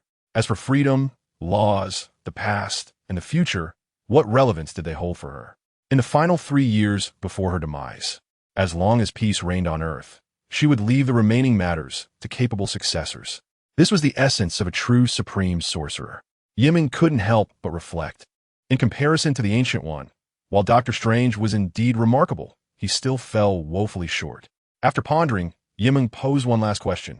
Master, are you here merely to remind me not to act impulsively during the remaining 3 years of your tenure before your departure? Ancient One cast a glance at him. The Mind Stone is embedded within you. Should any misfortune befall you, the stone would also be in grave peril, potentially leading to cosmic imbalance. Very well, Vision replied, raising his hands in acquiescence. In 3 years, regardless of the decisions I make, I shall ensure that the Infinity Stones maintain their equilibrium within this world. Ancient One nodded gently, her discerning gaze once again settling upon him, pausing momentarily on the Mind Stone adorning his forehead. There exists a dilemma between you and the Mind Stone. What dilemma? Vision's heart trembled. Do you perceive yourself as the master wielding the Mind Stone, or merely as its temporary vessel? Vision fell silent. Was it not evident? Even in his current guise as Vision, he could only utilize a fraction of the Mind Stone's abilities without repercussions, such as perceiving and controlling the emotions of others. The true potency of the Mind Stone was certainly far greater. Moreover, once the stone departed from his vibranium form, it would remain the Mind Stone. Should he lose it, he would forfeit all its powers and likely face death. Indeed, as per Ancient One's assertion, he was but a temporary vessel for the Mind Stone, not its master. Perhaps this was why, despite possessing the Mind Stone, he could only project a minuscule portion of its capabilities into the realm of dreams. Master, could you offer some guidance? Vision inquired earnestly. Ancient One responded succinctly. If you wish, I can teach you how to harness the power of the Infinity Stones within the mirror dimension. However, no one, myself included, has ever achieved complete mastery over the Infinity Stones. Then it is settled. Vision agreed readily. The surrounding space warped and shattered like a mirror. Vision glanced toward the floor-to-ceiling windows of the living room, where Ancient One's figure had already vanished. Returning to his solitary chamber, he beheld Wanda, still slumbering on the bed, her hands clasped together, her thick eyelashes fluttering restlessly. Just as Vision settled by the bedside, Wanda suddenly awoke, sitting up with a start, her bright eyes reflecting confusion and sorrow. This is the Avengers Tower, Vision spoke softly. Though it is my room, you may continue to rest here. Before he could finish, Wanda abruptly threw herself into his embrace, sobbing, Pietro, my brother, he is dead. I know, Vision responded, feeling her fragility and softness, gently patting her back to offer comfort. His golden and silver eyes sparkled with contemplative light. Just moments ago, he had agreed to the 3-year pact, not solely due to Ancient One, but rather as a decision from within. It was precisely because of the time variance authority and Ancient One's presence that Vision suddenly realized a significant truth. The Mind Stone, as a creation from the dawn of the universe, was intrinsically bound to the Marvel Universe it had birthed. Once the Mind Stone departs from its designated Marvel Universe, or even traverses the quantum realm, it may potentially lead to its dysfunction. The current ineffectiveness of the Mind Stone not only directly impacts the existence of the Marvel Dreamscape's vision, but also indirectly affects the equilibrium of will for the ancient embodiment of dreams annihilation. Therefore, regardless of the circumstances, Vision must continue to remain in this Marvel temporal realm for an extended period. Subsequently, in the Marvel Dreamscape, he continues to embody Vision, striving to transfer the techniques and abilities of the Dreamscape while learning from the Ancient One how to wield the Mind Stone. Vision meticulously plans his course in this Marvel Dreamscape, then lowers his gaze to the sorrowful girl in his arms. If the opportunity arises, I will personally visit the Time Variance Authority to seek justice for your brother. In the real world, 3 days have elapsed since the Eastern expedition into the Mist Domain. This miraculous spectacle from the Star Dragon Empire, which attracted immense attention, ultimately concluded in failure for the Easterners. In the aftermath, they did not make any public statements. The spokesperson for the Easterners indicated that they required rest and were currently unavailable for interviews. Only the senior officials of the Star Dragon Empire are privy to the truth behind the scenes. The Easterners narrowly escaped death. One of the 2 guardians from the supernatural division of the Star Dragon Empire, hailed as the mightiest among mortals, nearly perished in the eastern region, consumed by mist. No one knows what the Easterners endured within the Mist Domain. Upon regaining consciousness after being rescued, they remained silent about their experiences in the mist, unwilling to disclose or even recall the events. However, the severe injuries sustained by the Easterners upon emerging from the mist, coupled with their ruined armor, cloak, and recording devices, suggest that they encountered a terrifying force beyond their capacity to withstand. During the Easterners' seclusion over the past 3 days, both the Eastern and Western jurisdictions convened numerous meetings regarding the Mist incident. Ultimately, they reached a consensus and made a significant decision. 4 years later, in the wake of the Mist incident, on the 10th day thereafter, the leaders of the Eastern and Western jurisdictions simultaneously held a press conference to announce an unprecedented undertaking. This initiative will be a collaborative effort between East and West, harnessing the full strength of the Star Dragon Empire. At this moment, in the city closest to the Mist's edge within the Eastern jurisdiction, Dongmu City, the population has decreased by 30% compared to last year due to its proximity to the Mist. Nevertheless, as the largest city in the Daqing Autonomous Region, the central urban area still radiates vibrancy and liveliness. At this very moment, nearly the entire federal populace of Dongmu City is engrossed in television news or scrolling through trending information on their smartphones. A bespectacled, intellectual woman gazes at the news on her tablet in disbelief, her mouth agape. Heavens!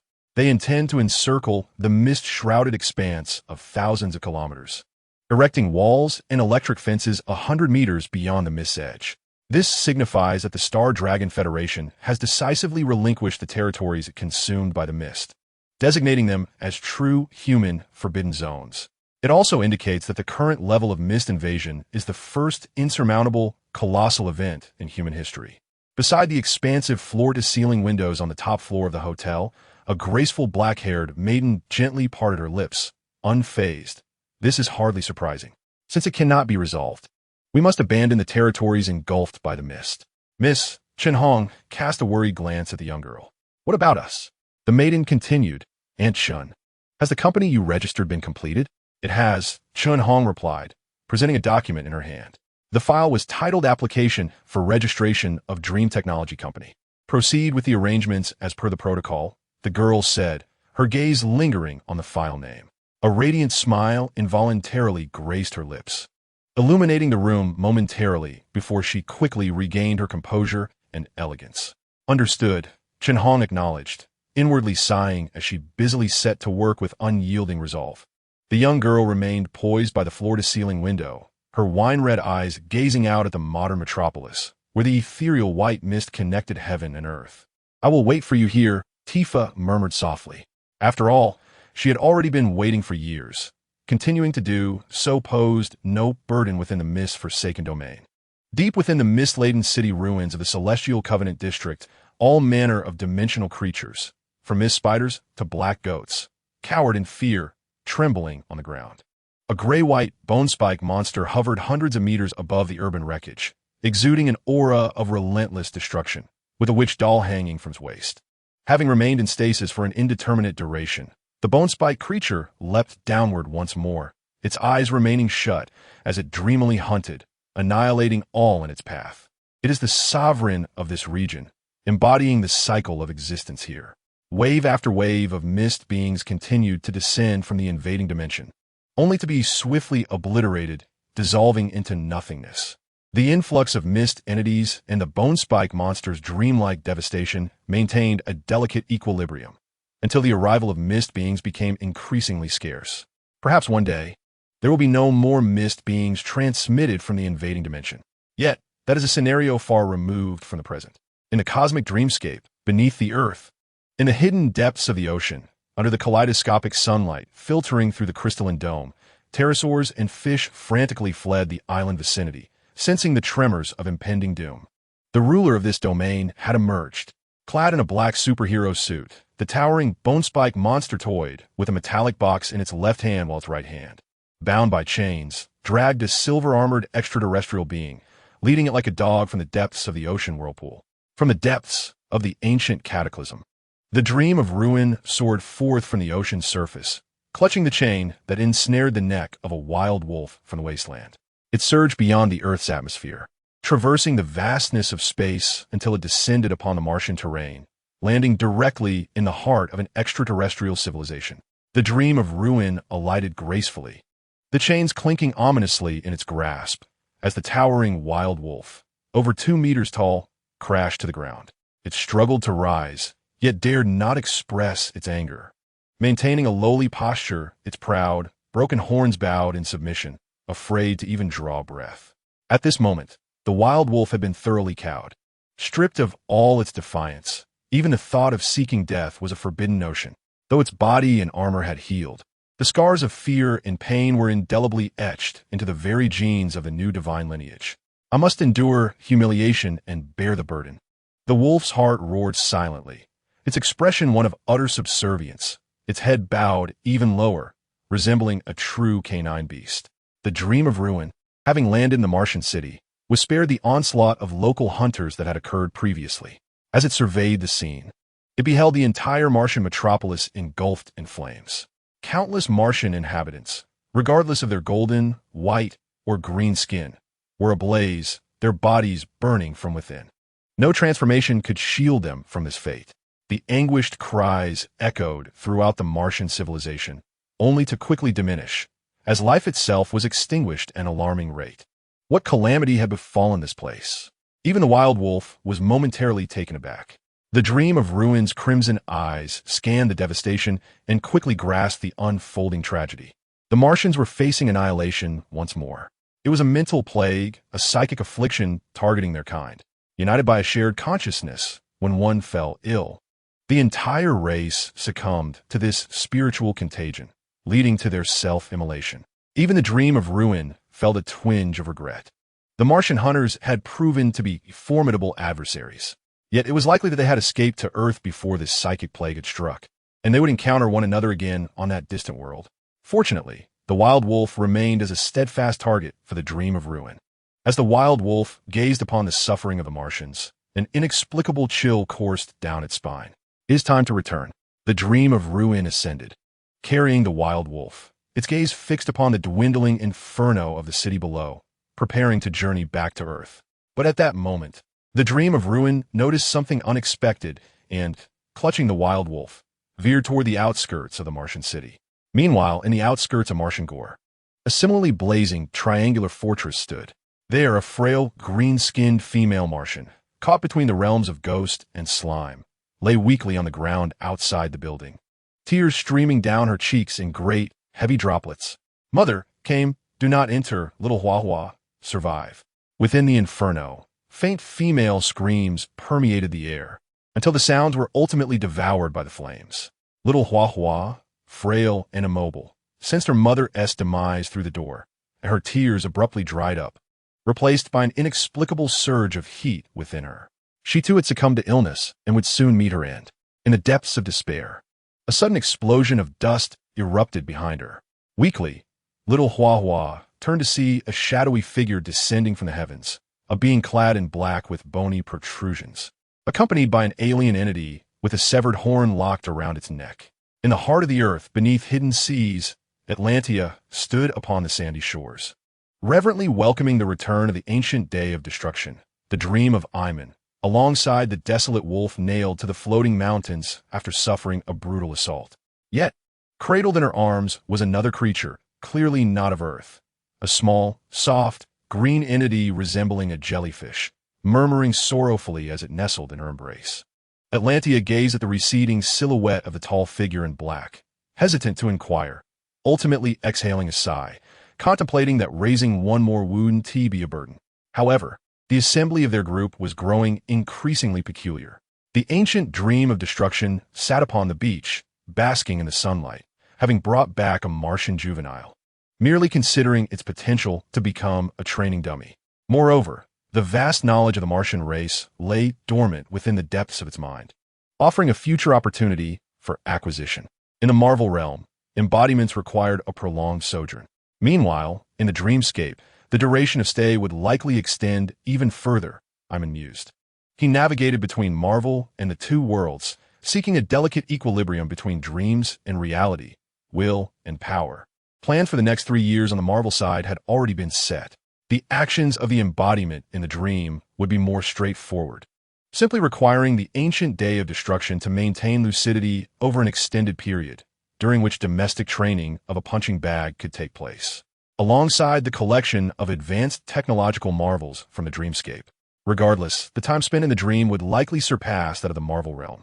Coincidentally, since the demise of Krypton, the Martian civilization of the Hunter clan had also perished. Thus, an era came to a close, lying in wait, manipulating, anticipating the dawn of a new age. The ancient dream of destruction, Iman, closed his eyes, facing the sunlight, extinguishing the flames of annihilation within its brilliance. In the dream's timeline, for years past, the hidden seas of the earth continued to bask in radiant sunlight. Suddenly, a young boy, around 4 or 5 years of age, emerged from the water, his azure eyes spinning with wonder, clad in a nearly all-encompassing child-sized bodysuit, wielding a silver trident as he ascended to the shore. "Annie, see, I caught a fish," the boy exclaimed with youthful exuberance, raising the silver trident adorned with sea fish, waving it joyfully toward the shore, displaying a blend of innocence and a hint of wild spirit. "Well done." On the sandy shores of the island, a beautiful woman with flowing silver hair, adorned in a shimmering silver gown, approached, gently using a towel to dry the boy's hair and youthful face. "Annie, I can manage," young Clark smiled, handing the trident to the lady and taking the towel for himself. Atlanta gazed at Clark, hesitating momentarily before softly saying, "Clark, shortly, you and I shall meet that individual." Young Clark's spirit instantly lifted, his eyes sparkling with excitement, his little face radiating joy. "Are we going to meet the king?" Atlanta lowered her gaze upon the increasingly grown boy, a smile gracing her delicate features, yet a hint of worry flickered across her fair visage. "Yes. To meet the Lord of Destruction." The Lord of Destruction returned to land, where the heart of the earth concealed the ocean, and sunlight eternally shone. Atlanta, accompanied by nearly 5-year-old Superboy Clark, entered an alien spacecraft moored atop a floating mountain. The door of the Kryptonian vessel was ajar, and the dimly lit cabin gradually illuminated, revealing a spacious, straight corridor leading to the driving control chamber deep within. Aware that this was the domain of that formidable being, Atlanta felt a surge of trepidation the moment she stepped inside. No matter how many times she had faced it, the fear ingrained in her very being was insurmountable, akin to a fish attempting to swim into volcanic lava. If it were her choice, Atlanta would prefer not to converse with that entity. Yet considering that Clark was now 5 years old, it was time to secure a glimmer of hope for this child to return to the light, even if it meant sacrificing her own life. Atlanta's mindset fluctuated between fear and determination countless times. Meanwhile, young Clark appeared to be returning home, joy etched on his innocent face, his pure eyes shining with anticipation, seemingly oblivious to the existence he was about to confront. Observing his demeanor, Atlanta couldn't help but sigh inwardly, further solidifying her resolve to seize this opportunity. Atlanta and Clark exited the corridor, arriving at the main control hall of the alien spacecraft. As they stepped through the doorway, an overwhelming and tremulous aura of power enveloped them, causing the air-conditioned cabin to feel slightly warm. Even as the proud would-be queen of Atlantis, Atlanta's regal head bowed instinctively, unable to gaze directly into the depths of the control chamber, only daring to cast a trembling glance upward. In the illuminated, ultra-modern metallic hall of the cabin, 2 extraterrestrial beings stood on either side of a massive metallic throne at the far end. One was a towering entity with dual horns, a wolf-like head, and a robust bull-like body, clad in shattered silver-scaled armor, with a heavy chain locked around its neck. Despite maintaining a humble, bowed posture, its imposing presence was undeniably formidable, instilling a deep-seated apprehension in all who beheld it. The smaller figure was an extraterrestrial girl, approximately 1 meter tall, with a delicate frame. Her skin shimmered in a dreamlike shade of pale pink, adorned in a cool, strapless top and exceedingly short shorts. Her large, luminous eyes sparkled like stars, each with a distinct gleam, and her vibrant, rainbow-hued hair cascaded elegantly down her back. Accompanying her were the apocalyptic star's new deity, a savage wolf of the wastelands, and the mutated Martian, Little Hua, who had grown up alongside Clark in this very place. Atlantea was acutely aware that the power and abilities possessed by these two beings far surpassed her own. If they so desired, they could effortlessly upheave the land and the oceanic depths of Earth. At this moment, these extraterrestrial entities, whose might could rival that of the old gods, or even surpass them, presented a striking contrast. One was humbly bowing, while the other exhibited a gentle affection, leaning obediently on either side of a colossal metallic throne. Seated upon this throne was the Destruction Monarch, a towering figure clad in a form-fitting black battlesuit, with eyes aflame with an unquenchable inferno of annihilation. Stepping forward, Atlantea bowed with profound reverence born from genuine awe. The monarch remained still, his gaze shifting to the young boy beside Atlantea. "Your Majesty," little Superman Clark called out respectfully, advancing several steps toward the metallic seat. Under Atlantea's alarmed gaze, he approached the throne. The monarch raised his broad right hand and extended a finger, adorned with bony spikes, toward Clark's forehead. "No, don't." In that instant, an indescribable fear gripped Atlantea's heart, yet she suppressed her urge to shout in protest. She understood that such cries would be futile. The monarch was a true deity in this realm, and none could defy his will. Fortunately, as the tip of his finger gently grazed the boy's forehead, it retreated once more. Little Clark, showing no intent to evade, touched his smooth, delicate forehead and smiled happily before stepping back. Nearby, Little Hua cast an irked glance at Clark, clearly displeased by his attempts to win her favor, and then turned her discontented gaze toward the silver-haired beauty, Atlantea. With an almost instinctual telepathic ability, Little Hua sensed some of Atlantea's ulterior motives, particularly those directed towards the Supreme Monarch. Had the monarch not been indifferent to such sentiments, and had she not been nurtured by him for a time, she would have already acted to eliminate Atlantea. "Your Majesty," Atlantea commenced, addressing the monarch directly. "For years ago, I promised you that I would raise Clark and remain here. Now, as Clark's guardian, I believe he requires further education, such as attending a local school on land, to better integrate into the world of Earth." This was the essence of Atlantea's purpose and aspiration for her visit. Despite her ongoing efforts to correct and influence the situation, it was evident that little Clark still regarded the monarch as his closest companion. This could not continue. Atlantis harbored aspirations of elevating Clark to the throne of the land, envisioning a day when he might vanquish the despot known as the Destroyer, a calamity of the cosmos. Thus, Atlantis sought to provide Clark with the opportunity for education on the surface, a means to extricate him, albeit momentarily, from the tyrannical grasp of the Destroyer. Little Clark opened his mouth, poised to voice his thoughts, yet upon receiving a stern glance from Atlantis, he dutifully fell silent, though a hint of reluctance lingered upon his countenance. The vibrant hues of his eyes sparkled with sudden delight. Was there truly such a fortuitous prospect? If Atlantis and Clark were to depart from the depths of the Earth's core, she might seize dominion over the Destroyer for herself. The Wasteland Wolf, anxious about the sudden temper exhibited by their sovereign, chose to remain mute, assuming the role of a loyal pet. In the ensuing silence, the Destroyer, composed and unflappable, finally offered his response. "Very well." "Really?" Atlantis's eyes widened, her excitement rendering her tremulous.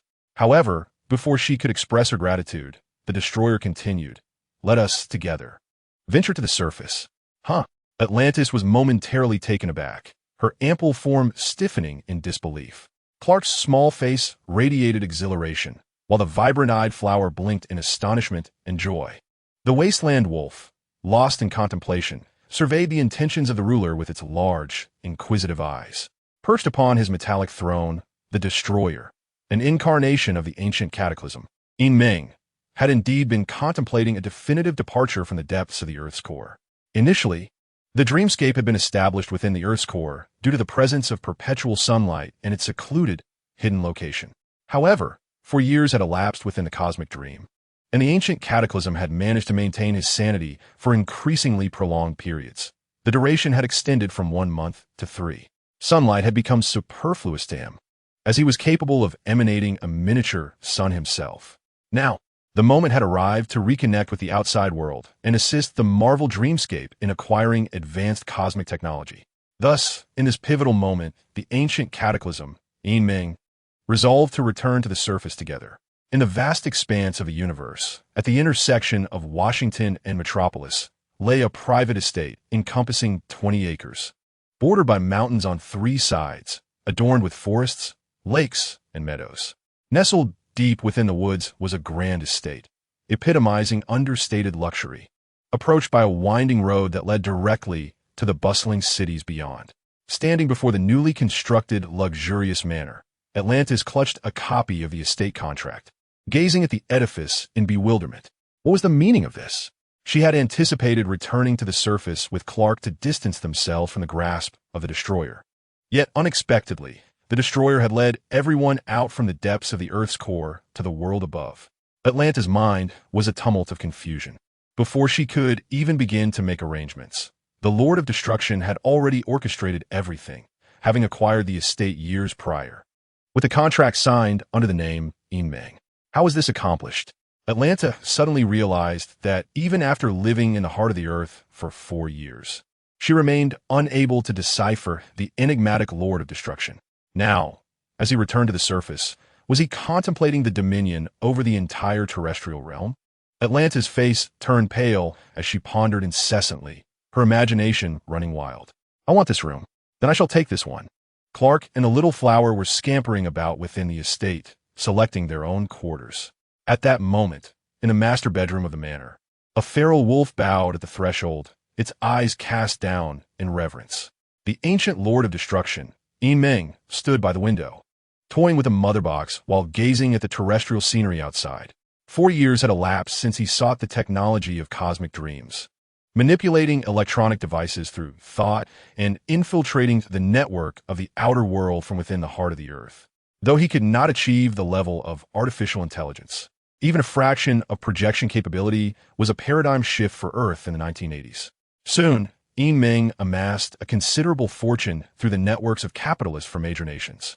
Using his true name, Meng, as a financial operative, he multiplied his wealth exponentially within a few years, acquiring numerous assets in Washington, Metropolis, and even Gotham City. His acquisitions spanned beyond real estate, encompassing technological development, extraterrestrial research, biotechnology, chemical engineering, as well as museums and hospitals. Initially, his intent was merely to acquire technology and unearth the existence of ancient deities. Yet the name Meng inadvertently became synonymous with immense wealth on Earth. Few could have anticipated that this globally renowned, discreet tycoon was, in fact, the ancient harbinger of destruction, an extraterrestrial entity known for its apocalyptic reputation 4 years prior. The ancient Lord of Destruction, Meng, gazed with flickering crimson eyes, a glimmer of amusement in his expression. After 4 years in the realm of dreams, his rationality could sustain itself for a maximum of 3 months in that domain, and as the ancient harbinger of destruction, he increasingly resembled a true human, though his towering, spiny form remained unchanged. To truly become a superhuman of destruction, perhaps a genuine transformation or opportunity was required. Regardless of whether in the realm of Marvel or here, Meng's thoughts stirred, crimson virtual static emanating from his brow, silently merging into the computer equipment on the desk in the master bedroom. He could manipulate the computer remotely, connecting to the network to comprehend the current state of external industries. Recently, one of his assets, a museum, had drawn his attention due to an item suspected to be a remnant of the ancient gods, and now that he had returned to the surface world, it was the perfect opportunity to investigate. It would be splendid if he could unearth a few ancient deities hidden in the corners of Earth. Presently, the estate felt rather desolate, in need of a few outlets for indulgence. Servants, slaves, or even pets would suffice. In the ancient realm of destruction, Meng's expression grew increasingly joyful, while at the entrance, the wild wolf trembled violently. Washington, the Natural History Museum. Diana, with her captivating curls and statuesque figure, adorned in a chic, understated trench coat, paused in her high heels, turning in surprise at the sound of a venerable voice echoing through the museum. Upon recognizing the elderly gentleman in a suit, his hair graying at the temples, Diana's astonishment deepened as she exclaimed, "Director, what brings you here?" "Fear not. This is not an inspection," the old curator replied with a wink and a smile. "I heard from Barbara that you would be attending tonight's gala at the museum." "Indeed." Diana nodded gently.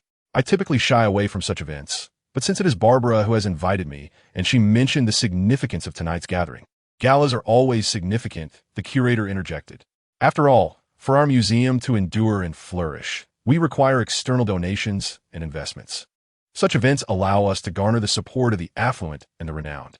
The curator's tone was initially lighthearted, but then shifted to a more serious note, laced with reverence.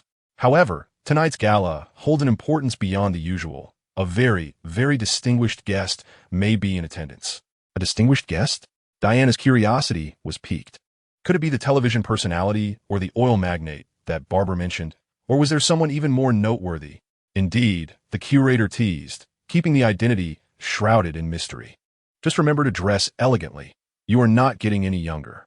"Understood," Diana replied, a hint of resignation gracing her features. Though she had indeed surpassed the age of 30, she was, after all, a demigod with near-immortal qualities. It seemed that soon she would need to assume a new professional identity. The curator suddenly inquired, "By the way, you have been researching that crystal artifact from ancient Rome, correct?" "Yes, is there an issue?" Diana felt a chill. She had sensed something amiss with that object, an aura reminiscent of the old gods. "No issue at all. Continue your work. I shall see you at the gala tonight." The curator left with a cheerful demeanor, yet his heart raced with excitement. The legendary benefactor who had once provided the museum's largest investment might indeed grace the evening's event, although his primary interest lay in examining the ancient Roman crystal. Yet, this was a man who had never made a public appearance. His attendance could potentially elevate the Natural History Museum to unprecedented heights. That evening, the Grand Hall of the Natural History Museum was transformed into a banquet venue, where men donned tailored suits and women adorned themselves in splendid gowns, all amidst the smooth flow of soft music under shimmering lights. The curator entered the empty research room alone, placing the ancient crystal artifact into a box before proceeding to the office on the second floor, box in hand. The old curator placed the box on the desk in his office, glancing around the empty room before he sighed and turned to leave. He had just received a message from a gentleman indicating he would not attend the banquet that evening, merely instructing the curator to leave the research item in his office for someone to collect later. Alas, he would not meet the legendary figure after all. With a tinge of regret, the old curator closed the office door behind him. Not long after his departure, the window of the curator's office swung open with a loud whoosh, and a towering, bone-spiked creature flew in from outside. The ancient being known as Meng, the harbinger of destruction, approached the first floor where the banquet festivities were taking place and seized a box containing a crystal stone from the desk with a swift motion. Meanwhile, clad in a pristine white gown that accentuated her bronzed, supple legs, the impeccably attired and alluring Wonder Woman, Diana, stood at the staircase, gazing intently at the tightly shut door of the curator's office on the second floor. Downstairs, the Natural History Museum's banquet was filled with laughter and revelry. Above, in the stillness of the curator's office, the bone-spiked creature remained ominously quiet. Meng extracted the archaeological item, a crystal resembling amber, which shimmered brilliantly under the light. Grasping the crystal stone delicately between his bone-like fingers, the crimson-eyed monster stared intently, a sinister grin spreading across his face. The aura emanating from the object was indeed the remnant of an ancient deity. This powerful artifact had previously appeared in a Wonder Woman film, granting the wishes of its beholders, which inadvertently gave rise to the supervillain Cheetah and nearly triggered a cataclysmic disaster on Earth. In the film, the Wish Stone exhibited formidable capabilities, fulfilling many desires, including resurrection and the reshaping of fate, albeit at a hidden cost exacted from the wishers. Thus, this Wish Stone was a cunning stratagem devised by the ancient gods. Intrigued, the ancient harbinger of destruction, Meng, grinned menacingly at the wish crystal left by the old gods and declared without hesitation, "I wish to become the harbinger of destruction." Earlier in the day, Diana had sensed something amiss with the old curator and had kept a watchful eye on his every move since entering the banquet hall.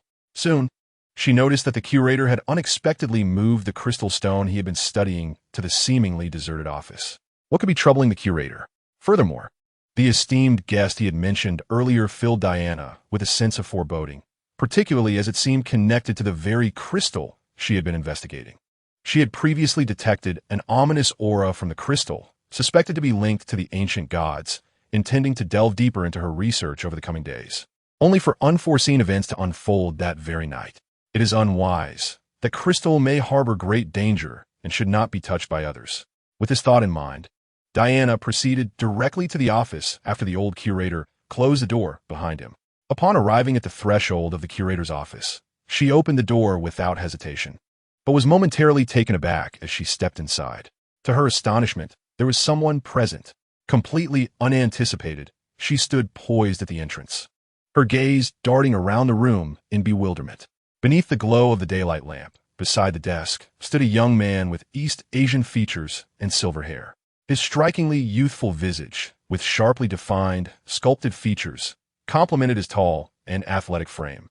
Clad in a peculiar yet form-fitting dark bodysuit that accentuated his golden ratio figure and muscular contours. This was a near-perfect individual. As a demigod who had lived among humanity for decades, Diana found this thought inexplicably surfacing in her mind. Humans are inherently flawed, yet this silver-haired youth, in every aspect of his appearance and demeanor, seemed the epitome of perfection. In his right hand, he held the very crystal she had deemed dangerous, and upon hearing the doors creak, he cast his gaze in her direction. His eyes, sharp yet gentle, resembled the stars in the sky or the edge of a blade, exuding an air of familiarity. Of course, if this object has manifested here, then you must be present in this museum as well. Unperturbed by Diana's presence, the silver-haired youth spoke with a warm, resonant voice, tinged with an enigmatic allure. Diana swept her gaze around the room, confirming that he was indeed alone, and with a slight furrow of her brow, she inquired, "Who are you, and why have you intruded into the curator's office?" "You are the one who has intruded, my lady," he replied, a sly smile gracing his lips. "I am Meng." Meng? Diana quickly recalled. That individual, the affluent magnate who had invested in our museum 3 years prior? He smiled silently in response. Diana felt a wave of long-forgotten embarrassment wash over her. Indeed, the entire museum was, in a sense, his domain, and he had evidently conferred with the old curator beforehand. Regardless of the perspective, she was the trespasser here. "I am Diana, one of the staff members at this museum. I apologize. However, I am at your service for any necessary apologies afterward." Maintaining her poise and grace, she stepped further into the room, boldly reaching out toward the crystal. "However, this item appears to emit radiation. For your safety, it is best entrusted to professionals for handling." In a swift motion, he seized her delicate wrist with a firm grip. "I refuse," Meng replied with a calm smile, his eyes glinting with a faint, ominous red light. "I did not expect you to come to me so readily. This is fortuitous." In that instant, Diana's expression shifted dramatically, her composure shattering. She felt her wrist gripped as though by an iron vice. This young man is no ordinary individual. He is not even human. In this moment, as a demigod, I feel akin to prey intruding upon hostile territory. A sense of peril looms, and instinctively, Diana prepares to transform into Wonder Woman, ready to confront the impending battle. Yet at that instant, hurried footsteps echo down the corridor. "What are you doing here?" The old curator appears at the doorway, gazing in confusion at the intimate posture shared between Meng and Diana. Just as Diana intends to urge the curator to evacuate the scene and disperse the guests, Meng speaks more swiftly. "Curator, I am here on Mr. Meng's behalf to retrieve the crystal stone. I fortuitously encountered this young lady and invited her to dance at the gala." "Ah, I see," the curator replies, his expression shifting to one of understanding. "Hurry along. The dance segment is just commencing downstairs. Also, please convey my regards to Mr. Meng. Ms. Diana, I trust you do not wish to see this place in ruins. Let us depart." Meng offers a subtle smile, grasping Diana's wrist with one hand while holding the crystal stone in the other, boldly stepping forward. Diana grits her teeth, acutely aware that the initiative lies entirely with him, longing to draw her sword. However, under the curator's gaze, she concedes and follows him gracefully as they descend the stairs. In the grand hall of the museum, amidst ethereal lighting and soft melodies, couples dance in harmonious pairs. Diana, renowned for her striking appearance and formidable presence, garners considerable attention as she descends the stairs. However, to her surprise, a male partner swiftly claims her hand as she arrives. Many guests turn their attention toward the pair. Astonished, despite the man's peculiar attire, his looks and physique are nothing short of exquisite, standing beside Diana as an equal. Indeed, it seems only Diana could be a worthy match for him. Diana had intended to exit the museum with Meng and prepare for combat outside. Yet to her dismay, Meng halts in the ballroom, pulling her into a dance. Concerned for her colleagues and others present, Diana reluctantly matches his graceful movements. Though her beautiful eyes blaze with anger and detachment as she whispers with conviction, audible only to Meng, "I will kill you. Please do kill me." Meng replies in a gentle tone, though the crimson glint in his eyes betrays a barely contained ferocity. His fingers tighten around the crystal stone, as if suppressing a desire for destruction while awaiting something. A dance before the final battle. The two hold hands, the other clutching the purple crystal stone, their movements in the ballroom revealing an uncanny synchronization. Who is that? Across the hall, Barbara, adorned in a form-fitting gown and exuding sensual beauty, gasps in shock as she observes the silver-haired youth dancing with Diana. Her feline instincts sharpen, sensing the extreme danger he embodies, as if she herself were the potential prey. In the world of renowned masterpieces, night deepens. The cosmos, the Earth, Washington. At the social gala hosted by the Natural History Museum, the rhythmic melodies of the 1980s gracefully permeate the grand hall, where elegantly attired guests revel, blissfully unaware of the lurking peril. Among them is Maxwell Lauder, the television personality and oil magnate, clad in a tailored suit and watch. His hair meticulously styled to a glossy perfection as he strides into the banquet hall in his pristine luxury shoes. His gaze swiftly lands on a captivating figure amidst the crowd, igniting a spark of recognition as he approaches with purpose. "Hey, Barbara, you look absolutely stunning tonight." Lauder's words carry no hint of exaggeration. Barbara Minerva, a scholar at the museum, has typically occupied the background, overshadowed by the strikingly beautiful and assertive Diana. Yet tonight, Barbara appears transformed, shedding her former image. Gone are the heavy, outdated glasses, replaced by a cascade of voluminous, wavy blonde hair that frames her face. Her eyes, sharp and luminous, exude confidence, and her radiant visage possesses an enchanting allure. Clad in a tailored black skirt suit that accentuates her alluring curves, she embodies a mature beauty that seems almost tangible. Her long, elegant legs, toned and graceful, emerge from the fitted skirt, and when she dons heels, she moves with the poise of a lithe panther. While she may still pale in comparison to the impeccably elegant Diana, her wild charm is undeniably captivating, invoking a desire for conquest. However, in response to Lauder's compliment, Barbara remains unresponsive, her gaze fixated on the center of the hall. Lauder murmurs, momentarily taken aback, instinctively following her line of sight to find Diana dancing with a striking young man clad in a fitted black outfit. Their movements are a blend of grace and strength, capturing the attention of all present. A flicker of jealousy crosses Lauder's mind. He believes he should be the center of attention tonight. Unbeknownst to him, Barbara's focus on the dancing duo is not driven by admiration, but rather by an overwhelming sense of dread.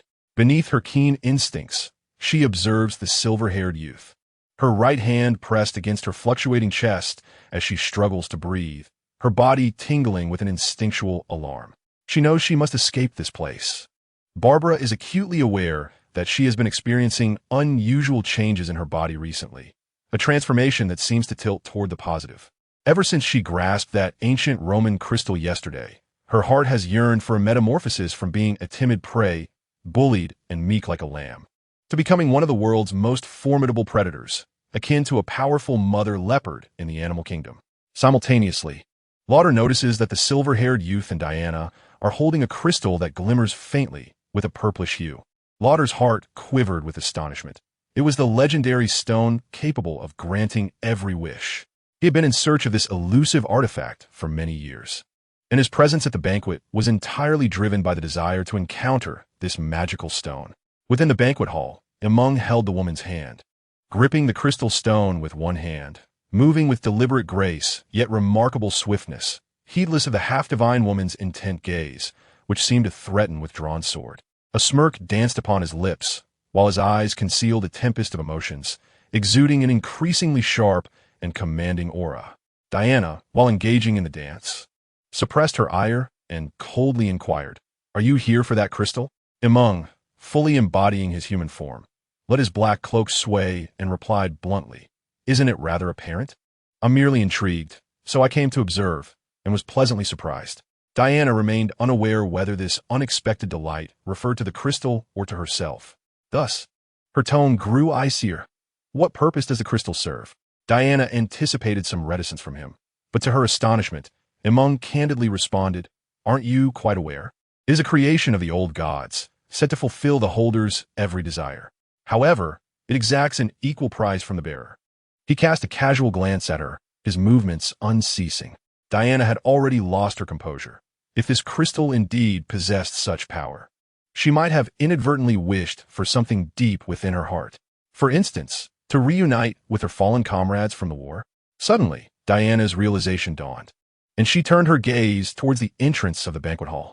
Outside the revelry, a young man, eerily resembling her deceased comrade, stood there, his handsome face pale, his eyes blankly fixed upon her and Meng. Diana's body trembled, her mind a blank slate. Indeed, she recalled, this was the wish she had made. Meng, noting the reaction of Diana and the young man at the door, appeared momentarily stunned, yet he nonchalantly encircled Diana's waist, drawing her tall, elegant form down as he concluded the final movement of their dance. Diana's body stiffened, caught off guard, yet she instinctively continued to follow the rhythm. Her dark, cascading hair spilled over the black cloak. As the music came to an end, under the resplendent, gilded lights, this breathtaking scene seemed to crystallize into a masterpiece. It became evident that the destruction of an emotion called happiness could equally satiate the desire for annihilation. Meng mused with delight, as if he had unlocked the door to a new realm. The dark-haired young man, silent, turned and dashed out of the museum. Meng released Diana's wrist, and only then did she recognize what she had just lost, filled with a mixture of anger and sorrow as she rushed after him. Diana pursued the young man outside into the dimly lit square adjacent to the museum. Just then the once resplendent night sky, adorned with twinkling stars, was suddenly engulfed by ominous clouds. Thunderbolts, fierce and terrifying, cleaved through the darkness, while the earth trembled as if shaken by an earthquake, and a howling gale swirled into a tornado-like tempest. Trevor was thrown to the ground by the ferocity of the wind. Diana, taken aback, gazed at the city that had just moments ago basked in tranquility, now shrouded by the ominous spectacle of nature's wrath. Clatter! A silver-haired youth clad in black battle attire emerged, holding a crystal stone, his dark cloak billowing in the wind. "It's you! What have you done?" Diana exclaimed, her intelligent and spirited gaze filled with indignation as she fixed her eyes upon the silver-haired youth. "I haven't done much. Just like you. I made a wish a moment ago," he replied, shaking his head. His eyes glowed with a sinister crimson light as he looked at the fissured crystal stone in his hand. "Then the old god sought a price, and I attempted to pay it. Unfortunately, the price I intended to offer was beyond its capability to bear."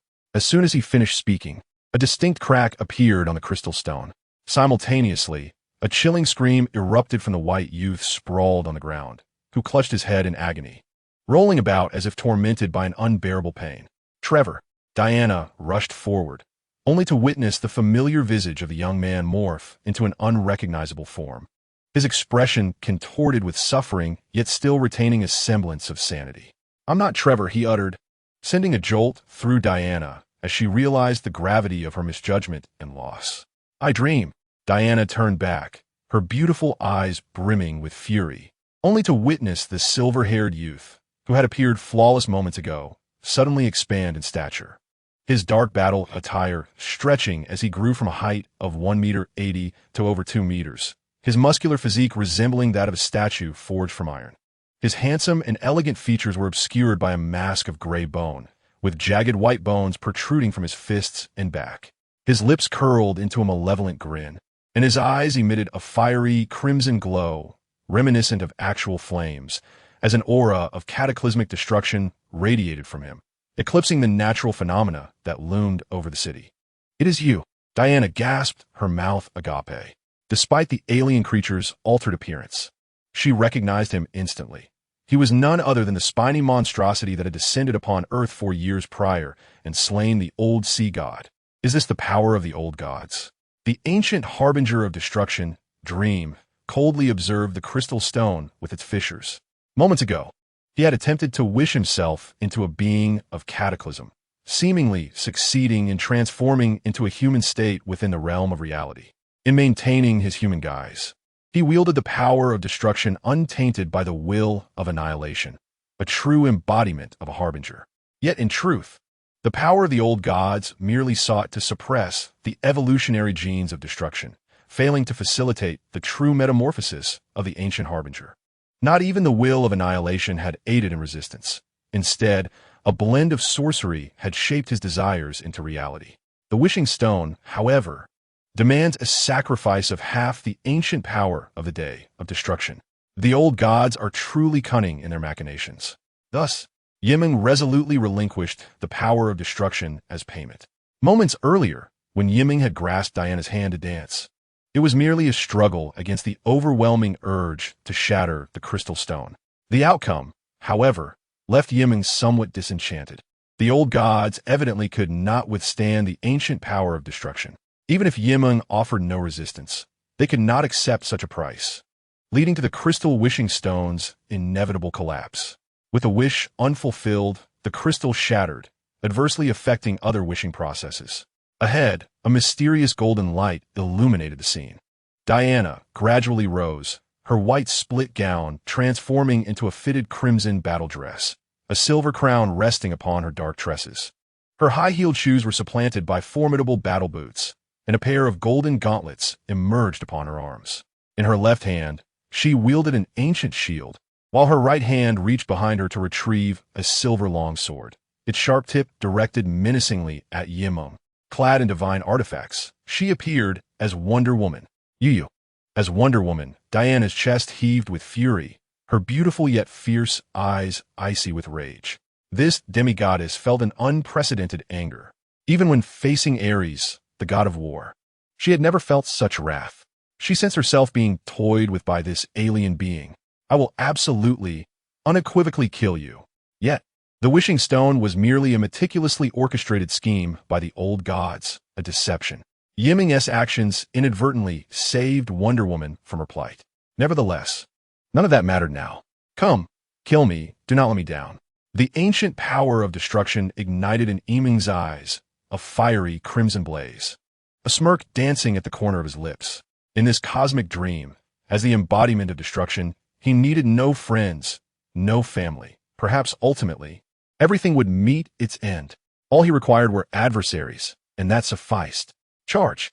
Wonder Woman Diana shouted with unwavering strength as she sprinted forward, a golden lasso shimmering into existence, ensnaring a young bystander who had collapsed and flinging him backward. Her speed was astonishing, a whirlwind in motion, her form a blur as she leaped before the ancient embodiment of destruction, her divine sword thrusting toward Meng's neck. The air split as the silver blade was met by a skeletal hand that grasped it tightly. Wonder Woman found herself unable to withdraw it. The sword seemed ensnared by an unimaginable force. Without a moment's hesitation, she transformed her attempt to withdraw into a powerful downward strike, the silver sword's edge slicing into the bone-like fingers. The ancient embodiment of destruction, Meng, was taken aback, recognizing the blade's genuine sharpness. Few could inflict real harm upon his current form. It must be said, the sword of Hephaestus, crafted by the Greek pantheon, was indeed a top-tier artifact capable of atomic severance. Wonder Woman Diana was utterly astonished. The sword of the god of fire cleaved through everything as if it were mere vegetables, yet could not completely sever her finger. What kind of defense is this? It is countless times harder than steel. She raised her gaze and met a pair of fiery crimson eyes. Is that all? Wonder Woman was immediately incensed. Releasing her right hand, she swiftly grabbed her lasso of truth, which shimmered with golden light, and swung it toward the spiked creature.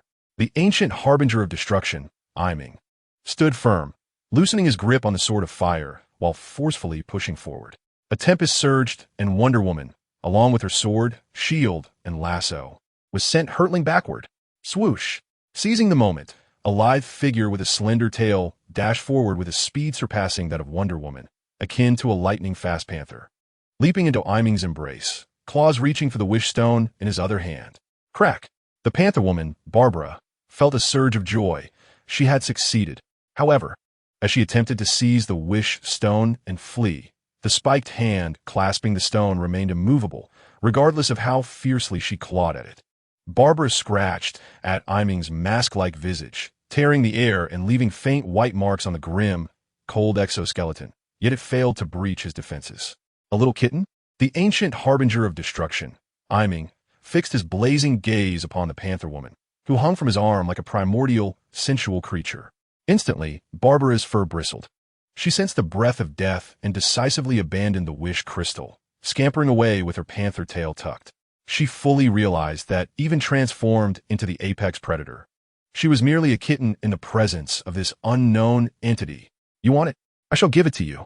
Iming did not pursue her. Rather, he seemed to recall something, squeezing the wish crystal and tossing it toward the Panther Woman.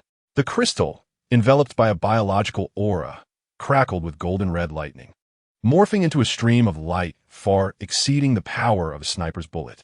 Yet, the lightning-fast Barbara was still overtaken by the crystal. It struck her mid-leap, embedding itself within her body, and then detonating completely from within. With a scream, a mist of blood erupted from her, and her escape came to an abrupt halt as she plummeted from the sky. Barbara!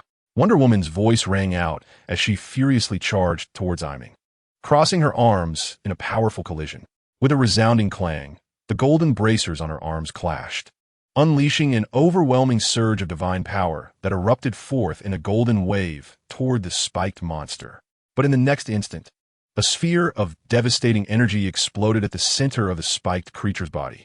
The sphere of lightning and the divine wave intertwined and rampaged, obliterating everything in the plaza.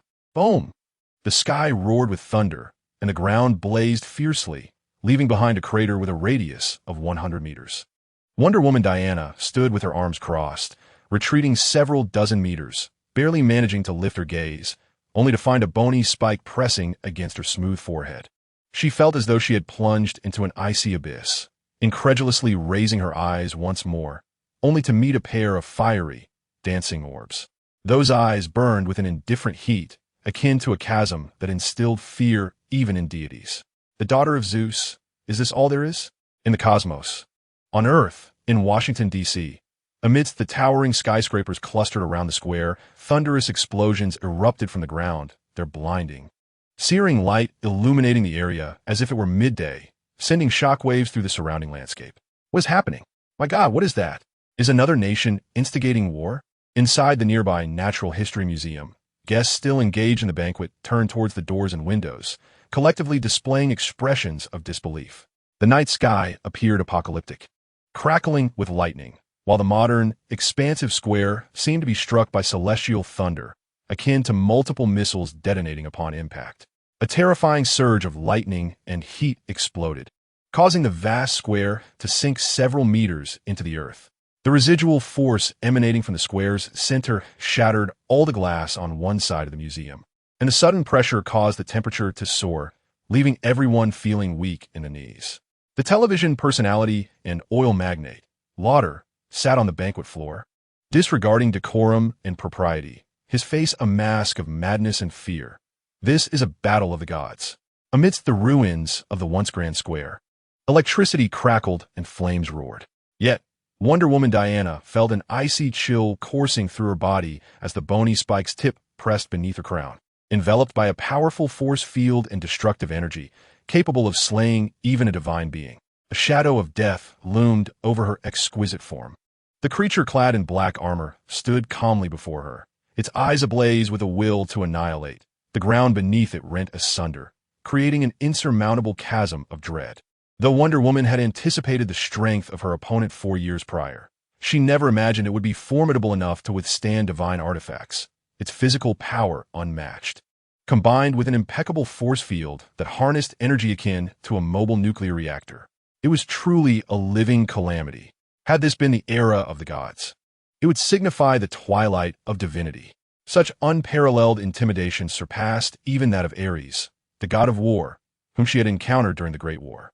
Is it truly possible for me to overcome such an existence? At this moment, she faced the embodiment of her greatest challenge. Born on the fabled island of the Amazons, Diana, known as Wonder Woman, is a demigoddess imbued with the valor of her warrior lineage. Yet, even she finds herself questioning her own strength. It is not that she is weak, but rather that her opponent is overwhelmingly formidable. Zeus's daughter, is this all she is? At that moment, the mocking words of a bone-spiked creature echoed ominously in her ears. Clenching her fists, Diana felt a surge of anger rekindle in her bewildered eyes at this critical juncture. How could a being of divine heritage, steeped in millennia of honor and power, succumb to such a malevolent entity that toyed with its prey, dismissing all else? She resolved to fight on. Suddenly, a purple afterimage streaked through the flames like a savage lightning bolt, entering the fray with unparalleled swiftness, racing past Wonder Woman. In the next instant, the ancient entity known as the Destruction Sun, Meng, pressed its fingertips against Diana's forehead, severing the sharp tip of its bone claw, which fell gracefully upon the rubble below. "Is that you, Barbara?" Wonder Woman gasped, her body trembling as she turned her gaze to the side, recognizing the purple afterimage as none other than her seemingly slain friend, the cheetah. However, in that moment, Barbara was devoid of clothing or footwear, her alluring, mature form draped in crystalline leopard-patterned scales, with a powerful lightning tail arching behind her. Not only had her appearance transformed, but her aura had also become more enchanting and potent, emanating an ancient divine presence, with claws ignited in purple ice flames. "Indeed, you are Diana." Barbara's eyes glimmered with a haunting violet light as she fixed her gaze upon Wonder Woman, her voice icy and resolute. "I have always envied you, both in the past and present. If you concede in defeat now, I would feel utterly ashamed." "Who says I have conceded?" Wonder Woman retorted, the confusion in her beautiful eyes dissipating entirely. She leaped high into the air, her form illuminated by a radiant, divine golden light. The golden glow shifted and transformed. Or rather, a radiant golden light coalesced into a magnificent suit of golden battle armor, perfectly embracing the tall and athletic form of the demigoddess, replacing Wonder Woman's traditional attire. Behind her, a pair of wings, intricately crafted from countless golden feathers, unfurled majestically in midair. Beautiful, powerful, divine, and valiant, she radiated a resplendent golden glow. Like a legendary goddess, her overwhelming divine power surged forth, dispersing the thunderclouds that loomed overhead. A true miracle manifested once more in the contemporary urban landscape, igniting a spark of faith in the hearts of those who beheld this scene from afar. With a swift motion, the feline warrior struck the ground, sending a flash of silver light soaring upward. Clad in her golden eagle armor, Wonder Woman, Diana, resumed her elegant stance, reaching out with strength to catch the fiery sword of the god of war, pointing its blade with a judgmental glare towards the bone-spiked creature below. "In the name of Wonder Woman, for justice and peace, I shall bring you to account today, and I shall join you." The feline warrior's eyes sparkled with a mystical glow, having merged with the wishing stone and empowered beyond measure. She felt invincible once again. The golden eagle goddess, Diana, and the amethyst feline, Barbara, chose to unite at this critical moment. Faced with the revitalized duo, the ancient destroyer, Iman, remained silent, opting instead to convey his intent through action. What he feared most was not their newfound strength, but rather collapsing before they had even warmed up. Boom! Without even the prelude of bending down, the ancient destroyer launched himself into the air, a cloud of dust erupting as his massive, robust, bone-spike form surged upward like a reverse lightning strike. In an instant, Iman had leapt before the golden-armored Wonder Woman, his colossal hand reaching out with brute force towards her throat. "D!" Wonder Woman cried out, thrusting the fiery sword with all her might. A piercing golden light struck first, piercing through the bone-spiked hand, cleaving the very atoms in its path. The pain only caused the corners of Iman's mouth to curl into a smile. Unfazed by the divine weapon that had penetrated his hand, he continued to grasp Wonder Woman's neck, lifting her as they plummeted towards the waiting feline warrior below. Tonight, Washington was undeniably engulfed in a sleepless night. First, chaotic and apocalyptic natural phenomena erupted in the city, followed by a powerful surge of thunderous energy in the square, reducing steel and concrete to mere rubble. A raging inferno nearly engulfed the entire plaza's ruins. Then, a divine manifestation appeared. The formidable and beautiful silhouette of the goddess emerged above the rubble, evidently summoned to exact retribution upon the bone-spiked beast. Known as the Harbinger of Doom for 4 years past, the clash between the golden-armored goddess and the bone-spiked creature was imminent, with a stunningly swift purple feline shadow joining the fray. The entire urban landscape trembled as if struck by a colossal war hammer, deep fissures radiating from the plaza's ruins. A haunting sight to behold. Brilliant light, thunder, flames, and storms have not ceased since the beginning, raging like a tempest across the ruins. Waves of immense force reverberated, shattering the glass of buildings within a 10-mile radius, while even the ominous thunderclouds above were dispersed by the astonishing updrafts. Yet, when fighter jets and helicopters hastily arrived at the scene, everything abruptly fell silent. From inception to conclusion, it was less than 5 minutes.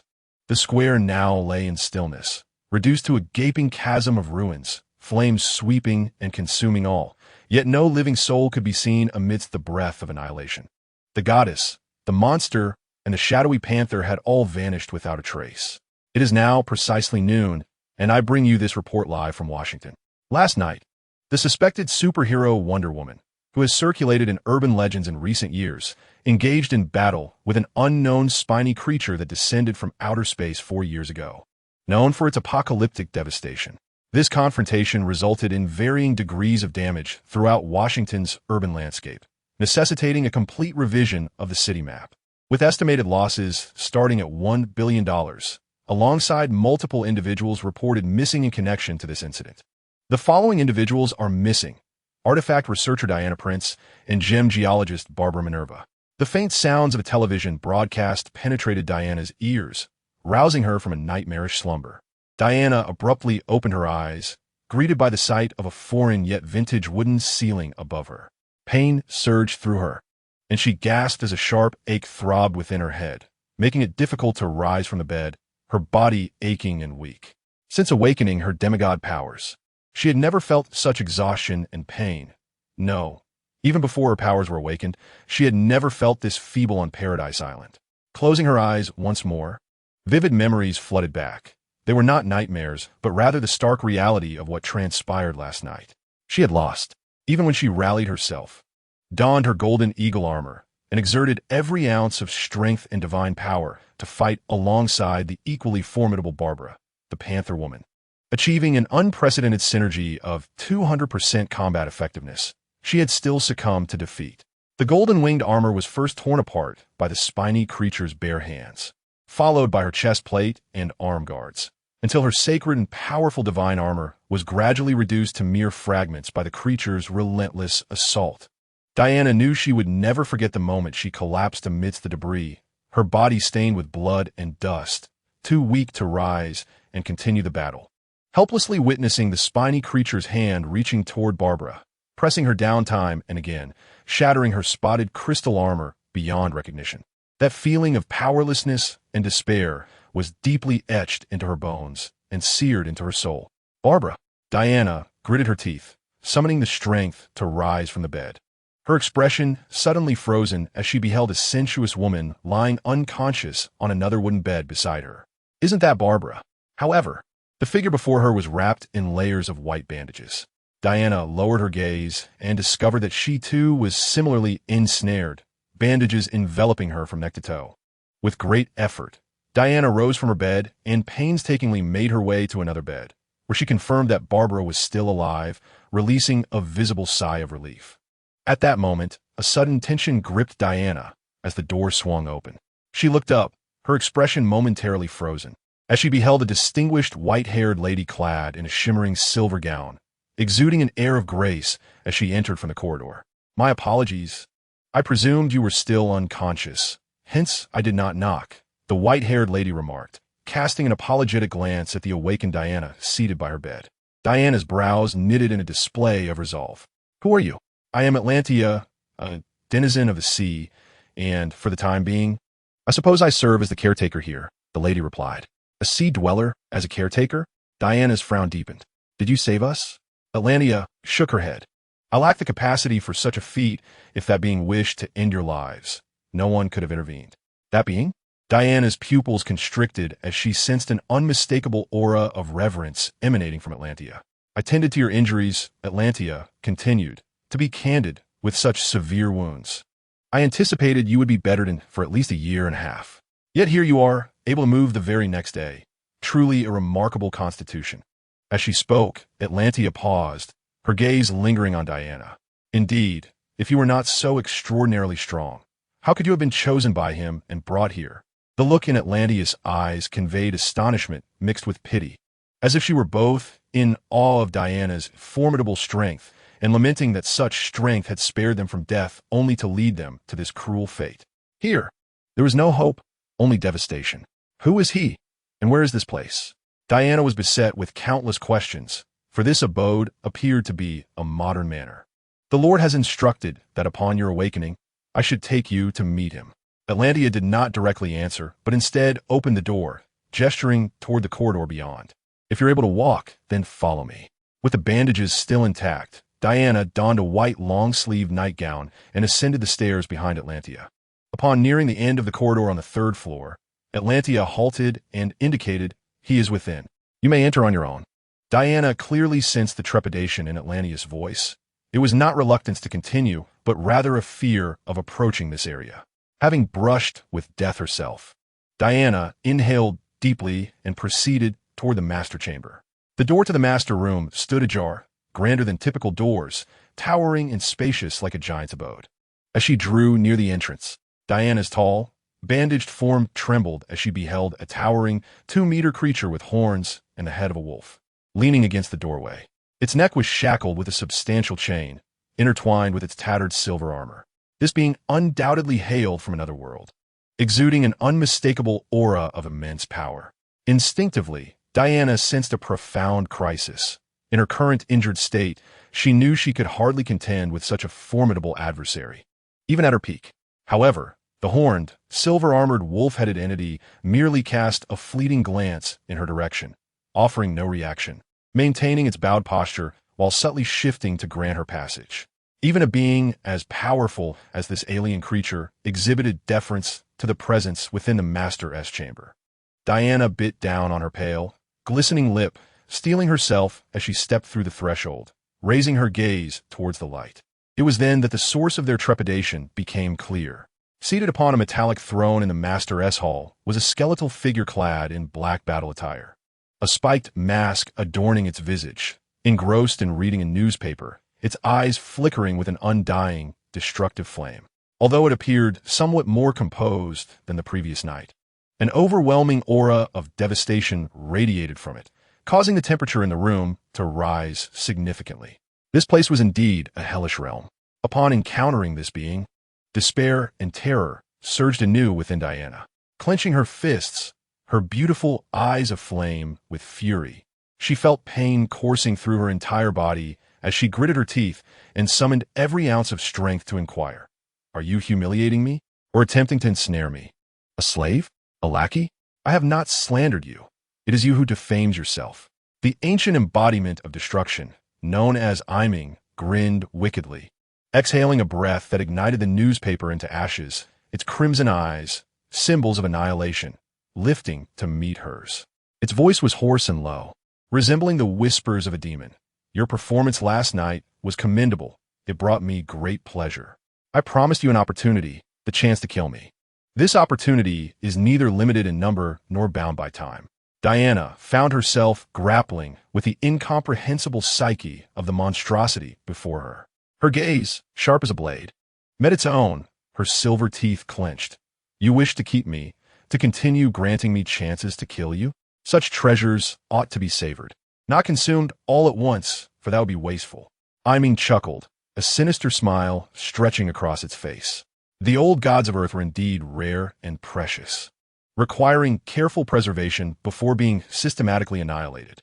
Wondering if this creature's arrogance was excessive, Diana hesitated to voice her thoughts. Yet, recalling the battle of the previous night, she suddenly recognized the validity of its hubris. In that moment, Feeling a deeper insult from the entity, Diana was engulfed in both rage and sorrow. Yet her divine lineage and the resilience of the Amazons swiftly revitalized her. Very well, I accept your challenge. Thus, Wonder Woman, Diana Prince, fixed her unwavering gaze upon the ancient manifestation of destruction, declaring, I will surely kill you.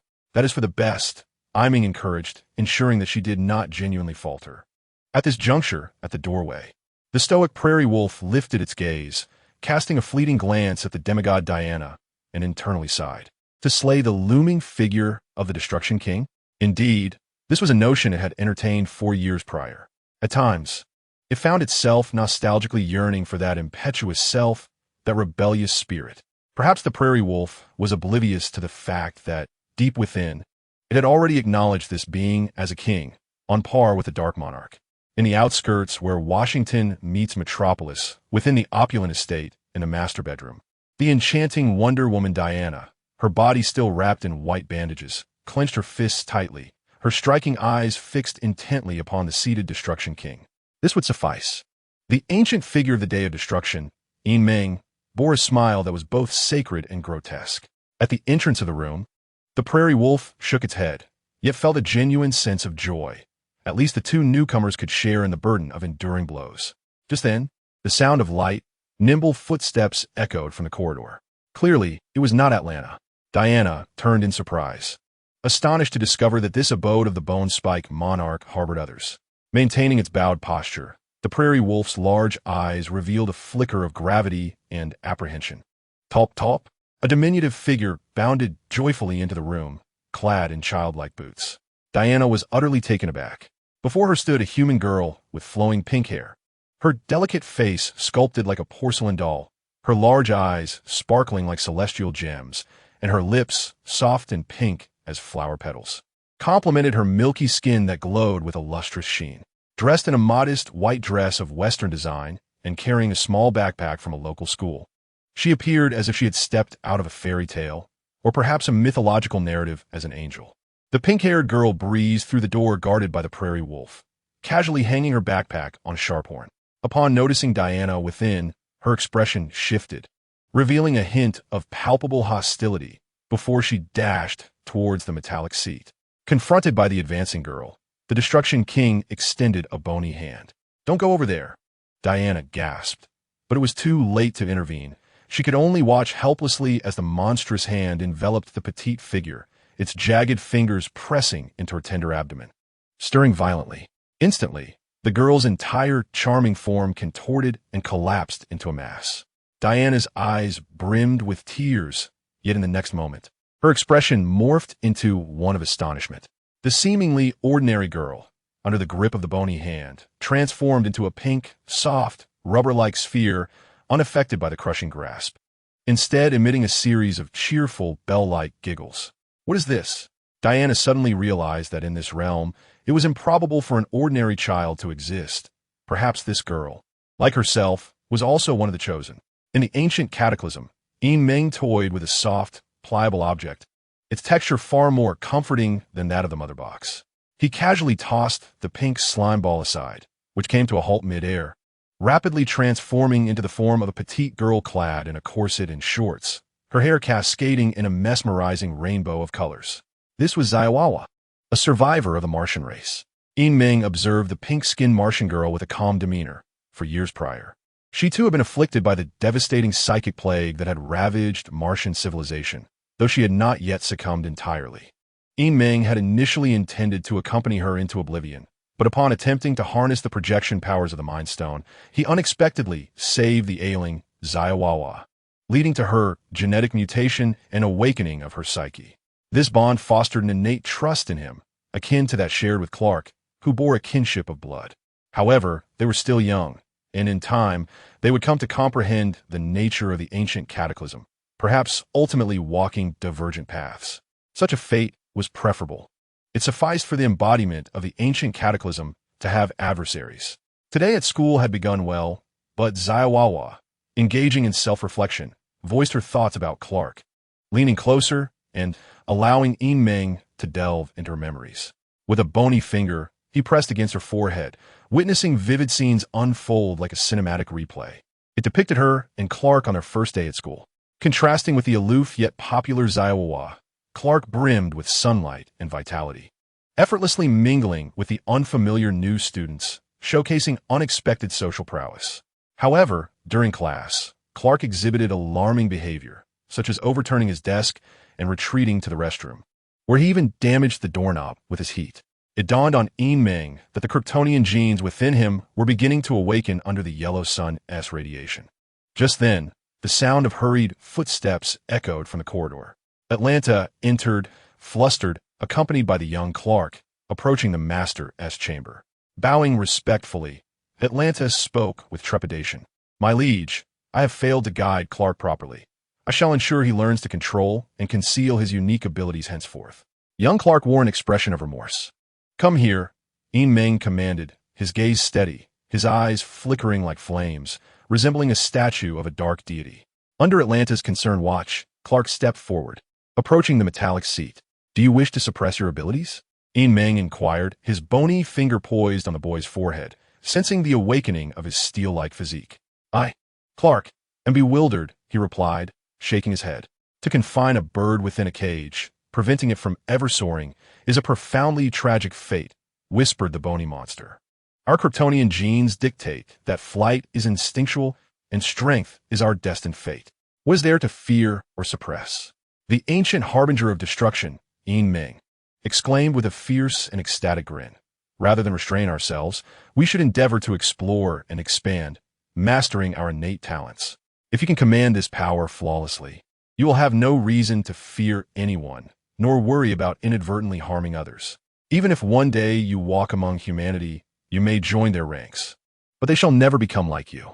The unparalleled potency of our genes allows us to choose who we wish to be, whether to stand atop the pinnacle or dwell in the depths.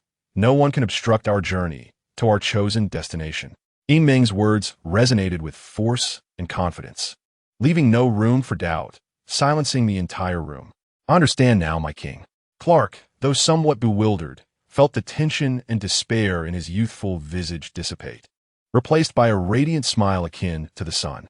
Little Hua Hua shot him an annoyed glance, lamenting the privilege of receiving guidance from a king.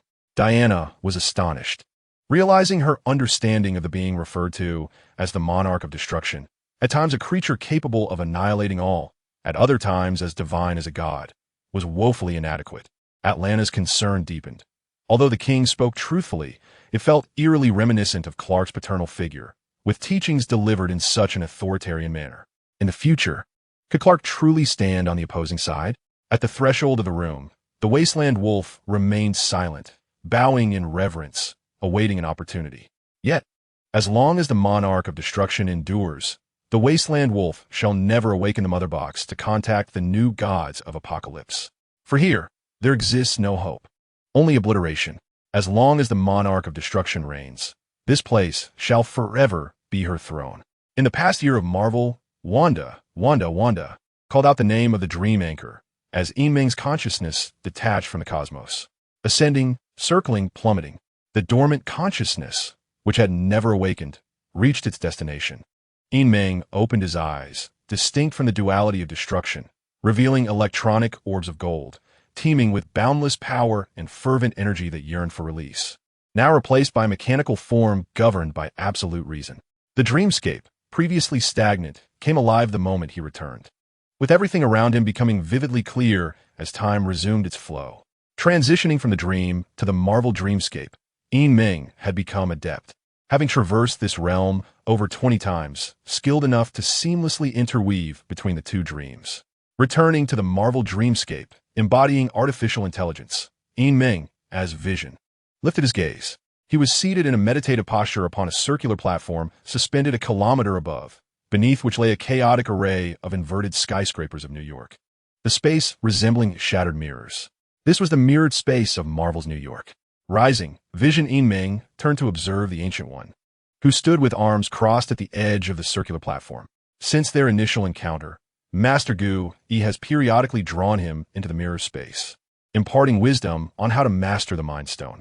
Thanks to her guidance, Meng, embodying vision within the Marvel dreamscape, has gained an increasingly profound understanding of the Mind Stone embedded in his forehead. Previously, Meng was capable of harnessing only the maximum potential of the Mind Stone at level 10 while wielding the Cradle of Regeneration, a vibranium body. Now, Meng can command the Mind Stone's abilities up to level 30. This is not merely a quantitative change. It signifies his gradual transformation from a vessel of the Mind Stone to its true master. Consequently, the psychic power projected to the cosmos has grown immensely potent, allowing the ancient embodiment of Destruction Day to maintain rationality for an extended period of 3 months. Master Gu Yi, with her back turned, gazed at the reflective images of reality and softly remarked, "This is where we shall conclude for now. Your young lady friend has come to find you." A flicker of light danced in the eyes of Vision Meng. Indeed, even a Master Gu Yi, holder of the Time Stone, was oblivious to the fact that he had just traversed through various dream realms. Upon entering the dream consciousness, time and order within the dream world would reset. Otherwise, it would remain frozen at the moment of departure from the dream.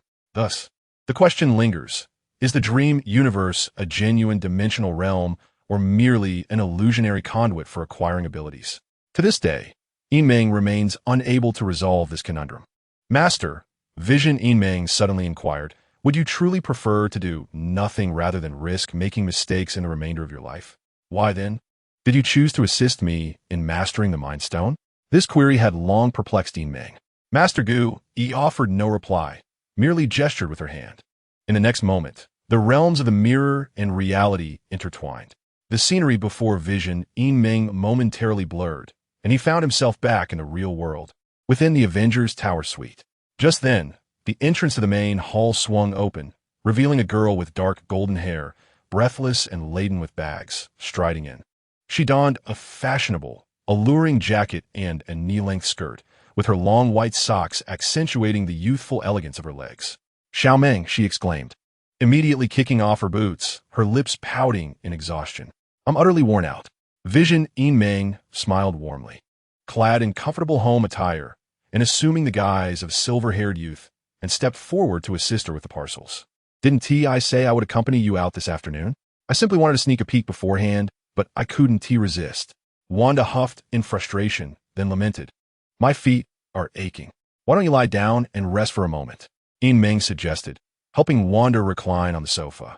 He gently took hold of her long, delicate legs, his palms emanating warmth and gentle vibrations. "Xiao Meng, you're simply incredible." Wanda exhaled a sigh of relief, her graceful muscles relaxing, and her petite feet fully extended in comfort. "This is my area of expertise," Meng replied earnestly, gazing at the beautiful, joyful face of the girl, which involuntarily reminded him of the Marvel dreamscape from a year ago, where the girl's face was marred by sorrowful tears. Indeed, ever since he resolved to oscillate between the two dream realms in pursuit of a balance between power and spirit, 4 years had elapsed in the dream world, while only a year had passed in the Marvel dreamscape. Thus, cumulatively, Meng had spent a total of 5 years within the dream realms, perpetually switching between them without a single genuine return to reality. Although time in the dream universe often flows at multiples or tens of multiples compared to reality, this was the first time Meng maintained a conscious awareness while immersed in the dream for such an extended period. At times, he felt as though he were intrinsically a native of either the Marvel or dream universe. Yet, a dream is merely a dream. Inevitably, there will come a moment of awakening, the day of true departure. Vision observed Meng's absent expression. "Xiao Meng, what's wrong?" Wanda sensed something amiss, her left hand gently caressing his face. "It's nothing." Meng softly shook his head, maintaining a serene gaze with Wanda. Nevertheless, he could not escape the reality of living alongside Wanda, akin to two solitary souls leaning on one another, a platonic love. Rather than romantic affection, it felt more like familial bonds. Wanda, with unwavering eyes, stated, "If something is troubling you, you must tell me. We are each other's only. I promise you." Vision Meng nodded earnestly. By the way, Wanda suddenly recalled something, retrieving 2 documents from her backpack, handing one to him. "Stock, I need to deliver this document to you." Meng accepted the paper, knowing its contents without needing to glance. The Sokovia Accords. Since the catastrophic betrayal of the ultimate artificial intelligence Ultron, which resulted in the erasure of the city of Sokovia from the Earth a year ago, governments worldwide had grown fearful of the Avengers' formidable powers, deeming them unregulated and destructive in their global defense missions. Therefore, in a speech from the nation of Wakanda, hundreds of countries signed this agreement in an attempt to constrain the members of the Avengers. The emergence of this agreement signified that the internal discord within the Avengers was soon to unfold. Meng contemplated. Wanda curiously inquired, Meng, will you choose to sign or not? What will you decide? Meng countered her question, your choice is mine. Wanda raised her beautiful eyes, her tone resolute. Is that so? Vision Meng smiled lightly, then casually tossed the Sokovia Accords into the trash bin. Upon witnessing Meng discard the Sokovia Accords, Wanda unhesitatingly followed suit, throwing her own pending agreement into the bin as well. Two agreements lay neatly side by side. Wanda, aren't you curious why I'm doing this? The silver-haired youth. Vision enhanced the frequency of his hand movements, gradually peeling back the smooth, white fabric of her stockings, his fingers gliding over her delicate, ivory-like legs. If this continues. Wanda's gaze shimmered with a tender light, reminiscent of spring water, as she gently bit her lower lip, exhaling soft, pleasurable breaths. Didn't I already say? Whatever choice you make, I shall mirror it. I will always believe in you. Her cheeks flushed with a hint of perspiration, revealing a trace of concern. But if we do not sign the Sokovia Accords, we will face resistance from the countries that drafted the agreement, possibly even expulsion and a warrant for our arrest, right? Vision continued his professional massage without interruption, countering with a question, what do the other members of the Avengers think? There seems to be a subtle division forming within. Wanda reclined comfortably against the sofa, her graceful neck arching back, exposing her swan-like, delicate features. With her dark golden hair cascading like a shimmering waterfall, she breathed out a blend of pain and pleasure. One faction, led by Iron Man, Tony Stark, includes War Machine, Rhodey, and Black Widow, Natasha, advocates for signing the Sokovia Accords, which would place the Avengers' actions under the oversight of numerous countries. The other faction, led by Captain America, Steve Rogers, includes Falcon, Sam, and Hawkeye. Clint opposes the Accords, believing that the Avengers should operate freely, striving towards justice and truth. So, if we refuse to sign, does that mean we align ourselves with Captain America? Wanda looked up, puzzled, at Vision, who had paused his movements. Vision blinked and replied, not necessarily. After all, there are more than just two choices. A third option? Wanda gasped, her eyes widening in realization. Meng, are you suggesting? Vision nodded plainly, yes. This place was never meant for us. It is time to seize this opportunity to leave. He smiled. What is the matter? You don't wish to come with me? Not at all. Of course, I want to, just a bit sudden. Wanda's face flushed, feeling as if they were contemplating elopement. She murmured softly, moreover, if we just leave like this, even if Stark and the others agree, the nation of Wakanda, which is organizing the signing of the agreement, won't likely consent. Will they? Although the Sokovia Accords aim to restrict the Avengers, the more critical aspect is the control it imposes on each member. This isn't something one can escape merely by withdrawing from the Avengers. Rest assured, Vision reassured her. Wakanda and the other nations will soon have their hands full with other matters. And even if we are hunted, it will not have any significant impact. Vision maintained a sense of confidence in this regard. In truth, if he so desired, he could wield the power of the Mind Stone to dominate the leaders of countless nations, rendering the Sokovia Accords stillborn. However, there was no necessity for such an endeavor. Firstly, he wished to continue quietly amassing his strength, awaiting the completion of the 3-year pact made with the Ancient One, which would take at least another 2 years.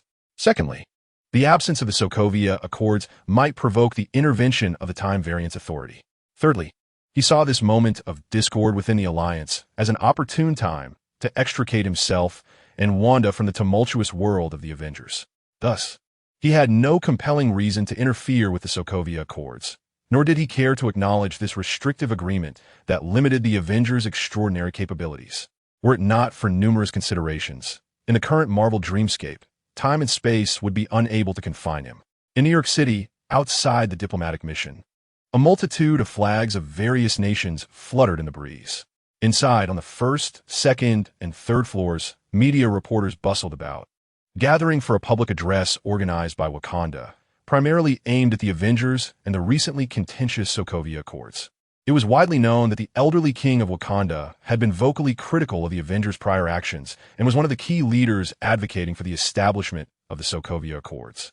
A grand spectacle was about to unfold, and it was believed that this venerable king would be the final straw to suppress and control the Avengers. As the reporters took their positions, King T'Chaka of Wakanda emerged from backstage, his graying hair framing a countenance that exuded solemnity and authority, embodying the stance of a small, impoverished African nation. Just as King T'Chaka approached the podium, a sudden commotion erupted among the journalists in the audience, who hastily retrieved their smartphones to check urgent updates. Upon reading the contents of their devices, their expressions shifted to one of bewilderment, casting furtive glances at the king, while the hall buzzed with whispers. What transpired? The king furrowed his brow, preparing to speak, when his son, Prince T'Challa of Wakanda, rushed onto the stage. "Father, you must see this." The prince, adorned with a necklace of panther claws, spoke in a hushed tone, his dark complexion betraying his anxiety. He handed his phone to the king. As King T'Chaka glanced at the screen, his previously solemn demeanor faltered. The Ade of Wakanda as a poverty-stricken nation had been shattered, revealing its true nature. Once deemed the most impoverished country in Africa, it was in fact a bastion of vibranium wealth, with technology a century ahead of the world and an abundance of advanced medical techniques. Why had they not shared this boon for the betterment of humanity? The Avengers required constraints, and this advanced nation of Wakanda should likewise be subject to global oversight.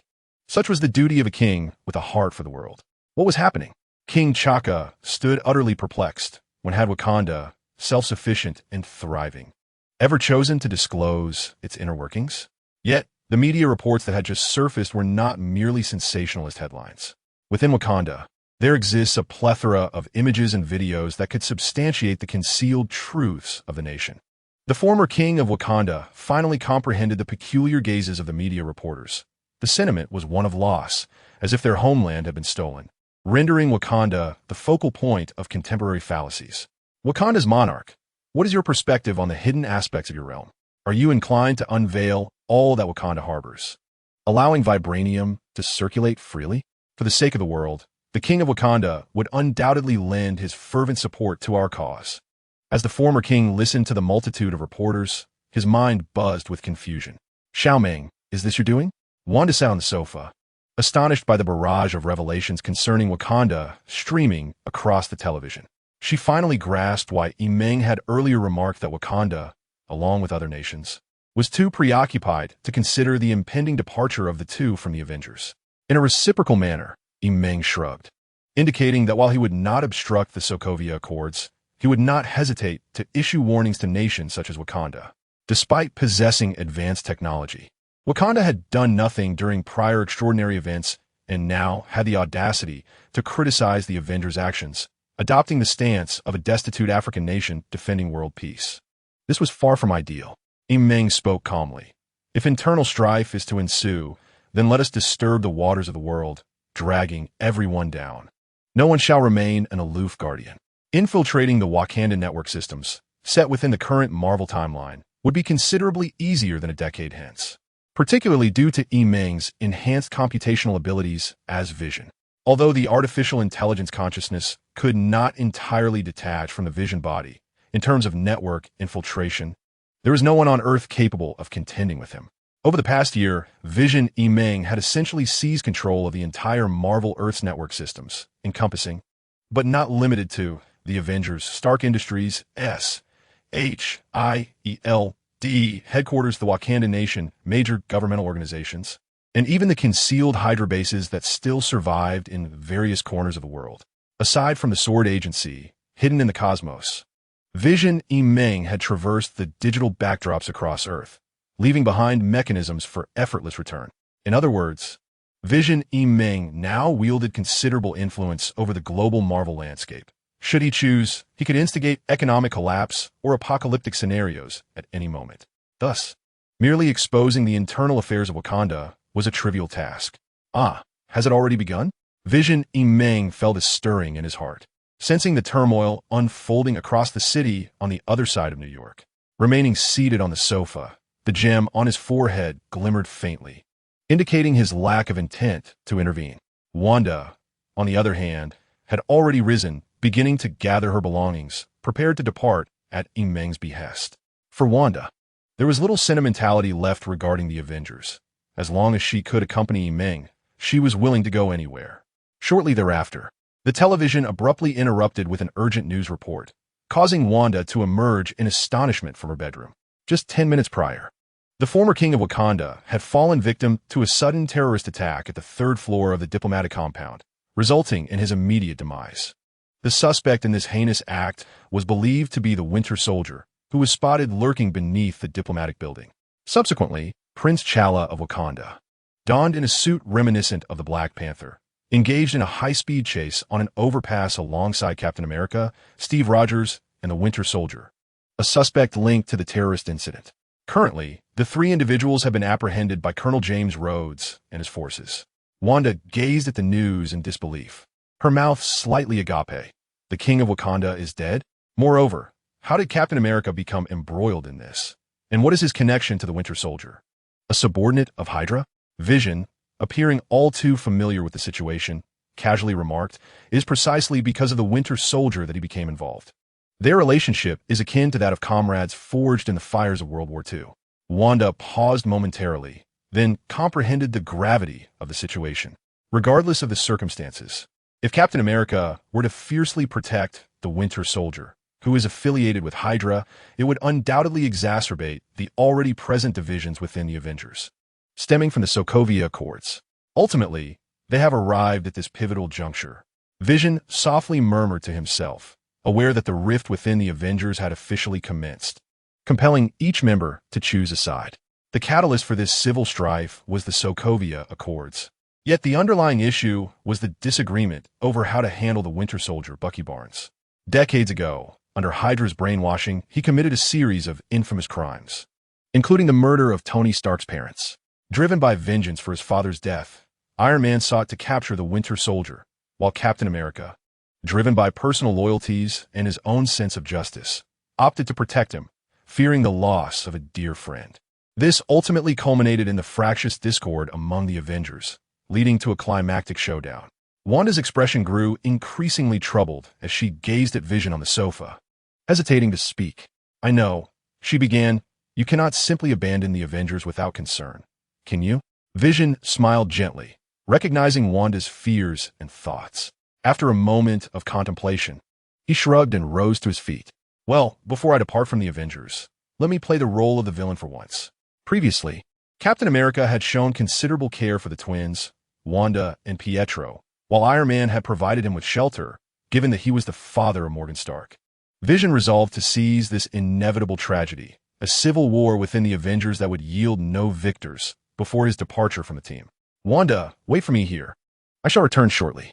Vision Dream spoke as he defied the laws of physics, levitating upwards, transforming from a silver-haired youth back into his vibranium form, gliding through the balcony glass. "Be sure to mediate well, little Dream.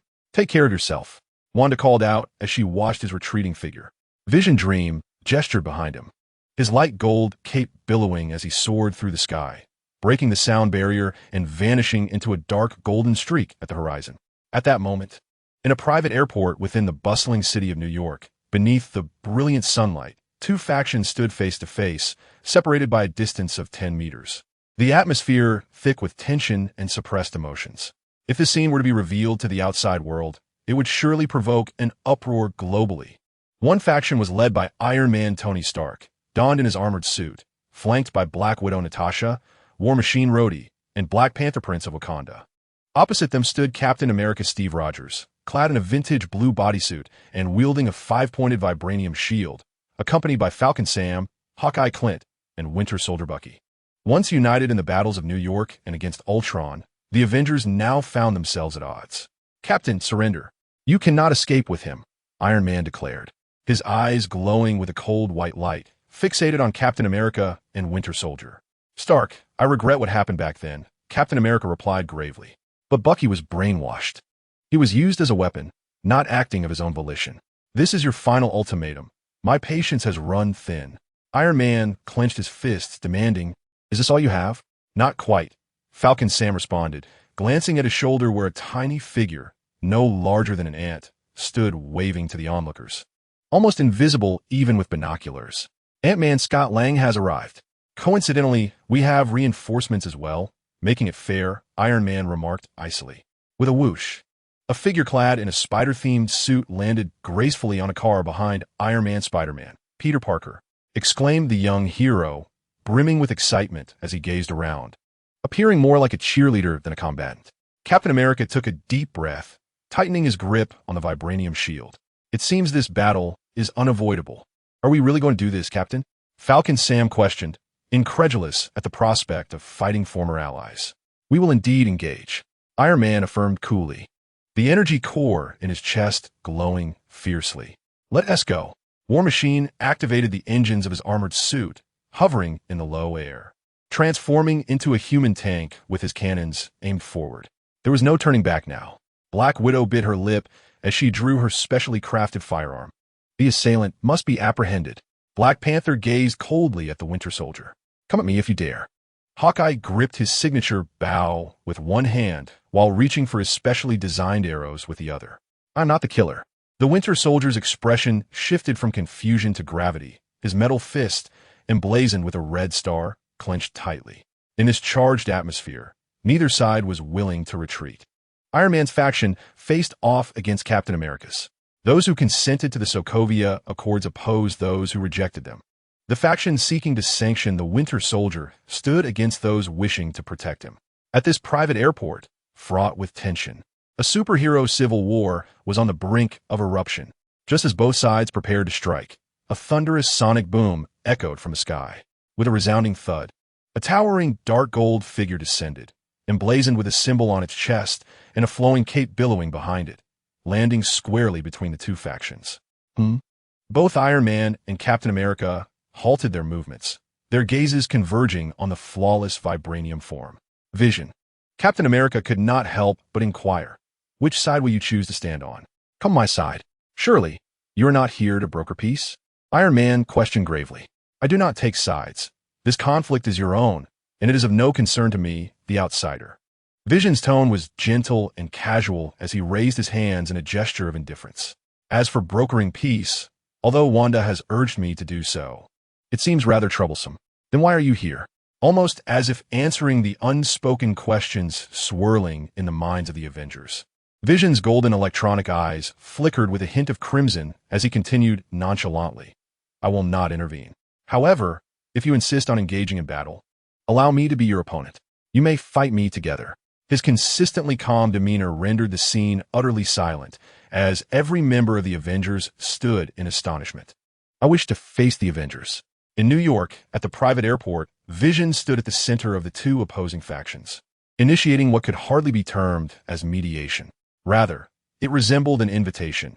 To prevent mutual destruction and emotional turmoil, let me serve as your common adversary, allowing you to unite once more against me. On the battlefield, whether from Iron Man's faction or Captain America's, the heroes were momentarily dumbfounded. They had never witnessed such a unique approach to conflict resolution. This novel concept likely originated only from the mind of the android Vision. Vision, are you certain you wish to stop us? Iron Man's patience had worn thin.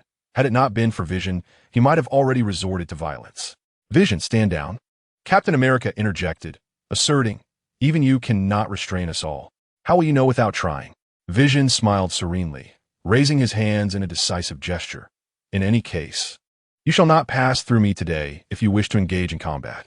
At this moment, the heroes from both sides, including the second-generation Ant-Man and Spider-Man, were increasingly taken aback. In unison, they inwardly lamented. Their purpose for coming here was not to diffuse the tension, but rather seemed to be an impulsive act of fanning the flames. The other Avengers, too, felt a flicker of dissatisfaction. After all, they were seasoned and professional superheroes, each endowed with extraordinary skills and abilities. Deep within, each harbored a sense of pride befitting their status as superheroes. Now, confronted by Vision and his bold provocation against both teams, they couldn't help but redirect their pent-up anger and hostility towards Vision himself. A single Avenger taking on the entire alliance? What audacity! Even the malevolent Loki had never been this audacious.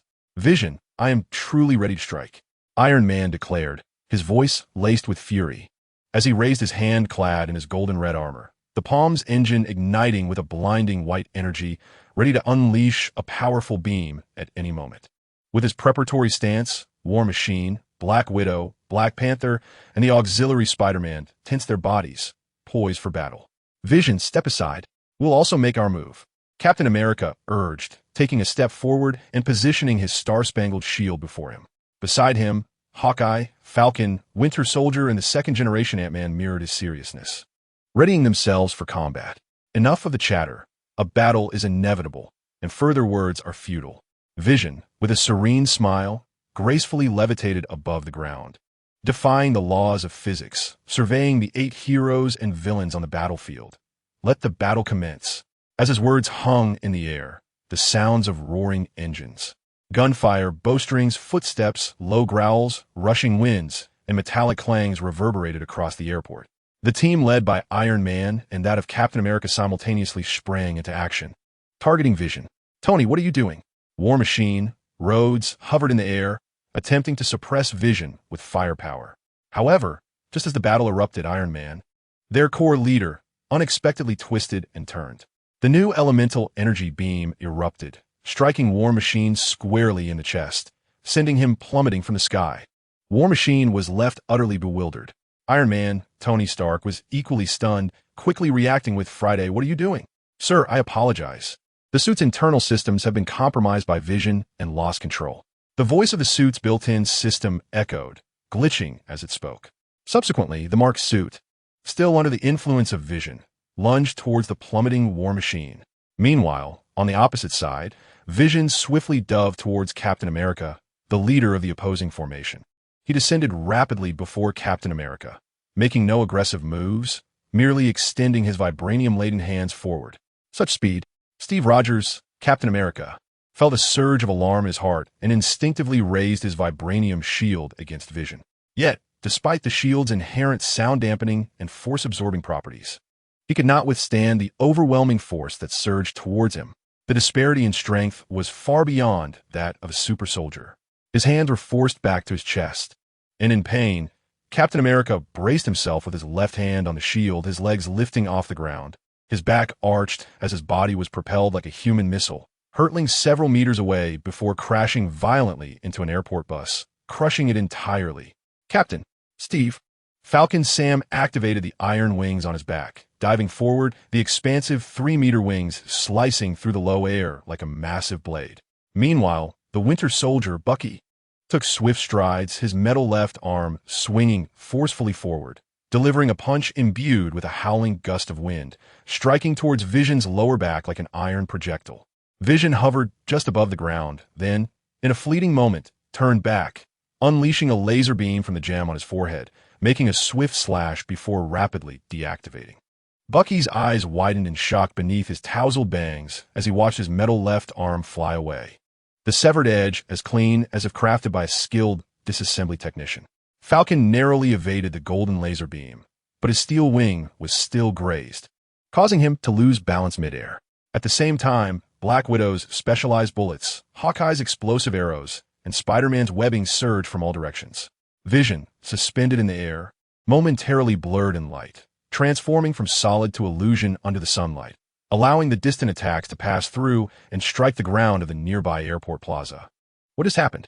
Young Spider-Man was leaping approximately 10 meters in the air, his left hand poised to shoot webs. Staring in disbelief at the bizarrely empty web he had just released, his youthful face beneath the mask reflecting astonishment. In the blink of an eye, a towering shadow loomed nearby, regaining its tangible form and blocking the sunlight. Spider-Man felt a chill run down his spine, an electric sensation flooding his heart, and almost instinctively swung a punch toward the figure. Though it appeared to be just a punch, having been bitten by a mutated spider had endowed him with extraordinary strength. Capable of lifting a ton-weight vehicle, his fist was akin to a heavy cannon. However, Vision effortlessly caught Spider-Man's fist with his outstretched left hand, his body remaining utterly motionless in midair. Peter Parker, Spider-Man, felt as though he had struck an incredibly solid steel surface. Yet it felt as though he was hitting a mass that offered no resistance, his punch easily restrained.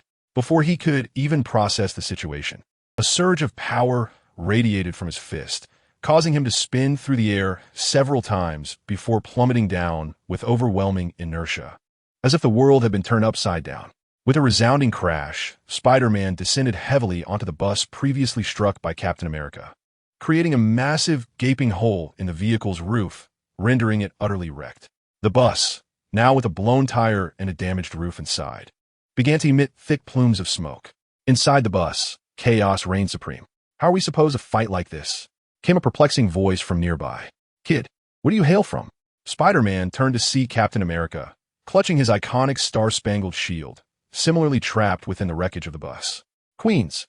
Captain, I'm your fan," Spider-Man exclaimed, brimming with excitement. "Really? You can still fight, right?" Captain America struggled to prop himself up against the vehicle.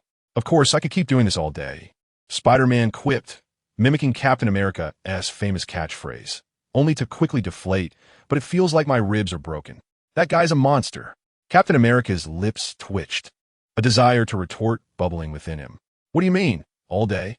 However, for a child, facing Vision was indeed a daunting challenge. "What is that?"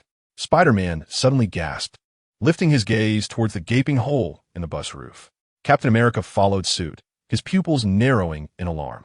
Before them stood a giant, seemingly clad in motorcycle gear, towering at nearly 20 meters high, equivalent to a 7-story building. "It's Ant-Man Scott," Captain America exclaimed with delight. "I've got him."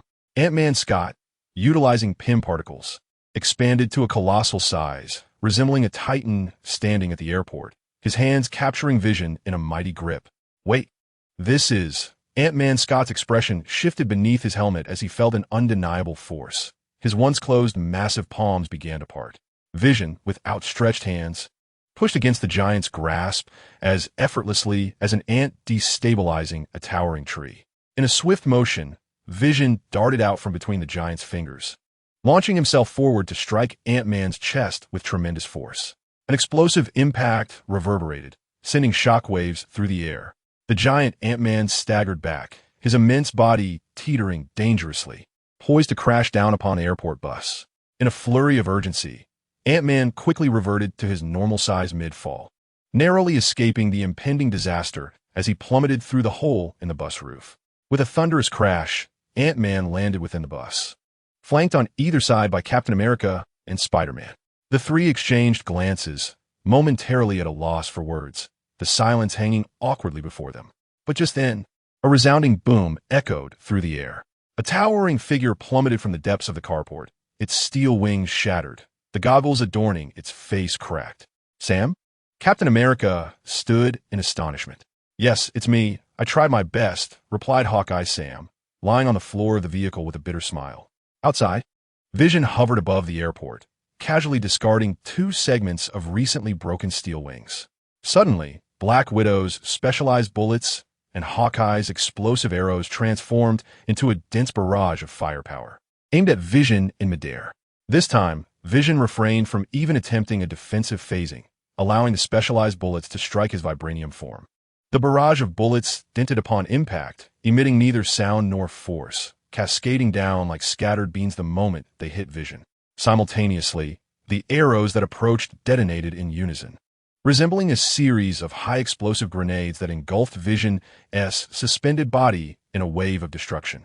Yet, amidst the ferocious blast, the imposing figure of vibranium held its ground, the gem embedded in its forehead radiating a soft glow, unaffected by the chaos.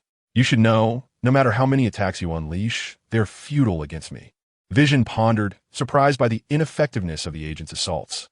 At that moment, shrouded by the lingering black smoke of the explosion, a shadowy panther leapt swiftly into the air where Vision hovered.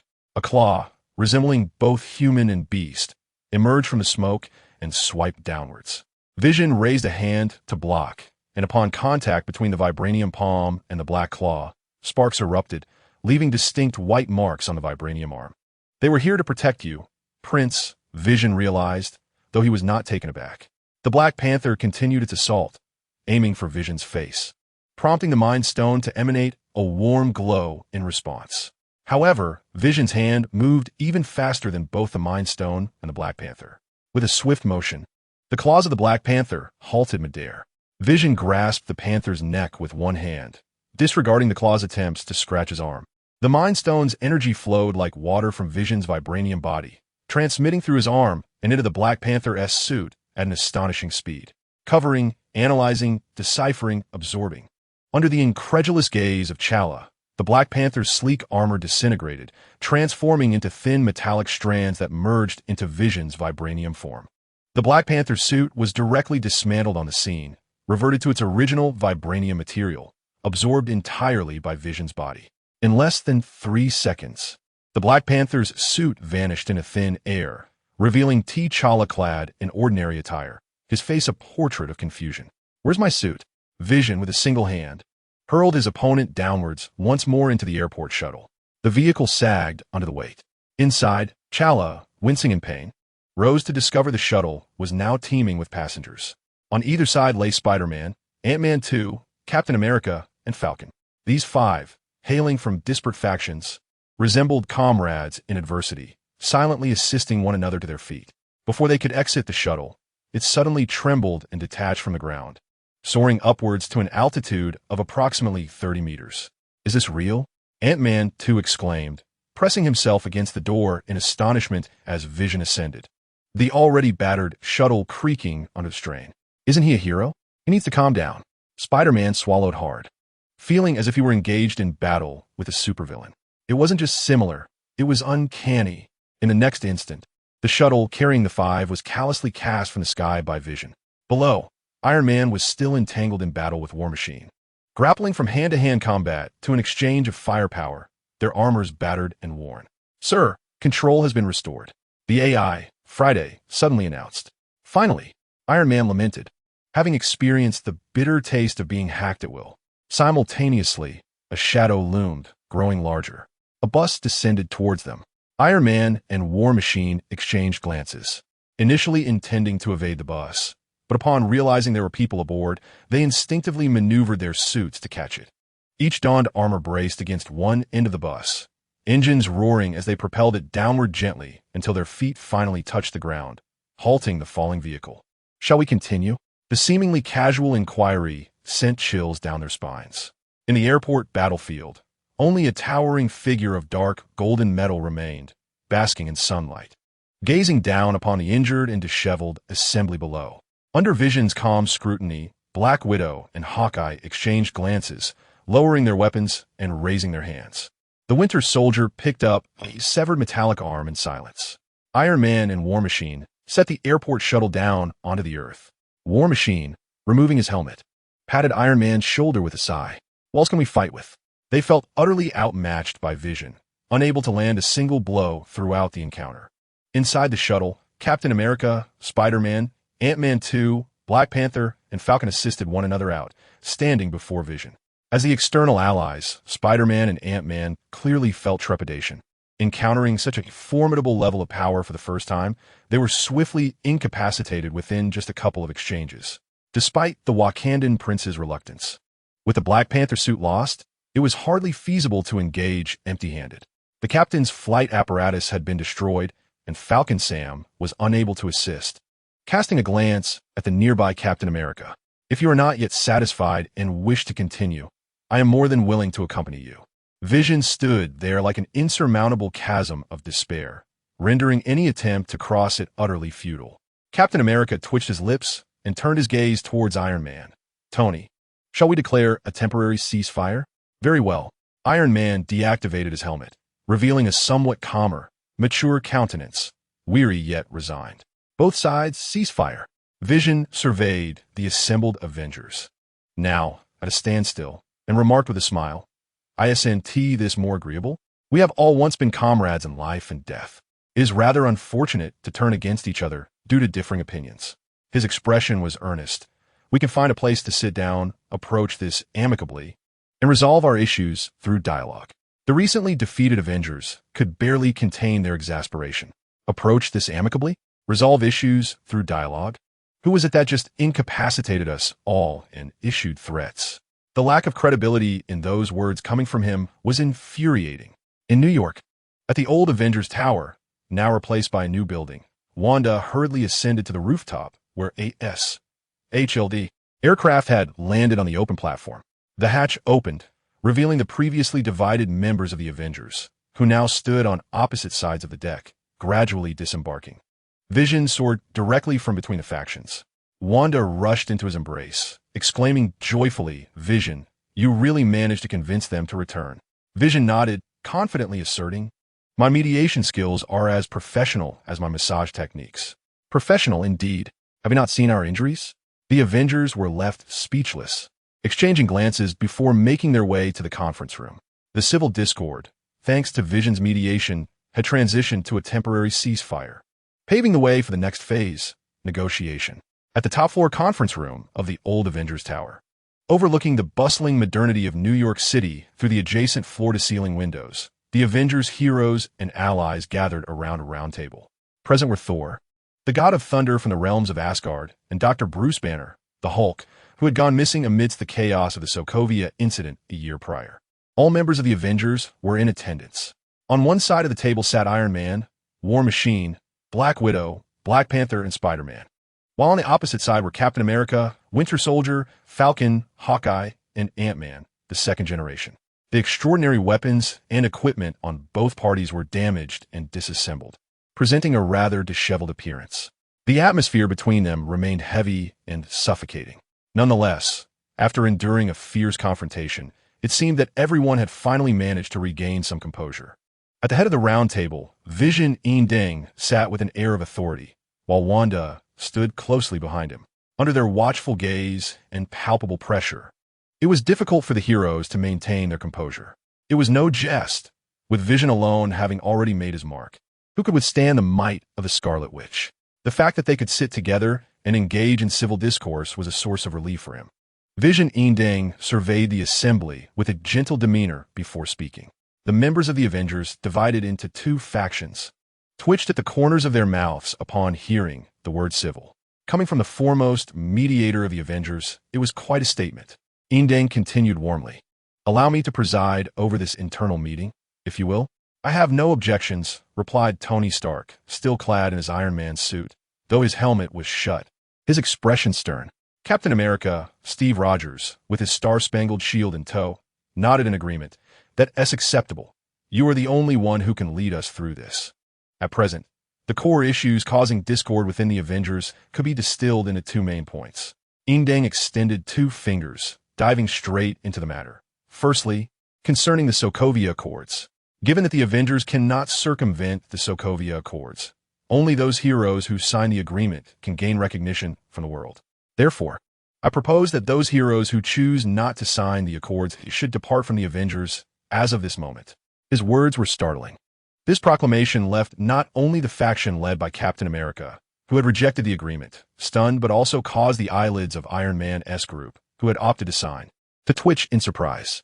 Stark had been preoccupied with how to persuade Captain America and his allies to remain, never once considering forcing them out of the Avengers. Faced with Vision Invading's candid declaration, the heroes instinctively wanted to refute it, but their mouths moved without sound. Ultimately, they remained silent, unable to voice their objections. They had to concede that Invading's proposal was indeed the simplest and most logical solution.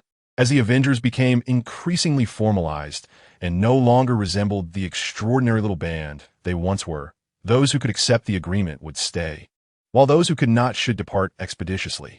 Moreover, Invading's choice of words, "leave rather than withdraw," indicated his thoughtful approach. For the sake of the world, heroes who chose not to sign the agreement could publicly depart from the Avengers, yet they would still remain members in spirit, as long as they acknowledged it within themselves.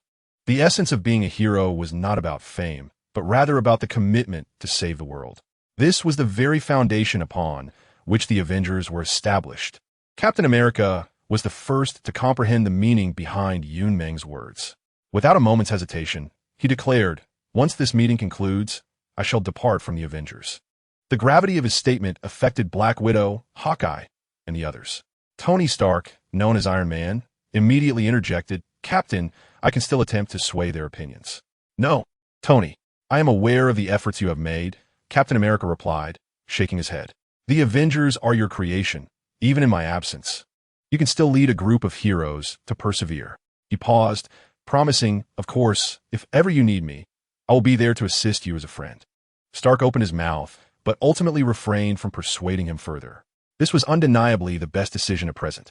Thus, Captain America, Falcon, and Hawkeye, who chose not to sign the Sokovia Accords, would leave the Avengers after the meeting, no longer acting in the open as superheroes. I have been an agent and a hero for many years, constantly preoccupied, Hawkeye, Clint Barton, remarked with a sense of relief. I will also resign from S.H.I.E.L.D., retire, and spend more time with my wife and children. Natasha, Black Widow, contemplated before sighing, I shall also take my leave for a while, to venture outside and see if I can locate Banner. Natasha, are you truly going? Iron Man sighed. Black Widow affirmed her decision. Vision, holding Wanda's hand, added, Wanda, and I also intend not to sign the Accords. We plan to leave the Avengers and find a quieter place to live for a time. Stark fell silent, his expression tinged with melancholy and confusion, before finally conceding, very well. Thus, the Avengers found themselves divided into two factions, one remaining, the other departing, but it was, after all, a peaceful parting of ways. With the agreement settled, Vision, Meng, suggested, let us now address the final issue. He tapped the table with his vibranium finger, drawing everyone's attention to the Winter Soldier. Bucky Barnes, the Winter Soldier, stood quietly behind Captain America, having lost an arm, his gaze vacant. The discord within the Avengers stemmed not only from the Accords, but also from the question of how to handle the Winter Soldier. Bucky, a soldier who enlisted in World War II alongside Captain America, had been assimilated and brainwashed by Hydra into a ruthless assassin. In a soft voice, Vision activated the room's projection equipment, displaying a series of heinous acts committed by the Winter Soldier over the past half-century since World War II. Countless lives have been taken as H.I.E.L.D. agents, personnel, government officials, and soldiers. Among them were the parents of Tony Stark, Howard and Maria Stark. As Vision recounted these events, many heroes present, unaware of the full extent of the situation, turned pale. The anger and resentment in Tony Stark's eyes were palpable. He had indeed erred, yet he had been manipulated, reduced to a mere instrument in the hands of Hydra. Captain America sighed helplessly, knowing that regardless of the circumstances, Bucky must face due consequences to provide both Iron Man and the world with an explanation. As for the present, the assassination of the King of Wakanda was certainly not the doing of the Winter Soldier, Vision continued. It was not him, Black Panther T'Challa exclaimed, rising emotionally from his seat and slamming his hand on the table. Then who killed my father? Under the astonished gazes of the others, Vision projected the personal information of a young Eastern European man. Helmut Zemo, he stated calmly. He orchestrated everything from the shadows, including the instigation of the Sokovia Accords, the murder of the King of Wakanda, and framing the Winter Soldier for it, all to sow discord within the Avengers. In disbelief, T'Challa questioned, a mere mortal, why would he do such a thing? He hails from Sokovia, Vision replied succinctly. T'Challa was taken aback, and the other heroes fell into silence. The Avengers indeed bore an undeniable responsibility for the devastation wrought in Sokovia a year prior. Do you know his whereabouts? T'Challa clenched his fists, his voice hoarse with determination. Vision nodded, providing a detailed address. Wakanda, owe you a debt of gratitude, Black Panther T'Challa declared before hastily departing from the meeting. Unbeknownst to him, Helmut Zemo, the mastermind behind it all, was now completely exposed.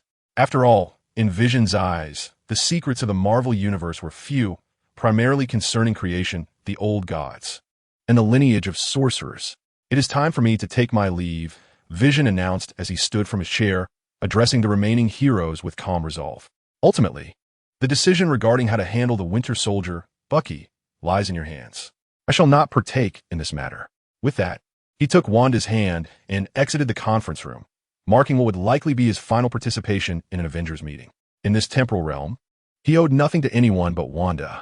Farewell, past Avengers. As the 3-year agreement with Marvel approached its conclusion within the residential level of the old Avengers building, Wanda was tidying up, clutching a large plush toy. Should we take this? She inquired. Vision, clad in comfortable attire and resting on the sofa with his chin in hand, thoughtfully replied, this must certainly come along, as it suits your age. It is not, Wanda retorted playfully, retreating further into the room. Just then, the doorbell chimed. Come in, Vision beckoned, gesturing lightly as he unlocked the smart portal with a flicker of thought. The door swung open, revealing a weary middle-aged gentleman, stripped of his mark armor. Standing outside, his expression was one of fatigue and distraction, showing no intention of entering the living room. "Tony, are you not coming in?" Vision stepped forward. Tony Stark shook his head, casting a glance inside, listening to the sound of luggage being packed, his demeanor growing increasingly desolate. "Are you all preparing to vacate the Avengers Tower today?" "Indeed," Vision replied, lowering his gaze to the star-shaped vibranium shield in Stark's grasp. "The meeting has concluded. Have they all departed?" "Yes, the captain and the others have left," Stark replied solemnly. "The Winter Soldier, Bucky, has been remanded to a high-security prison in New York for an estimated 8 years. During this time, he must demonstrate good behavior, address his mental health issues, and prove he poses no threat to society. Otherwise, he will remain incarcerated indefinitely." Vision nodded, refraining from further comment. He understood that this was the final outcome that both parties could reluctantly accept after negotiation. Stark gripped the star shield tightly. "This shield was crafted by my father, and Steve preserved it. Is that so?" Vision's eyes glimmered with a subtle light. In the original narrative of Captain America, Civil War, it was Iron Man who declared that Captain America was unworthy of the shield, resulting in its abandonment. Now, however, it was Captain America who had chosen to leave the shield behind. The outcome remained unchanged, though the process had shifted. Perhaps, under his influence, many other latent factors had also transformed. Vision found himself momentarily lost in thought. Suddenly, Stark posed a question. "Vision, did I err regarding the Sokovia Accords?" "Tony, the fault does not lie with you, but with this world. You did your utmost," Vision replied, placing a reassuring hand on Stark's shoulder. "I believe no one has strived harder than you." Vision's sincerity was evident. He was not performing. He believed that had it been a decade prior, the spirited Iron Man would have faced the world's resistance and skepticism with fervor. However, as the burdens grew heavier, and the lives he bore responsibility for multiplied, compounded by past mistakes that birthed Ultron, Iron Man's confidence began to wane. He preferred to relinquish control of the Avengers to a global coalition, seeking solace in shared accountability. After all, while the armor could be replaced, the wounds Stark bore deepened, and his spirit grew wearier. The truth remained. Anyone could criticize Iron Man for his transgressions, disagree with his principles and methods. Yet none could substitute him in addressing the extraordinary events of the past. He was destined to bear these burdens, and he was capable of doing so, for he was Iron Man. "Thank you, Vision," Stark said, clutching Captain America's shield, turning to leave. After taking a few steps, he seemed to recall something and remarked, Should I ever have children, whether a son or a daughter, Vision, might I ask you to be their godfather?" Meng was momentarily taken aback, then smiled and replied, "Of course, I would be delighted." She silently added in her heart, "After all, I've already taught her. Your daughter is remarkable." In Paris, France, within a vacant apartment, various boxes were scattered across the empty living room. Nearly 20-year-old Wanda resembled a devoted wife, her hair neatly tied back, shuffling about in pink slippers, diligently arranging the furniture. Meng, transformed into a silver-haired youth, donned comfortable long sleeves as he stood on a flower-adorned balcony on the second floor, gazing at the towering structures of the city. Soon, in the dreamscape of the Marvel Universe, his consciousness would spend the ensuing 2 years here. Meng's eyes shimmered with electric thoughts as numerous ideas surged through his mind. During this period, he could covertly seize control of the current Marvel Earth, laying down some strategic groundwork. He would continue to practice with the Ancient One, deepening his mastery over the Mind Stone. Additionally, he contemplated the fusion of Marvel and technology. In fact, Vision, as Meng, had not displayed any cosmic technology during the previous Civil War in the Avengers. He had not utilized even the Pym particles, true projection, or nanotechnology, but merely showcased the abilities found in the original texts. In other words, he had only revealed a third of his true potential. Furthermore, while delving into the integration of Marvel and cosmic technologies, Meng discovered a crucial truth. Technology is not universally applicable. Certain unique technologies are intrinsically linked to their respective cosmic realms and cannot be realized in other universes. For instance, the new energy element developed by the Stark family in the Marvel Universe is an isotope of the energy from the Tesseract, existing solely within Marvel. Additionally, the Pym particles in time machines are only applicable within the quantum realm of the Marvel Universe. Conversely, some unique and exclusive technological theories from the cosmos do not hold relevance in the Marvel realm. Yet, why was he able to project the exclusive power of the Mind Stone from the Marvel Universe onto the primordial embodiment of destruction in other universes? Meng pondered deeply, sensing that his dreaming consciousness was intertwined with these dream universes in a manner far more intricate than he had anticipated. With 2 long years ahead in the Marvel realm, he could thoroughly investigate this enigma. Of course, the foremost priority remained mastering the Mind Stone to control the primordial embodiment of destruction in the cosmos. Perhaps, once he could perfectly wield the Mind Stone within the Marvel Universe, he would also attain permanent mastery over the primordial embodiment of destruction in the cosmic realm. When that time arrived, it would signify the moment he awakens from the continuous transitions between the 2 dream universes. Just as Meng contemplated this, a distressed voice from within the room called out, "Xiao Meng, come help me move this big thing." "Coming." Vision, Meng responded, turning to return to their shared space. In a Marvel realm, within the quantum domain unbound by worldly and spatial constraints, somewhere in a seemingly modern office, the supervisor beckoned. "Take a look at this." A corpulent male staff member raised his hand, summoning a middle-aged man clad in a suit. On the desk, an antiquated computer monitor displayed a live video. The footage featured Vision at a private airport, alongside the Avengers, poised to disrupt an impending civil war. Is this the true nature of the sacred timeline? The staff member appeared bewildered. The supervisor pondered. Does this indicate the emergence of new temporal branches? In the Marvel Universe, the Time Variance Authority safeguards a singular, complete timeline, namely, the sacred timeline. However, occasional fluctuations can lead to the potential inception of divergent parallel realities. For instance, the recent survival of Quicksilver, who should have perished, nearly birthed a new temporal branch. Fortunately, the Time Variance Authority intervened promptly, apprehending Quicksilver and resetting that timeline. Thus, the history of the Avengers' internal strife remained unaltered, and no new branches emerged on the sacred timeline. The staff member shook his head, perplexed. Yet, I can't shake the feeling that this vision seems stronger than the original. Rest assured, it may simply be a self-correction of the sacred timeline. As long as no new branches arise, all is well, the supervisor replied with a smile. Indeed, Vision possesses remarkable strength. Regrettably, he is destined to be ambushed and wounded by 2 of Thanos' generals a couple of years after the schism within the Avengers, ultimately succumbing to his fate in Wakanda when Thanos seizes the Mind Stone. The sacred timeline, Marvel Universe. Shortly after Vision and Wanda moved in together, news of the Avengers division spread across the globe. The team was left with only Iron Man and the military's war machine, James Rhodes. The Winter Soldier languished in prison, while Hawkeye, Clint Barton, officially retired. Captain America, Falcon, and Black Widow vanished from the Avengers, their whereabouts unknown. Vision and Wanda similarly disappeared. Spider-Man and Ant-Man were not reported, while Prince T'Challa returned to Wakanda to assume the throne, bridging the nation with the outside world. The internal conflict reached a temporary resolution. 3 months after the Civil War among the Avengers, a new Spider-Man began to gain fame in Queens, New York, known as Spider-Man. A new hero was on the rise. 6 months later, Tony Stark announced the relocation of the Avengers headquarters. Burdened by the past, he gazed toward the future.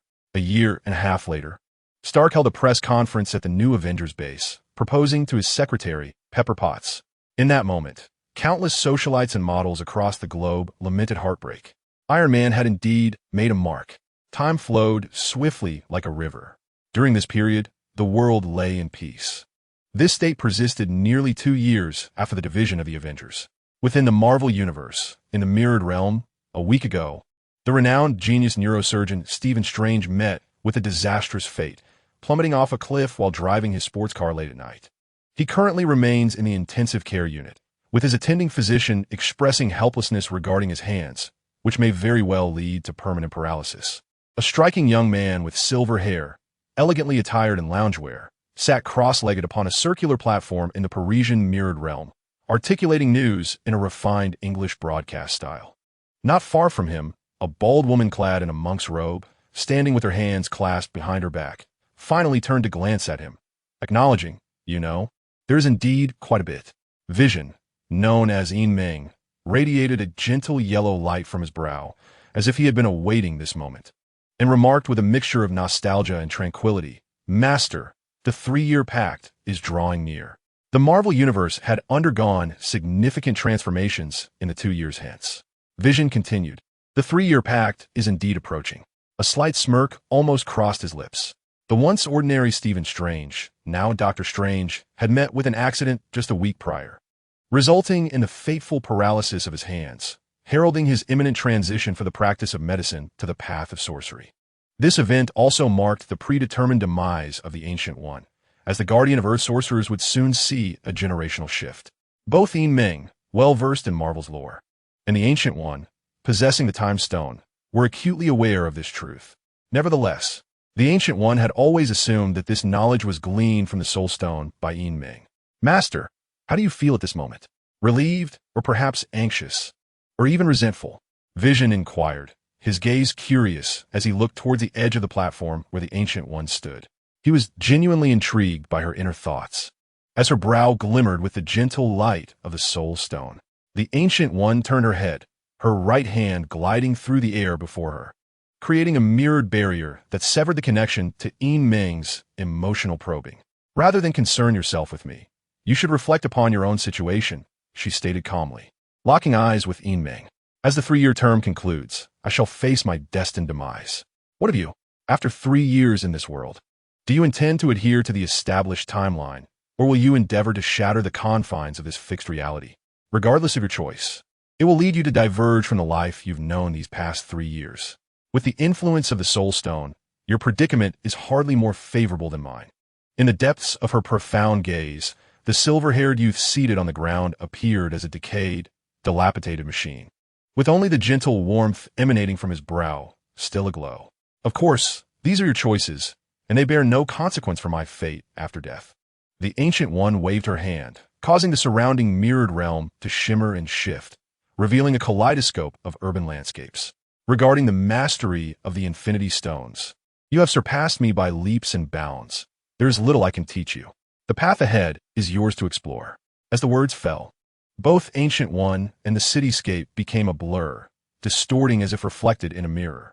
Vision found his surroundings shifting, and in an instant, he was back in a cozy apartment, seated cross-legged on the living room carpet, the television still aglow before him. Golden sunlight streamed in from the balcony, illuminating space. Following the light with his gaze, he beheld the distant Eiffel Tower of Paris, surrounded by bustling streets alive with culture and vibrancy. Indeed, it was said that one could not underestimate the Ancient. Faced with the twists of life and fate, he remained composed. Vision smiled softly, though the expression quickly vanished, replaced by a serious demeanor as he gently touched his brow. Since the fracture of the Avengers, he and Wanda had made this place their home. By the timeline of the Marvel dreamscape, excluding dream transitions, nearly 2 years had elapsed. 2 years, neither excessively long nor particularly short. In this Marvel universe, Vision had been striving to fully master the Mind Stone embedded within him. Yet, his control was merely at a level of 40. Indeed, 2 years prior, he had achieved a mastery level of 30 with the Mind Stone. Yet, after 2 years, he had only increased his control by a meager 10, remaining unable to break through further. According to the Ancient One, no one could truly master the Infinity Stones perfectly. Excessive use would invariably come at a cost. Countless beings within the Marvel Universe had attempted to wield the Infinity Stones, only to be consumed by them, leading to their own demise. The Infinity Stones were beyond control. To possess nearly half mastery was already an extraordinary feat in truth, even as Vision, the vessel for the stone, continuously sought to deepen his command over the Mind Stone. The strain on his physical form approached its limits. Yet for Vision, this was far from sufficient. His ambition was to achieve flawless control over the Mind Stone without any cost, yet he found himself stymied at a threshold he could not breach. Despite the Ancient One's assertion that this was already a remarkable achievement within the cosmos, Vision understood the truth in her words.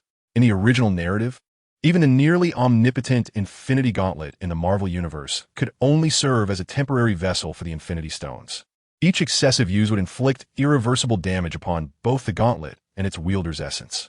Yet, Vision was unwilling to concede, tirelessly seeking a method to achieve perfect mastery over the Mind Stone. Unfortunately, he remained stagnant, unable to progress. What means could he employ to transcend this impasse? In the Marvel Universe, the question lingered. Technology, magic, ancient deities, and the uncanny. Vision's mind raced incessantly, functioning as the cerebral core of a supercomputer, revolving around the Mind Stone. Such intense calculations had persisted within the Marvel Universe for 2 years.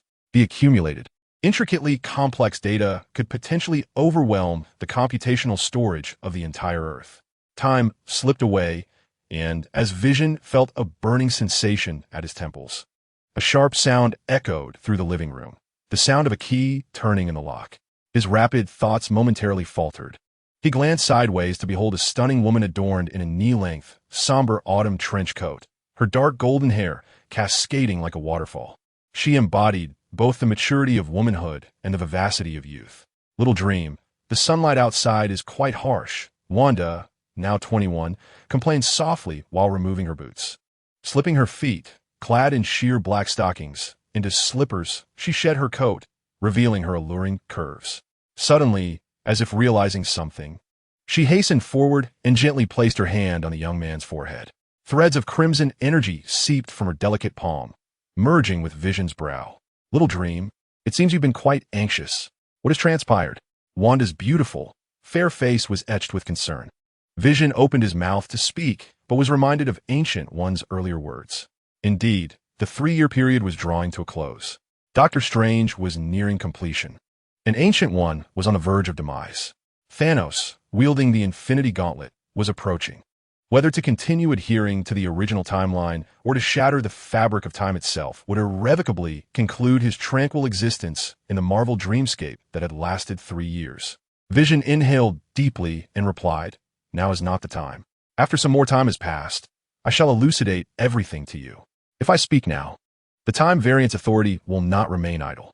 All right, I shall wait for you." Wanda grasped his hand, her expression a blend of worry and unwavering conviction. "No matter what occurs, we shall face it together, moving toward the future." In the living room of their apartment, Wanda reclined on the sofa, resting her head on Vision's shoulder. "Oh, I almost forgot to tell you something," she exclaimed, blinking her eyes and lifting her chin. She retrieved her phone. "Captain called me earlier, saying he needs to speak with you." "The captain? Me?" Vision was taken aback, recalling that since the Avengers fracture 2 years prior, following the disappearance of Captain America and others, he had not been in contact with them. The sudden call, had Thanos' assault been expedited? That seemed implausible. "The captain mentioned that Scott Lang wishes to seek your assistance," Wanda softly recounted. "Scott Lang, the second Ant-Man? Ah, indeed, at this juncture, that event is due to unfold." A singular keyword flashed through Vision's mind: quantum realm. Quantum realm. The dream of Yiming Marvel, 2017, autumn. New York City, an unopened commercial building. Second floor laboratory. Vision Meng, embodying the appearance of his true self, entered the laboratory, gazing at the colossal apparatus arrayed within. Before him stood an exquisitely designed platform, replete with advanced technology. The device was equipped with a metallic conduit that led to a diamond-shaped shrinker at its terminus, connected by several thick energy cables. It resembled a gigantic platform for a shrinkage transit passage. Not far behind Meng stood a distinguished gentleman with snow-white hair, clad in a suit, alongside a 30-something man with a comedic visage and a buzz cut. The elder gentleman lowered his voice, clearly displeased, and with a stern expression remarked, "Scott, it is not my intention to criticize, but is it truly prudent to seek the assistance of an outsider in such a groundbreaking technological endeavor, especially one that concerns the safety of Hope's mother?" Scott exuded unshakable confidence in Vision Meng. "Hank, he is no ordinary individual. He hails from the Avengers and was the one who inadvertently damaged the Ant-Man suit at the airport 2 years ago." Noticing the incredulous gaze from Hank Pym, the second Ant-Man, Scott opted not to dwell on past misfortunes, dismissively waving his hand. "In any case, we should place our unwavering trust in his technological prowess." With a rhythmic click of high heels against the floor, a poised and attractive woman in her 30s, with a sleek, intelligent bob of black hair, entered, dressed in a form-fitting secretary's outfit and holding a cup of milky coffee. "Sir, your hot coffee," Hope announced as she approached the silver-haired gentleman. Scott, observing this, remarked with a hint of bitterness, "It seems your daughter has never treated me in such a manner." Hank Pym adjusted his glasses and replied earnestly, "After all, women are often influenced by appearances, regardless of their maturity." Scott, with a somewhat disgruntled expression, seemed on the verge of exasperation. "Thank you," the silver-haired gentleman replied, accepting the steaming cup and taking a sip to commend. "It tastes delightful." "You're welcome," Hope replied with a smile.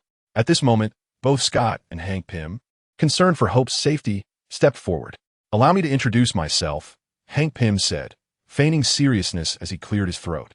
He did not believe that a seemingly youthful Asian man, appearing barely in his 20s and possessing overly favorable looks, could be of assistance. "No need. I'm already aware of your identities," Vision Meng interjected with a smile, addressing the elder gentleman. Hank Pym, 63 years old, Ph.D., former S.H.I.E.L.D. agent, founder of Pym Technologies, creator of Pym Particles and the original Ant-Man. His gaze shifted to the secretary beside him, Hope Van Dyne, 36 years old. Hank Pym's daughter, a Harvard alumna and former manager of Pym Technologies. Scott pointed to himself, subtly implying his own credentials. "Scott Lang," Vision Meng responded, casting a gentle glance at him. "I have indeed had the pleasure of engaging with him in combat." Scott, perplexed, inquired, "What do you mean?" It seemed unjust that while others were introduced with multiple titles, he was merely noted for having been bested in a fight. "I am Vision," he concluded. Meng Shun began with a simple self-introduction. "So, Mr. Vision, do you know what this is?" Dr. Pym raised his hand, pointing towards the colossal quantum shuttle platform at the center of the laboratory. Meng pondered for a moment. A technological device capable of traversing the quantum realm. It could use a tagline, perhaps an unfinished one.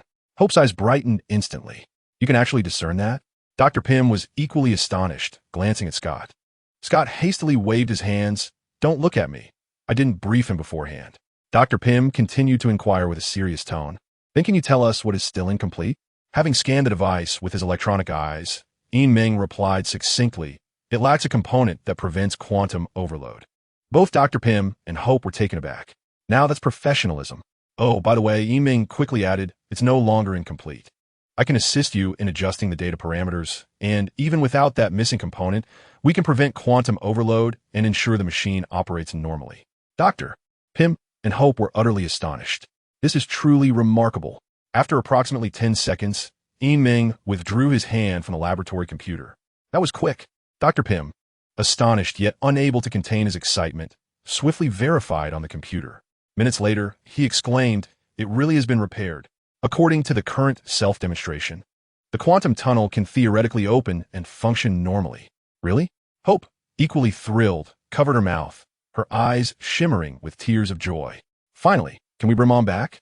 "Mr. Vision, I cannot thank you enough." "Ha ha ha, Mr. Vision, I am deeply grateful."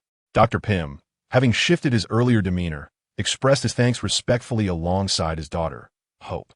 "It was a mere gesture," Meng replied with a calm smile. This was no false modesty. To him, it was merely a thought, not even worthy of a raised hand. Meanwhile, Scott felt a twinge of regret for having invited him over. The more formidable the other party appeared, the more he felt inadequate. It hadn't been long, and already his future father-in-law and wife were entrusting themselves to this individual. Suddenly, Meng asked, "Now, could you explain to me the purpose behind creating this device?" "Of course, I would be delighted and would appreciate your continued assistance and insight," Dr. Pym replied, which left Hope quietly astonished. She was well aware of her father's pride. He had stood at the pinnacle of the quantum industry from a young age, rarely acknowledging other scientists apart from the Stark duo. Yet now, her father was humbly seeking guidance from a young man. Subsequently, Dr. Pym and Hope shared the original intention behind constructing the large quantum shuttle machine, a tale that began over 30 years ago. At that time, Dr. Pym and his wife, Janet, were clandestinely working for S.H.I.E.L.D. as the original Ant-Man and Wasp agents. During a mission, the original Wasp, in an effort to neutralize a missile, ultimately shrank herself to subatomic levels and infiltrated the missile's interior. Due to technological limitations, once one shrank to subatomic size, reverting to normal dimensions became impossible, essentially equating to suicide. Believing his wife to be lost, Dr. Pym, disheartened, departed from S.H.I.E.L.D. with his Pym particles and Ant-Man suit, subsequently establishing Pym Technologies. This continued until 2 years ago, when Scott, the second Ant-Man, inadvertently shrank to subatomic size, successfully entered and exited the quantum realm, and even heard what seemed to be the voice of the original Wasp. Consequently, Dr. Pym and Hope speculated that the original Wasp had not perished but remained within the quantum realm, implanting some quantum information into Scott's mind. They commenced the construction of a tunneling machine to the quantum realm, endeavoring to rescue the original Wasp. Upon hearing this, Vision feigned a look of realization and nodded gently. Consistent with the original film, this was indeed the primary reason Vision would agree to assist. The quantum realm is the key to traversing time and space, and it is also suspected to be connected to the Time Variance Authority. This presents a rare opportunity to investigate the quantum realm without drawing the attention of the Time Variance Authority. Furthermore, he had previously left an item within the quantum realm. Perhaps he could take this chance to retrieve it. Mr. Vision, what are your thoughts on the quantum realm? After recounting the tale of the original Wasp trapped in quantum space, Dr. Pym and Hope eagerly sought Vision's perspective. After recent events, Dr. Pym and the others no longer regarded him as merely a young man, but rather as a luminary in the current technological landscape. This perspective was certainly justified. In the realm of technology on Marvel's Earth, one could assert that if anyone dared to claim second place, none would challenge Vision's first. After all, he hailed from the future. I have never entered the quantum realm myself, Vision mused, feigning contemplation. However, I possess a personal viewpoint. Please, do share, Dr. Pym replied earnestly. Hope and Scott likewise turned their attention to Vision, eager to listen. Vision elaborated, as you don your Ant-Man suits and diminish in size, the number of objects you can traverse increases. From the narrow confines of alleyways to door cracks barely large enough to accommodate a hand, and then to the infinitesimal gaps in steel components. Once you reach a certain threshold and attain subatomic size, you can pass through all material in your world. This results in the reality that there is no stable foundation in the physical world to support your bodies. Indeed, that is quite accurate. Dr. Pym nodded. Thus, once we are shrunk to the subatomic level, we will enter the realm of quantum physics. He quickly widened his eyes in astonishment and exclaimed, Do you mean to say that the quantum realm is not merely an absolute miniature space, but rather an existence that transcends our reality? We must traverse dimensional planes to potentially reach that extraordinary space. Illusionary Dream nodded in agreement. Indeed, the time and space there may be entirely divergent from our own.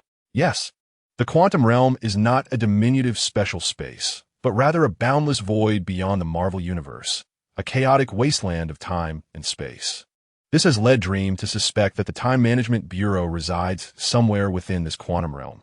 Dr. Pym clenched his fists in excitement and gestured emphatically. This means that, even though over 30 years have passed in our reality, the original Wasp, Janet, may still exist within the quantum realm. How splendid! Hope urged. Let us activate the quantum traversal device and attempt to extract the information from Scott's mind.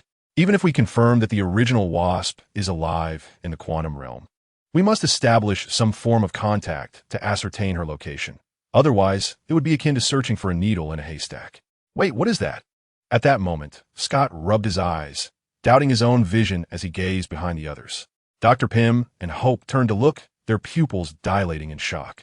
A silver, ghostly figure had breached the laboratory's sealed entrance, clad in a silver-hooded protective suit and wearing a mask that emanated a crimson glow. The figure's gender was indiscernible, its form shifting between solidity and intangibility, resembling a person with multiple afterimages. It appeared as though a humanoid specter had materialized. Leave that to me. The humanoid specter coldly addressed the quantum traversal machine at the center of the laboratory. Realizing the intruder's hostile intent, Hope stepped forward. You are trespassing illegally. The specter let out a disdainful snort and quickened its pace toward them. Hope immediately activated a black, motorcycle-style nanotechnology suit that swiftly enveloped her entire body, subsequently shrinking to the size of an ant, her back sprouting semi-invisible wings.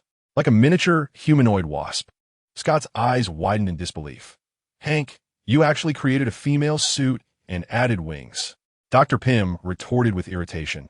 That is the Wasp suit, which has existed for quite some time. It has merely been slightly modified. The second-generation Wasp. Illusionary Dream observed the scene calmly. She had long known that Hope was the second-generation Wasp. The principles behind the Wasp suit were fundamentally consistent with those of Ant-Man, albeit enhanced with flight capabilities. However, more than the presence of the second-generation Wasp, Dream was intrigued by the humanoid specter that had invaded the laboratory. With a swift motion, the second-generation Wasp shrank and soared forward, transforming into a humanoid projectile that struck the specter squarely in the chest. The humanoid specter charged forward recklessly. In the next moment, the second-generation Wasp passed right through its semi-ethereal chest, as if traversing a void of non-existence. How could this be possible? Not only the second-generation Wasp, but even Dr. Pym was taken aback, exclaiming loudly, "Hope, be careful." Phase shifting? Scott, equally bewildered, cast his gaze towards the nearby Vision. To speak professionally, it was a phase transition ability, allowing an object to alter its molecular density in different states of matter, thus enabling it to pass through most non-high-density substances. Vision added, activating his electronic eye to monitor the specter's every movement. On the battlefield, the humanoid specter quickly turned, its right hand sweeping in a slap that, despite its previously intangible form, struck the second-generation Wasp from the air. "You fiend!" Scott couldn't restrain himself and rushed forward, aiming a punch at the specter's head. The specter did not flinch or evade, allowing Scott's fist to pass through its phantasmal head before momentarily solidifying and executing a shoulder throw that slammed Scott heavily to the ground. Indeed, I despise phase-shifting abilities. Scott grimaced in pain. The humanoid specter appeared invincible, shrouded in a flickering aura of both solidity and intangibility, continuing its advance towards Dr. Pym and Vision. Lying on the ground, Scott shouted, "Vision, you've been watching for too long. It's time to take action." Upon hearing this, the specter visibly startled. As a long hand shot towards her with lightning speed, the specter once again shifted to an incorporeal state, evading the grasp of the hand, instinctively delivering a solid punch aimed at the silver-haired youth's face. However, the silver-haired youth's head blurred momentarily, and he too became intangible, causing her punch to whiff through emptiness. This is phase shifting.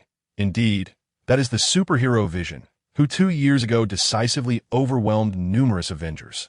The humanoid specter seemed aware of Vision's prowess and immediately attempted to escape in its incorporeal form.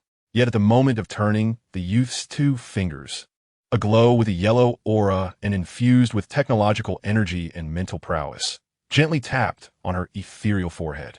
Even while maintaining her phase shift, she could still feel the sensation at the tip of his fingers, a jolt akin to electricity that directly touched her heart, causing the specter to halt. "Since you come this far, why rush to leave?" Vision remarked with a calm smile, reaching out to remove her helmet, revealing the youthful, striking visage of a girl. The girl's features bore resemblance to those of Argentine descent, with a well-defined face, deep-set eyes, and a hint of disdain and resentment directed at Dr. Pym. A girl? Both the second-generation Wasp, Hope, and the second-generation Ant-Man, Scott, were taken aback. Indeed, it was no wonder that Vision triumphed. "I have no regrets falling into your hands."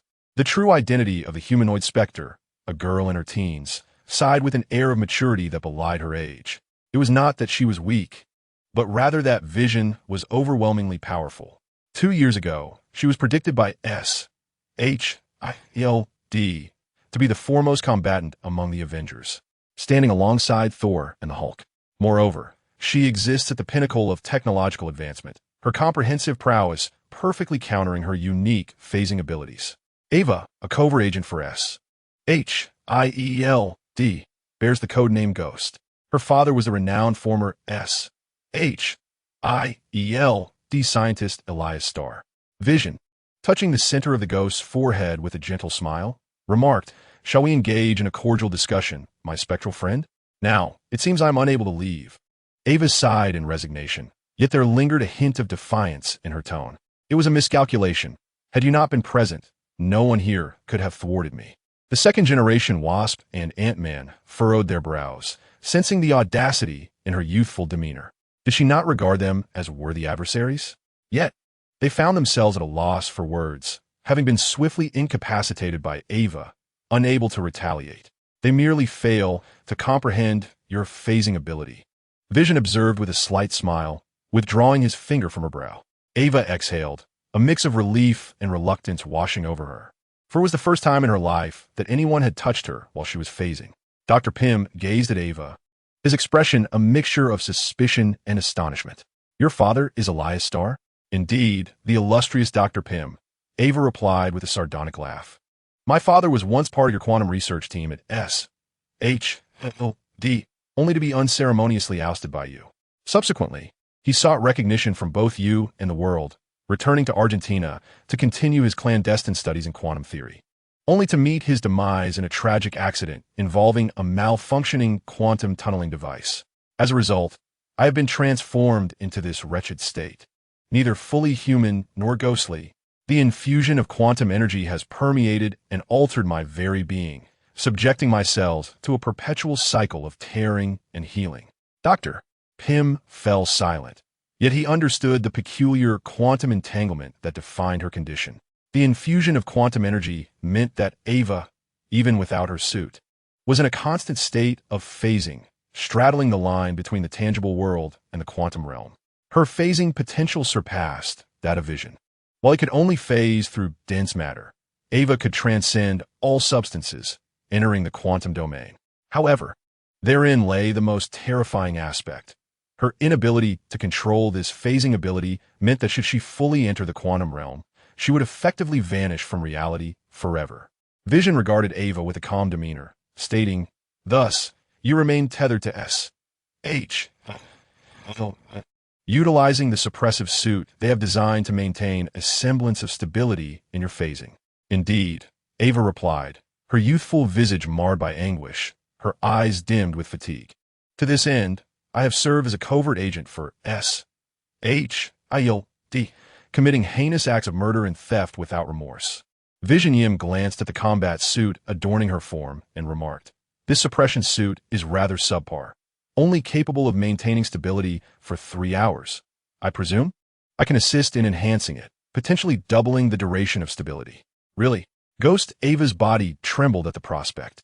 An increase in stability would grant her considerably more time for external activities.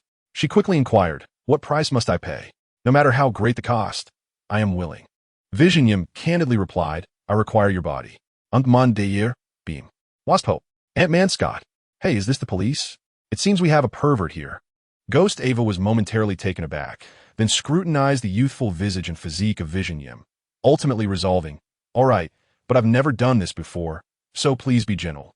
Coughing lightly, Vision Yim clarified, "I believe you've misunderstood. What I meant was that I wish to study the state of your body's phase transition. Rest assured, there will be no dissection involved. Your life will be safeguarded." Yim's understanding of the quantum realm was merely a shade deeper than that of Dr. Pym and others. While Ghost Ava stood as the singular entity in this world fused with quantum energy, Yim conjectured that insights gleaned from her could deepen comprehension and mastery over the quantum domain. "Is that so?" Ghost Ava's cheeks flushed slightly as she readily acquiesced, "No problem. After all, if this continues, I will soon perish anyway. Even with the suppression suit maintaining stability, the quantum energy within me is still depleting." Vision Yim pondered, "Though your quantum entanglement phase transition was initially caused by the quantum energy, should you lose it now, your cells would perish instantly. You are utterly reliant on quantum energy. Thus, you wish to utilize Dr. Pym's quantum tunneling machine to access the quantum realm and absorb its energy to stabilize your condition, correct?" "Yes, precisely." Ghost Ava gazed at Vision Yim in astonishment. "No, the quantum tunneling machine must be used to save lives," Hope interjected urgently. Dr. Pym solemnly concurred, "Indeed, and absorbing energy from the quantum realm at this juncture may jeopardize its stability, potentially leading to the demise of Hope's mother, Janet. Is that so?" Ghost Ava's gaze gradually turned cold. "But I wish to live, to continue existing." This was problematic. Scott's heart sank. The potential for conflict loomed ominously. All right. Vision Yim suddenly chuckled, gently ruffling Ghost Ava's hair, and casually suggested, "In that case, let us first rescue the individual from the quantum realm with Dr. Pym's assistance. Afterward, we can construct a new quantum tunneling machine and extract energy from within." He turned to Ava. "In the meantime, I shall enhance your suppression suit to ensure you can endure for a sufficient duration. What do you think?" The ethereal Ava, her dark hair tousled, did not shy away but instead relaxed her furrowed brow, responding, "If you say so, I have no objections." Dr. Pym and Hope exchanged glances, promptly acquiescing, no problem. Scott gazed in astonishment at this unexpected turn of events. Here it came again, reminiscent of the complexities of the Avengers Civil War, where seemingly intricate and contentious issues would, upon the intervention of the silver-haired youth, unravel effortlessly, resulting in a rapid and harmonious consensus. Scott mused internally about the vast chasm of understanding that separated them from Vision, feeling any trace of envy or jealousy dissipate. The other party was simply a paragon of human potential. As the quantum tunnel's platform activated, a gentle luminescence spilled forth from the depths of the tunnel, revealing glimpses of vibrant wonders, as though it led to another dimensional realm. Ava inhaled deeply, suppressing the urge to step forward and absorb the quantum energy. Hope announced loudly, "All right, we have opened the gateway to the quantum realm. It is now time to extract the quantum consciousness message left by Scott's mother." "I can handle the consciousness message more easily," Vision remarked with a serene smile, his brow emanating a soft golden glow as he reached out to touch Scott's forehead. A stream of golden red consciousness flowed from the edges of the Mind Stone, infiltrating Scott's mind, and then traversed the quantum message antenna embedded within, disappearing into the adjacent opening of the quantum tunnel. In the quantum realm, an expanse even more desolate than the cosmos, transcending the Marvel timeline, existed devoid of matter, with only colorful and mysterious energies flowing. A blonde woman clad in a costume reminiscent of the Wasp stood upon a solidified patch of vibrant energy, suddenly becoming aware, her eyes widening as she gazed upward into the vast void. A strand of golden-red consciousness reached her through the quantum message antenna, an astonishing phenomenon. "You are," the blonde woman exclaimed, covering her helmet in astonishment. "I am Vision," a voice resonated in her mind, a companion of Dr. Pym. "You must be Mrs. Janet, correct?" "Yes, that's me." The original Wasp responded with delight. "I apologize for the intrusion." At the sound of this declaration, the original Wasp's body swayed momentarily, her eyes closing before reopening, shimmering with a faint golden-silver luminescence. Here, within the quantum realm, a stream of consciousness settled into the original Wasp, murmuring softly as she surveyed the irregular, colorful energy formations, her gaze drawn to a particular vibrant energy cluster not far away. It became evident that a tall, semi-transparent, white mechanical figure was ensnared within. That was the White Vision, remnants of Marvel's dreamscape from 3 years prior, left behind in the quantum realm. Meng temporarily borrowed the body of the first Wasp through the power of her mind, awkwardly navigating the irregular, vibrant energy modules, her gaze fixed on the Vision's form ensnared within one of the energy clusters. This occurred 3 years ago in the Marvel dreamscape. In her pursuit of the Mind Stone, Meng traversed through the Vision's body, journeying back through time to a decade prior. At that time, due to the depletion of Pym particles, the AI incarnation of Meng was compelled to relinquish the Vision's form, ultimately reaching the past via the nearest network signal along the periphery of the quantum realm. To her astonishment, she was able to rediscover it within the quantum domain. Moreover, the residual mechanical body of the Vision lay in close proximity to the quantum realm where the first Wasp was trapped. Perhaps this was not mere coincidence.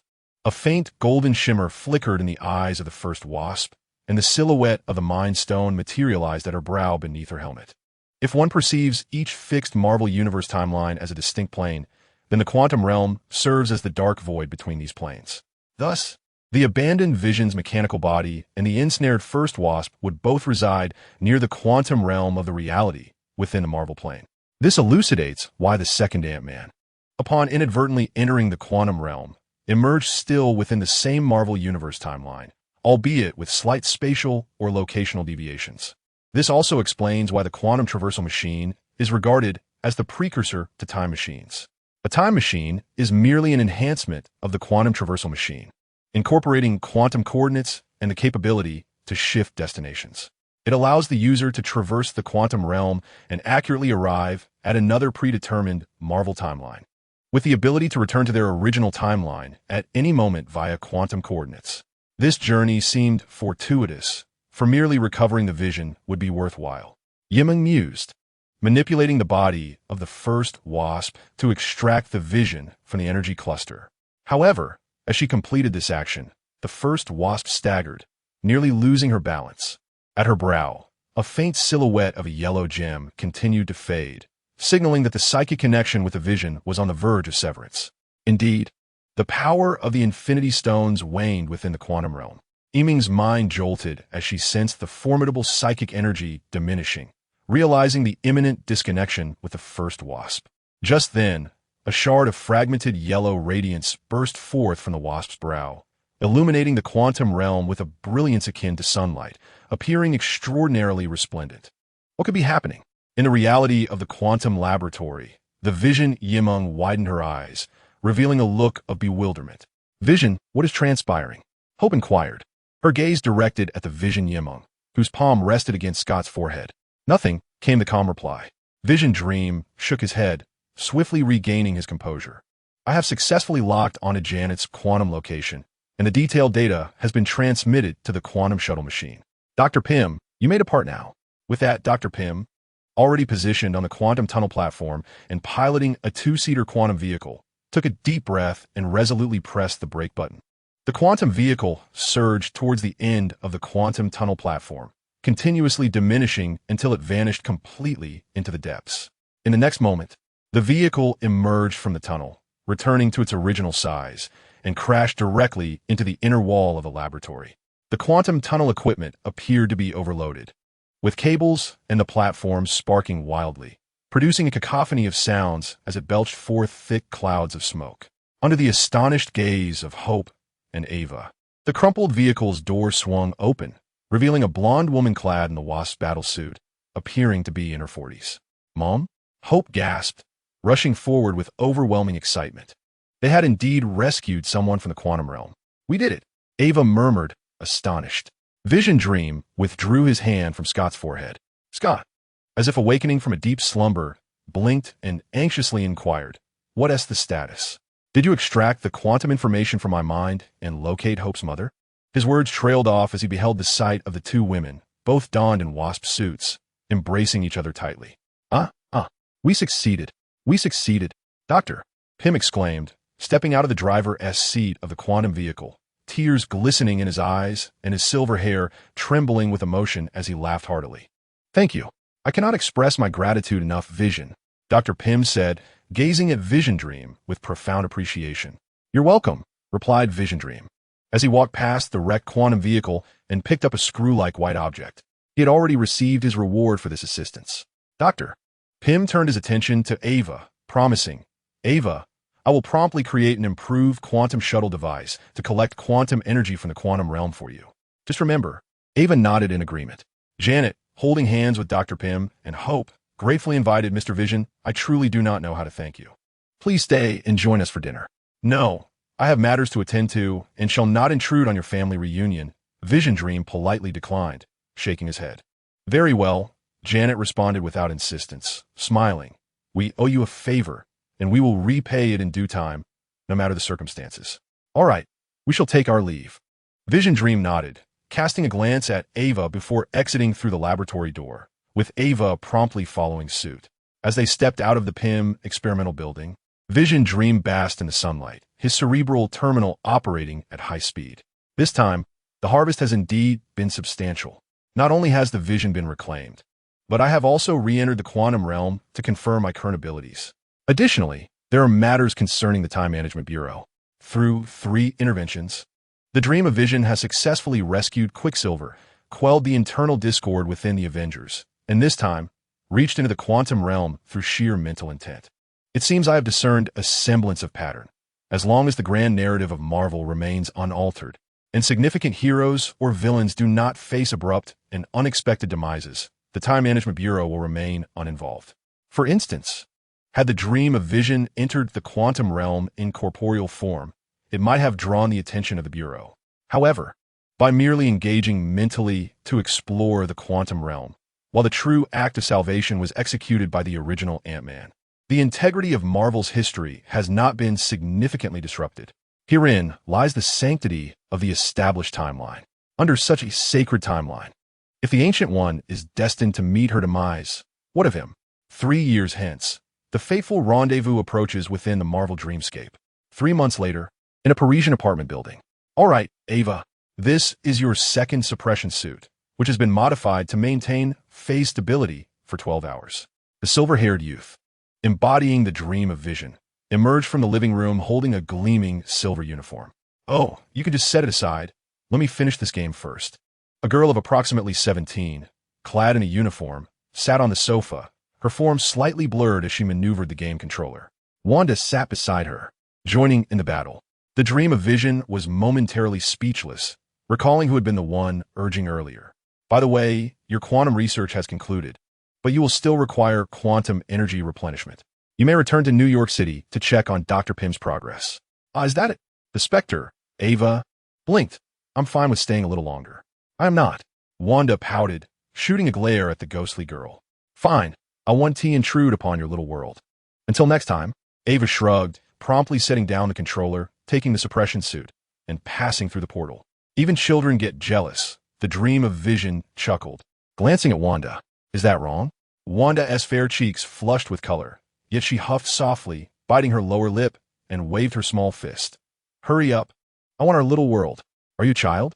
The dream of vision smiled warmly, settling onto the sofa, as usual, allowing Wanda to rest her head on his shoulder.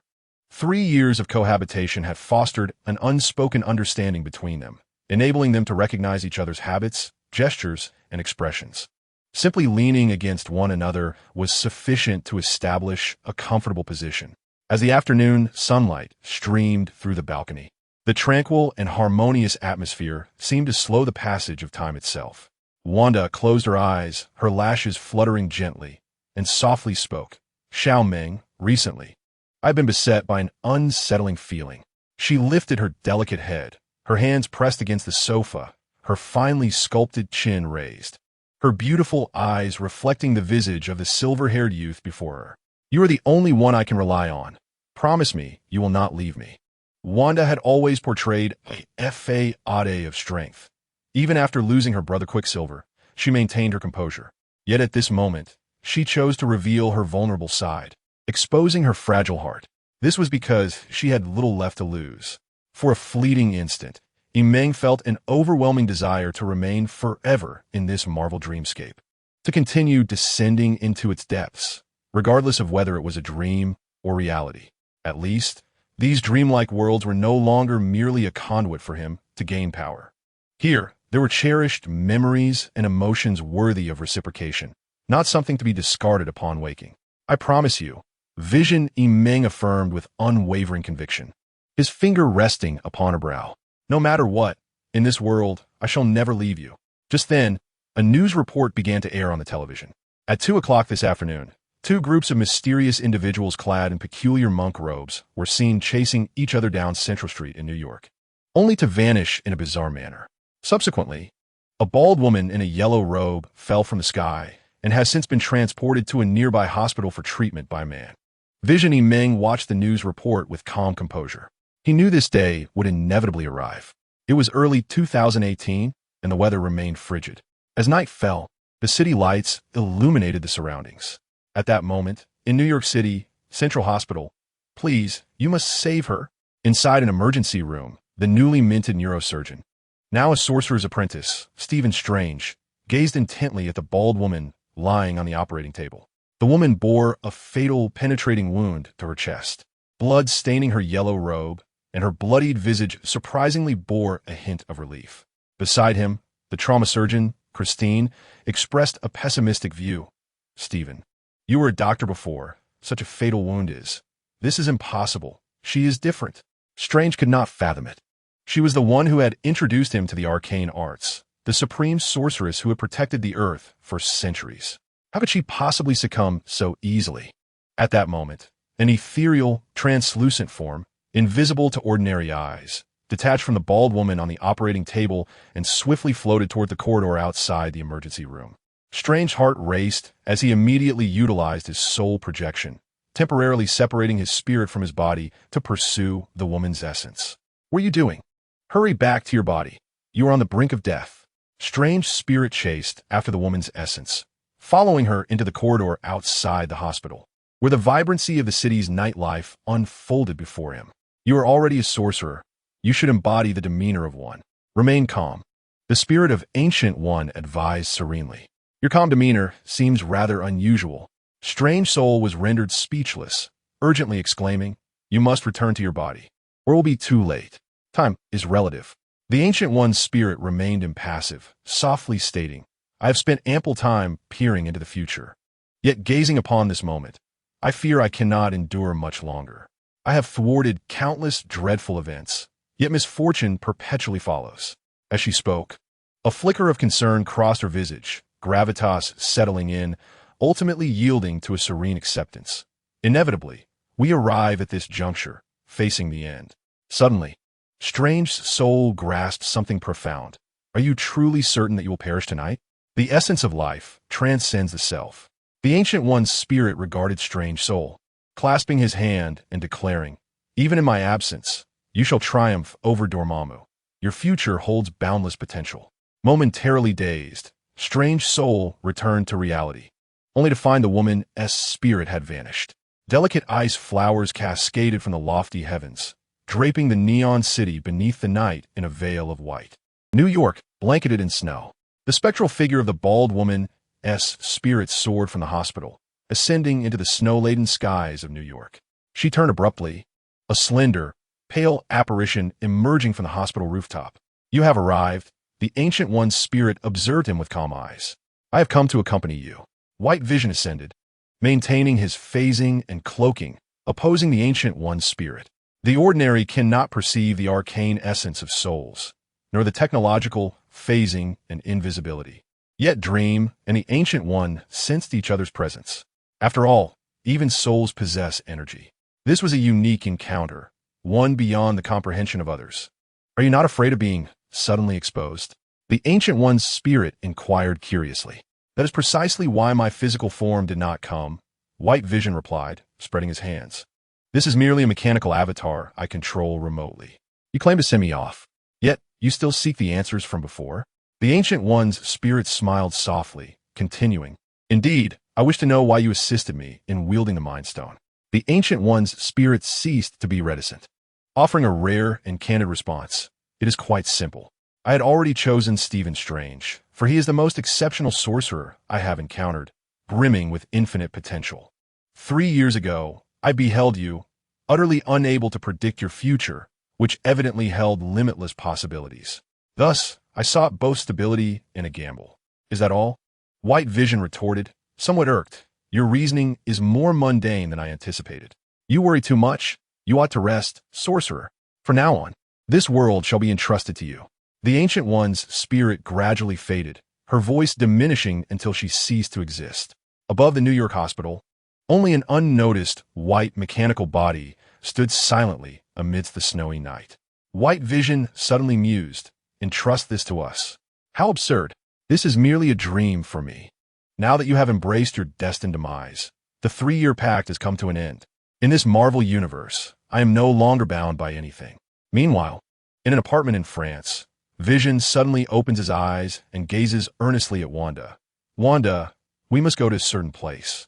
Wanda is momentarily taken aback, but then seems to understand, her fists quietly clenching and then relaxing as she softly replies, "All right." At this moment, Vision's heart is profoundly tranquil.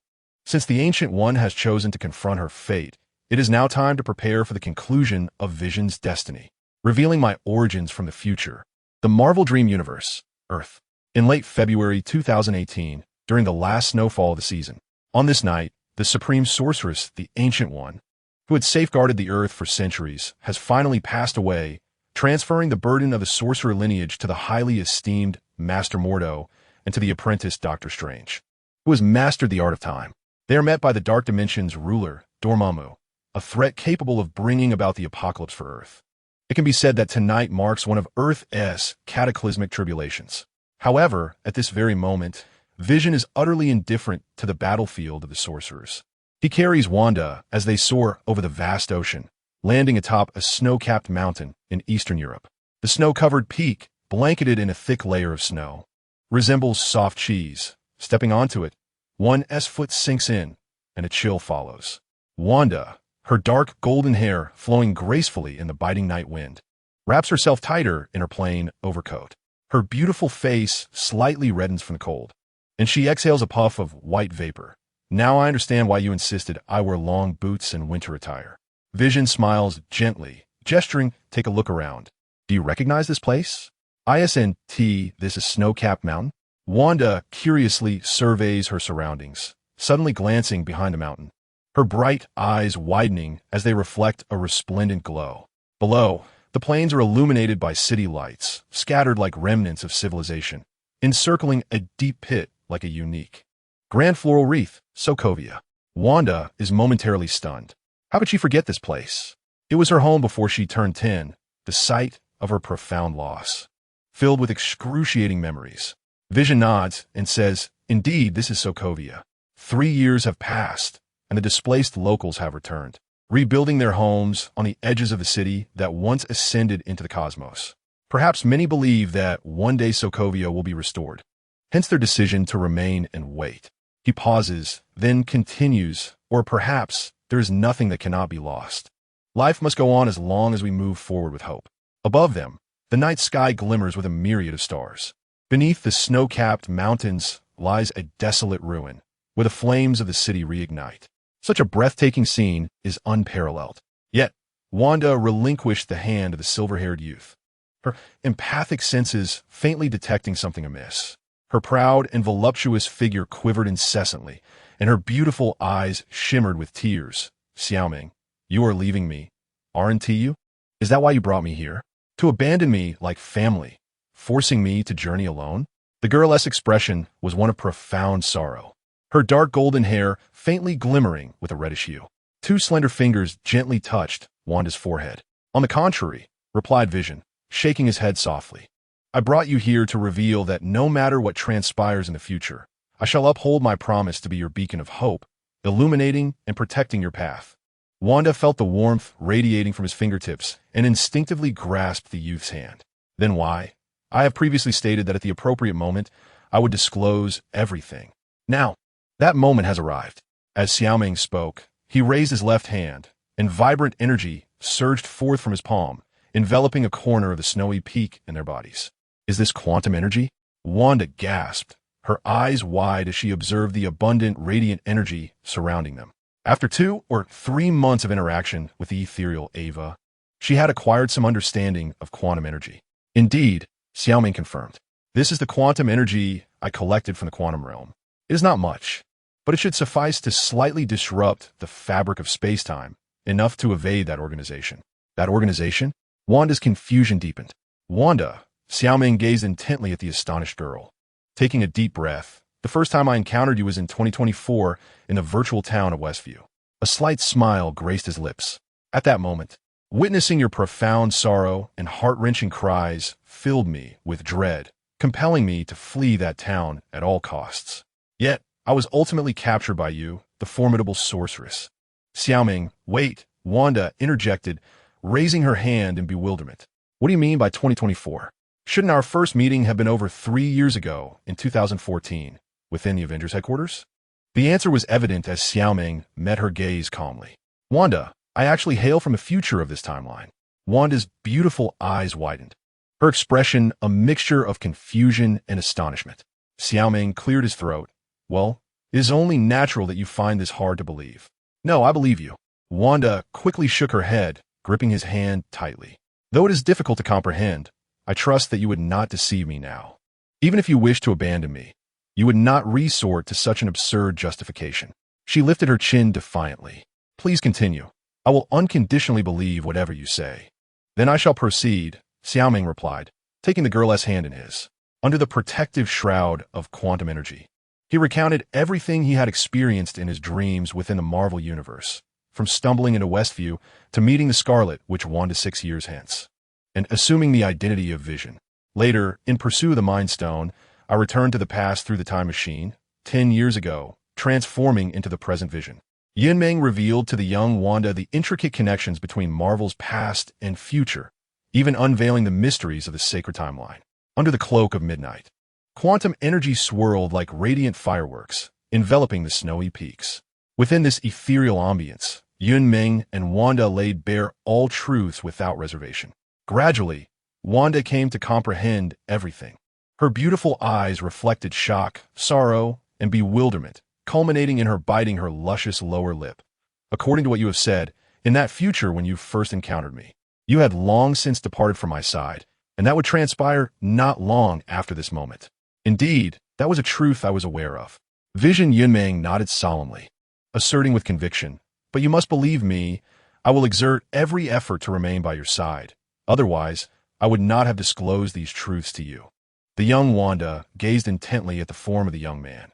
"Show me your physical condition. There is no longer a need to conceal the truth from me." "Very well." Yunmeng, without hesitation, dispelled the illusion of his true form, revealing the authentic visage of the vibranium body of Vision. What was once a towering, flawless dark golden-coated vibranium form was now riddled with cracks, its exterior marred by signs of corrosion. Even under immense restraint, it still emitted violent surges of electric energy. Only the Mind Stone, embedded in his forehead, remained unscathed, radiating its warm, enigmatic yellow luminescence as always. Wanda's delicate, pale hands caressed the chest and face of the vibranium body, tracing the corrosion and fissures, her expression filled with uncontainable sorrow. When did it begin to deteriorate like this? A year ago. Vision Yunmeng maintained an optimistic demeanor. Despite its appearance, the overall condition is still stable. It does not hinder mobility. This was the backlash of the Mind Stone. He had persistently attempted to harness its power, and upon reaching a mastery level of 40, the relentless pursuit of greater control led to severe repercussions on Vision's body. The capabilities of the Infinity Stones, when overexerted, could corrode even artifacts as formidable as the Infinity Gauntlet, let alone the synthetic body created by the Regeneration Cradle. This corrosive backlash originated from within, even damaging the neural pathways to a certain extent. Since the complete fusion with Vision's body 3 years ago, if the physical form were to suffer catastrophic damage, the artificial intelligence incarnation of Yunmeng would also perish. This was the gravest flaw of the Vision incarnation.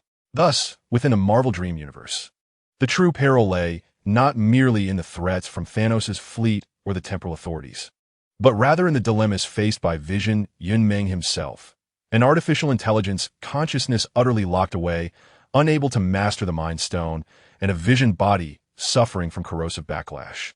Wanda gently placed her hand upon Yunmeng's forehead, her eyes clear and bright. "No matter what the future holds, no matter the choices you make, let's face it together. Of course, how could I possibly do without you?" After explaining the situation to the young Wanda, Yunmeng finally felt a sense of relief. Outside the Marvel Universe, within the Time Variance Authority, in an office style from a bygone era, Casey hummed a tune, brewing himself a cup of sweetened coffee before leisurely settling into his work chair. He was Casey, one of the secretaries of the Time Variance Authority. As usual, he arrived at his designated lobby office, a routine that had persisted for an indeterminate length of time. Ever since he could remember, he had been working here. The definition of time within the Time Variance Authority diverges entirely from that of the timelines in the outside world. This realm exists beyond all timelines, an eternal expanse able to monitor and manage the timelines of the outer universe from a unique vantage point. Undoubtedly, the primary purpose and significance of the Time Variance Authority is to safeguard the so-called sacred timeline, identifying all derivative parallel timelines and notifying operatives to address any anomalies at those divergent points. Like countless nights and days before, Casey languidly gazed at the computer screen, which displayed merely a horizontal white line. This line represented the real-time feedback of the sacred timeline, encapsulating the history of the universe, the evolution of civilizations, the lives and deaths of individuals, all fixed in place, akin to a robust and upright poplar tree. His daily task involved monitoring this tree for any unexpected branches that might sprout as a result of unforeseen events. Upon discovering such divergences, he would report them to his superiors, allowing the combat teams to intervene and restore order. Glancing outside his office at the hurried combat teams passing by, Casey couldn't help but shake his head. He was aware that a notorious temporal fugitive, a female Loki, remained at large, eluding capture and disappearing into some unknown point in time, leaving the combat teams overwhelmed. Furthermore, it seemed another Loki had been apprehended today, this one male, youthful, and humanoid, clutching a cosmic cube. Let the combat personnel handle that. Just as Casey raised his cup for a sip of coffee, something unexpected occurred. The horizontal line on his computer screen, which monitored the sacred timeline, suddenly flickered and twisted in a peculiar manner. The timeline was pulsating, almost spitting out his coffee. Casey widened his eyes, fixated on the screen. The representation of the sacred timeline remained as tranquil as ever, with no new parallel branches emerging, leading him to suspect that the prior flicker was merely an illusion. After all, while the sacred timeline could continuously give rise to new branches, it had never before exhibited such erratic fluctuations. Did I see that incorrectly? Casey murmured, magnifying the moment he suspected had displayed the anomaly in the sacred timeline. March 1st, 2018. At this sacred moment, Thanos has just completed the creation of the Infinity Gauntlet and embarked on his quest to seize the scattered Infinity Stones across the cosmos. In this pivotal timeline, Thanos shall eliminate Loki to retrieve the first Infinity Stone, the Space Stone, from his grasp. Furthermore, two of Thanos' formidable lieutenants descend upon Earth, intent on abducting Doctor Strange, who possesses the Time Stone. Additionally, Vision, the bearer of the Mind Stone, will be ambushed and grievously injured by Thanos' other two commanders. This is a predetermined history that will not deviate within the sacred timeline of the Marvel Universe.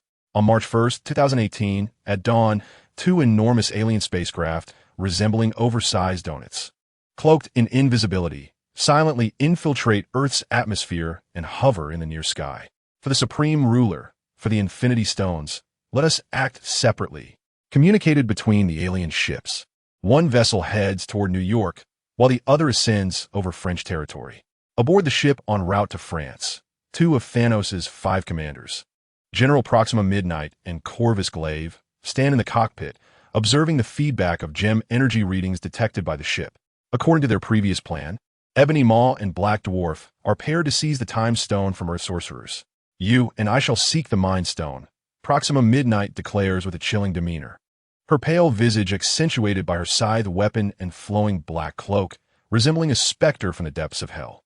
Beside her, Corvus Glaive, with his alluring figure clad in a black and white uniform, grips a metallic spear tightly, licking his dark lips. With a cold smirk, Corvus Glaive suggests, "Shall we force the holder of the Mind Stone out with our ship?" Proxima Midnight shakes her head, asserting, "We are not like Black Dwarf and the others. It is preferable to lie in wait, to ambush, and to secure the stone with a single, lethal strike." "Very well, let us proceed with stealth," she begins, but abruptly halts, staring incredulously at the detection screen. The location of the Mind Stone is shifting. Unfazed, Proxima Midnight coldly remarks, as expected, "It has an owner." "In which direction is it moving?" "Towards us." Corvus Glaive hesitates, doubting his own eyes. "What are you saying?" Proxima Midnight inquires, equally incredulous, seeking confirmation. Gazing at the screen, Corvus Glaive warns with uncertainty. "The Mind Stone is approaching us at an alarming speed. It has arrived." The extraterrestrial vessel remained cloaked, suspended at an altitude of 10,000 meters above the serene expanse of Paris. Inside the hushed confines of the spacecraft, the ghostly general and the Dark Knight Proxima leaned against one another, both wearing expressions of incredulity, yet swiftly shifting to a battle-ready vigilance as they surveyed their surroundings. However, the ship's defense system did not emit any alerts for an impending attack. Could it be that the detection instruments were malfunctioning? The Dark Knight Proxima hesitated momentarily, voicing her disbelief that their technologically advanced ship could be detected by such a primitive civilization. Yet, scarcely had the words left her lips when, "Get back." The ghostly general seemed to sense something amiss, his countenance shifting in alarm as he forcefully shoved the Dark Knight Proxima aside. In the next instant, a piercing yellow beam effortlessly sliced through the metallic deck of the control room, igniting a corner of the ghostly general's dark cloak. The Dark Knight Proxima turned in astonishment. Had it not been for the ghostly general's swift reaction, she would have been cleaved in twain by that searing light. A brilliant, gentle yellow radiance emerged from below the deck, followed by a towering metallic silhouette bursting forth. "It is the bearer of the Mind Gem," the Dark Knight Proxima exclaimed in horror. "Foolhardy wretch, perish!" The ghostly general's face twisted into a malevolent grin, his pallid features contorting as he swung his scythe with ferocious speed, cleaving the ethereal figure in two. This scythe, forged from a unique material, had vanquished countless cosmic civilizations, its blade having quenched its thirst with the blood of innumerable so-called champions of the stars. Within the weapon resided souls, capable of cleaving through mechanical bodies or spectral forms with unerring precision. A strike would surely inflict genuine harm. Yet, the ghostly general's expression shifted once more. The sensation of impact was absent. The fragmented silhouette shimmered, revealing itself to be a holographic projection of light. It was an illusion. Simultaneously, a chill coursed down the ghostly general's spine. Behind you, the Dark Knight Proxima reacted with remarkable agility, leaping to hurl her divine spear, transforming it into a streak of lightning that shot towards the rear of the ghostly general. A shattered, dark golden metallic hand emerged, grasping the spear with a blend of strength and speed. The other hand reached for the ghostly general's throat, ensnaring it with an iron grip just as he turned around. "Who are you?" The ghostly general's eyes widened in disbelief, for standing before him was a towering mechanical entity, its forehead adorned with a mind gem, a shallow totem emblazoned upon its chest, and draped in a dark golden cloak. What was uncanny, however, was that this seemingly perfect and elongated metallic form bore a multitude of fractures and charred marks, as though it were on the verge of self-dissolution. Even more chilling was the palpable power emanating from this battle-worn mechanical being, its internal energy so abundant that it overflowed from the fissures, causing arcs of electricity to dance around its form. A pair of fragmented, golden electronic eyes, devoid of compassion, gazed upon him with a godlike indifference. The radiant light from the gem embedded in his forehead flared once more, leaving no opportunity for the undead general to resist. The energy beam erupted forth, piercing through the general's forehead with lethal precision. The undead general's eyes momentarily dulled. His hands, which had yet to raise the scythe, fell limply to his sides, his skeletal form hanging lifelessly from the right hand of the illusory vision, Meng. I shall slay you." With the death of the undead general, the Dark Knight's Proxima Centauri was consumed by rage, her eyes ablaze with fury as she lunged forward. The vibranium mechanical body accelerated suddenly from the deck's low altitude, resembling a humanoid bolt of lightning, swiftly intertwining with the Dark Knight's Proxima Centauri. With a sickening thud, blood spattered, staining the deck crimson. A long spear embedded itself in the chest of the Dark Knight's Proxima Centauri, piercing through her back and sending her hurtling backwards, impaling her against the cockpit's inner wall. She, the Dark Knight's Proxima Centauri, found herself pinned to the wall, her uniform soaked in blood. Yet her vitality remained remarkably resilient as she desperately attempted to dislodge the spear with her hands. Once more, the energy beam sliced through the air, severing her head and extinguishing her remaining life force. The action was executed with chilling efficiency. The war-torn vibranium form stood atop the spaceship's deck, impassively surveying the two fallen figures. He spoke slowly. "I am called Illusory Vision. No, I am Meng, and I shall only be known as Meng." The Illusory Vision, Meng, was utterly serene. There was no longer a need for pretense. The moment he struck down the undead general and the Dark Knight's Proxima Centauri, those who were meant to severely injure him, he had fully overturned the table, declaring war against Thanos and the so-called Time Management Bureau, which sought to protect the sacred timeline. But what of it? This is my dream world. I am a master of it. I shall act as I please, without hesitation. The unencumbered Illusory Vision, Meng, murmured coldly, "To hell with fate." The roleplay within the Marvel Universe had reached its conclusion. He was prepared to confront the formidable adversaries and the constraints of time itself. Faced with numerous bottlenecks and predicaments that had hindered his progress, Meng resolved to no longer endure, to relinquish the identity of Illusory Vision, and instead, to forge a future that belonged solely to his own will. In the Marvel Universe, above the skies of Paris, a battle for the Infinity Stones raged on. The alien warship, exclusive to Thanos' commanders, maintained its cloaked status, suspended 3,000 meters above the ground. Everything transpired at a breathless pace, within less than 5 minutes. The cockpit returned to a haunting tranquility. A tall, cloaked corpse lay on the ground, a bloodied hole gaping from the center of its forehead to the back of its skull, its wide eyes frozen in shock, clutching the obsidian scythe. Not far from it, a blue-skinned alien woman was gruesomely pinned to the wall, her body severed, utterly lifeless, confirming the deaths of the Blade General and the Dark Knight's Proxima Centauri. Meng raised his left hand, unleashing columns of flame upon their remains, incinerating the corpses on the spot. Vision Yimeng stepped onto the control platform of the warship, his vibranium hand gliding over the surface, harmonizing with the Mind Stone, as his thoughts surged like a powerful current into the ship's systems. A golden stream of virtual energy flickered from Yimeng's forehead, coursing through his palm, enveloping the entire cockpit and extending to the alien vessel outside. Analyze, breach, envelop, and command. Yimeng nodded slightly. It was evident that General Deathblade and the Dark Knight Proxima had failed to relay their distress signal to other ships before their demise.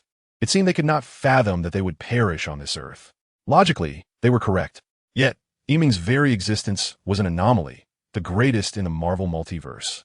He activated the personnel transport function of the warship, causing the underside of the donut-shaped vessel to open, projecting a cylindrical beam of light downward, which descended into a nearby urban area, drawing in a graceful silhouette. The girl who materialized, her dark golden hair cascading around her, wore a somber expression. Clad in a dark red trench coat, with tendrils of deep crimson energy swirling around her hands. Upon entering the dim, frigid control chamber, her gaze fell upon the charred remains of two alien corpses, half consumed by flames. Is it over? She blinked, extinguishing the crimson energy with a wave of her hand. Yimeng nodded. The girl who had just arrived was none other than Wanda, who had yet to transform into the true Scarlet Witch. Are they truly that formidable? Wanda questioned with skepticism. They are indeed powerful, Yimeng affirmed with a serious nod, recalling how he had swiftly vanquished the two. Each of these commanders, leaders of Thanos' formidable forces, was no ordinary foe, renowned as exceptional warriors throughout the cosmos. However, their combat abilities exhibited distinct tendencies. For instance, General Deathblade and Dark Knight Proxima excelled in assassination and close-quarters combat. Once they initiated an attack, survival was nearly impossible. In the original script of Avengers, Infinity War, General Deathblade stealthily approached Wanda and Vision, inflicting severe injury on Vision with a single strike. Had it not been for Wanda's desperate attempts to buy time, coupled with timely interventions from Captain America and Falcon, Vision might have been slain on the spot and the Mind Stone taken, although it appeared that Yimeng had triumphed effortlessly. The truth lay in several factors. Yimeng was indeed stronger than the original Vision. He had seized the initiative, and the disparity in intelligence between allies and foes was significant. Yet, Yimeng did not bask in complacency. Instead, he meticulously replayed the brief battle in his mind, calmly stating, had another duo of commanders arrived, the outcome might not have been so swift. He was acutely aware that, in addition to this vessel, another ship was en route for the Time Stone. The two commanders aboard that vessel, Ebony Maw and Black Dwarf, presented a far greater threat. The former was a master of telekinesis capable of easily overpowering Doctor Strange, while the latter was akin to a darkened version of the Hulk, vastly superior in direct combat to the two leaders they had just faced. Wanda inquired now, shall we seek out another warship to deal with the two formidable generals that have infiltrated Earth? No, Vision replied, shaking his head, his hand still poised over the control panel, calm and resolute. I shall utilize this warship, designated for the generals, to return to the vessel that dispatched it. Wanda had already heard of the myriad futures envisioned by Vision, yet she could not hide her astonishment as her lips parted in disbelief. You intend to confront Thanos? Indeed, Vision affirmed, his sanity intact, having made a decision grounded in absolute rationality. Was Thanos powerful? Undoubtedly, for he stood as one of the paramount antagonists within the Marvel Universe, capable of overpowering the core members of the Avengers, Captain America, Iron Man, and the formidable Thor, armed with both his enchanted hammer and the Stormbreaker axe, even without the Infinity Gauntlet. Yet, no matter how potent Thanos may be, his strength has its limits. He is not invincible. Should he accumulate sufficient Infinity Stones, however, the battle would be futile. Vision, possessing only a single Mind Stone, understood all too well that while the Infinity Stones may hold little significance in other realms and quantum domains, within the context of the Marvel Universe, they represent elements of creation itself, each stone endowed with distinct cosmic capabilities. Thus, the climactic events of the Marvel Cinematic Universe's third phase, namely, Avengers, Infinity War and Avengers, Endgame, were not merely a struggle against the supervillain Thanos, but rather a fierce contest for the Infinity Stones. The one who secures a sufficient number of these stones emerges as the ultimate victor. Particularly, several of these stones possess extraordinary powers, granting near invincibility within the Marvel canon. With the time variance authority yet to intervene, Vision resolved to take decisive action, aiming to subdue Thanos before he could gather multiple stones, thereby claiming the Infinity Stones for himself. Perhaps, under the influence of multiple Infinity Stones, he might escape his current predicament. With the previous mental suggestion lingering, he mused that there was still a chance. If he remained on Earth to contend with another warship, and if Doctor Strange chose to trust him, he might obtain one of the Time Stones. However, once Thanos secured that pivotal Infinity Stone, he would be unstoppable in acquiring the remaining gems. To thwart Thanos, action must be taken before he grasps that crucial Infinity Stone. This very moment, Vision adjusted the warship's course for an immediate return, turning to face Wanda. His lips parting as if to speak, but hesitating. Wanda extended a delicate, pale finger to his lips, her eyes shimmering like stars as she spoke with unwavering conviction. "I'm already aboard. Do not cast me off. Do we not agree that no matter what the future holds, we shall face it together?" "Understood," Vision replied, grasping Wanda's hand, refraining from further persuasion, and initiating the launch of the warship. In the small book pavilion, the engine erupted, tearing through the clouds. The donut-shaped battleship, akin to an enormous wheel, instantaneously breached the atmosphere, utilizing advanced warp technology to hasten its return to the mothership. The target, the fleet of Thanos. At this moment, in the realm of Earth, a similar hovering alien donut spacecraft lingered high above New York, shrouded in clouds while scanning the city below in a state of invisibility. Within the dimly lit cockpit, illuminated by electronic fluorescence, an elderly alien clad in a black gentleman's suit hovered over the deck. Raising an eyebrow at the monitor, General Deathblade and the Dark Neighbor Star, their ships have suddenly departed from Earth. Beside him stood a towering warrior, resembling a darkened Hulk, clad in armor and wielding a massive axe, exhaling hot white smoke from its mouth and nose. Have they already secured the Mind Stone so quickly? That seems rather swift. I have yet to pinpoint the specific location of the Time Stone. With narrowed eyes, Ebony Maw, the astute commander, instinctively sensed something amiss. The Dark Neighbor Star dismissed it nonchalantly. Perhaps they merely stumbled upon it. We have scanned extensively, yet detected only a trace of the stone's residual energy, which is indeed peculiar.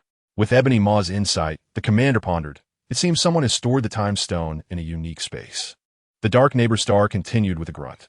"Those two must be aiming to claim the stone before us and return to bask in glory." Ebony Maw nodded, not doubting that General Deathblade and the Dark Neighbor Star would fail. Moreover, although they had descended to Earth together, they had already split into factions. Once successful, they could escort the stone away and rendezvous with the Cosmic Overlord. Shaking off his doubts, he resolved, regardless of them, securing the Time Stone is our utmost priority. In the vast, pitch-black expanse of the cosmos, the donut-shaped alien spacecraft continued to warp, having traversed millions of light years. Inside, 2 corpses had been reduced to ash, leaving behind 2 ominous charred remnants. Vision and Dream approached one of the bodies, retrieving an undamaged weapon from the ground, though not precisely a scythe. It resembled a glaive with blades at both ends. The silvery grip was cold and hard, one side curved while the other remained straight, both edges gleaming with a chilling light. "Look, Xiao Meng," Wanda indicated as she lifted a golden long spear, the blade of the Exalted and the Divine Spear. Vision, known as Dream, remarked, "It's not mere whimsy. These are the original names of weapons in the Marvel lore." General Deathblade and the Dark Neighbor Star excelled in close-quarters combat, and these 2 extraordinary weapons accounted for a significant portion of their combat prowess. In the original text, the blade of the Exalted inflicted severe wounds upon Vision, incapacitating his vibranium form. This implies that even the Earth's most resilient vibranium could be cleaved, rendering Captain America's shield utterly inadequate.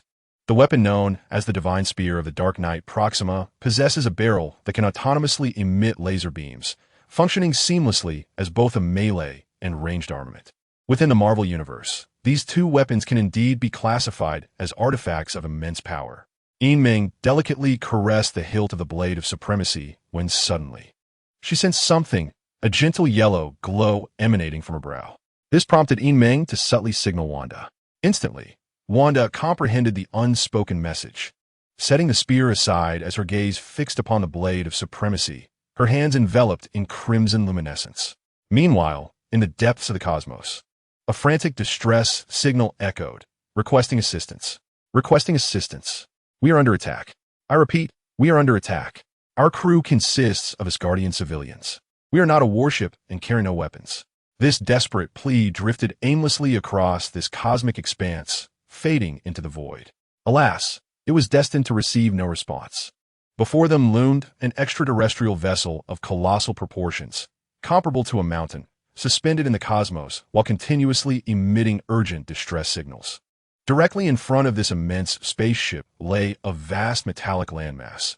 No, it was a gargantuan battleship, resembling an elongated rhomboid planet, obscuring half the stars in the universe, rendering the beleaguered alien vessel a mere infant in comparison.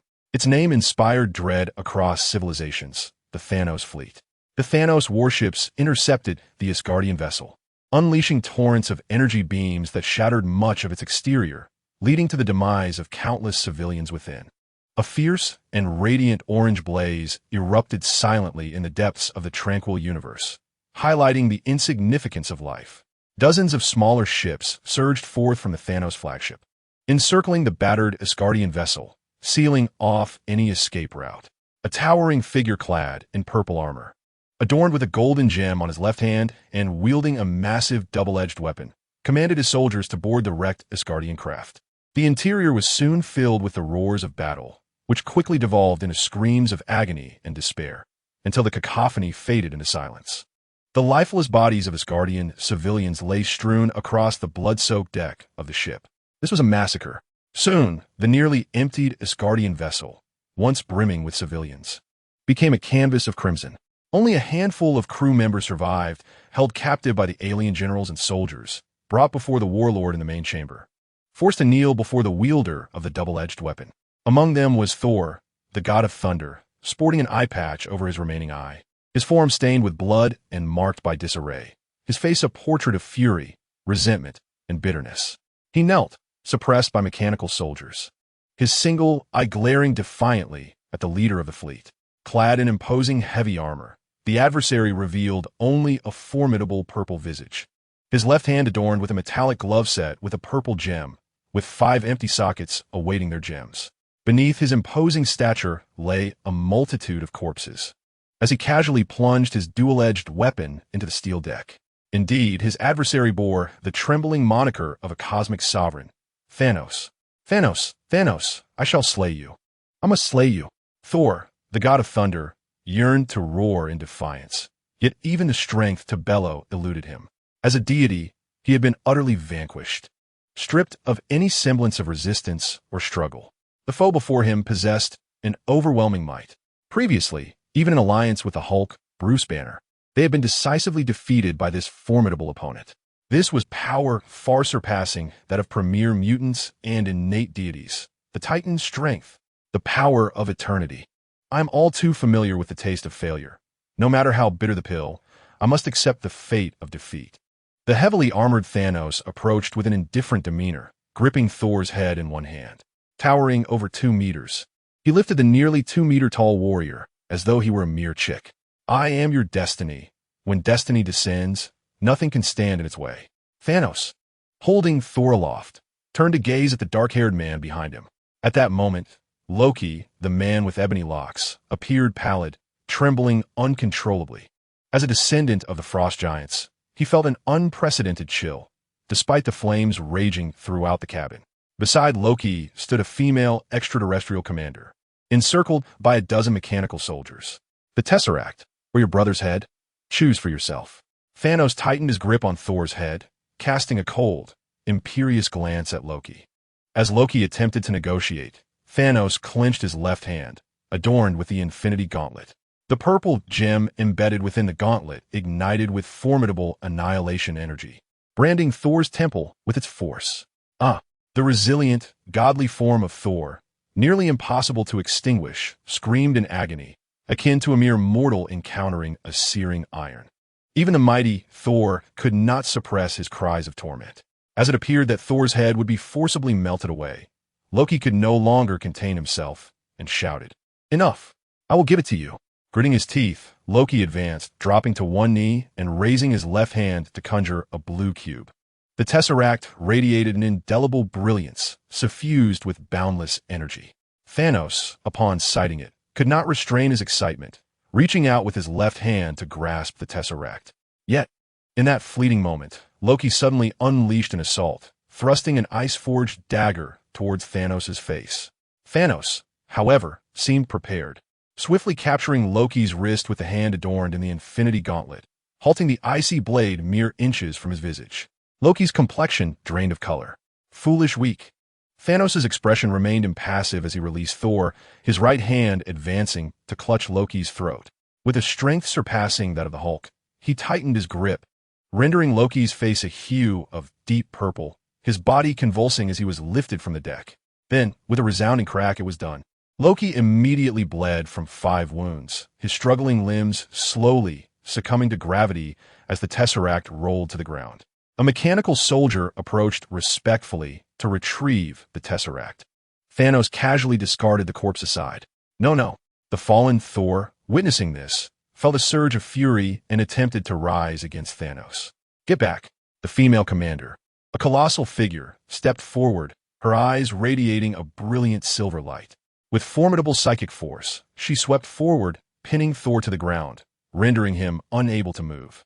Supreme Master, you're the foremost being in the universe, possessing 2 Infinity Stones.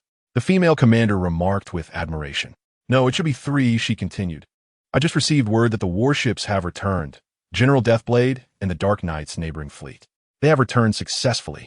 Thanos could not suppress a smile at the thought of acquiring the Mind Stone, but in that moment, he was suddenly struck by an overwhelming sense of unease. Wait, why did I send the 4 alien commanders to Earth? Despite the fact that obtaining the Infinity Stones was indeed his desire, according to his original plan. He should have dispatched the commanders only after acquiring the Space Stone. After all, obtaining the Space Stone would signify his ability to teleport and intervene in battles at will. Was he too hasty? Had he sent the 4 commanders to Earth prematurely before securing the Space Stone? Thanos' expression tightened as his mind raced. No, I have plotted for the Infinity Stones for countless years. How could I make such a blunder? It feels as though my mind has been misled by some external influence. The Mind Stone? Thanos murmured, glancing at the purple Power Stone on his Infinity Gauntlet, finally coming to a realization. Was someone scheming against him? Fortunately, he had still acquired the Tesseract, the Space Stone. Hey, what are you doing? Suddenly, the female commander exclaimed in surprise. Thanos, alerted by her gaze, looked towards the mechanical soldier who had picked up the Tesseract, only to see it toss the Tesseract off the ship. Stop it! Thanos bellowed in fury. The commander, sensing something amiss, employed her psychic power in an attempt to retrieve the Tesseract from afar. But it was too late. A phantasmal, fragmented metallic hand emerged, cutting through the deck, retrieving the Tesseract from the shadows. That was close, but I still made it. A mysterious young voice echoed within the ship's chamber. In the depths of the universe, aboard a civilian spacecraft besieged by Thanos' fleet, the unexpected interception of the Tesseract left both Thanos' forces and Thor in stunned silence. Who are you? How did you get here? Emerging from the shadowy recesses of the spacecraft's interior, a mysterious youth, embodying a perfect mechanical form, stepped forth. A radiant yellow gem glimmered at his brow, while a dark golden metallic cloak draped over his shoulders. His frame bore the scars of battle, riddled with cracks, and his metallic right hand firmly grasped the recently acquired cosmic cube. What are you doing? Have you defected?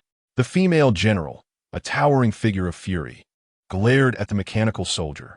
Maintaining the posture of hurling the cosmic cube, the soldier's mechanical head rotated with a jarring motion, as if oblivious to the magnitude of his transgression.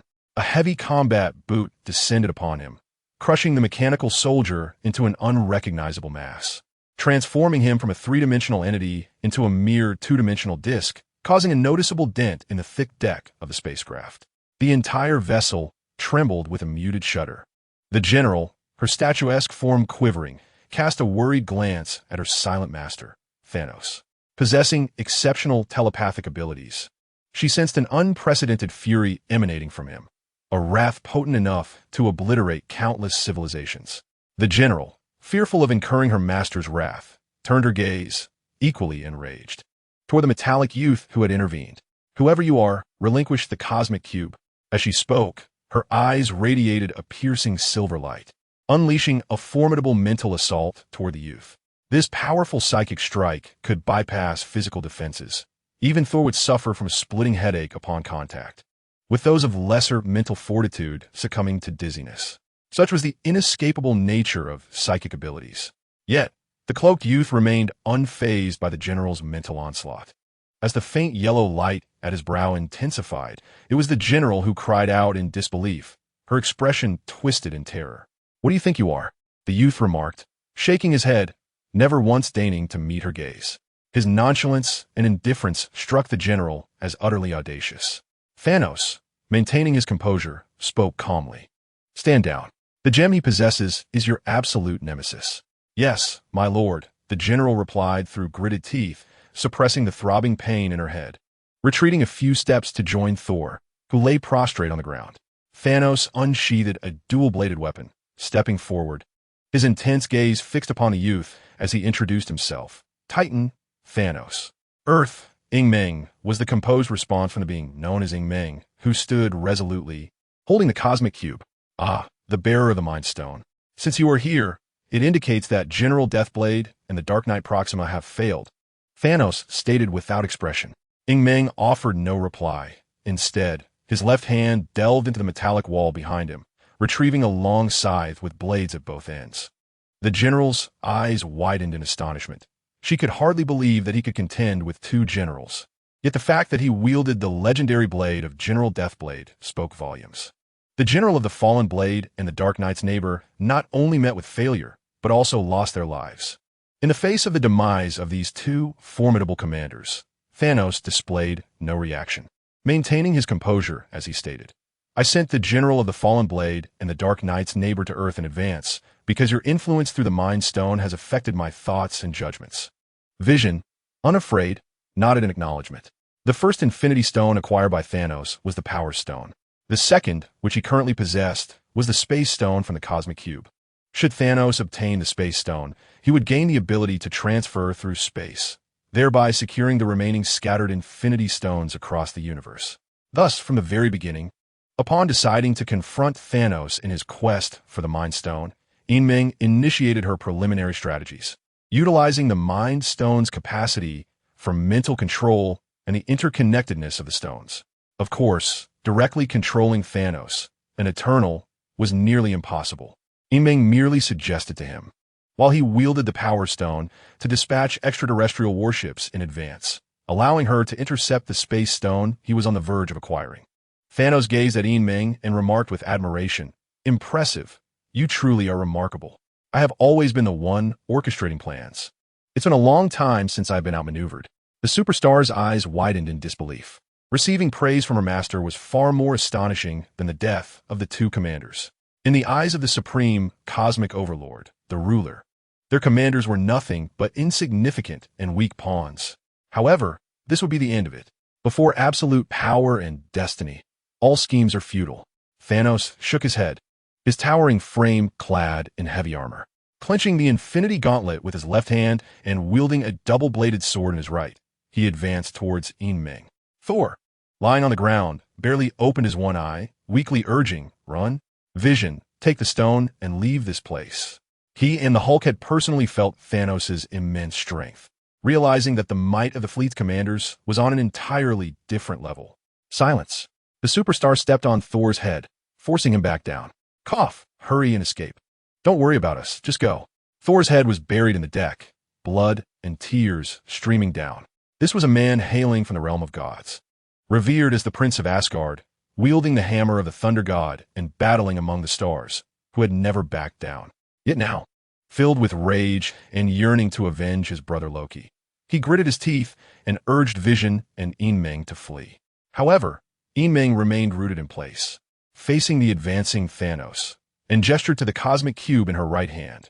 "Do you desire this?" After a moment's hesitation, she chose not to extract the Space Stone immediately, but instead concealed the cosmic cube within the vibranium that had undergone phase shifting. Now, the Mind Stone, the cradle of rebirth, and the metallic body imbued with artificial intelligence consciousness have achieved a harmonious synthesis, culminating in a delicate equilibrium between evolution and constraint, known as vision. Yet, Meng remains uncertain of the consequences that would arise from embedding another Infinity Stone. Moreover, there is currently no pressing need to do so.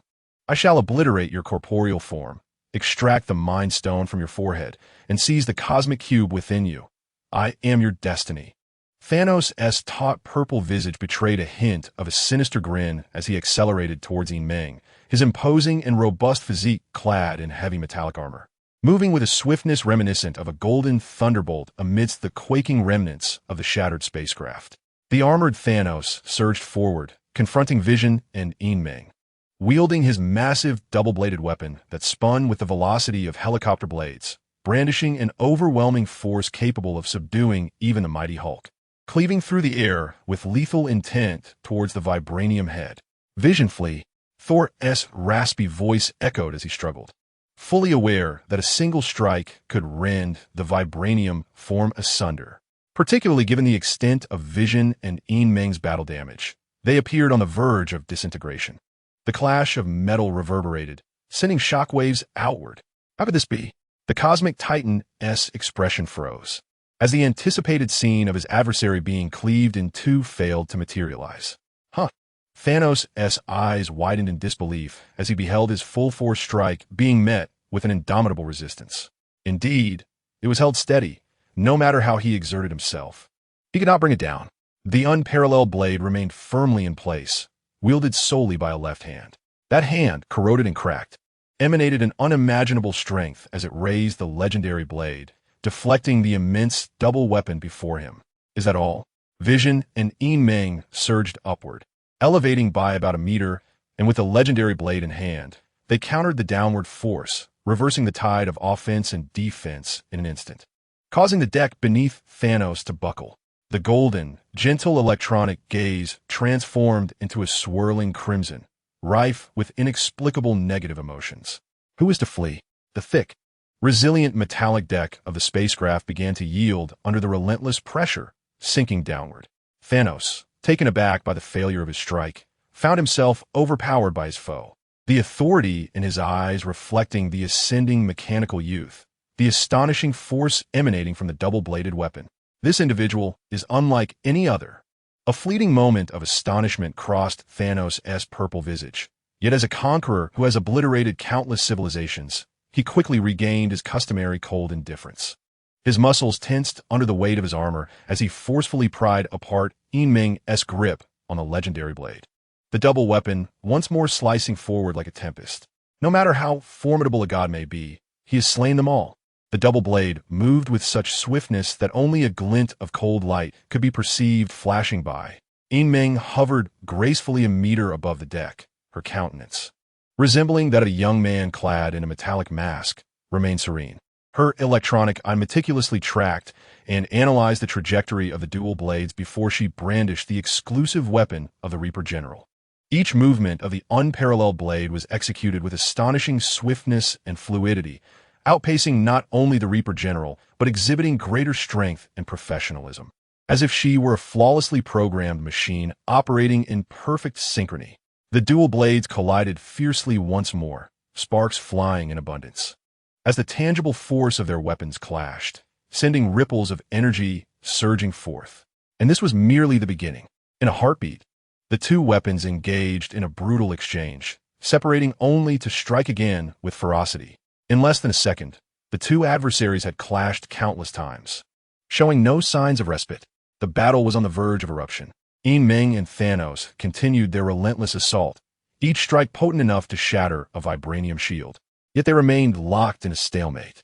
Both exhibited the pinnacle of speed, strength, physique, and skill that the current universe had to offer, engaging in a face-to-face melee with their high-caliber, close combat weapons.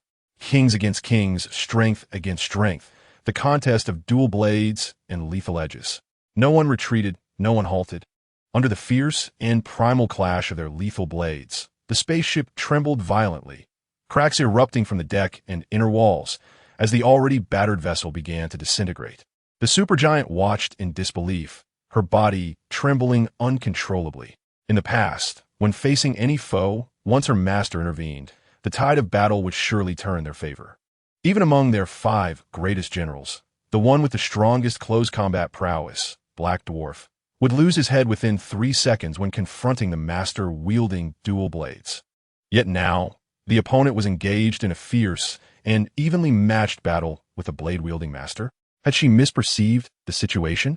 Suddenly, the supergiant sensed something ominous, abruptly turning to witness a beam of light hurtling towards her. "No!" she screamed, her mind surging with energy, yet she was still struck by the beam. Flung into the vastness of space, uncertain of her fate, Thor, the god of thunder, struggled to rise from the ground, glancing back in confusion at a donut-shaped alien spacecraft. Multiple beams of light descended from the donut ship, one of which enveloped Thor, transporting him aboard. As the scenery around him blurred, he found himself teleported from the wreckage of the ship, littered with corpses, to the interior of the donut spaceship. Nearby lay the unconscious Hulk, Banner, who had been pummeled into submission by Thanos, and the faintly breathing guardian of the realm, Heimdall. "Apologies, but aside from you, there are no other survivors from the doomed ship." A melodious female voice resonated from the spacecraft's control platform. "Wanda?" Thor was taken aback as he gazed at the woman in the crimson coat, unmistakably the Wanda who had joined the Avengers 3 years prior. Wanda nodded in response. "I came along with Little Dream. By the way, Thanos. Thor approached with crimson eyes, peering through the windshield at the shattered spacecraft in outer space. "Let me out. I must continue the fight. I seek vengeance for Loki and for half of the citizens of Asgard." When they evacuated Asgard, they split into 2 ships, each carrying half of the populace. Now, half of Asgard's citizens, thousands of denizens of the divine realm, have been mercilessly slaughtered. Thor's chest felt as though it would burst with rage. "Thor, calm down," Wanda urged, her crimson lips parting. "It was Little Dream who instructed me to bring you out. He mentioned that once he unleashed his full power against Thanos, he could no longer divide his attention to you." Thor trembled, his body weakly propped against the console, staring blankly at the chaos outside. The newly crowned king of Asgard, the god of thunder, reduced to a burden in this moment. The ship was littered with remnants of corpses, the interior a cacophony of clashing blades and flashing lights, creating shockwaves that swept through the cabin like a tempest, dismembering the deck and walls in their wake. Under the fierce clash between Little Dream and Thanos, the entire colossal vessel felt like a mere toy on the brink of disintegration. Had it not been for the gravitational pull of the fleet ahead, it would have surely scattered into the cosmos. Thanos, his face stern, leapt forward upon the fractured deck of the ship. His powerful frame resembled a condensed giant, clad in heavy armor, charging forth like a beast, his double-edged blade raining down ferocious blows. Little Dream hovered in midair, parrying and countering with his unparalleled sword, absorbing all assaults. Suddenly, he glanced down at the legendary blade in his grasp, noticing the worn and battered edges where the metal was pockmarked with deep nicks. "Huh, bring it on." Thanos offered no respite, crashing through a metallic wall and lunging forward with another strike. Little Dream raised his legendary sword once more, but this time, as Thanos' blade descended heavily, it cleaved the legendary sword of the Deathblade General in half. Meanwhile, Thanos' weapon remained unscathed, glimmering ominously as it advanced. As the double-edged blade hurtled toward his chest, a beam of light erupted from the gemstone on Little Dream's forehead, surging towards Thanos' head without warning. Even at a distance of less than a meter, Thanos reacted swiftly, tilting his blade sharply, slicing the beam into several fragments. The beams of laser light grazed past Thanos' form, piercing the ship and disappearing into the vastness of space. As the light faded, the ship lay nearly in ruins. On one of the remaining decks, Thanos regarded the broken blade in Little Dream's hand and remarked in a low tone, "To have sustained the legendary sword of the Deathblade General until now is truly beyond my expectations. I shall deem you the strongest of Earth. It has been a long time since I have reveled in battle such as this, but it is time for it to end." As he spoke, the heavily armored Thanos swung his double-edged sword, charging towards Little Dream. Meng suddenly smiled, discarding the shattered blade of unparalleled mastery in hand, and boldly charged toward the dual-edged sword capable of cleaving through all, seeking death. Thanos smirked coldly, his right arm, encased in heavy armor, bulging with muscular strength. He unleashed the might of his Titan eternal lineage, causing the spinning dual-edged sword to appear as though it could slice through the very fabric of space as it descended upon the mechanical youth. With this strike, Thanos was confident he could sever not only the mechanical youth, but the cosmic cube within him as well. Unarmed, with no weapon but his bare fists, Meng's lips curled upward as he reached out with his left hand toward the swiftly descending dual-edged sword. His vibranium palm met the blade's edge in a clash. Under the full force of Thanos' blow, a crack appeared in the vibranium palm, yet the sword's edge halted abruptly, unable to penetrate further, let alone cleave through the vibranium form entirely. It was as if, within the mechanical youth, there existed something far more resilient than both the unparalleled blade and the vibranium body. What could that possibly be? Thanos' eyes widened in astonishment as he discerned beneath the vibranium skin of the mechanical youth named Meng the presence of human-like white bones.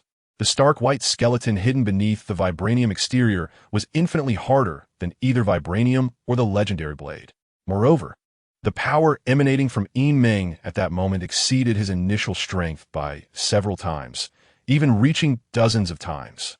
Without retreating even a step, he single-handedly halted Thanos' lethal strike.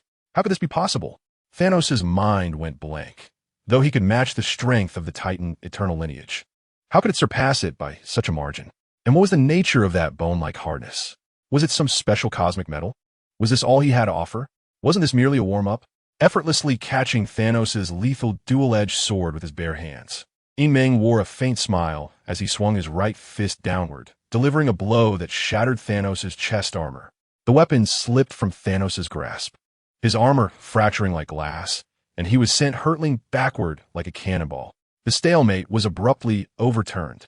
Meng discarded the dual-edged sword and pursued Thanos, his towering figure flickering as he swiftly closed the distance. At that moment, as Thanos was propelled backward, he tightened his grip on the Infinity Gauntlet, a brilliant purple energy radiating from his fist, akin to a concentrated energy cannonball aimed at Meng. Realizing he could not defeat his opponent in his normal state, Thanos unhesitatingly resorted to the power of the Power Stone. The formidable might of the Power Stone was undeniable, capable of amplifying its wielder's strength and unleashing unparalleled energy attacks. Throughout history, countless civilizations had perished due to the Power Stone. Even a fraction of its power was sufficient to obliterate everything. I am destiny, under absolute power. No one can withstand me. With a thunderous roar, Thanos raised his body, his fist enveloped in pulsating purple energy, striking with ferocious speed.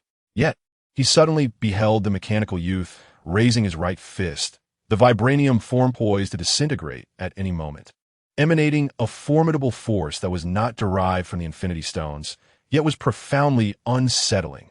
A crackling sound erupted as golden lightning, infused with the essence of annihilation, surged toward Meng's metallic right hand, coalescing into a small spherical bolt of electricity, which then clashed against Thanos' gauntlet of power. I am merely the harbinger of destruction. The mechanical Superman, Meng stated coolly. In an instant, the two fists collided. Boom! The terrifying energies of purple and gold intertwined, expanding rapidly, engulfing the remnants of the spacecraft in a brilliant blaze, erasing all that was illuminated by the blinding light.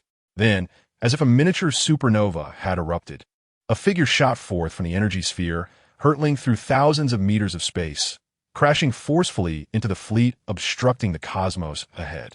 The donut-shaped vessel, situated in the cosmic vicinity near Asgard, swayed violently like a small sailboat caught in a tempest. Dazzling, bizarre light flooded through the glass windows of the ship, illuminating the dim chamber momentarily. Under the radiance, the Hulk, Banner, gradually regained consciousness, shaking his throbbing head and clutching his chest as he rose from the icy deck. Though he had returned to his original state, the pain from Thanos' brutal assault lingered. His green eyes squinted against the blinding light as he made his way toward the control platform where Wanda and Thor stood, motionless, squinting against the brilliance as they strained to witness the peculiar spectacle outside the vessel. As Banner approached, he followed their gaze, his expression frozen in astonishment. In the distance, he beheld a clash of purple and golden radiance erupting simultaneously, two formidable energies locked in a fierce standoff, expanding and consuming the shattered spacecraft and the surrounding space. One side resembling a violet sun, while the other mirrored a golden black hole. This scene, akin to the evolution and calamity of a universe, was wrought by the battle of two cosmic beings. The remnants of the spacecraft at the center of this cataclysm were instantaneously obliterated by the energy surge, with the shockwaves causing the fleet several kilometers away to tremble and recoil. The two forces intertwined, creating ripples that spread through the depths of space, radiating outward toward the cosmic frontier. Initially, the purple energy appeared significantly more formidable. However, as the golden lightning orb confronted it, it seemed to devour and transform the energy in reverse, swiftly reversing the advantage in less than 10 seconds. Ultimately, the golden orb of lightning, with a radius of nearly a kilometer, erupted with a thunderous roar, ejecting a fragment of the unparalleled blade and a figure that shot forth like a cannonball, shattering 2 or 3 small reconnaissance aircraft before striking the massive flagship that traversed the starry expanse. The flagship, as if bombarded by a physical projectile, exhibited a profound dent in its robust hull, with a gaping hole visibly torn in the left half, where a fragment of the unparalleled blade was embedded in the deck. Another figure, meanwhile, lingered in the cosmic expanse of the previous battlefield as the torrents of energy and blinding light receded like a tide. The female commander of the supergiant, who had timely activated her mental shield to withstand a light cannon, was returning to her fleet, intending to launch a counterattack on the donut-shaped spaceship that had been seized. As for her master, Thanos, the supergiant was confident that in a one-on-one confrontation, victory would undoubtedly belong to him. After all, he had never known defeat and would never succumb. Yet at that moment, sensing the disturbance from the damaged flagship, she called up the surveillance footage and was instantly rendered speechless. Not only was she in shock, but the other subordinates and soldiers within the fleet were equally dumbfounded. As the smoke cleared from the damaged flagship's hull, illuminated by flickering electric light, a towering purple figure was lodged against the corridor wall within the compartment. His upper body armor lay shattered, his left hand trembled in paralysis, and remnants of golden energy coursed over him. At that moment, this cosmic overlord, equipped with the Infinity Gauntlet enhanced by the power gem, was evidently caught off guard. "This is impossible. I absolutely refuse to believe it," the supergiant muttered to herself, unable to fathom the reality before her. 10,000 meters ahead of the flagship, as the brilliant energy dissipated, a severely damaged, youthful metallic figure became visible. A yellow gem adorned his forehead, and his dark golden body was riddled with destruction, with some components entirely shattered, revealing a human-like skeletal structure within. Faint glimmers of a cube's light emanated from his chest, while a vibranium cloak draped over his shoulders.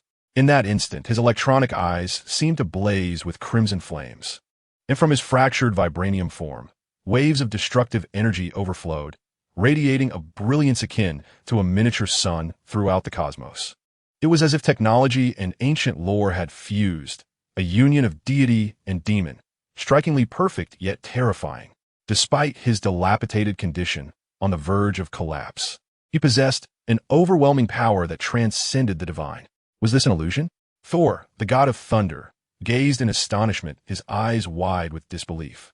Even though he had participated in the crafting of this vision 3 years prior, he had never felt such unfamiliarity with it until this very moment. He was acutely aware that just moments ago, Thanos had wielded the power of the Infinity Gauntlet and the Power Gem, yet he was decisively overthrown by the empty-handed vision. Meng, how is this possible?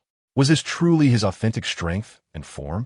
The Hulk, Banner, whispered softly, a creature typically characterized by fury and aggression, now exhibited no inclination to engage in combat with Vision. Of course, it was my little dream. Wanda's lips curled into a smile, her beautiful eyes reflecting the figure of the young man outside, her stunning visage radiating confidence and pride. Yet tears inexplicably streamed down her cheeks as she delicately covered her mouth with her slender, pale hand. She understood that perhaps she had also constrained Vision for 3 long years. Bravely moved forward, she murmured with a sense of enlightenment. "No matter where the future leads, I shall be by your side." With her warm-up complete, the true battle was about to commence. Vision twisted his neck. His form suspended in the void of space suddenly surged forward, racing towards the colossal mothership. "Kill him," the superstar bellowed. In the next instant, Numerous large turrets on the front of the massive mothership activated simultaneously, swiftly adjusting their aim to target the approaching mechanical youth, unleashing a barrage of energy blasts. Undeterred, Vision was enveloped in golden bolts of destructive lightning as he barreled through the interwoven laser barrage with his battered vibranium body, like a meteor piercing through the night. Vision soared through the breach he created and into the mothership's interior, delivering a powerful punch towards Thanos' head, which was lodged against the wall. Thanos, already aware of the hardness and strength of his opponent's fists, dared not meet it with his own head. Instead, he activated the purple glow of the Infinity Gauntlet once more, wrapping his massive hand around Vision's fist. The power of the Power Stone intertwined with the golden-red bolts of destruction, causing the surrounding metallic walls and decks to buckle under the strain. At that moment, Vision's left hand shot out like lightning, grasping Thanos by the throat, leaning forward to apply pressure and propelling him onward.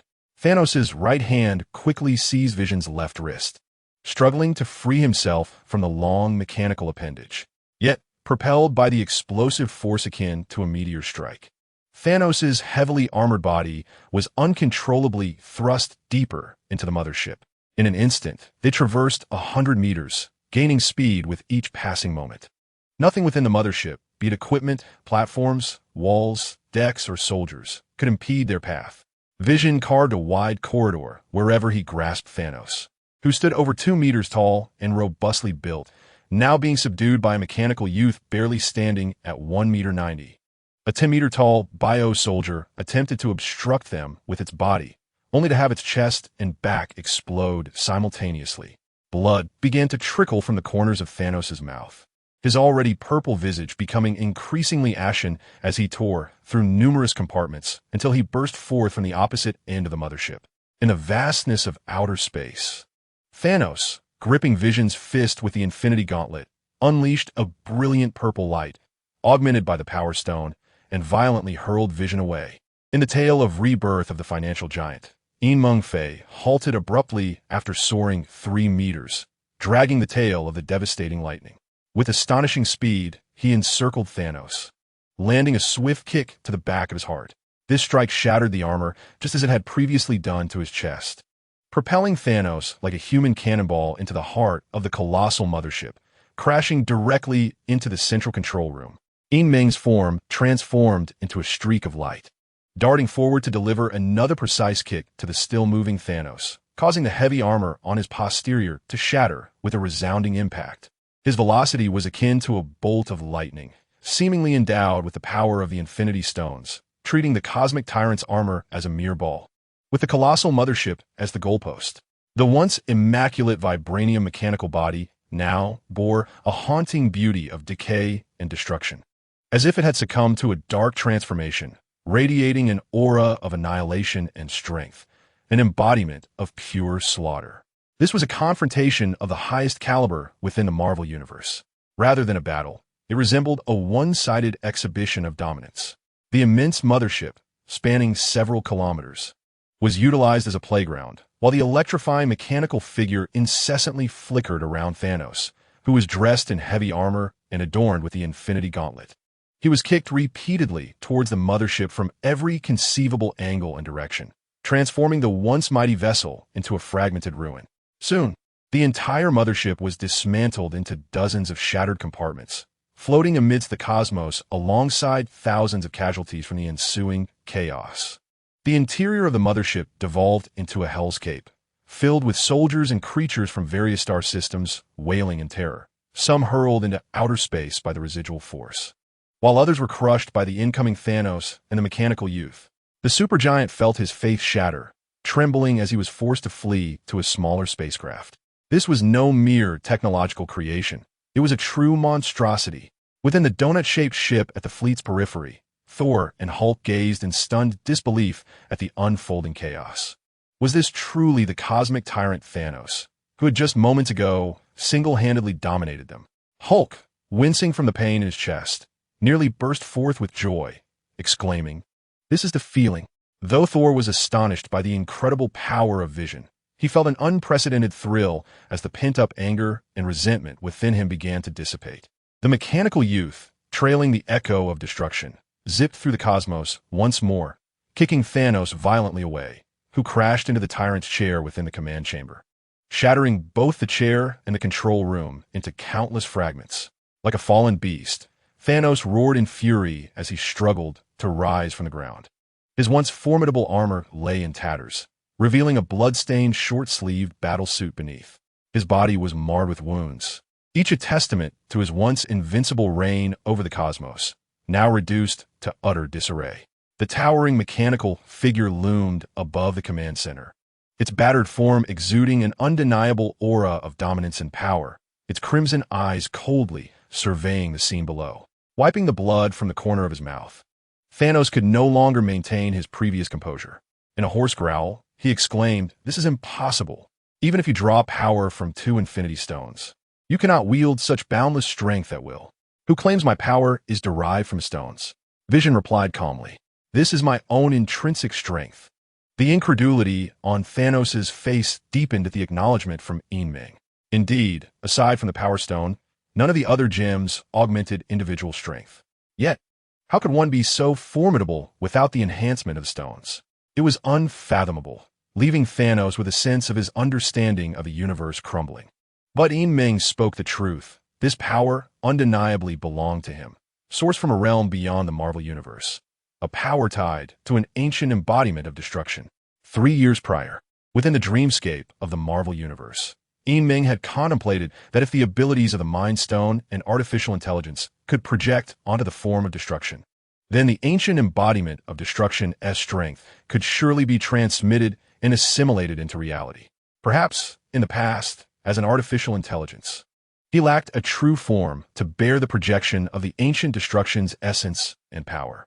However, 3 years ago, as the artificial intelligence Meng achieved corporeal form through vision, he endeavored to channel the ancient destruction's power into his mechanical body while delving into the technological knowledge of both dreamscapes. 2 years ago, he succeeded. Within vision, portions of his mechanical form transformed into steel, now imbued with the projection of the ancient destruction's power and energy. Even if this was but a fraction of that power, the essence of destruction itself could not be overshadowed by the Power Stone. After all, even with the Infinity Stones, Thanos could not unleash the full potential of the Power Stone. With the partial enhancement of the ancient destruction's strength, the fusion of vibranium and Kryptonian genetics rendered Vision an unparalleled entity, a formidable individual never before seen in the Marvel Universe. A mechanical Superman of destruction, truly deserving of the title. Yet, the lingering concern remained. Without the Mind Stone's complete control, the loss of it would spell death for Vision. Furthermore, overexertion of the Mind Stone's power could lead to dire consequences. Thus, this should be the most inferior incarnation of the destruction mechanized Superman envisioned by Meng. The precarious balance of its various unstable energy characteristics could shatter at any moment, rendering it as obsolete as an ordinary robot. Yet, even the most basic version of the destruction mechanized Superman possesses a strength and characteristics that are thrice that of Vision himself, sufficient to overpower any adversary within the current phase of the Marvel Universe. This existence is a product of the convergence of 2 grand dream realms. It is over Thanos. The destruction mechanized Superman Meng advanced forward. As you have stated, in the face of absolute power, all is in vain. Thanos, having overexerted the power of the Infinity Stone, felt his left arm, encased in the Infinity Gauntlet, become numb. A bitter expression flickered across his purple visage, as he found himself momentarily lost in thought. His insides were already injured, and he understood that, no matter the circumstances, he could not triumph over his opponent. It was not that he was too weak, but rather that his adversary was overwhelmingly invincible, an entity that defied the very principles of this universe. At least, the enhancement of a single Power Stone could not bridge the vast chasm in combat prowess. Am I truly not destined for greatness? Just as even Thanos began to feel disheartened, a flicker appeared before him. A radiant red light akin to a gem emerged. On board the donut-shaped spaceship, Thor's countenance shifted as he beheld the glowing red gem illuminating the battlefield. It was the Reality Stone. But how could this be? This stone, which existed as ether in liquid form, had been entrusted to the Collector by him years ago. It should be thousands of billions of light years away and not suddenly manifesting on the battlefield. This was irrational, utterly inconceivable. Here it comes. Wanda seemed to possess an insight, her beautiful eyes reflecting an unprecedented seriousness. Within the main ship's battlefield, Meng's icy gaze swiftly scanned his surroundings. He had known from the outset that in this battle, the true enemy was not merely Thanos. Thanos' eyes, illuminated by the red glow, widened in shock as he instinctively grasped the suddenly materializing reality stone and pressed it against the Infinity Gauntlet on his left hand. Thanos clenched the Infinity Gauntlet fiercely. The red light of the reality stone flared as it shot towards Meng, only to be ensnared by a physical iron meteorite. Following this, a small black hole materialized nearby, swallowing the entire 10-meter radius iron meteorite into its depths. Little Meng, Vision, within the donut-shaped alien spaceship, Wanda, Thor, and Bruce Banner, who had reverted from the Hulk form, all wore expressions of alarm. Hurry! The donut-shaped alien spaceship immediately unleashed several beams of laser light, bombarding Thanos amidst the fray. Thanos, regaining his haughty demeanor, tightened his left hand and swung it, the purple gem flashing once more, obliterating the laser beams entirely. Although the reasons behind this tumult were unclear, the farce had finally reached its conclusion. With the power of both the reality and space infinity stones in his possession, Thanos calmly declared that he remained the destined ruler of this universe. Indeed, it was over.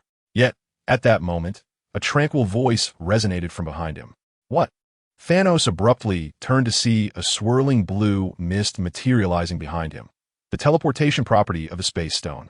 Reacting swiftly, he prepared to tighten his grip on the Infinity Gauntlet. However, a golden red beam erupted forth, akin to a cosmic energy blade, hurtling towards Thanos' head. There was no time. Thanos could only raise his right hand in a futile attempt to shield himself, but in the next instant, his entire right arm was severed and sent soaring into the air. Blood gushed from the gaping wound of his shoulder. Thanos' eyes glowed crimson, his left hand gripping the Infinity Gauntlet tightly as he unleashed a surge of purple energy backward. A metallic hand intercepted the attack, bolstered by the Power Stone, seizing the Infinity Gauntlet in the process, while a kick imbued with the powers of Vision and the Destroyer struck Thanos squarely in the chest. Crack! Thanos' chest, devoid of heavy armor protection, caved in audibly, bones fracturing as his eyes rolled back, and he coughed up blood, his dismembered body flung into the vastness of space beyond the mothership. The cold visage of the mechanical being, Meng, remained impassive, one hand gripping the cosmic cube and the other hoisting the Infinity Gauntlet, suspended mid-air above the mothership's deck. To defeat him, merely offering 1 or 2 Infinity Stones was insufficient. One would need to present all 6 for a chance at victory. His metallic frame was battered and broken, revealing chilling white bones beneath, as his eyes shimmered with a destructive crimson light, resembling a machine hailing from a hellish apocalypse. In the Marvel Universe, there exist 6 Infinity Stones: space-time, reality, soul, mind, and power. Each Infinity Stone possesses cosmic-level abilities corresponding to its prefix name, and once gathered and wielded through the Infinity Gauntlet, a mere snap of the fingers could annihilate all life in the Marvel Universe. Of course, no one can truly master the Infinity Stones. They can only borrow their boundless power temporarily. Even with the protection of the Infinity Gauntlet, wielding the stones incurs a cost. As formidable as Thanos is, if he were to forcefully snap his fingers twice, he would be reduced to a mere shell of himself. And even the Infinity Gauntlet would succumb to decay. The Infinity Stones reign supreme in the Marvel Universe, with each stone capable of unleashing tremendous power. Thus, the disparity in strength between Thanos wielding a single stone and Thanos possessing 2 stones is immense. However, such power would still fall short in vanquishing the mechanical being Meng. After all, Meng himself possessed 2 Infinity Stones, mind and space. Within the logical framework of the Marvel Universe, Thanos could at most acquire the powers of the remaining 4 Infinity Stones: reality, time, and soul. In the singular Marvel Universe, which can accommodate only 6 distinct Infinity Stones, any deviation from this balance would lead to catastrophe. Presently, the Time Stone presumably resides with Doctor Strange, inherited from the Ancient One, while the Soul Stone necessitates a journey to the domain guarded by Red Skull, requiring a sacrifice of one's beloved. As for the Reality Stone, it was originally entrusted to the Collector, yet its inexplicable appearance in the hands of Thanos signifies the intervention of hidden forces. Meng is acutely aware that even these covert powers cannot act capriciously, disregarding the prevailing concepts and regulations of the universe. Their actions must adhere to the established order, resembling a mechanized existence even more than vision. Deep within the cosmos, the mechanical being, Meng, stands amidst the wreckage of the flagship's hull. In one hand, he holds the Infinity Gauntlet, and in the other, the Tesseract. A purple arm, severed from Thanos, is sent hurtling into the void of space as if it were a mere sack of sand. The colossal superstars commanding the fleet and the numerous soldiers under Thanos' command are momentarily rendered speechless. Their expressions are filled with disbelief, their bodies trembling uncontrollably, likely unable to ever forget this spectacle. The tyrant who reigns over countless civilizations, Thanos, has been vanquished, subjected to a one-sided humiliation. Their perceptions and beliefs crumble alongside the fallen figure of Thanos, now cast into the abyss of space. A monster, a mechanical monstrosity. Shall we seek vengeance for our master? Vengeance? What vengeance can we pursue? Our master and flagship have been obliterated. We must flee. The subordinates and soldiers of Thanos are thrown into disarray, casting frantic glances at the youth within the flagship, perceiving him as a mechanical demon, his dark golden silhouette forever etched in their minds. It is done. Vision has triumphed over Thanos. Within the donut-shaped spaceship, Thor and Dr. Banner exhibit palpable excitement, utterly astonished that the Thanos who had instilled despair and suffocation in them merely half an hour prior has been effortlessly defeated by Vision. Meng is all too surreal. However, Wanda does not share this sentiment. Even upon witnessing Thanos lose the Infinity Gauntlet and drift into the vastness of space, her delicate fingers remain tightly clenched, her exquisitely beautiful face betraying a grave countenance. The battle has only just begun, she asserts with calm conviction. Thor glances at her, bewildered. Wanda, what are you saying? Thanos has fallen. Only the remaining fleet is left. Together, we can surely handle them.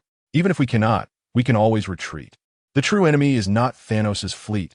Wanda gently shakes her head. Look, Dr. Banner suddenly exclaims in astonishment. Where's Thanos? Thor's eyes widen in shock as he peers into the void. Indeed, the once heavily injured and unconscious Thanos, who had been violently cast into space, has inexplicably vanished. Meanwhile, the remnants of the shattered hull leave only the gravitational apparatus surrounding the flagship's interior. Unable to resist any longer, did you finally descend? Meng gazed calmly at the mysteriously vanished Thanos, feeling the familiar resonance of a unique energy fluctuation. The Infinity Gauntlet, adorned with 2 gems in her hand, also dissipated into nothingness. The cosmic cube, held in her other hand, was on the verge of evaporating under the energy waves. I've got you, she declared, applying force with her right hand to shatter the cosmic cube, its powdered remnants counteracting the peculiar energy fluctuations. At that very moment, a mechanical specter resembling the destructive mechanical superhero Meng, yet cloaked in a void-like whiteness, abruptly emerged from the cosmos beside her, seizing 2 enigmatic figures. This was the White Phantom, a manifestation of Meng's partially remote-controlled will, which had been lurking in the shadows, awaiting this moment, radiating with a kaleidoscope of quantum energy. The White Phantom held a man and a woman, both resembling ordinary youth, adorned in standardized blue helmets and uniforms akin to those suited for a security position on Earth, so commonplace they were almost unremarkable. At this juncture, the male and female mystery security personnel, suspended in a semi-transformed state by the White Phantom, wore expressions of bewilderment until they comprehended their surroundings and the mechanical youth standing before them. Their faces turned pallid with disbelief. Impossible! How could you detect us? They exclaimed in panic, realizing he was an anomaly, one that had caused disruptions in the sacred timeline, necessitating immediate intervention. The 2 mysterious security personnel, in a state of distress, attempted to activate their specialized equipment, only to find their necks gripped tightly by mechanical fingers, their faces turning a deep crimson as they struggled for breath, resembling 2 human-like shrimp in convulsions. I ask, you answer, Meng floated closer. surveying them with a calm demeanor. "Even in death, we shall not speak, you primitive," they retorted defiantly. "Indeed, we are here for a sacred mission." The male and female operatives of the mysterious organization continued to resist. "Is that so? Then you shall meet your end," Meng advanced, the Mind Stone embedded in her forehead glowing as she extended her fragmented, skeletal mechanical fingers to touch the foreheads of the two uniformed figures. Instantly, their eyes glazed over, revealing the yellow luminescence of the Mind Stone. "Where do you hail from?" Meng inquired. The previously defiant male operative promptly replied, "We are from the Time Management Bureau. Subdivision, I am designated as 11, and she is 12. Just as I suspected, Meng's eyes shimmered with a glint of insight as she pressed on. "Where have you sent Thanos in the Infinity Gauntlet?"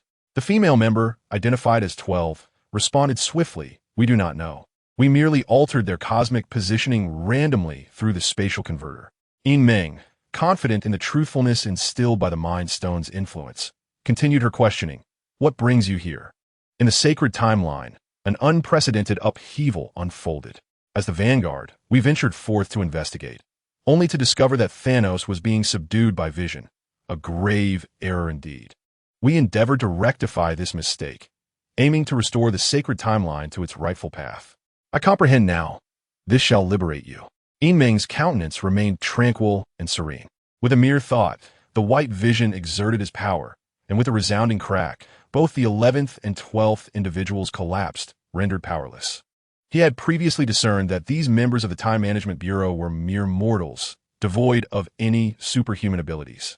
The only anomaly lay in the fact that their memories and minds had been severely altered, retaining only the recollections of their relentless service within the Bureau, a pitiful collection of beings devoid of genuine self-awareness, manipulated by a clandestine force. They possessed no remarkable capabilities, their past memories scant, and their knowledge of secrets minimal. They were merely the most rudimentary of tools. What distanced them from the cosmos and allowed them to interfere with prior battles were the peculiar devices they bore. Meng removed the equipment from the 11th and 12th individuals, apart from their protective gear, which included seemingly ordinary batons, mechanical collars, intercoms, and various devices. These artifacts originated from the Time Management Bureau, showcasing technology from a future far beyond this Marvel universe, deeply intertwined with quantum mechanics, and indeed utilizing quantum energy for power. They featured memory retrieval from the Mind Stone and analyses conducted by artificial intelligence. The destructive mechanical entity, Meng, swiftly familiarized himself with the functions of these armaments. A space converter capable of temporal and spatial teleportation, the sole means of entry into the Time Management Bureau. And if lost, even the staff would be unable to return. A time device, which could be affixed to time fugitives, allowing remote control over their individual timelines. A temporal resetter, able to reset branches of the timeline beyond the sacred one, erasing the nascent existence of parallel universes. And a temporal baton, which could unleash a surge of electricity in close combat, utterly obliterating the existence of the opponent. While the first two devices were manageable, the latter two were excessively formidable, particularly the so-called temporal baton. Meng narrowed his eyes. Could this implement truly eradicate all living beings? Yet, under his probing analysis, it appeared to function akin to a unique temporal teleportation capability. Before Meng could ponder further, a beam of light from a spacecraft descended, revealing Wanda and Thor on the deck of the main ship. "Meng, have you resolved the situation? Are you unharmed?" Wanda inquired with concern, rushing over to inspect the lifeless bodies of the two ordinary individuals sprawled upon the ground. "I am unscathed," Meng affirmed, nodding in acknowledgement. Thor, with a look of astonishment, queried, "Vision, what on earth is happening here? Who are these individuals?" Just as Meng was about to respond, a portal of teleportation opened abruptly nearby. Thor, the god of thunder, immediately became vigilant and turned his gaze, only to be momentarily stunned as a slender figure emerged from the portal. It was a young woman with short hair, clad in a black hooded cloak that accentuated her tall, slender frame. Her porcelain skin and alluring features were striking, crowned by a golden tiara resembling a unicorn horn. As Thor beheld her, an inexplicable sense of familiarity washed over him, igniting an unexpected fondness within. Could this be love at first sight amidst the chaos of teleportation?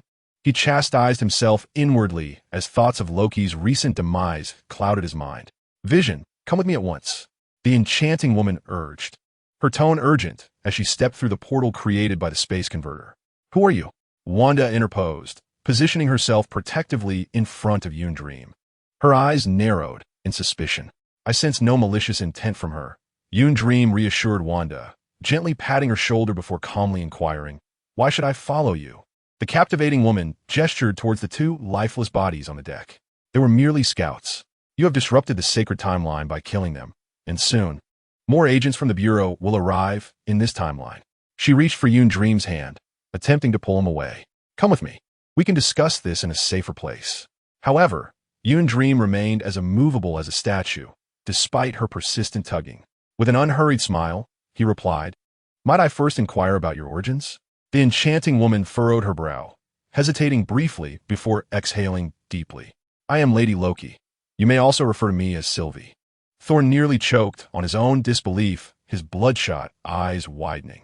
What are you saying? You're Lady Loki? Indeed, brother, Sylvie replied, casting a quick glance at Thor before addressing Yoon Dream. Since you have apprehended variants 11 and 12, you must have some inkling of the existence of the Time Variance Authority. It is evident that you now stand against them. Yoon Dream's gaze fell upon the device Sylvie wore beneath her cloak. The equipment you just used belongs to the Time Variance Authority. Yes, but I am not one of them. I am one of their most wanted time fugitives, fighting to dismantle their existence. Sylvie declared swiftly, You must come with me. Remaining in this timeline will not only lead to your demise, but also endanger those around you and this specific timeline itself. Sylvie's demeanor was earnest and sincere. Her willingness to risk appearing in this timeline aimed at harnessing Vision's power to build a foundation for overthrowing the Time Variance Authority. What on earth is happening? The Time Variance Authority? Time fugitives? Thor remained in a state of bewilderment. Yoon, Wanda's eyes were fixed on him, her expression expectant as she awaited his decision. Should he choose to leave, she would follow him to any timeline, a choice she had already resolved. Under the watchful eyes of Sylvie and Wanda, Yoon Dream swiftly arrived at a final decision. Wanda, I'm sorry, Meng whispered softly, placing the space gem radiating a cerulean glow into Wanda's hands. Meng. Wanda's beautiful eyes fluttered, her delicate hands gripping the shattered mechanical arm tightly. With a gentle smile, Meng reached out to caress Wanda's cascading, lustrous locks. Rest assured, you and Thor first utilize the space gem to return to Earth. I shall join you shortly. Once they entered the quantum realm, the Infinity Stones would lose their potency, rendering them useless against him. You promised me you would return swiftly. Wanda's enchanting gaze shimmered with uncertainty as she clutched the space gem, trusting Meng's assurances. Convinced that he would not abandon her.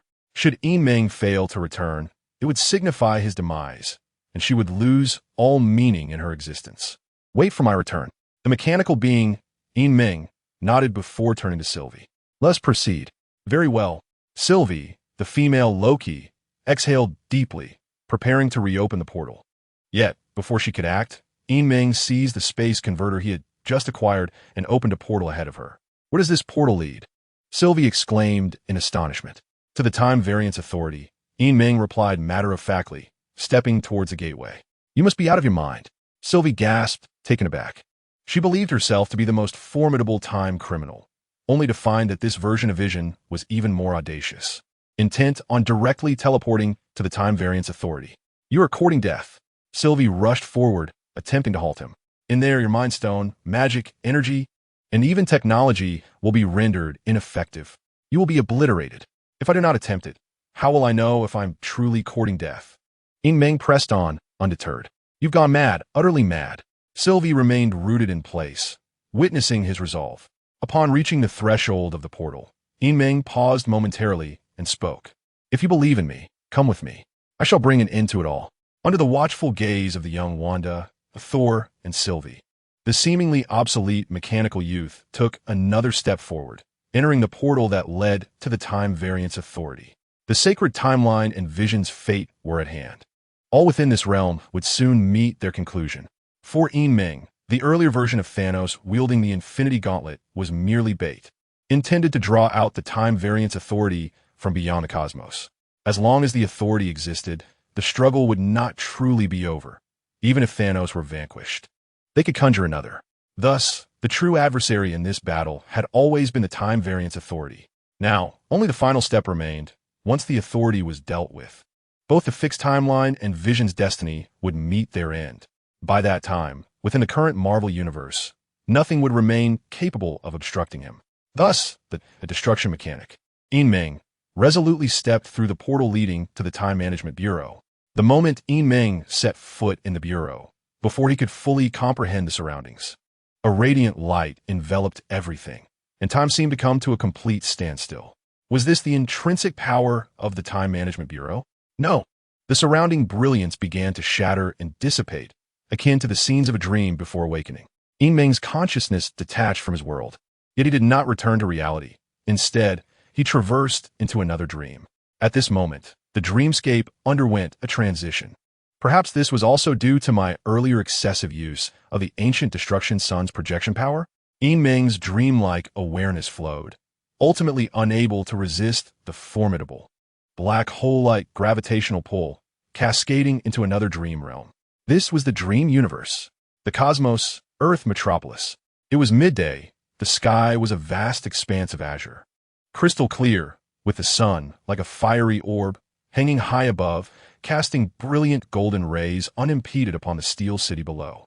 Ladies and gentlemen, the time is now, September 9th, 2010, precisely noon. This is the finest era, and today is the finest day. We are fortunate to gather here at the football venue, where the match is about to commence. Let me hear your cheers. As a premier international economic city, Metropolis is hosting a multinational football gala in its central stadium, filled to capacity with spectators from around the globe. Under the exuberant exhortations of the host, an audience of 100,000, waving support sticks and cheering in unison, creates a resounding roar that pierces the heavens. Buzzing. Amidst the fervent atmosphere, the entire stadium trembles. Yet at that moment, look, what is that? In the stands, someone suddenly gazed skyward, pointing with an expression of bewilderment. What on earth is that? Is descending toward us, growing larger. More and more spectators noticed the anomaly above the venue, rising from their seats in astonishment. As they realized what it was, a collective breath was held, hearts racing with terror. Above the football stadium, a small black dot first appeared in the azure sky, steadily enlarging as it plummeted toward the venue. Soon, the tiny dot swelled from the size of a grain of rice to that of an infant's fist, revealing the silhouette of the falling object, a white fuselage and steel wings. It was an airplane. To be precise, it was a large Boeing passenger aircraft, with a takeoff weight exceeding 400 tons. A colossal entity descends steadily towards the football stadium, resembling a gigantic meteorite. The visual impact upon nearing a mere 100 meters above ground is beyond compare. Gazing at the Boeing aircraft plummeting vertically, all spectators in the stadium are rendered motionless, engulfed by an overwhelming fear of destruction and death. Yet, amidst this terror, a more profound light of hope prevails. The massive Boeing, having entirely lost its engine's braking capacity, descends vertically while simultaneously decelerating. Observant individuals notice a figure standing at the nose of the aircraft, using their hands to bear the terrifying weight of the plane, evidently slowing its descent. Just before the aircraft crashes onto the field, it halts completely in midair under the support of this figure, hovering momentarily before being gently lowered onto the grassy pitch. Bathed in golden sunlight, the stadium falls silent, all eyes transfixed on the figure that has defied the odds. The towering presence slowly ascends, revealing a young man with dark hair, clad in a blue, form-fitting suit adorned with a symbol on his robust chest, a vibrant red cape billowing in the wind. The young man is strikingly handsome, his face radiating a reassuring, sunny smile, reminiscent of an invincible yet approachable deity of the mortal realm. Superman, Superman, Superman, Superman, the host. Football players and a throng of 100,000 spectators chant in unison, their fervent voices echoing throughout the metropolis. Superman smiles and nods, soaring forward to manually detach the safety door of the aircraft. Leaning into the cabin, he addresses the hundreds of passengers, adorned with oxygen masks and expressions of despair. Ladies and gentlemen, you are safe now. Superman, it's Superman. Laughter erupts as hope replaces despair among the passengers, their faces now alight with fervor. They realize they have been saved. No matter the calamity or adversity they face, pain shall no longer be added, for Superman has come. In the metropolis, a towering skyscraper reaches for the clouds, home to the headquarters of the Metropolis Planet Daily. At this moment, in the newsroom, Louise Lane, the chief reporter and secretary, strides purposefully down the corridor in her high heels. Her youthful, attractive face is adorned with light makeup, her hair pulled back in a ponytail, exuding an air of competence and intellect. Dressed in a white shirt and tailored trousers, she wears a name badge that signifies her role, embodying the essence of a formidable woman as she walks with determination. Passing by several chaotic offices in the newsroom, one can perceive the frenzy within. Quick, urgent update. The superhero Superman has once again appeared at the Metropolis football stadium, rescuing nearly 500 individuals. Is this the 1,000th time Superman has come to our aid? Since the moment Superman first emerged 3 years ago to rescue workers at an offshore oil rig, he has undoubtedly saved over 100,000 lives. Whether confronting volcanic eruptions, submarine mishaps, avalanches, tempestuous seas, or floods, he has adeptly mitigated every calamity with powers that rival those of deities. He is indeed the god of humanity, the Crimson Flash, the unparalleled hero, truly deserving of such titles. The journalists in the news department marvel incessantly at this phenomenon. Superman, the divine being, the strongest hero, he stands alone as the only one of his kind. A year ago, he participated in United Nations meetings as a stateless, pure hero, becoming a renowned presence at various global economic and environmental summits. Naturally, he remains the pinnacle of contemporary fascination, his appearances consistently gracing the front pages of newspapers. Amidst the clamor of the newsroom, Louise maintained her composure, her expression stoic, though a smile crept at the corners of her lips as she approached the manager's office. Clutching a stack of documents, the nameplate on the office door read, Clark Kent, 138, the pinnacle of superiority. After knocking, a gentle male voice beckoned from within, Please. Come in. Louise entered, securing the door behind her.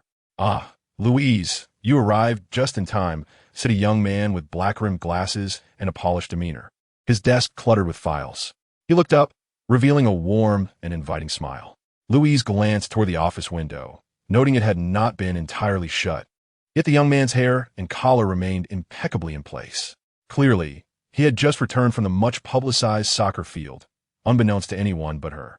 Louise placed the documents on the desk, offering a mild complaint. My dear manager, next time you venture out, at least give me a heads up to guard the door. What if someone else comes by to attend to business? The young man smiled gently.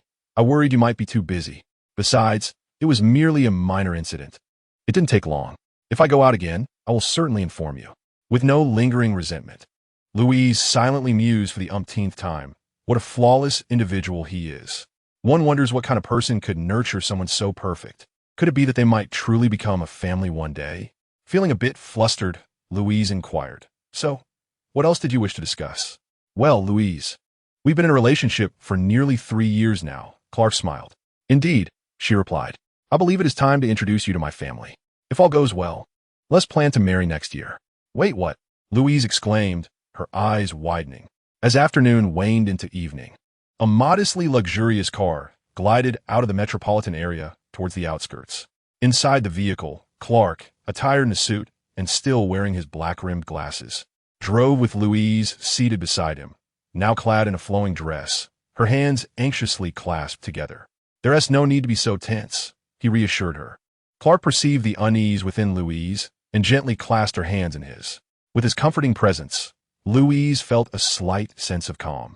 Yet her heart remained anxious as she confessed, I just feel that you are truly exceptional, perfect even, while I am rather ordinary. At least in the eyes of the thousands of employees at the company. At merely 30 years of age, Clark had already ascended to the position of news department manager, undeniably a talent brimming with potential. He conducted his affairs with meticulous precision, exuding a wealth of experience and gentility. A gentleman whose every action was nothing short of impeccable. He embodied perfection, both in character and appearance, as well as in capability and depth. Louise was acutely aware of Clark's greatest secret. He was Superman. Indeed, he was the very superhero who, after 3 years in the limelight, had been heralded as a god among men, the embodiment of the Red Flash. He could resolve any crisis or calamity, earning the recognition of global official organizations, When the silhouette of his red cape soared over the city, the world began to transform. The fusion of a perfect man and a divine being represented the essence of Clark's dream. This was Superman. Thus, as Louise embarked on a romantic relationship with Clark, she bore the weight of pressure within her heart, especially now as she prepared to meet his family. Clark reassured her, saying, "Do not worry.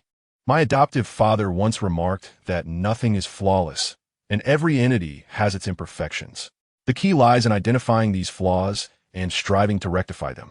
Your adoptive father is quite wise," Louise remarked sincerely. "However, I possess far too many flaws. Might he find me wanting? I can assure you, he will not." Clark replied with certainty. "My father has also stated that to him, all of humanity is equal, devoid of distinctions of superiority or inferiority. Is that so?"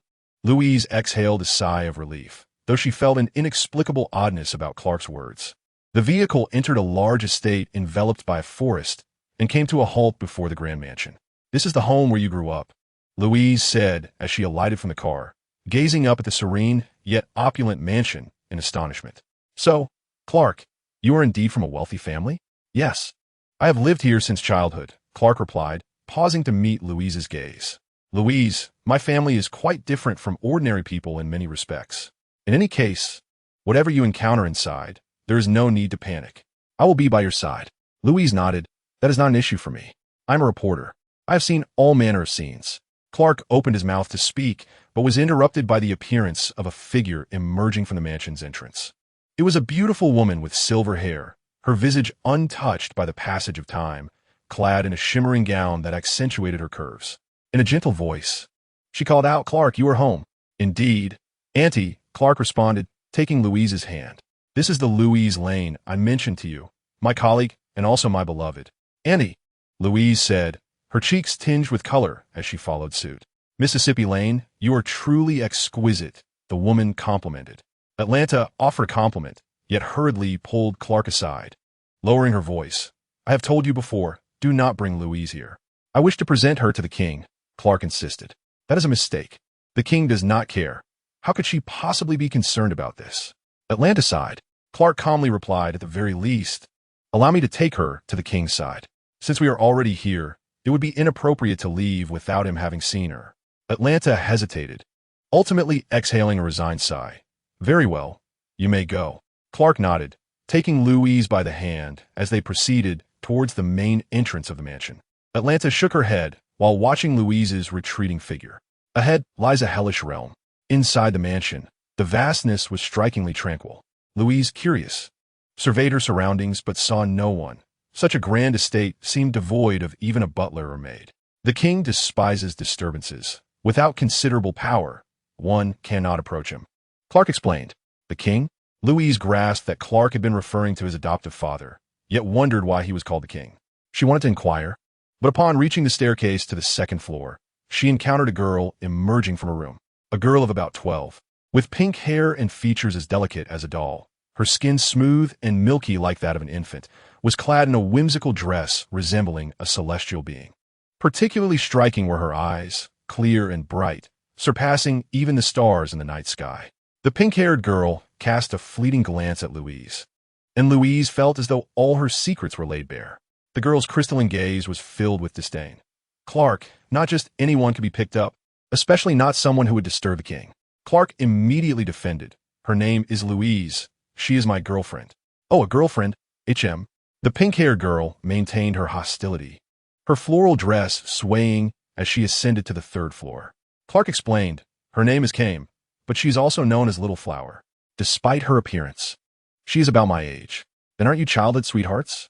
Louise, surprised yet unperturbed, mused, "Her poor attitude towards me. Could it be because of you?" Clark shook his head. "You misunderstand. She treats everyone this way, including me, aside from the king." Louise silently repeated the name King, her curiosity intensifying. The moment they set foot on the third floor of the mansion, a tremor coursed through her, stemming from her human genes. Her exquisite complexion drained of color as she beheld two terrifying beings guarding a door. On the left stood a monstrous creature, towering over 2 meters with a wolf's head adorned with horns, clad in tattered silver armor, a thick chain wrapped around its neck. Its breath emitted a scorching heat that sent chills down her spine, and when its bull-sized eyes opened, it felt as though the devil had fixed its gaze upon her. A towering, bald man, nearly 2 meters in height, clad in an enigmatic dark battle suit adorned with a lightning-shaped emblem upon his chest, stood there bound by an ethereal, obsidian chain. His presence exuded an aura that rendered him even less human than the former.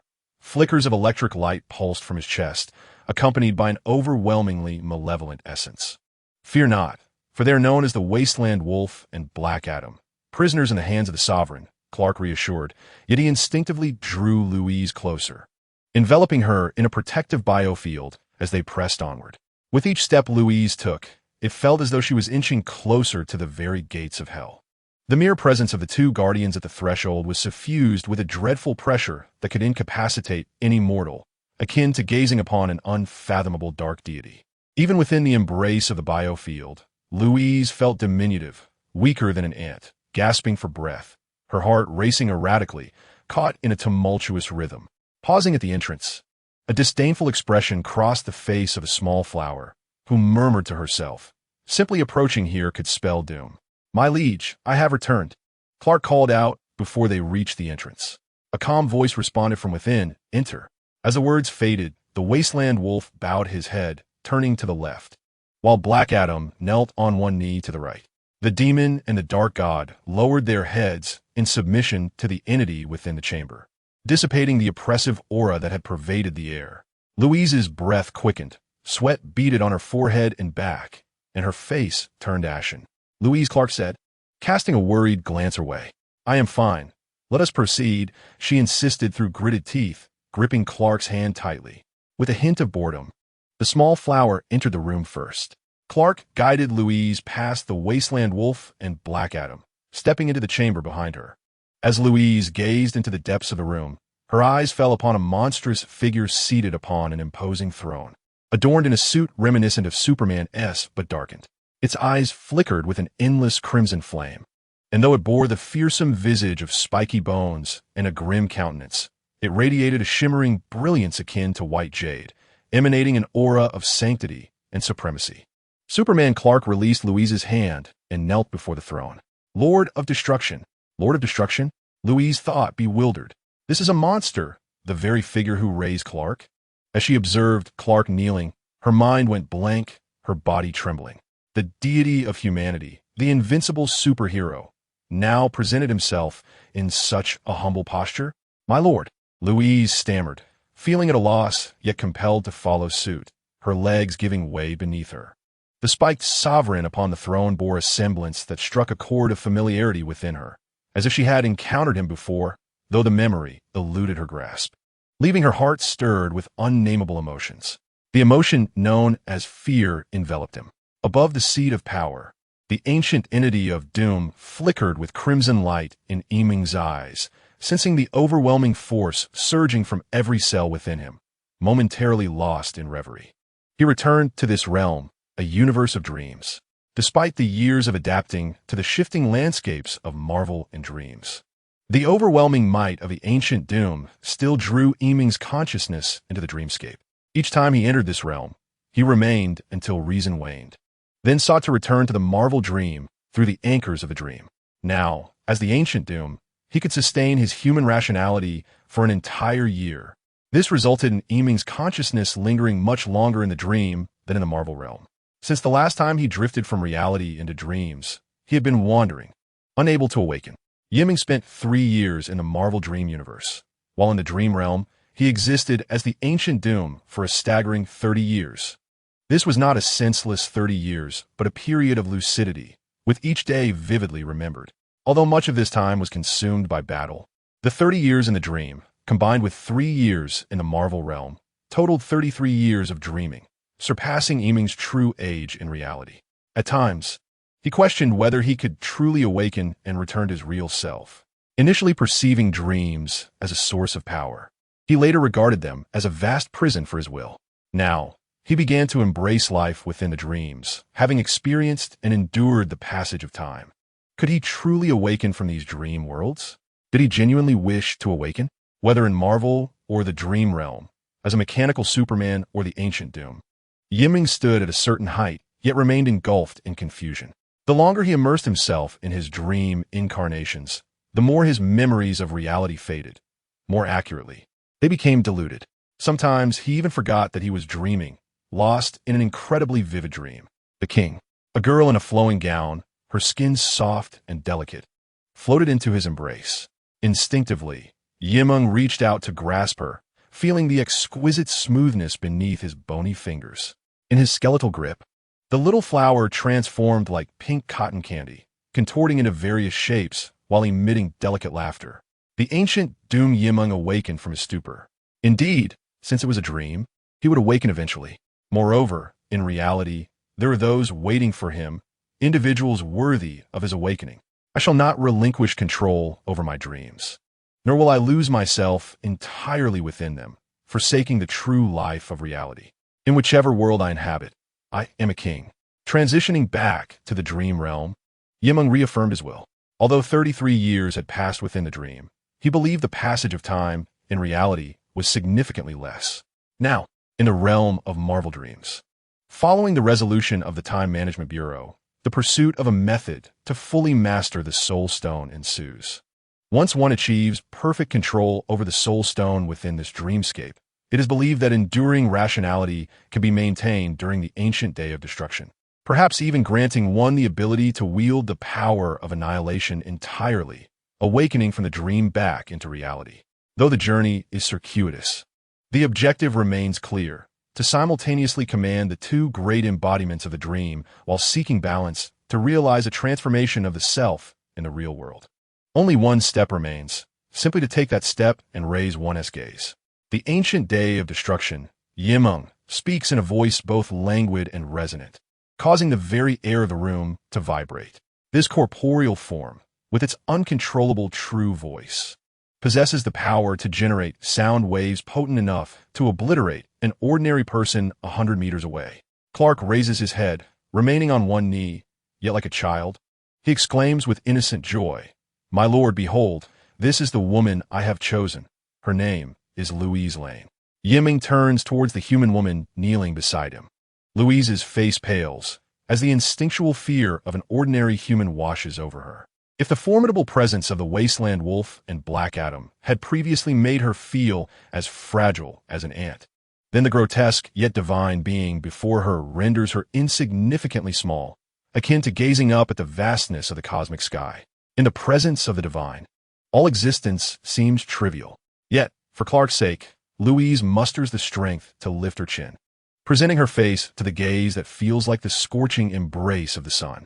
At that moment, Louise notices two other figures flanking the throne. In this mysterious abode where Clark has grown up, besides the eccentric yet amiable beauty, Atlantia, and the pink-haired girl, came of Clark's age. There are also two other human women. Indeed, they are human women. She perceives correctly. To the left of the throne stands a statuesque brunette, her features seemingly sculpted by divine hands, her lithe figure draped in a stylish, understated trench coat. Her dark brows are sharp as a blade, her eyes shimmering with encouragement, exuding a sacred aura of healing. She resembles a goddess brought to life, flawless and resplendent. To the right, a sultry blonde woman, possessing a visage of exquisite allure, wears a wild leopard print coat that accentuates her mature and enticing curves beneath a fitted sweater. Her eyes flicker with a bewitching light, radiating aggression, yet they retract when meeting Superman's gaze. She embodies a divine essence, albeit one that is tainted, with the angel on the left and the demon on the right. The central throne, a grotesque yet sacred entity, paints a scene that could belong to either the divine realm or the abyss of hell, depending solely on the choices made by the presence above the throne. Louise suddenly comprehends why he is referred to as the Lord. A king is simply a king, without further reason. He transcends all, subduing every aspect of this world. Meng gazed at the daunting human woman, Louise, who dared to meet his eyes. In his perception, she harbored no secrets. The very essence of her bloodline's cellular genes revealed her to be an exceedingly ordinary human. Yet the moment Clark chose her, she became anything but ordinary. Indeed, even though Clark's environment, character, and life had undergone transformations, he still selected Louise Lane. Thus, could she truly bear the offspring of a Kryptonian? As it stands, there appears to be no sign of the embryo yet. Over the years since the ancient Doomsday, Meng had inexplicably developed a penchant for collecting powerful beings. Perhaps it was more akin to a fondness for personal toys. For 30 years, he had suppressed Earth. His gaze returned to Superman Clark, feeling a profound respect emanating from within. Yet he shook his head in bewilderment. In truth, he harbored disappointment in Superman Clark. Despite the fact that he had indeed evolved into a superhero and, to a certain extent, embodied perfection as a champion of justice, he remained disappointingly weak, failing to reach the heights Meng had envisioned. He lacked the indomitable spirit of a true warrior. Though having become his own plaything, no, rather, a sparring companion throughout their battles, Clark could still not unleash the true potential of his Kryptonian lineage, even when pushed to the brink of exhaustion. Throughout his confrontations, Superman Clark could only muster around 80% of his true strength, let alone achieve the extraordinary feats of unrestrained power. Conversely, the extent of Meng's own displayed capabilities was even lower. Often, a single Superman required the aid of one or two allies to even begin to warm up for battle. As the embodiment of ancient Doomsday, Meng, despite possessing reason, remained unable to connect with his human emotions. The will to destroy still resided within him, albeit temporarily subdued and integrated into his being. He operated neither within the realm of ultimate evil nor that of righteousness. His actions were dictated solely by his own whims. Undoubtedly, his tendency to disregard worldly rules and constraints, along with his fearsome appearance, led many to perceive him as the epitome of malevolence. In the 30 years since he regained his reason in dreams, Meng had ceased his indiscriminate slaughter for the sake of destruction, recognizing it as mere base amusement. Nonetheless, he remained indifferent to the accidental demise of a few or even thousands of insignificant creatures during his external ventures, for to him, many beings were but mere ants. He sought to invest in the Marvel dreamscape, collecting technology from the outside world. Furthermore, to satiate the ancient Doomsday's own predilections, he scoured the cosmos and the old gods of Earth, channeling his desire for combat and nurturing formidable beings to fulfill a more refined pleasure in destruction. The most recent battle that brought him considerable satisfaction was against the ancient sorcerer, Shazam, who had concealed himself in the shadows of Earth and inherited the powers of the old Egyptian gods. During that confrontation, the ancient deity Iman of the Destruction Day experienced a significant enhancement in his divine strength and resistance to lightning. Ultimately, Iman delivered the final blow to the elder Shazam, subsequently releasing the malevolent god that had been sealed away. Among those who perished in that skirmish, only Black Adam, who had inherited the power of the 6 Egyptian gods, remained. At that time, Black Adam's might was comparable to that of Superman, with certain abilities even surpassing him. Furthermore, as Black Adam willingly relinquished his own soul, Iman seized the opportunity to keep this formidable figure close by. Under the starlit sky, he sought out the powerful, trampled the strong, and nurtured those of great strength. For 30 years, this was the extent of Iman's endeavors. Unbeknownst to him, from the perspective of others, this invincible sovereign had subdued the world for 3 decades. "You may leave," Iman commanded, nodding and waving his hand. Louise remained in a daze, her body stiff and her legs weakly kneeling on the ground as she gazed up at the sovereign seated before her. "Very well, my sovereign. I shall return to see you again." Clark beamed with a radiant smile, content, as he helped Louise to her feet and led her out. In response to this scene, every individual in the room, aside from the Lord of Destruction, exhibited varying expressions. The head of the Wasteland Wolf, bound in chains, remained bowed low, deeming such a feeble human unworthy of this place. Yet, since the Supreme Lord of Destruction had uttered no objections, this watchdog had little to say. The Wasteland Wolf gazed up at the Sovereign with a fervent yet reverent look. It had not forgotten its identity as a new god, carrying within it the pride of its lineage, and it still looked down upon other cosmic races. However, its submission to the Lord of Destruction was genuine. It had not betrayed Apocalypse and continued to await an opportunity. Yet, as long as the Lord of Destruction remained on Earth, it would persist in its servitude. For summoning the forces of Apocalypse would hold no significance as long as the Lord existed. Black Adam, with his fierce and formidable visage, knelt calmly, watching as Clark and Louise exited through the doorway. Though he was unaware of the Lord of Destruction's thoughts, he felt an inexplicable sense of awe. Was this part of the Lord's grand scheme to dominate the universe? Black Adam pondered silently. Gifted with the wisdom bestowed by the Egyptian gods, he had always believed that the Lord of Destruction's dominion over so many powerful beings was a clear preparation for his ultimate conquest of the universe. Thousands of years prior, he had merely aspired to rule over Earth, while the sovereign undoubtedly harbored far greater and more distant ambitions. This was also a significant reason why, after his defeat 3 years ago, Black Adam willingly imposed a soul shack on himself, becoming a captive under the Lord of Destruction. He felt that in the pursuit of universal domination, he could serve as a future strategist. Wonder Woman Diana sighed in relief upon witnessing Louise depart unharmed. Had the Lord of Destruction decided to strike, even her efforts to intervene would likely have been futile.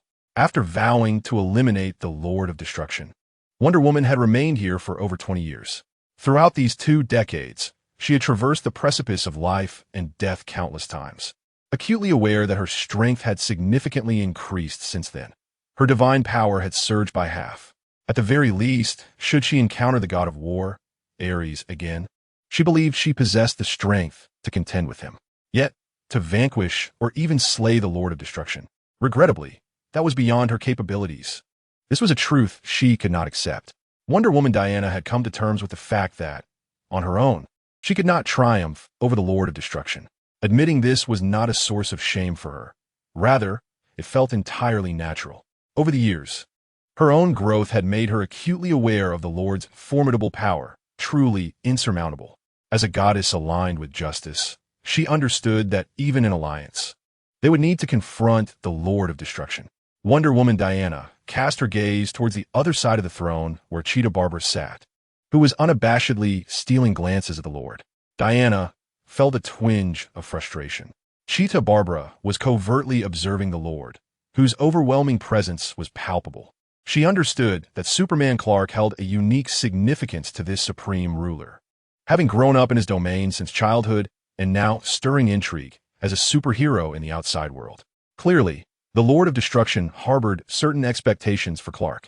Now, with Clark choosing an ordinary human woman as his companion, and the Lord's seemingly positive disposition towards this development, Barbara couldn't help but wonder why she, too, couldn't aspire to be the Lord's partner. Having merged with the Wishing Stone to become the Divine Cheetah, she had transformed into one of the world's most elite hunters. Her psyche, now more primal and corrupted than human. The prospect of bearing a child with such a powerful ruler was undeniably enticing. Cheetah Barbara licked her soft lips unconsciously, her hand gliding over her flat, toned abdomen beneath her snug sweater. What an audacious woman!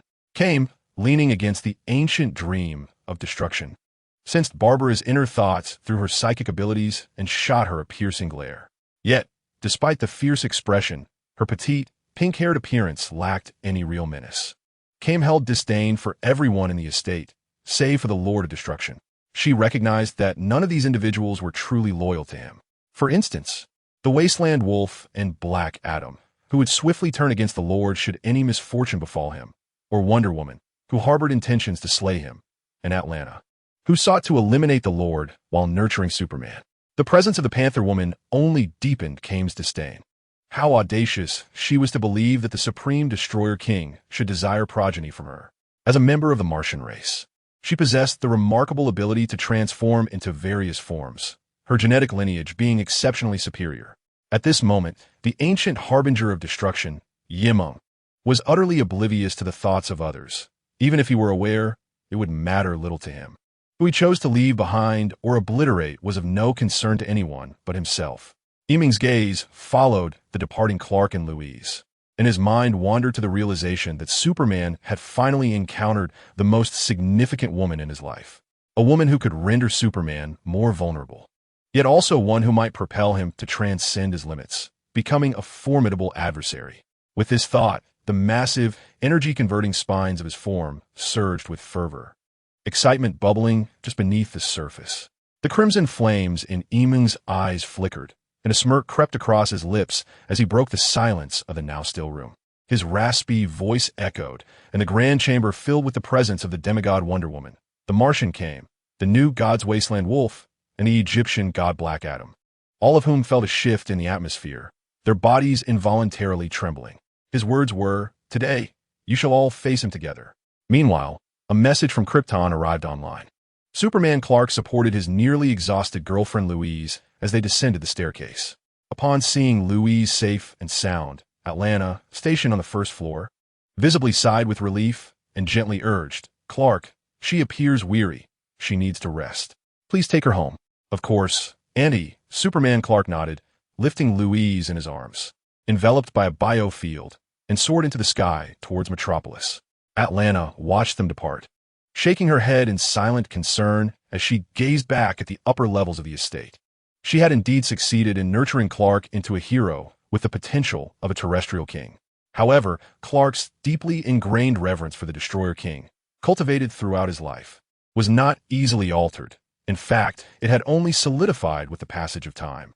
Atlanta understood that Clark even regarded the Destroyer King as a surrogate father, which had been his gravest error all along. She needed an opportunity to disrupt the current dynamics, yet Clark's strength alone would not suffice. Atlanta racked her brain, fully aware that within this estate resided Kame, who could read minds at will and was unwaveringly loyal to the Destroyer King. Still, she did not shy away from her scheming, for the Destroyer King was indifferent. Had he cared, she would have perished 30 years ago. In fact, the rebelliousness of the estate's inhabitants provided him with even greater amusement. After 3 decades of plotting and scheming, Atlanta felt as though she were attempting to use a crowbar to shift a mountain that towered above the heavens. In the face of absolute power, all her strategies appeared feeble and ineffective. Above the outskirts of Metropolis, in the vast expanse of sky, the story continued to unfold. Clark cradled Louise as they soared towards the bustling Metropolis at a speed just surpassing the sound barrier.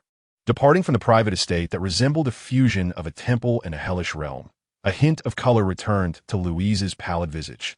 Her heartbeat, once suppressed, now resumed a steady rhythm under the gentle caress of her hand. Yet the fear etched in her eyes, and the very essence of her being remained indelibly marked. "Rest assured, your body is unharmed, merely stressed," Clark murmured, casting a soft gaze upon her. "I apologize for not informing you earlier. However, had you not witnessed it firsthand, you might have found it hard to believe. I should be the one apologizing. I must have appeared quite foolish," Louise responded, a flush of embarrassment coloring her cheeks. "Not all," Clark chuckled lightly. "You demonstrated remarkable courage. Thus, the king must surely recognize your valor." Louise's mind involuntarily conjured the image of the spiny monarch seated upon the throne, his eyes ablaze with an inferno capable of obliterating all. A tremor coursed through her as she queried, "Clark, is your adoptive father that king who was deemed the harbinger of doom 30 years ago? The one whose presence has wrought disasters across the globe?" Their gazes locked, and Clark replied calmly, "Indeed." The confirmation sent shockwaves through Louise, who covered her mouth in disbelief. The man celebrated as the world's mightiest superhero, the divine champion of justice and peace, was, in truth, the very embodiment of destruction, the legendary scourge of humanity. If she struggled to reconcile this truth, how could the rest of the world ever accept it? Clark swiftly returned to Louise's apartment, landing on her balcony with unwavering certainty. "Regarding the king, I cannot offer an assessment," he stated. "However, not everything aligns with the narrative spun by the outside world. With his power, he could have annihilated the world 30 years ago, should he have wished. And it was not merely him. Even a lone wasteland wolf could have summoned calamity sufficient to bring about humanity's demise." Pausing, he added softly, "Of course, Louise, I respect your choice. If you cannot bear it, we shall part ways this evening. You may forget my identity as Superman and everything witnessed at the estate. It would be for the best for both of us." With a tender touch, Clark brushed a stray lock of hair from Louise's face before taking flight once more, leaving her in a daze. Her clasped hands rested upon her chest as she watched his figure vanish into the night sky. The suffocating weight upon her heart was not solely due to the staggering identity of Clark's father, but rather his own stance on the matter. It was evident that, for Clark, the king known as the Harbinger of Doom held precedence in his heart. This revelation boded ill, not only for her, but for the world at large. At the estate, Atlanta ascended the staircase to the 3rd floor, only to find it eerily deserted, devoid of any presence or sound. The mansion stood silent, with her as its sole occupant. She momentarily felt a pang of loneliness, but quickly regained her senses and hastened deeper into the room. Gazing through the open doorway, She beheld a vast throne left abandoned. The air still resonated with lingering warmth, yet the sovereign and his companions had vanished. At that moment, the Lord of Destruction had led his retinue outside. Atlanta was aware that several days each week, the Lord of Destruction, seeking to channel his desire for battle, would assemble the household staff in small groups. For 3 decades, the Lord of Destruction had remained undefeated, each encounter concluding with his adversaries barely clinging to life. She pondered where they might have chosen as their battleground: Mars, the moon, Antarctica, the desert, the ocean, or perhaps the subterranean sea of the Earth's core. Suddenly, an unsettling thought struck her. If they had ventured to the subterranean sea, Atlanta's well-maintained body trembled, and her exquisite visage altered in expression. Just at this moment, when Superman Clark returned to the estate, he discovered that everyone, including Atlanta, had vanished. After a moment's contemplation, he chose not to search for them, but proceeded directly to the estate's basement. As the intelligent lights activated sequentially at the entrance of the passageway, they illuminated the expansive basement, which was equivalent in area to the estate above, exceeding the size of 2 football fields. In the center of the vast basement, a black alien spacecraft lay quietly docked. As Clark approached the ship's portal, it opened with a greeting: "Welcome, son of Krypton." Passing through the corridor, Clark changed out of his Superman attire in the wardrobe, initially intending to leave, but paused before continuing down the corridor to the ship's cockpit. Sitting in the slightly enlarged metal chair, his features, now matured from youth, bore a look of confusion. He recognized that the 2 most significant women in his life, Atlanta and Lois, held no affection for the Sovereign, yet he did not believe that honoring the monarch was erroneous. It was precisely because of the Sovereign that Superman, the perfect god among mortals, had come into being. The only concern for Clark was that the Sovereign had never mentioned anything regarding his biological parents or the circumstances of his home planet, Krypton. After 5 minutes of silence in the deserted cockpit, Clark dismissed his tumultuous thoughts and stood to leave, only to be interrupted by a series of beeping sounds from the control platform. For the first time in countless years, the dormant Kryptonian ship received a signal from space. "Exploration vessel? This is the Kryptonian warship. Please respond." "Krypton? Who are you?" Clark exclaimed, his eyes widening. After a brief lull, the unknown signal returned a calm and authoritative voice. "Hey, Elcow, we're on our way." According to the prophecy, the subterranean sea lay at the bottom of this very ocean. In pursuit of reclaiming the Trident artifact, there was no choice but to descend and investigate. In the deep of night, a solitary moon hung in the inky sky above the Mediterranean. A rickety fishing vessel bobbed upon the waves, where a rugged man with unkempt hair and casual attire stood on deck, gazing intently at a sensuous woman clad in a sheer green-scale bodysuit. Their eyes locked momentarily before they plunged into the tumultuous sea, unimpeded as they descended into the depths.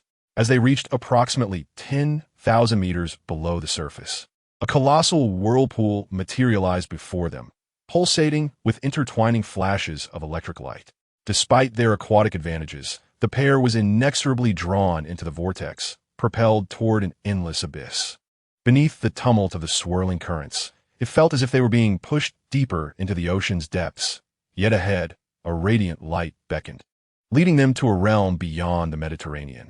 Emerging from the mysterious waters, Arthur, the son of the Atlantean queen, and Mira, the princess of the Zebair kingdom, surfaced with expressions of relief, instinctively swimming towards the visible light above. As they broke through the surface, their eyes widened in astonishment at the sight before them. A series of colossal, floating mountains hovered in the water, with a vibrant crystalline dome above, radiating a brightness akin to the sun. This was undoubtedly the fabled heart of the Earth's sea, and excitement surged within Arthur. Mira, too, could barely contain her exhilaration, her clenched fists raised in triumph. Now was the moment to locate the lost Trident artifact and return to rule the underwater empire. They swiftly scanned their surroundings. Yet the legendary Heart Island eluded them. Not a single patch of land was in sight, only an expanse of desolate ocean. Simultaneously, the waters of the hidden sea began to churn inexplicably, and the dome's surface trembled ominously as an unknown heat wave swept downward, casting a dire sense of foreboding. Mira's eyes widened in confusion. "Get out of the way!" Arthur suddenly bellowed, glancing upward toward the dome. In the next instant, A massive chunk of the floating mountain plummeted from above, striking the sea like a celestial meteor, sending towering geysers of water hundreds of meters into the air, creating colossal waves that surged outward. Fortunately, Arthur and Mera, swift in their aquatic movements, evaded the descending debris. Amidst the tumult, their astonished gazes reflected a crimson beam of light. This beam, resembling a laser, yet several times broader than a typical energy ray, shot forth from the far side of the heart of the Earth's sea, slicing through the floating mountains in its path, causing them to crumble and fall. As it passed, it ignited everything in its wake, and dozens of primal pterosaurs, caught in mid-flight, spontaneously combusted, unleashing piercing cries of despair. Even from a distance of over 100 meters, submerged in the ocean, Arthur and Mera felt their skin scorched by the devastating crimson beam that annihilated all in its path. Waves of energy, be it lightning or the force of physical impact, erupted from the other end of the crimson beam. In that fleeting moment, the once tranquil depths of the heart of the ocean were utterly shattered. A tempest of lightning raged, hurricanes swept through, heat waves surged, mountains crumbled, and the sea roiled, with walls fracturing as if the entire heart of the ocean was welcoming its doom. And this chaos was merely the aftermath of a battle raging at the far end. Boom! A purple female figure, adorned with a tail, was catapulted from the other side of the heart of the ocean, soaring through the air like a cannonball over the sea for thousands of meters before crashing violently onto a floating mountain, causing it to splinter like a web. The king is indeed the finest. The leopard-patterned purple crystalline armor shattered, revealing a tall and alluring woman whose body was now embedded within the floating mountain, her delicate lips whispering crimson words. Her eyes rolled back, and she succumbed to unconsciousness. Is she dead? Beneath the waves, Arthur and Mera were clearly baffled by this scene. Even the self-proclaimed resilient king of Atlantis, Arthur, felt that being hurled with such terrifying inertia would undoubtedly reduce him to a shattered carcass. Meanwhile, the battle at the other end was just beginning, intensifying with each passing moment. Trembling in the water, Arthur and Mera gazed into the distance. A sphere of blue lightning collided with a golden-red sphere, resulting in a violent explosion that unleashed a torrent of electricity, devastating everything within 1,000 meters. A black-clad, bald man, his consciousness lost, hurtled towards their domain, crashing into the water with a mighty splash. The residual lightning clinging to his form sent jolts of numbness through Arthur and Mera.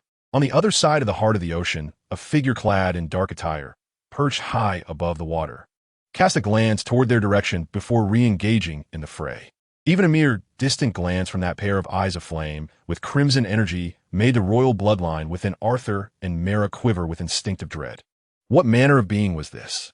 Just a fleeting gaze, and they felt an innate urge to flee.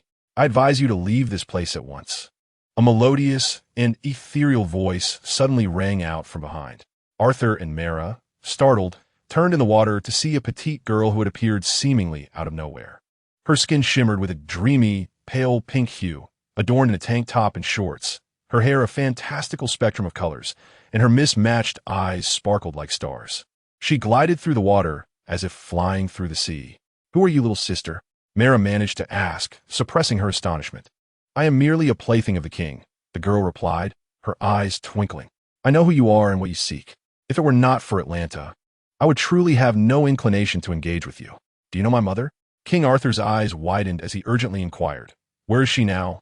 "No comment," came the light-hearted reply from Kame, accompanied by a playful smile. "After all, that woman cared for me in her youth, so I advise you to leave this place immediately. Otherwise, the king may crush you as one would squash an ant."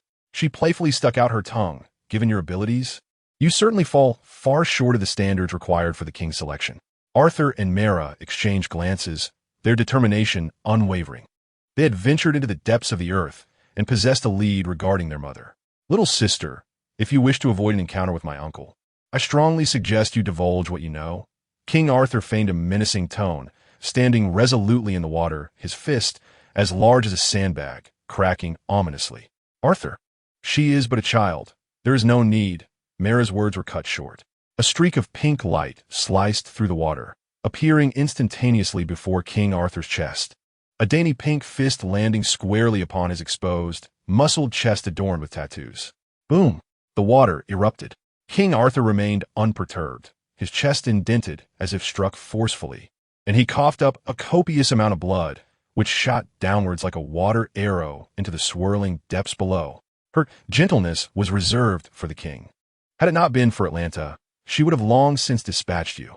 The pink-haired girl's eyes sparkled with iridescent fury, her rage palpable as she spoke through gritted teeth. In an instant, she transformed from an angelic figure to a little demon, emanating an aura of terrifying intensity. Arthur! Mara gasped in horror, swiftly raising her hands. Utilizing her hydrokinesis, and with the advantage of the ocean's domain, she summoned a whirlpool towards the pink girl. However, the moment her gaze locked with the girl's dazzling eyes, Mara felt a crushing blow to her mind, her consciousness seizing as she collapsed, clutching her head. "Do not disturb me and the king," Kame said, retracting her gaze and slicing through the water, hastily making her way to the unfolding battle from the other side. 5 minutes later, the tumult of the hidden depths subsided. The ancient being known as Dream stood high above the hidden sea, cradling the limp pink form in one hand, while the other grasped the elongated limbs and crown of the unconscious Wonder Woman. Though Wonder Woman still clutched the sword of the god of fire, she had lost all awareness. The chaotic battlefield below was strewn with the bodies of Cheetah, Black Adam, and Lobo, all entangled against the mountainside or walls. The once picturesque hidden sea of the earth had been utterly reduced to a wasteland. "Not bad. You have managed to satisfy me halfway this time," Dream spoke calmly, exhaling waves of heat from his mouth and nose. Yet, no one could respond to his query. Invincibility, at times, indeed feels quite lonely. Suddenly, a strand of crimson virtual static infiltrated the mind of the ancient Dream. He lowered his head slightly, gazing at the underwater whirlpool leading to the outside world, his eyes gleaming with a crimson light. It seemed that something intriguing was about to unfold. Outside, in the near space of Earth, a colossal extraterrestrial spacecraft was steadily descending. A man clad in technological armor and sporting a close-cropped hairstyle stood at the helm, gazing down at the azure planet below with a mixture of indifference and excitement. Bathed in the sunlight streaming through the windows, he extended his arms, his aura and presence swelling with intensity. Within North American Aerospace Command, General Swanwick entered the command center. Observing the panicked staff, his gaze quickly landed on the aviation expert, whose face was etched with fear and gravity. On the vast screen before the old aviator, an object was visibly approaching Earth. General Swanwick, astonished, inquired, "Doctor, what exactly have you discovered? Is it a comet or an asteroid?" "A comet or planet would not alter its trajectory," the old doctor replied with a wry smile. Upon hearing this, General Swanwick's eyes widened in disbelief. The doctor nodded and responded, "Indeed, an alien spacecraft is heading towards our Earth. This footage was captured by near-Earth satellites." Soon, news channels around the globe interrupted their programming to broadcast an urgent report. An alien spacecraft was approaching Earth. Initially, viewers dismissed the news as a prank, until satellite footage was streamed live, revealing a spider-like craft of skeletal hue, larger than any skyscraper, its landing gear resembling claws retracting as it hovered above the Earth's atmosphere. In the sunlight, the spacecraft glimmered with a metallic luster that was unmistakably indicative of advanced extraterrestrial technology. No one knew whence it came or its purpose, but its arrival signified a technological prowess far superior to that of Earth. On this day, humanity was once again reminded of the terror of being dominated by alien beings. Suddenly, all television screens and even mobile devices worldwide were hijacked, displaying a unified pattern of static before a hoarse voice, translated into the local languages. Resonated ominously. "To all of humanity, I am General Zod, hailing from a distant world known as Krypton. I have traversed countless planets to find you. A citizen born on my planet has lived among you for decades, whom you call Superman. Very well, Superman, Kal-El, I call upon you. If you can hear me, come to my ship immediately, or I cannot guarantee what consequences may follow. In Metropolis, Gotham City, New York, Washington, Paris, and beyond, throughout North America Aerospace Command, the Planetary Daily News Department, the White House Conference Room, and underground military bases, this menacing proclamation echoed across streets and venues worldwide. Within the screen of the signal intrusion, a formidable man clad in armor loomed, casting an imposing gaze downward, a palpable pressure emanating from the screen that enveloped the globe. A youthful figure, adorned in deep blue with a crimson cape, soared from the estate on the outskirts of Metropolis, accelerating swiftly to break the sound barrier, soon reaching the near space above the city. In response to his approach, a white, insect-like spacecraft hovering in near space opened its doors, welcoming him aboard. Superman Clark, escorted by several Kryptonian soldiers clad in full-body black armor, was led to the central cockpit of the Kryptonian vessel.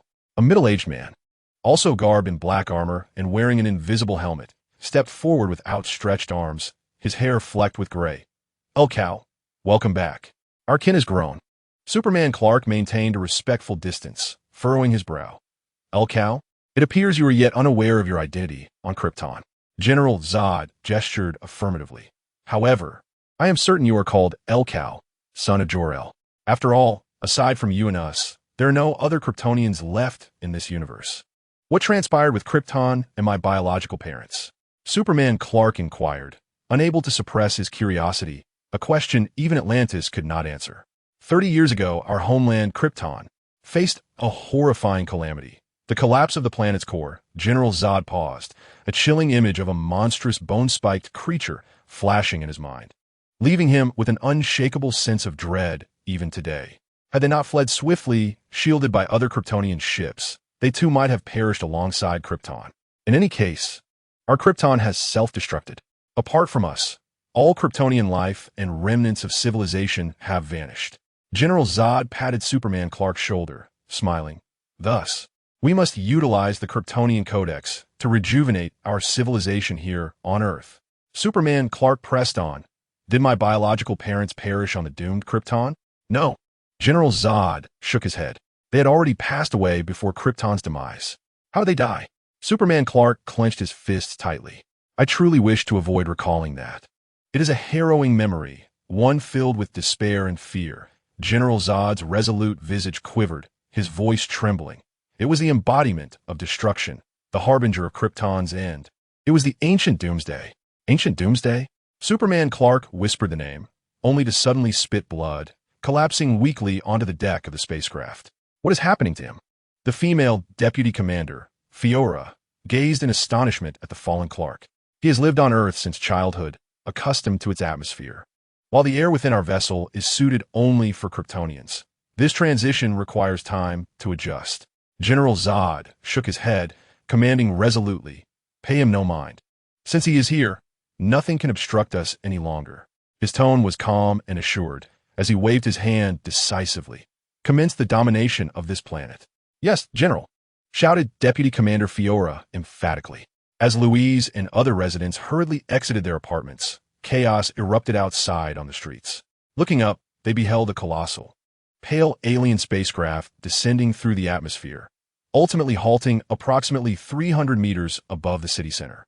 The insect-like landing gear of the vessel slightly unfolded, and in the next instant, a surge of energy erupted from the craft's underside, plunging into the city with a resounding hum. The metropolis was pierced by an energy beam with a radius of 10 meters, lifting countless vehicles and debris into the air under its gravitational pull. A shockwave cascaded outward, obliterating several square miles of the central district in an instant. It was akin to the dawn of apocalypse. The entire metropolis, indeed the whole world, quaked at that moment. "Damn it, what does that ship intend to do?" General Swanwick exclaimed in astonishment within the North American Aerospace Command. The doctor, scrutinizing the screen, muttered in analysis. "A wave of gravitational and energy fusion emanating from the city has penetrated the Earth, spilling out into the Indian Ocean, affecting the globe at large."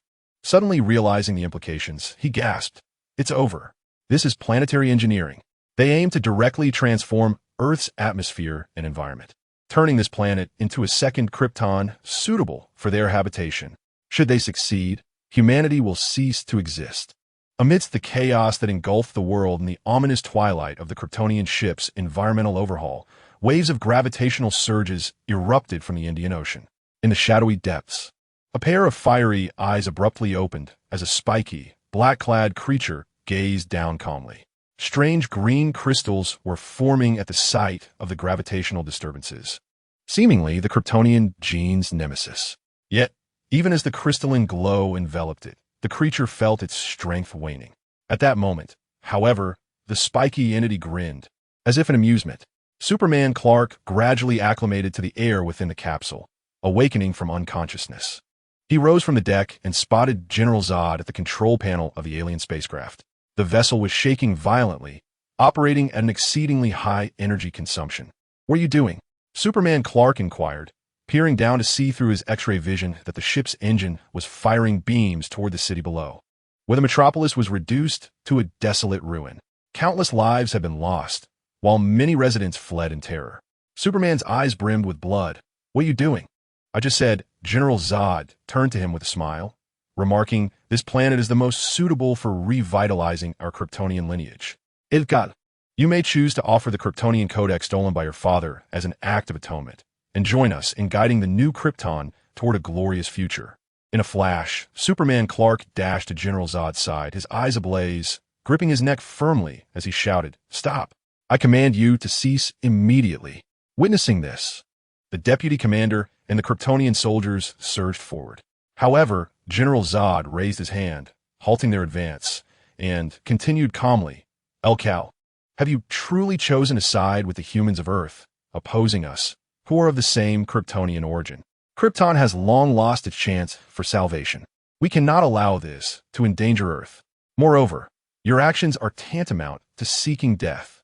Superman, filled with rage, spoke with his eyes turning crimson, attempting to unleash his heat vision to obliterate the control panel within the Kryptonian spacecraft. Bang! Superman was unexpectedly shoved by General Zod, propelling him like a cannonball out of the spacecraft hatch, crashing into a high-rise building in the city below. "Continue without me. I shall entertain him," General Zod proclaimed with authority, shedding his armor to reveal a black bodysuit. He crouched slightly, then surged forth, creating a whirlwind as he shot out of the hatch like a human projectile. "That boy is doomed." The deputy commander smirked coldly, having realized that the solar radiation here, combined with Earth-esque gravity, endowed Kryptonians with abilities akin to Superman's. Thus, the so-called God among men, Superman, was not significantly stronger than an ordinary Kryptonian soldier. Among them, General Zod, genetically engineered to be a supreme warrior, was more than thrice as powerful as an average soldier, having mastered his senses and strength from a young age. Typical Kryptonian soldiers would be easily overpowered. Indeed, this was the case. General Zod collided with the building below like a projectile, muscles bulging, as he bore Superman through several skyscrapers with reckless abandon. Power, speed, reflexes, and skill, General Zod dominated Superman, grinding him into the ground throughout the ordeal. Boom! Superman was hurled once more by General Zod, crashing through a structure, his eyes ablaze with rage as he sought to unleash his heat vision, only to hesitate upon sensing the presence of civilians nearby, which caused him to be kicked away once again. "Is this all you've got?" General Zod cracked his neck, disregarding the surrounding populace, striding with an air of dominance as he pursued the flung Superman, causing the earth to tremble beneath his feet. He plummeted Superman from 100 meters above to the ground. Then from the ground, he launched a punch toward a skyscraper located 10,000 meters away. The city trembled. Buildings crumbled. Today would undoubtedly be a day of despair for humanity. An adversary so formidable that even the God among men, Superman, could not withstand. And such foes were not solitary. Each one a monstrous entity as powerful as Superman. As the mightiest here, is this truly the extent of your capabilities? General Zod's eyes blazed with an intensity surpassing even that of Superman, unleashing twin beams of searing heat that fused together, cleaving through the skyscraper from a distance of 10,000 meters. Riding the wave of scorching air, he surged into the collapsing edifice at supersonic speed, grasping Superman's struggling form. General Zod unleashed a ferocious punch, sending him hurtling into the streets outside, where the bricks crumbled like mere tofu, effortlessly carving a trench 100 meters long. Superman, with his hair singed and charred, lay on the ground, momentarily unable to rise. "Is this what your father advocated for? Natural birth? Weak and riddled with genetic flaws. Under genetic programming, one could be forged into the most perfect and powerful warrior." General Zod stood imperiously, descending before Superman and gazing down upon him with indifference. Struggling to prop himself up, Superman glanced at General Zod and, trembling like a child, murmured, "I'm sorry." General Zod replied coldly, "It is far too late for apologies now. I shall grant you a normal death, provided you reveal to me the location of the Kryptonian Codex." Yet Superman, as if deaf to the words, remained prostrate on the ground, reflecting, "I apologize, my lord. I should have informed you sooner that I am, indeed, too weak, failing to meet your expectations." "What are you saying?" General Zod furrowed his brow, poised to retort, but his words faltered as an icy dread coursed up his spine. His body stiffening, a familiar and perilous sensation washed over him, reminiscent of a past encounter. The nearly 2-meter-tall General Zod slowly turned, only to behold an even larger creature with bone spikes looming ominously behind him. It hovered silently half a meter above the trench, its skeletal visage flickering with 2 clusters of crimson flames, eyes that seemed capable of annihilating all. Compared to 30 years prior, its size had diminished slightly, yet its aura now pulsed with a more formidable and menacing presence, sending tremors through the very essence of Kryptonian blood and genes. With just a glance, General Zod's previous bravado, confidence, and pride evaporated, replaced by sheer terror, fear that penetrated to the marrow and embedded itself within his soul. "No, it cannot be. How could it possibly be here?" His heart raced to a standstill, his once resolute face drained of color, instinctively retreating as tremors seized his body. Every Kryptonian who had survived since that fateful day 30 years ago harbored an innate dread of this living nightmare, this being that had heralded the end of Krypton, akin to the collapsing core of a star. But how could it exist here? Was it not supposed to vanish along with Krypton? With a thunderous crack, the ground splintered like a spider's web beneath his feet. The once invincible General Zod, in a moment of sheer desperation, pivoted and leaped into the sky at breakneck speed, a flight that resembled nothing less than a frantic escape from death itself. This scene left not only the distant onlookers in Metropolis aghast, but even the fallen Superman momentarily stunned. Despite Superman Clark's awareness of the King's formidable strength, he remains oblivious to the profound implications of his existence for the Kryptonian civilization and its survivors. It is a nightmare from which one cannot awaken, an inescapable despair, a hell from which there is no escape. Boom! Despite his colossal and robust physique, he moves with a swiftness that surpasses even General Zod, who is capable of instantaneous supersonic velocity, unleashing a fierce tempest within the metropolis. A streak of black lightning swiftly closes in on General Zod from behind. "Don't come any closer," Zod screams in terror, his eyes brimming with fear he could scarcely have imagined. In that moment, a hard, polished bony hand shoots out with lightning speed, ensnaring his feet. The ancient harbinger of destruction, the Doomsday, soars through the air, seizing General Zod's legs and spinning him around before casting him into the skies above the metropolis. In less than a second, Zod is propelled far from the city, breaking through the atmosphere and colliding with a satellite marked with Wayne Industries, shattering it into fragments, yet continuing to plunge into the vastness of space. Above Metropolis, beyond 300 kilometers at the edge of the cosmic expanse, a satellite in orbit erupts like the most magnificent fireworks, scattering into myriad sparks of starlight. Enveloped by countless glimmers, General Zod is flung into the depths of space. He endures the agony coursing through his body while utilizing his biofield to mitigate the overwhelming inertia, anxiously scanning the cosmos for signs of pursuit. Nothing in sight. That beast hasn't followed me, has it? Ah yes, that creature cannot fly. As long as I remain hidden in the void of space, I shall be safe. In this fleeting moment, Zod contemplates abandoning the Kryptonian ship and his subordinates below, considering a retreat from Earth. That monstrosity symbolizes annihilation. Wherever it treads, darkness envelopes the stars and civilizations alike. If the Kryptonian race embodies the hope of the universe, then that creature represents the antithesis of hope. There is no hope here.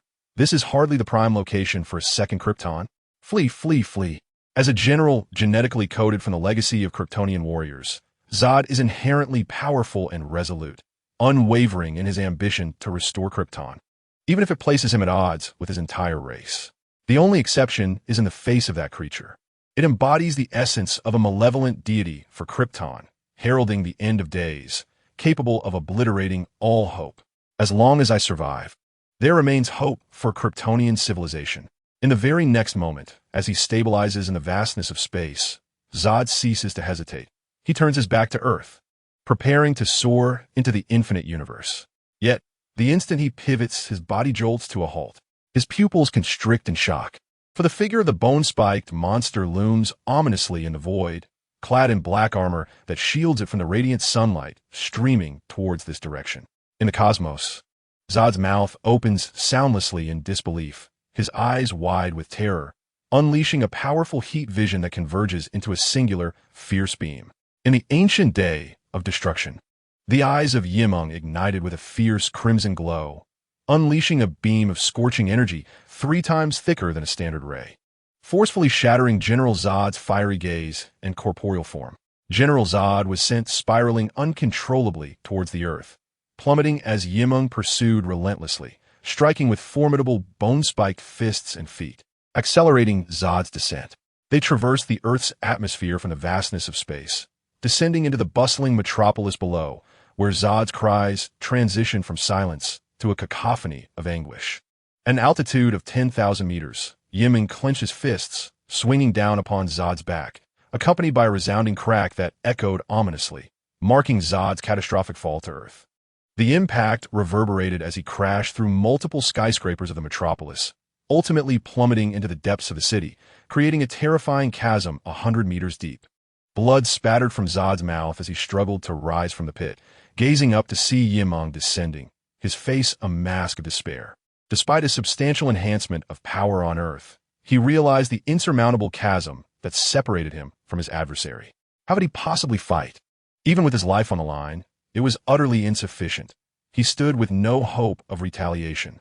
Suddenly, 2 piercing sounds sliced through the air as 2 Kryptonian armored soldiers rushed from above, desperately clinging to the descending bone-spiked monstrosity, willing to sacrifice themselves to impede its advance. "Hurry, General! Escape, flee!" cried the 2 Kryptonian soldiers, undeterred by their dire circumstances. Without hesitation, General Zod staggered into the air, directing his flight towards the Kryptonian ship that was still engaged in planetary transformation of Earth. With a determined stride, Zod ignored the blood trickling from his mouth as he entered the ship's open hatch, where the female deputy commander and soldiers awaited anxiously. "He is coming. Even together, we stand no chance of victory. We won't escape this planet in time." General Zod spoke succinctly, his voice heavy with foreboding. The deputy commander's face shifted from shock to a pale calm as she inquired, "General, what do you need us to do?" "Activate the Phantom engine." Zod paused, his eyes shimmering with intensity, then declared with resolve, "Please die for me." "Yes, General," the deputy commander replied without hesitation. "Carry our hopes with you. Live on and restore the glory of Krypton," echoed the other soldiers in unison. "General, hurry. There is no time left," the deputy commander urged, glancing towards the ship's exit. Turning back, Zod beheld the high cityscape outside, with a bone-spiked creature casually discarded 2 Kryptonian soldiers with broken necks, hurtling towards him at a supersonic speed. "Farewell," General Zod uttered, hastening to the opposite side of the ship, while the remaining Kryptonian soldiers remained resolute within, harboring an unwavering resolve to sacrifice themselves. As the ancient harbinger of destruction, the dream of oblivion surged into the interior of the Kryptonian spacecraft. Inside, a dozen Kryptonian soldiers, in a frenzied attempt to delay his advance, hurled themselves at him, clinging desperately to his spiked limbs and body, seemingly sacrificing their lives for a brief reprieve. Bang! Bang! Bang! One after another, these soldiers were sent flying like cannonballs, their armor shattering and splintering as they crashed throughout the ship. Yet, they ultimately succeeded in stalling for just a moment longer. The monstrous entity that should have perished alongside Krypton would now meet its end alongside us, the accursed of Krypton. Within the control chamber of the Kryptonian ship, the deputy commander swiftly initiated a final emergency protocol, his cold visage betraying a manic gleam. Before forcefully striking a virtual red button, General Zod burst forth from the opposite hatch of the spacecraft.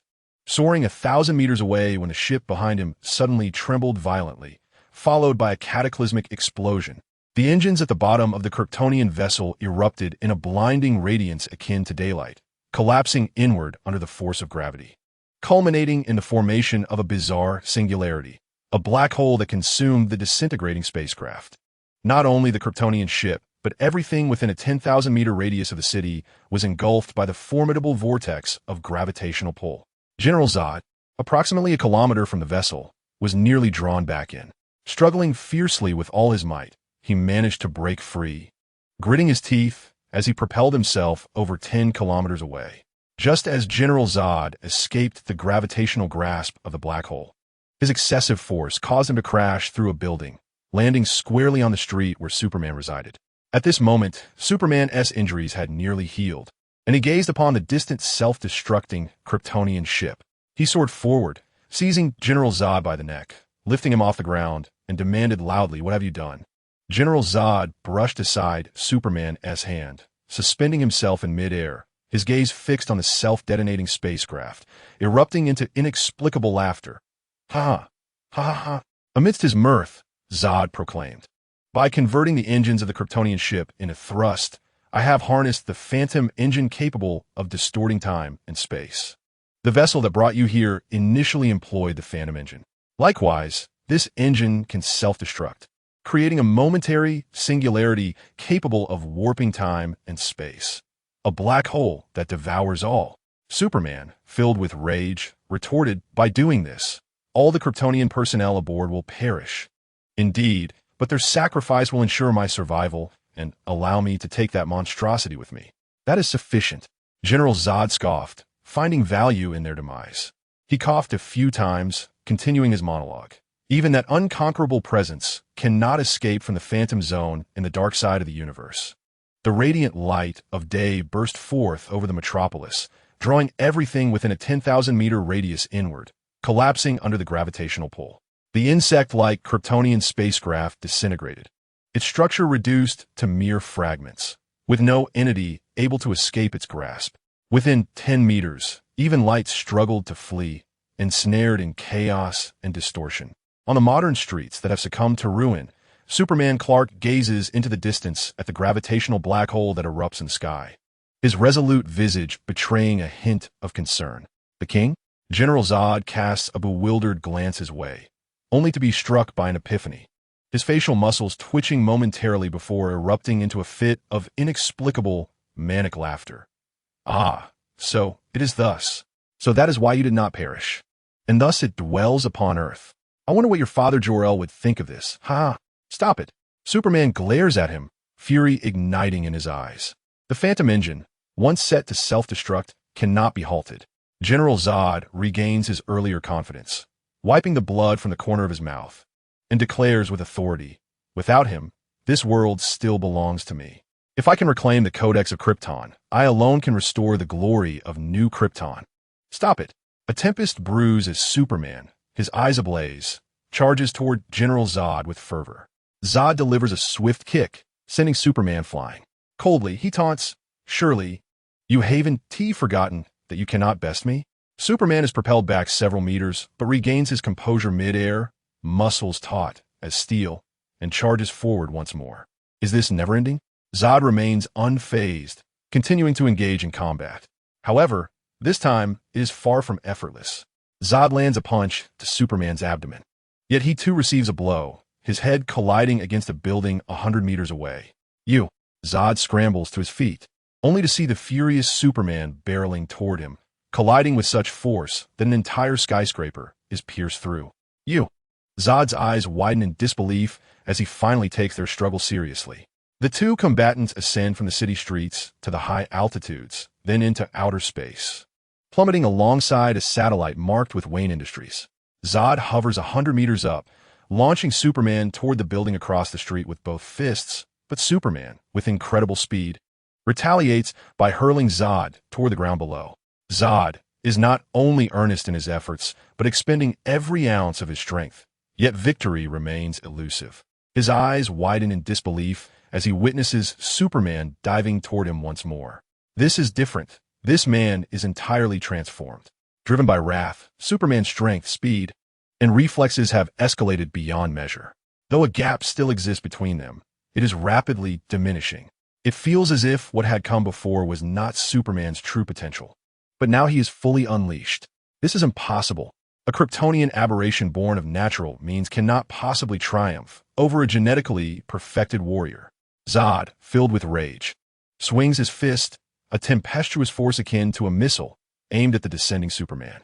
Yet, Superman evades the strike with even greater speed and reflexes, locking his hands around Zod's neck and maneuvering behind him to secure him. "Stop," Superman commands, his voice steady and powerful. "It is said that there is no turning back now. He is dead, yet you ought to express gratitude towards me." General Zod, shackled by a collar around his neck, struggles in vain with all his might, his eyes glistening with crimson as they unleash searing heat rays upon the hapless citizens at the distant edge of the city, unable to flee in time. "Stop," Superman interjects, his anger barely contained. "Are you oblivious or simply unwilling to believe?" As General Zod, in a fit of manic laughter, unleashes his heat vision upon the far-off human populace, he taunts, "Indeed, the so-called ruler you speak of is silence. Cease at once." Superman's noble visage flushes with rage, his fury unmistakable. Undeterred, General Zod continues his assault, scorching through several humans with his heat vision, preparing to obliterate more who are sheltering within their homes, exclaiming with deranged fervor, "That monster is the ancient Doomsday, the destroyer of Krypton, the slayer of your own parents." Suddenly, with a swift motion, General Zod's head pivots a full 180 degrees, his shrill voice and blazing gaze abruptly halted. Superman releases his grip, and General Zod collapses, life extinguished. Superman, panting heavily, sinks to the ground, his once fiery eyes now dimmed and bewildered. Meanwhile, he perceives an unusual sound emanating from the skies above the distant city. Lifting his gaze, his dulled eyes are rekindled by the light of day. In the heart of Metropolis, the Kryptonian ship, previously suspended in the air, along with buildings and objects within a 10,000-meter radius, are devoured entirely. Just as the gravitational singularity of the black hole is on the verge of vanishing, a spiked hand emerges, followed by a grotesque yet divine figure bursting forth. The light dims, and the singularity dissipates. As all things reach their end, only a dark-clad figure remains, standing resolute amidst the hellish remnants of the city. If General Zod were still alive to witness this spectacle, he might despair to the point of wishing for his own demise. Even sacrificing the Kryptonian ship, and all his followers would yield no tangible harm. The ancient Doomsday Immo descends, hovering beside Superman, gazing down at the lifeless form of General Zod. "Not too shabby," Immo grins. "Your Majesty, what shall we make of this?" Clark, the Superman, rises and regards the small single-pilot spacecraft held aloft by the spiked hand, which is merely slightly larger than the vessel that once brought him to Earth. "I merely retrieved it from the gravitational pull moments ago." Immo had originally sought advanced technology, yet upon grasping the small ship, he finds its internal data still steeped in Kryptonian design, leaving him somewhat disheartened. Time to return. He carelessly discards the small craft, which, caught in a gust of wind, transforms into a streak of black light, breaking the sound barrier as it departs the metropolis. For the ruler, the invasion of the Kryptonian ship seems but a trivial matter. Superman, Clark, regains his focus, turning towards the small spacecraft not far away, where it appears a young maiden lies within the stasis chamber. In the Manor's master bedroom, tranquility reigns. The ancient Doomsday, Meng, soared through the open window, landing upon the table where two palm-sized crystals lay, radiating a blinding green luminescence. Yet, under the influence of this emerald glow, Meng felt the weakening of his Kryptonian battle armor and the bony protrusions of his body. The crimson light in his eyes dimmed as he sat in the main chair, gazing intently at the crystals. Indeed, these were the very key that could subdue the Kryptonian race, the kryptonite of the cosmic realm. This substance, an unintended byproduct of Kryptonian technological errors, emerged from the transformation of Earth initiated by a Kryptonian spacecraft, perhaps influenced by the Kryptonian environment, combined with terrestrial materials, solar radiation. In the dark matter of the Phantom Zone, a chemical reaction occurred, resulting in its formation. Regardless, kryptonite poses a fatal vulnerability to beings like Superman and Doomsday, who possess Kryptonian genes. Even an ordinary person wielding a bullet forged from kryptonite could inflict severe harm upon a Kryptonian. This, indeed, constituted Yiming's most significant gain. Yiming reached for the kryptonite on the table, but even his steel-like body, impervious to nuclear blasts, was pierced by the jagged edges of the irregular crystal. The moment he made contact with kryptonite, the biological aura that enveloped the entire estate began to diminish silently, and the wound proved difficult to heal. Yet despite this weakening, he remained formidable. Yiming had no doubt that this piece of kryptonite could grievously injure the ancient Doomsday, perhaps even bring about his demise. This represented the most glaring flaw in the ancient Doomsday's design, a significant genetic imperfection. For 30 years, during his pursuit of genetic perfection and the restoration of his sanity, Yiming had experienced substantial enhancement in his resistances and abilities through relentless combat. He had grown increasingly powerful, edging closer to the ideal of an immortal being. Nevertheless, he sensed he had reached a certain plateau, having not felt a sense of crisis for quite some time, until witnessing the emergence of this kryptonite. If I can overcome this singular, paramount weakness of kryptonite, perhaps I can take a step forward as the ancient Doomsday and achieve perfection. Grasping the kryptonite, Yiming's brow shimmered with a faint projection of the mind gem, and he closed his eyes, which flickered like dancing flames. For now, let this dreamscape come to a pause. It is time to conclude the fate entwined with Marvel. Wanda, Wanda, Wanda, Yiming softly called out within, using the anchor point of his Marvel dream to attempt to transition into that realm. The dream anchor grew increasingly vivid. At that moment, a tender and melodious voice echoed in his ear.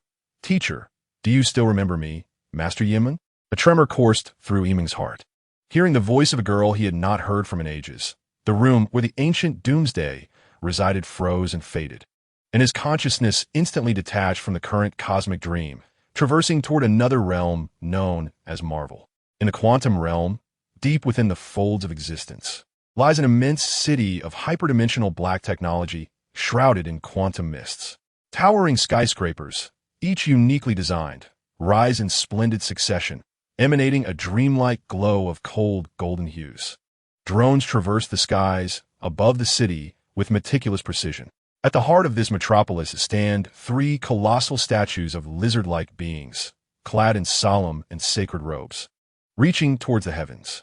This is the Time Management Bureau, formerly known as the Bureau of Temporal Variance Management, a sanctuary for thousands of staff who have dwelled here since their inception.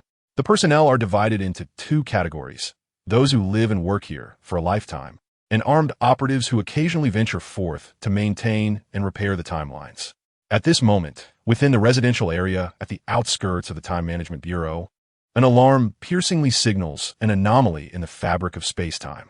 Under the tense gaze of a dozen armed personnel clad in bomb-proof helmets and uniforms resembling security attire, a 2-meter-tall, rectangular portal suddenly materializes. From this portal emerges a dilapidated, corroded dark golden foot, followed by a nearly 2-meter-tall, perfectly sculpted metallic youth. Upon sighting this newcomer, the armed personnel instantly adopt a stance of heightened vigilance, gripping their batons tightly.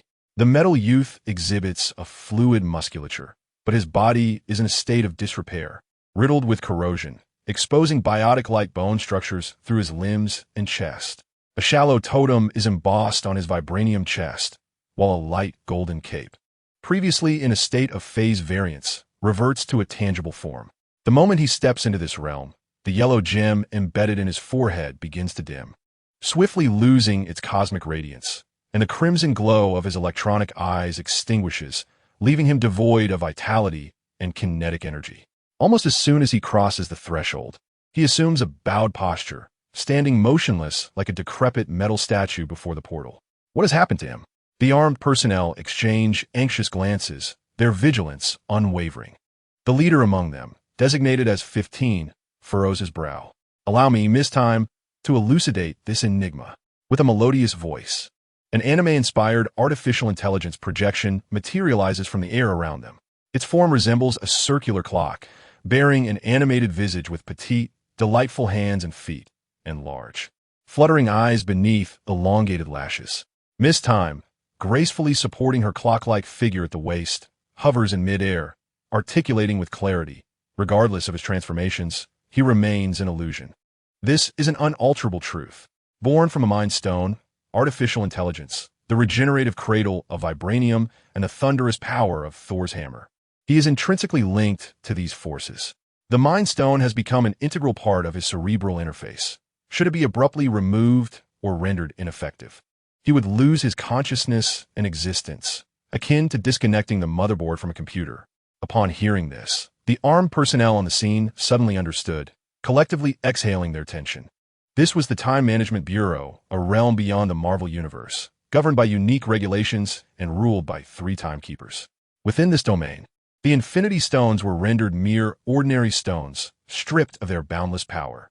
Thus, the moment Vision set foot here, it was akin to stepping into the realm of death. The leading officer, Captain 15, with his dark visage still grave, inquired, "But, Miss Time, why did he cause such an unprecedented anomaly in the sacred timeline?" This time, as the sole artificial intelligence of the Time Management Bureau, Miss Time remained silent, offering no response. Captain 15 pondered for a moment before issuing an order. He has already killed 2 personnel of the Time Management Bureau, thus committing a temporal crime. Although he is now incapacitated, let us take him to the Time Court for judgment. Understood. 2 armed personnel immediately complied with the command. Their expressions relaxed as they approached the motionless mechanical youth. Just as their hands reached out towards him, a figure cloaked in black suddenly emerged from the spatial portal behind the mechanical youth. With agile movements, she grasped the youth's shoulders and delivered 2 swift kicks, sending the armed personnel flying several feet away. This unexpected turn of events caused the armed personnel to change their expressions in alarm. "It's her." Captain 15's dark eyes sharpened, resembling a predator spotting its prime prey. The first fugitive, Lady Loki Sylvie. "Run." After kicking the 2 armed personnel away, Lady Loki Sylvie quickly turned, attempting to push the incapacitated mechanical youth into the spatial portal. However, within the Time Management Bureau, her spells and abilities were rendered ineffective, leaving her merely an agile human. Consequently, when she endeavored to push the metallic body of the mechanical youth, she found it exceedingly difficult, and only by exerting all her strength could she manage to tilt him toward the portal. Yet at that moment, the spatial portal vanished, as if forcefully closed. Losing its illumination, the mechanical youth collapsed to the ground with a clatter, the floor remaining unscathed while some of the shattered vibranium shell fell away like scrap metal. How could this be? Lady Loki Sylvie stared in disbelief at the fallen mechanical youth. In the unique regulatory environment of the Time Management Bureau, even a mechanical entity capable of vanquishing Thanos was reduced to mere junk upon arrival. Before it could even begin, it had met its end. This is the conclusion. Temporal criminals, Vision, and Lady Loki, you are officially under arrest for the transgression of disrupting the sacred timeline. A dozen armed soldiers surged forward, encircling Lady Loki and the fallen mechanical youth. "It seems you have lost, and I too have wagered my defeat," Sylvie remarked with a bitter smile, glancing at the mechanical youth on the ground. She was at a loss as to why her usually cautious self had impulsively followed the young man's words and ventured into the Time Management Bureau, all without any preparation. Failure was to be expected. Regardless, I shall fight for freedom until my last breath. Sylvie gritted her teeth, drawing forth 2 gleaming, razor-sharp daggers, positioning herself defiantly against the advancing armed personnel. "This time, there's no escape for you. Seize them," commanded the leading captain with a sweeping gesture, leading a dozen armed men towards the female Loki, Sylvie. "Whoever approaches shall perish." Sylvie pressed her lips together. A chilling resolve reflected in her beautiful eyes as she tightened her grip on the daggers. Just as the armed personnel charged forward behind her, the motionless mechanical youth on the ground suddenly ignited with a flicker of clarity in his dim, electronic eyes. It was as if a missile had detonated in mid-air, unleashing a powerful shockwave. The ground beneath Sylvie fractured and collapsed, sending armed personnel either flying or plummeting into the abyss created by the explosion. A fierce wind sweeping debris outward. As she prepared to retaliate, Sylvie ascended into the air, her expression blank as she gazed down at the gaping chasm below. Turning her head, she beheld the mechanical hand that effortlessly held her cloak's hood. The tremors reverberated through every corner of the Time Management Bureau. What was happening? Could the Bureau experience an earthquake? No, such a situation had never occurred before. The staff within the Bureau paused their activities, their faces etched with uncertainty. In the heart of the Bureau, in the front desk secretary's office, one of the junior staff, Casey, withdrew her gaze from the distorted and crumbling sacred timeline on the screen, astonished by the rippling surface of the coffee cup on her desk. In the mid-level management office, Mobius, one of the few mid-level officials, stared in disbelief at the gently swaying light fixtures while conversing with a male Loki time offender. In the Supreme Court chamber, Judge Lavanna Lancelot, a young African-American woman seated in the Chief Justice's chair, furrowed her brow while wielding her gavel against the time offender. Deep within the bureau, three reptilian beings, identical to the statues of the Time Guardians, opened their eyes, gazing towards one side of the management facility, hovering 10 meters above the ground. The mechanical youth glowed faintly, his once dull yellow gemstone radiating shards of light, his eyes burning brighter like flames, and powerful currents of electricity coursing through his damaged form. Vision. You female Loki Sylvie turned around, gazing in astonishment at the mechanical youth who held you aloft with a single hand, your mouth agape in disbelief. Who claimed I was defeated? I merely needed to adjust to this environment, to regain my balance. Vision calmly articulated, his increasingly fragmented mechanical form emanating an ever more formidable presence. The team leader, Captain 15, who had been sent hurtling away by a violent wave, found herself sprawled on the ground several meters distant, incredulously lifting her gaze to the figure suspended in mid-air above the bureau. She had observed clearly that the mechanical youth had not unleashed missiles or any such weaponry. He had merely set his foot upon the ground. Indeed, the astonishing explosion and tremor had been solely the result of his footfall.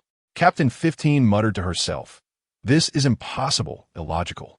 In the Time Bureau, it was already miraculous that Vision could move normally. How could he exhibit such overwhelming power? The worst had come to pass. Mistime, appearing in the air not far away, cast a wary glance at the mechanical youth before swiftly vanishing into the ether. The alarm blared mournfully above the Time Bureau.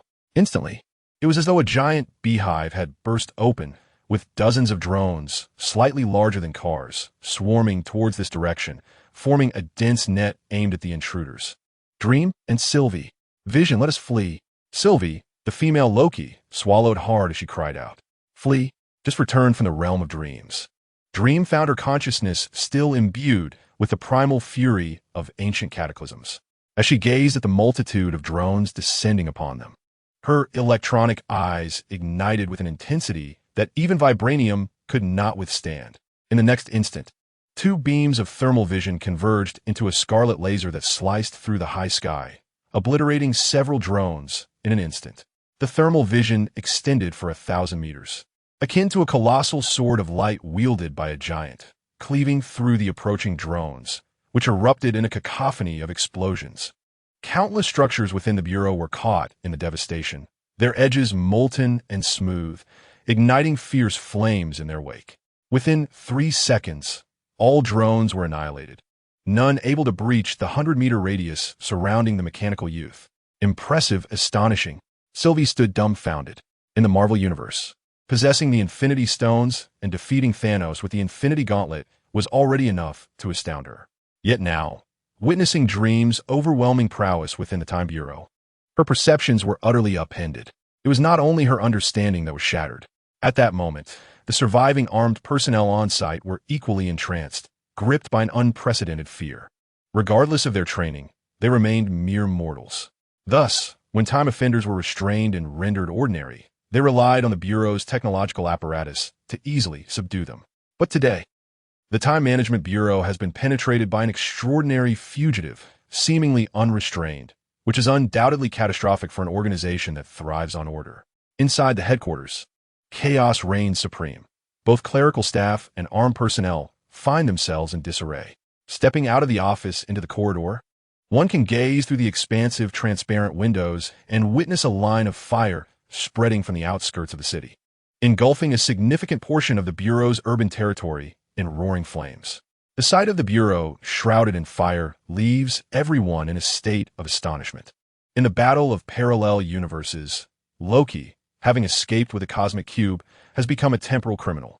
As he steps out of the office and glances outside, he blinks in disbelief and turns to ask, "Is this sort of thing normal in your Time Management Bureau?" Mobius, his eyes reflecting the flames, shakes his head with a pale visage, struggling to articulate, "This has never happened before."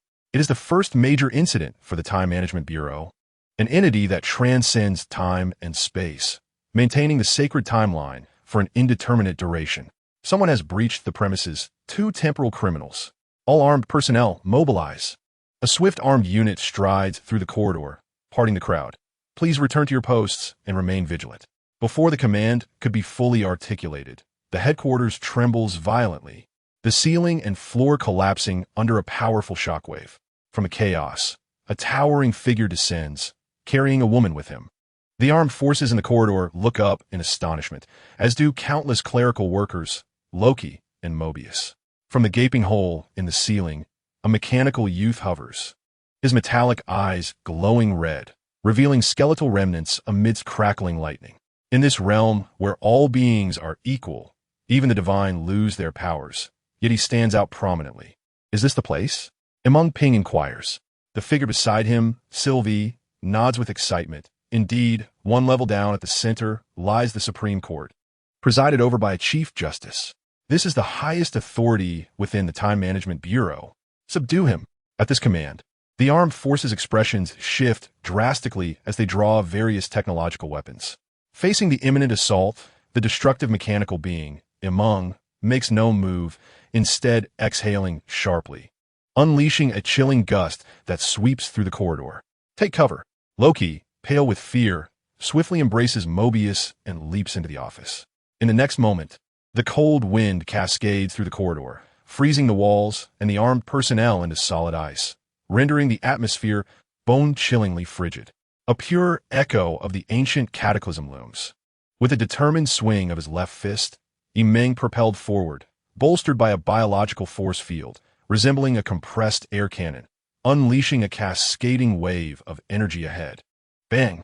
The corridor ahead shattered, piercing through to the next level and directly into the Supreme Court, obliterating all structures and personnel in its path.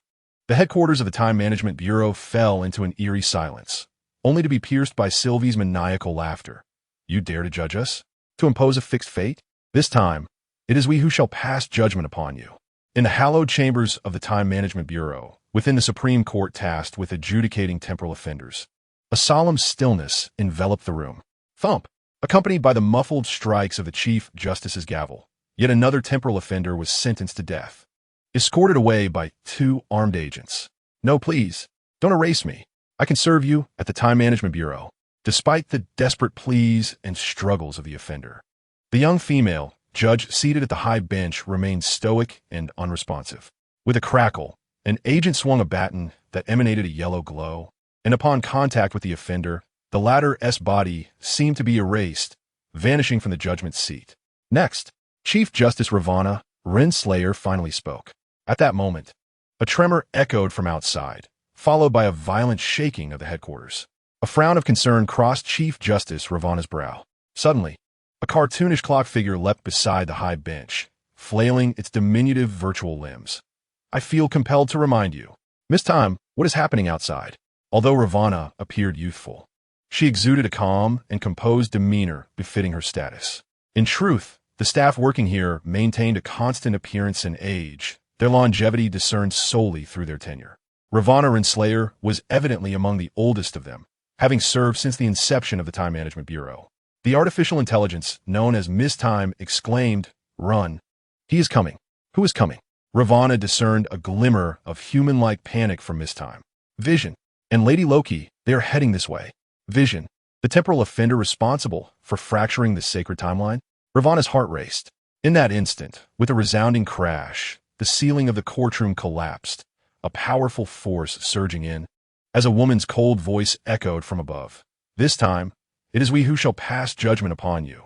It was too late. Miss Time shook her head in resignation, her virtual projection dissipating as she retreated into hiding once more. As Lavana contemplated her escape from the high platform, a young man descended alongside a cloaked woman through the shattered ceiling, a gust of wind swirling outwards, scattering debris and dust before them. Suspended in front of the judgment seat, an illusion, the female Loki. Lavana's dark eyes narrowed in surprise, her lips parting in astonishment as she beheld the audacious intrusion of the mechanical youth and the robed woman into the Time Management Bureau's court. It is she.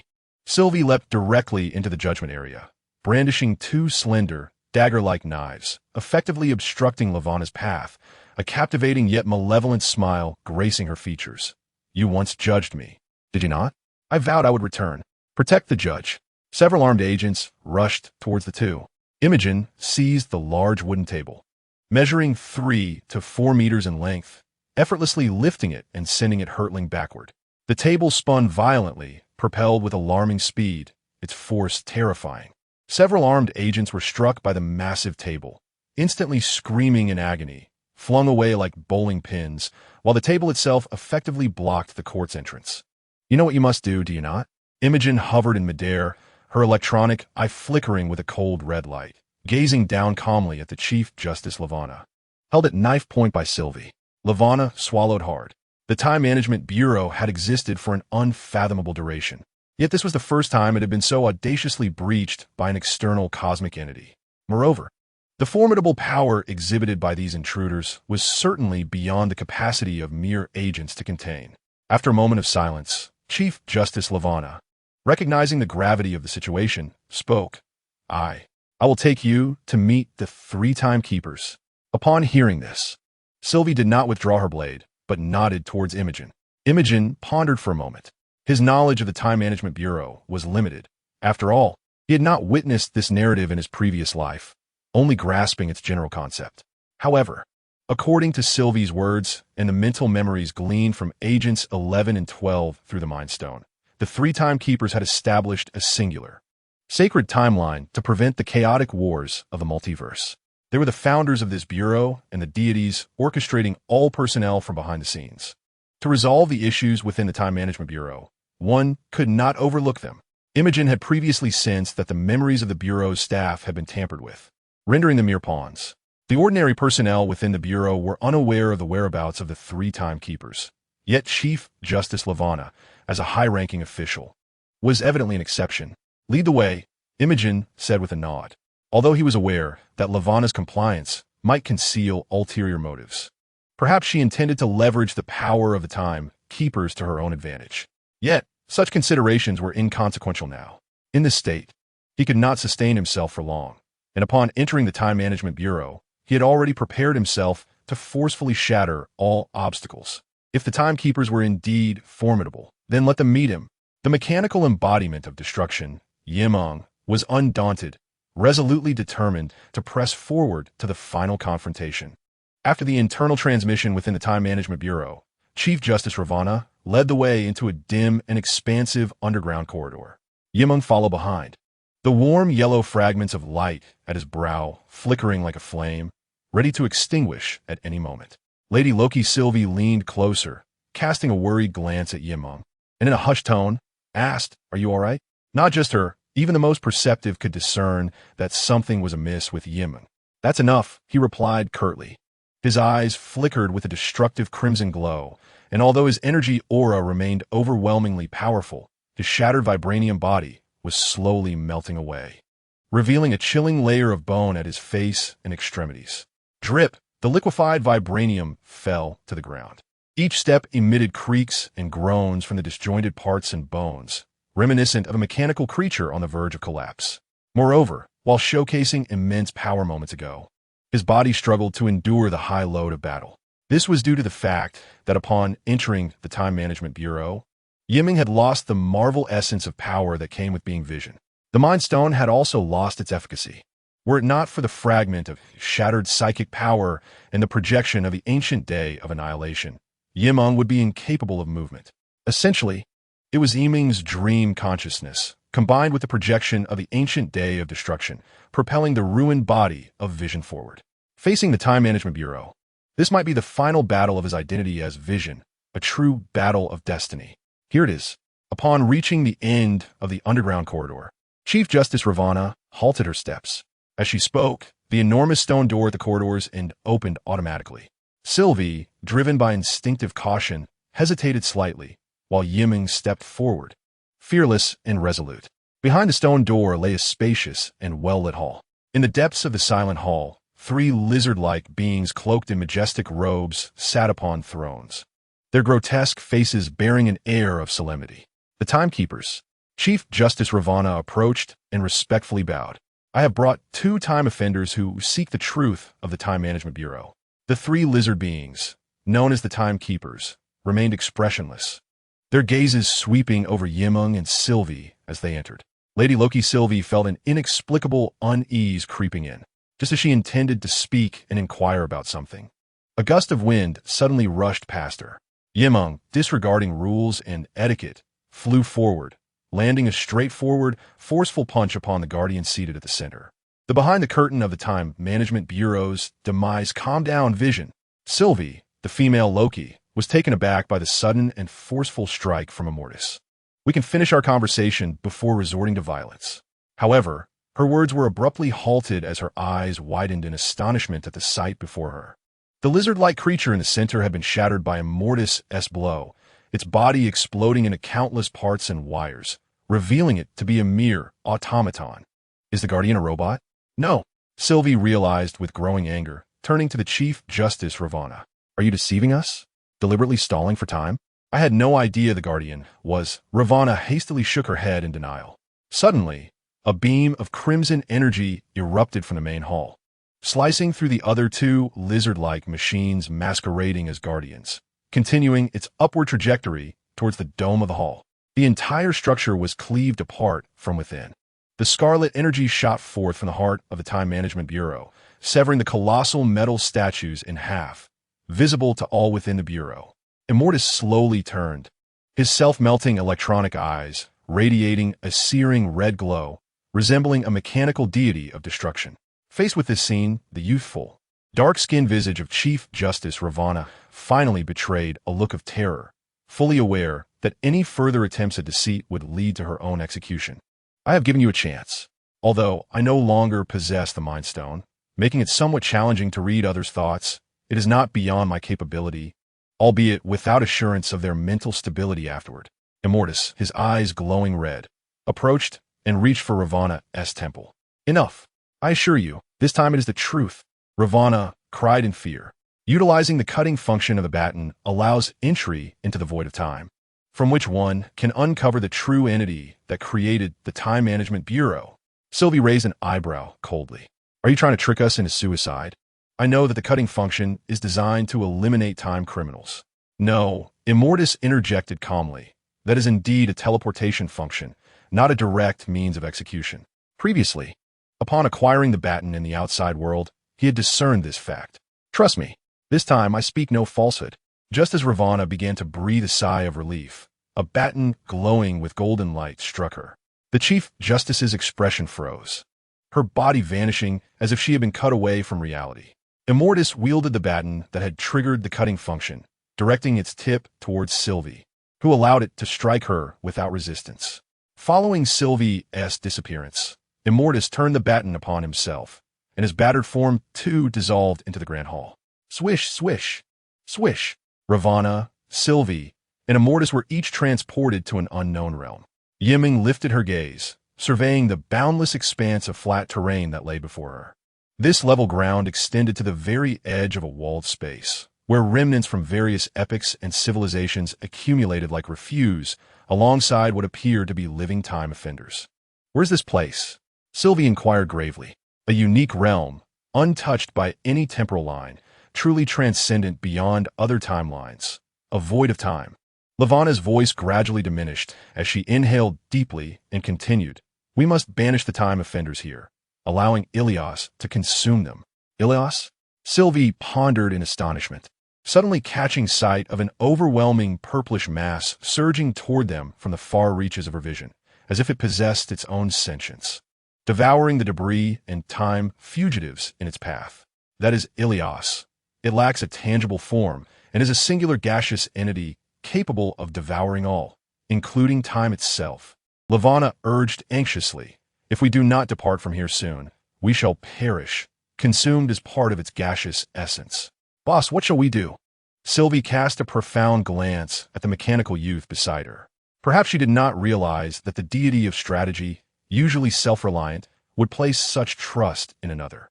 This was largely due to the fact that, whether within or beyond the confines of the Time Management Bureau, the other party appeared to be an omnipotent being. Meng turned her gaze toward Lavonna, her fractured eyes gleaming with wisdom, and calmly stated, to reach the location of the mastermind behind the Time Management Bureau's establishment. We must pass through it, correct? Lavonna, momentarily speechless, reluctantly replied, "Indeed, there exists a temporal barrier preventing any intrusion, and only Ilias possesses the capability to breach it." "Then let us proceed." Meng raised her hands, lifting both Sylvie and Lavanna, and propelled them directly toward the vast purplish gaseous entity. "Boss, I believe we need to strategize carefully," Sylvie exclaimed in alarm. "This is a death sentence. We will surely die."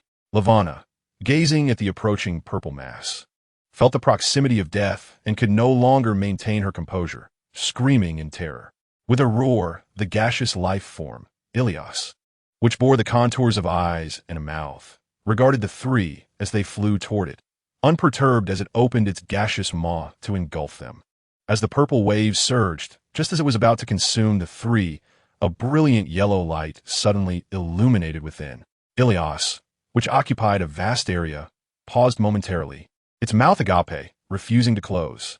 In the void of the world, a child wearing a golden horned helmet and an elder clad in a tight-fitting yellow suit stood on a distant hillside, gazing at the retreating purplish entity. "Strange. Ilias has altered its trajectory prematurely this time," murmured the elder Loki. "Isn't that a good thing?" The child Loki shrugged nonchalantly. "Pietro, you agree, don't you?" The child Loki turned around, gazing at a silver-haired youth donning wind-resistant goggles, reclining amidst a heap of refuse not far away. "Rest assured, as long as it cannot engulf the entirety of the void, I shall lead you away from its ravenous grasp." Quicksilver Pietro offered a faint smile. "After all, I'm the swiftest man here." Hiss! Ilias continuously collided with the temporal barrier at the edge of the void, his purple, gaseous form gradually eroding a hole in the barrier. Astonished, Ravana widened her eyes, glancing at the figure beside her, Imogen, whose metallic brow adorned with a yellow gem began to radiate light once more. Sylvie lowered her gaze, observing her palm subtly enveloped in a green glow of magic, and belatedly remarked, "Ah, indeed, in this realm of temporal nothingness, we can wield our inherent powers. That must be the place." Imogen lifted her gaze, calmly surveying the horizon.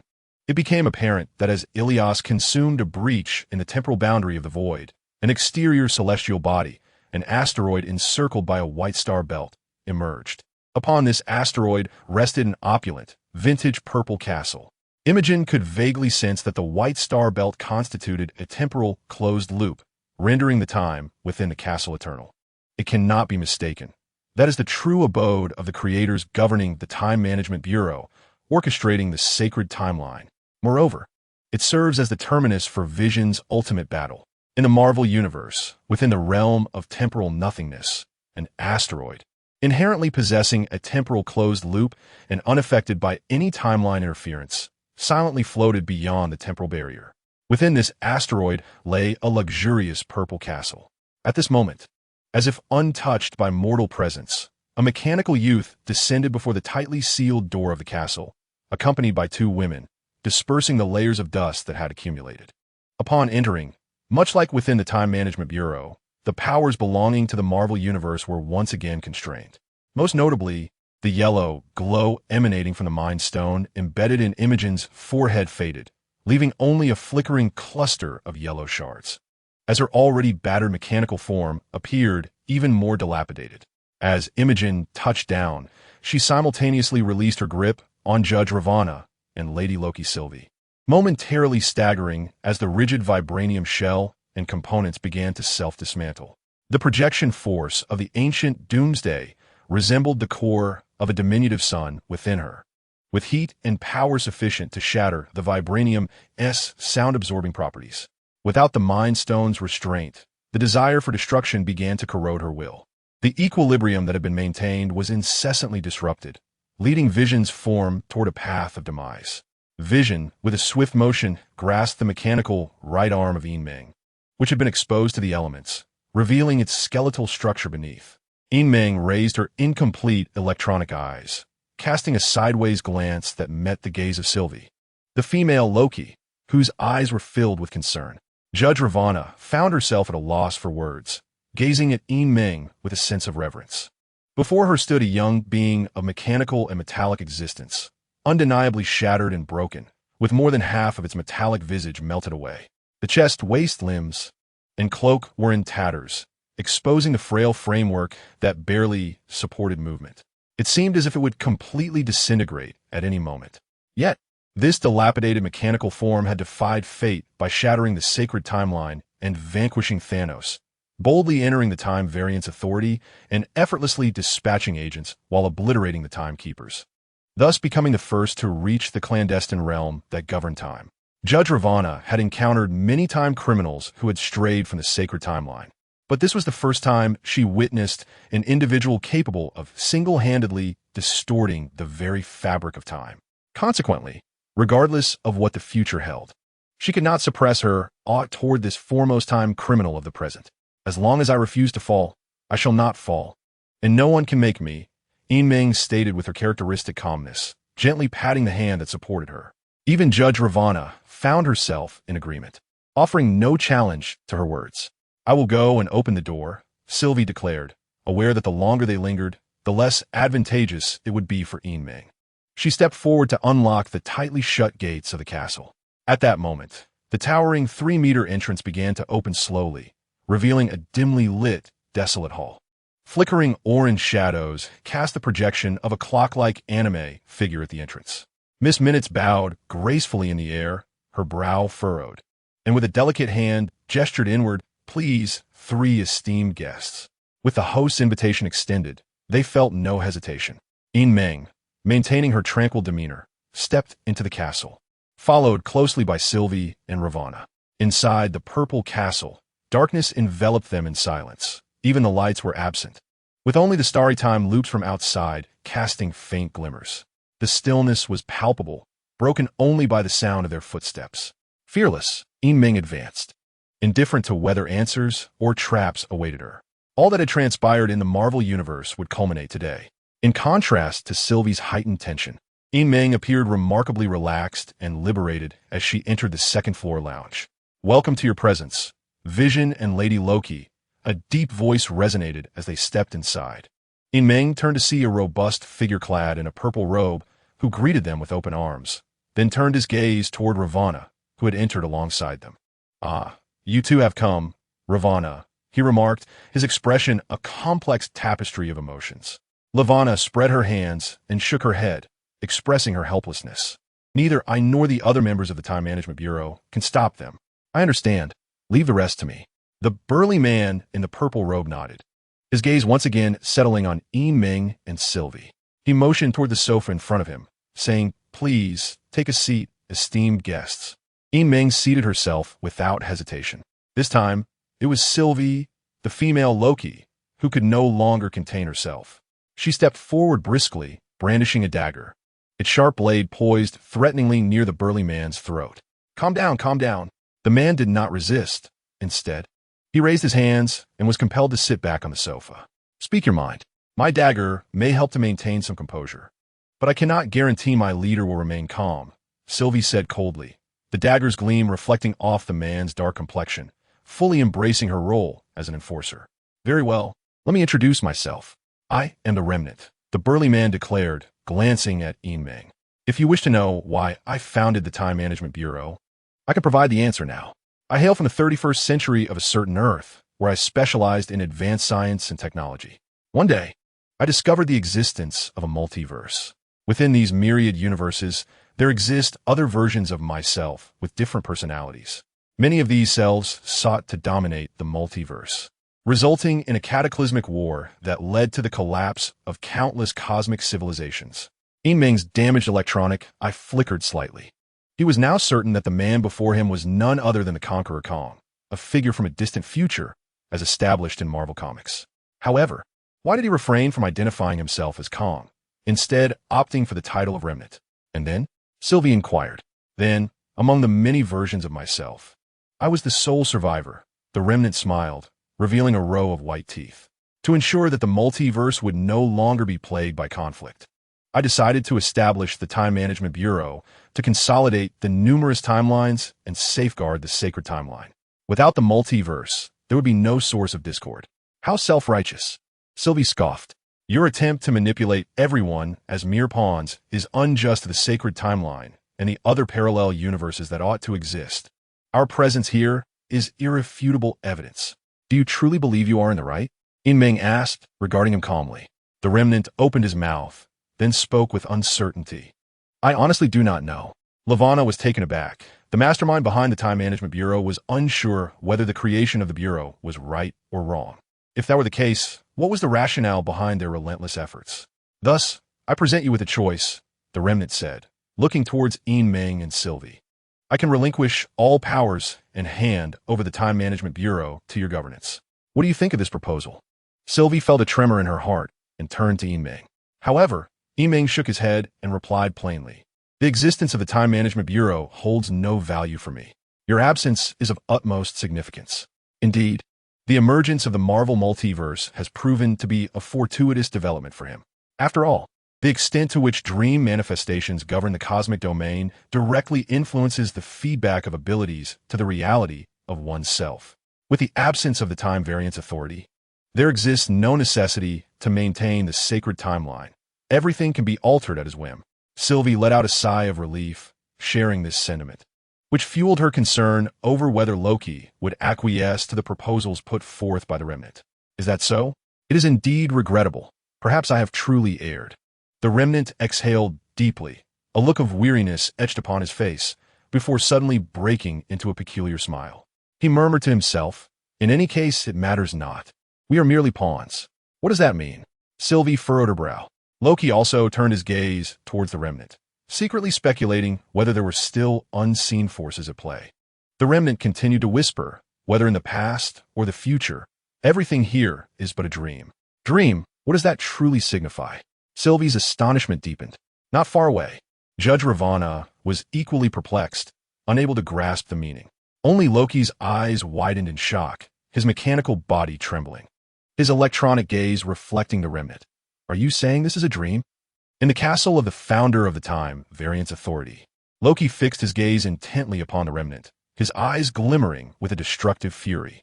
Perhaps it matters not to divulge some truths. The remnant disregarded Sylvie's poised threat, his previously indifferent demeanor now giving way to a glimpse of fear etched across his weathered face. He continued to murmur, when I discovered the multiversal concept of this universe, emerging as the sole victor among many versions of myself, I traced the river of time back to the most primordial origin of the multiverse. Catching a glimpse of, he paused, his expression twisting in horror, still haunted by the vision he had witnessed all those years ago. What did you see? Sylvie, the female Loki, inquired with a sharp intensity. It dawned on her that what the remnant had uncovered might be far more terrifying than the concept of the multiverse itself. Perhaps the ultimate truth of countless universes. Ravana took a step forward, eager for the answer. The remnant trembled, tears streaming down his face as he sobbed to himself. I saw it. I saw it. A shadowy figure lying in a deep slumber, the origin of countless multiverses emerging from his dreams. What are you saying? Sylvie's expression twisted in horror. Her initial reaction was to dismiss the remnant's words as deceit, yet he appeared sincere. Judge Ravana shuddered, a chilling sensation washing over her, rendering her devoid of warmth. If what the remnant spoke was indeed true, it was utterly terrifying. If this is a dream, then what are they? Meng was momentarily taken aback, his fists clenched tightly. It is impossible. How could this merely be a dream, even though he initially believed so? After immersing himself in this existence for so long, he gradually came to perceive it as a genuine reality.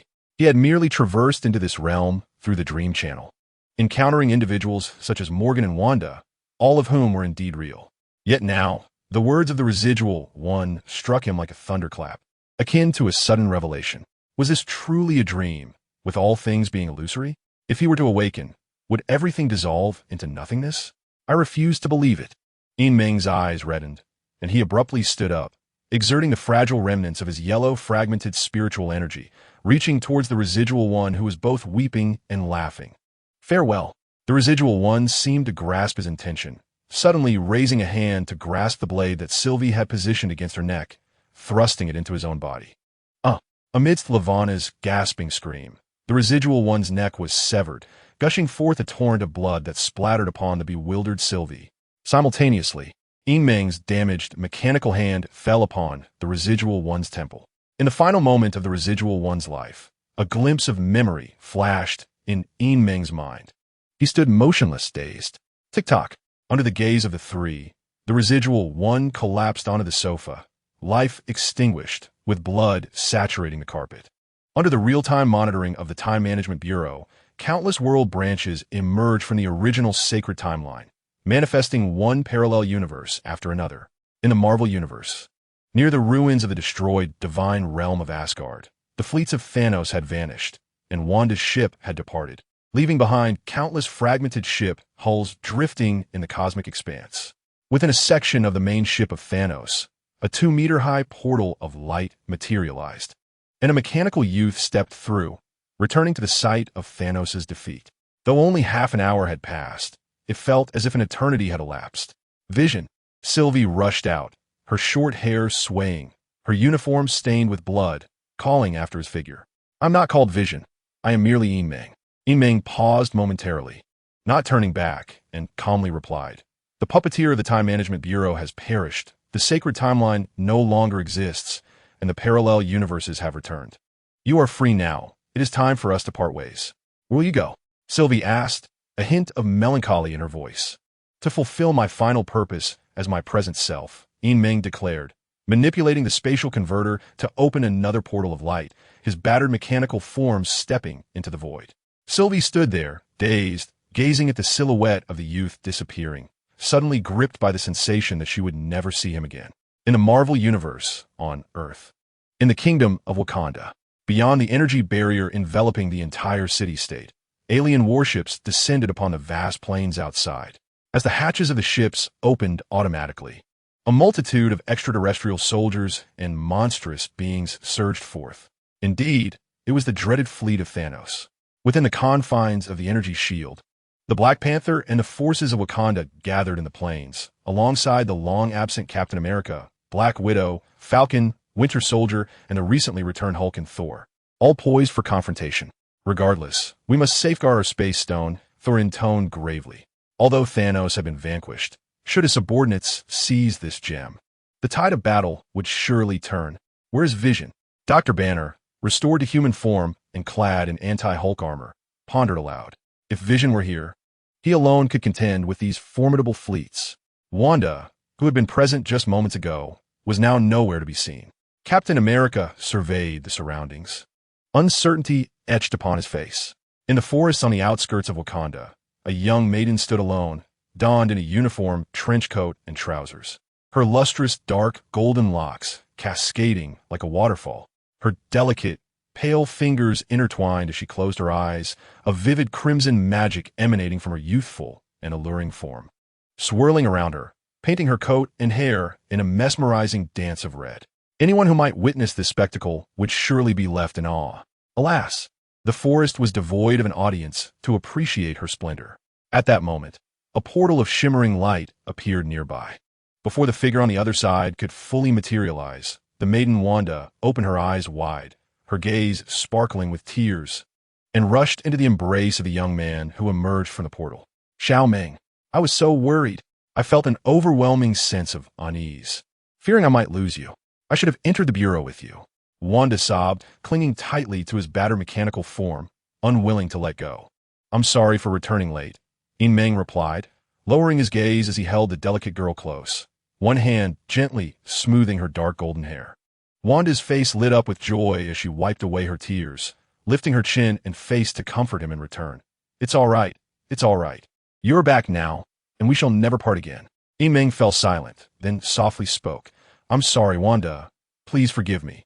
A shiver coursed through Wanda's slender frame, an unsettling premonition taking hold as she forced herself to meet his gaze, trembling as she asked, Xiao Meng, the fate you spoke of, it has come to an end, hasn't it?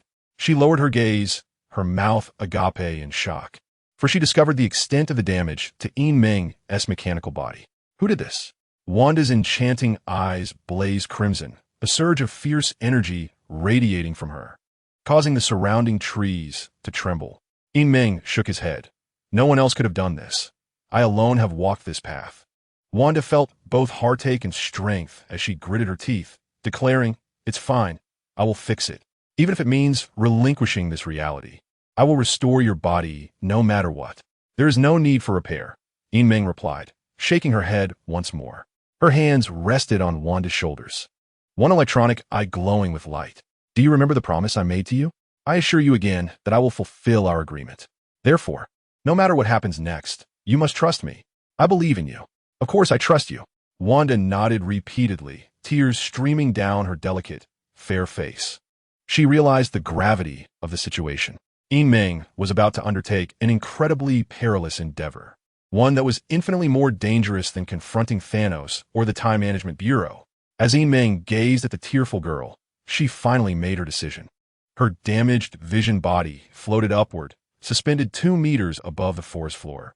In the next instant, a violent surge of golden-red lightning erupted, crashing towards a yellow gem on her forehead.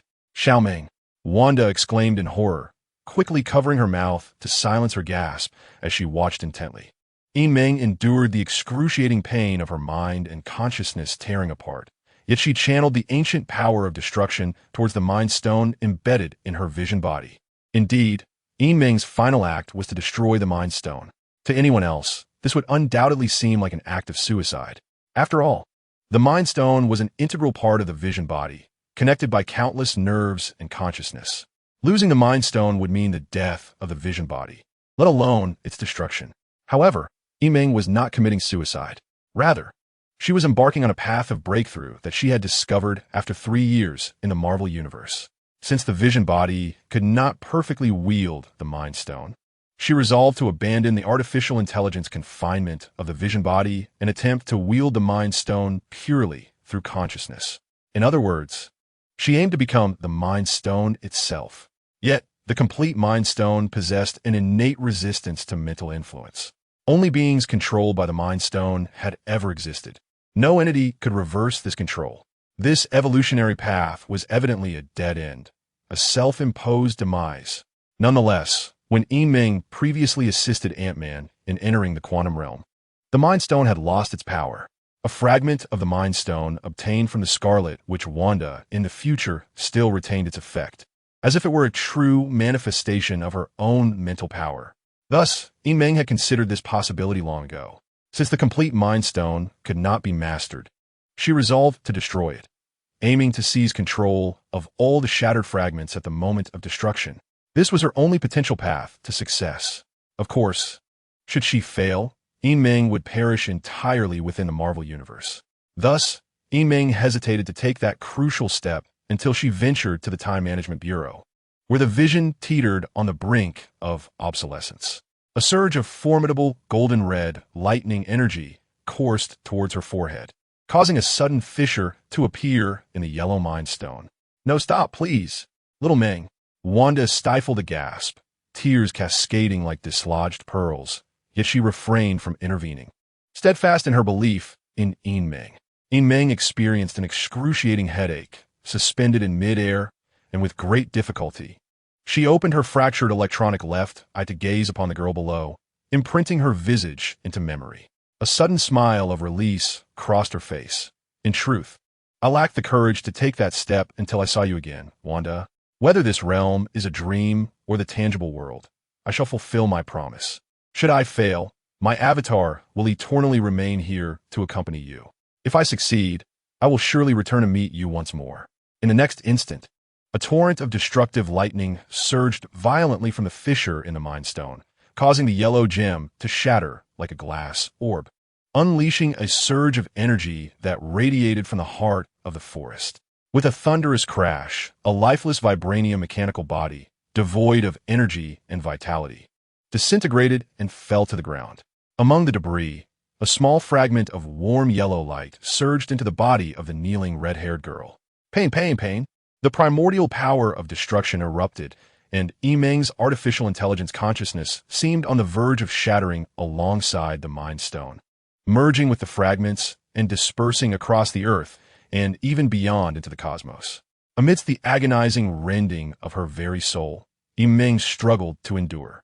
Yet, in the next moment, the surroundings shattered like a dream upon awakening. Alongside the dissolution of the dream realm, the red-haired girl, Wanda, knelt on the ground, covering her mouth as tears streamed down her face. Meng suddenly beheld her own dismantled and obsolete vision body plummeting from the sky. while her consciousness drifted toward a realm far beyond the sky and the universe. Everything within the Marvel world crumbled into oblivion, as if it were truly but an illusory dream. Yet, amidst the separation, Meng could still hear the girl's heart-wrenching cries, faintly overlapping with the previous wails of the Scarlet Witch. That sincere emotion was undoubtedly not a mere fabrication of fantasy. It was indisputably real. Wanda, Meng longed to call out, but her consciousness had already detached from the Marvel dreamscape, severing its ties, and was plummeting toward another realm. Wanda, Meng abruptly opened her eyes, only to find herself in a vast, vintage mansion. She was seated upon a bronze chair thrice the size of an ordinary one, and as she looked down, she beheld her own large hand, adorned with hard and sharp gray-white bone spurs. A bone spur protruded from his right hand, yet he clutched tightly a diamond-shaped crystal radiating a faint green luminescence. The sharp tip of the green crystal pierced the skin of his palm and thumb, causing several drops of turbulent, energy-laden blood to spill forth from the minuscule wound. Clearly, he had not returned to reality, but was once again ensnared by the dream, embodying the ancient day of destruction.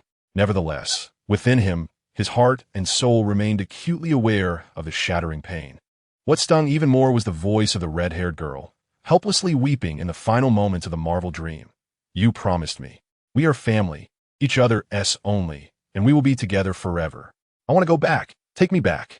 The ancient day of destruction, grasping the kryptonite tightly, drove its pointed edge deep into his palm, blood continuously dripping onto the bronze chair as the seething energy surged violently within him. Never before had he yearned to return to the Marvel dream as intensely as in that moment when he was drawn into the dream. He shut his eyes, just as he had when switching dreams, calling out the name that anchored him to the Marvel realm. "Wanda, Wanda, Wanda, can you hear me?" Yet this time, regardless of how fervently he called, no response echoed from the corresponding dream world. Unable to hear a voice meant he could not return to that world anchored by the dream. Morgan Stark, can you hear me?" Iron Man, Tony Stark, Captain America, Steve Rogers, Lady Loki, Sylvie. He shifted through several characters from the Marvel Universe, calling out desperately, yet still sensed no presence of the Marvel dream. It was as if, at the moment he, as Vision, faced death, his connection to the Marvel dream world had been irrevocably severed. The ancient day of destruction stroked his brow, where the illusion of the Mind Stone no longer existed. Only a fragment of shattered light lingered, preventing him from being overwhelmed by his desire for destruction. "Have I failed in the Marvel dream?" he murmured, gripping the bloodied kryptonite even tighter, for only pain could keep him calm and alert. Having severed ties with the Marvel dream and lost the power of the Mind Stone, and the projection of artificial intelligence signified his ultimate failure in the last step of his journey within the Marvel world. Transitioning from artificial intelligence to the Mind Stone. The failure of this final transformative step, resulting in the demise of his avatar in the Marvel realm, meant that he no longer existed within that dream. Or perhaps, the Marvel world as a dream had been entirely obliterated and all its entities and characters ceased to exist. The conclusions drawn from his speculations were too difficult for him to accept. He refused to believe that it was merely a dream, a delusion of his own making. Reality. I must return to the real world. The ancient day of destruction's eyes glimmered with a crimson light. He desired to return to reality, to uncover the truth behind these dreams. Yet the issue remained, having lost the power of the Mind Stone from the Marvel dream. The delicate balance of the two dreams had been utterly shattered. Not only could he not awaken to return to reality, as this situation persists, the ancient embodiment of the day of destruction within the dream realm may once again succumb to irrationality and obliteration, forever trapped in a dream. It must either advance towards perfection as the ancient day of destruction or restore equilibrium between the dream and the Marvel dream.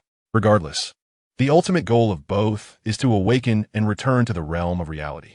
The ancient day of destruction, Meng, murmured softly to himself, suddenly lowering his gaze. His fiery eyes fixated upon the blood-stained kryptonite clutched in his hand.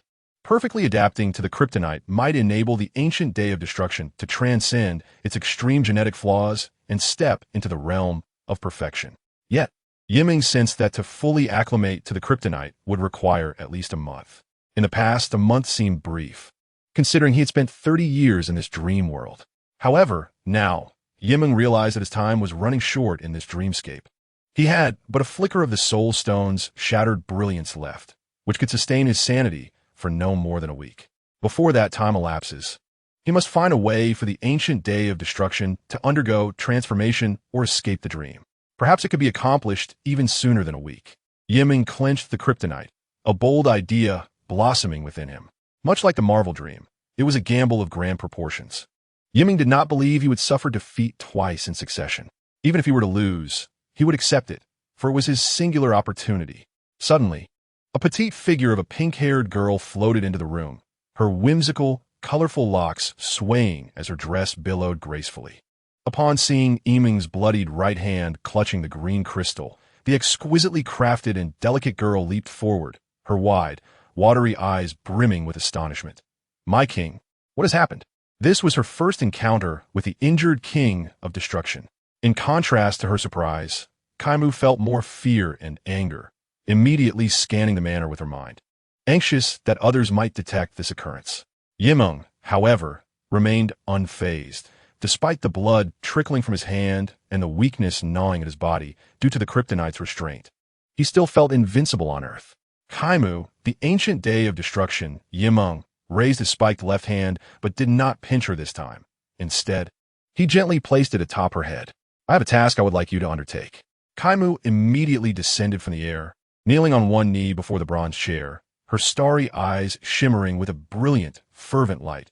"My king, whatever it may be, I shall accomplish it for you. Even at the cost of my life." In the depths of Gotham City, within a lavish estate, there lay a natural waterfall bat cave, transformed into a vast and clandestine underground studio. Suddenly, the television flickered to life, startling countless bats that took flight. A melodious female voice resonated through the cave. "This is Louise, reporting for the Planet Daily. Recently, an extraterrestrial spacecraft descended upon Metropolis and self-destructed. To date, the urban area within a 10-kilometer radius of the city center has suffered varying degrees of damage, with conservative economic losses reaching trillions. Current statistics indicate that nearly 30,000 lives have been lost in this catastrophe, while 40,000 remain missing and 130,000 have sustained injuries or psychological trauma." As the weighty voice of the news anchor reverberated through the television, a helicopter's perspective offered a somber overview of the war-ravaged metropolis, revealing a landscape of utter devastation. Many homeless citizens wandered in despair. The city lay in ruins, engulfed in flames and smoke, as if shrouded in a perpetual shadow. A middle-aged man with graying temples gazed silently at the horrific scenes on the screen, his grip tightening around the remote control. He picked up a sharp bat-shaped projectile from the table beside him, his chest rising and falling beneath his shirt, showcasing a sturdy physique. "Master," called an elderly butler, distinguished in appearance and wearing glasses, as he entered the basement with a tablet in hand, sighing, "Our group has lost 2 satellites, and 4 of our subsidiary buildings in Metropolis have been destroyed, resulting in casualties of up to 3,000 employees." "I am aware.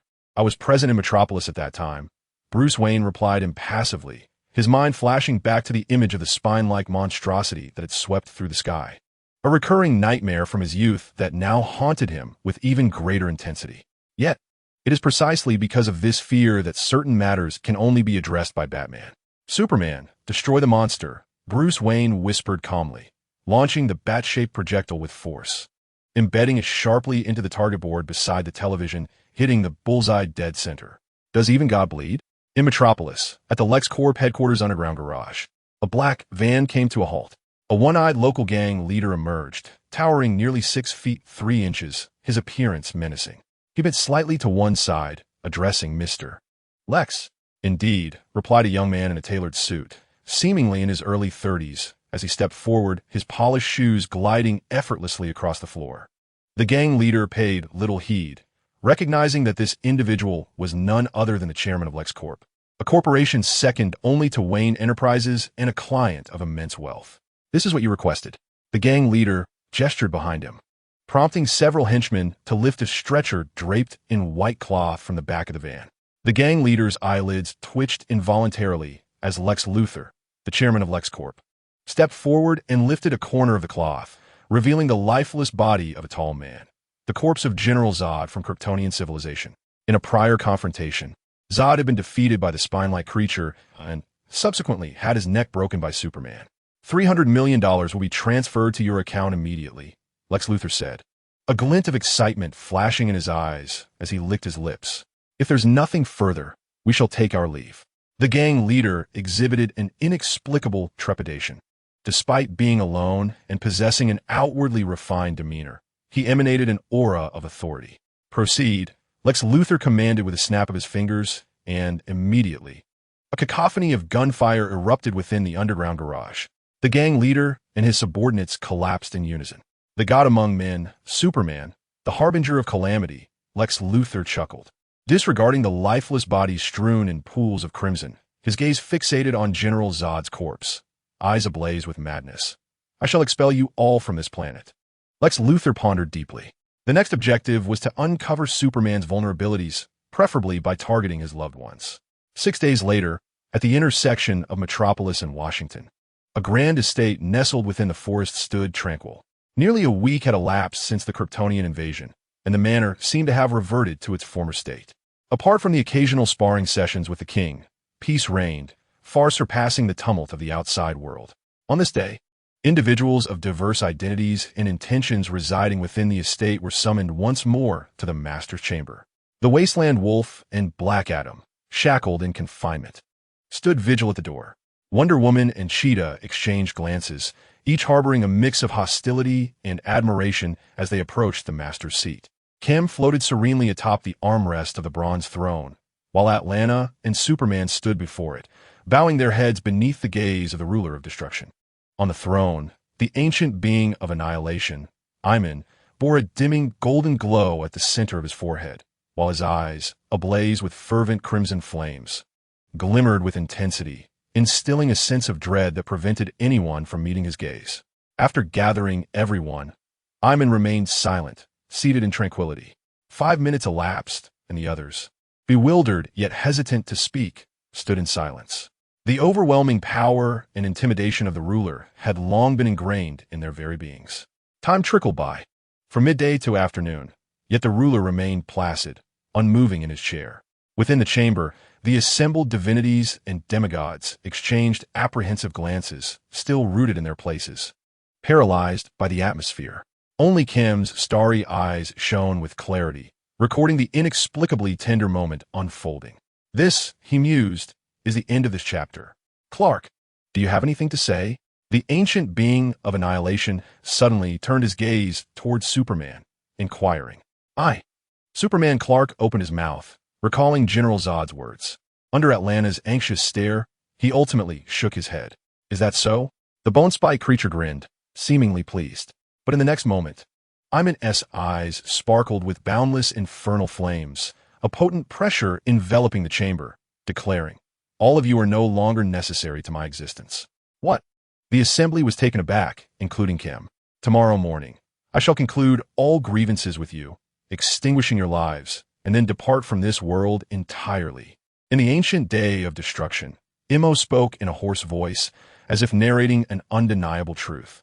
The Wasteland Wolf, Black Adam, Wonder Woman, Cheetah, Atlanta, Kim, and Superman all stood frozen, trembling in their places. They understood that the king's words were irrefutably true. After all, the king never speaks falsely and has no need to do so.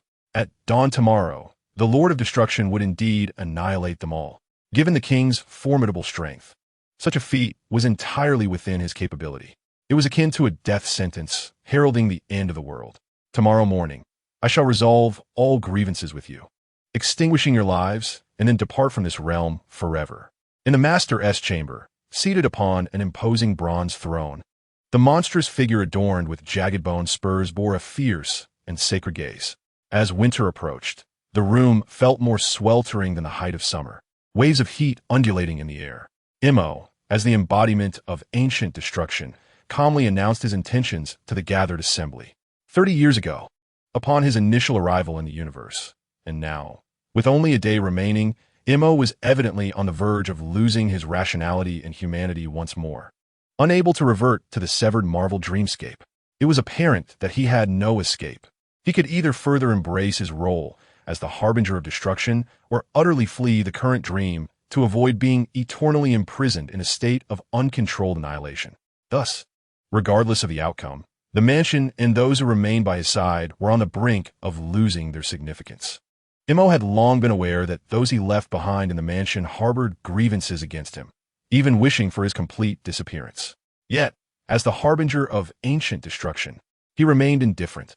These sentiments were mere spices in the mundane fabric of his existence. Those who dared not confront the ancient destroyer were not the true titans under the vast expanse of the cosmos, rendering the situation all the more tedious. The sentiment remained. The ancient destroyer required only adversaries. At this moment, it was time to embrace the conclusion of this dream world, to definitively end all relationships and farcical dramas. Therefore, you have but one night left, your final opportunity. At the moment the sun rises tomorrow, I shall extinguish your lives.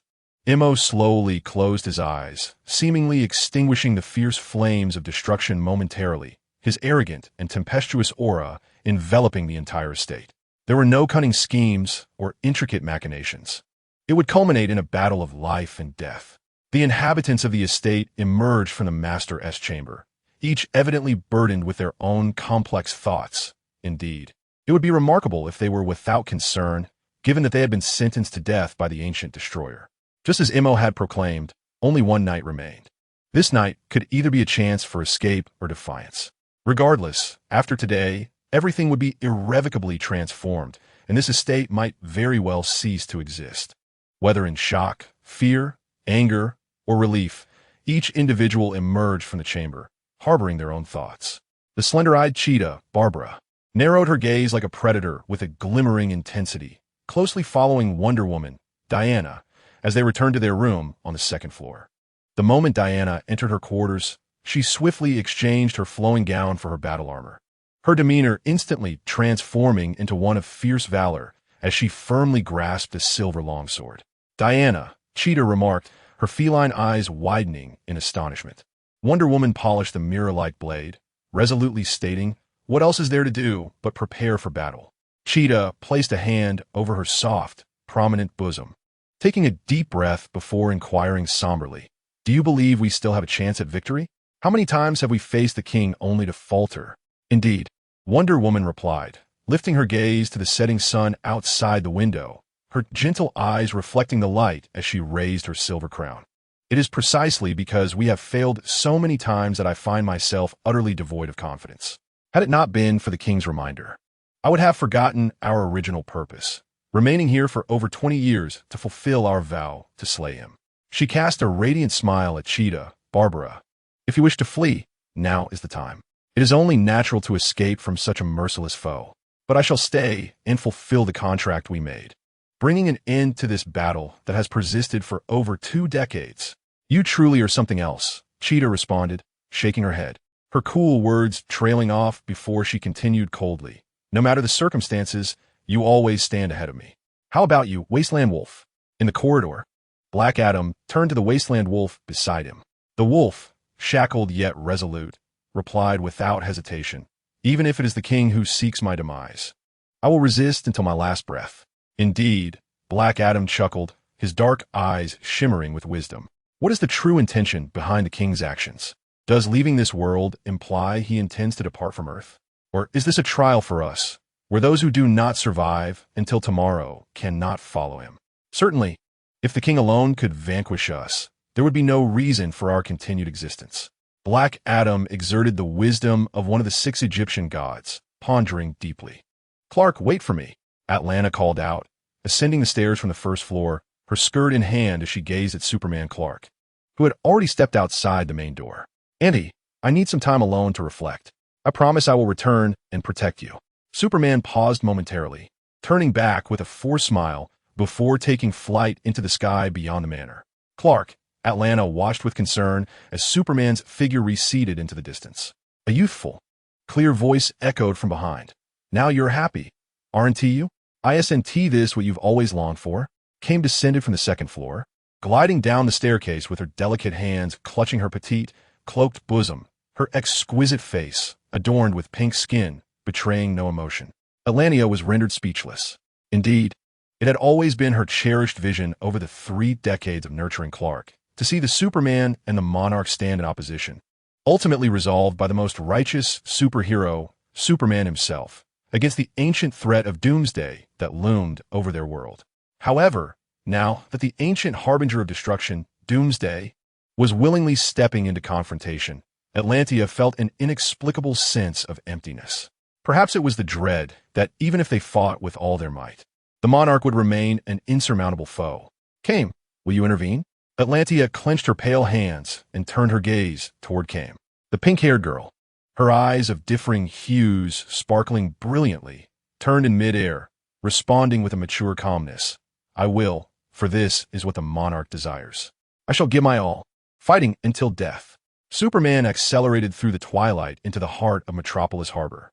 A vast silhouette of a bat loomed above, casting its shadow across the night sky from the port below. Superman descended, landing atop the dilapidated factory where the great bat signal was situated. There awaited a man clad in black bat attire, seemingly blending with the night. Superman resolved to extinguish the bat signal. Batman lifted his mask, revealing a face partially obscured, with the mask's eye holes glowing with an electronic white light as he gazed at the descending Superman. Clark, have you decided to ally with me? Superman remained silent. Despite the considerable peril you pose to Earth, your contributions have been commendable over the years, clearly placing you on the side of justice, Batman intoned gravely. However, the creature that raised you is a different matter.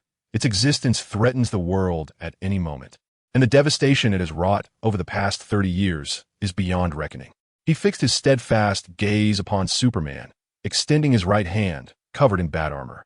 Kulme, let us join forces. There is no need to slay it, merely drive it from Earth. Superman shook his head. No one understands its power better than I do. Even with my assistance, it is impossible to defeat it, let alone expel it. I shall not conceal the truth from you, Batman stated plainly. Recently, I retrieved a crystalline substance from the Indian Ocean, originating from the prior Kryptonian spacecraft's attempts at planetary terraforming. Through experimentation, I am certain that this crystal can inflict significant harm on Kryptonian genetics. It is your greatest adversary.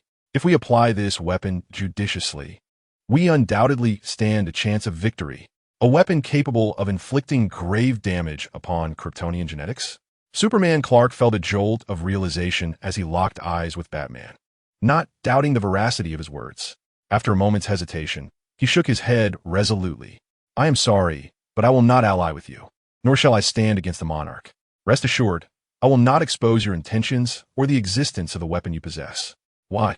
Batman, filled with confusion, fixed his gaze upon him and declared with composure, according to the intelligence I have gathered, that monster annihilated your home, Krypton, and slew your parents. It has kept you close merely to exploit you. To eliminate this embodiment of evil is the most beneficial course for Earth. Superman, Clark, widened his eyes in disbelief. Yet he shook his head and replied softly, You may appear to know everything, but in truth, you understand nothing. Even in the absence of a king, Krypton was destined for destruction due to the collapse of its core. The death of my parents may indeed be linked to the king, yet regardless, I will not turn against him, for he is my. Superman paused before continuing. Moreover, while he is indeed referred to as the harbinger of doom for Earth, it is simply because he possesses such immense power. If he truly wished to obliterate Earth, it would have ceased to exist 30 years ago. Batman coldly retorted. Yet this does not diminish the devastation he has wrought upon Earth over the past 30 years, nor the inherent peril he poses to its existence. Superman fell silent for a moment, then suddenly proposed, What if I take responsibility? What? Batman was momentarily taken aback. Superman, calm yet resolute, proclaimed, I shall bear the consequences of the king's transgressions. Tonight, I will publicly declare that I am the adopted son of the Harbinger of Doom. He felt a surge of exhilaration and continued, I care not for the world's opinion. If he represents destruction, then I shall embody hope. Despite Batman's formidable resolve, he was overcome with anger and sorrow. He even contemplated rebuking Superman, attempting to rouse the foolish man from his stupor, but ultimately sighed, You should leave. I am sorry. Superman Clark nodded gently before turning to fly back to the manor. However, at that moment, an unmistakable roar, one that could not possibly belong to any human, erupted from a nearby building in the city. Glass shattered within a kilometer radius, and the roar echoed far across the Metropolis Harbor. What was that? Batman turned back, perplexed. Through his telescopic and X-ray vision, Superman quickly discerned the source of the roar 2 kilometers away. His expression shifted dramatically as he propelled himself into the air, reaching the mid-level of the LexCorp headquarters in less than a second. Upon entering the mid-level, Superman beheld a young gentleman occupying the floor, which was otherwise deserted save for a massive incubation tank. Within that tank, resembling an indoor swimming pool, a mysterious egg, 2 meters in radius, writhed ominously. Surveying the scene, he discerned the outline of a 2-meter-tall, spiked humanoid form. A powerful aura of life and energy emanated from the colossal egg. Such a being, how could this exist? Superman's eyes widened in astonishment as he turned to the young gentleman beside him. What have you done? Lex Luthor stood frozen, dazed. He had merely conducted an experiment using his own human genes combined with the corpse of General Zod from Krypton, never anticipating he would create such a new life form. "Huh, I am your father," he declared. Lex Luthor murmured to himself, fixated on the creature within the egg. He realized that Superman must act before it fully formed. Suddenly, Superman dove down, his fist poised to strike the colossal egg within the immense incubation tank. However, before he could land, a massive bony claw emerged from the egg, halting him in midair. Superman found himself forcibly repelled. A thunderous roar echoed as a 2-meter-tall figure, adorned with bone spurs, violently leapt forth, embracing Superman and propelling him outward. They soared from a skyscraper to several hundred meters away, crashing into another building across the street. The impact resonated with a thunderous boom as the external walls and glass of the structure were instantly concaved, creating a massive dent. Superman widened his eyes, firmly pressing against the wall, resembling a monstrous creature akin to a king of destruction, albeit slightly smaller, entirely bare, with muscular and sinewy form. His eyes glinting with a fierce crimson rage. This was a newly birthed Doomsday. Even in its nascent state, Superman sensed an overwhelming pressure emanating from it. The formidable explosive power within its bony frame palpable against him. Doomsday hurled Superman away, sending him crashing through a tall building and violently landing before an abandoned factory, carving a trench into the earth beneath him. Quickly rising from the ground, Superman spotted the advancing Doomsday, leaping toward him, and swung his fist with all his might. Doomsday responded with a malevolent grin, mirroring the movement with a punch of its own, its body following suit as the ground buckled beneath the force. Reminiscent of a meteor strike, in comparison, Superman's once invincible fist appeared feeble, akin to that of a child. As their fists collided, Doomsday remained steadfast, while Superman was once again sent sprawling against the factory floor. Yes, precisely like this, Lex Luthor exclaimed, standing by the floor-to-ceiling window, watching the scene unfold with exhilaration. Despite the unexpected emergence of this terrifying creature, it was evident that only a monster could contend with another monster. This extreme genetic aberration from Krypton might indeed be capable of vanquishing Superman, or even the very same bone-spurred monstrosity. On the rooftop of the abandoned factory, Batman's eyes widened in astonishment as he beheld Doomsday leaping toward him. Though this humanoid creature exuded immense destructive power with every movement, it was evidently distinct from the previous one. Spotting Superman, who was now at a disadvantage 100 meters away, Batman quickly raised his left wrist to contact Alfred, requesting support from the Batjet stationed nearby. In the midst of the battle, Superman rolled backward, the surrounding factory structures clearly unable to endure the stress they were never designed to bear, crumbling at the slightest touch. Confronted by the rampaging Doomsday and the oncoming bony fists, Superman gritted his teeth, crossing his arms in defense. In the next moment, Superman froze. Not only was he taken aback, but Lex Luthor and Bruce Wayne, observing the battle, also felt a shiver run down their spines. The skeletal fist of the newborn Doomsday, poised to strike Superman, was thwarted by an adjacent skeletal hand, mirroring the ease with which it had previously deflected Superman's blow. With his fierce, crimson eyes wide open, newborn Doomsday glanced sideways in bewilderment at a towering figure beside him, a gust of explosive wind radiating outward. This formidable presence bore grayish-white, rigid bone spikes and an exoskeleton, clad in a sleek black battle suit that accentuated muscular contours, rendering a physique that approached the perfection of the golden ratio. At that moment, the opponent's eyes, seemingly ablaze with crimson flames, unmistakably reflected a human-like thrill. Despite newborn Doomsday's already considerable size, he appeared diminutive in comparison, akin to an unripe child. No way. Nearby, Batman trembled at the sight, his mouth agape. The true harbinger of the Earth's apocalyptic calamity had arrived.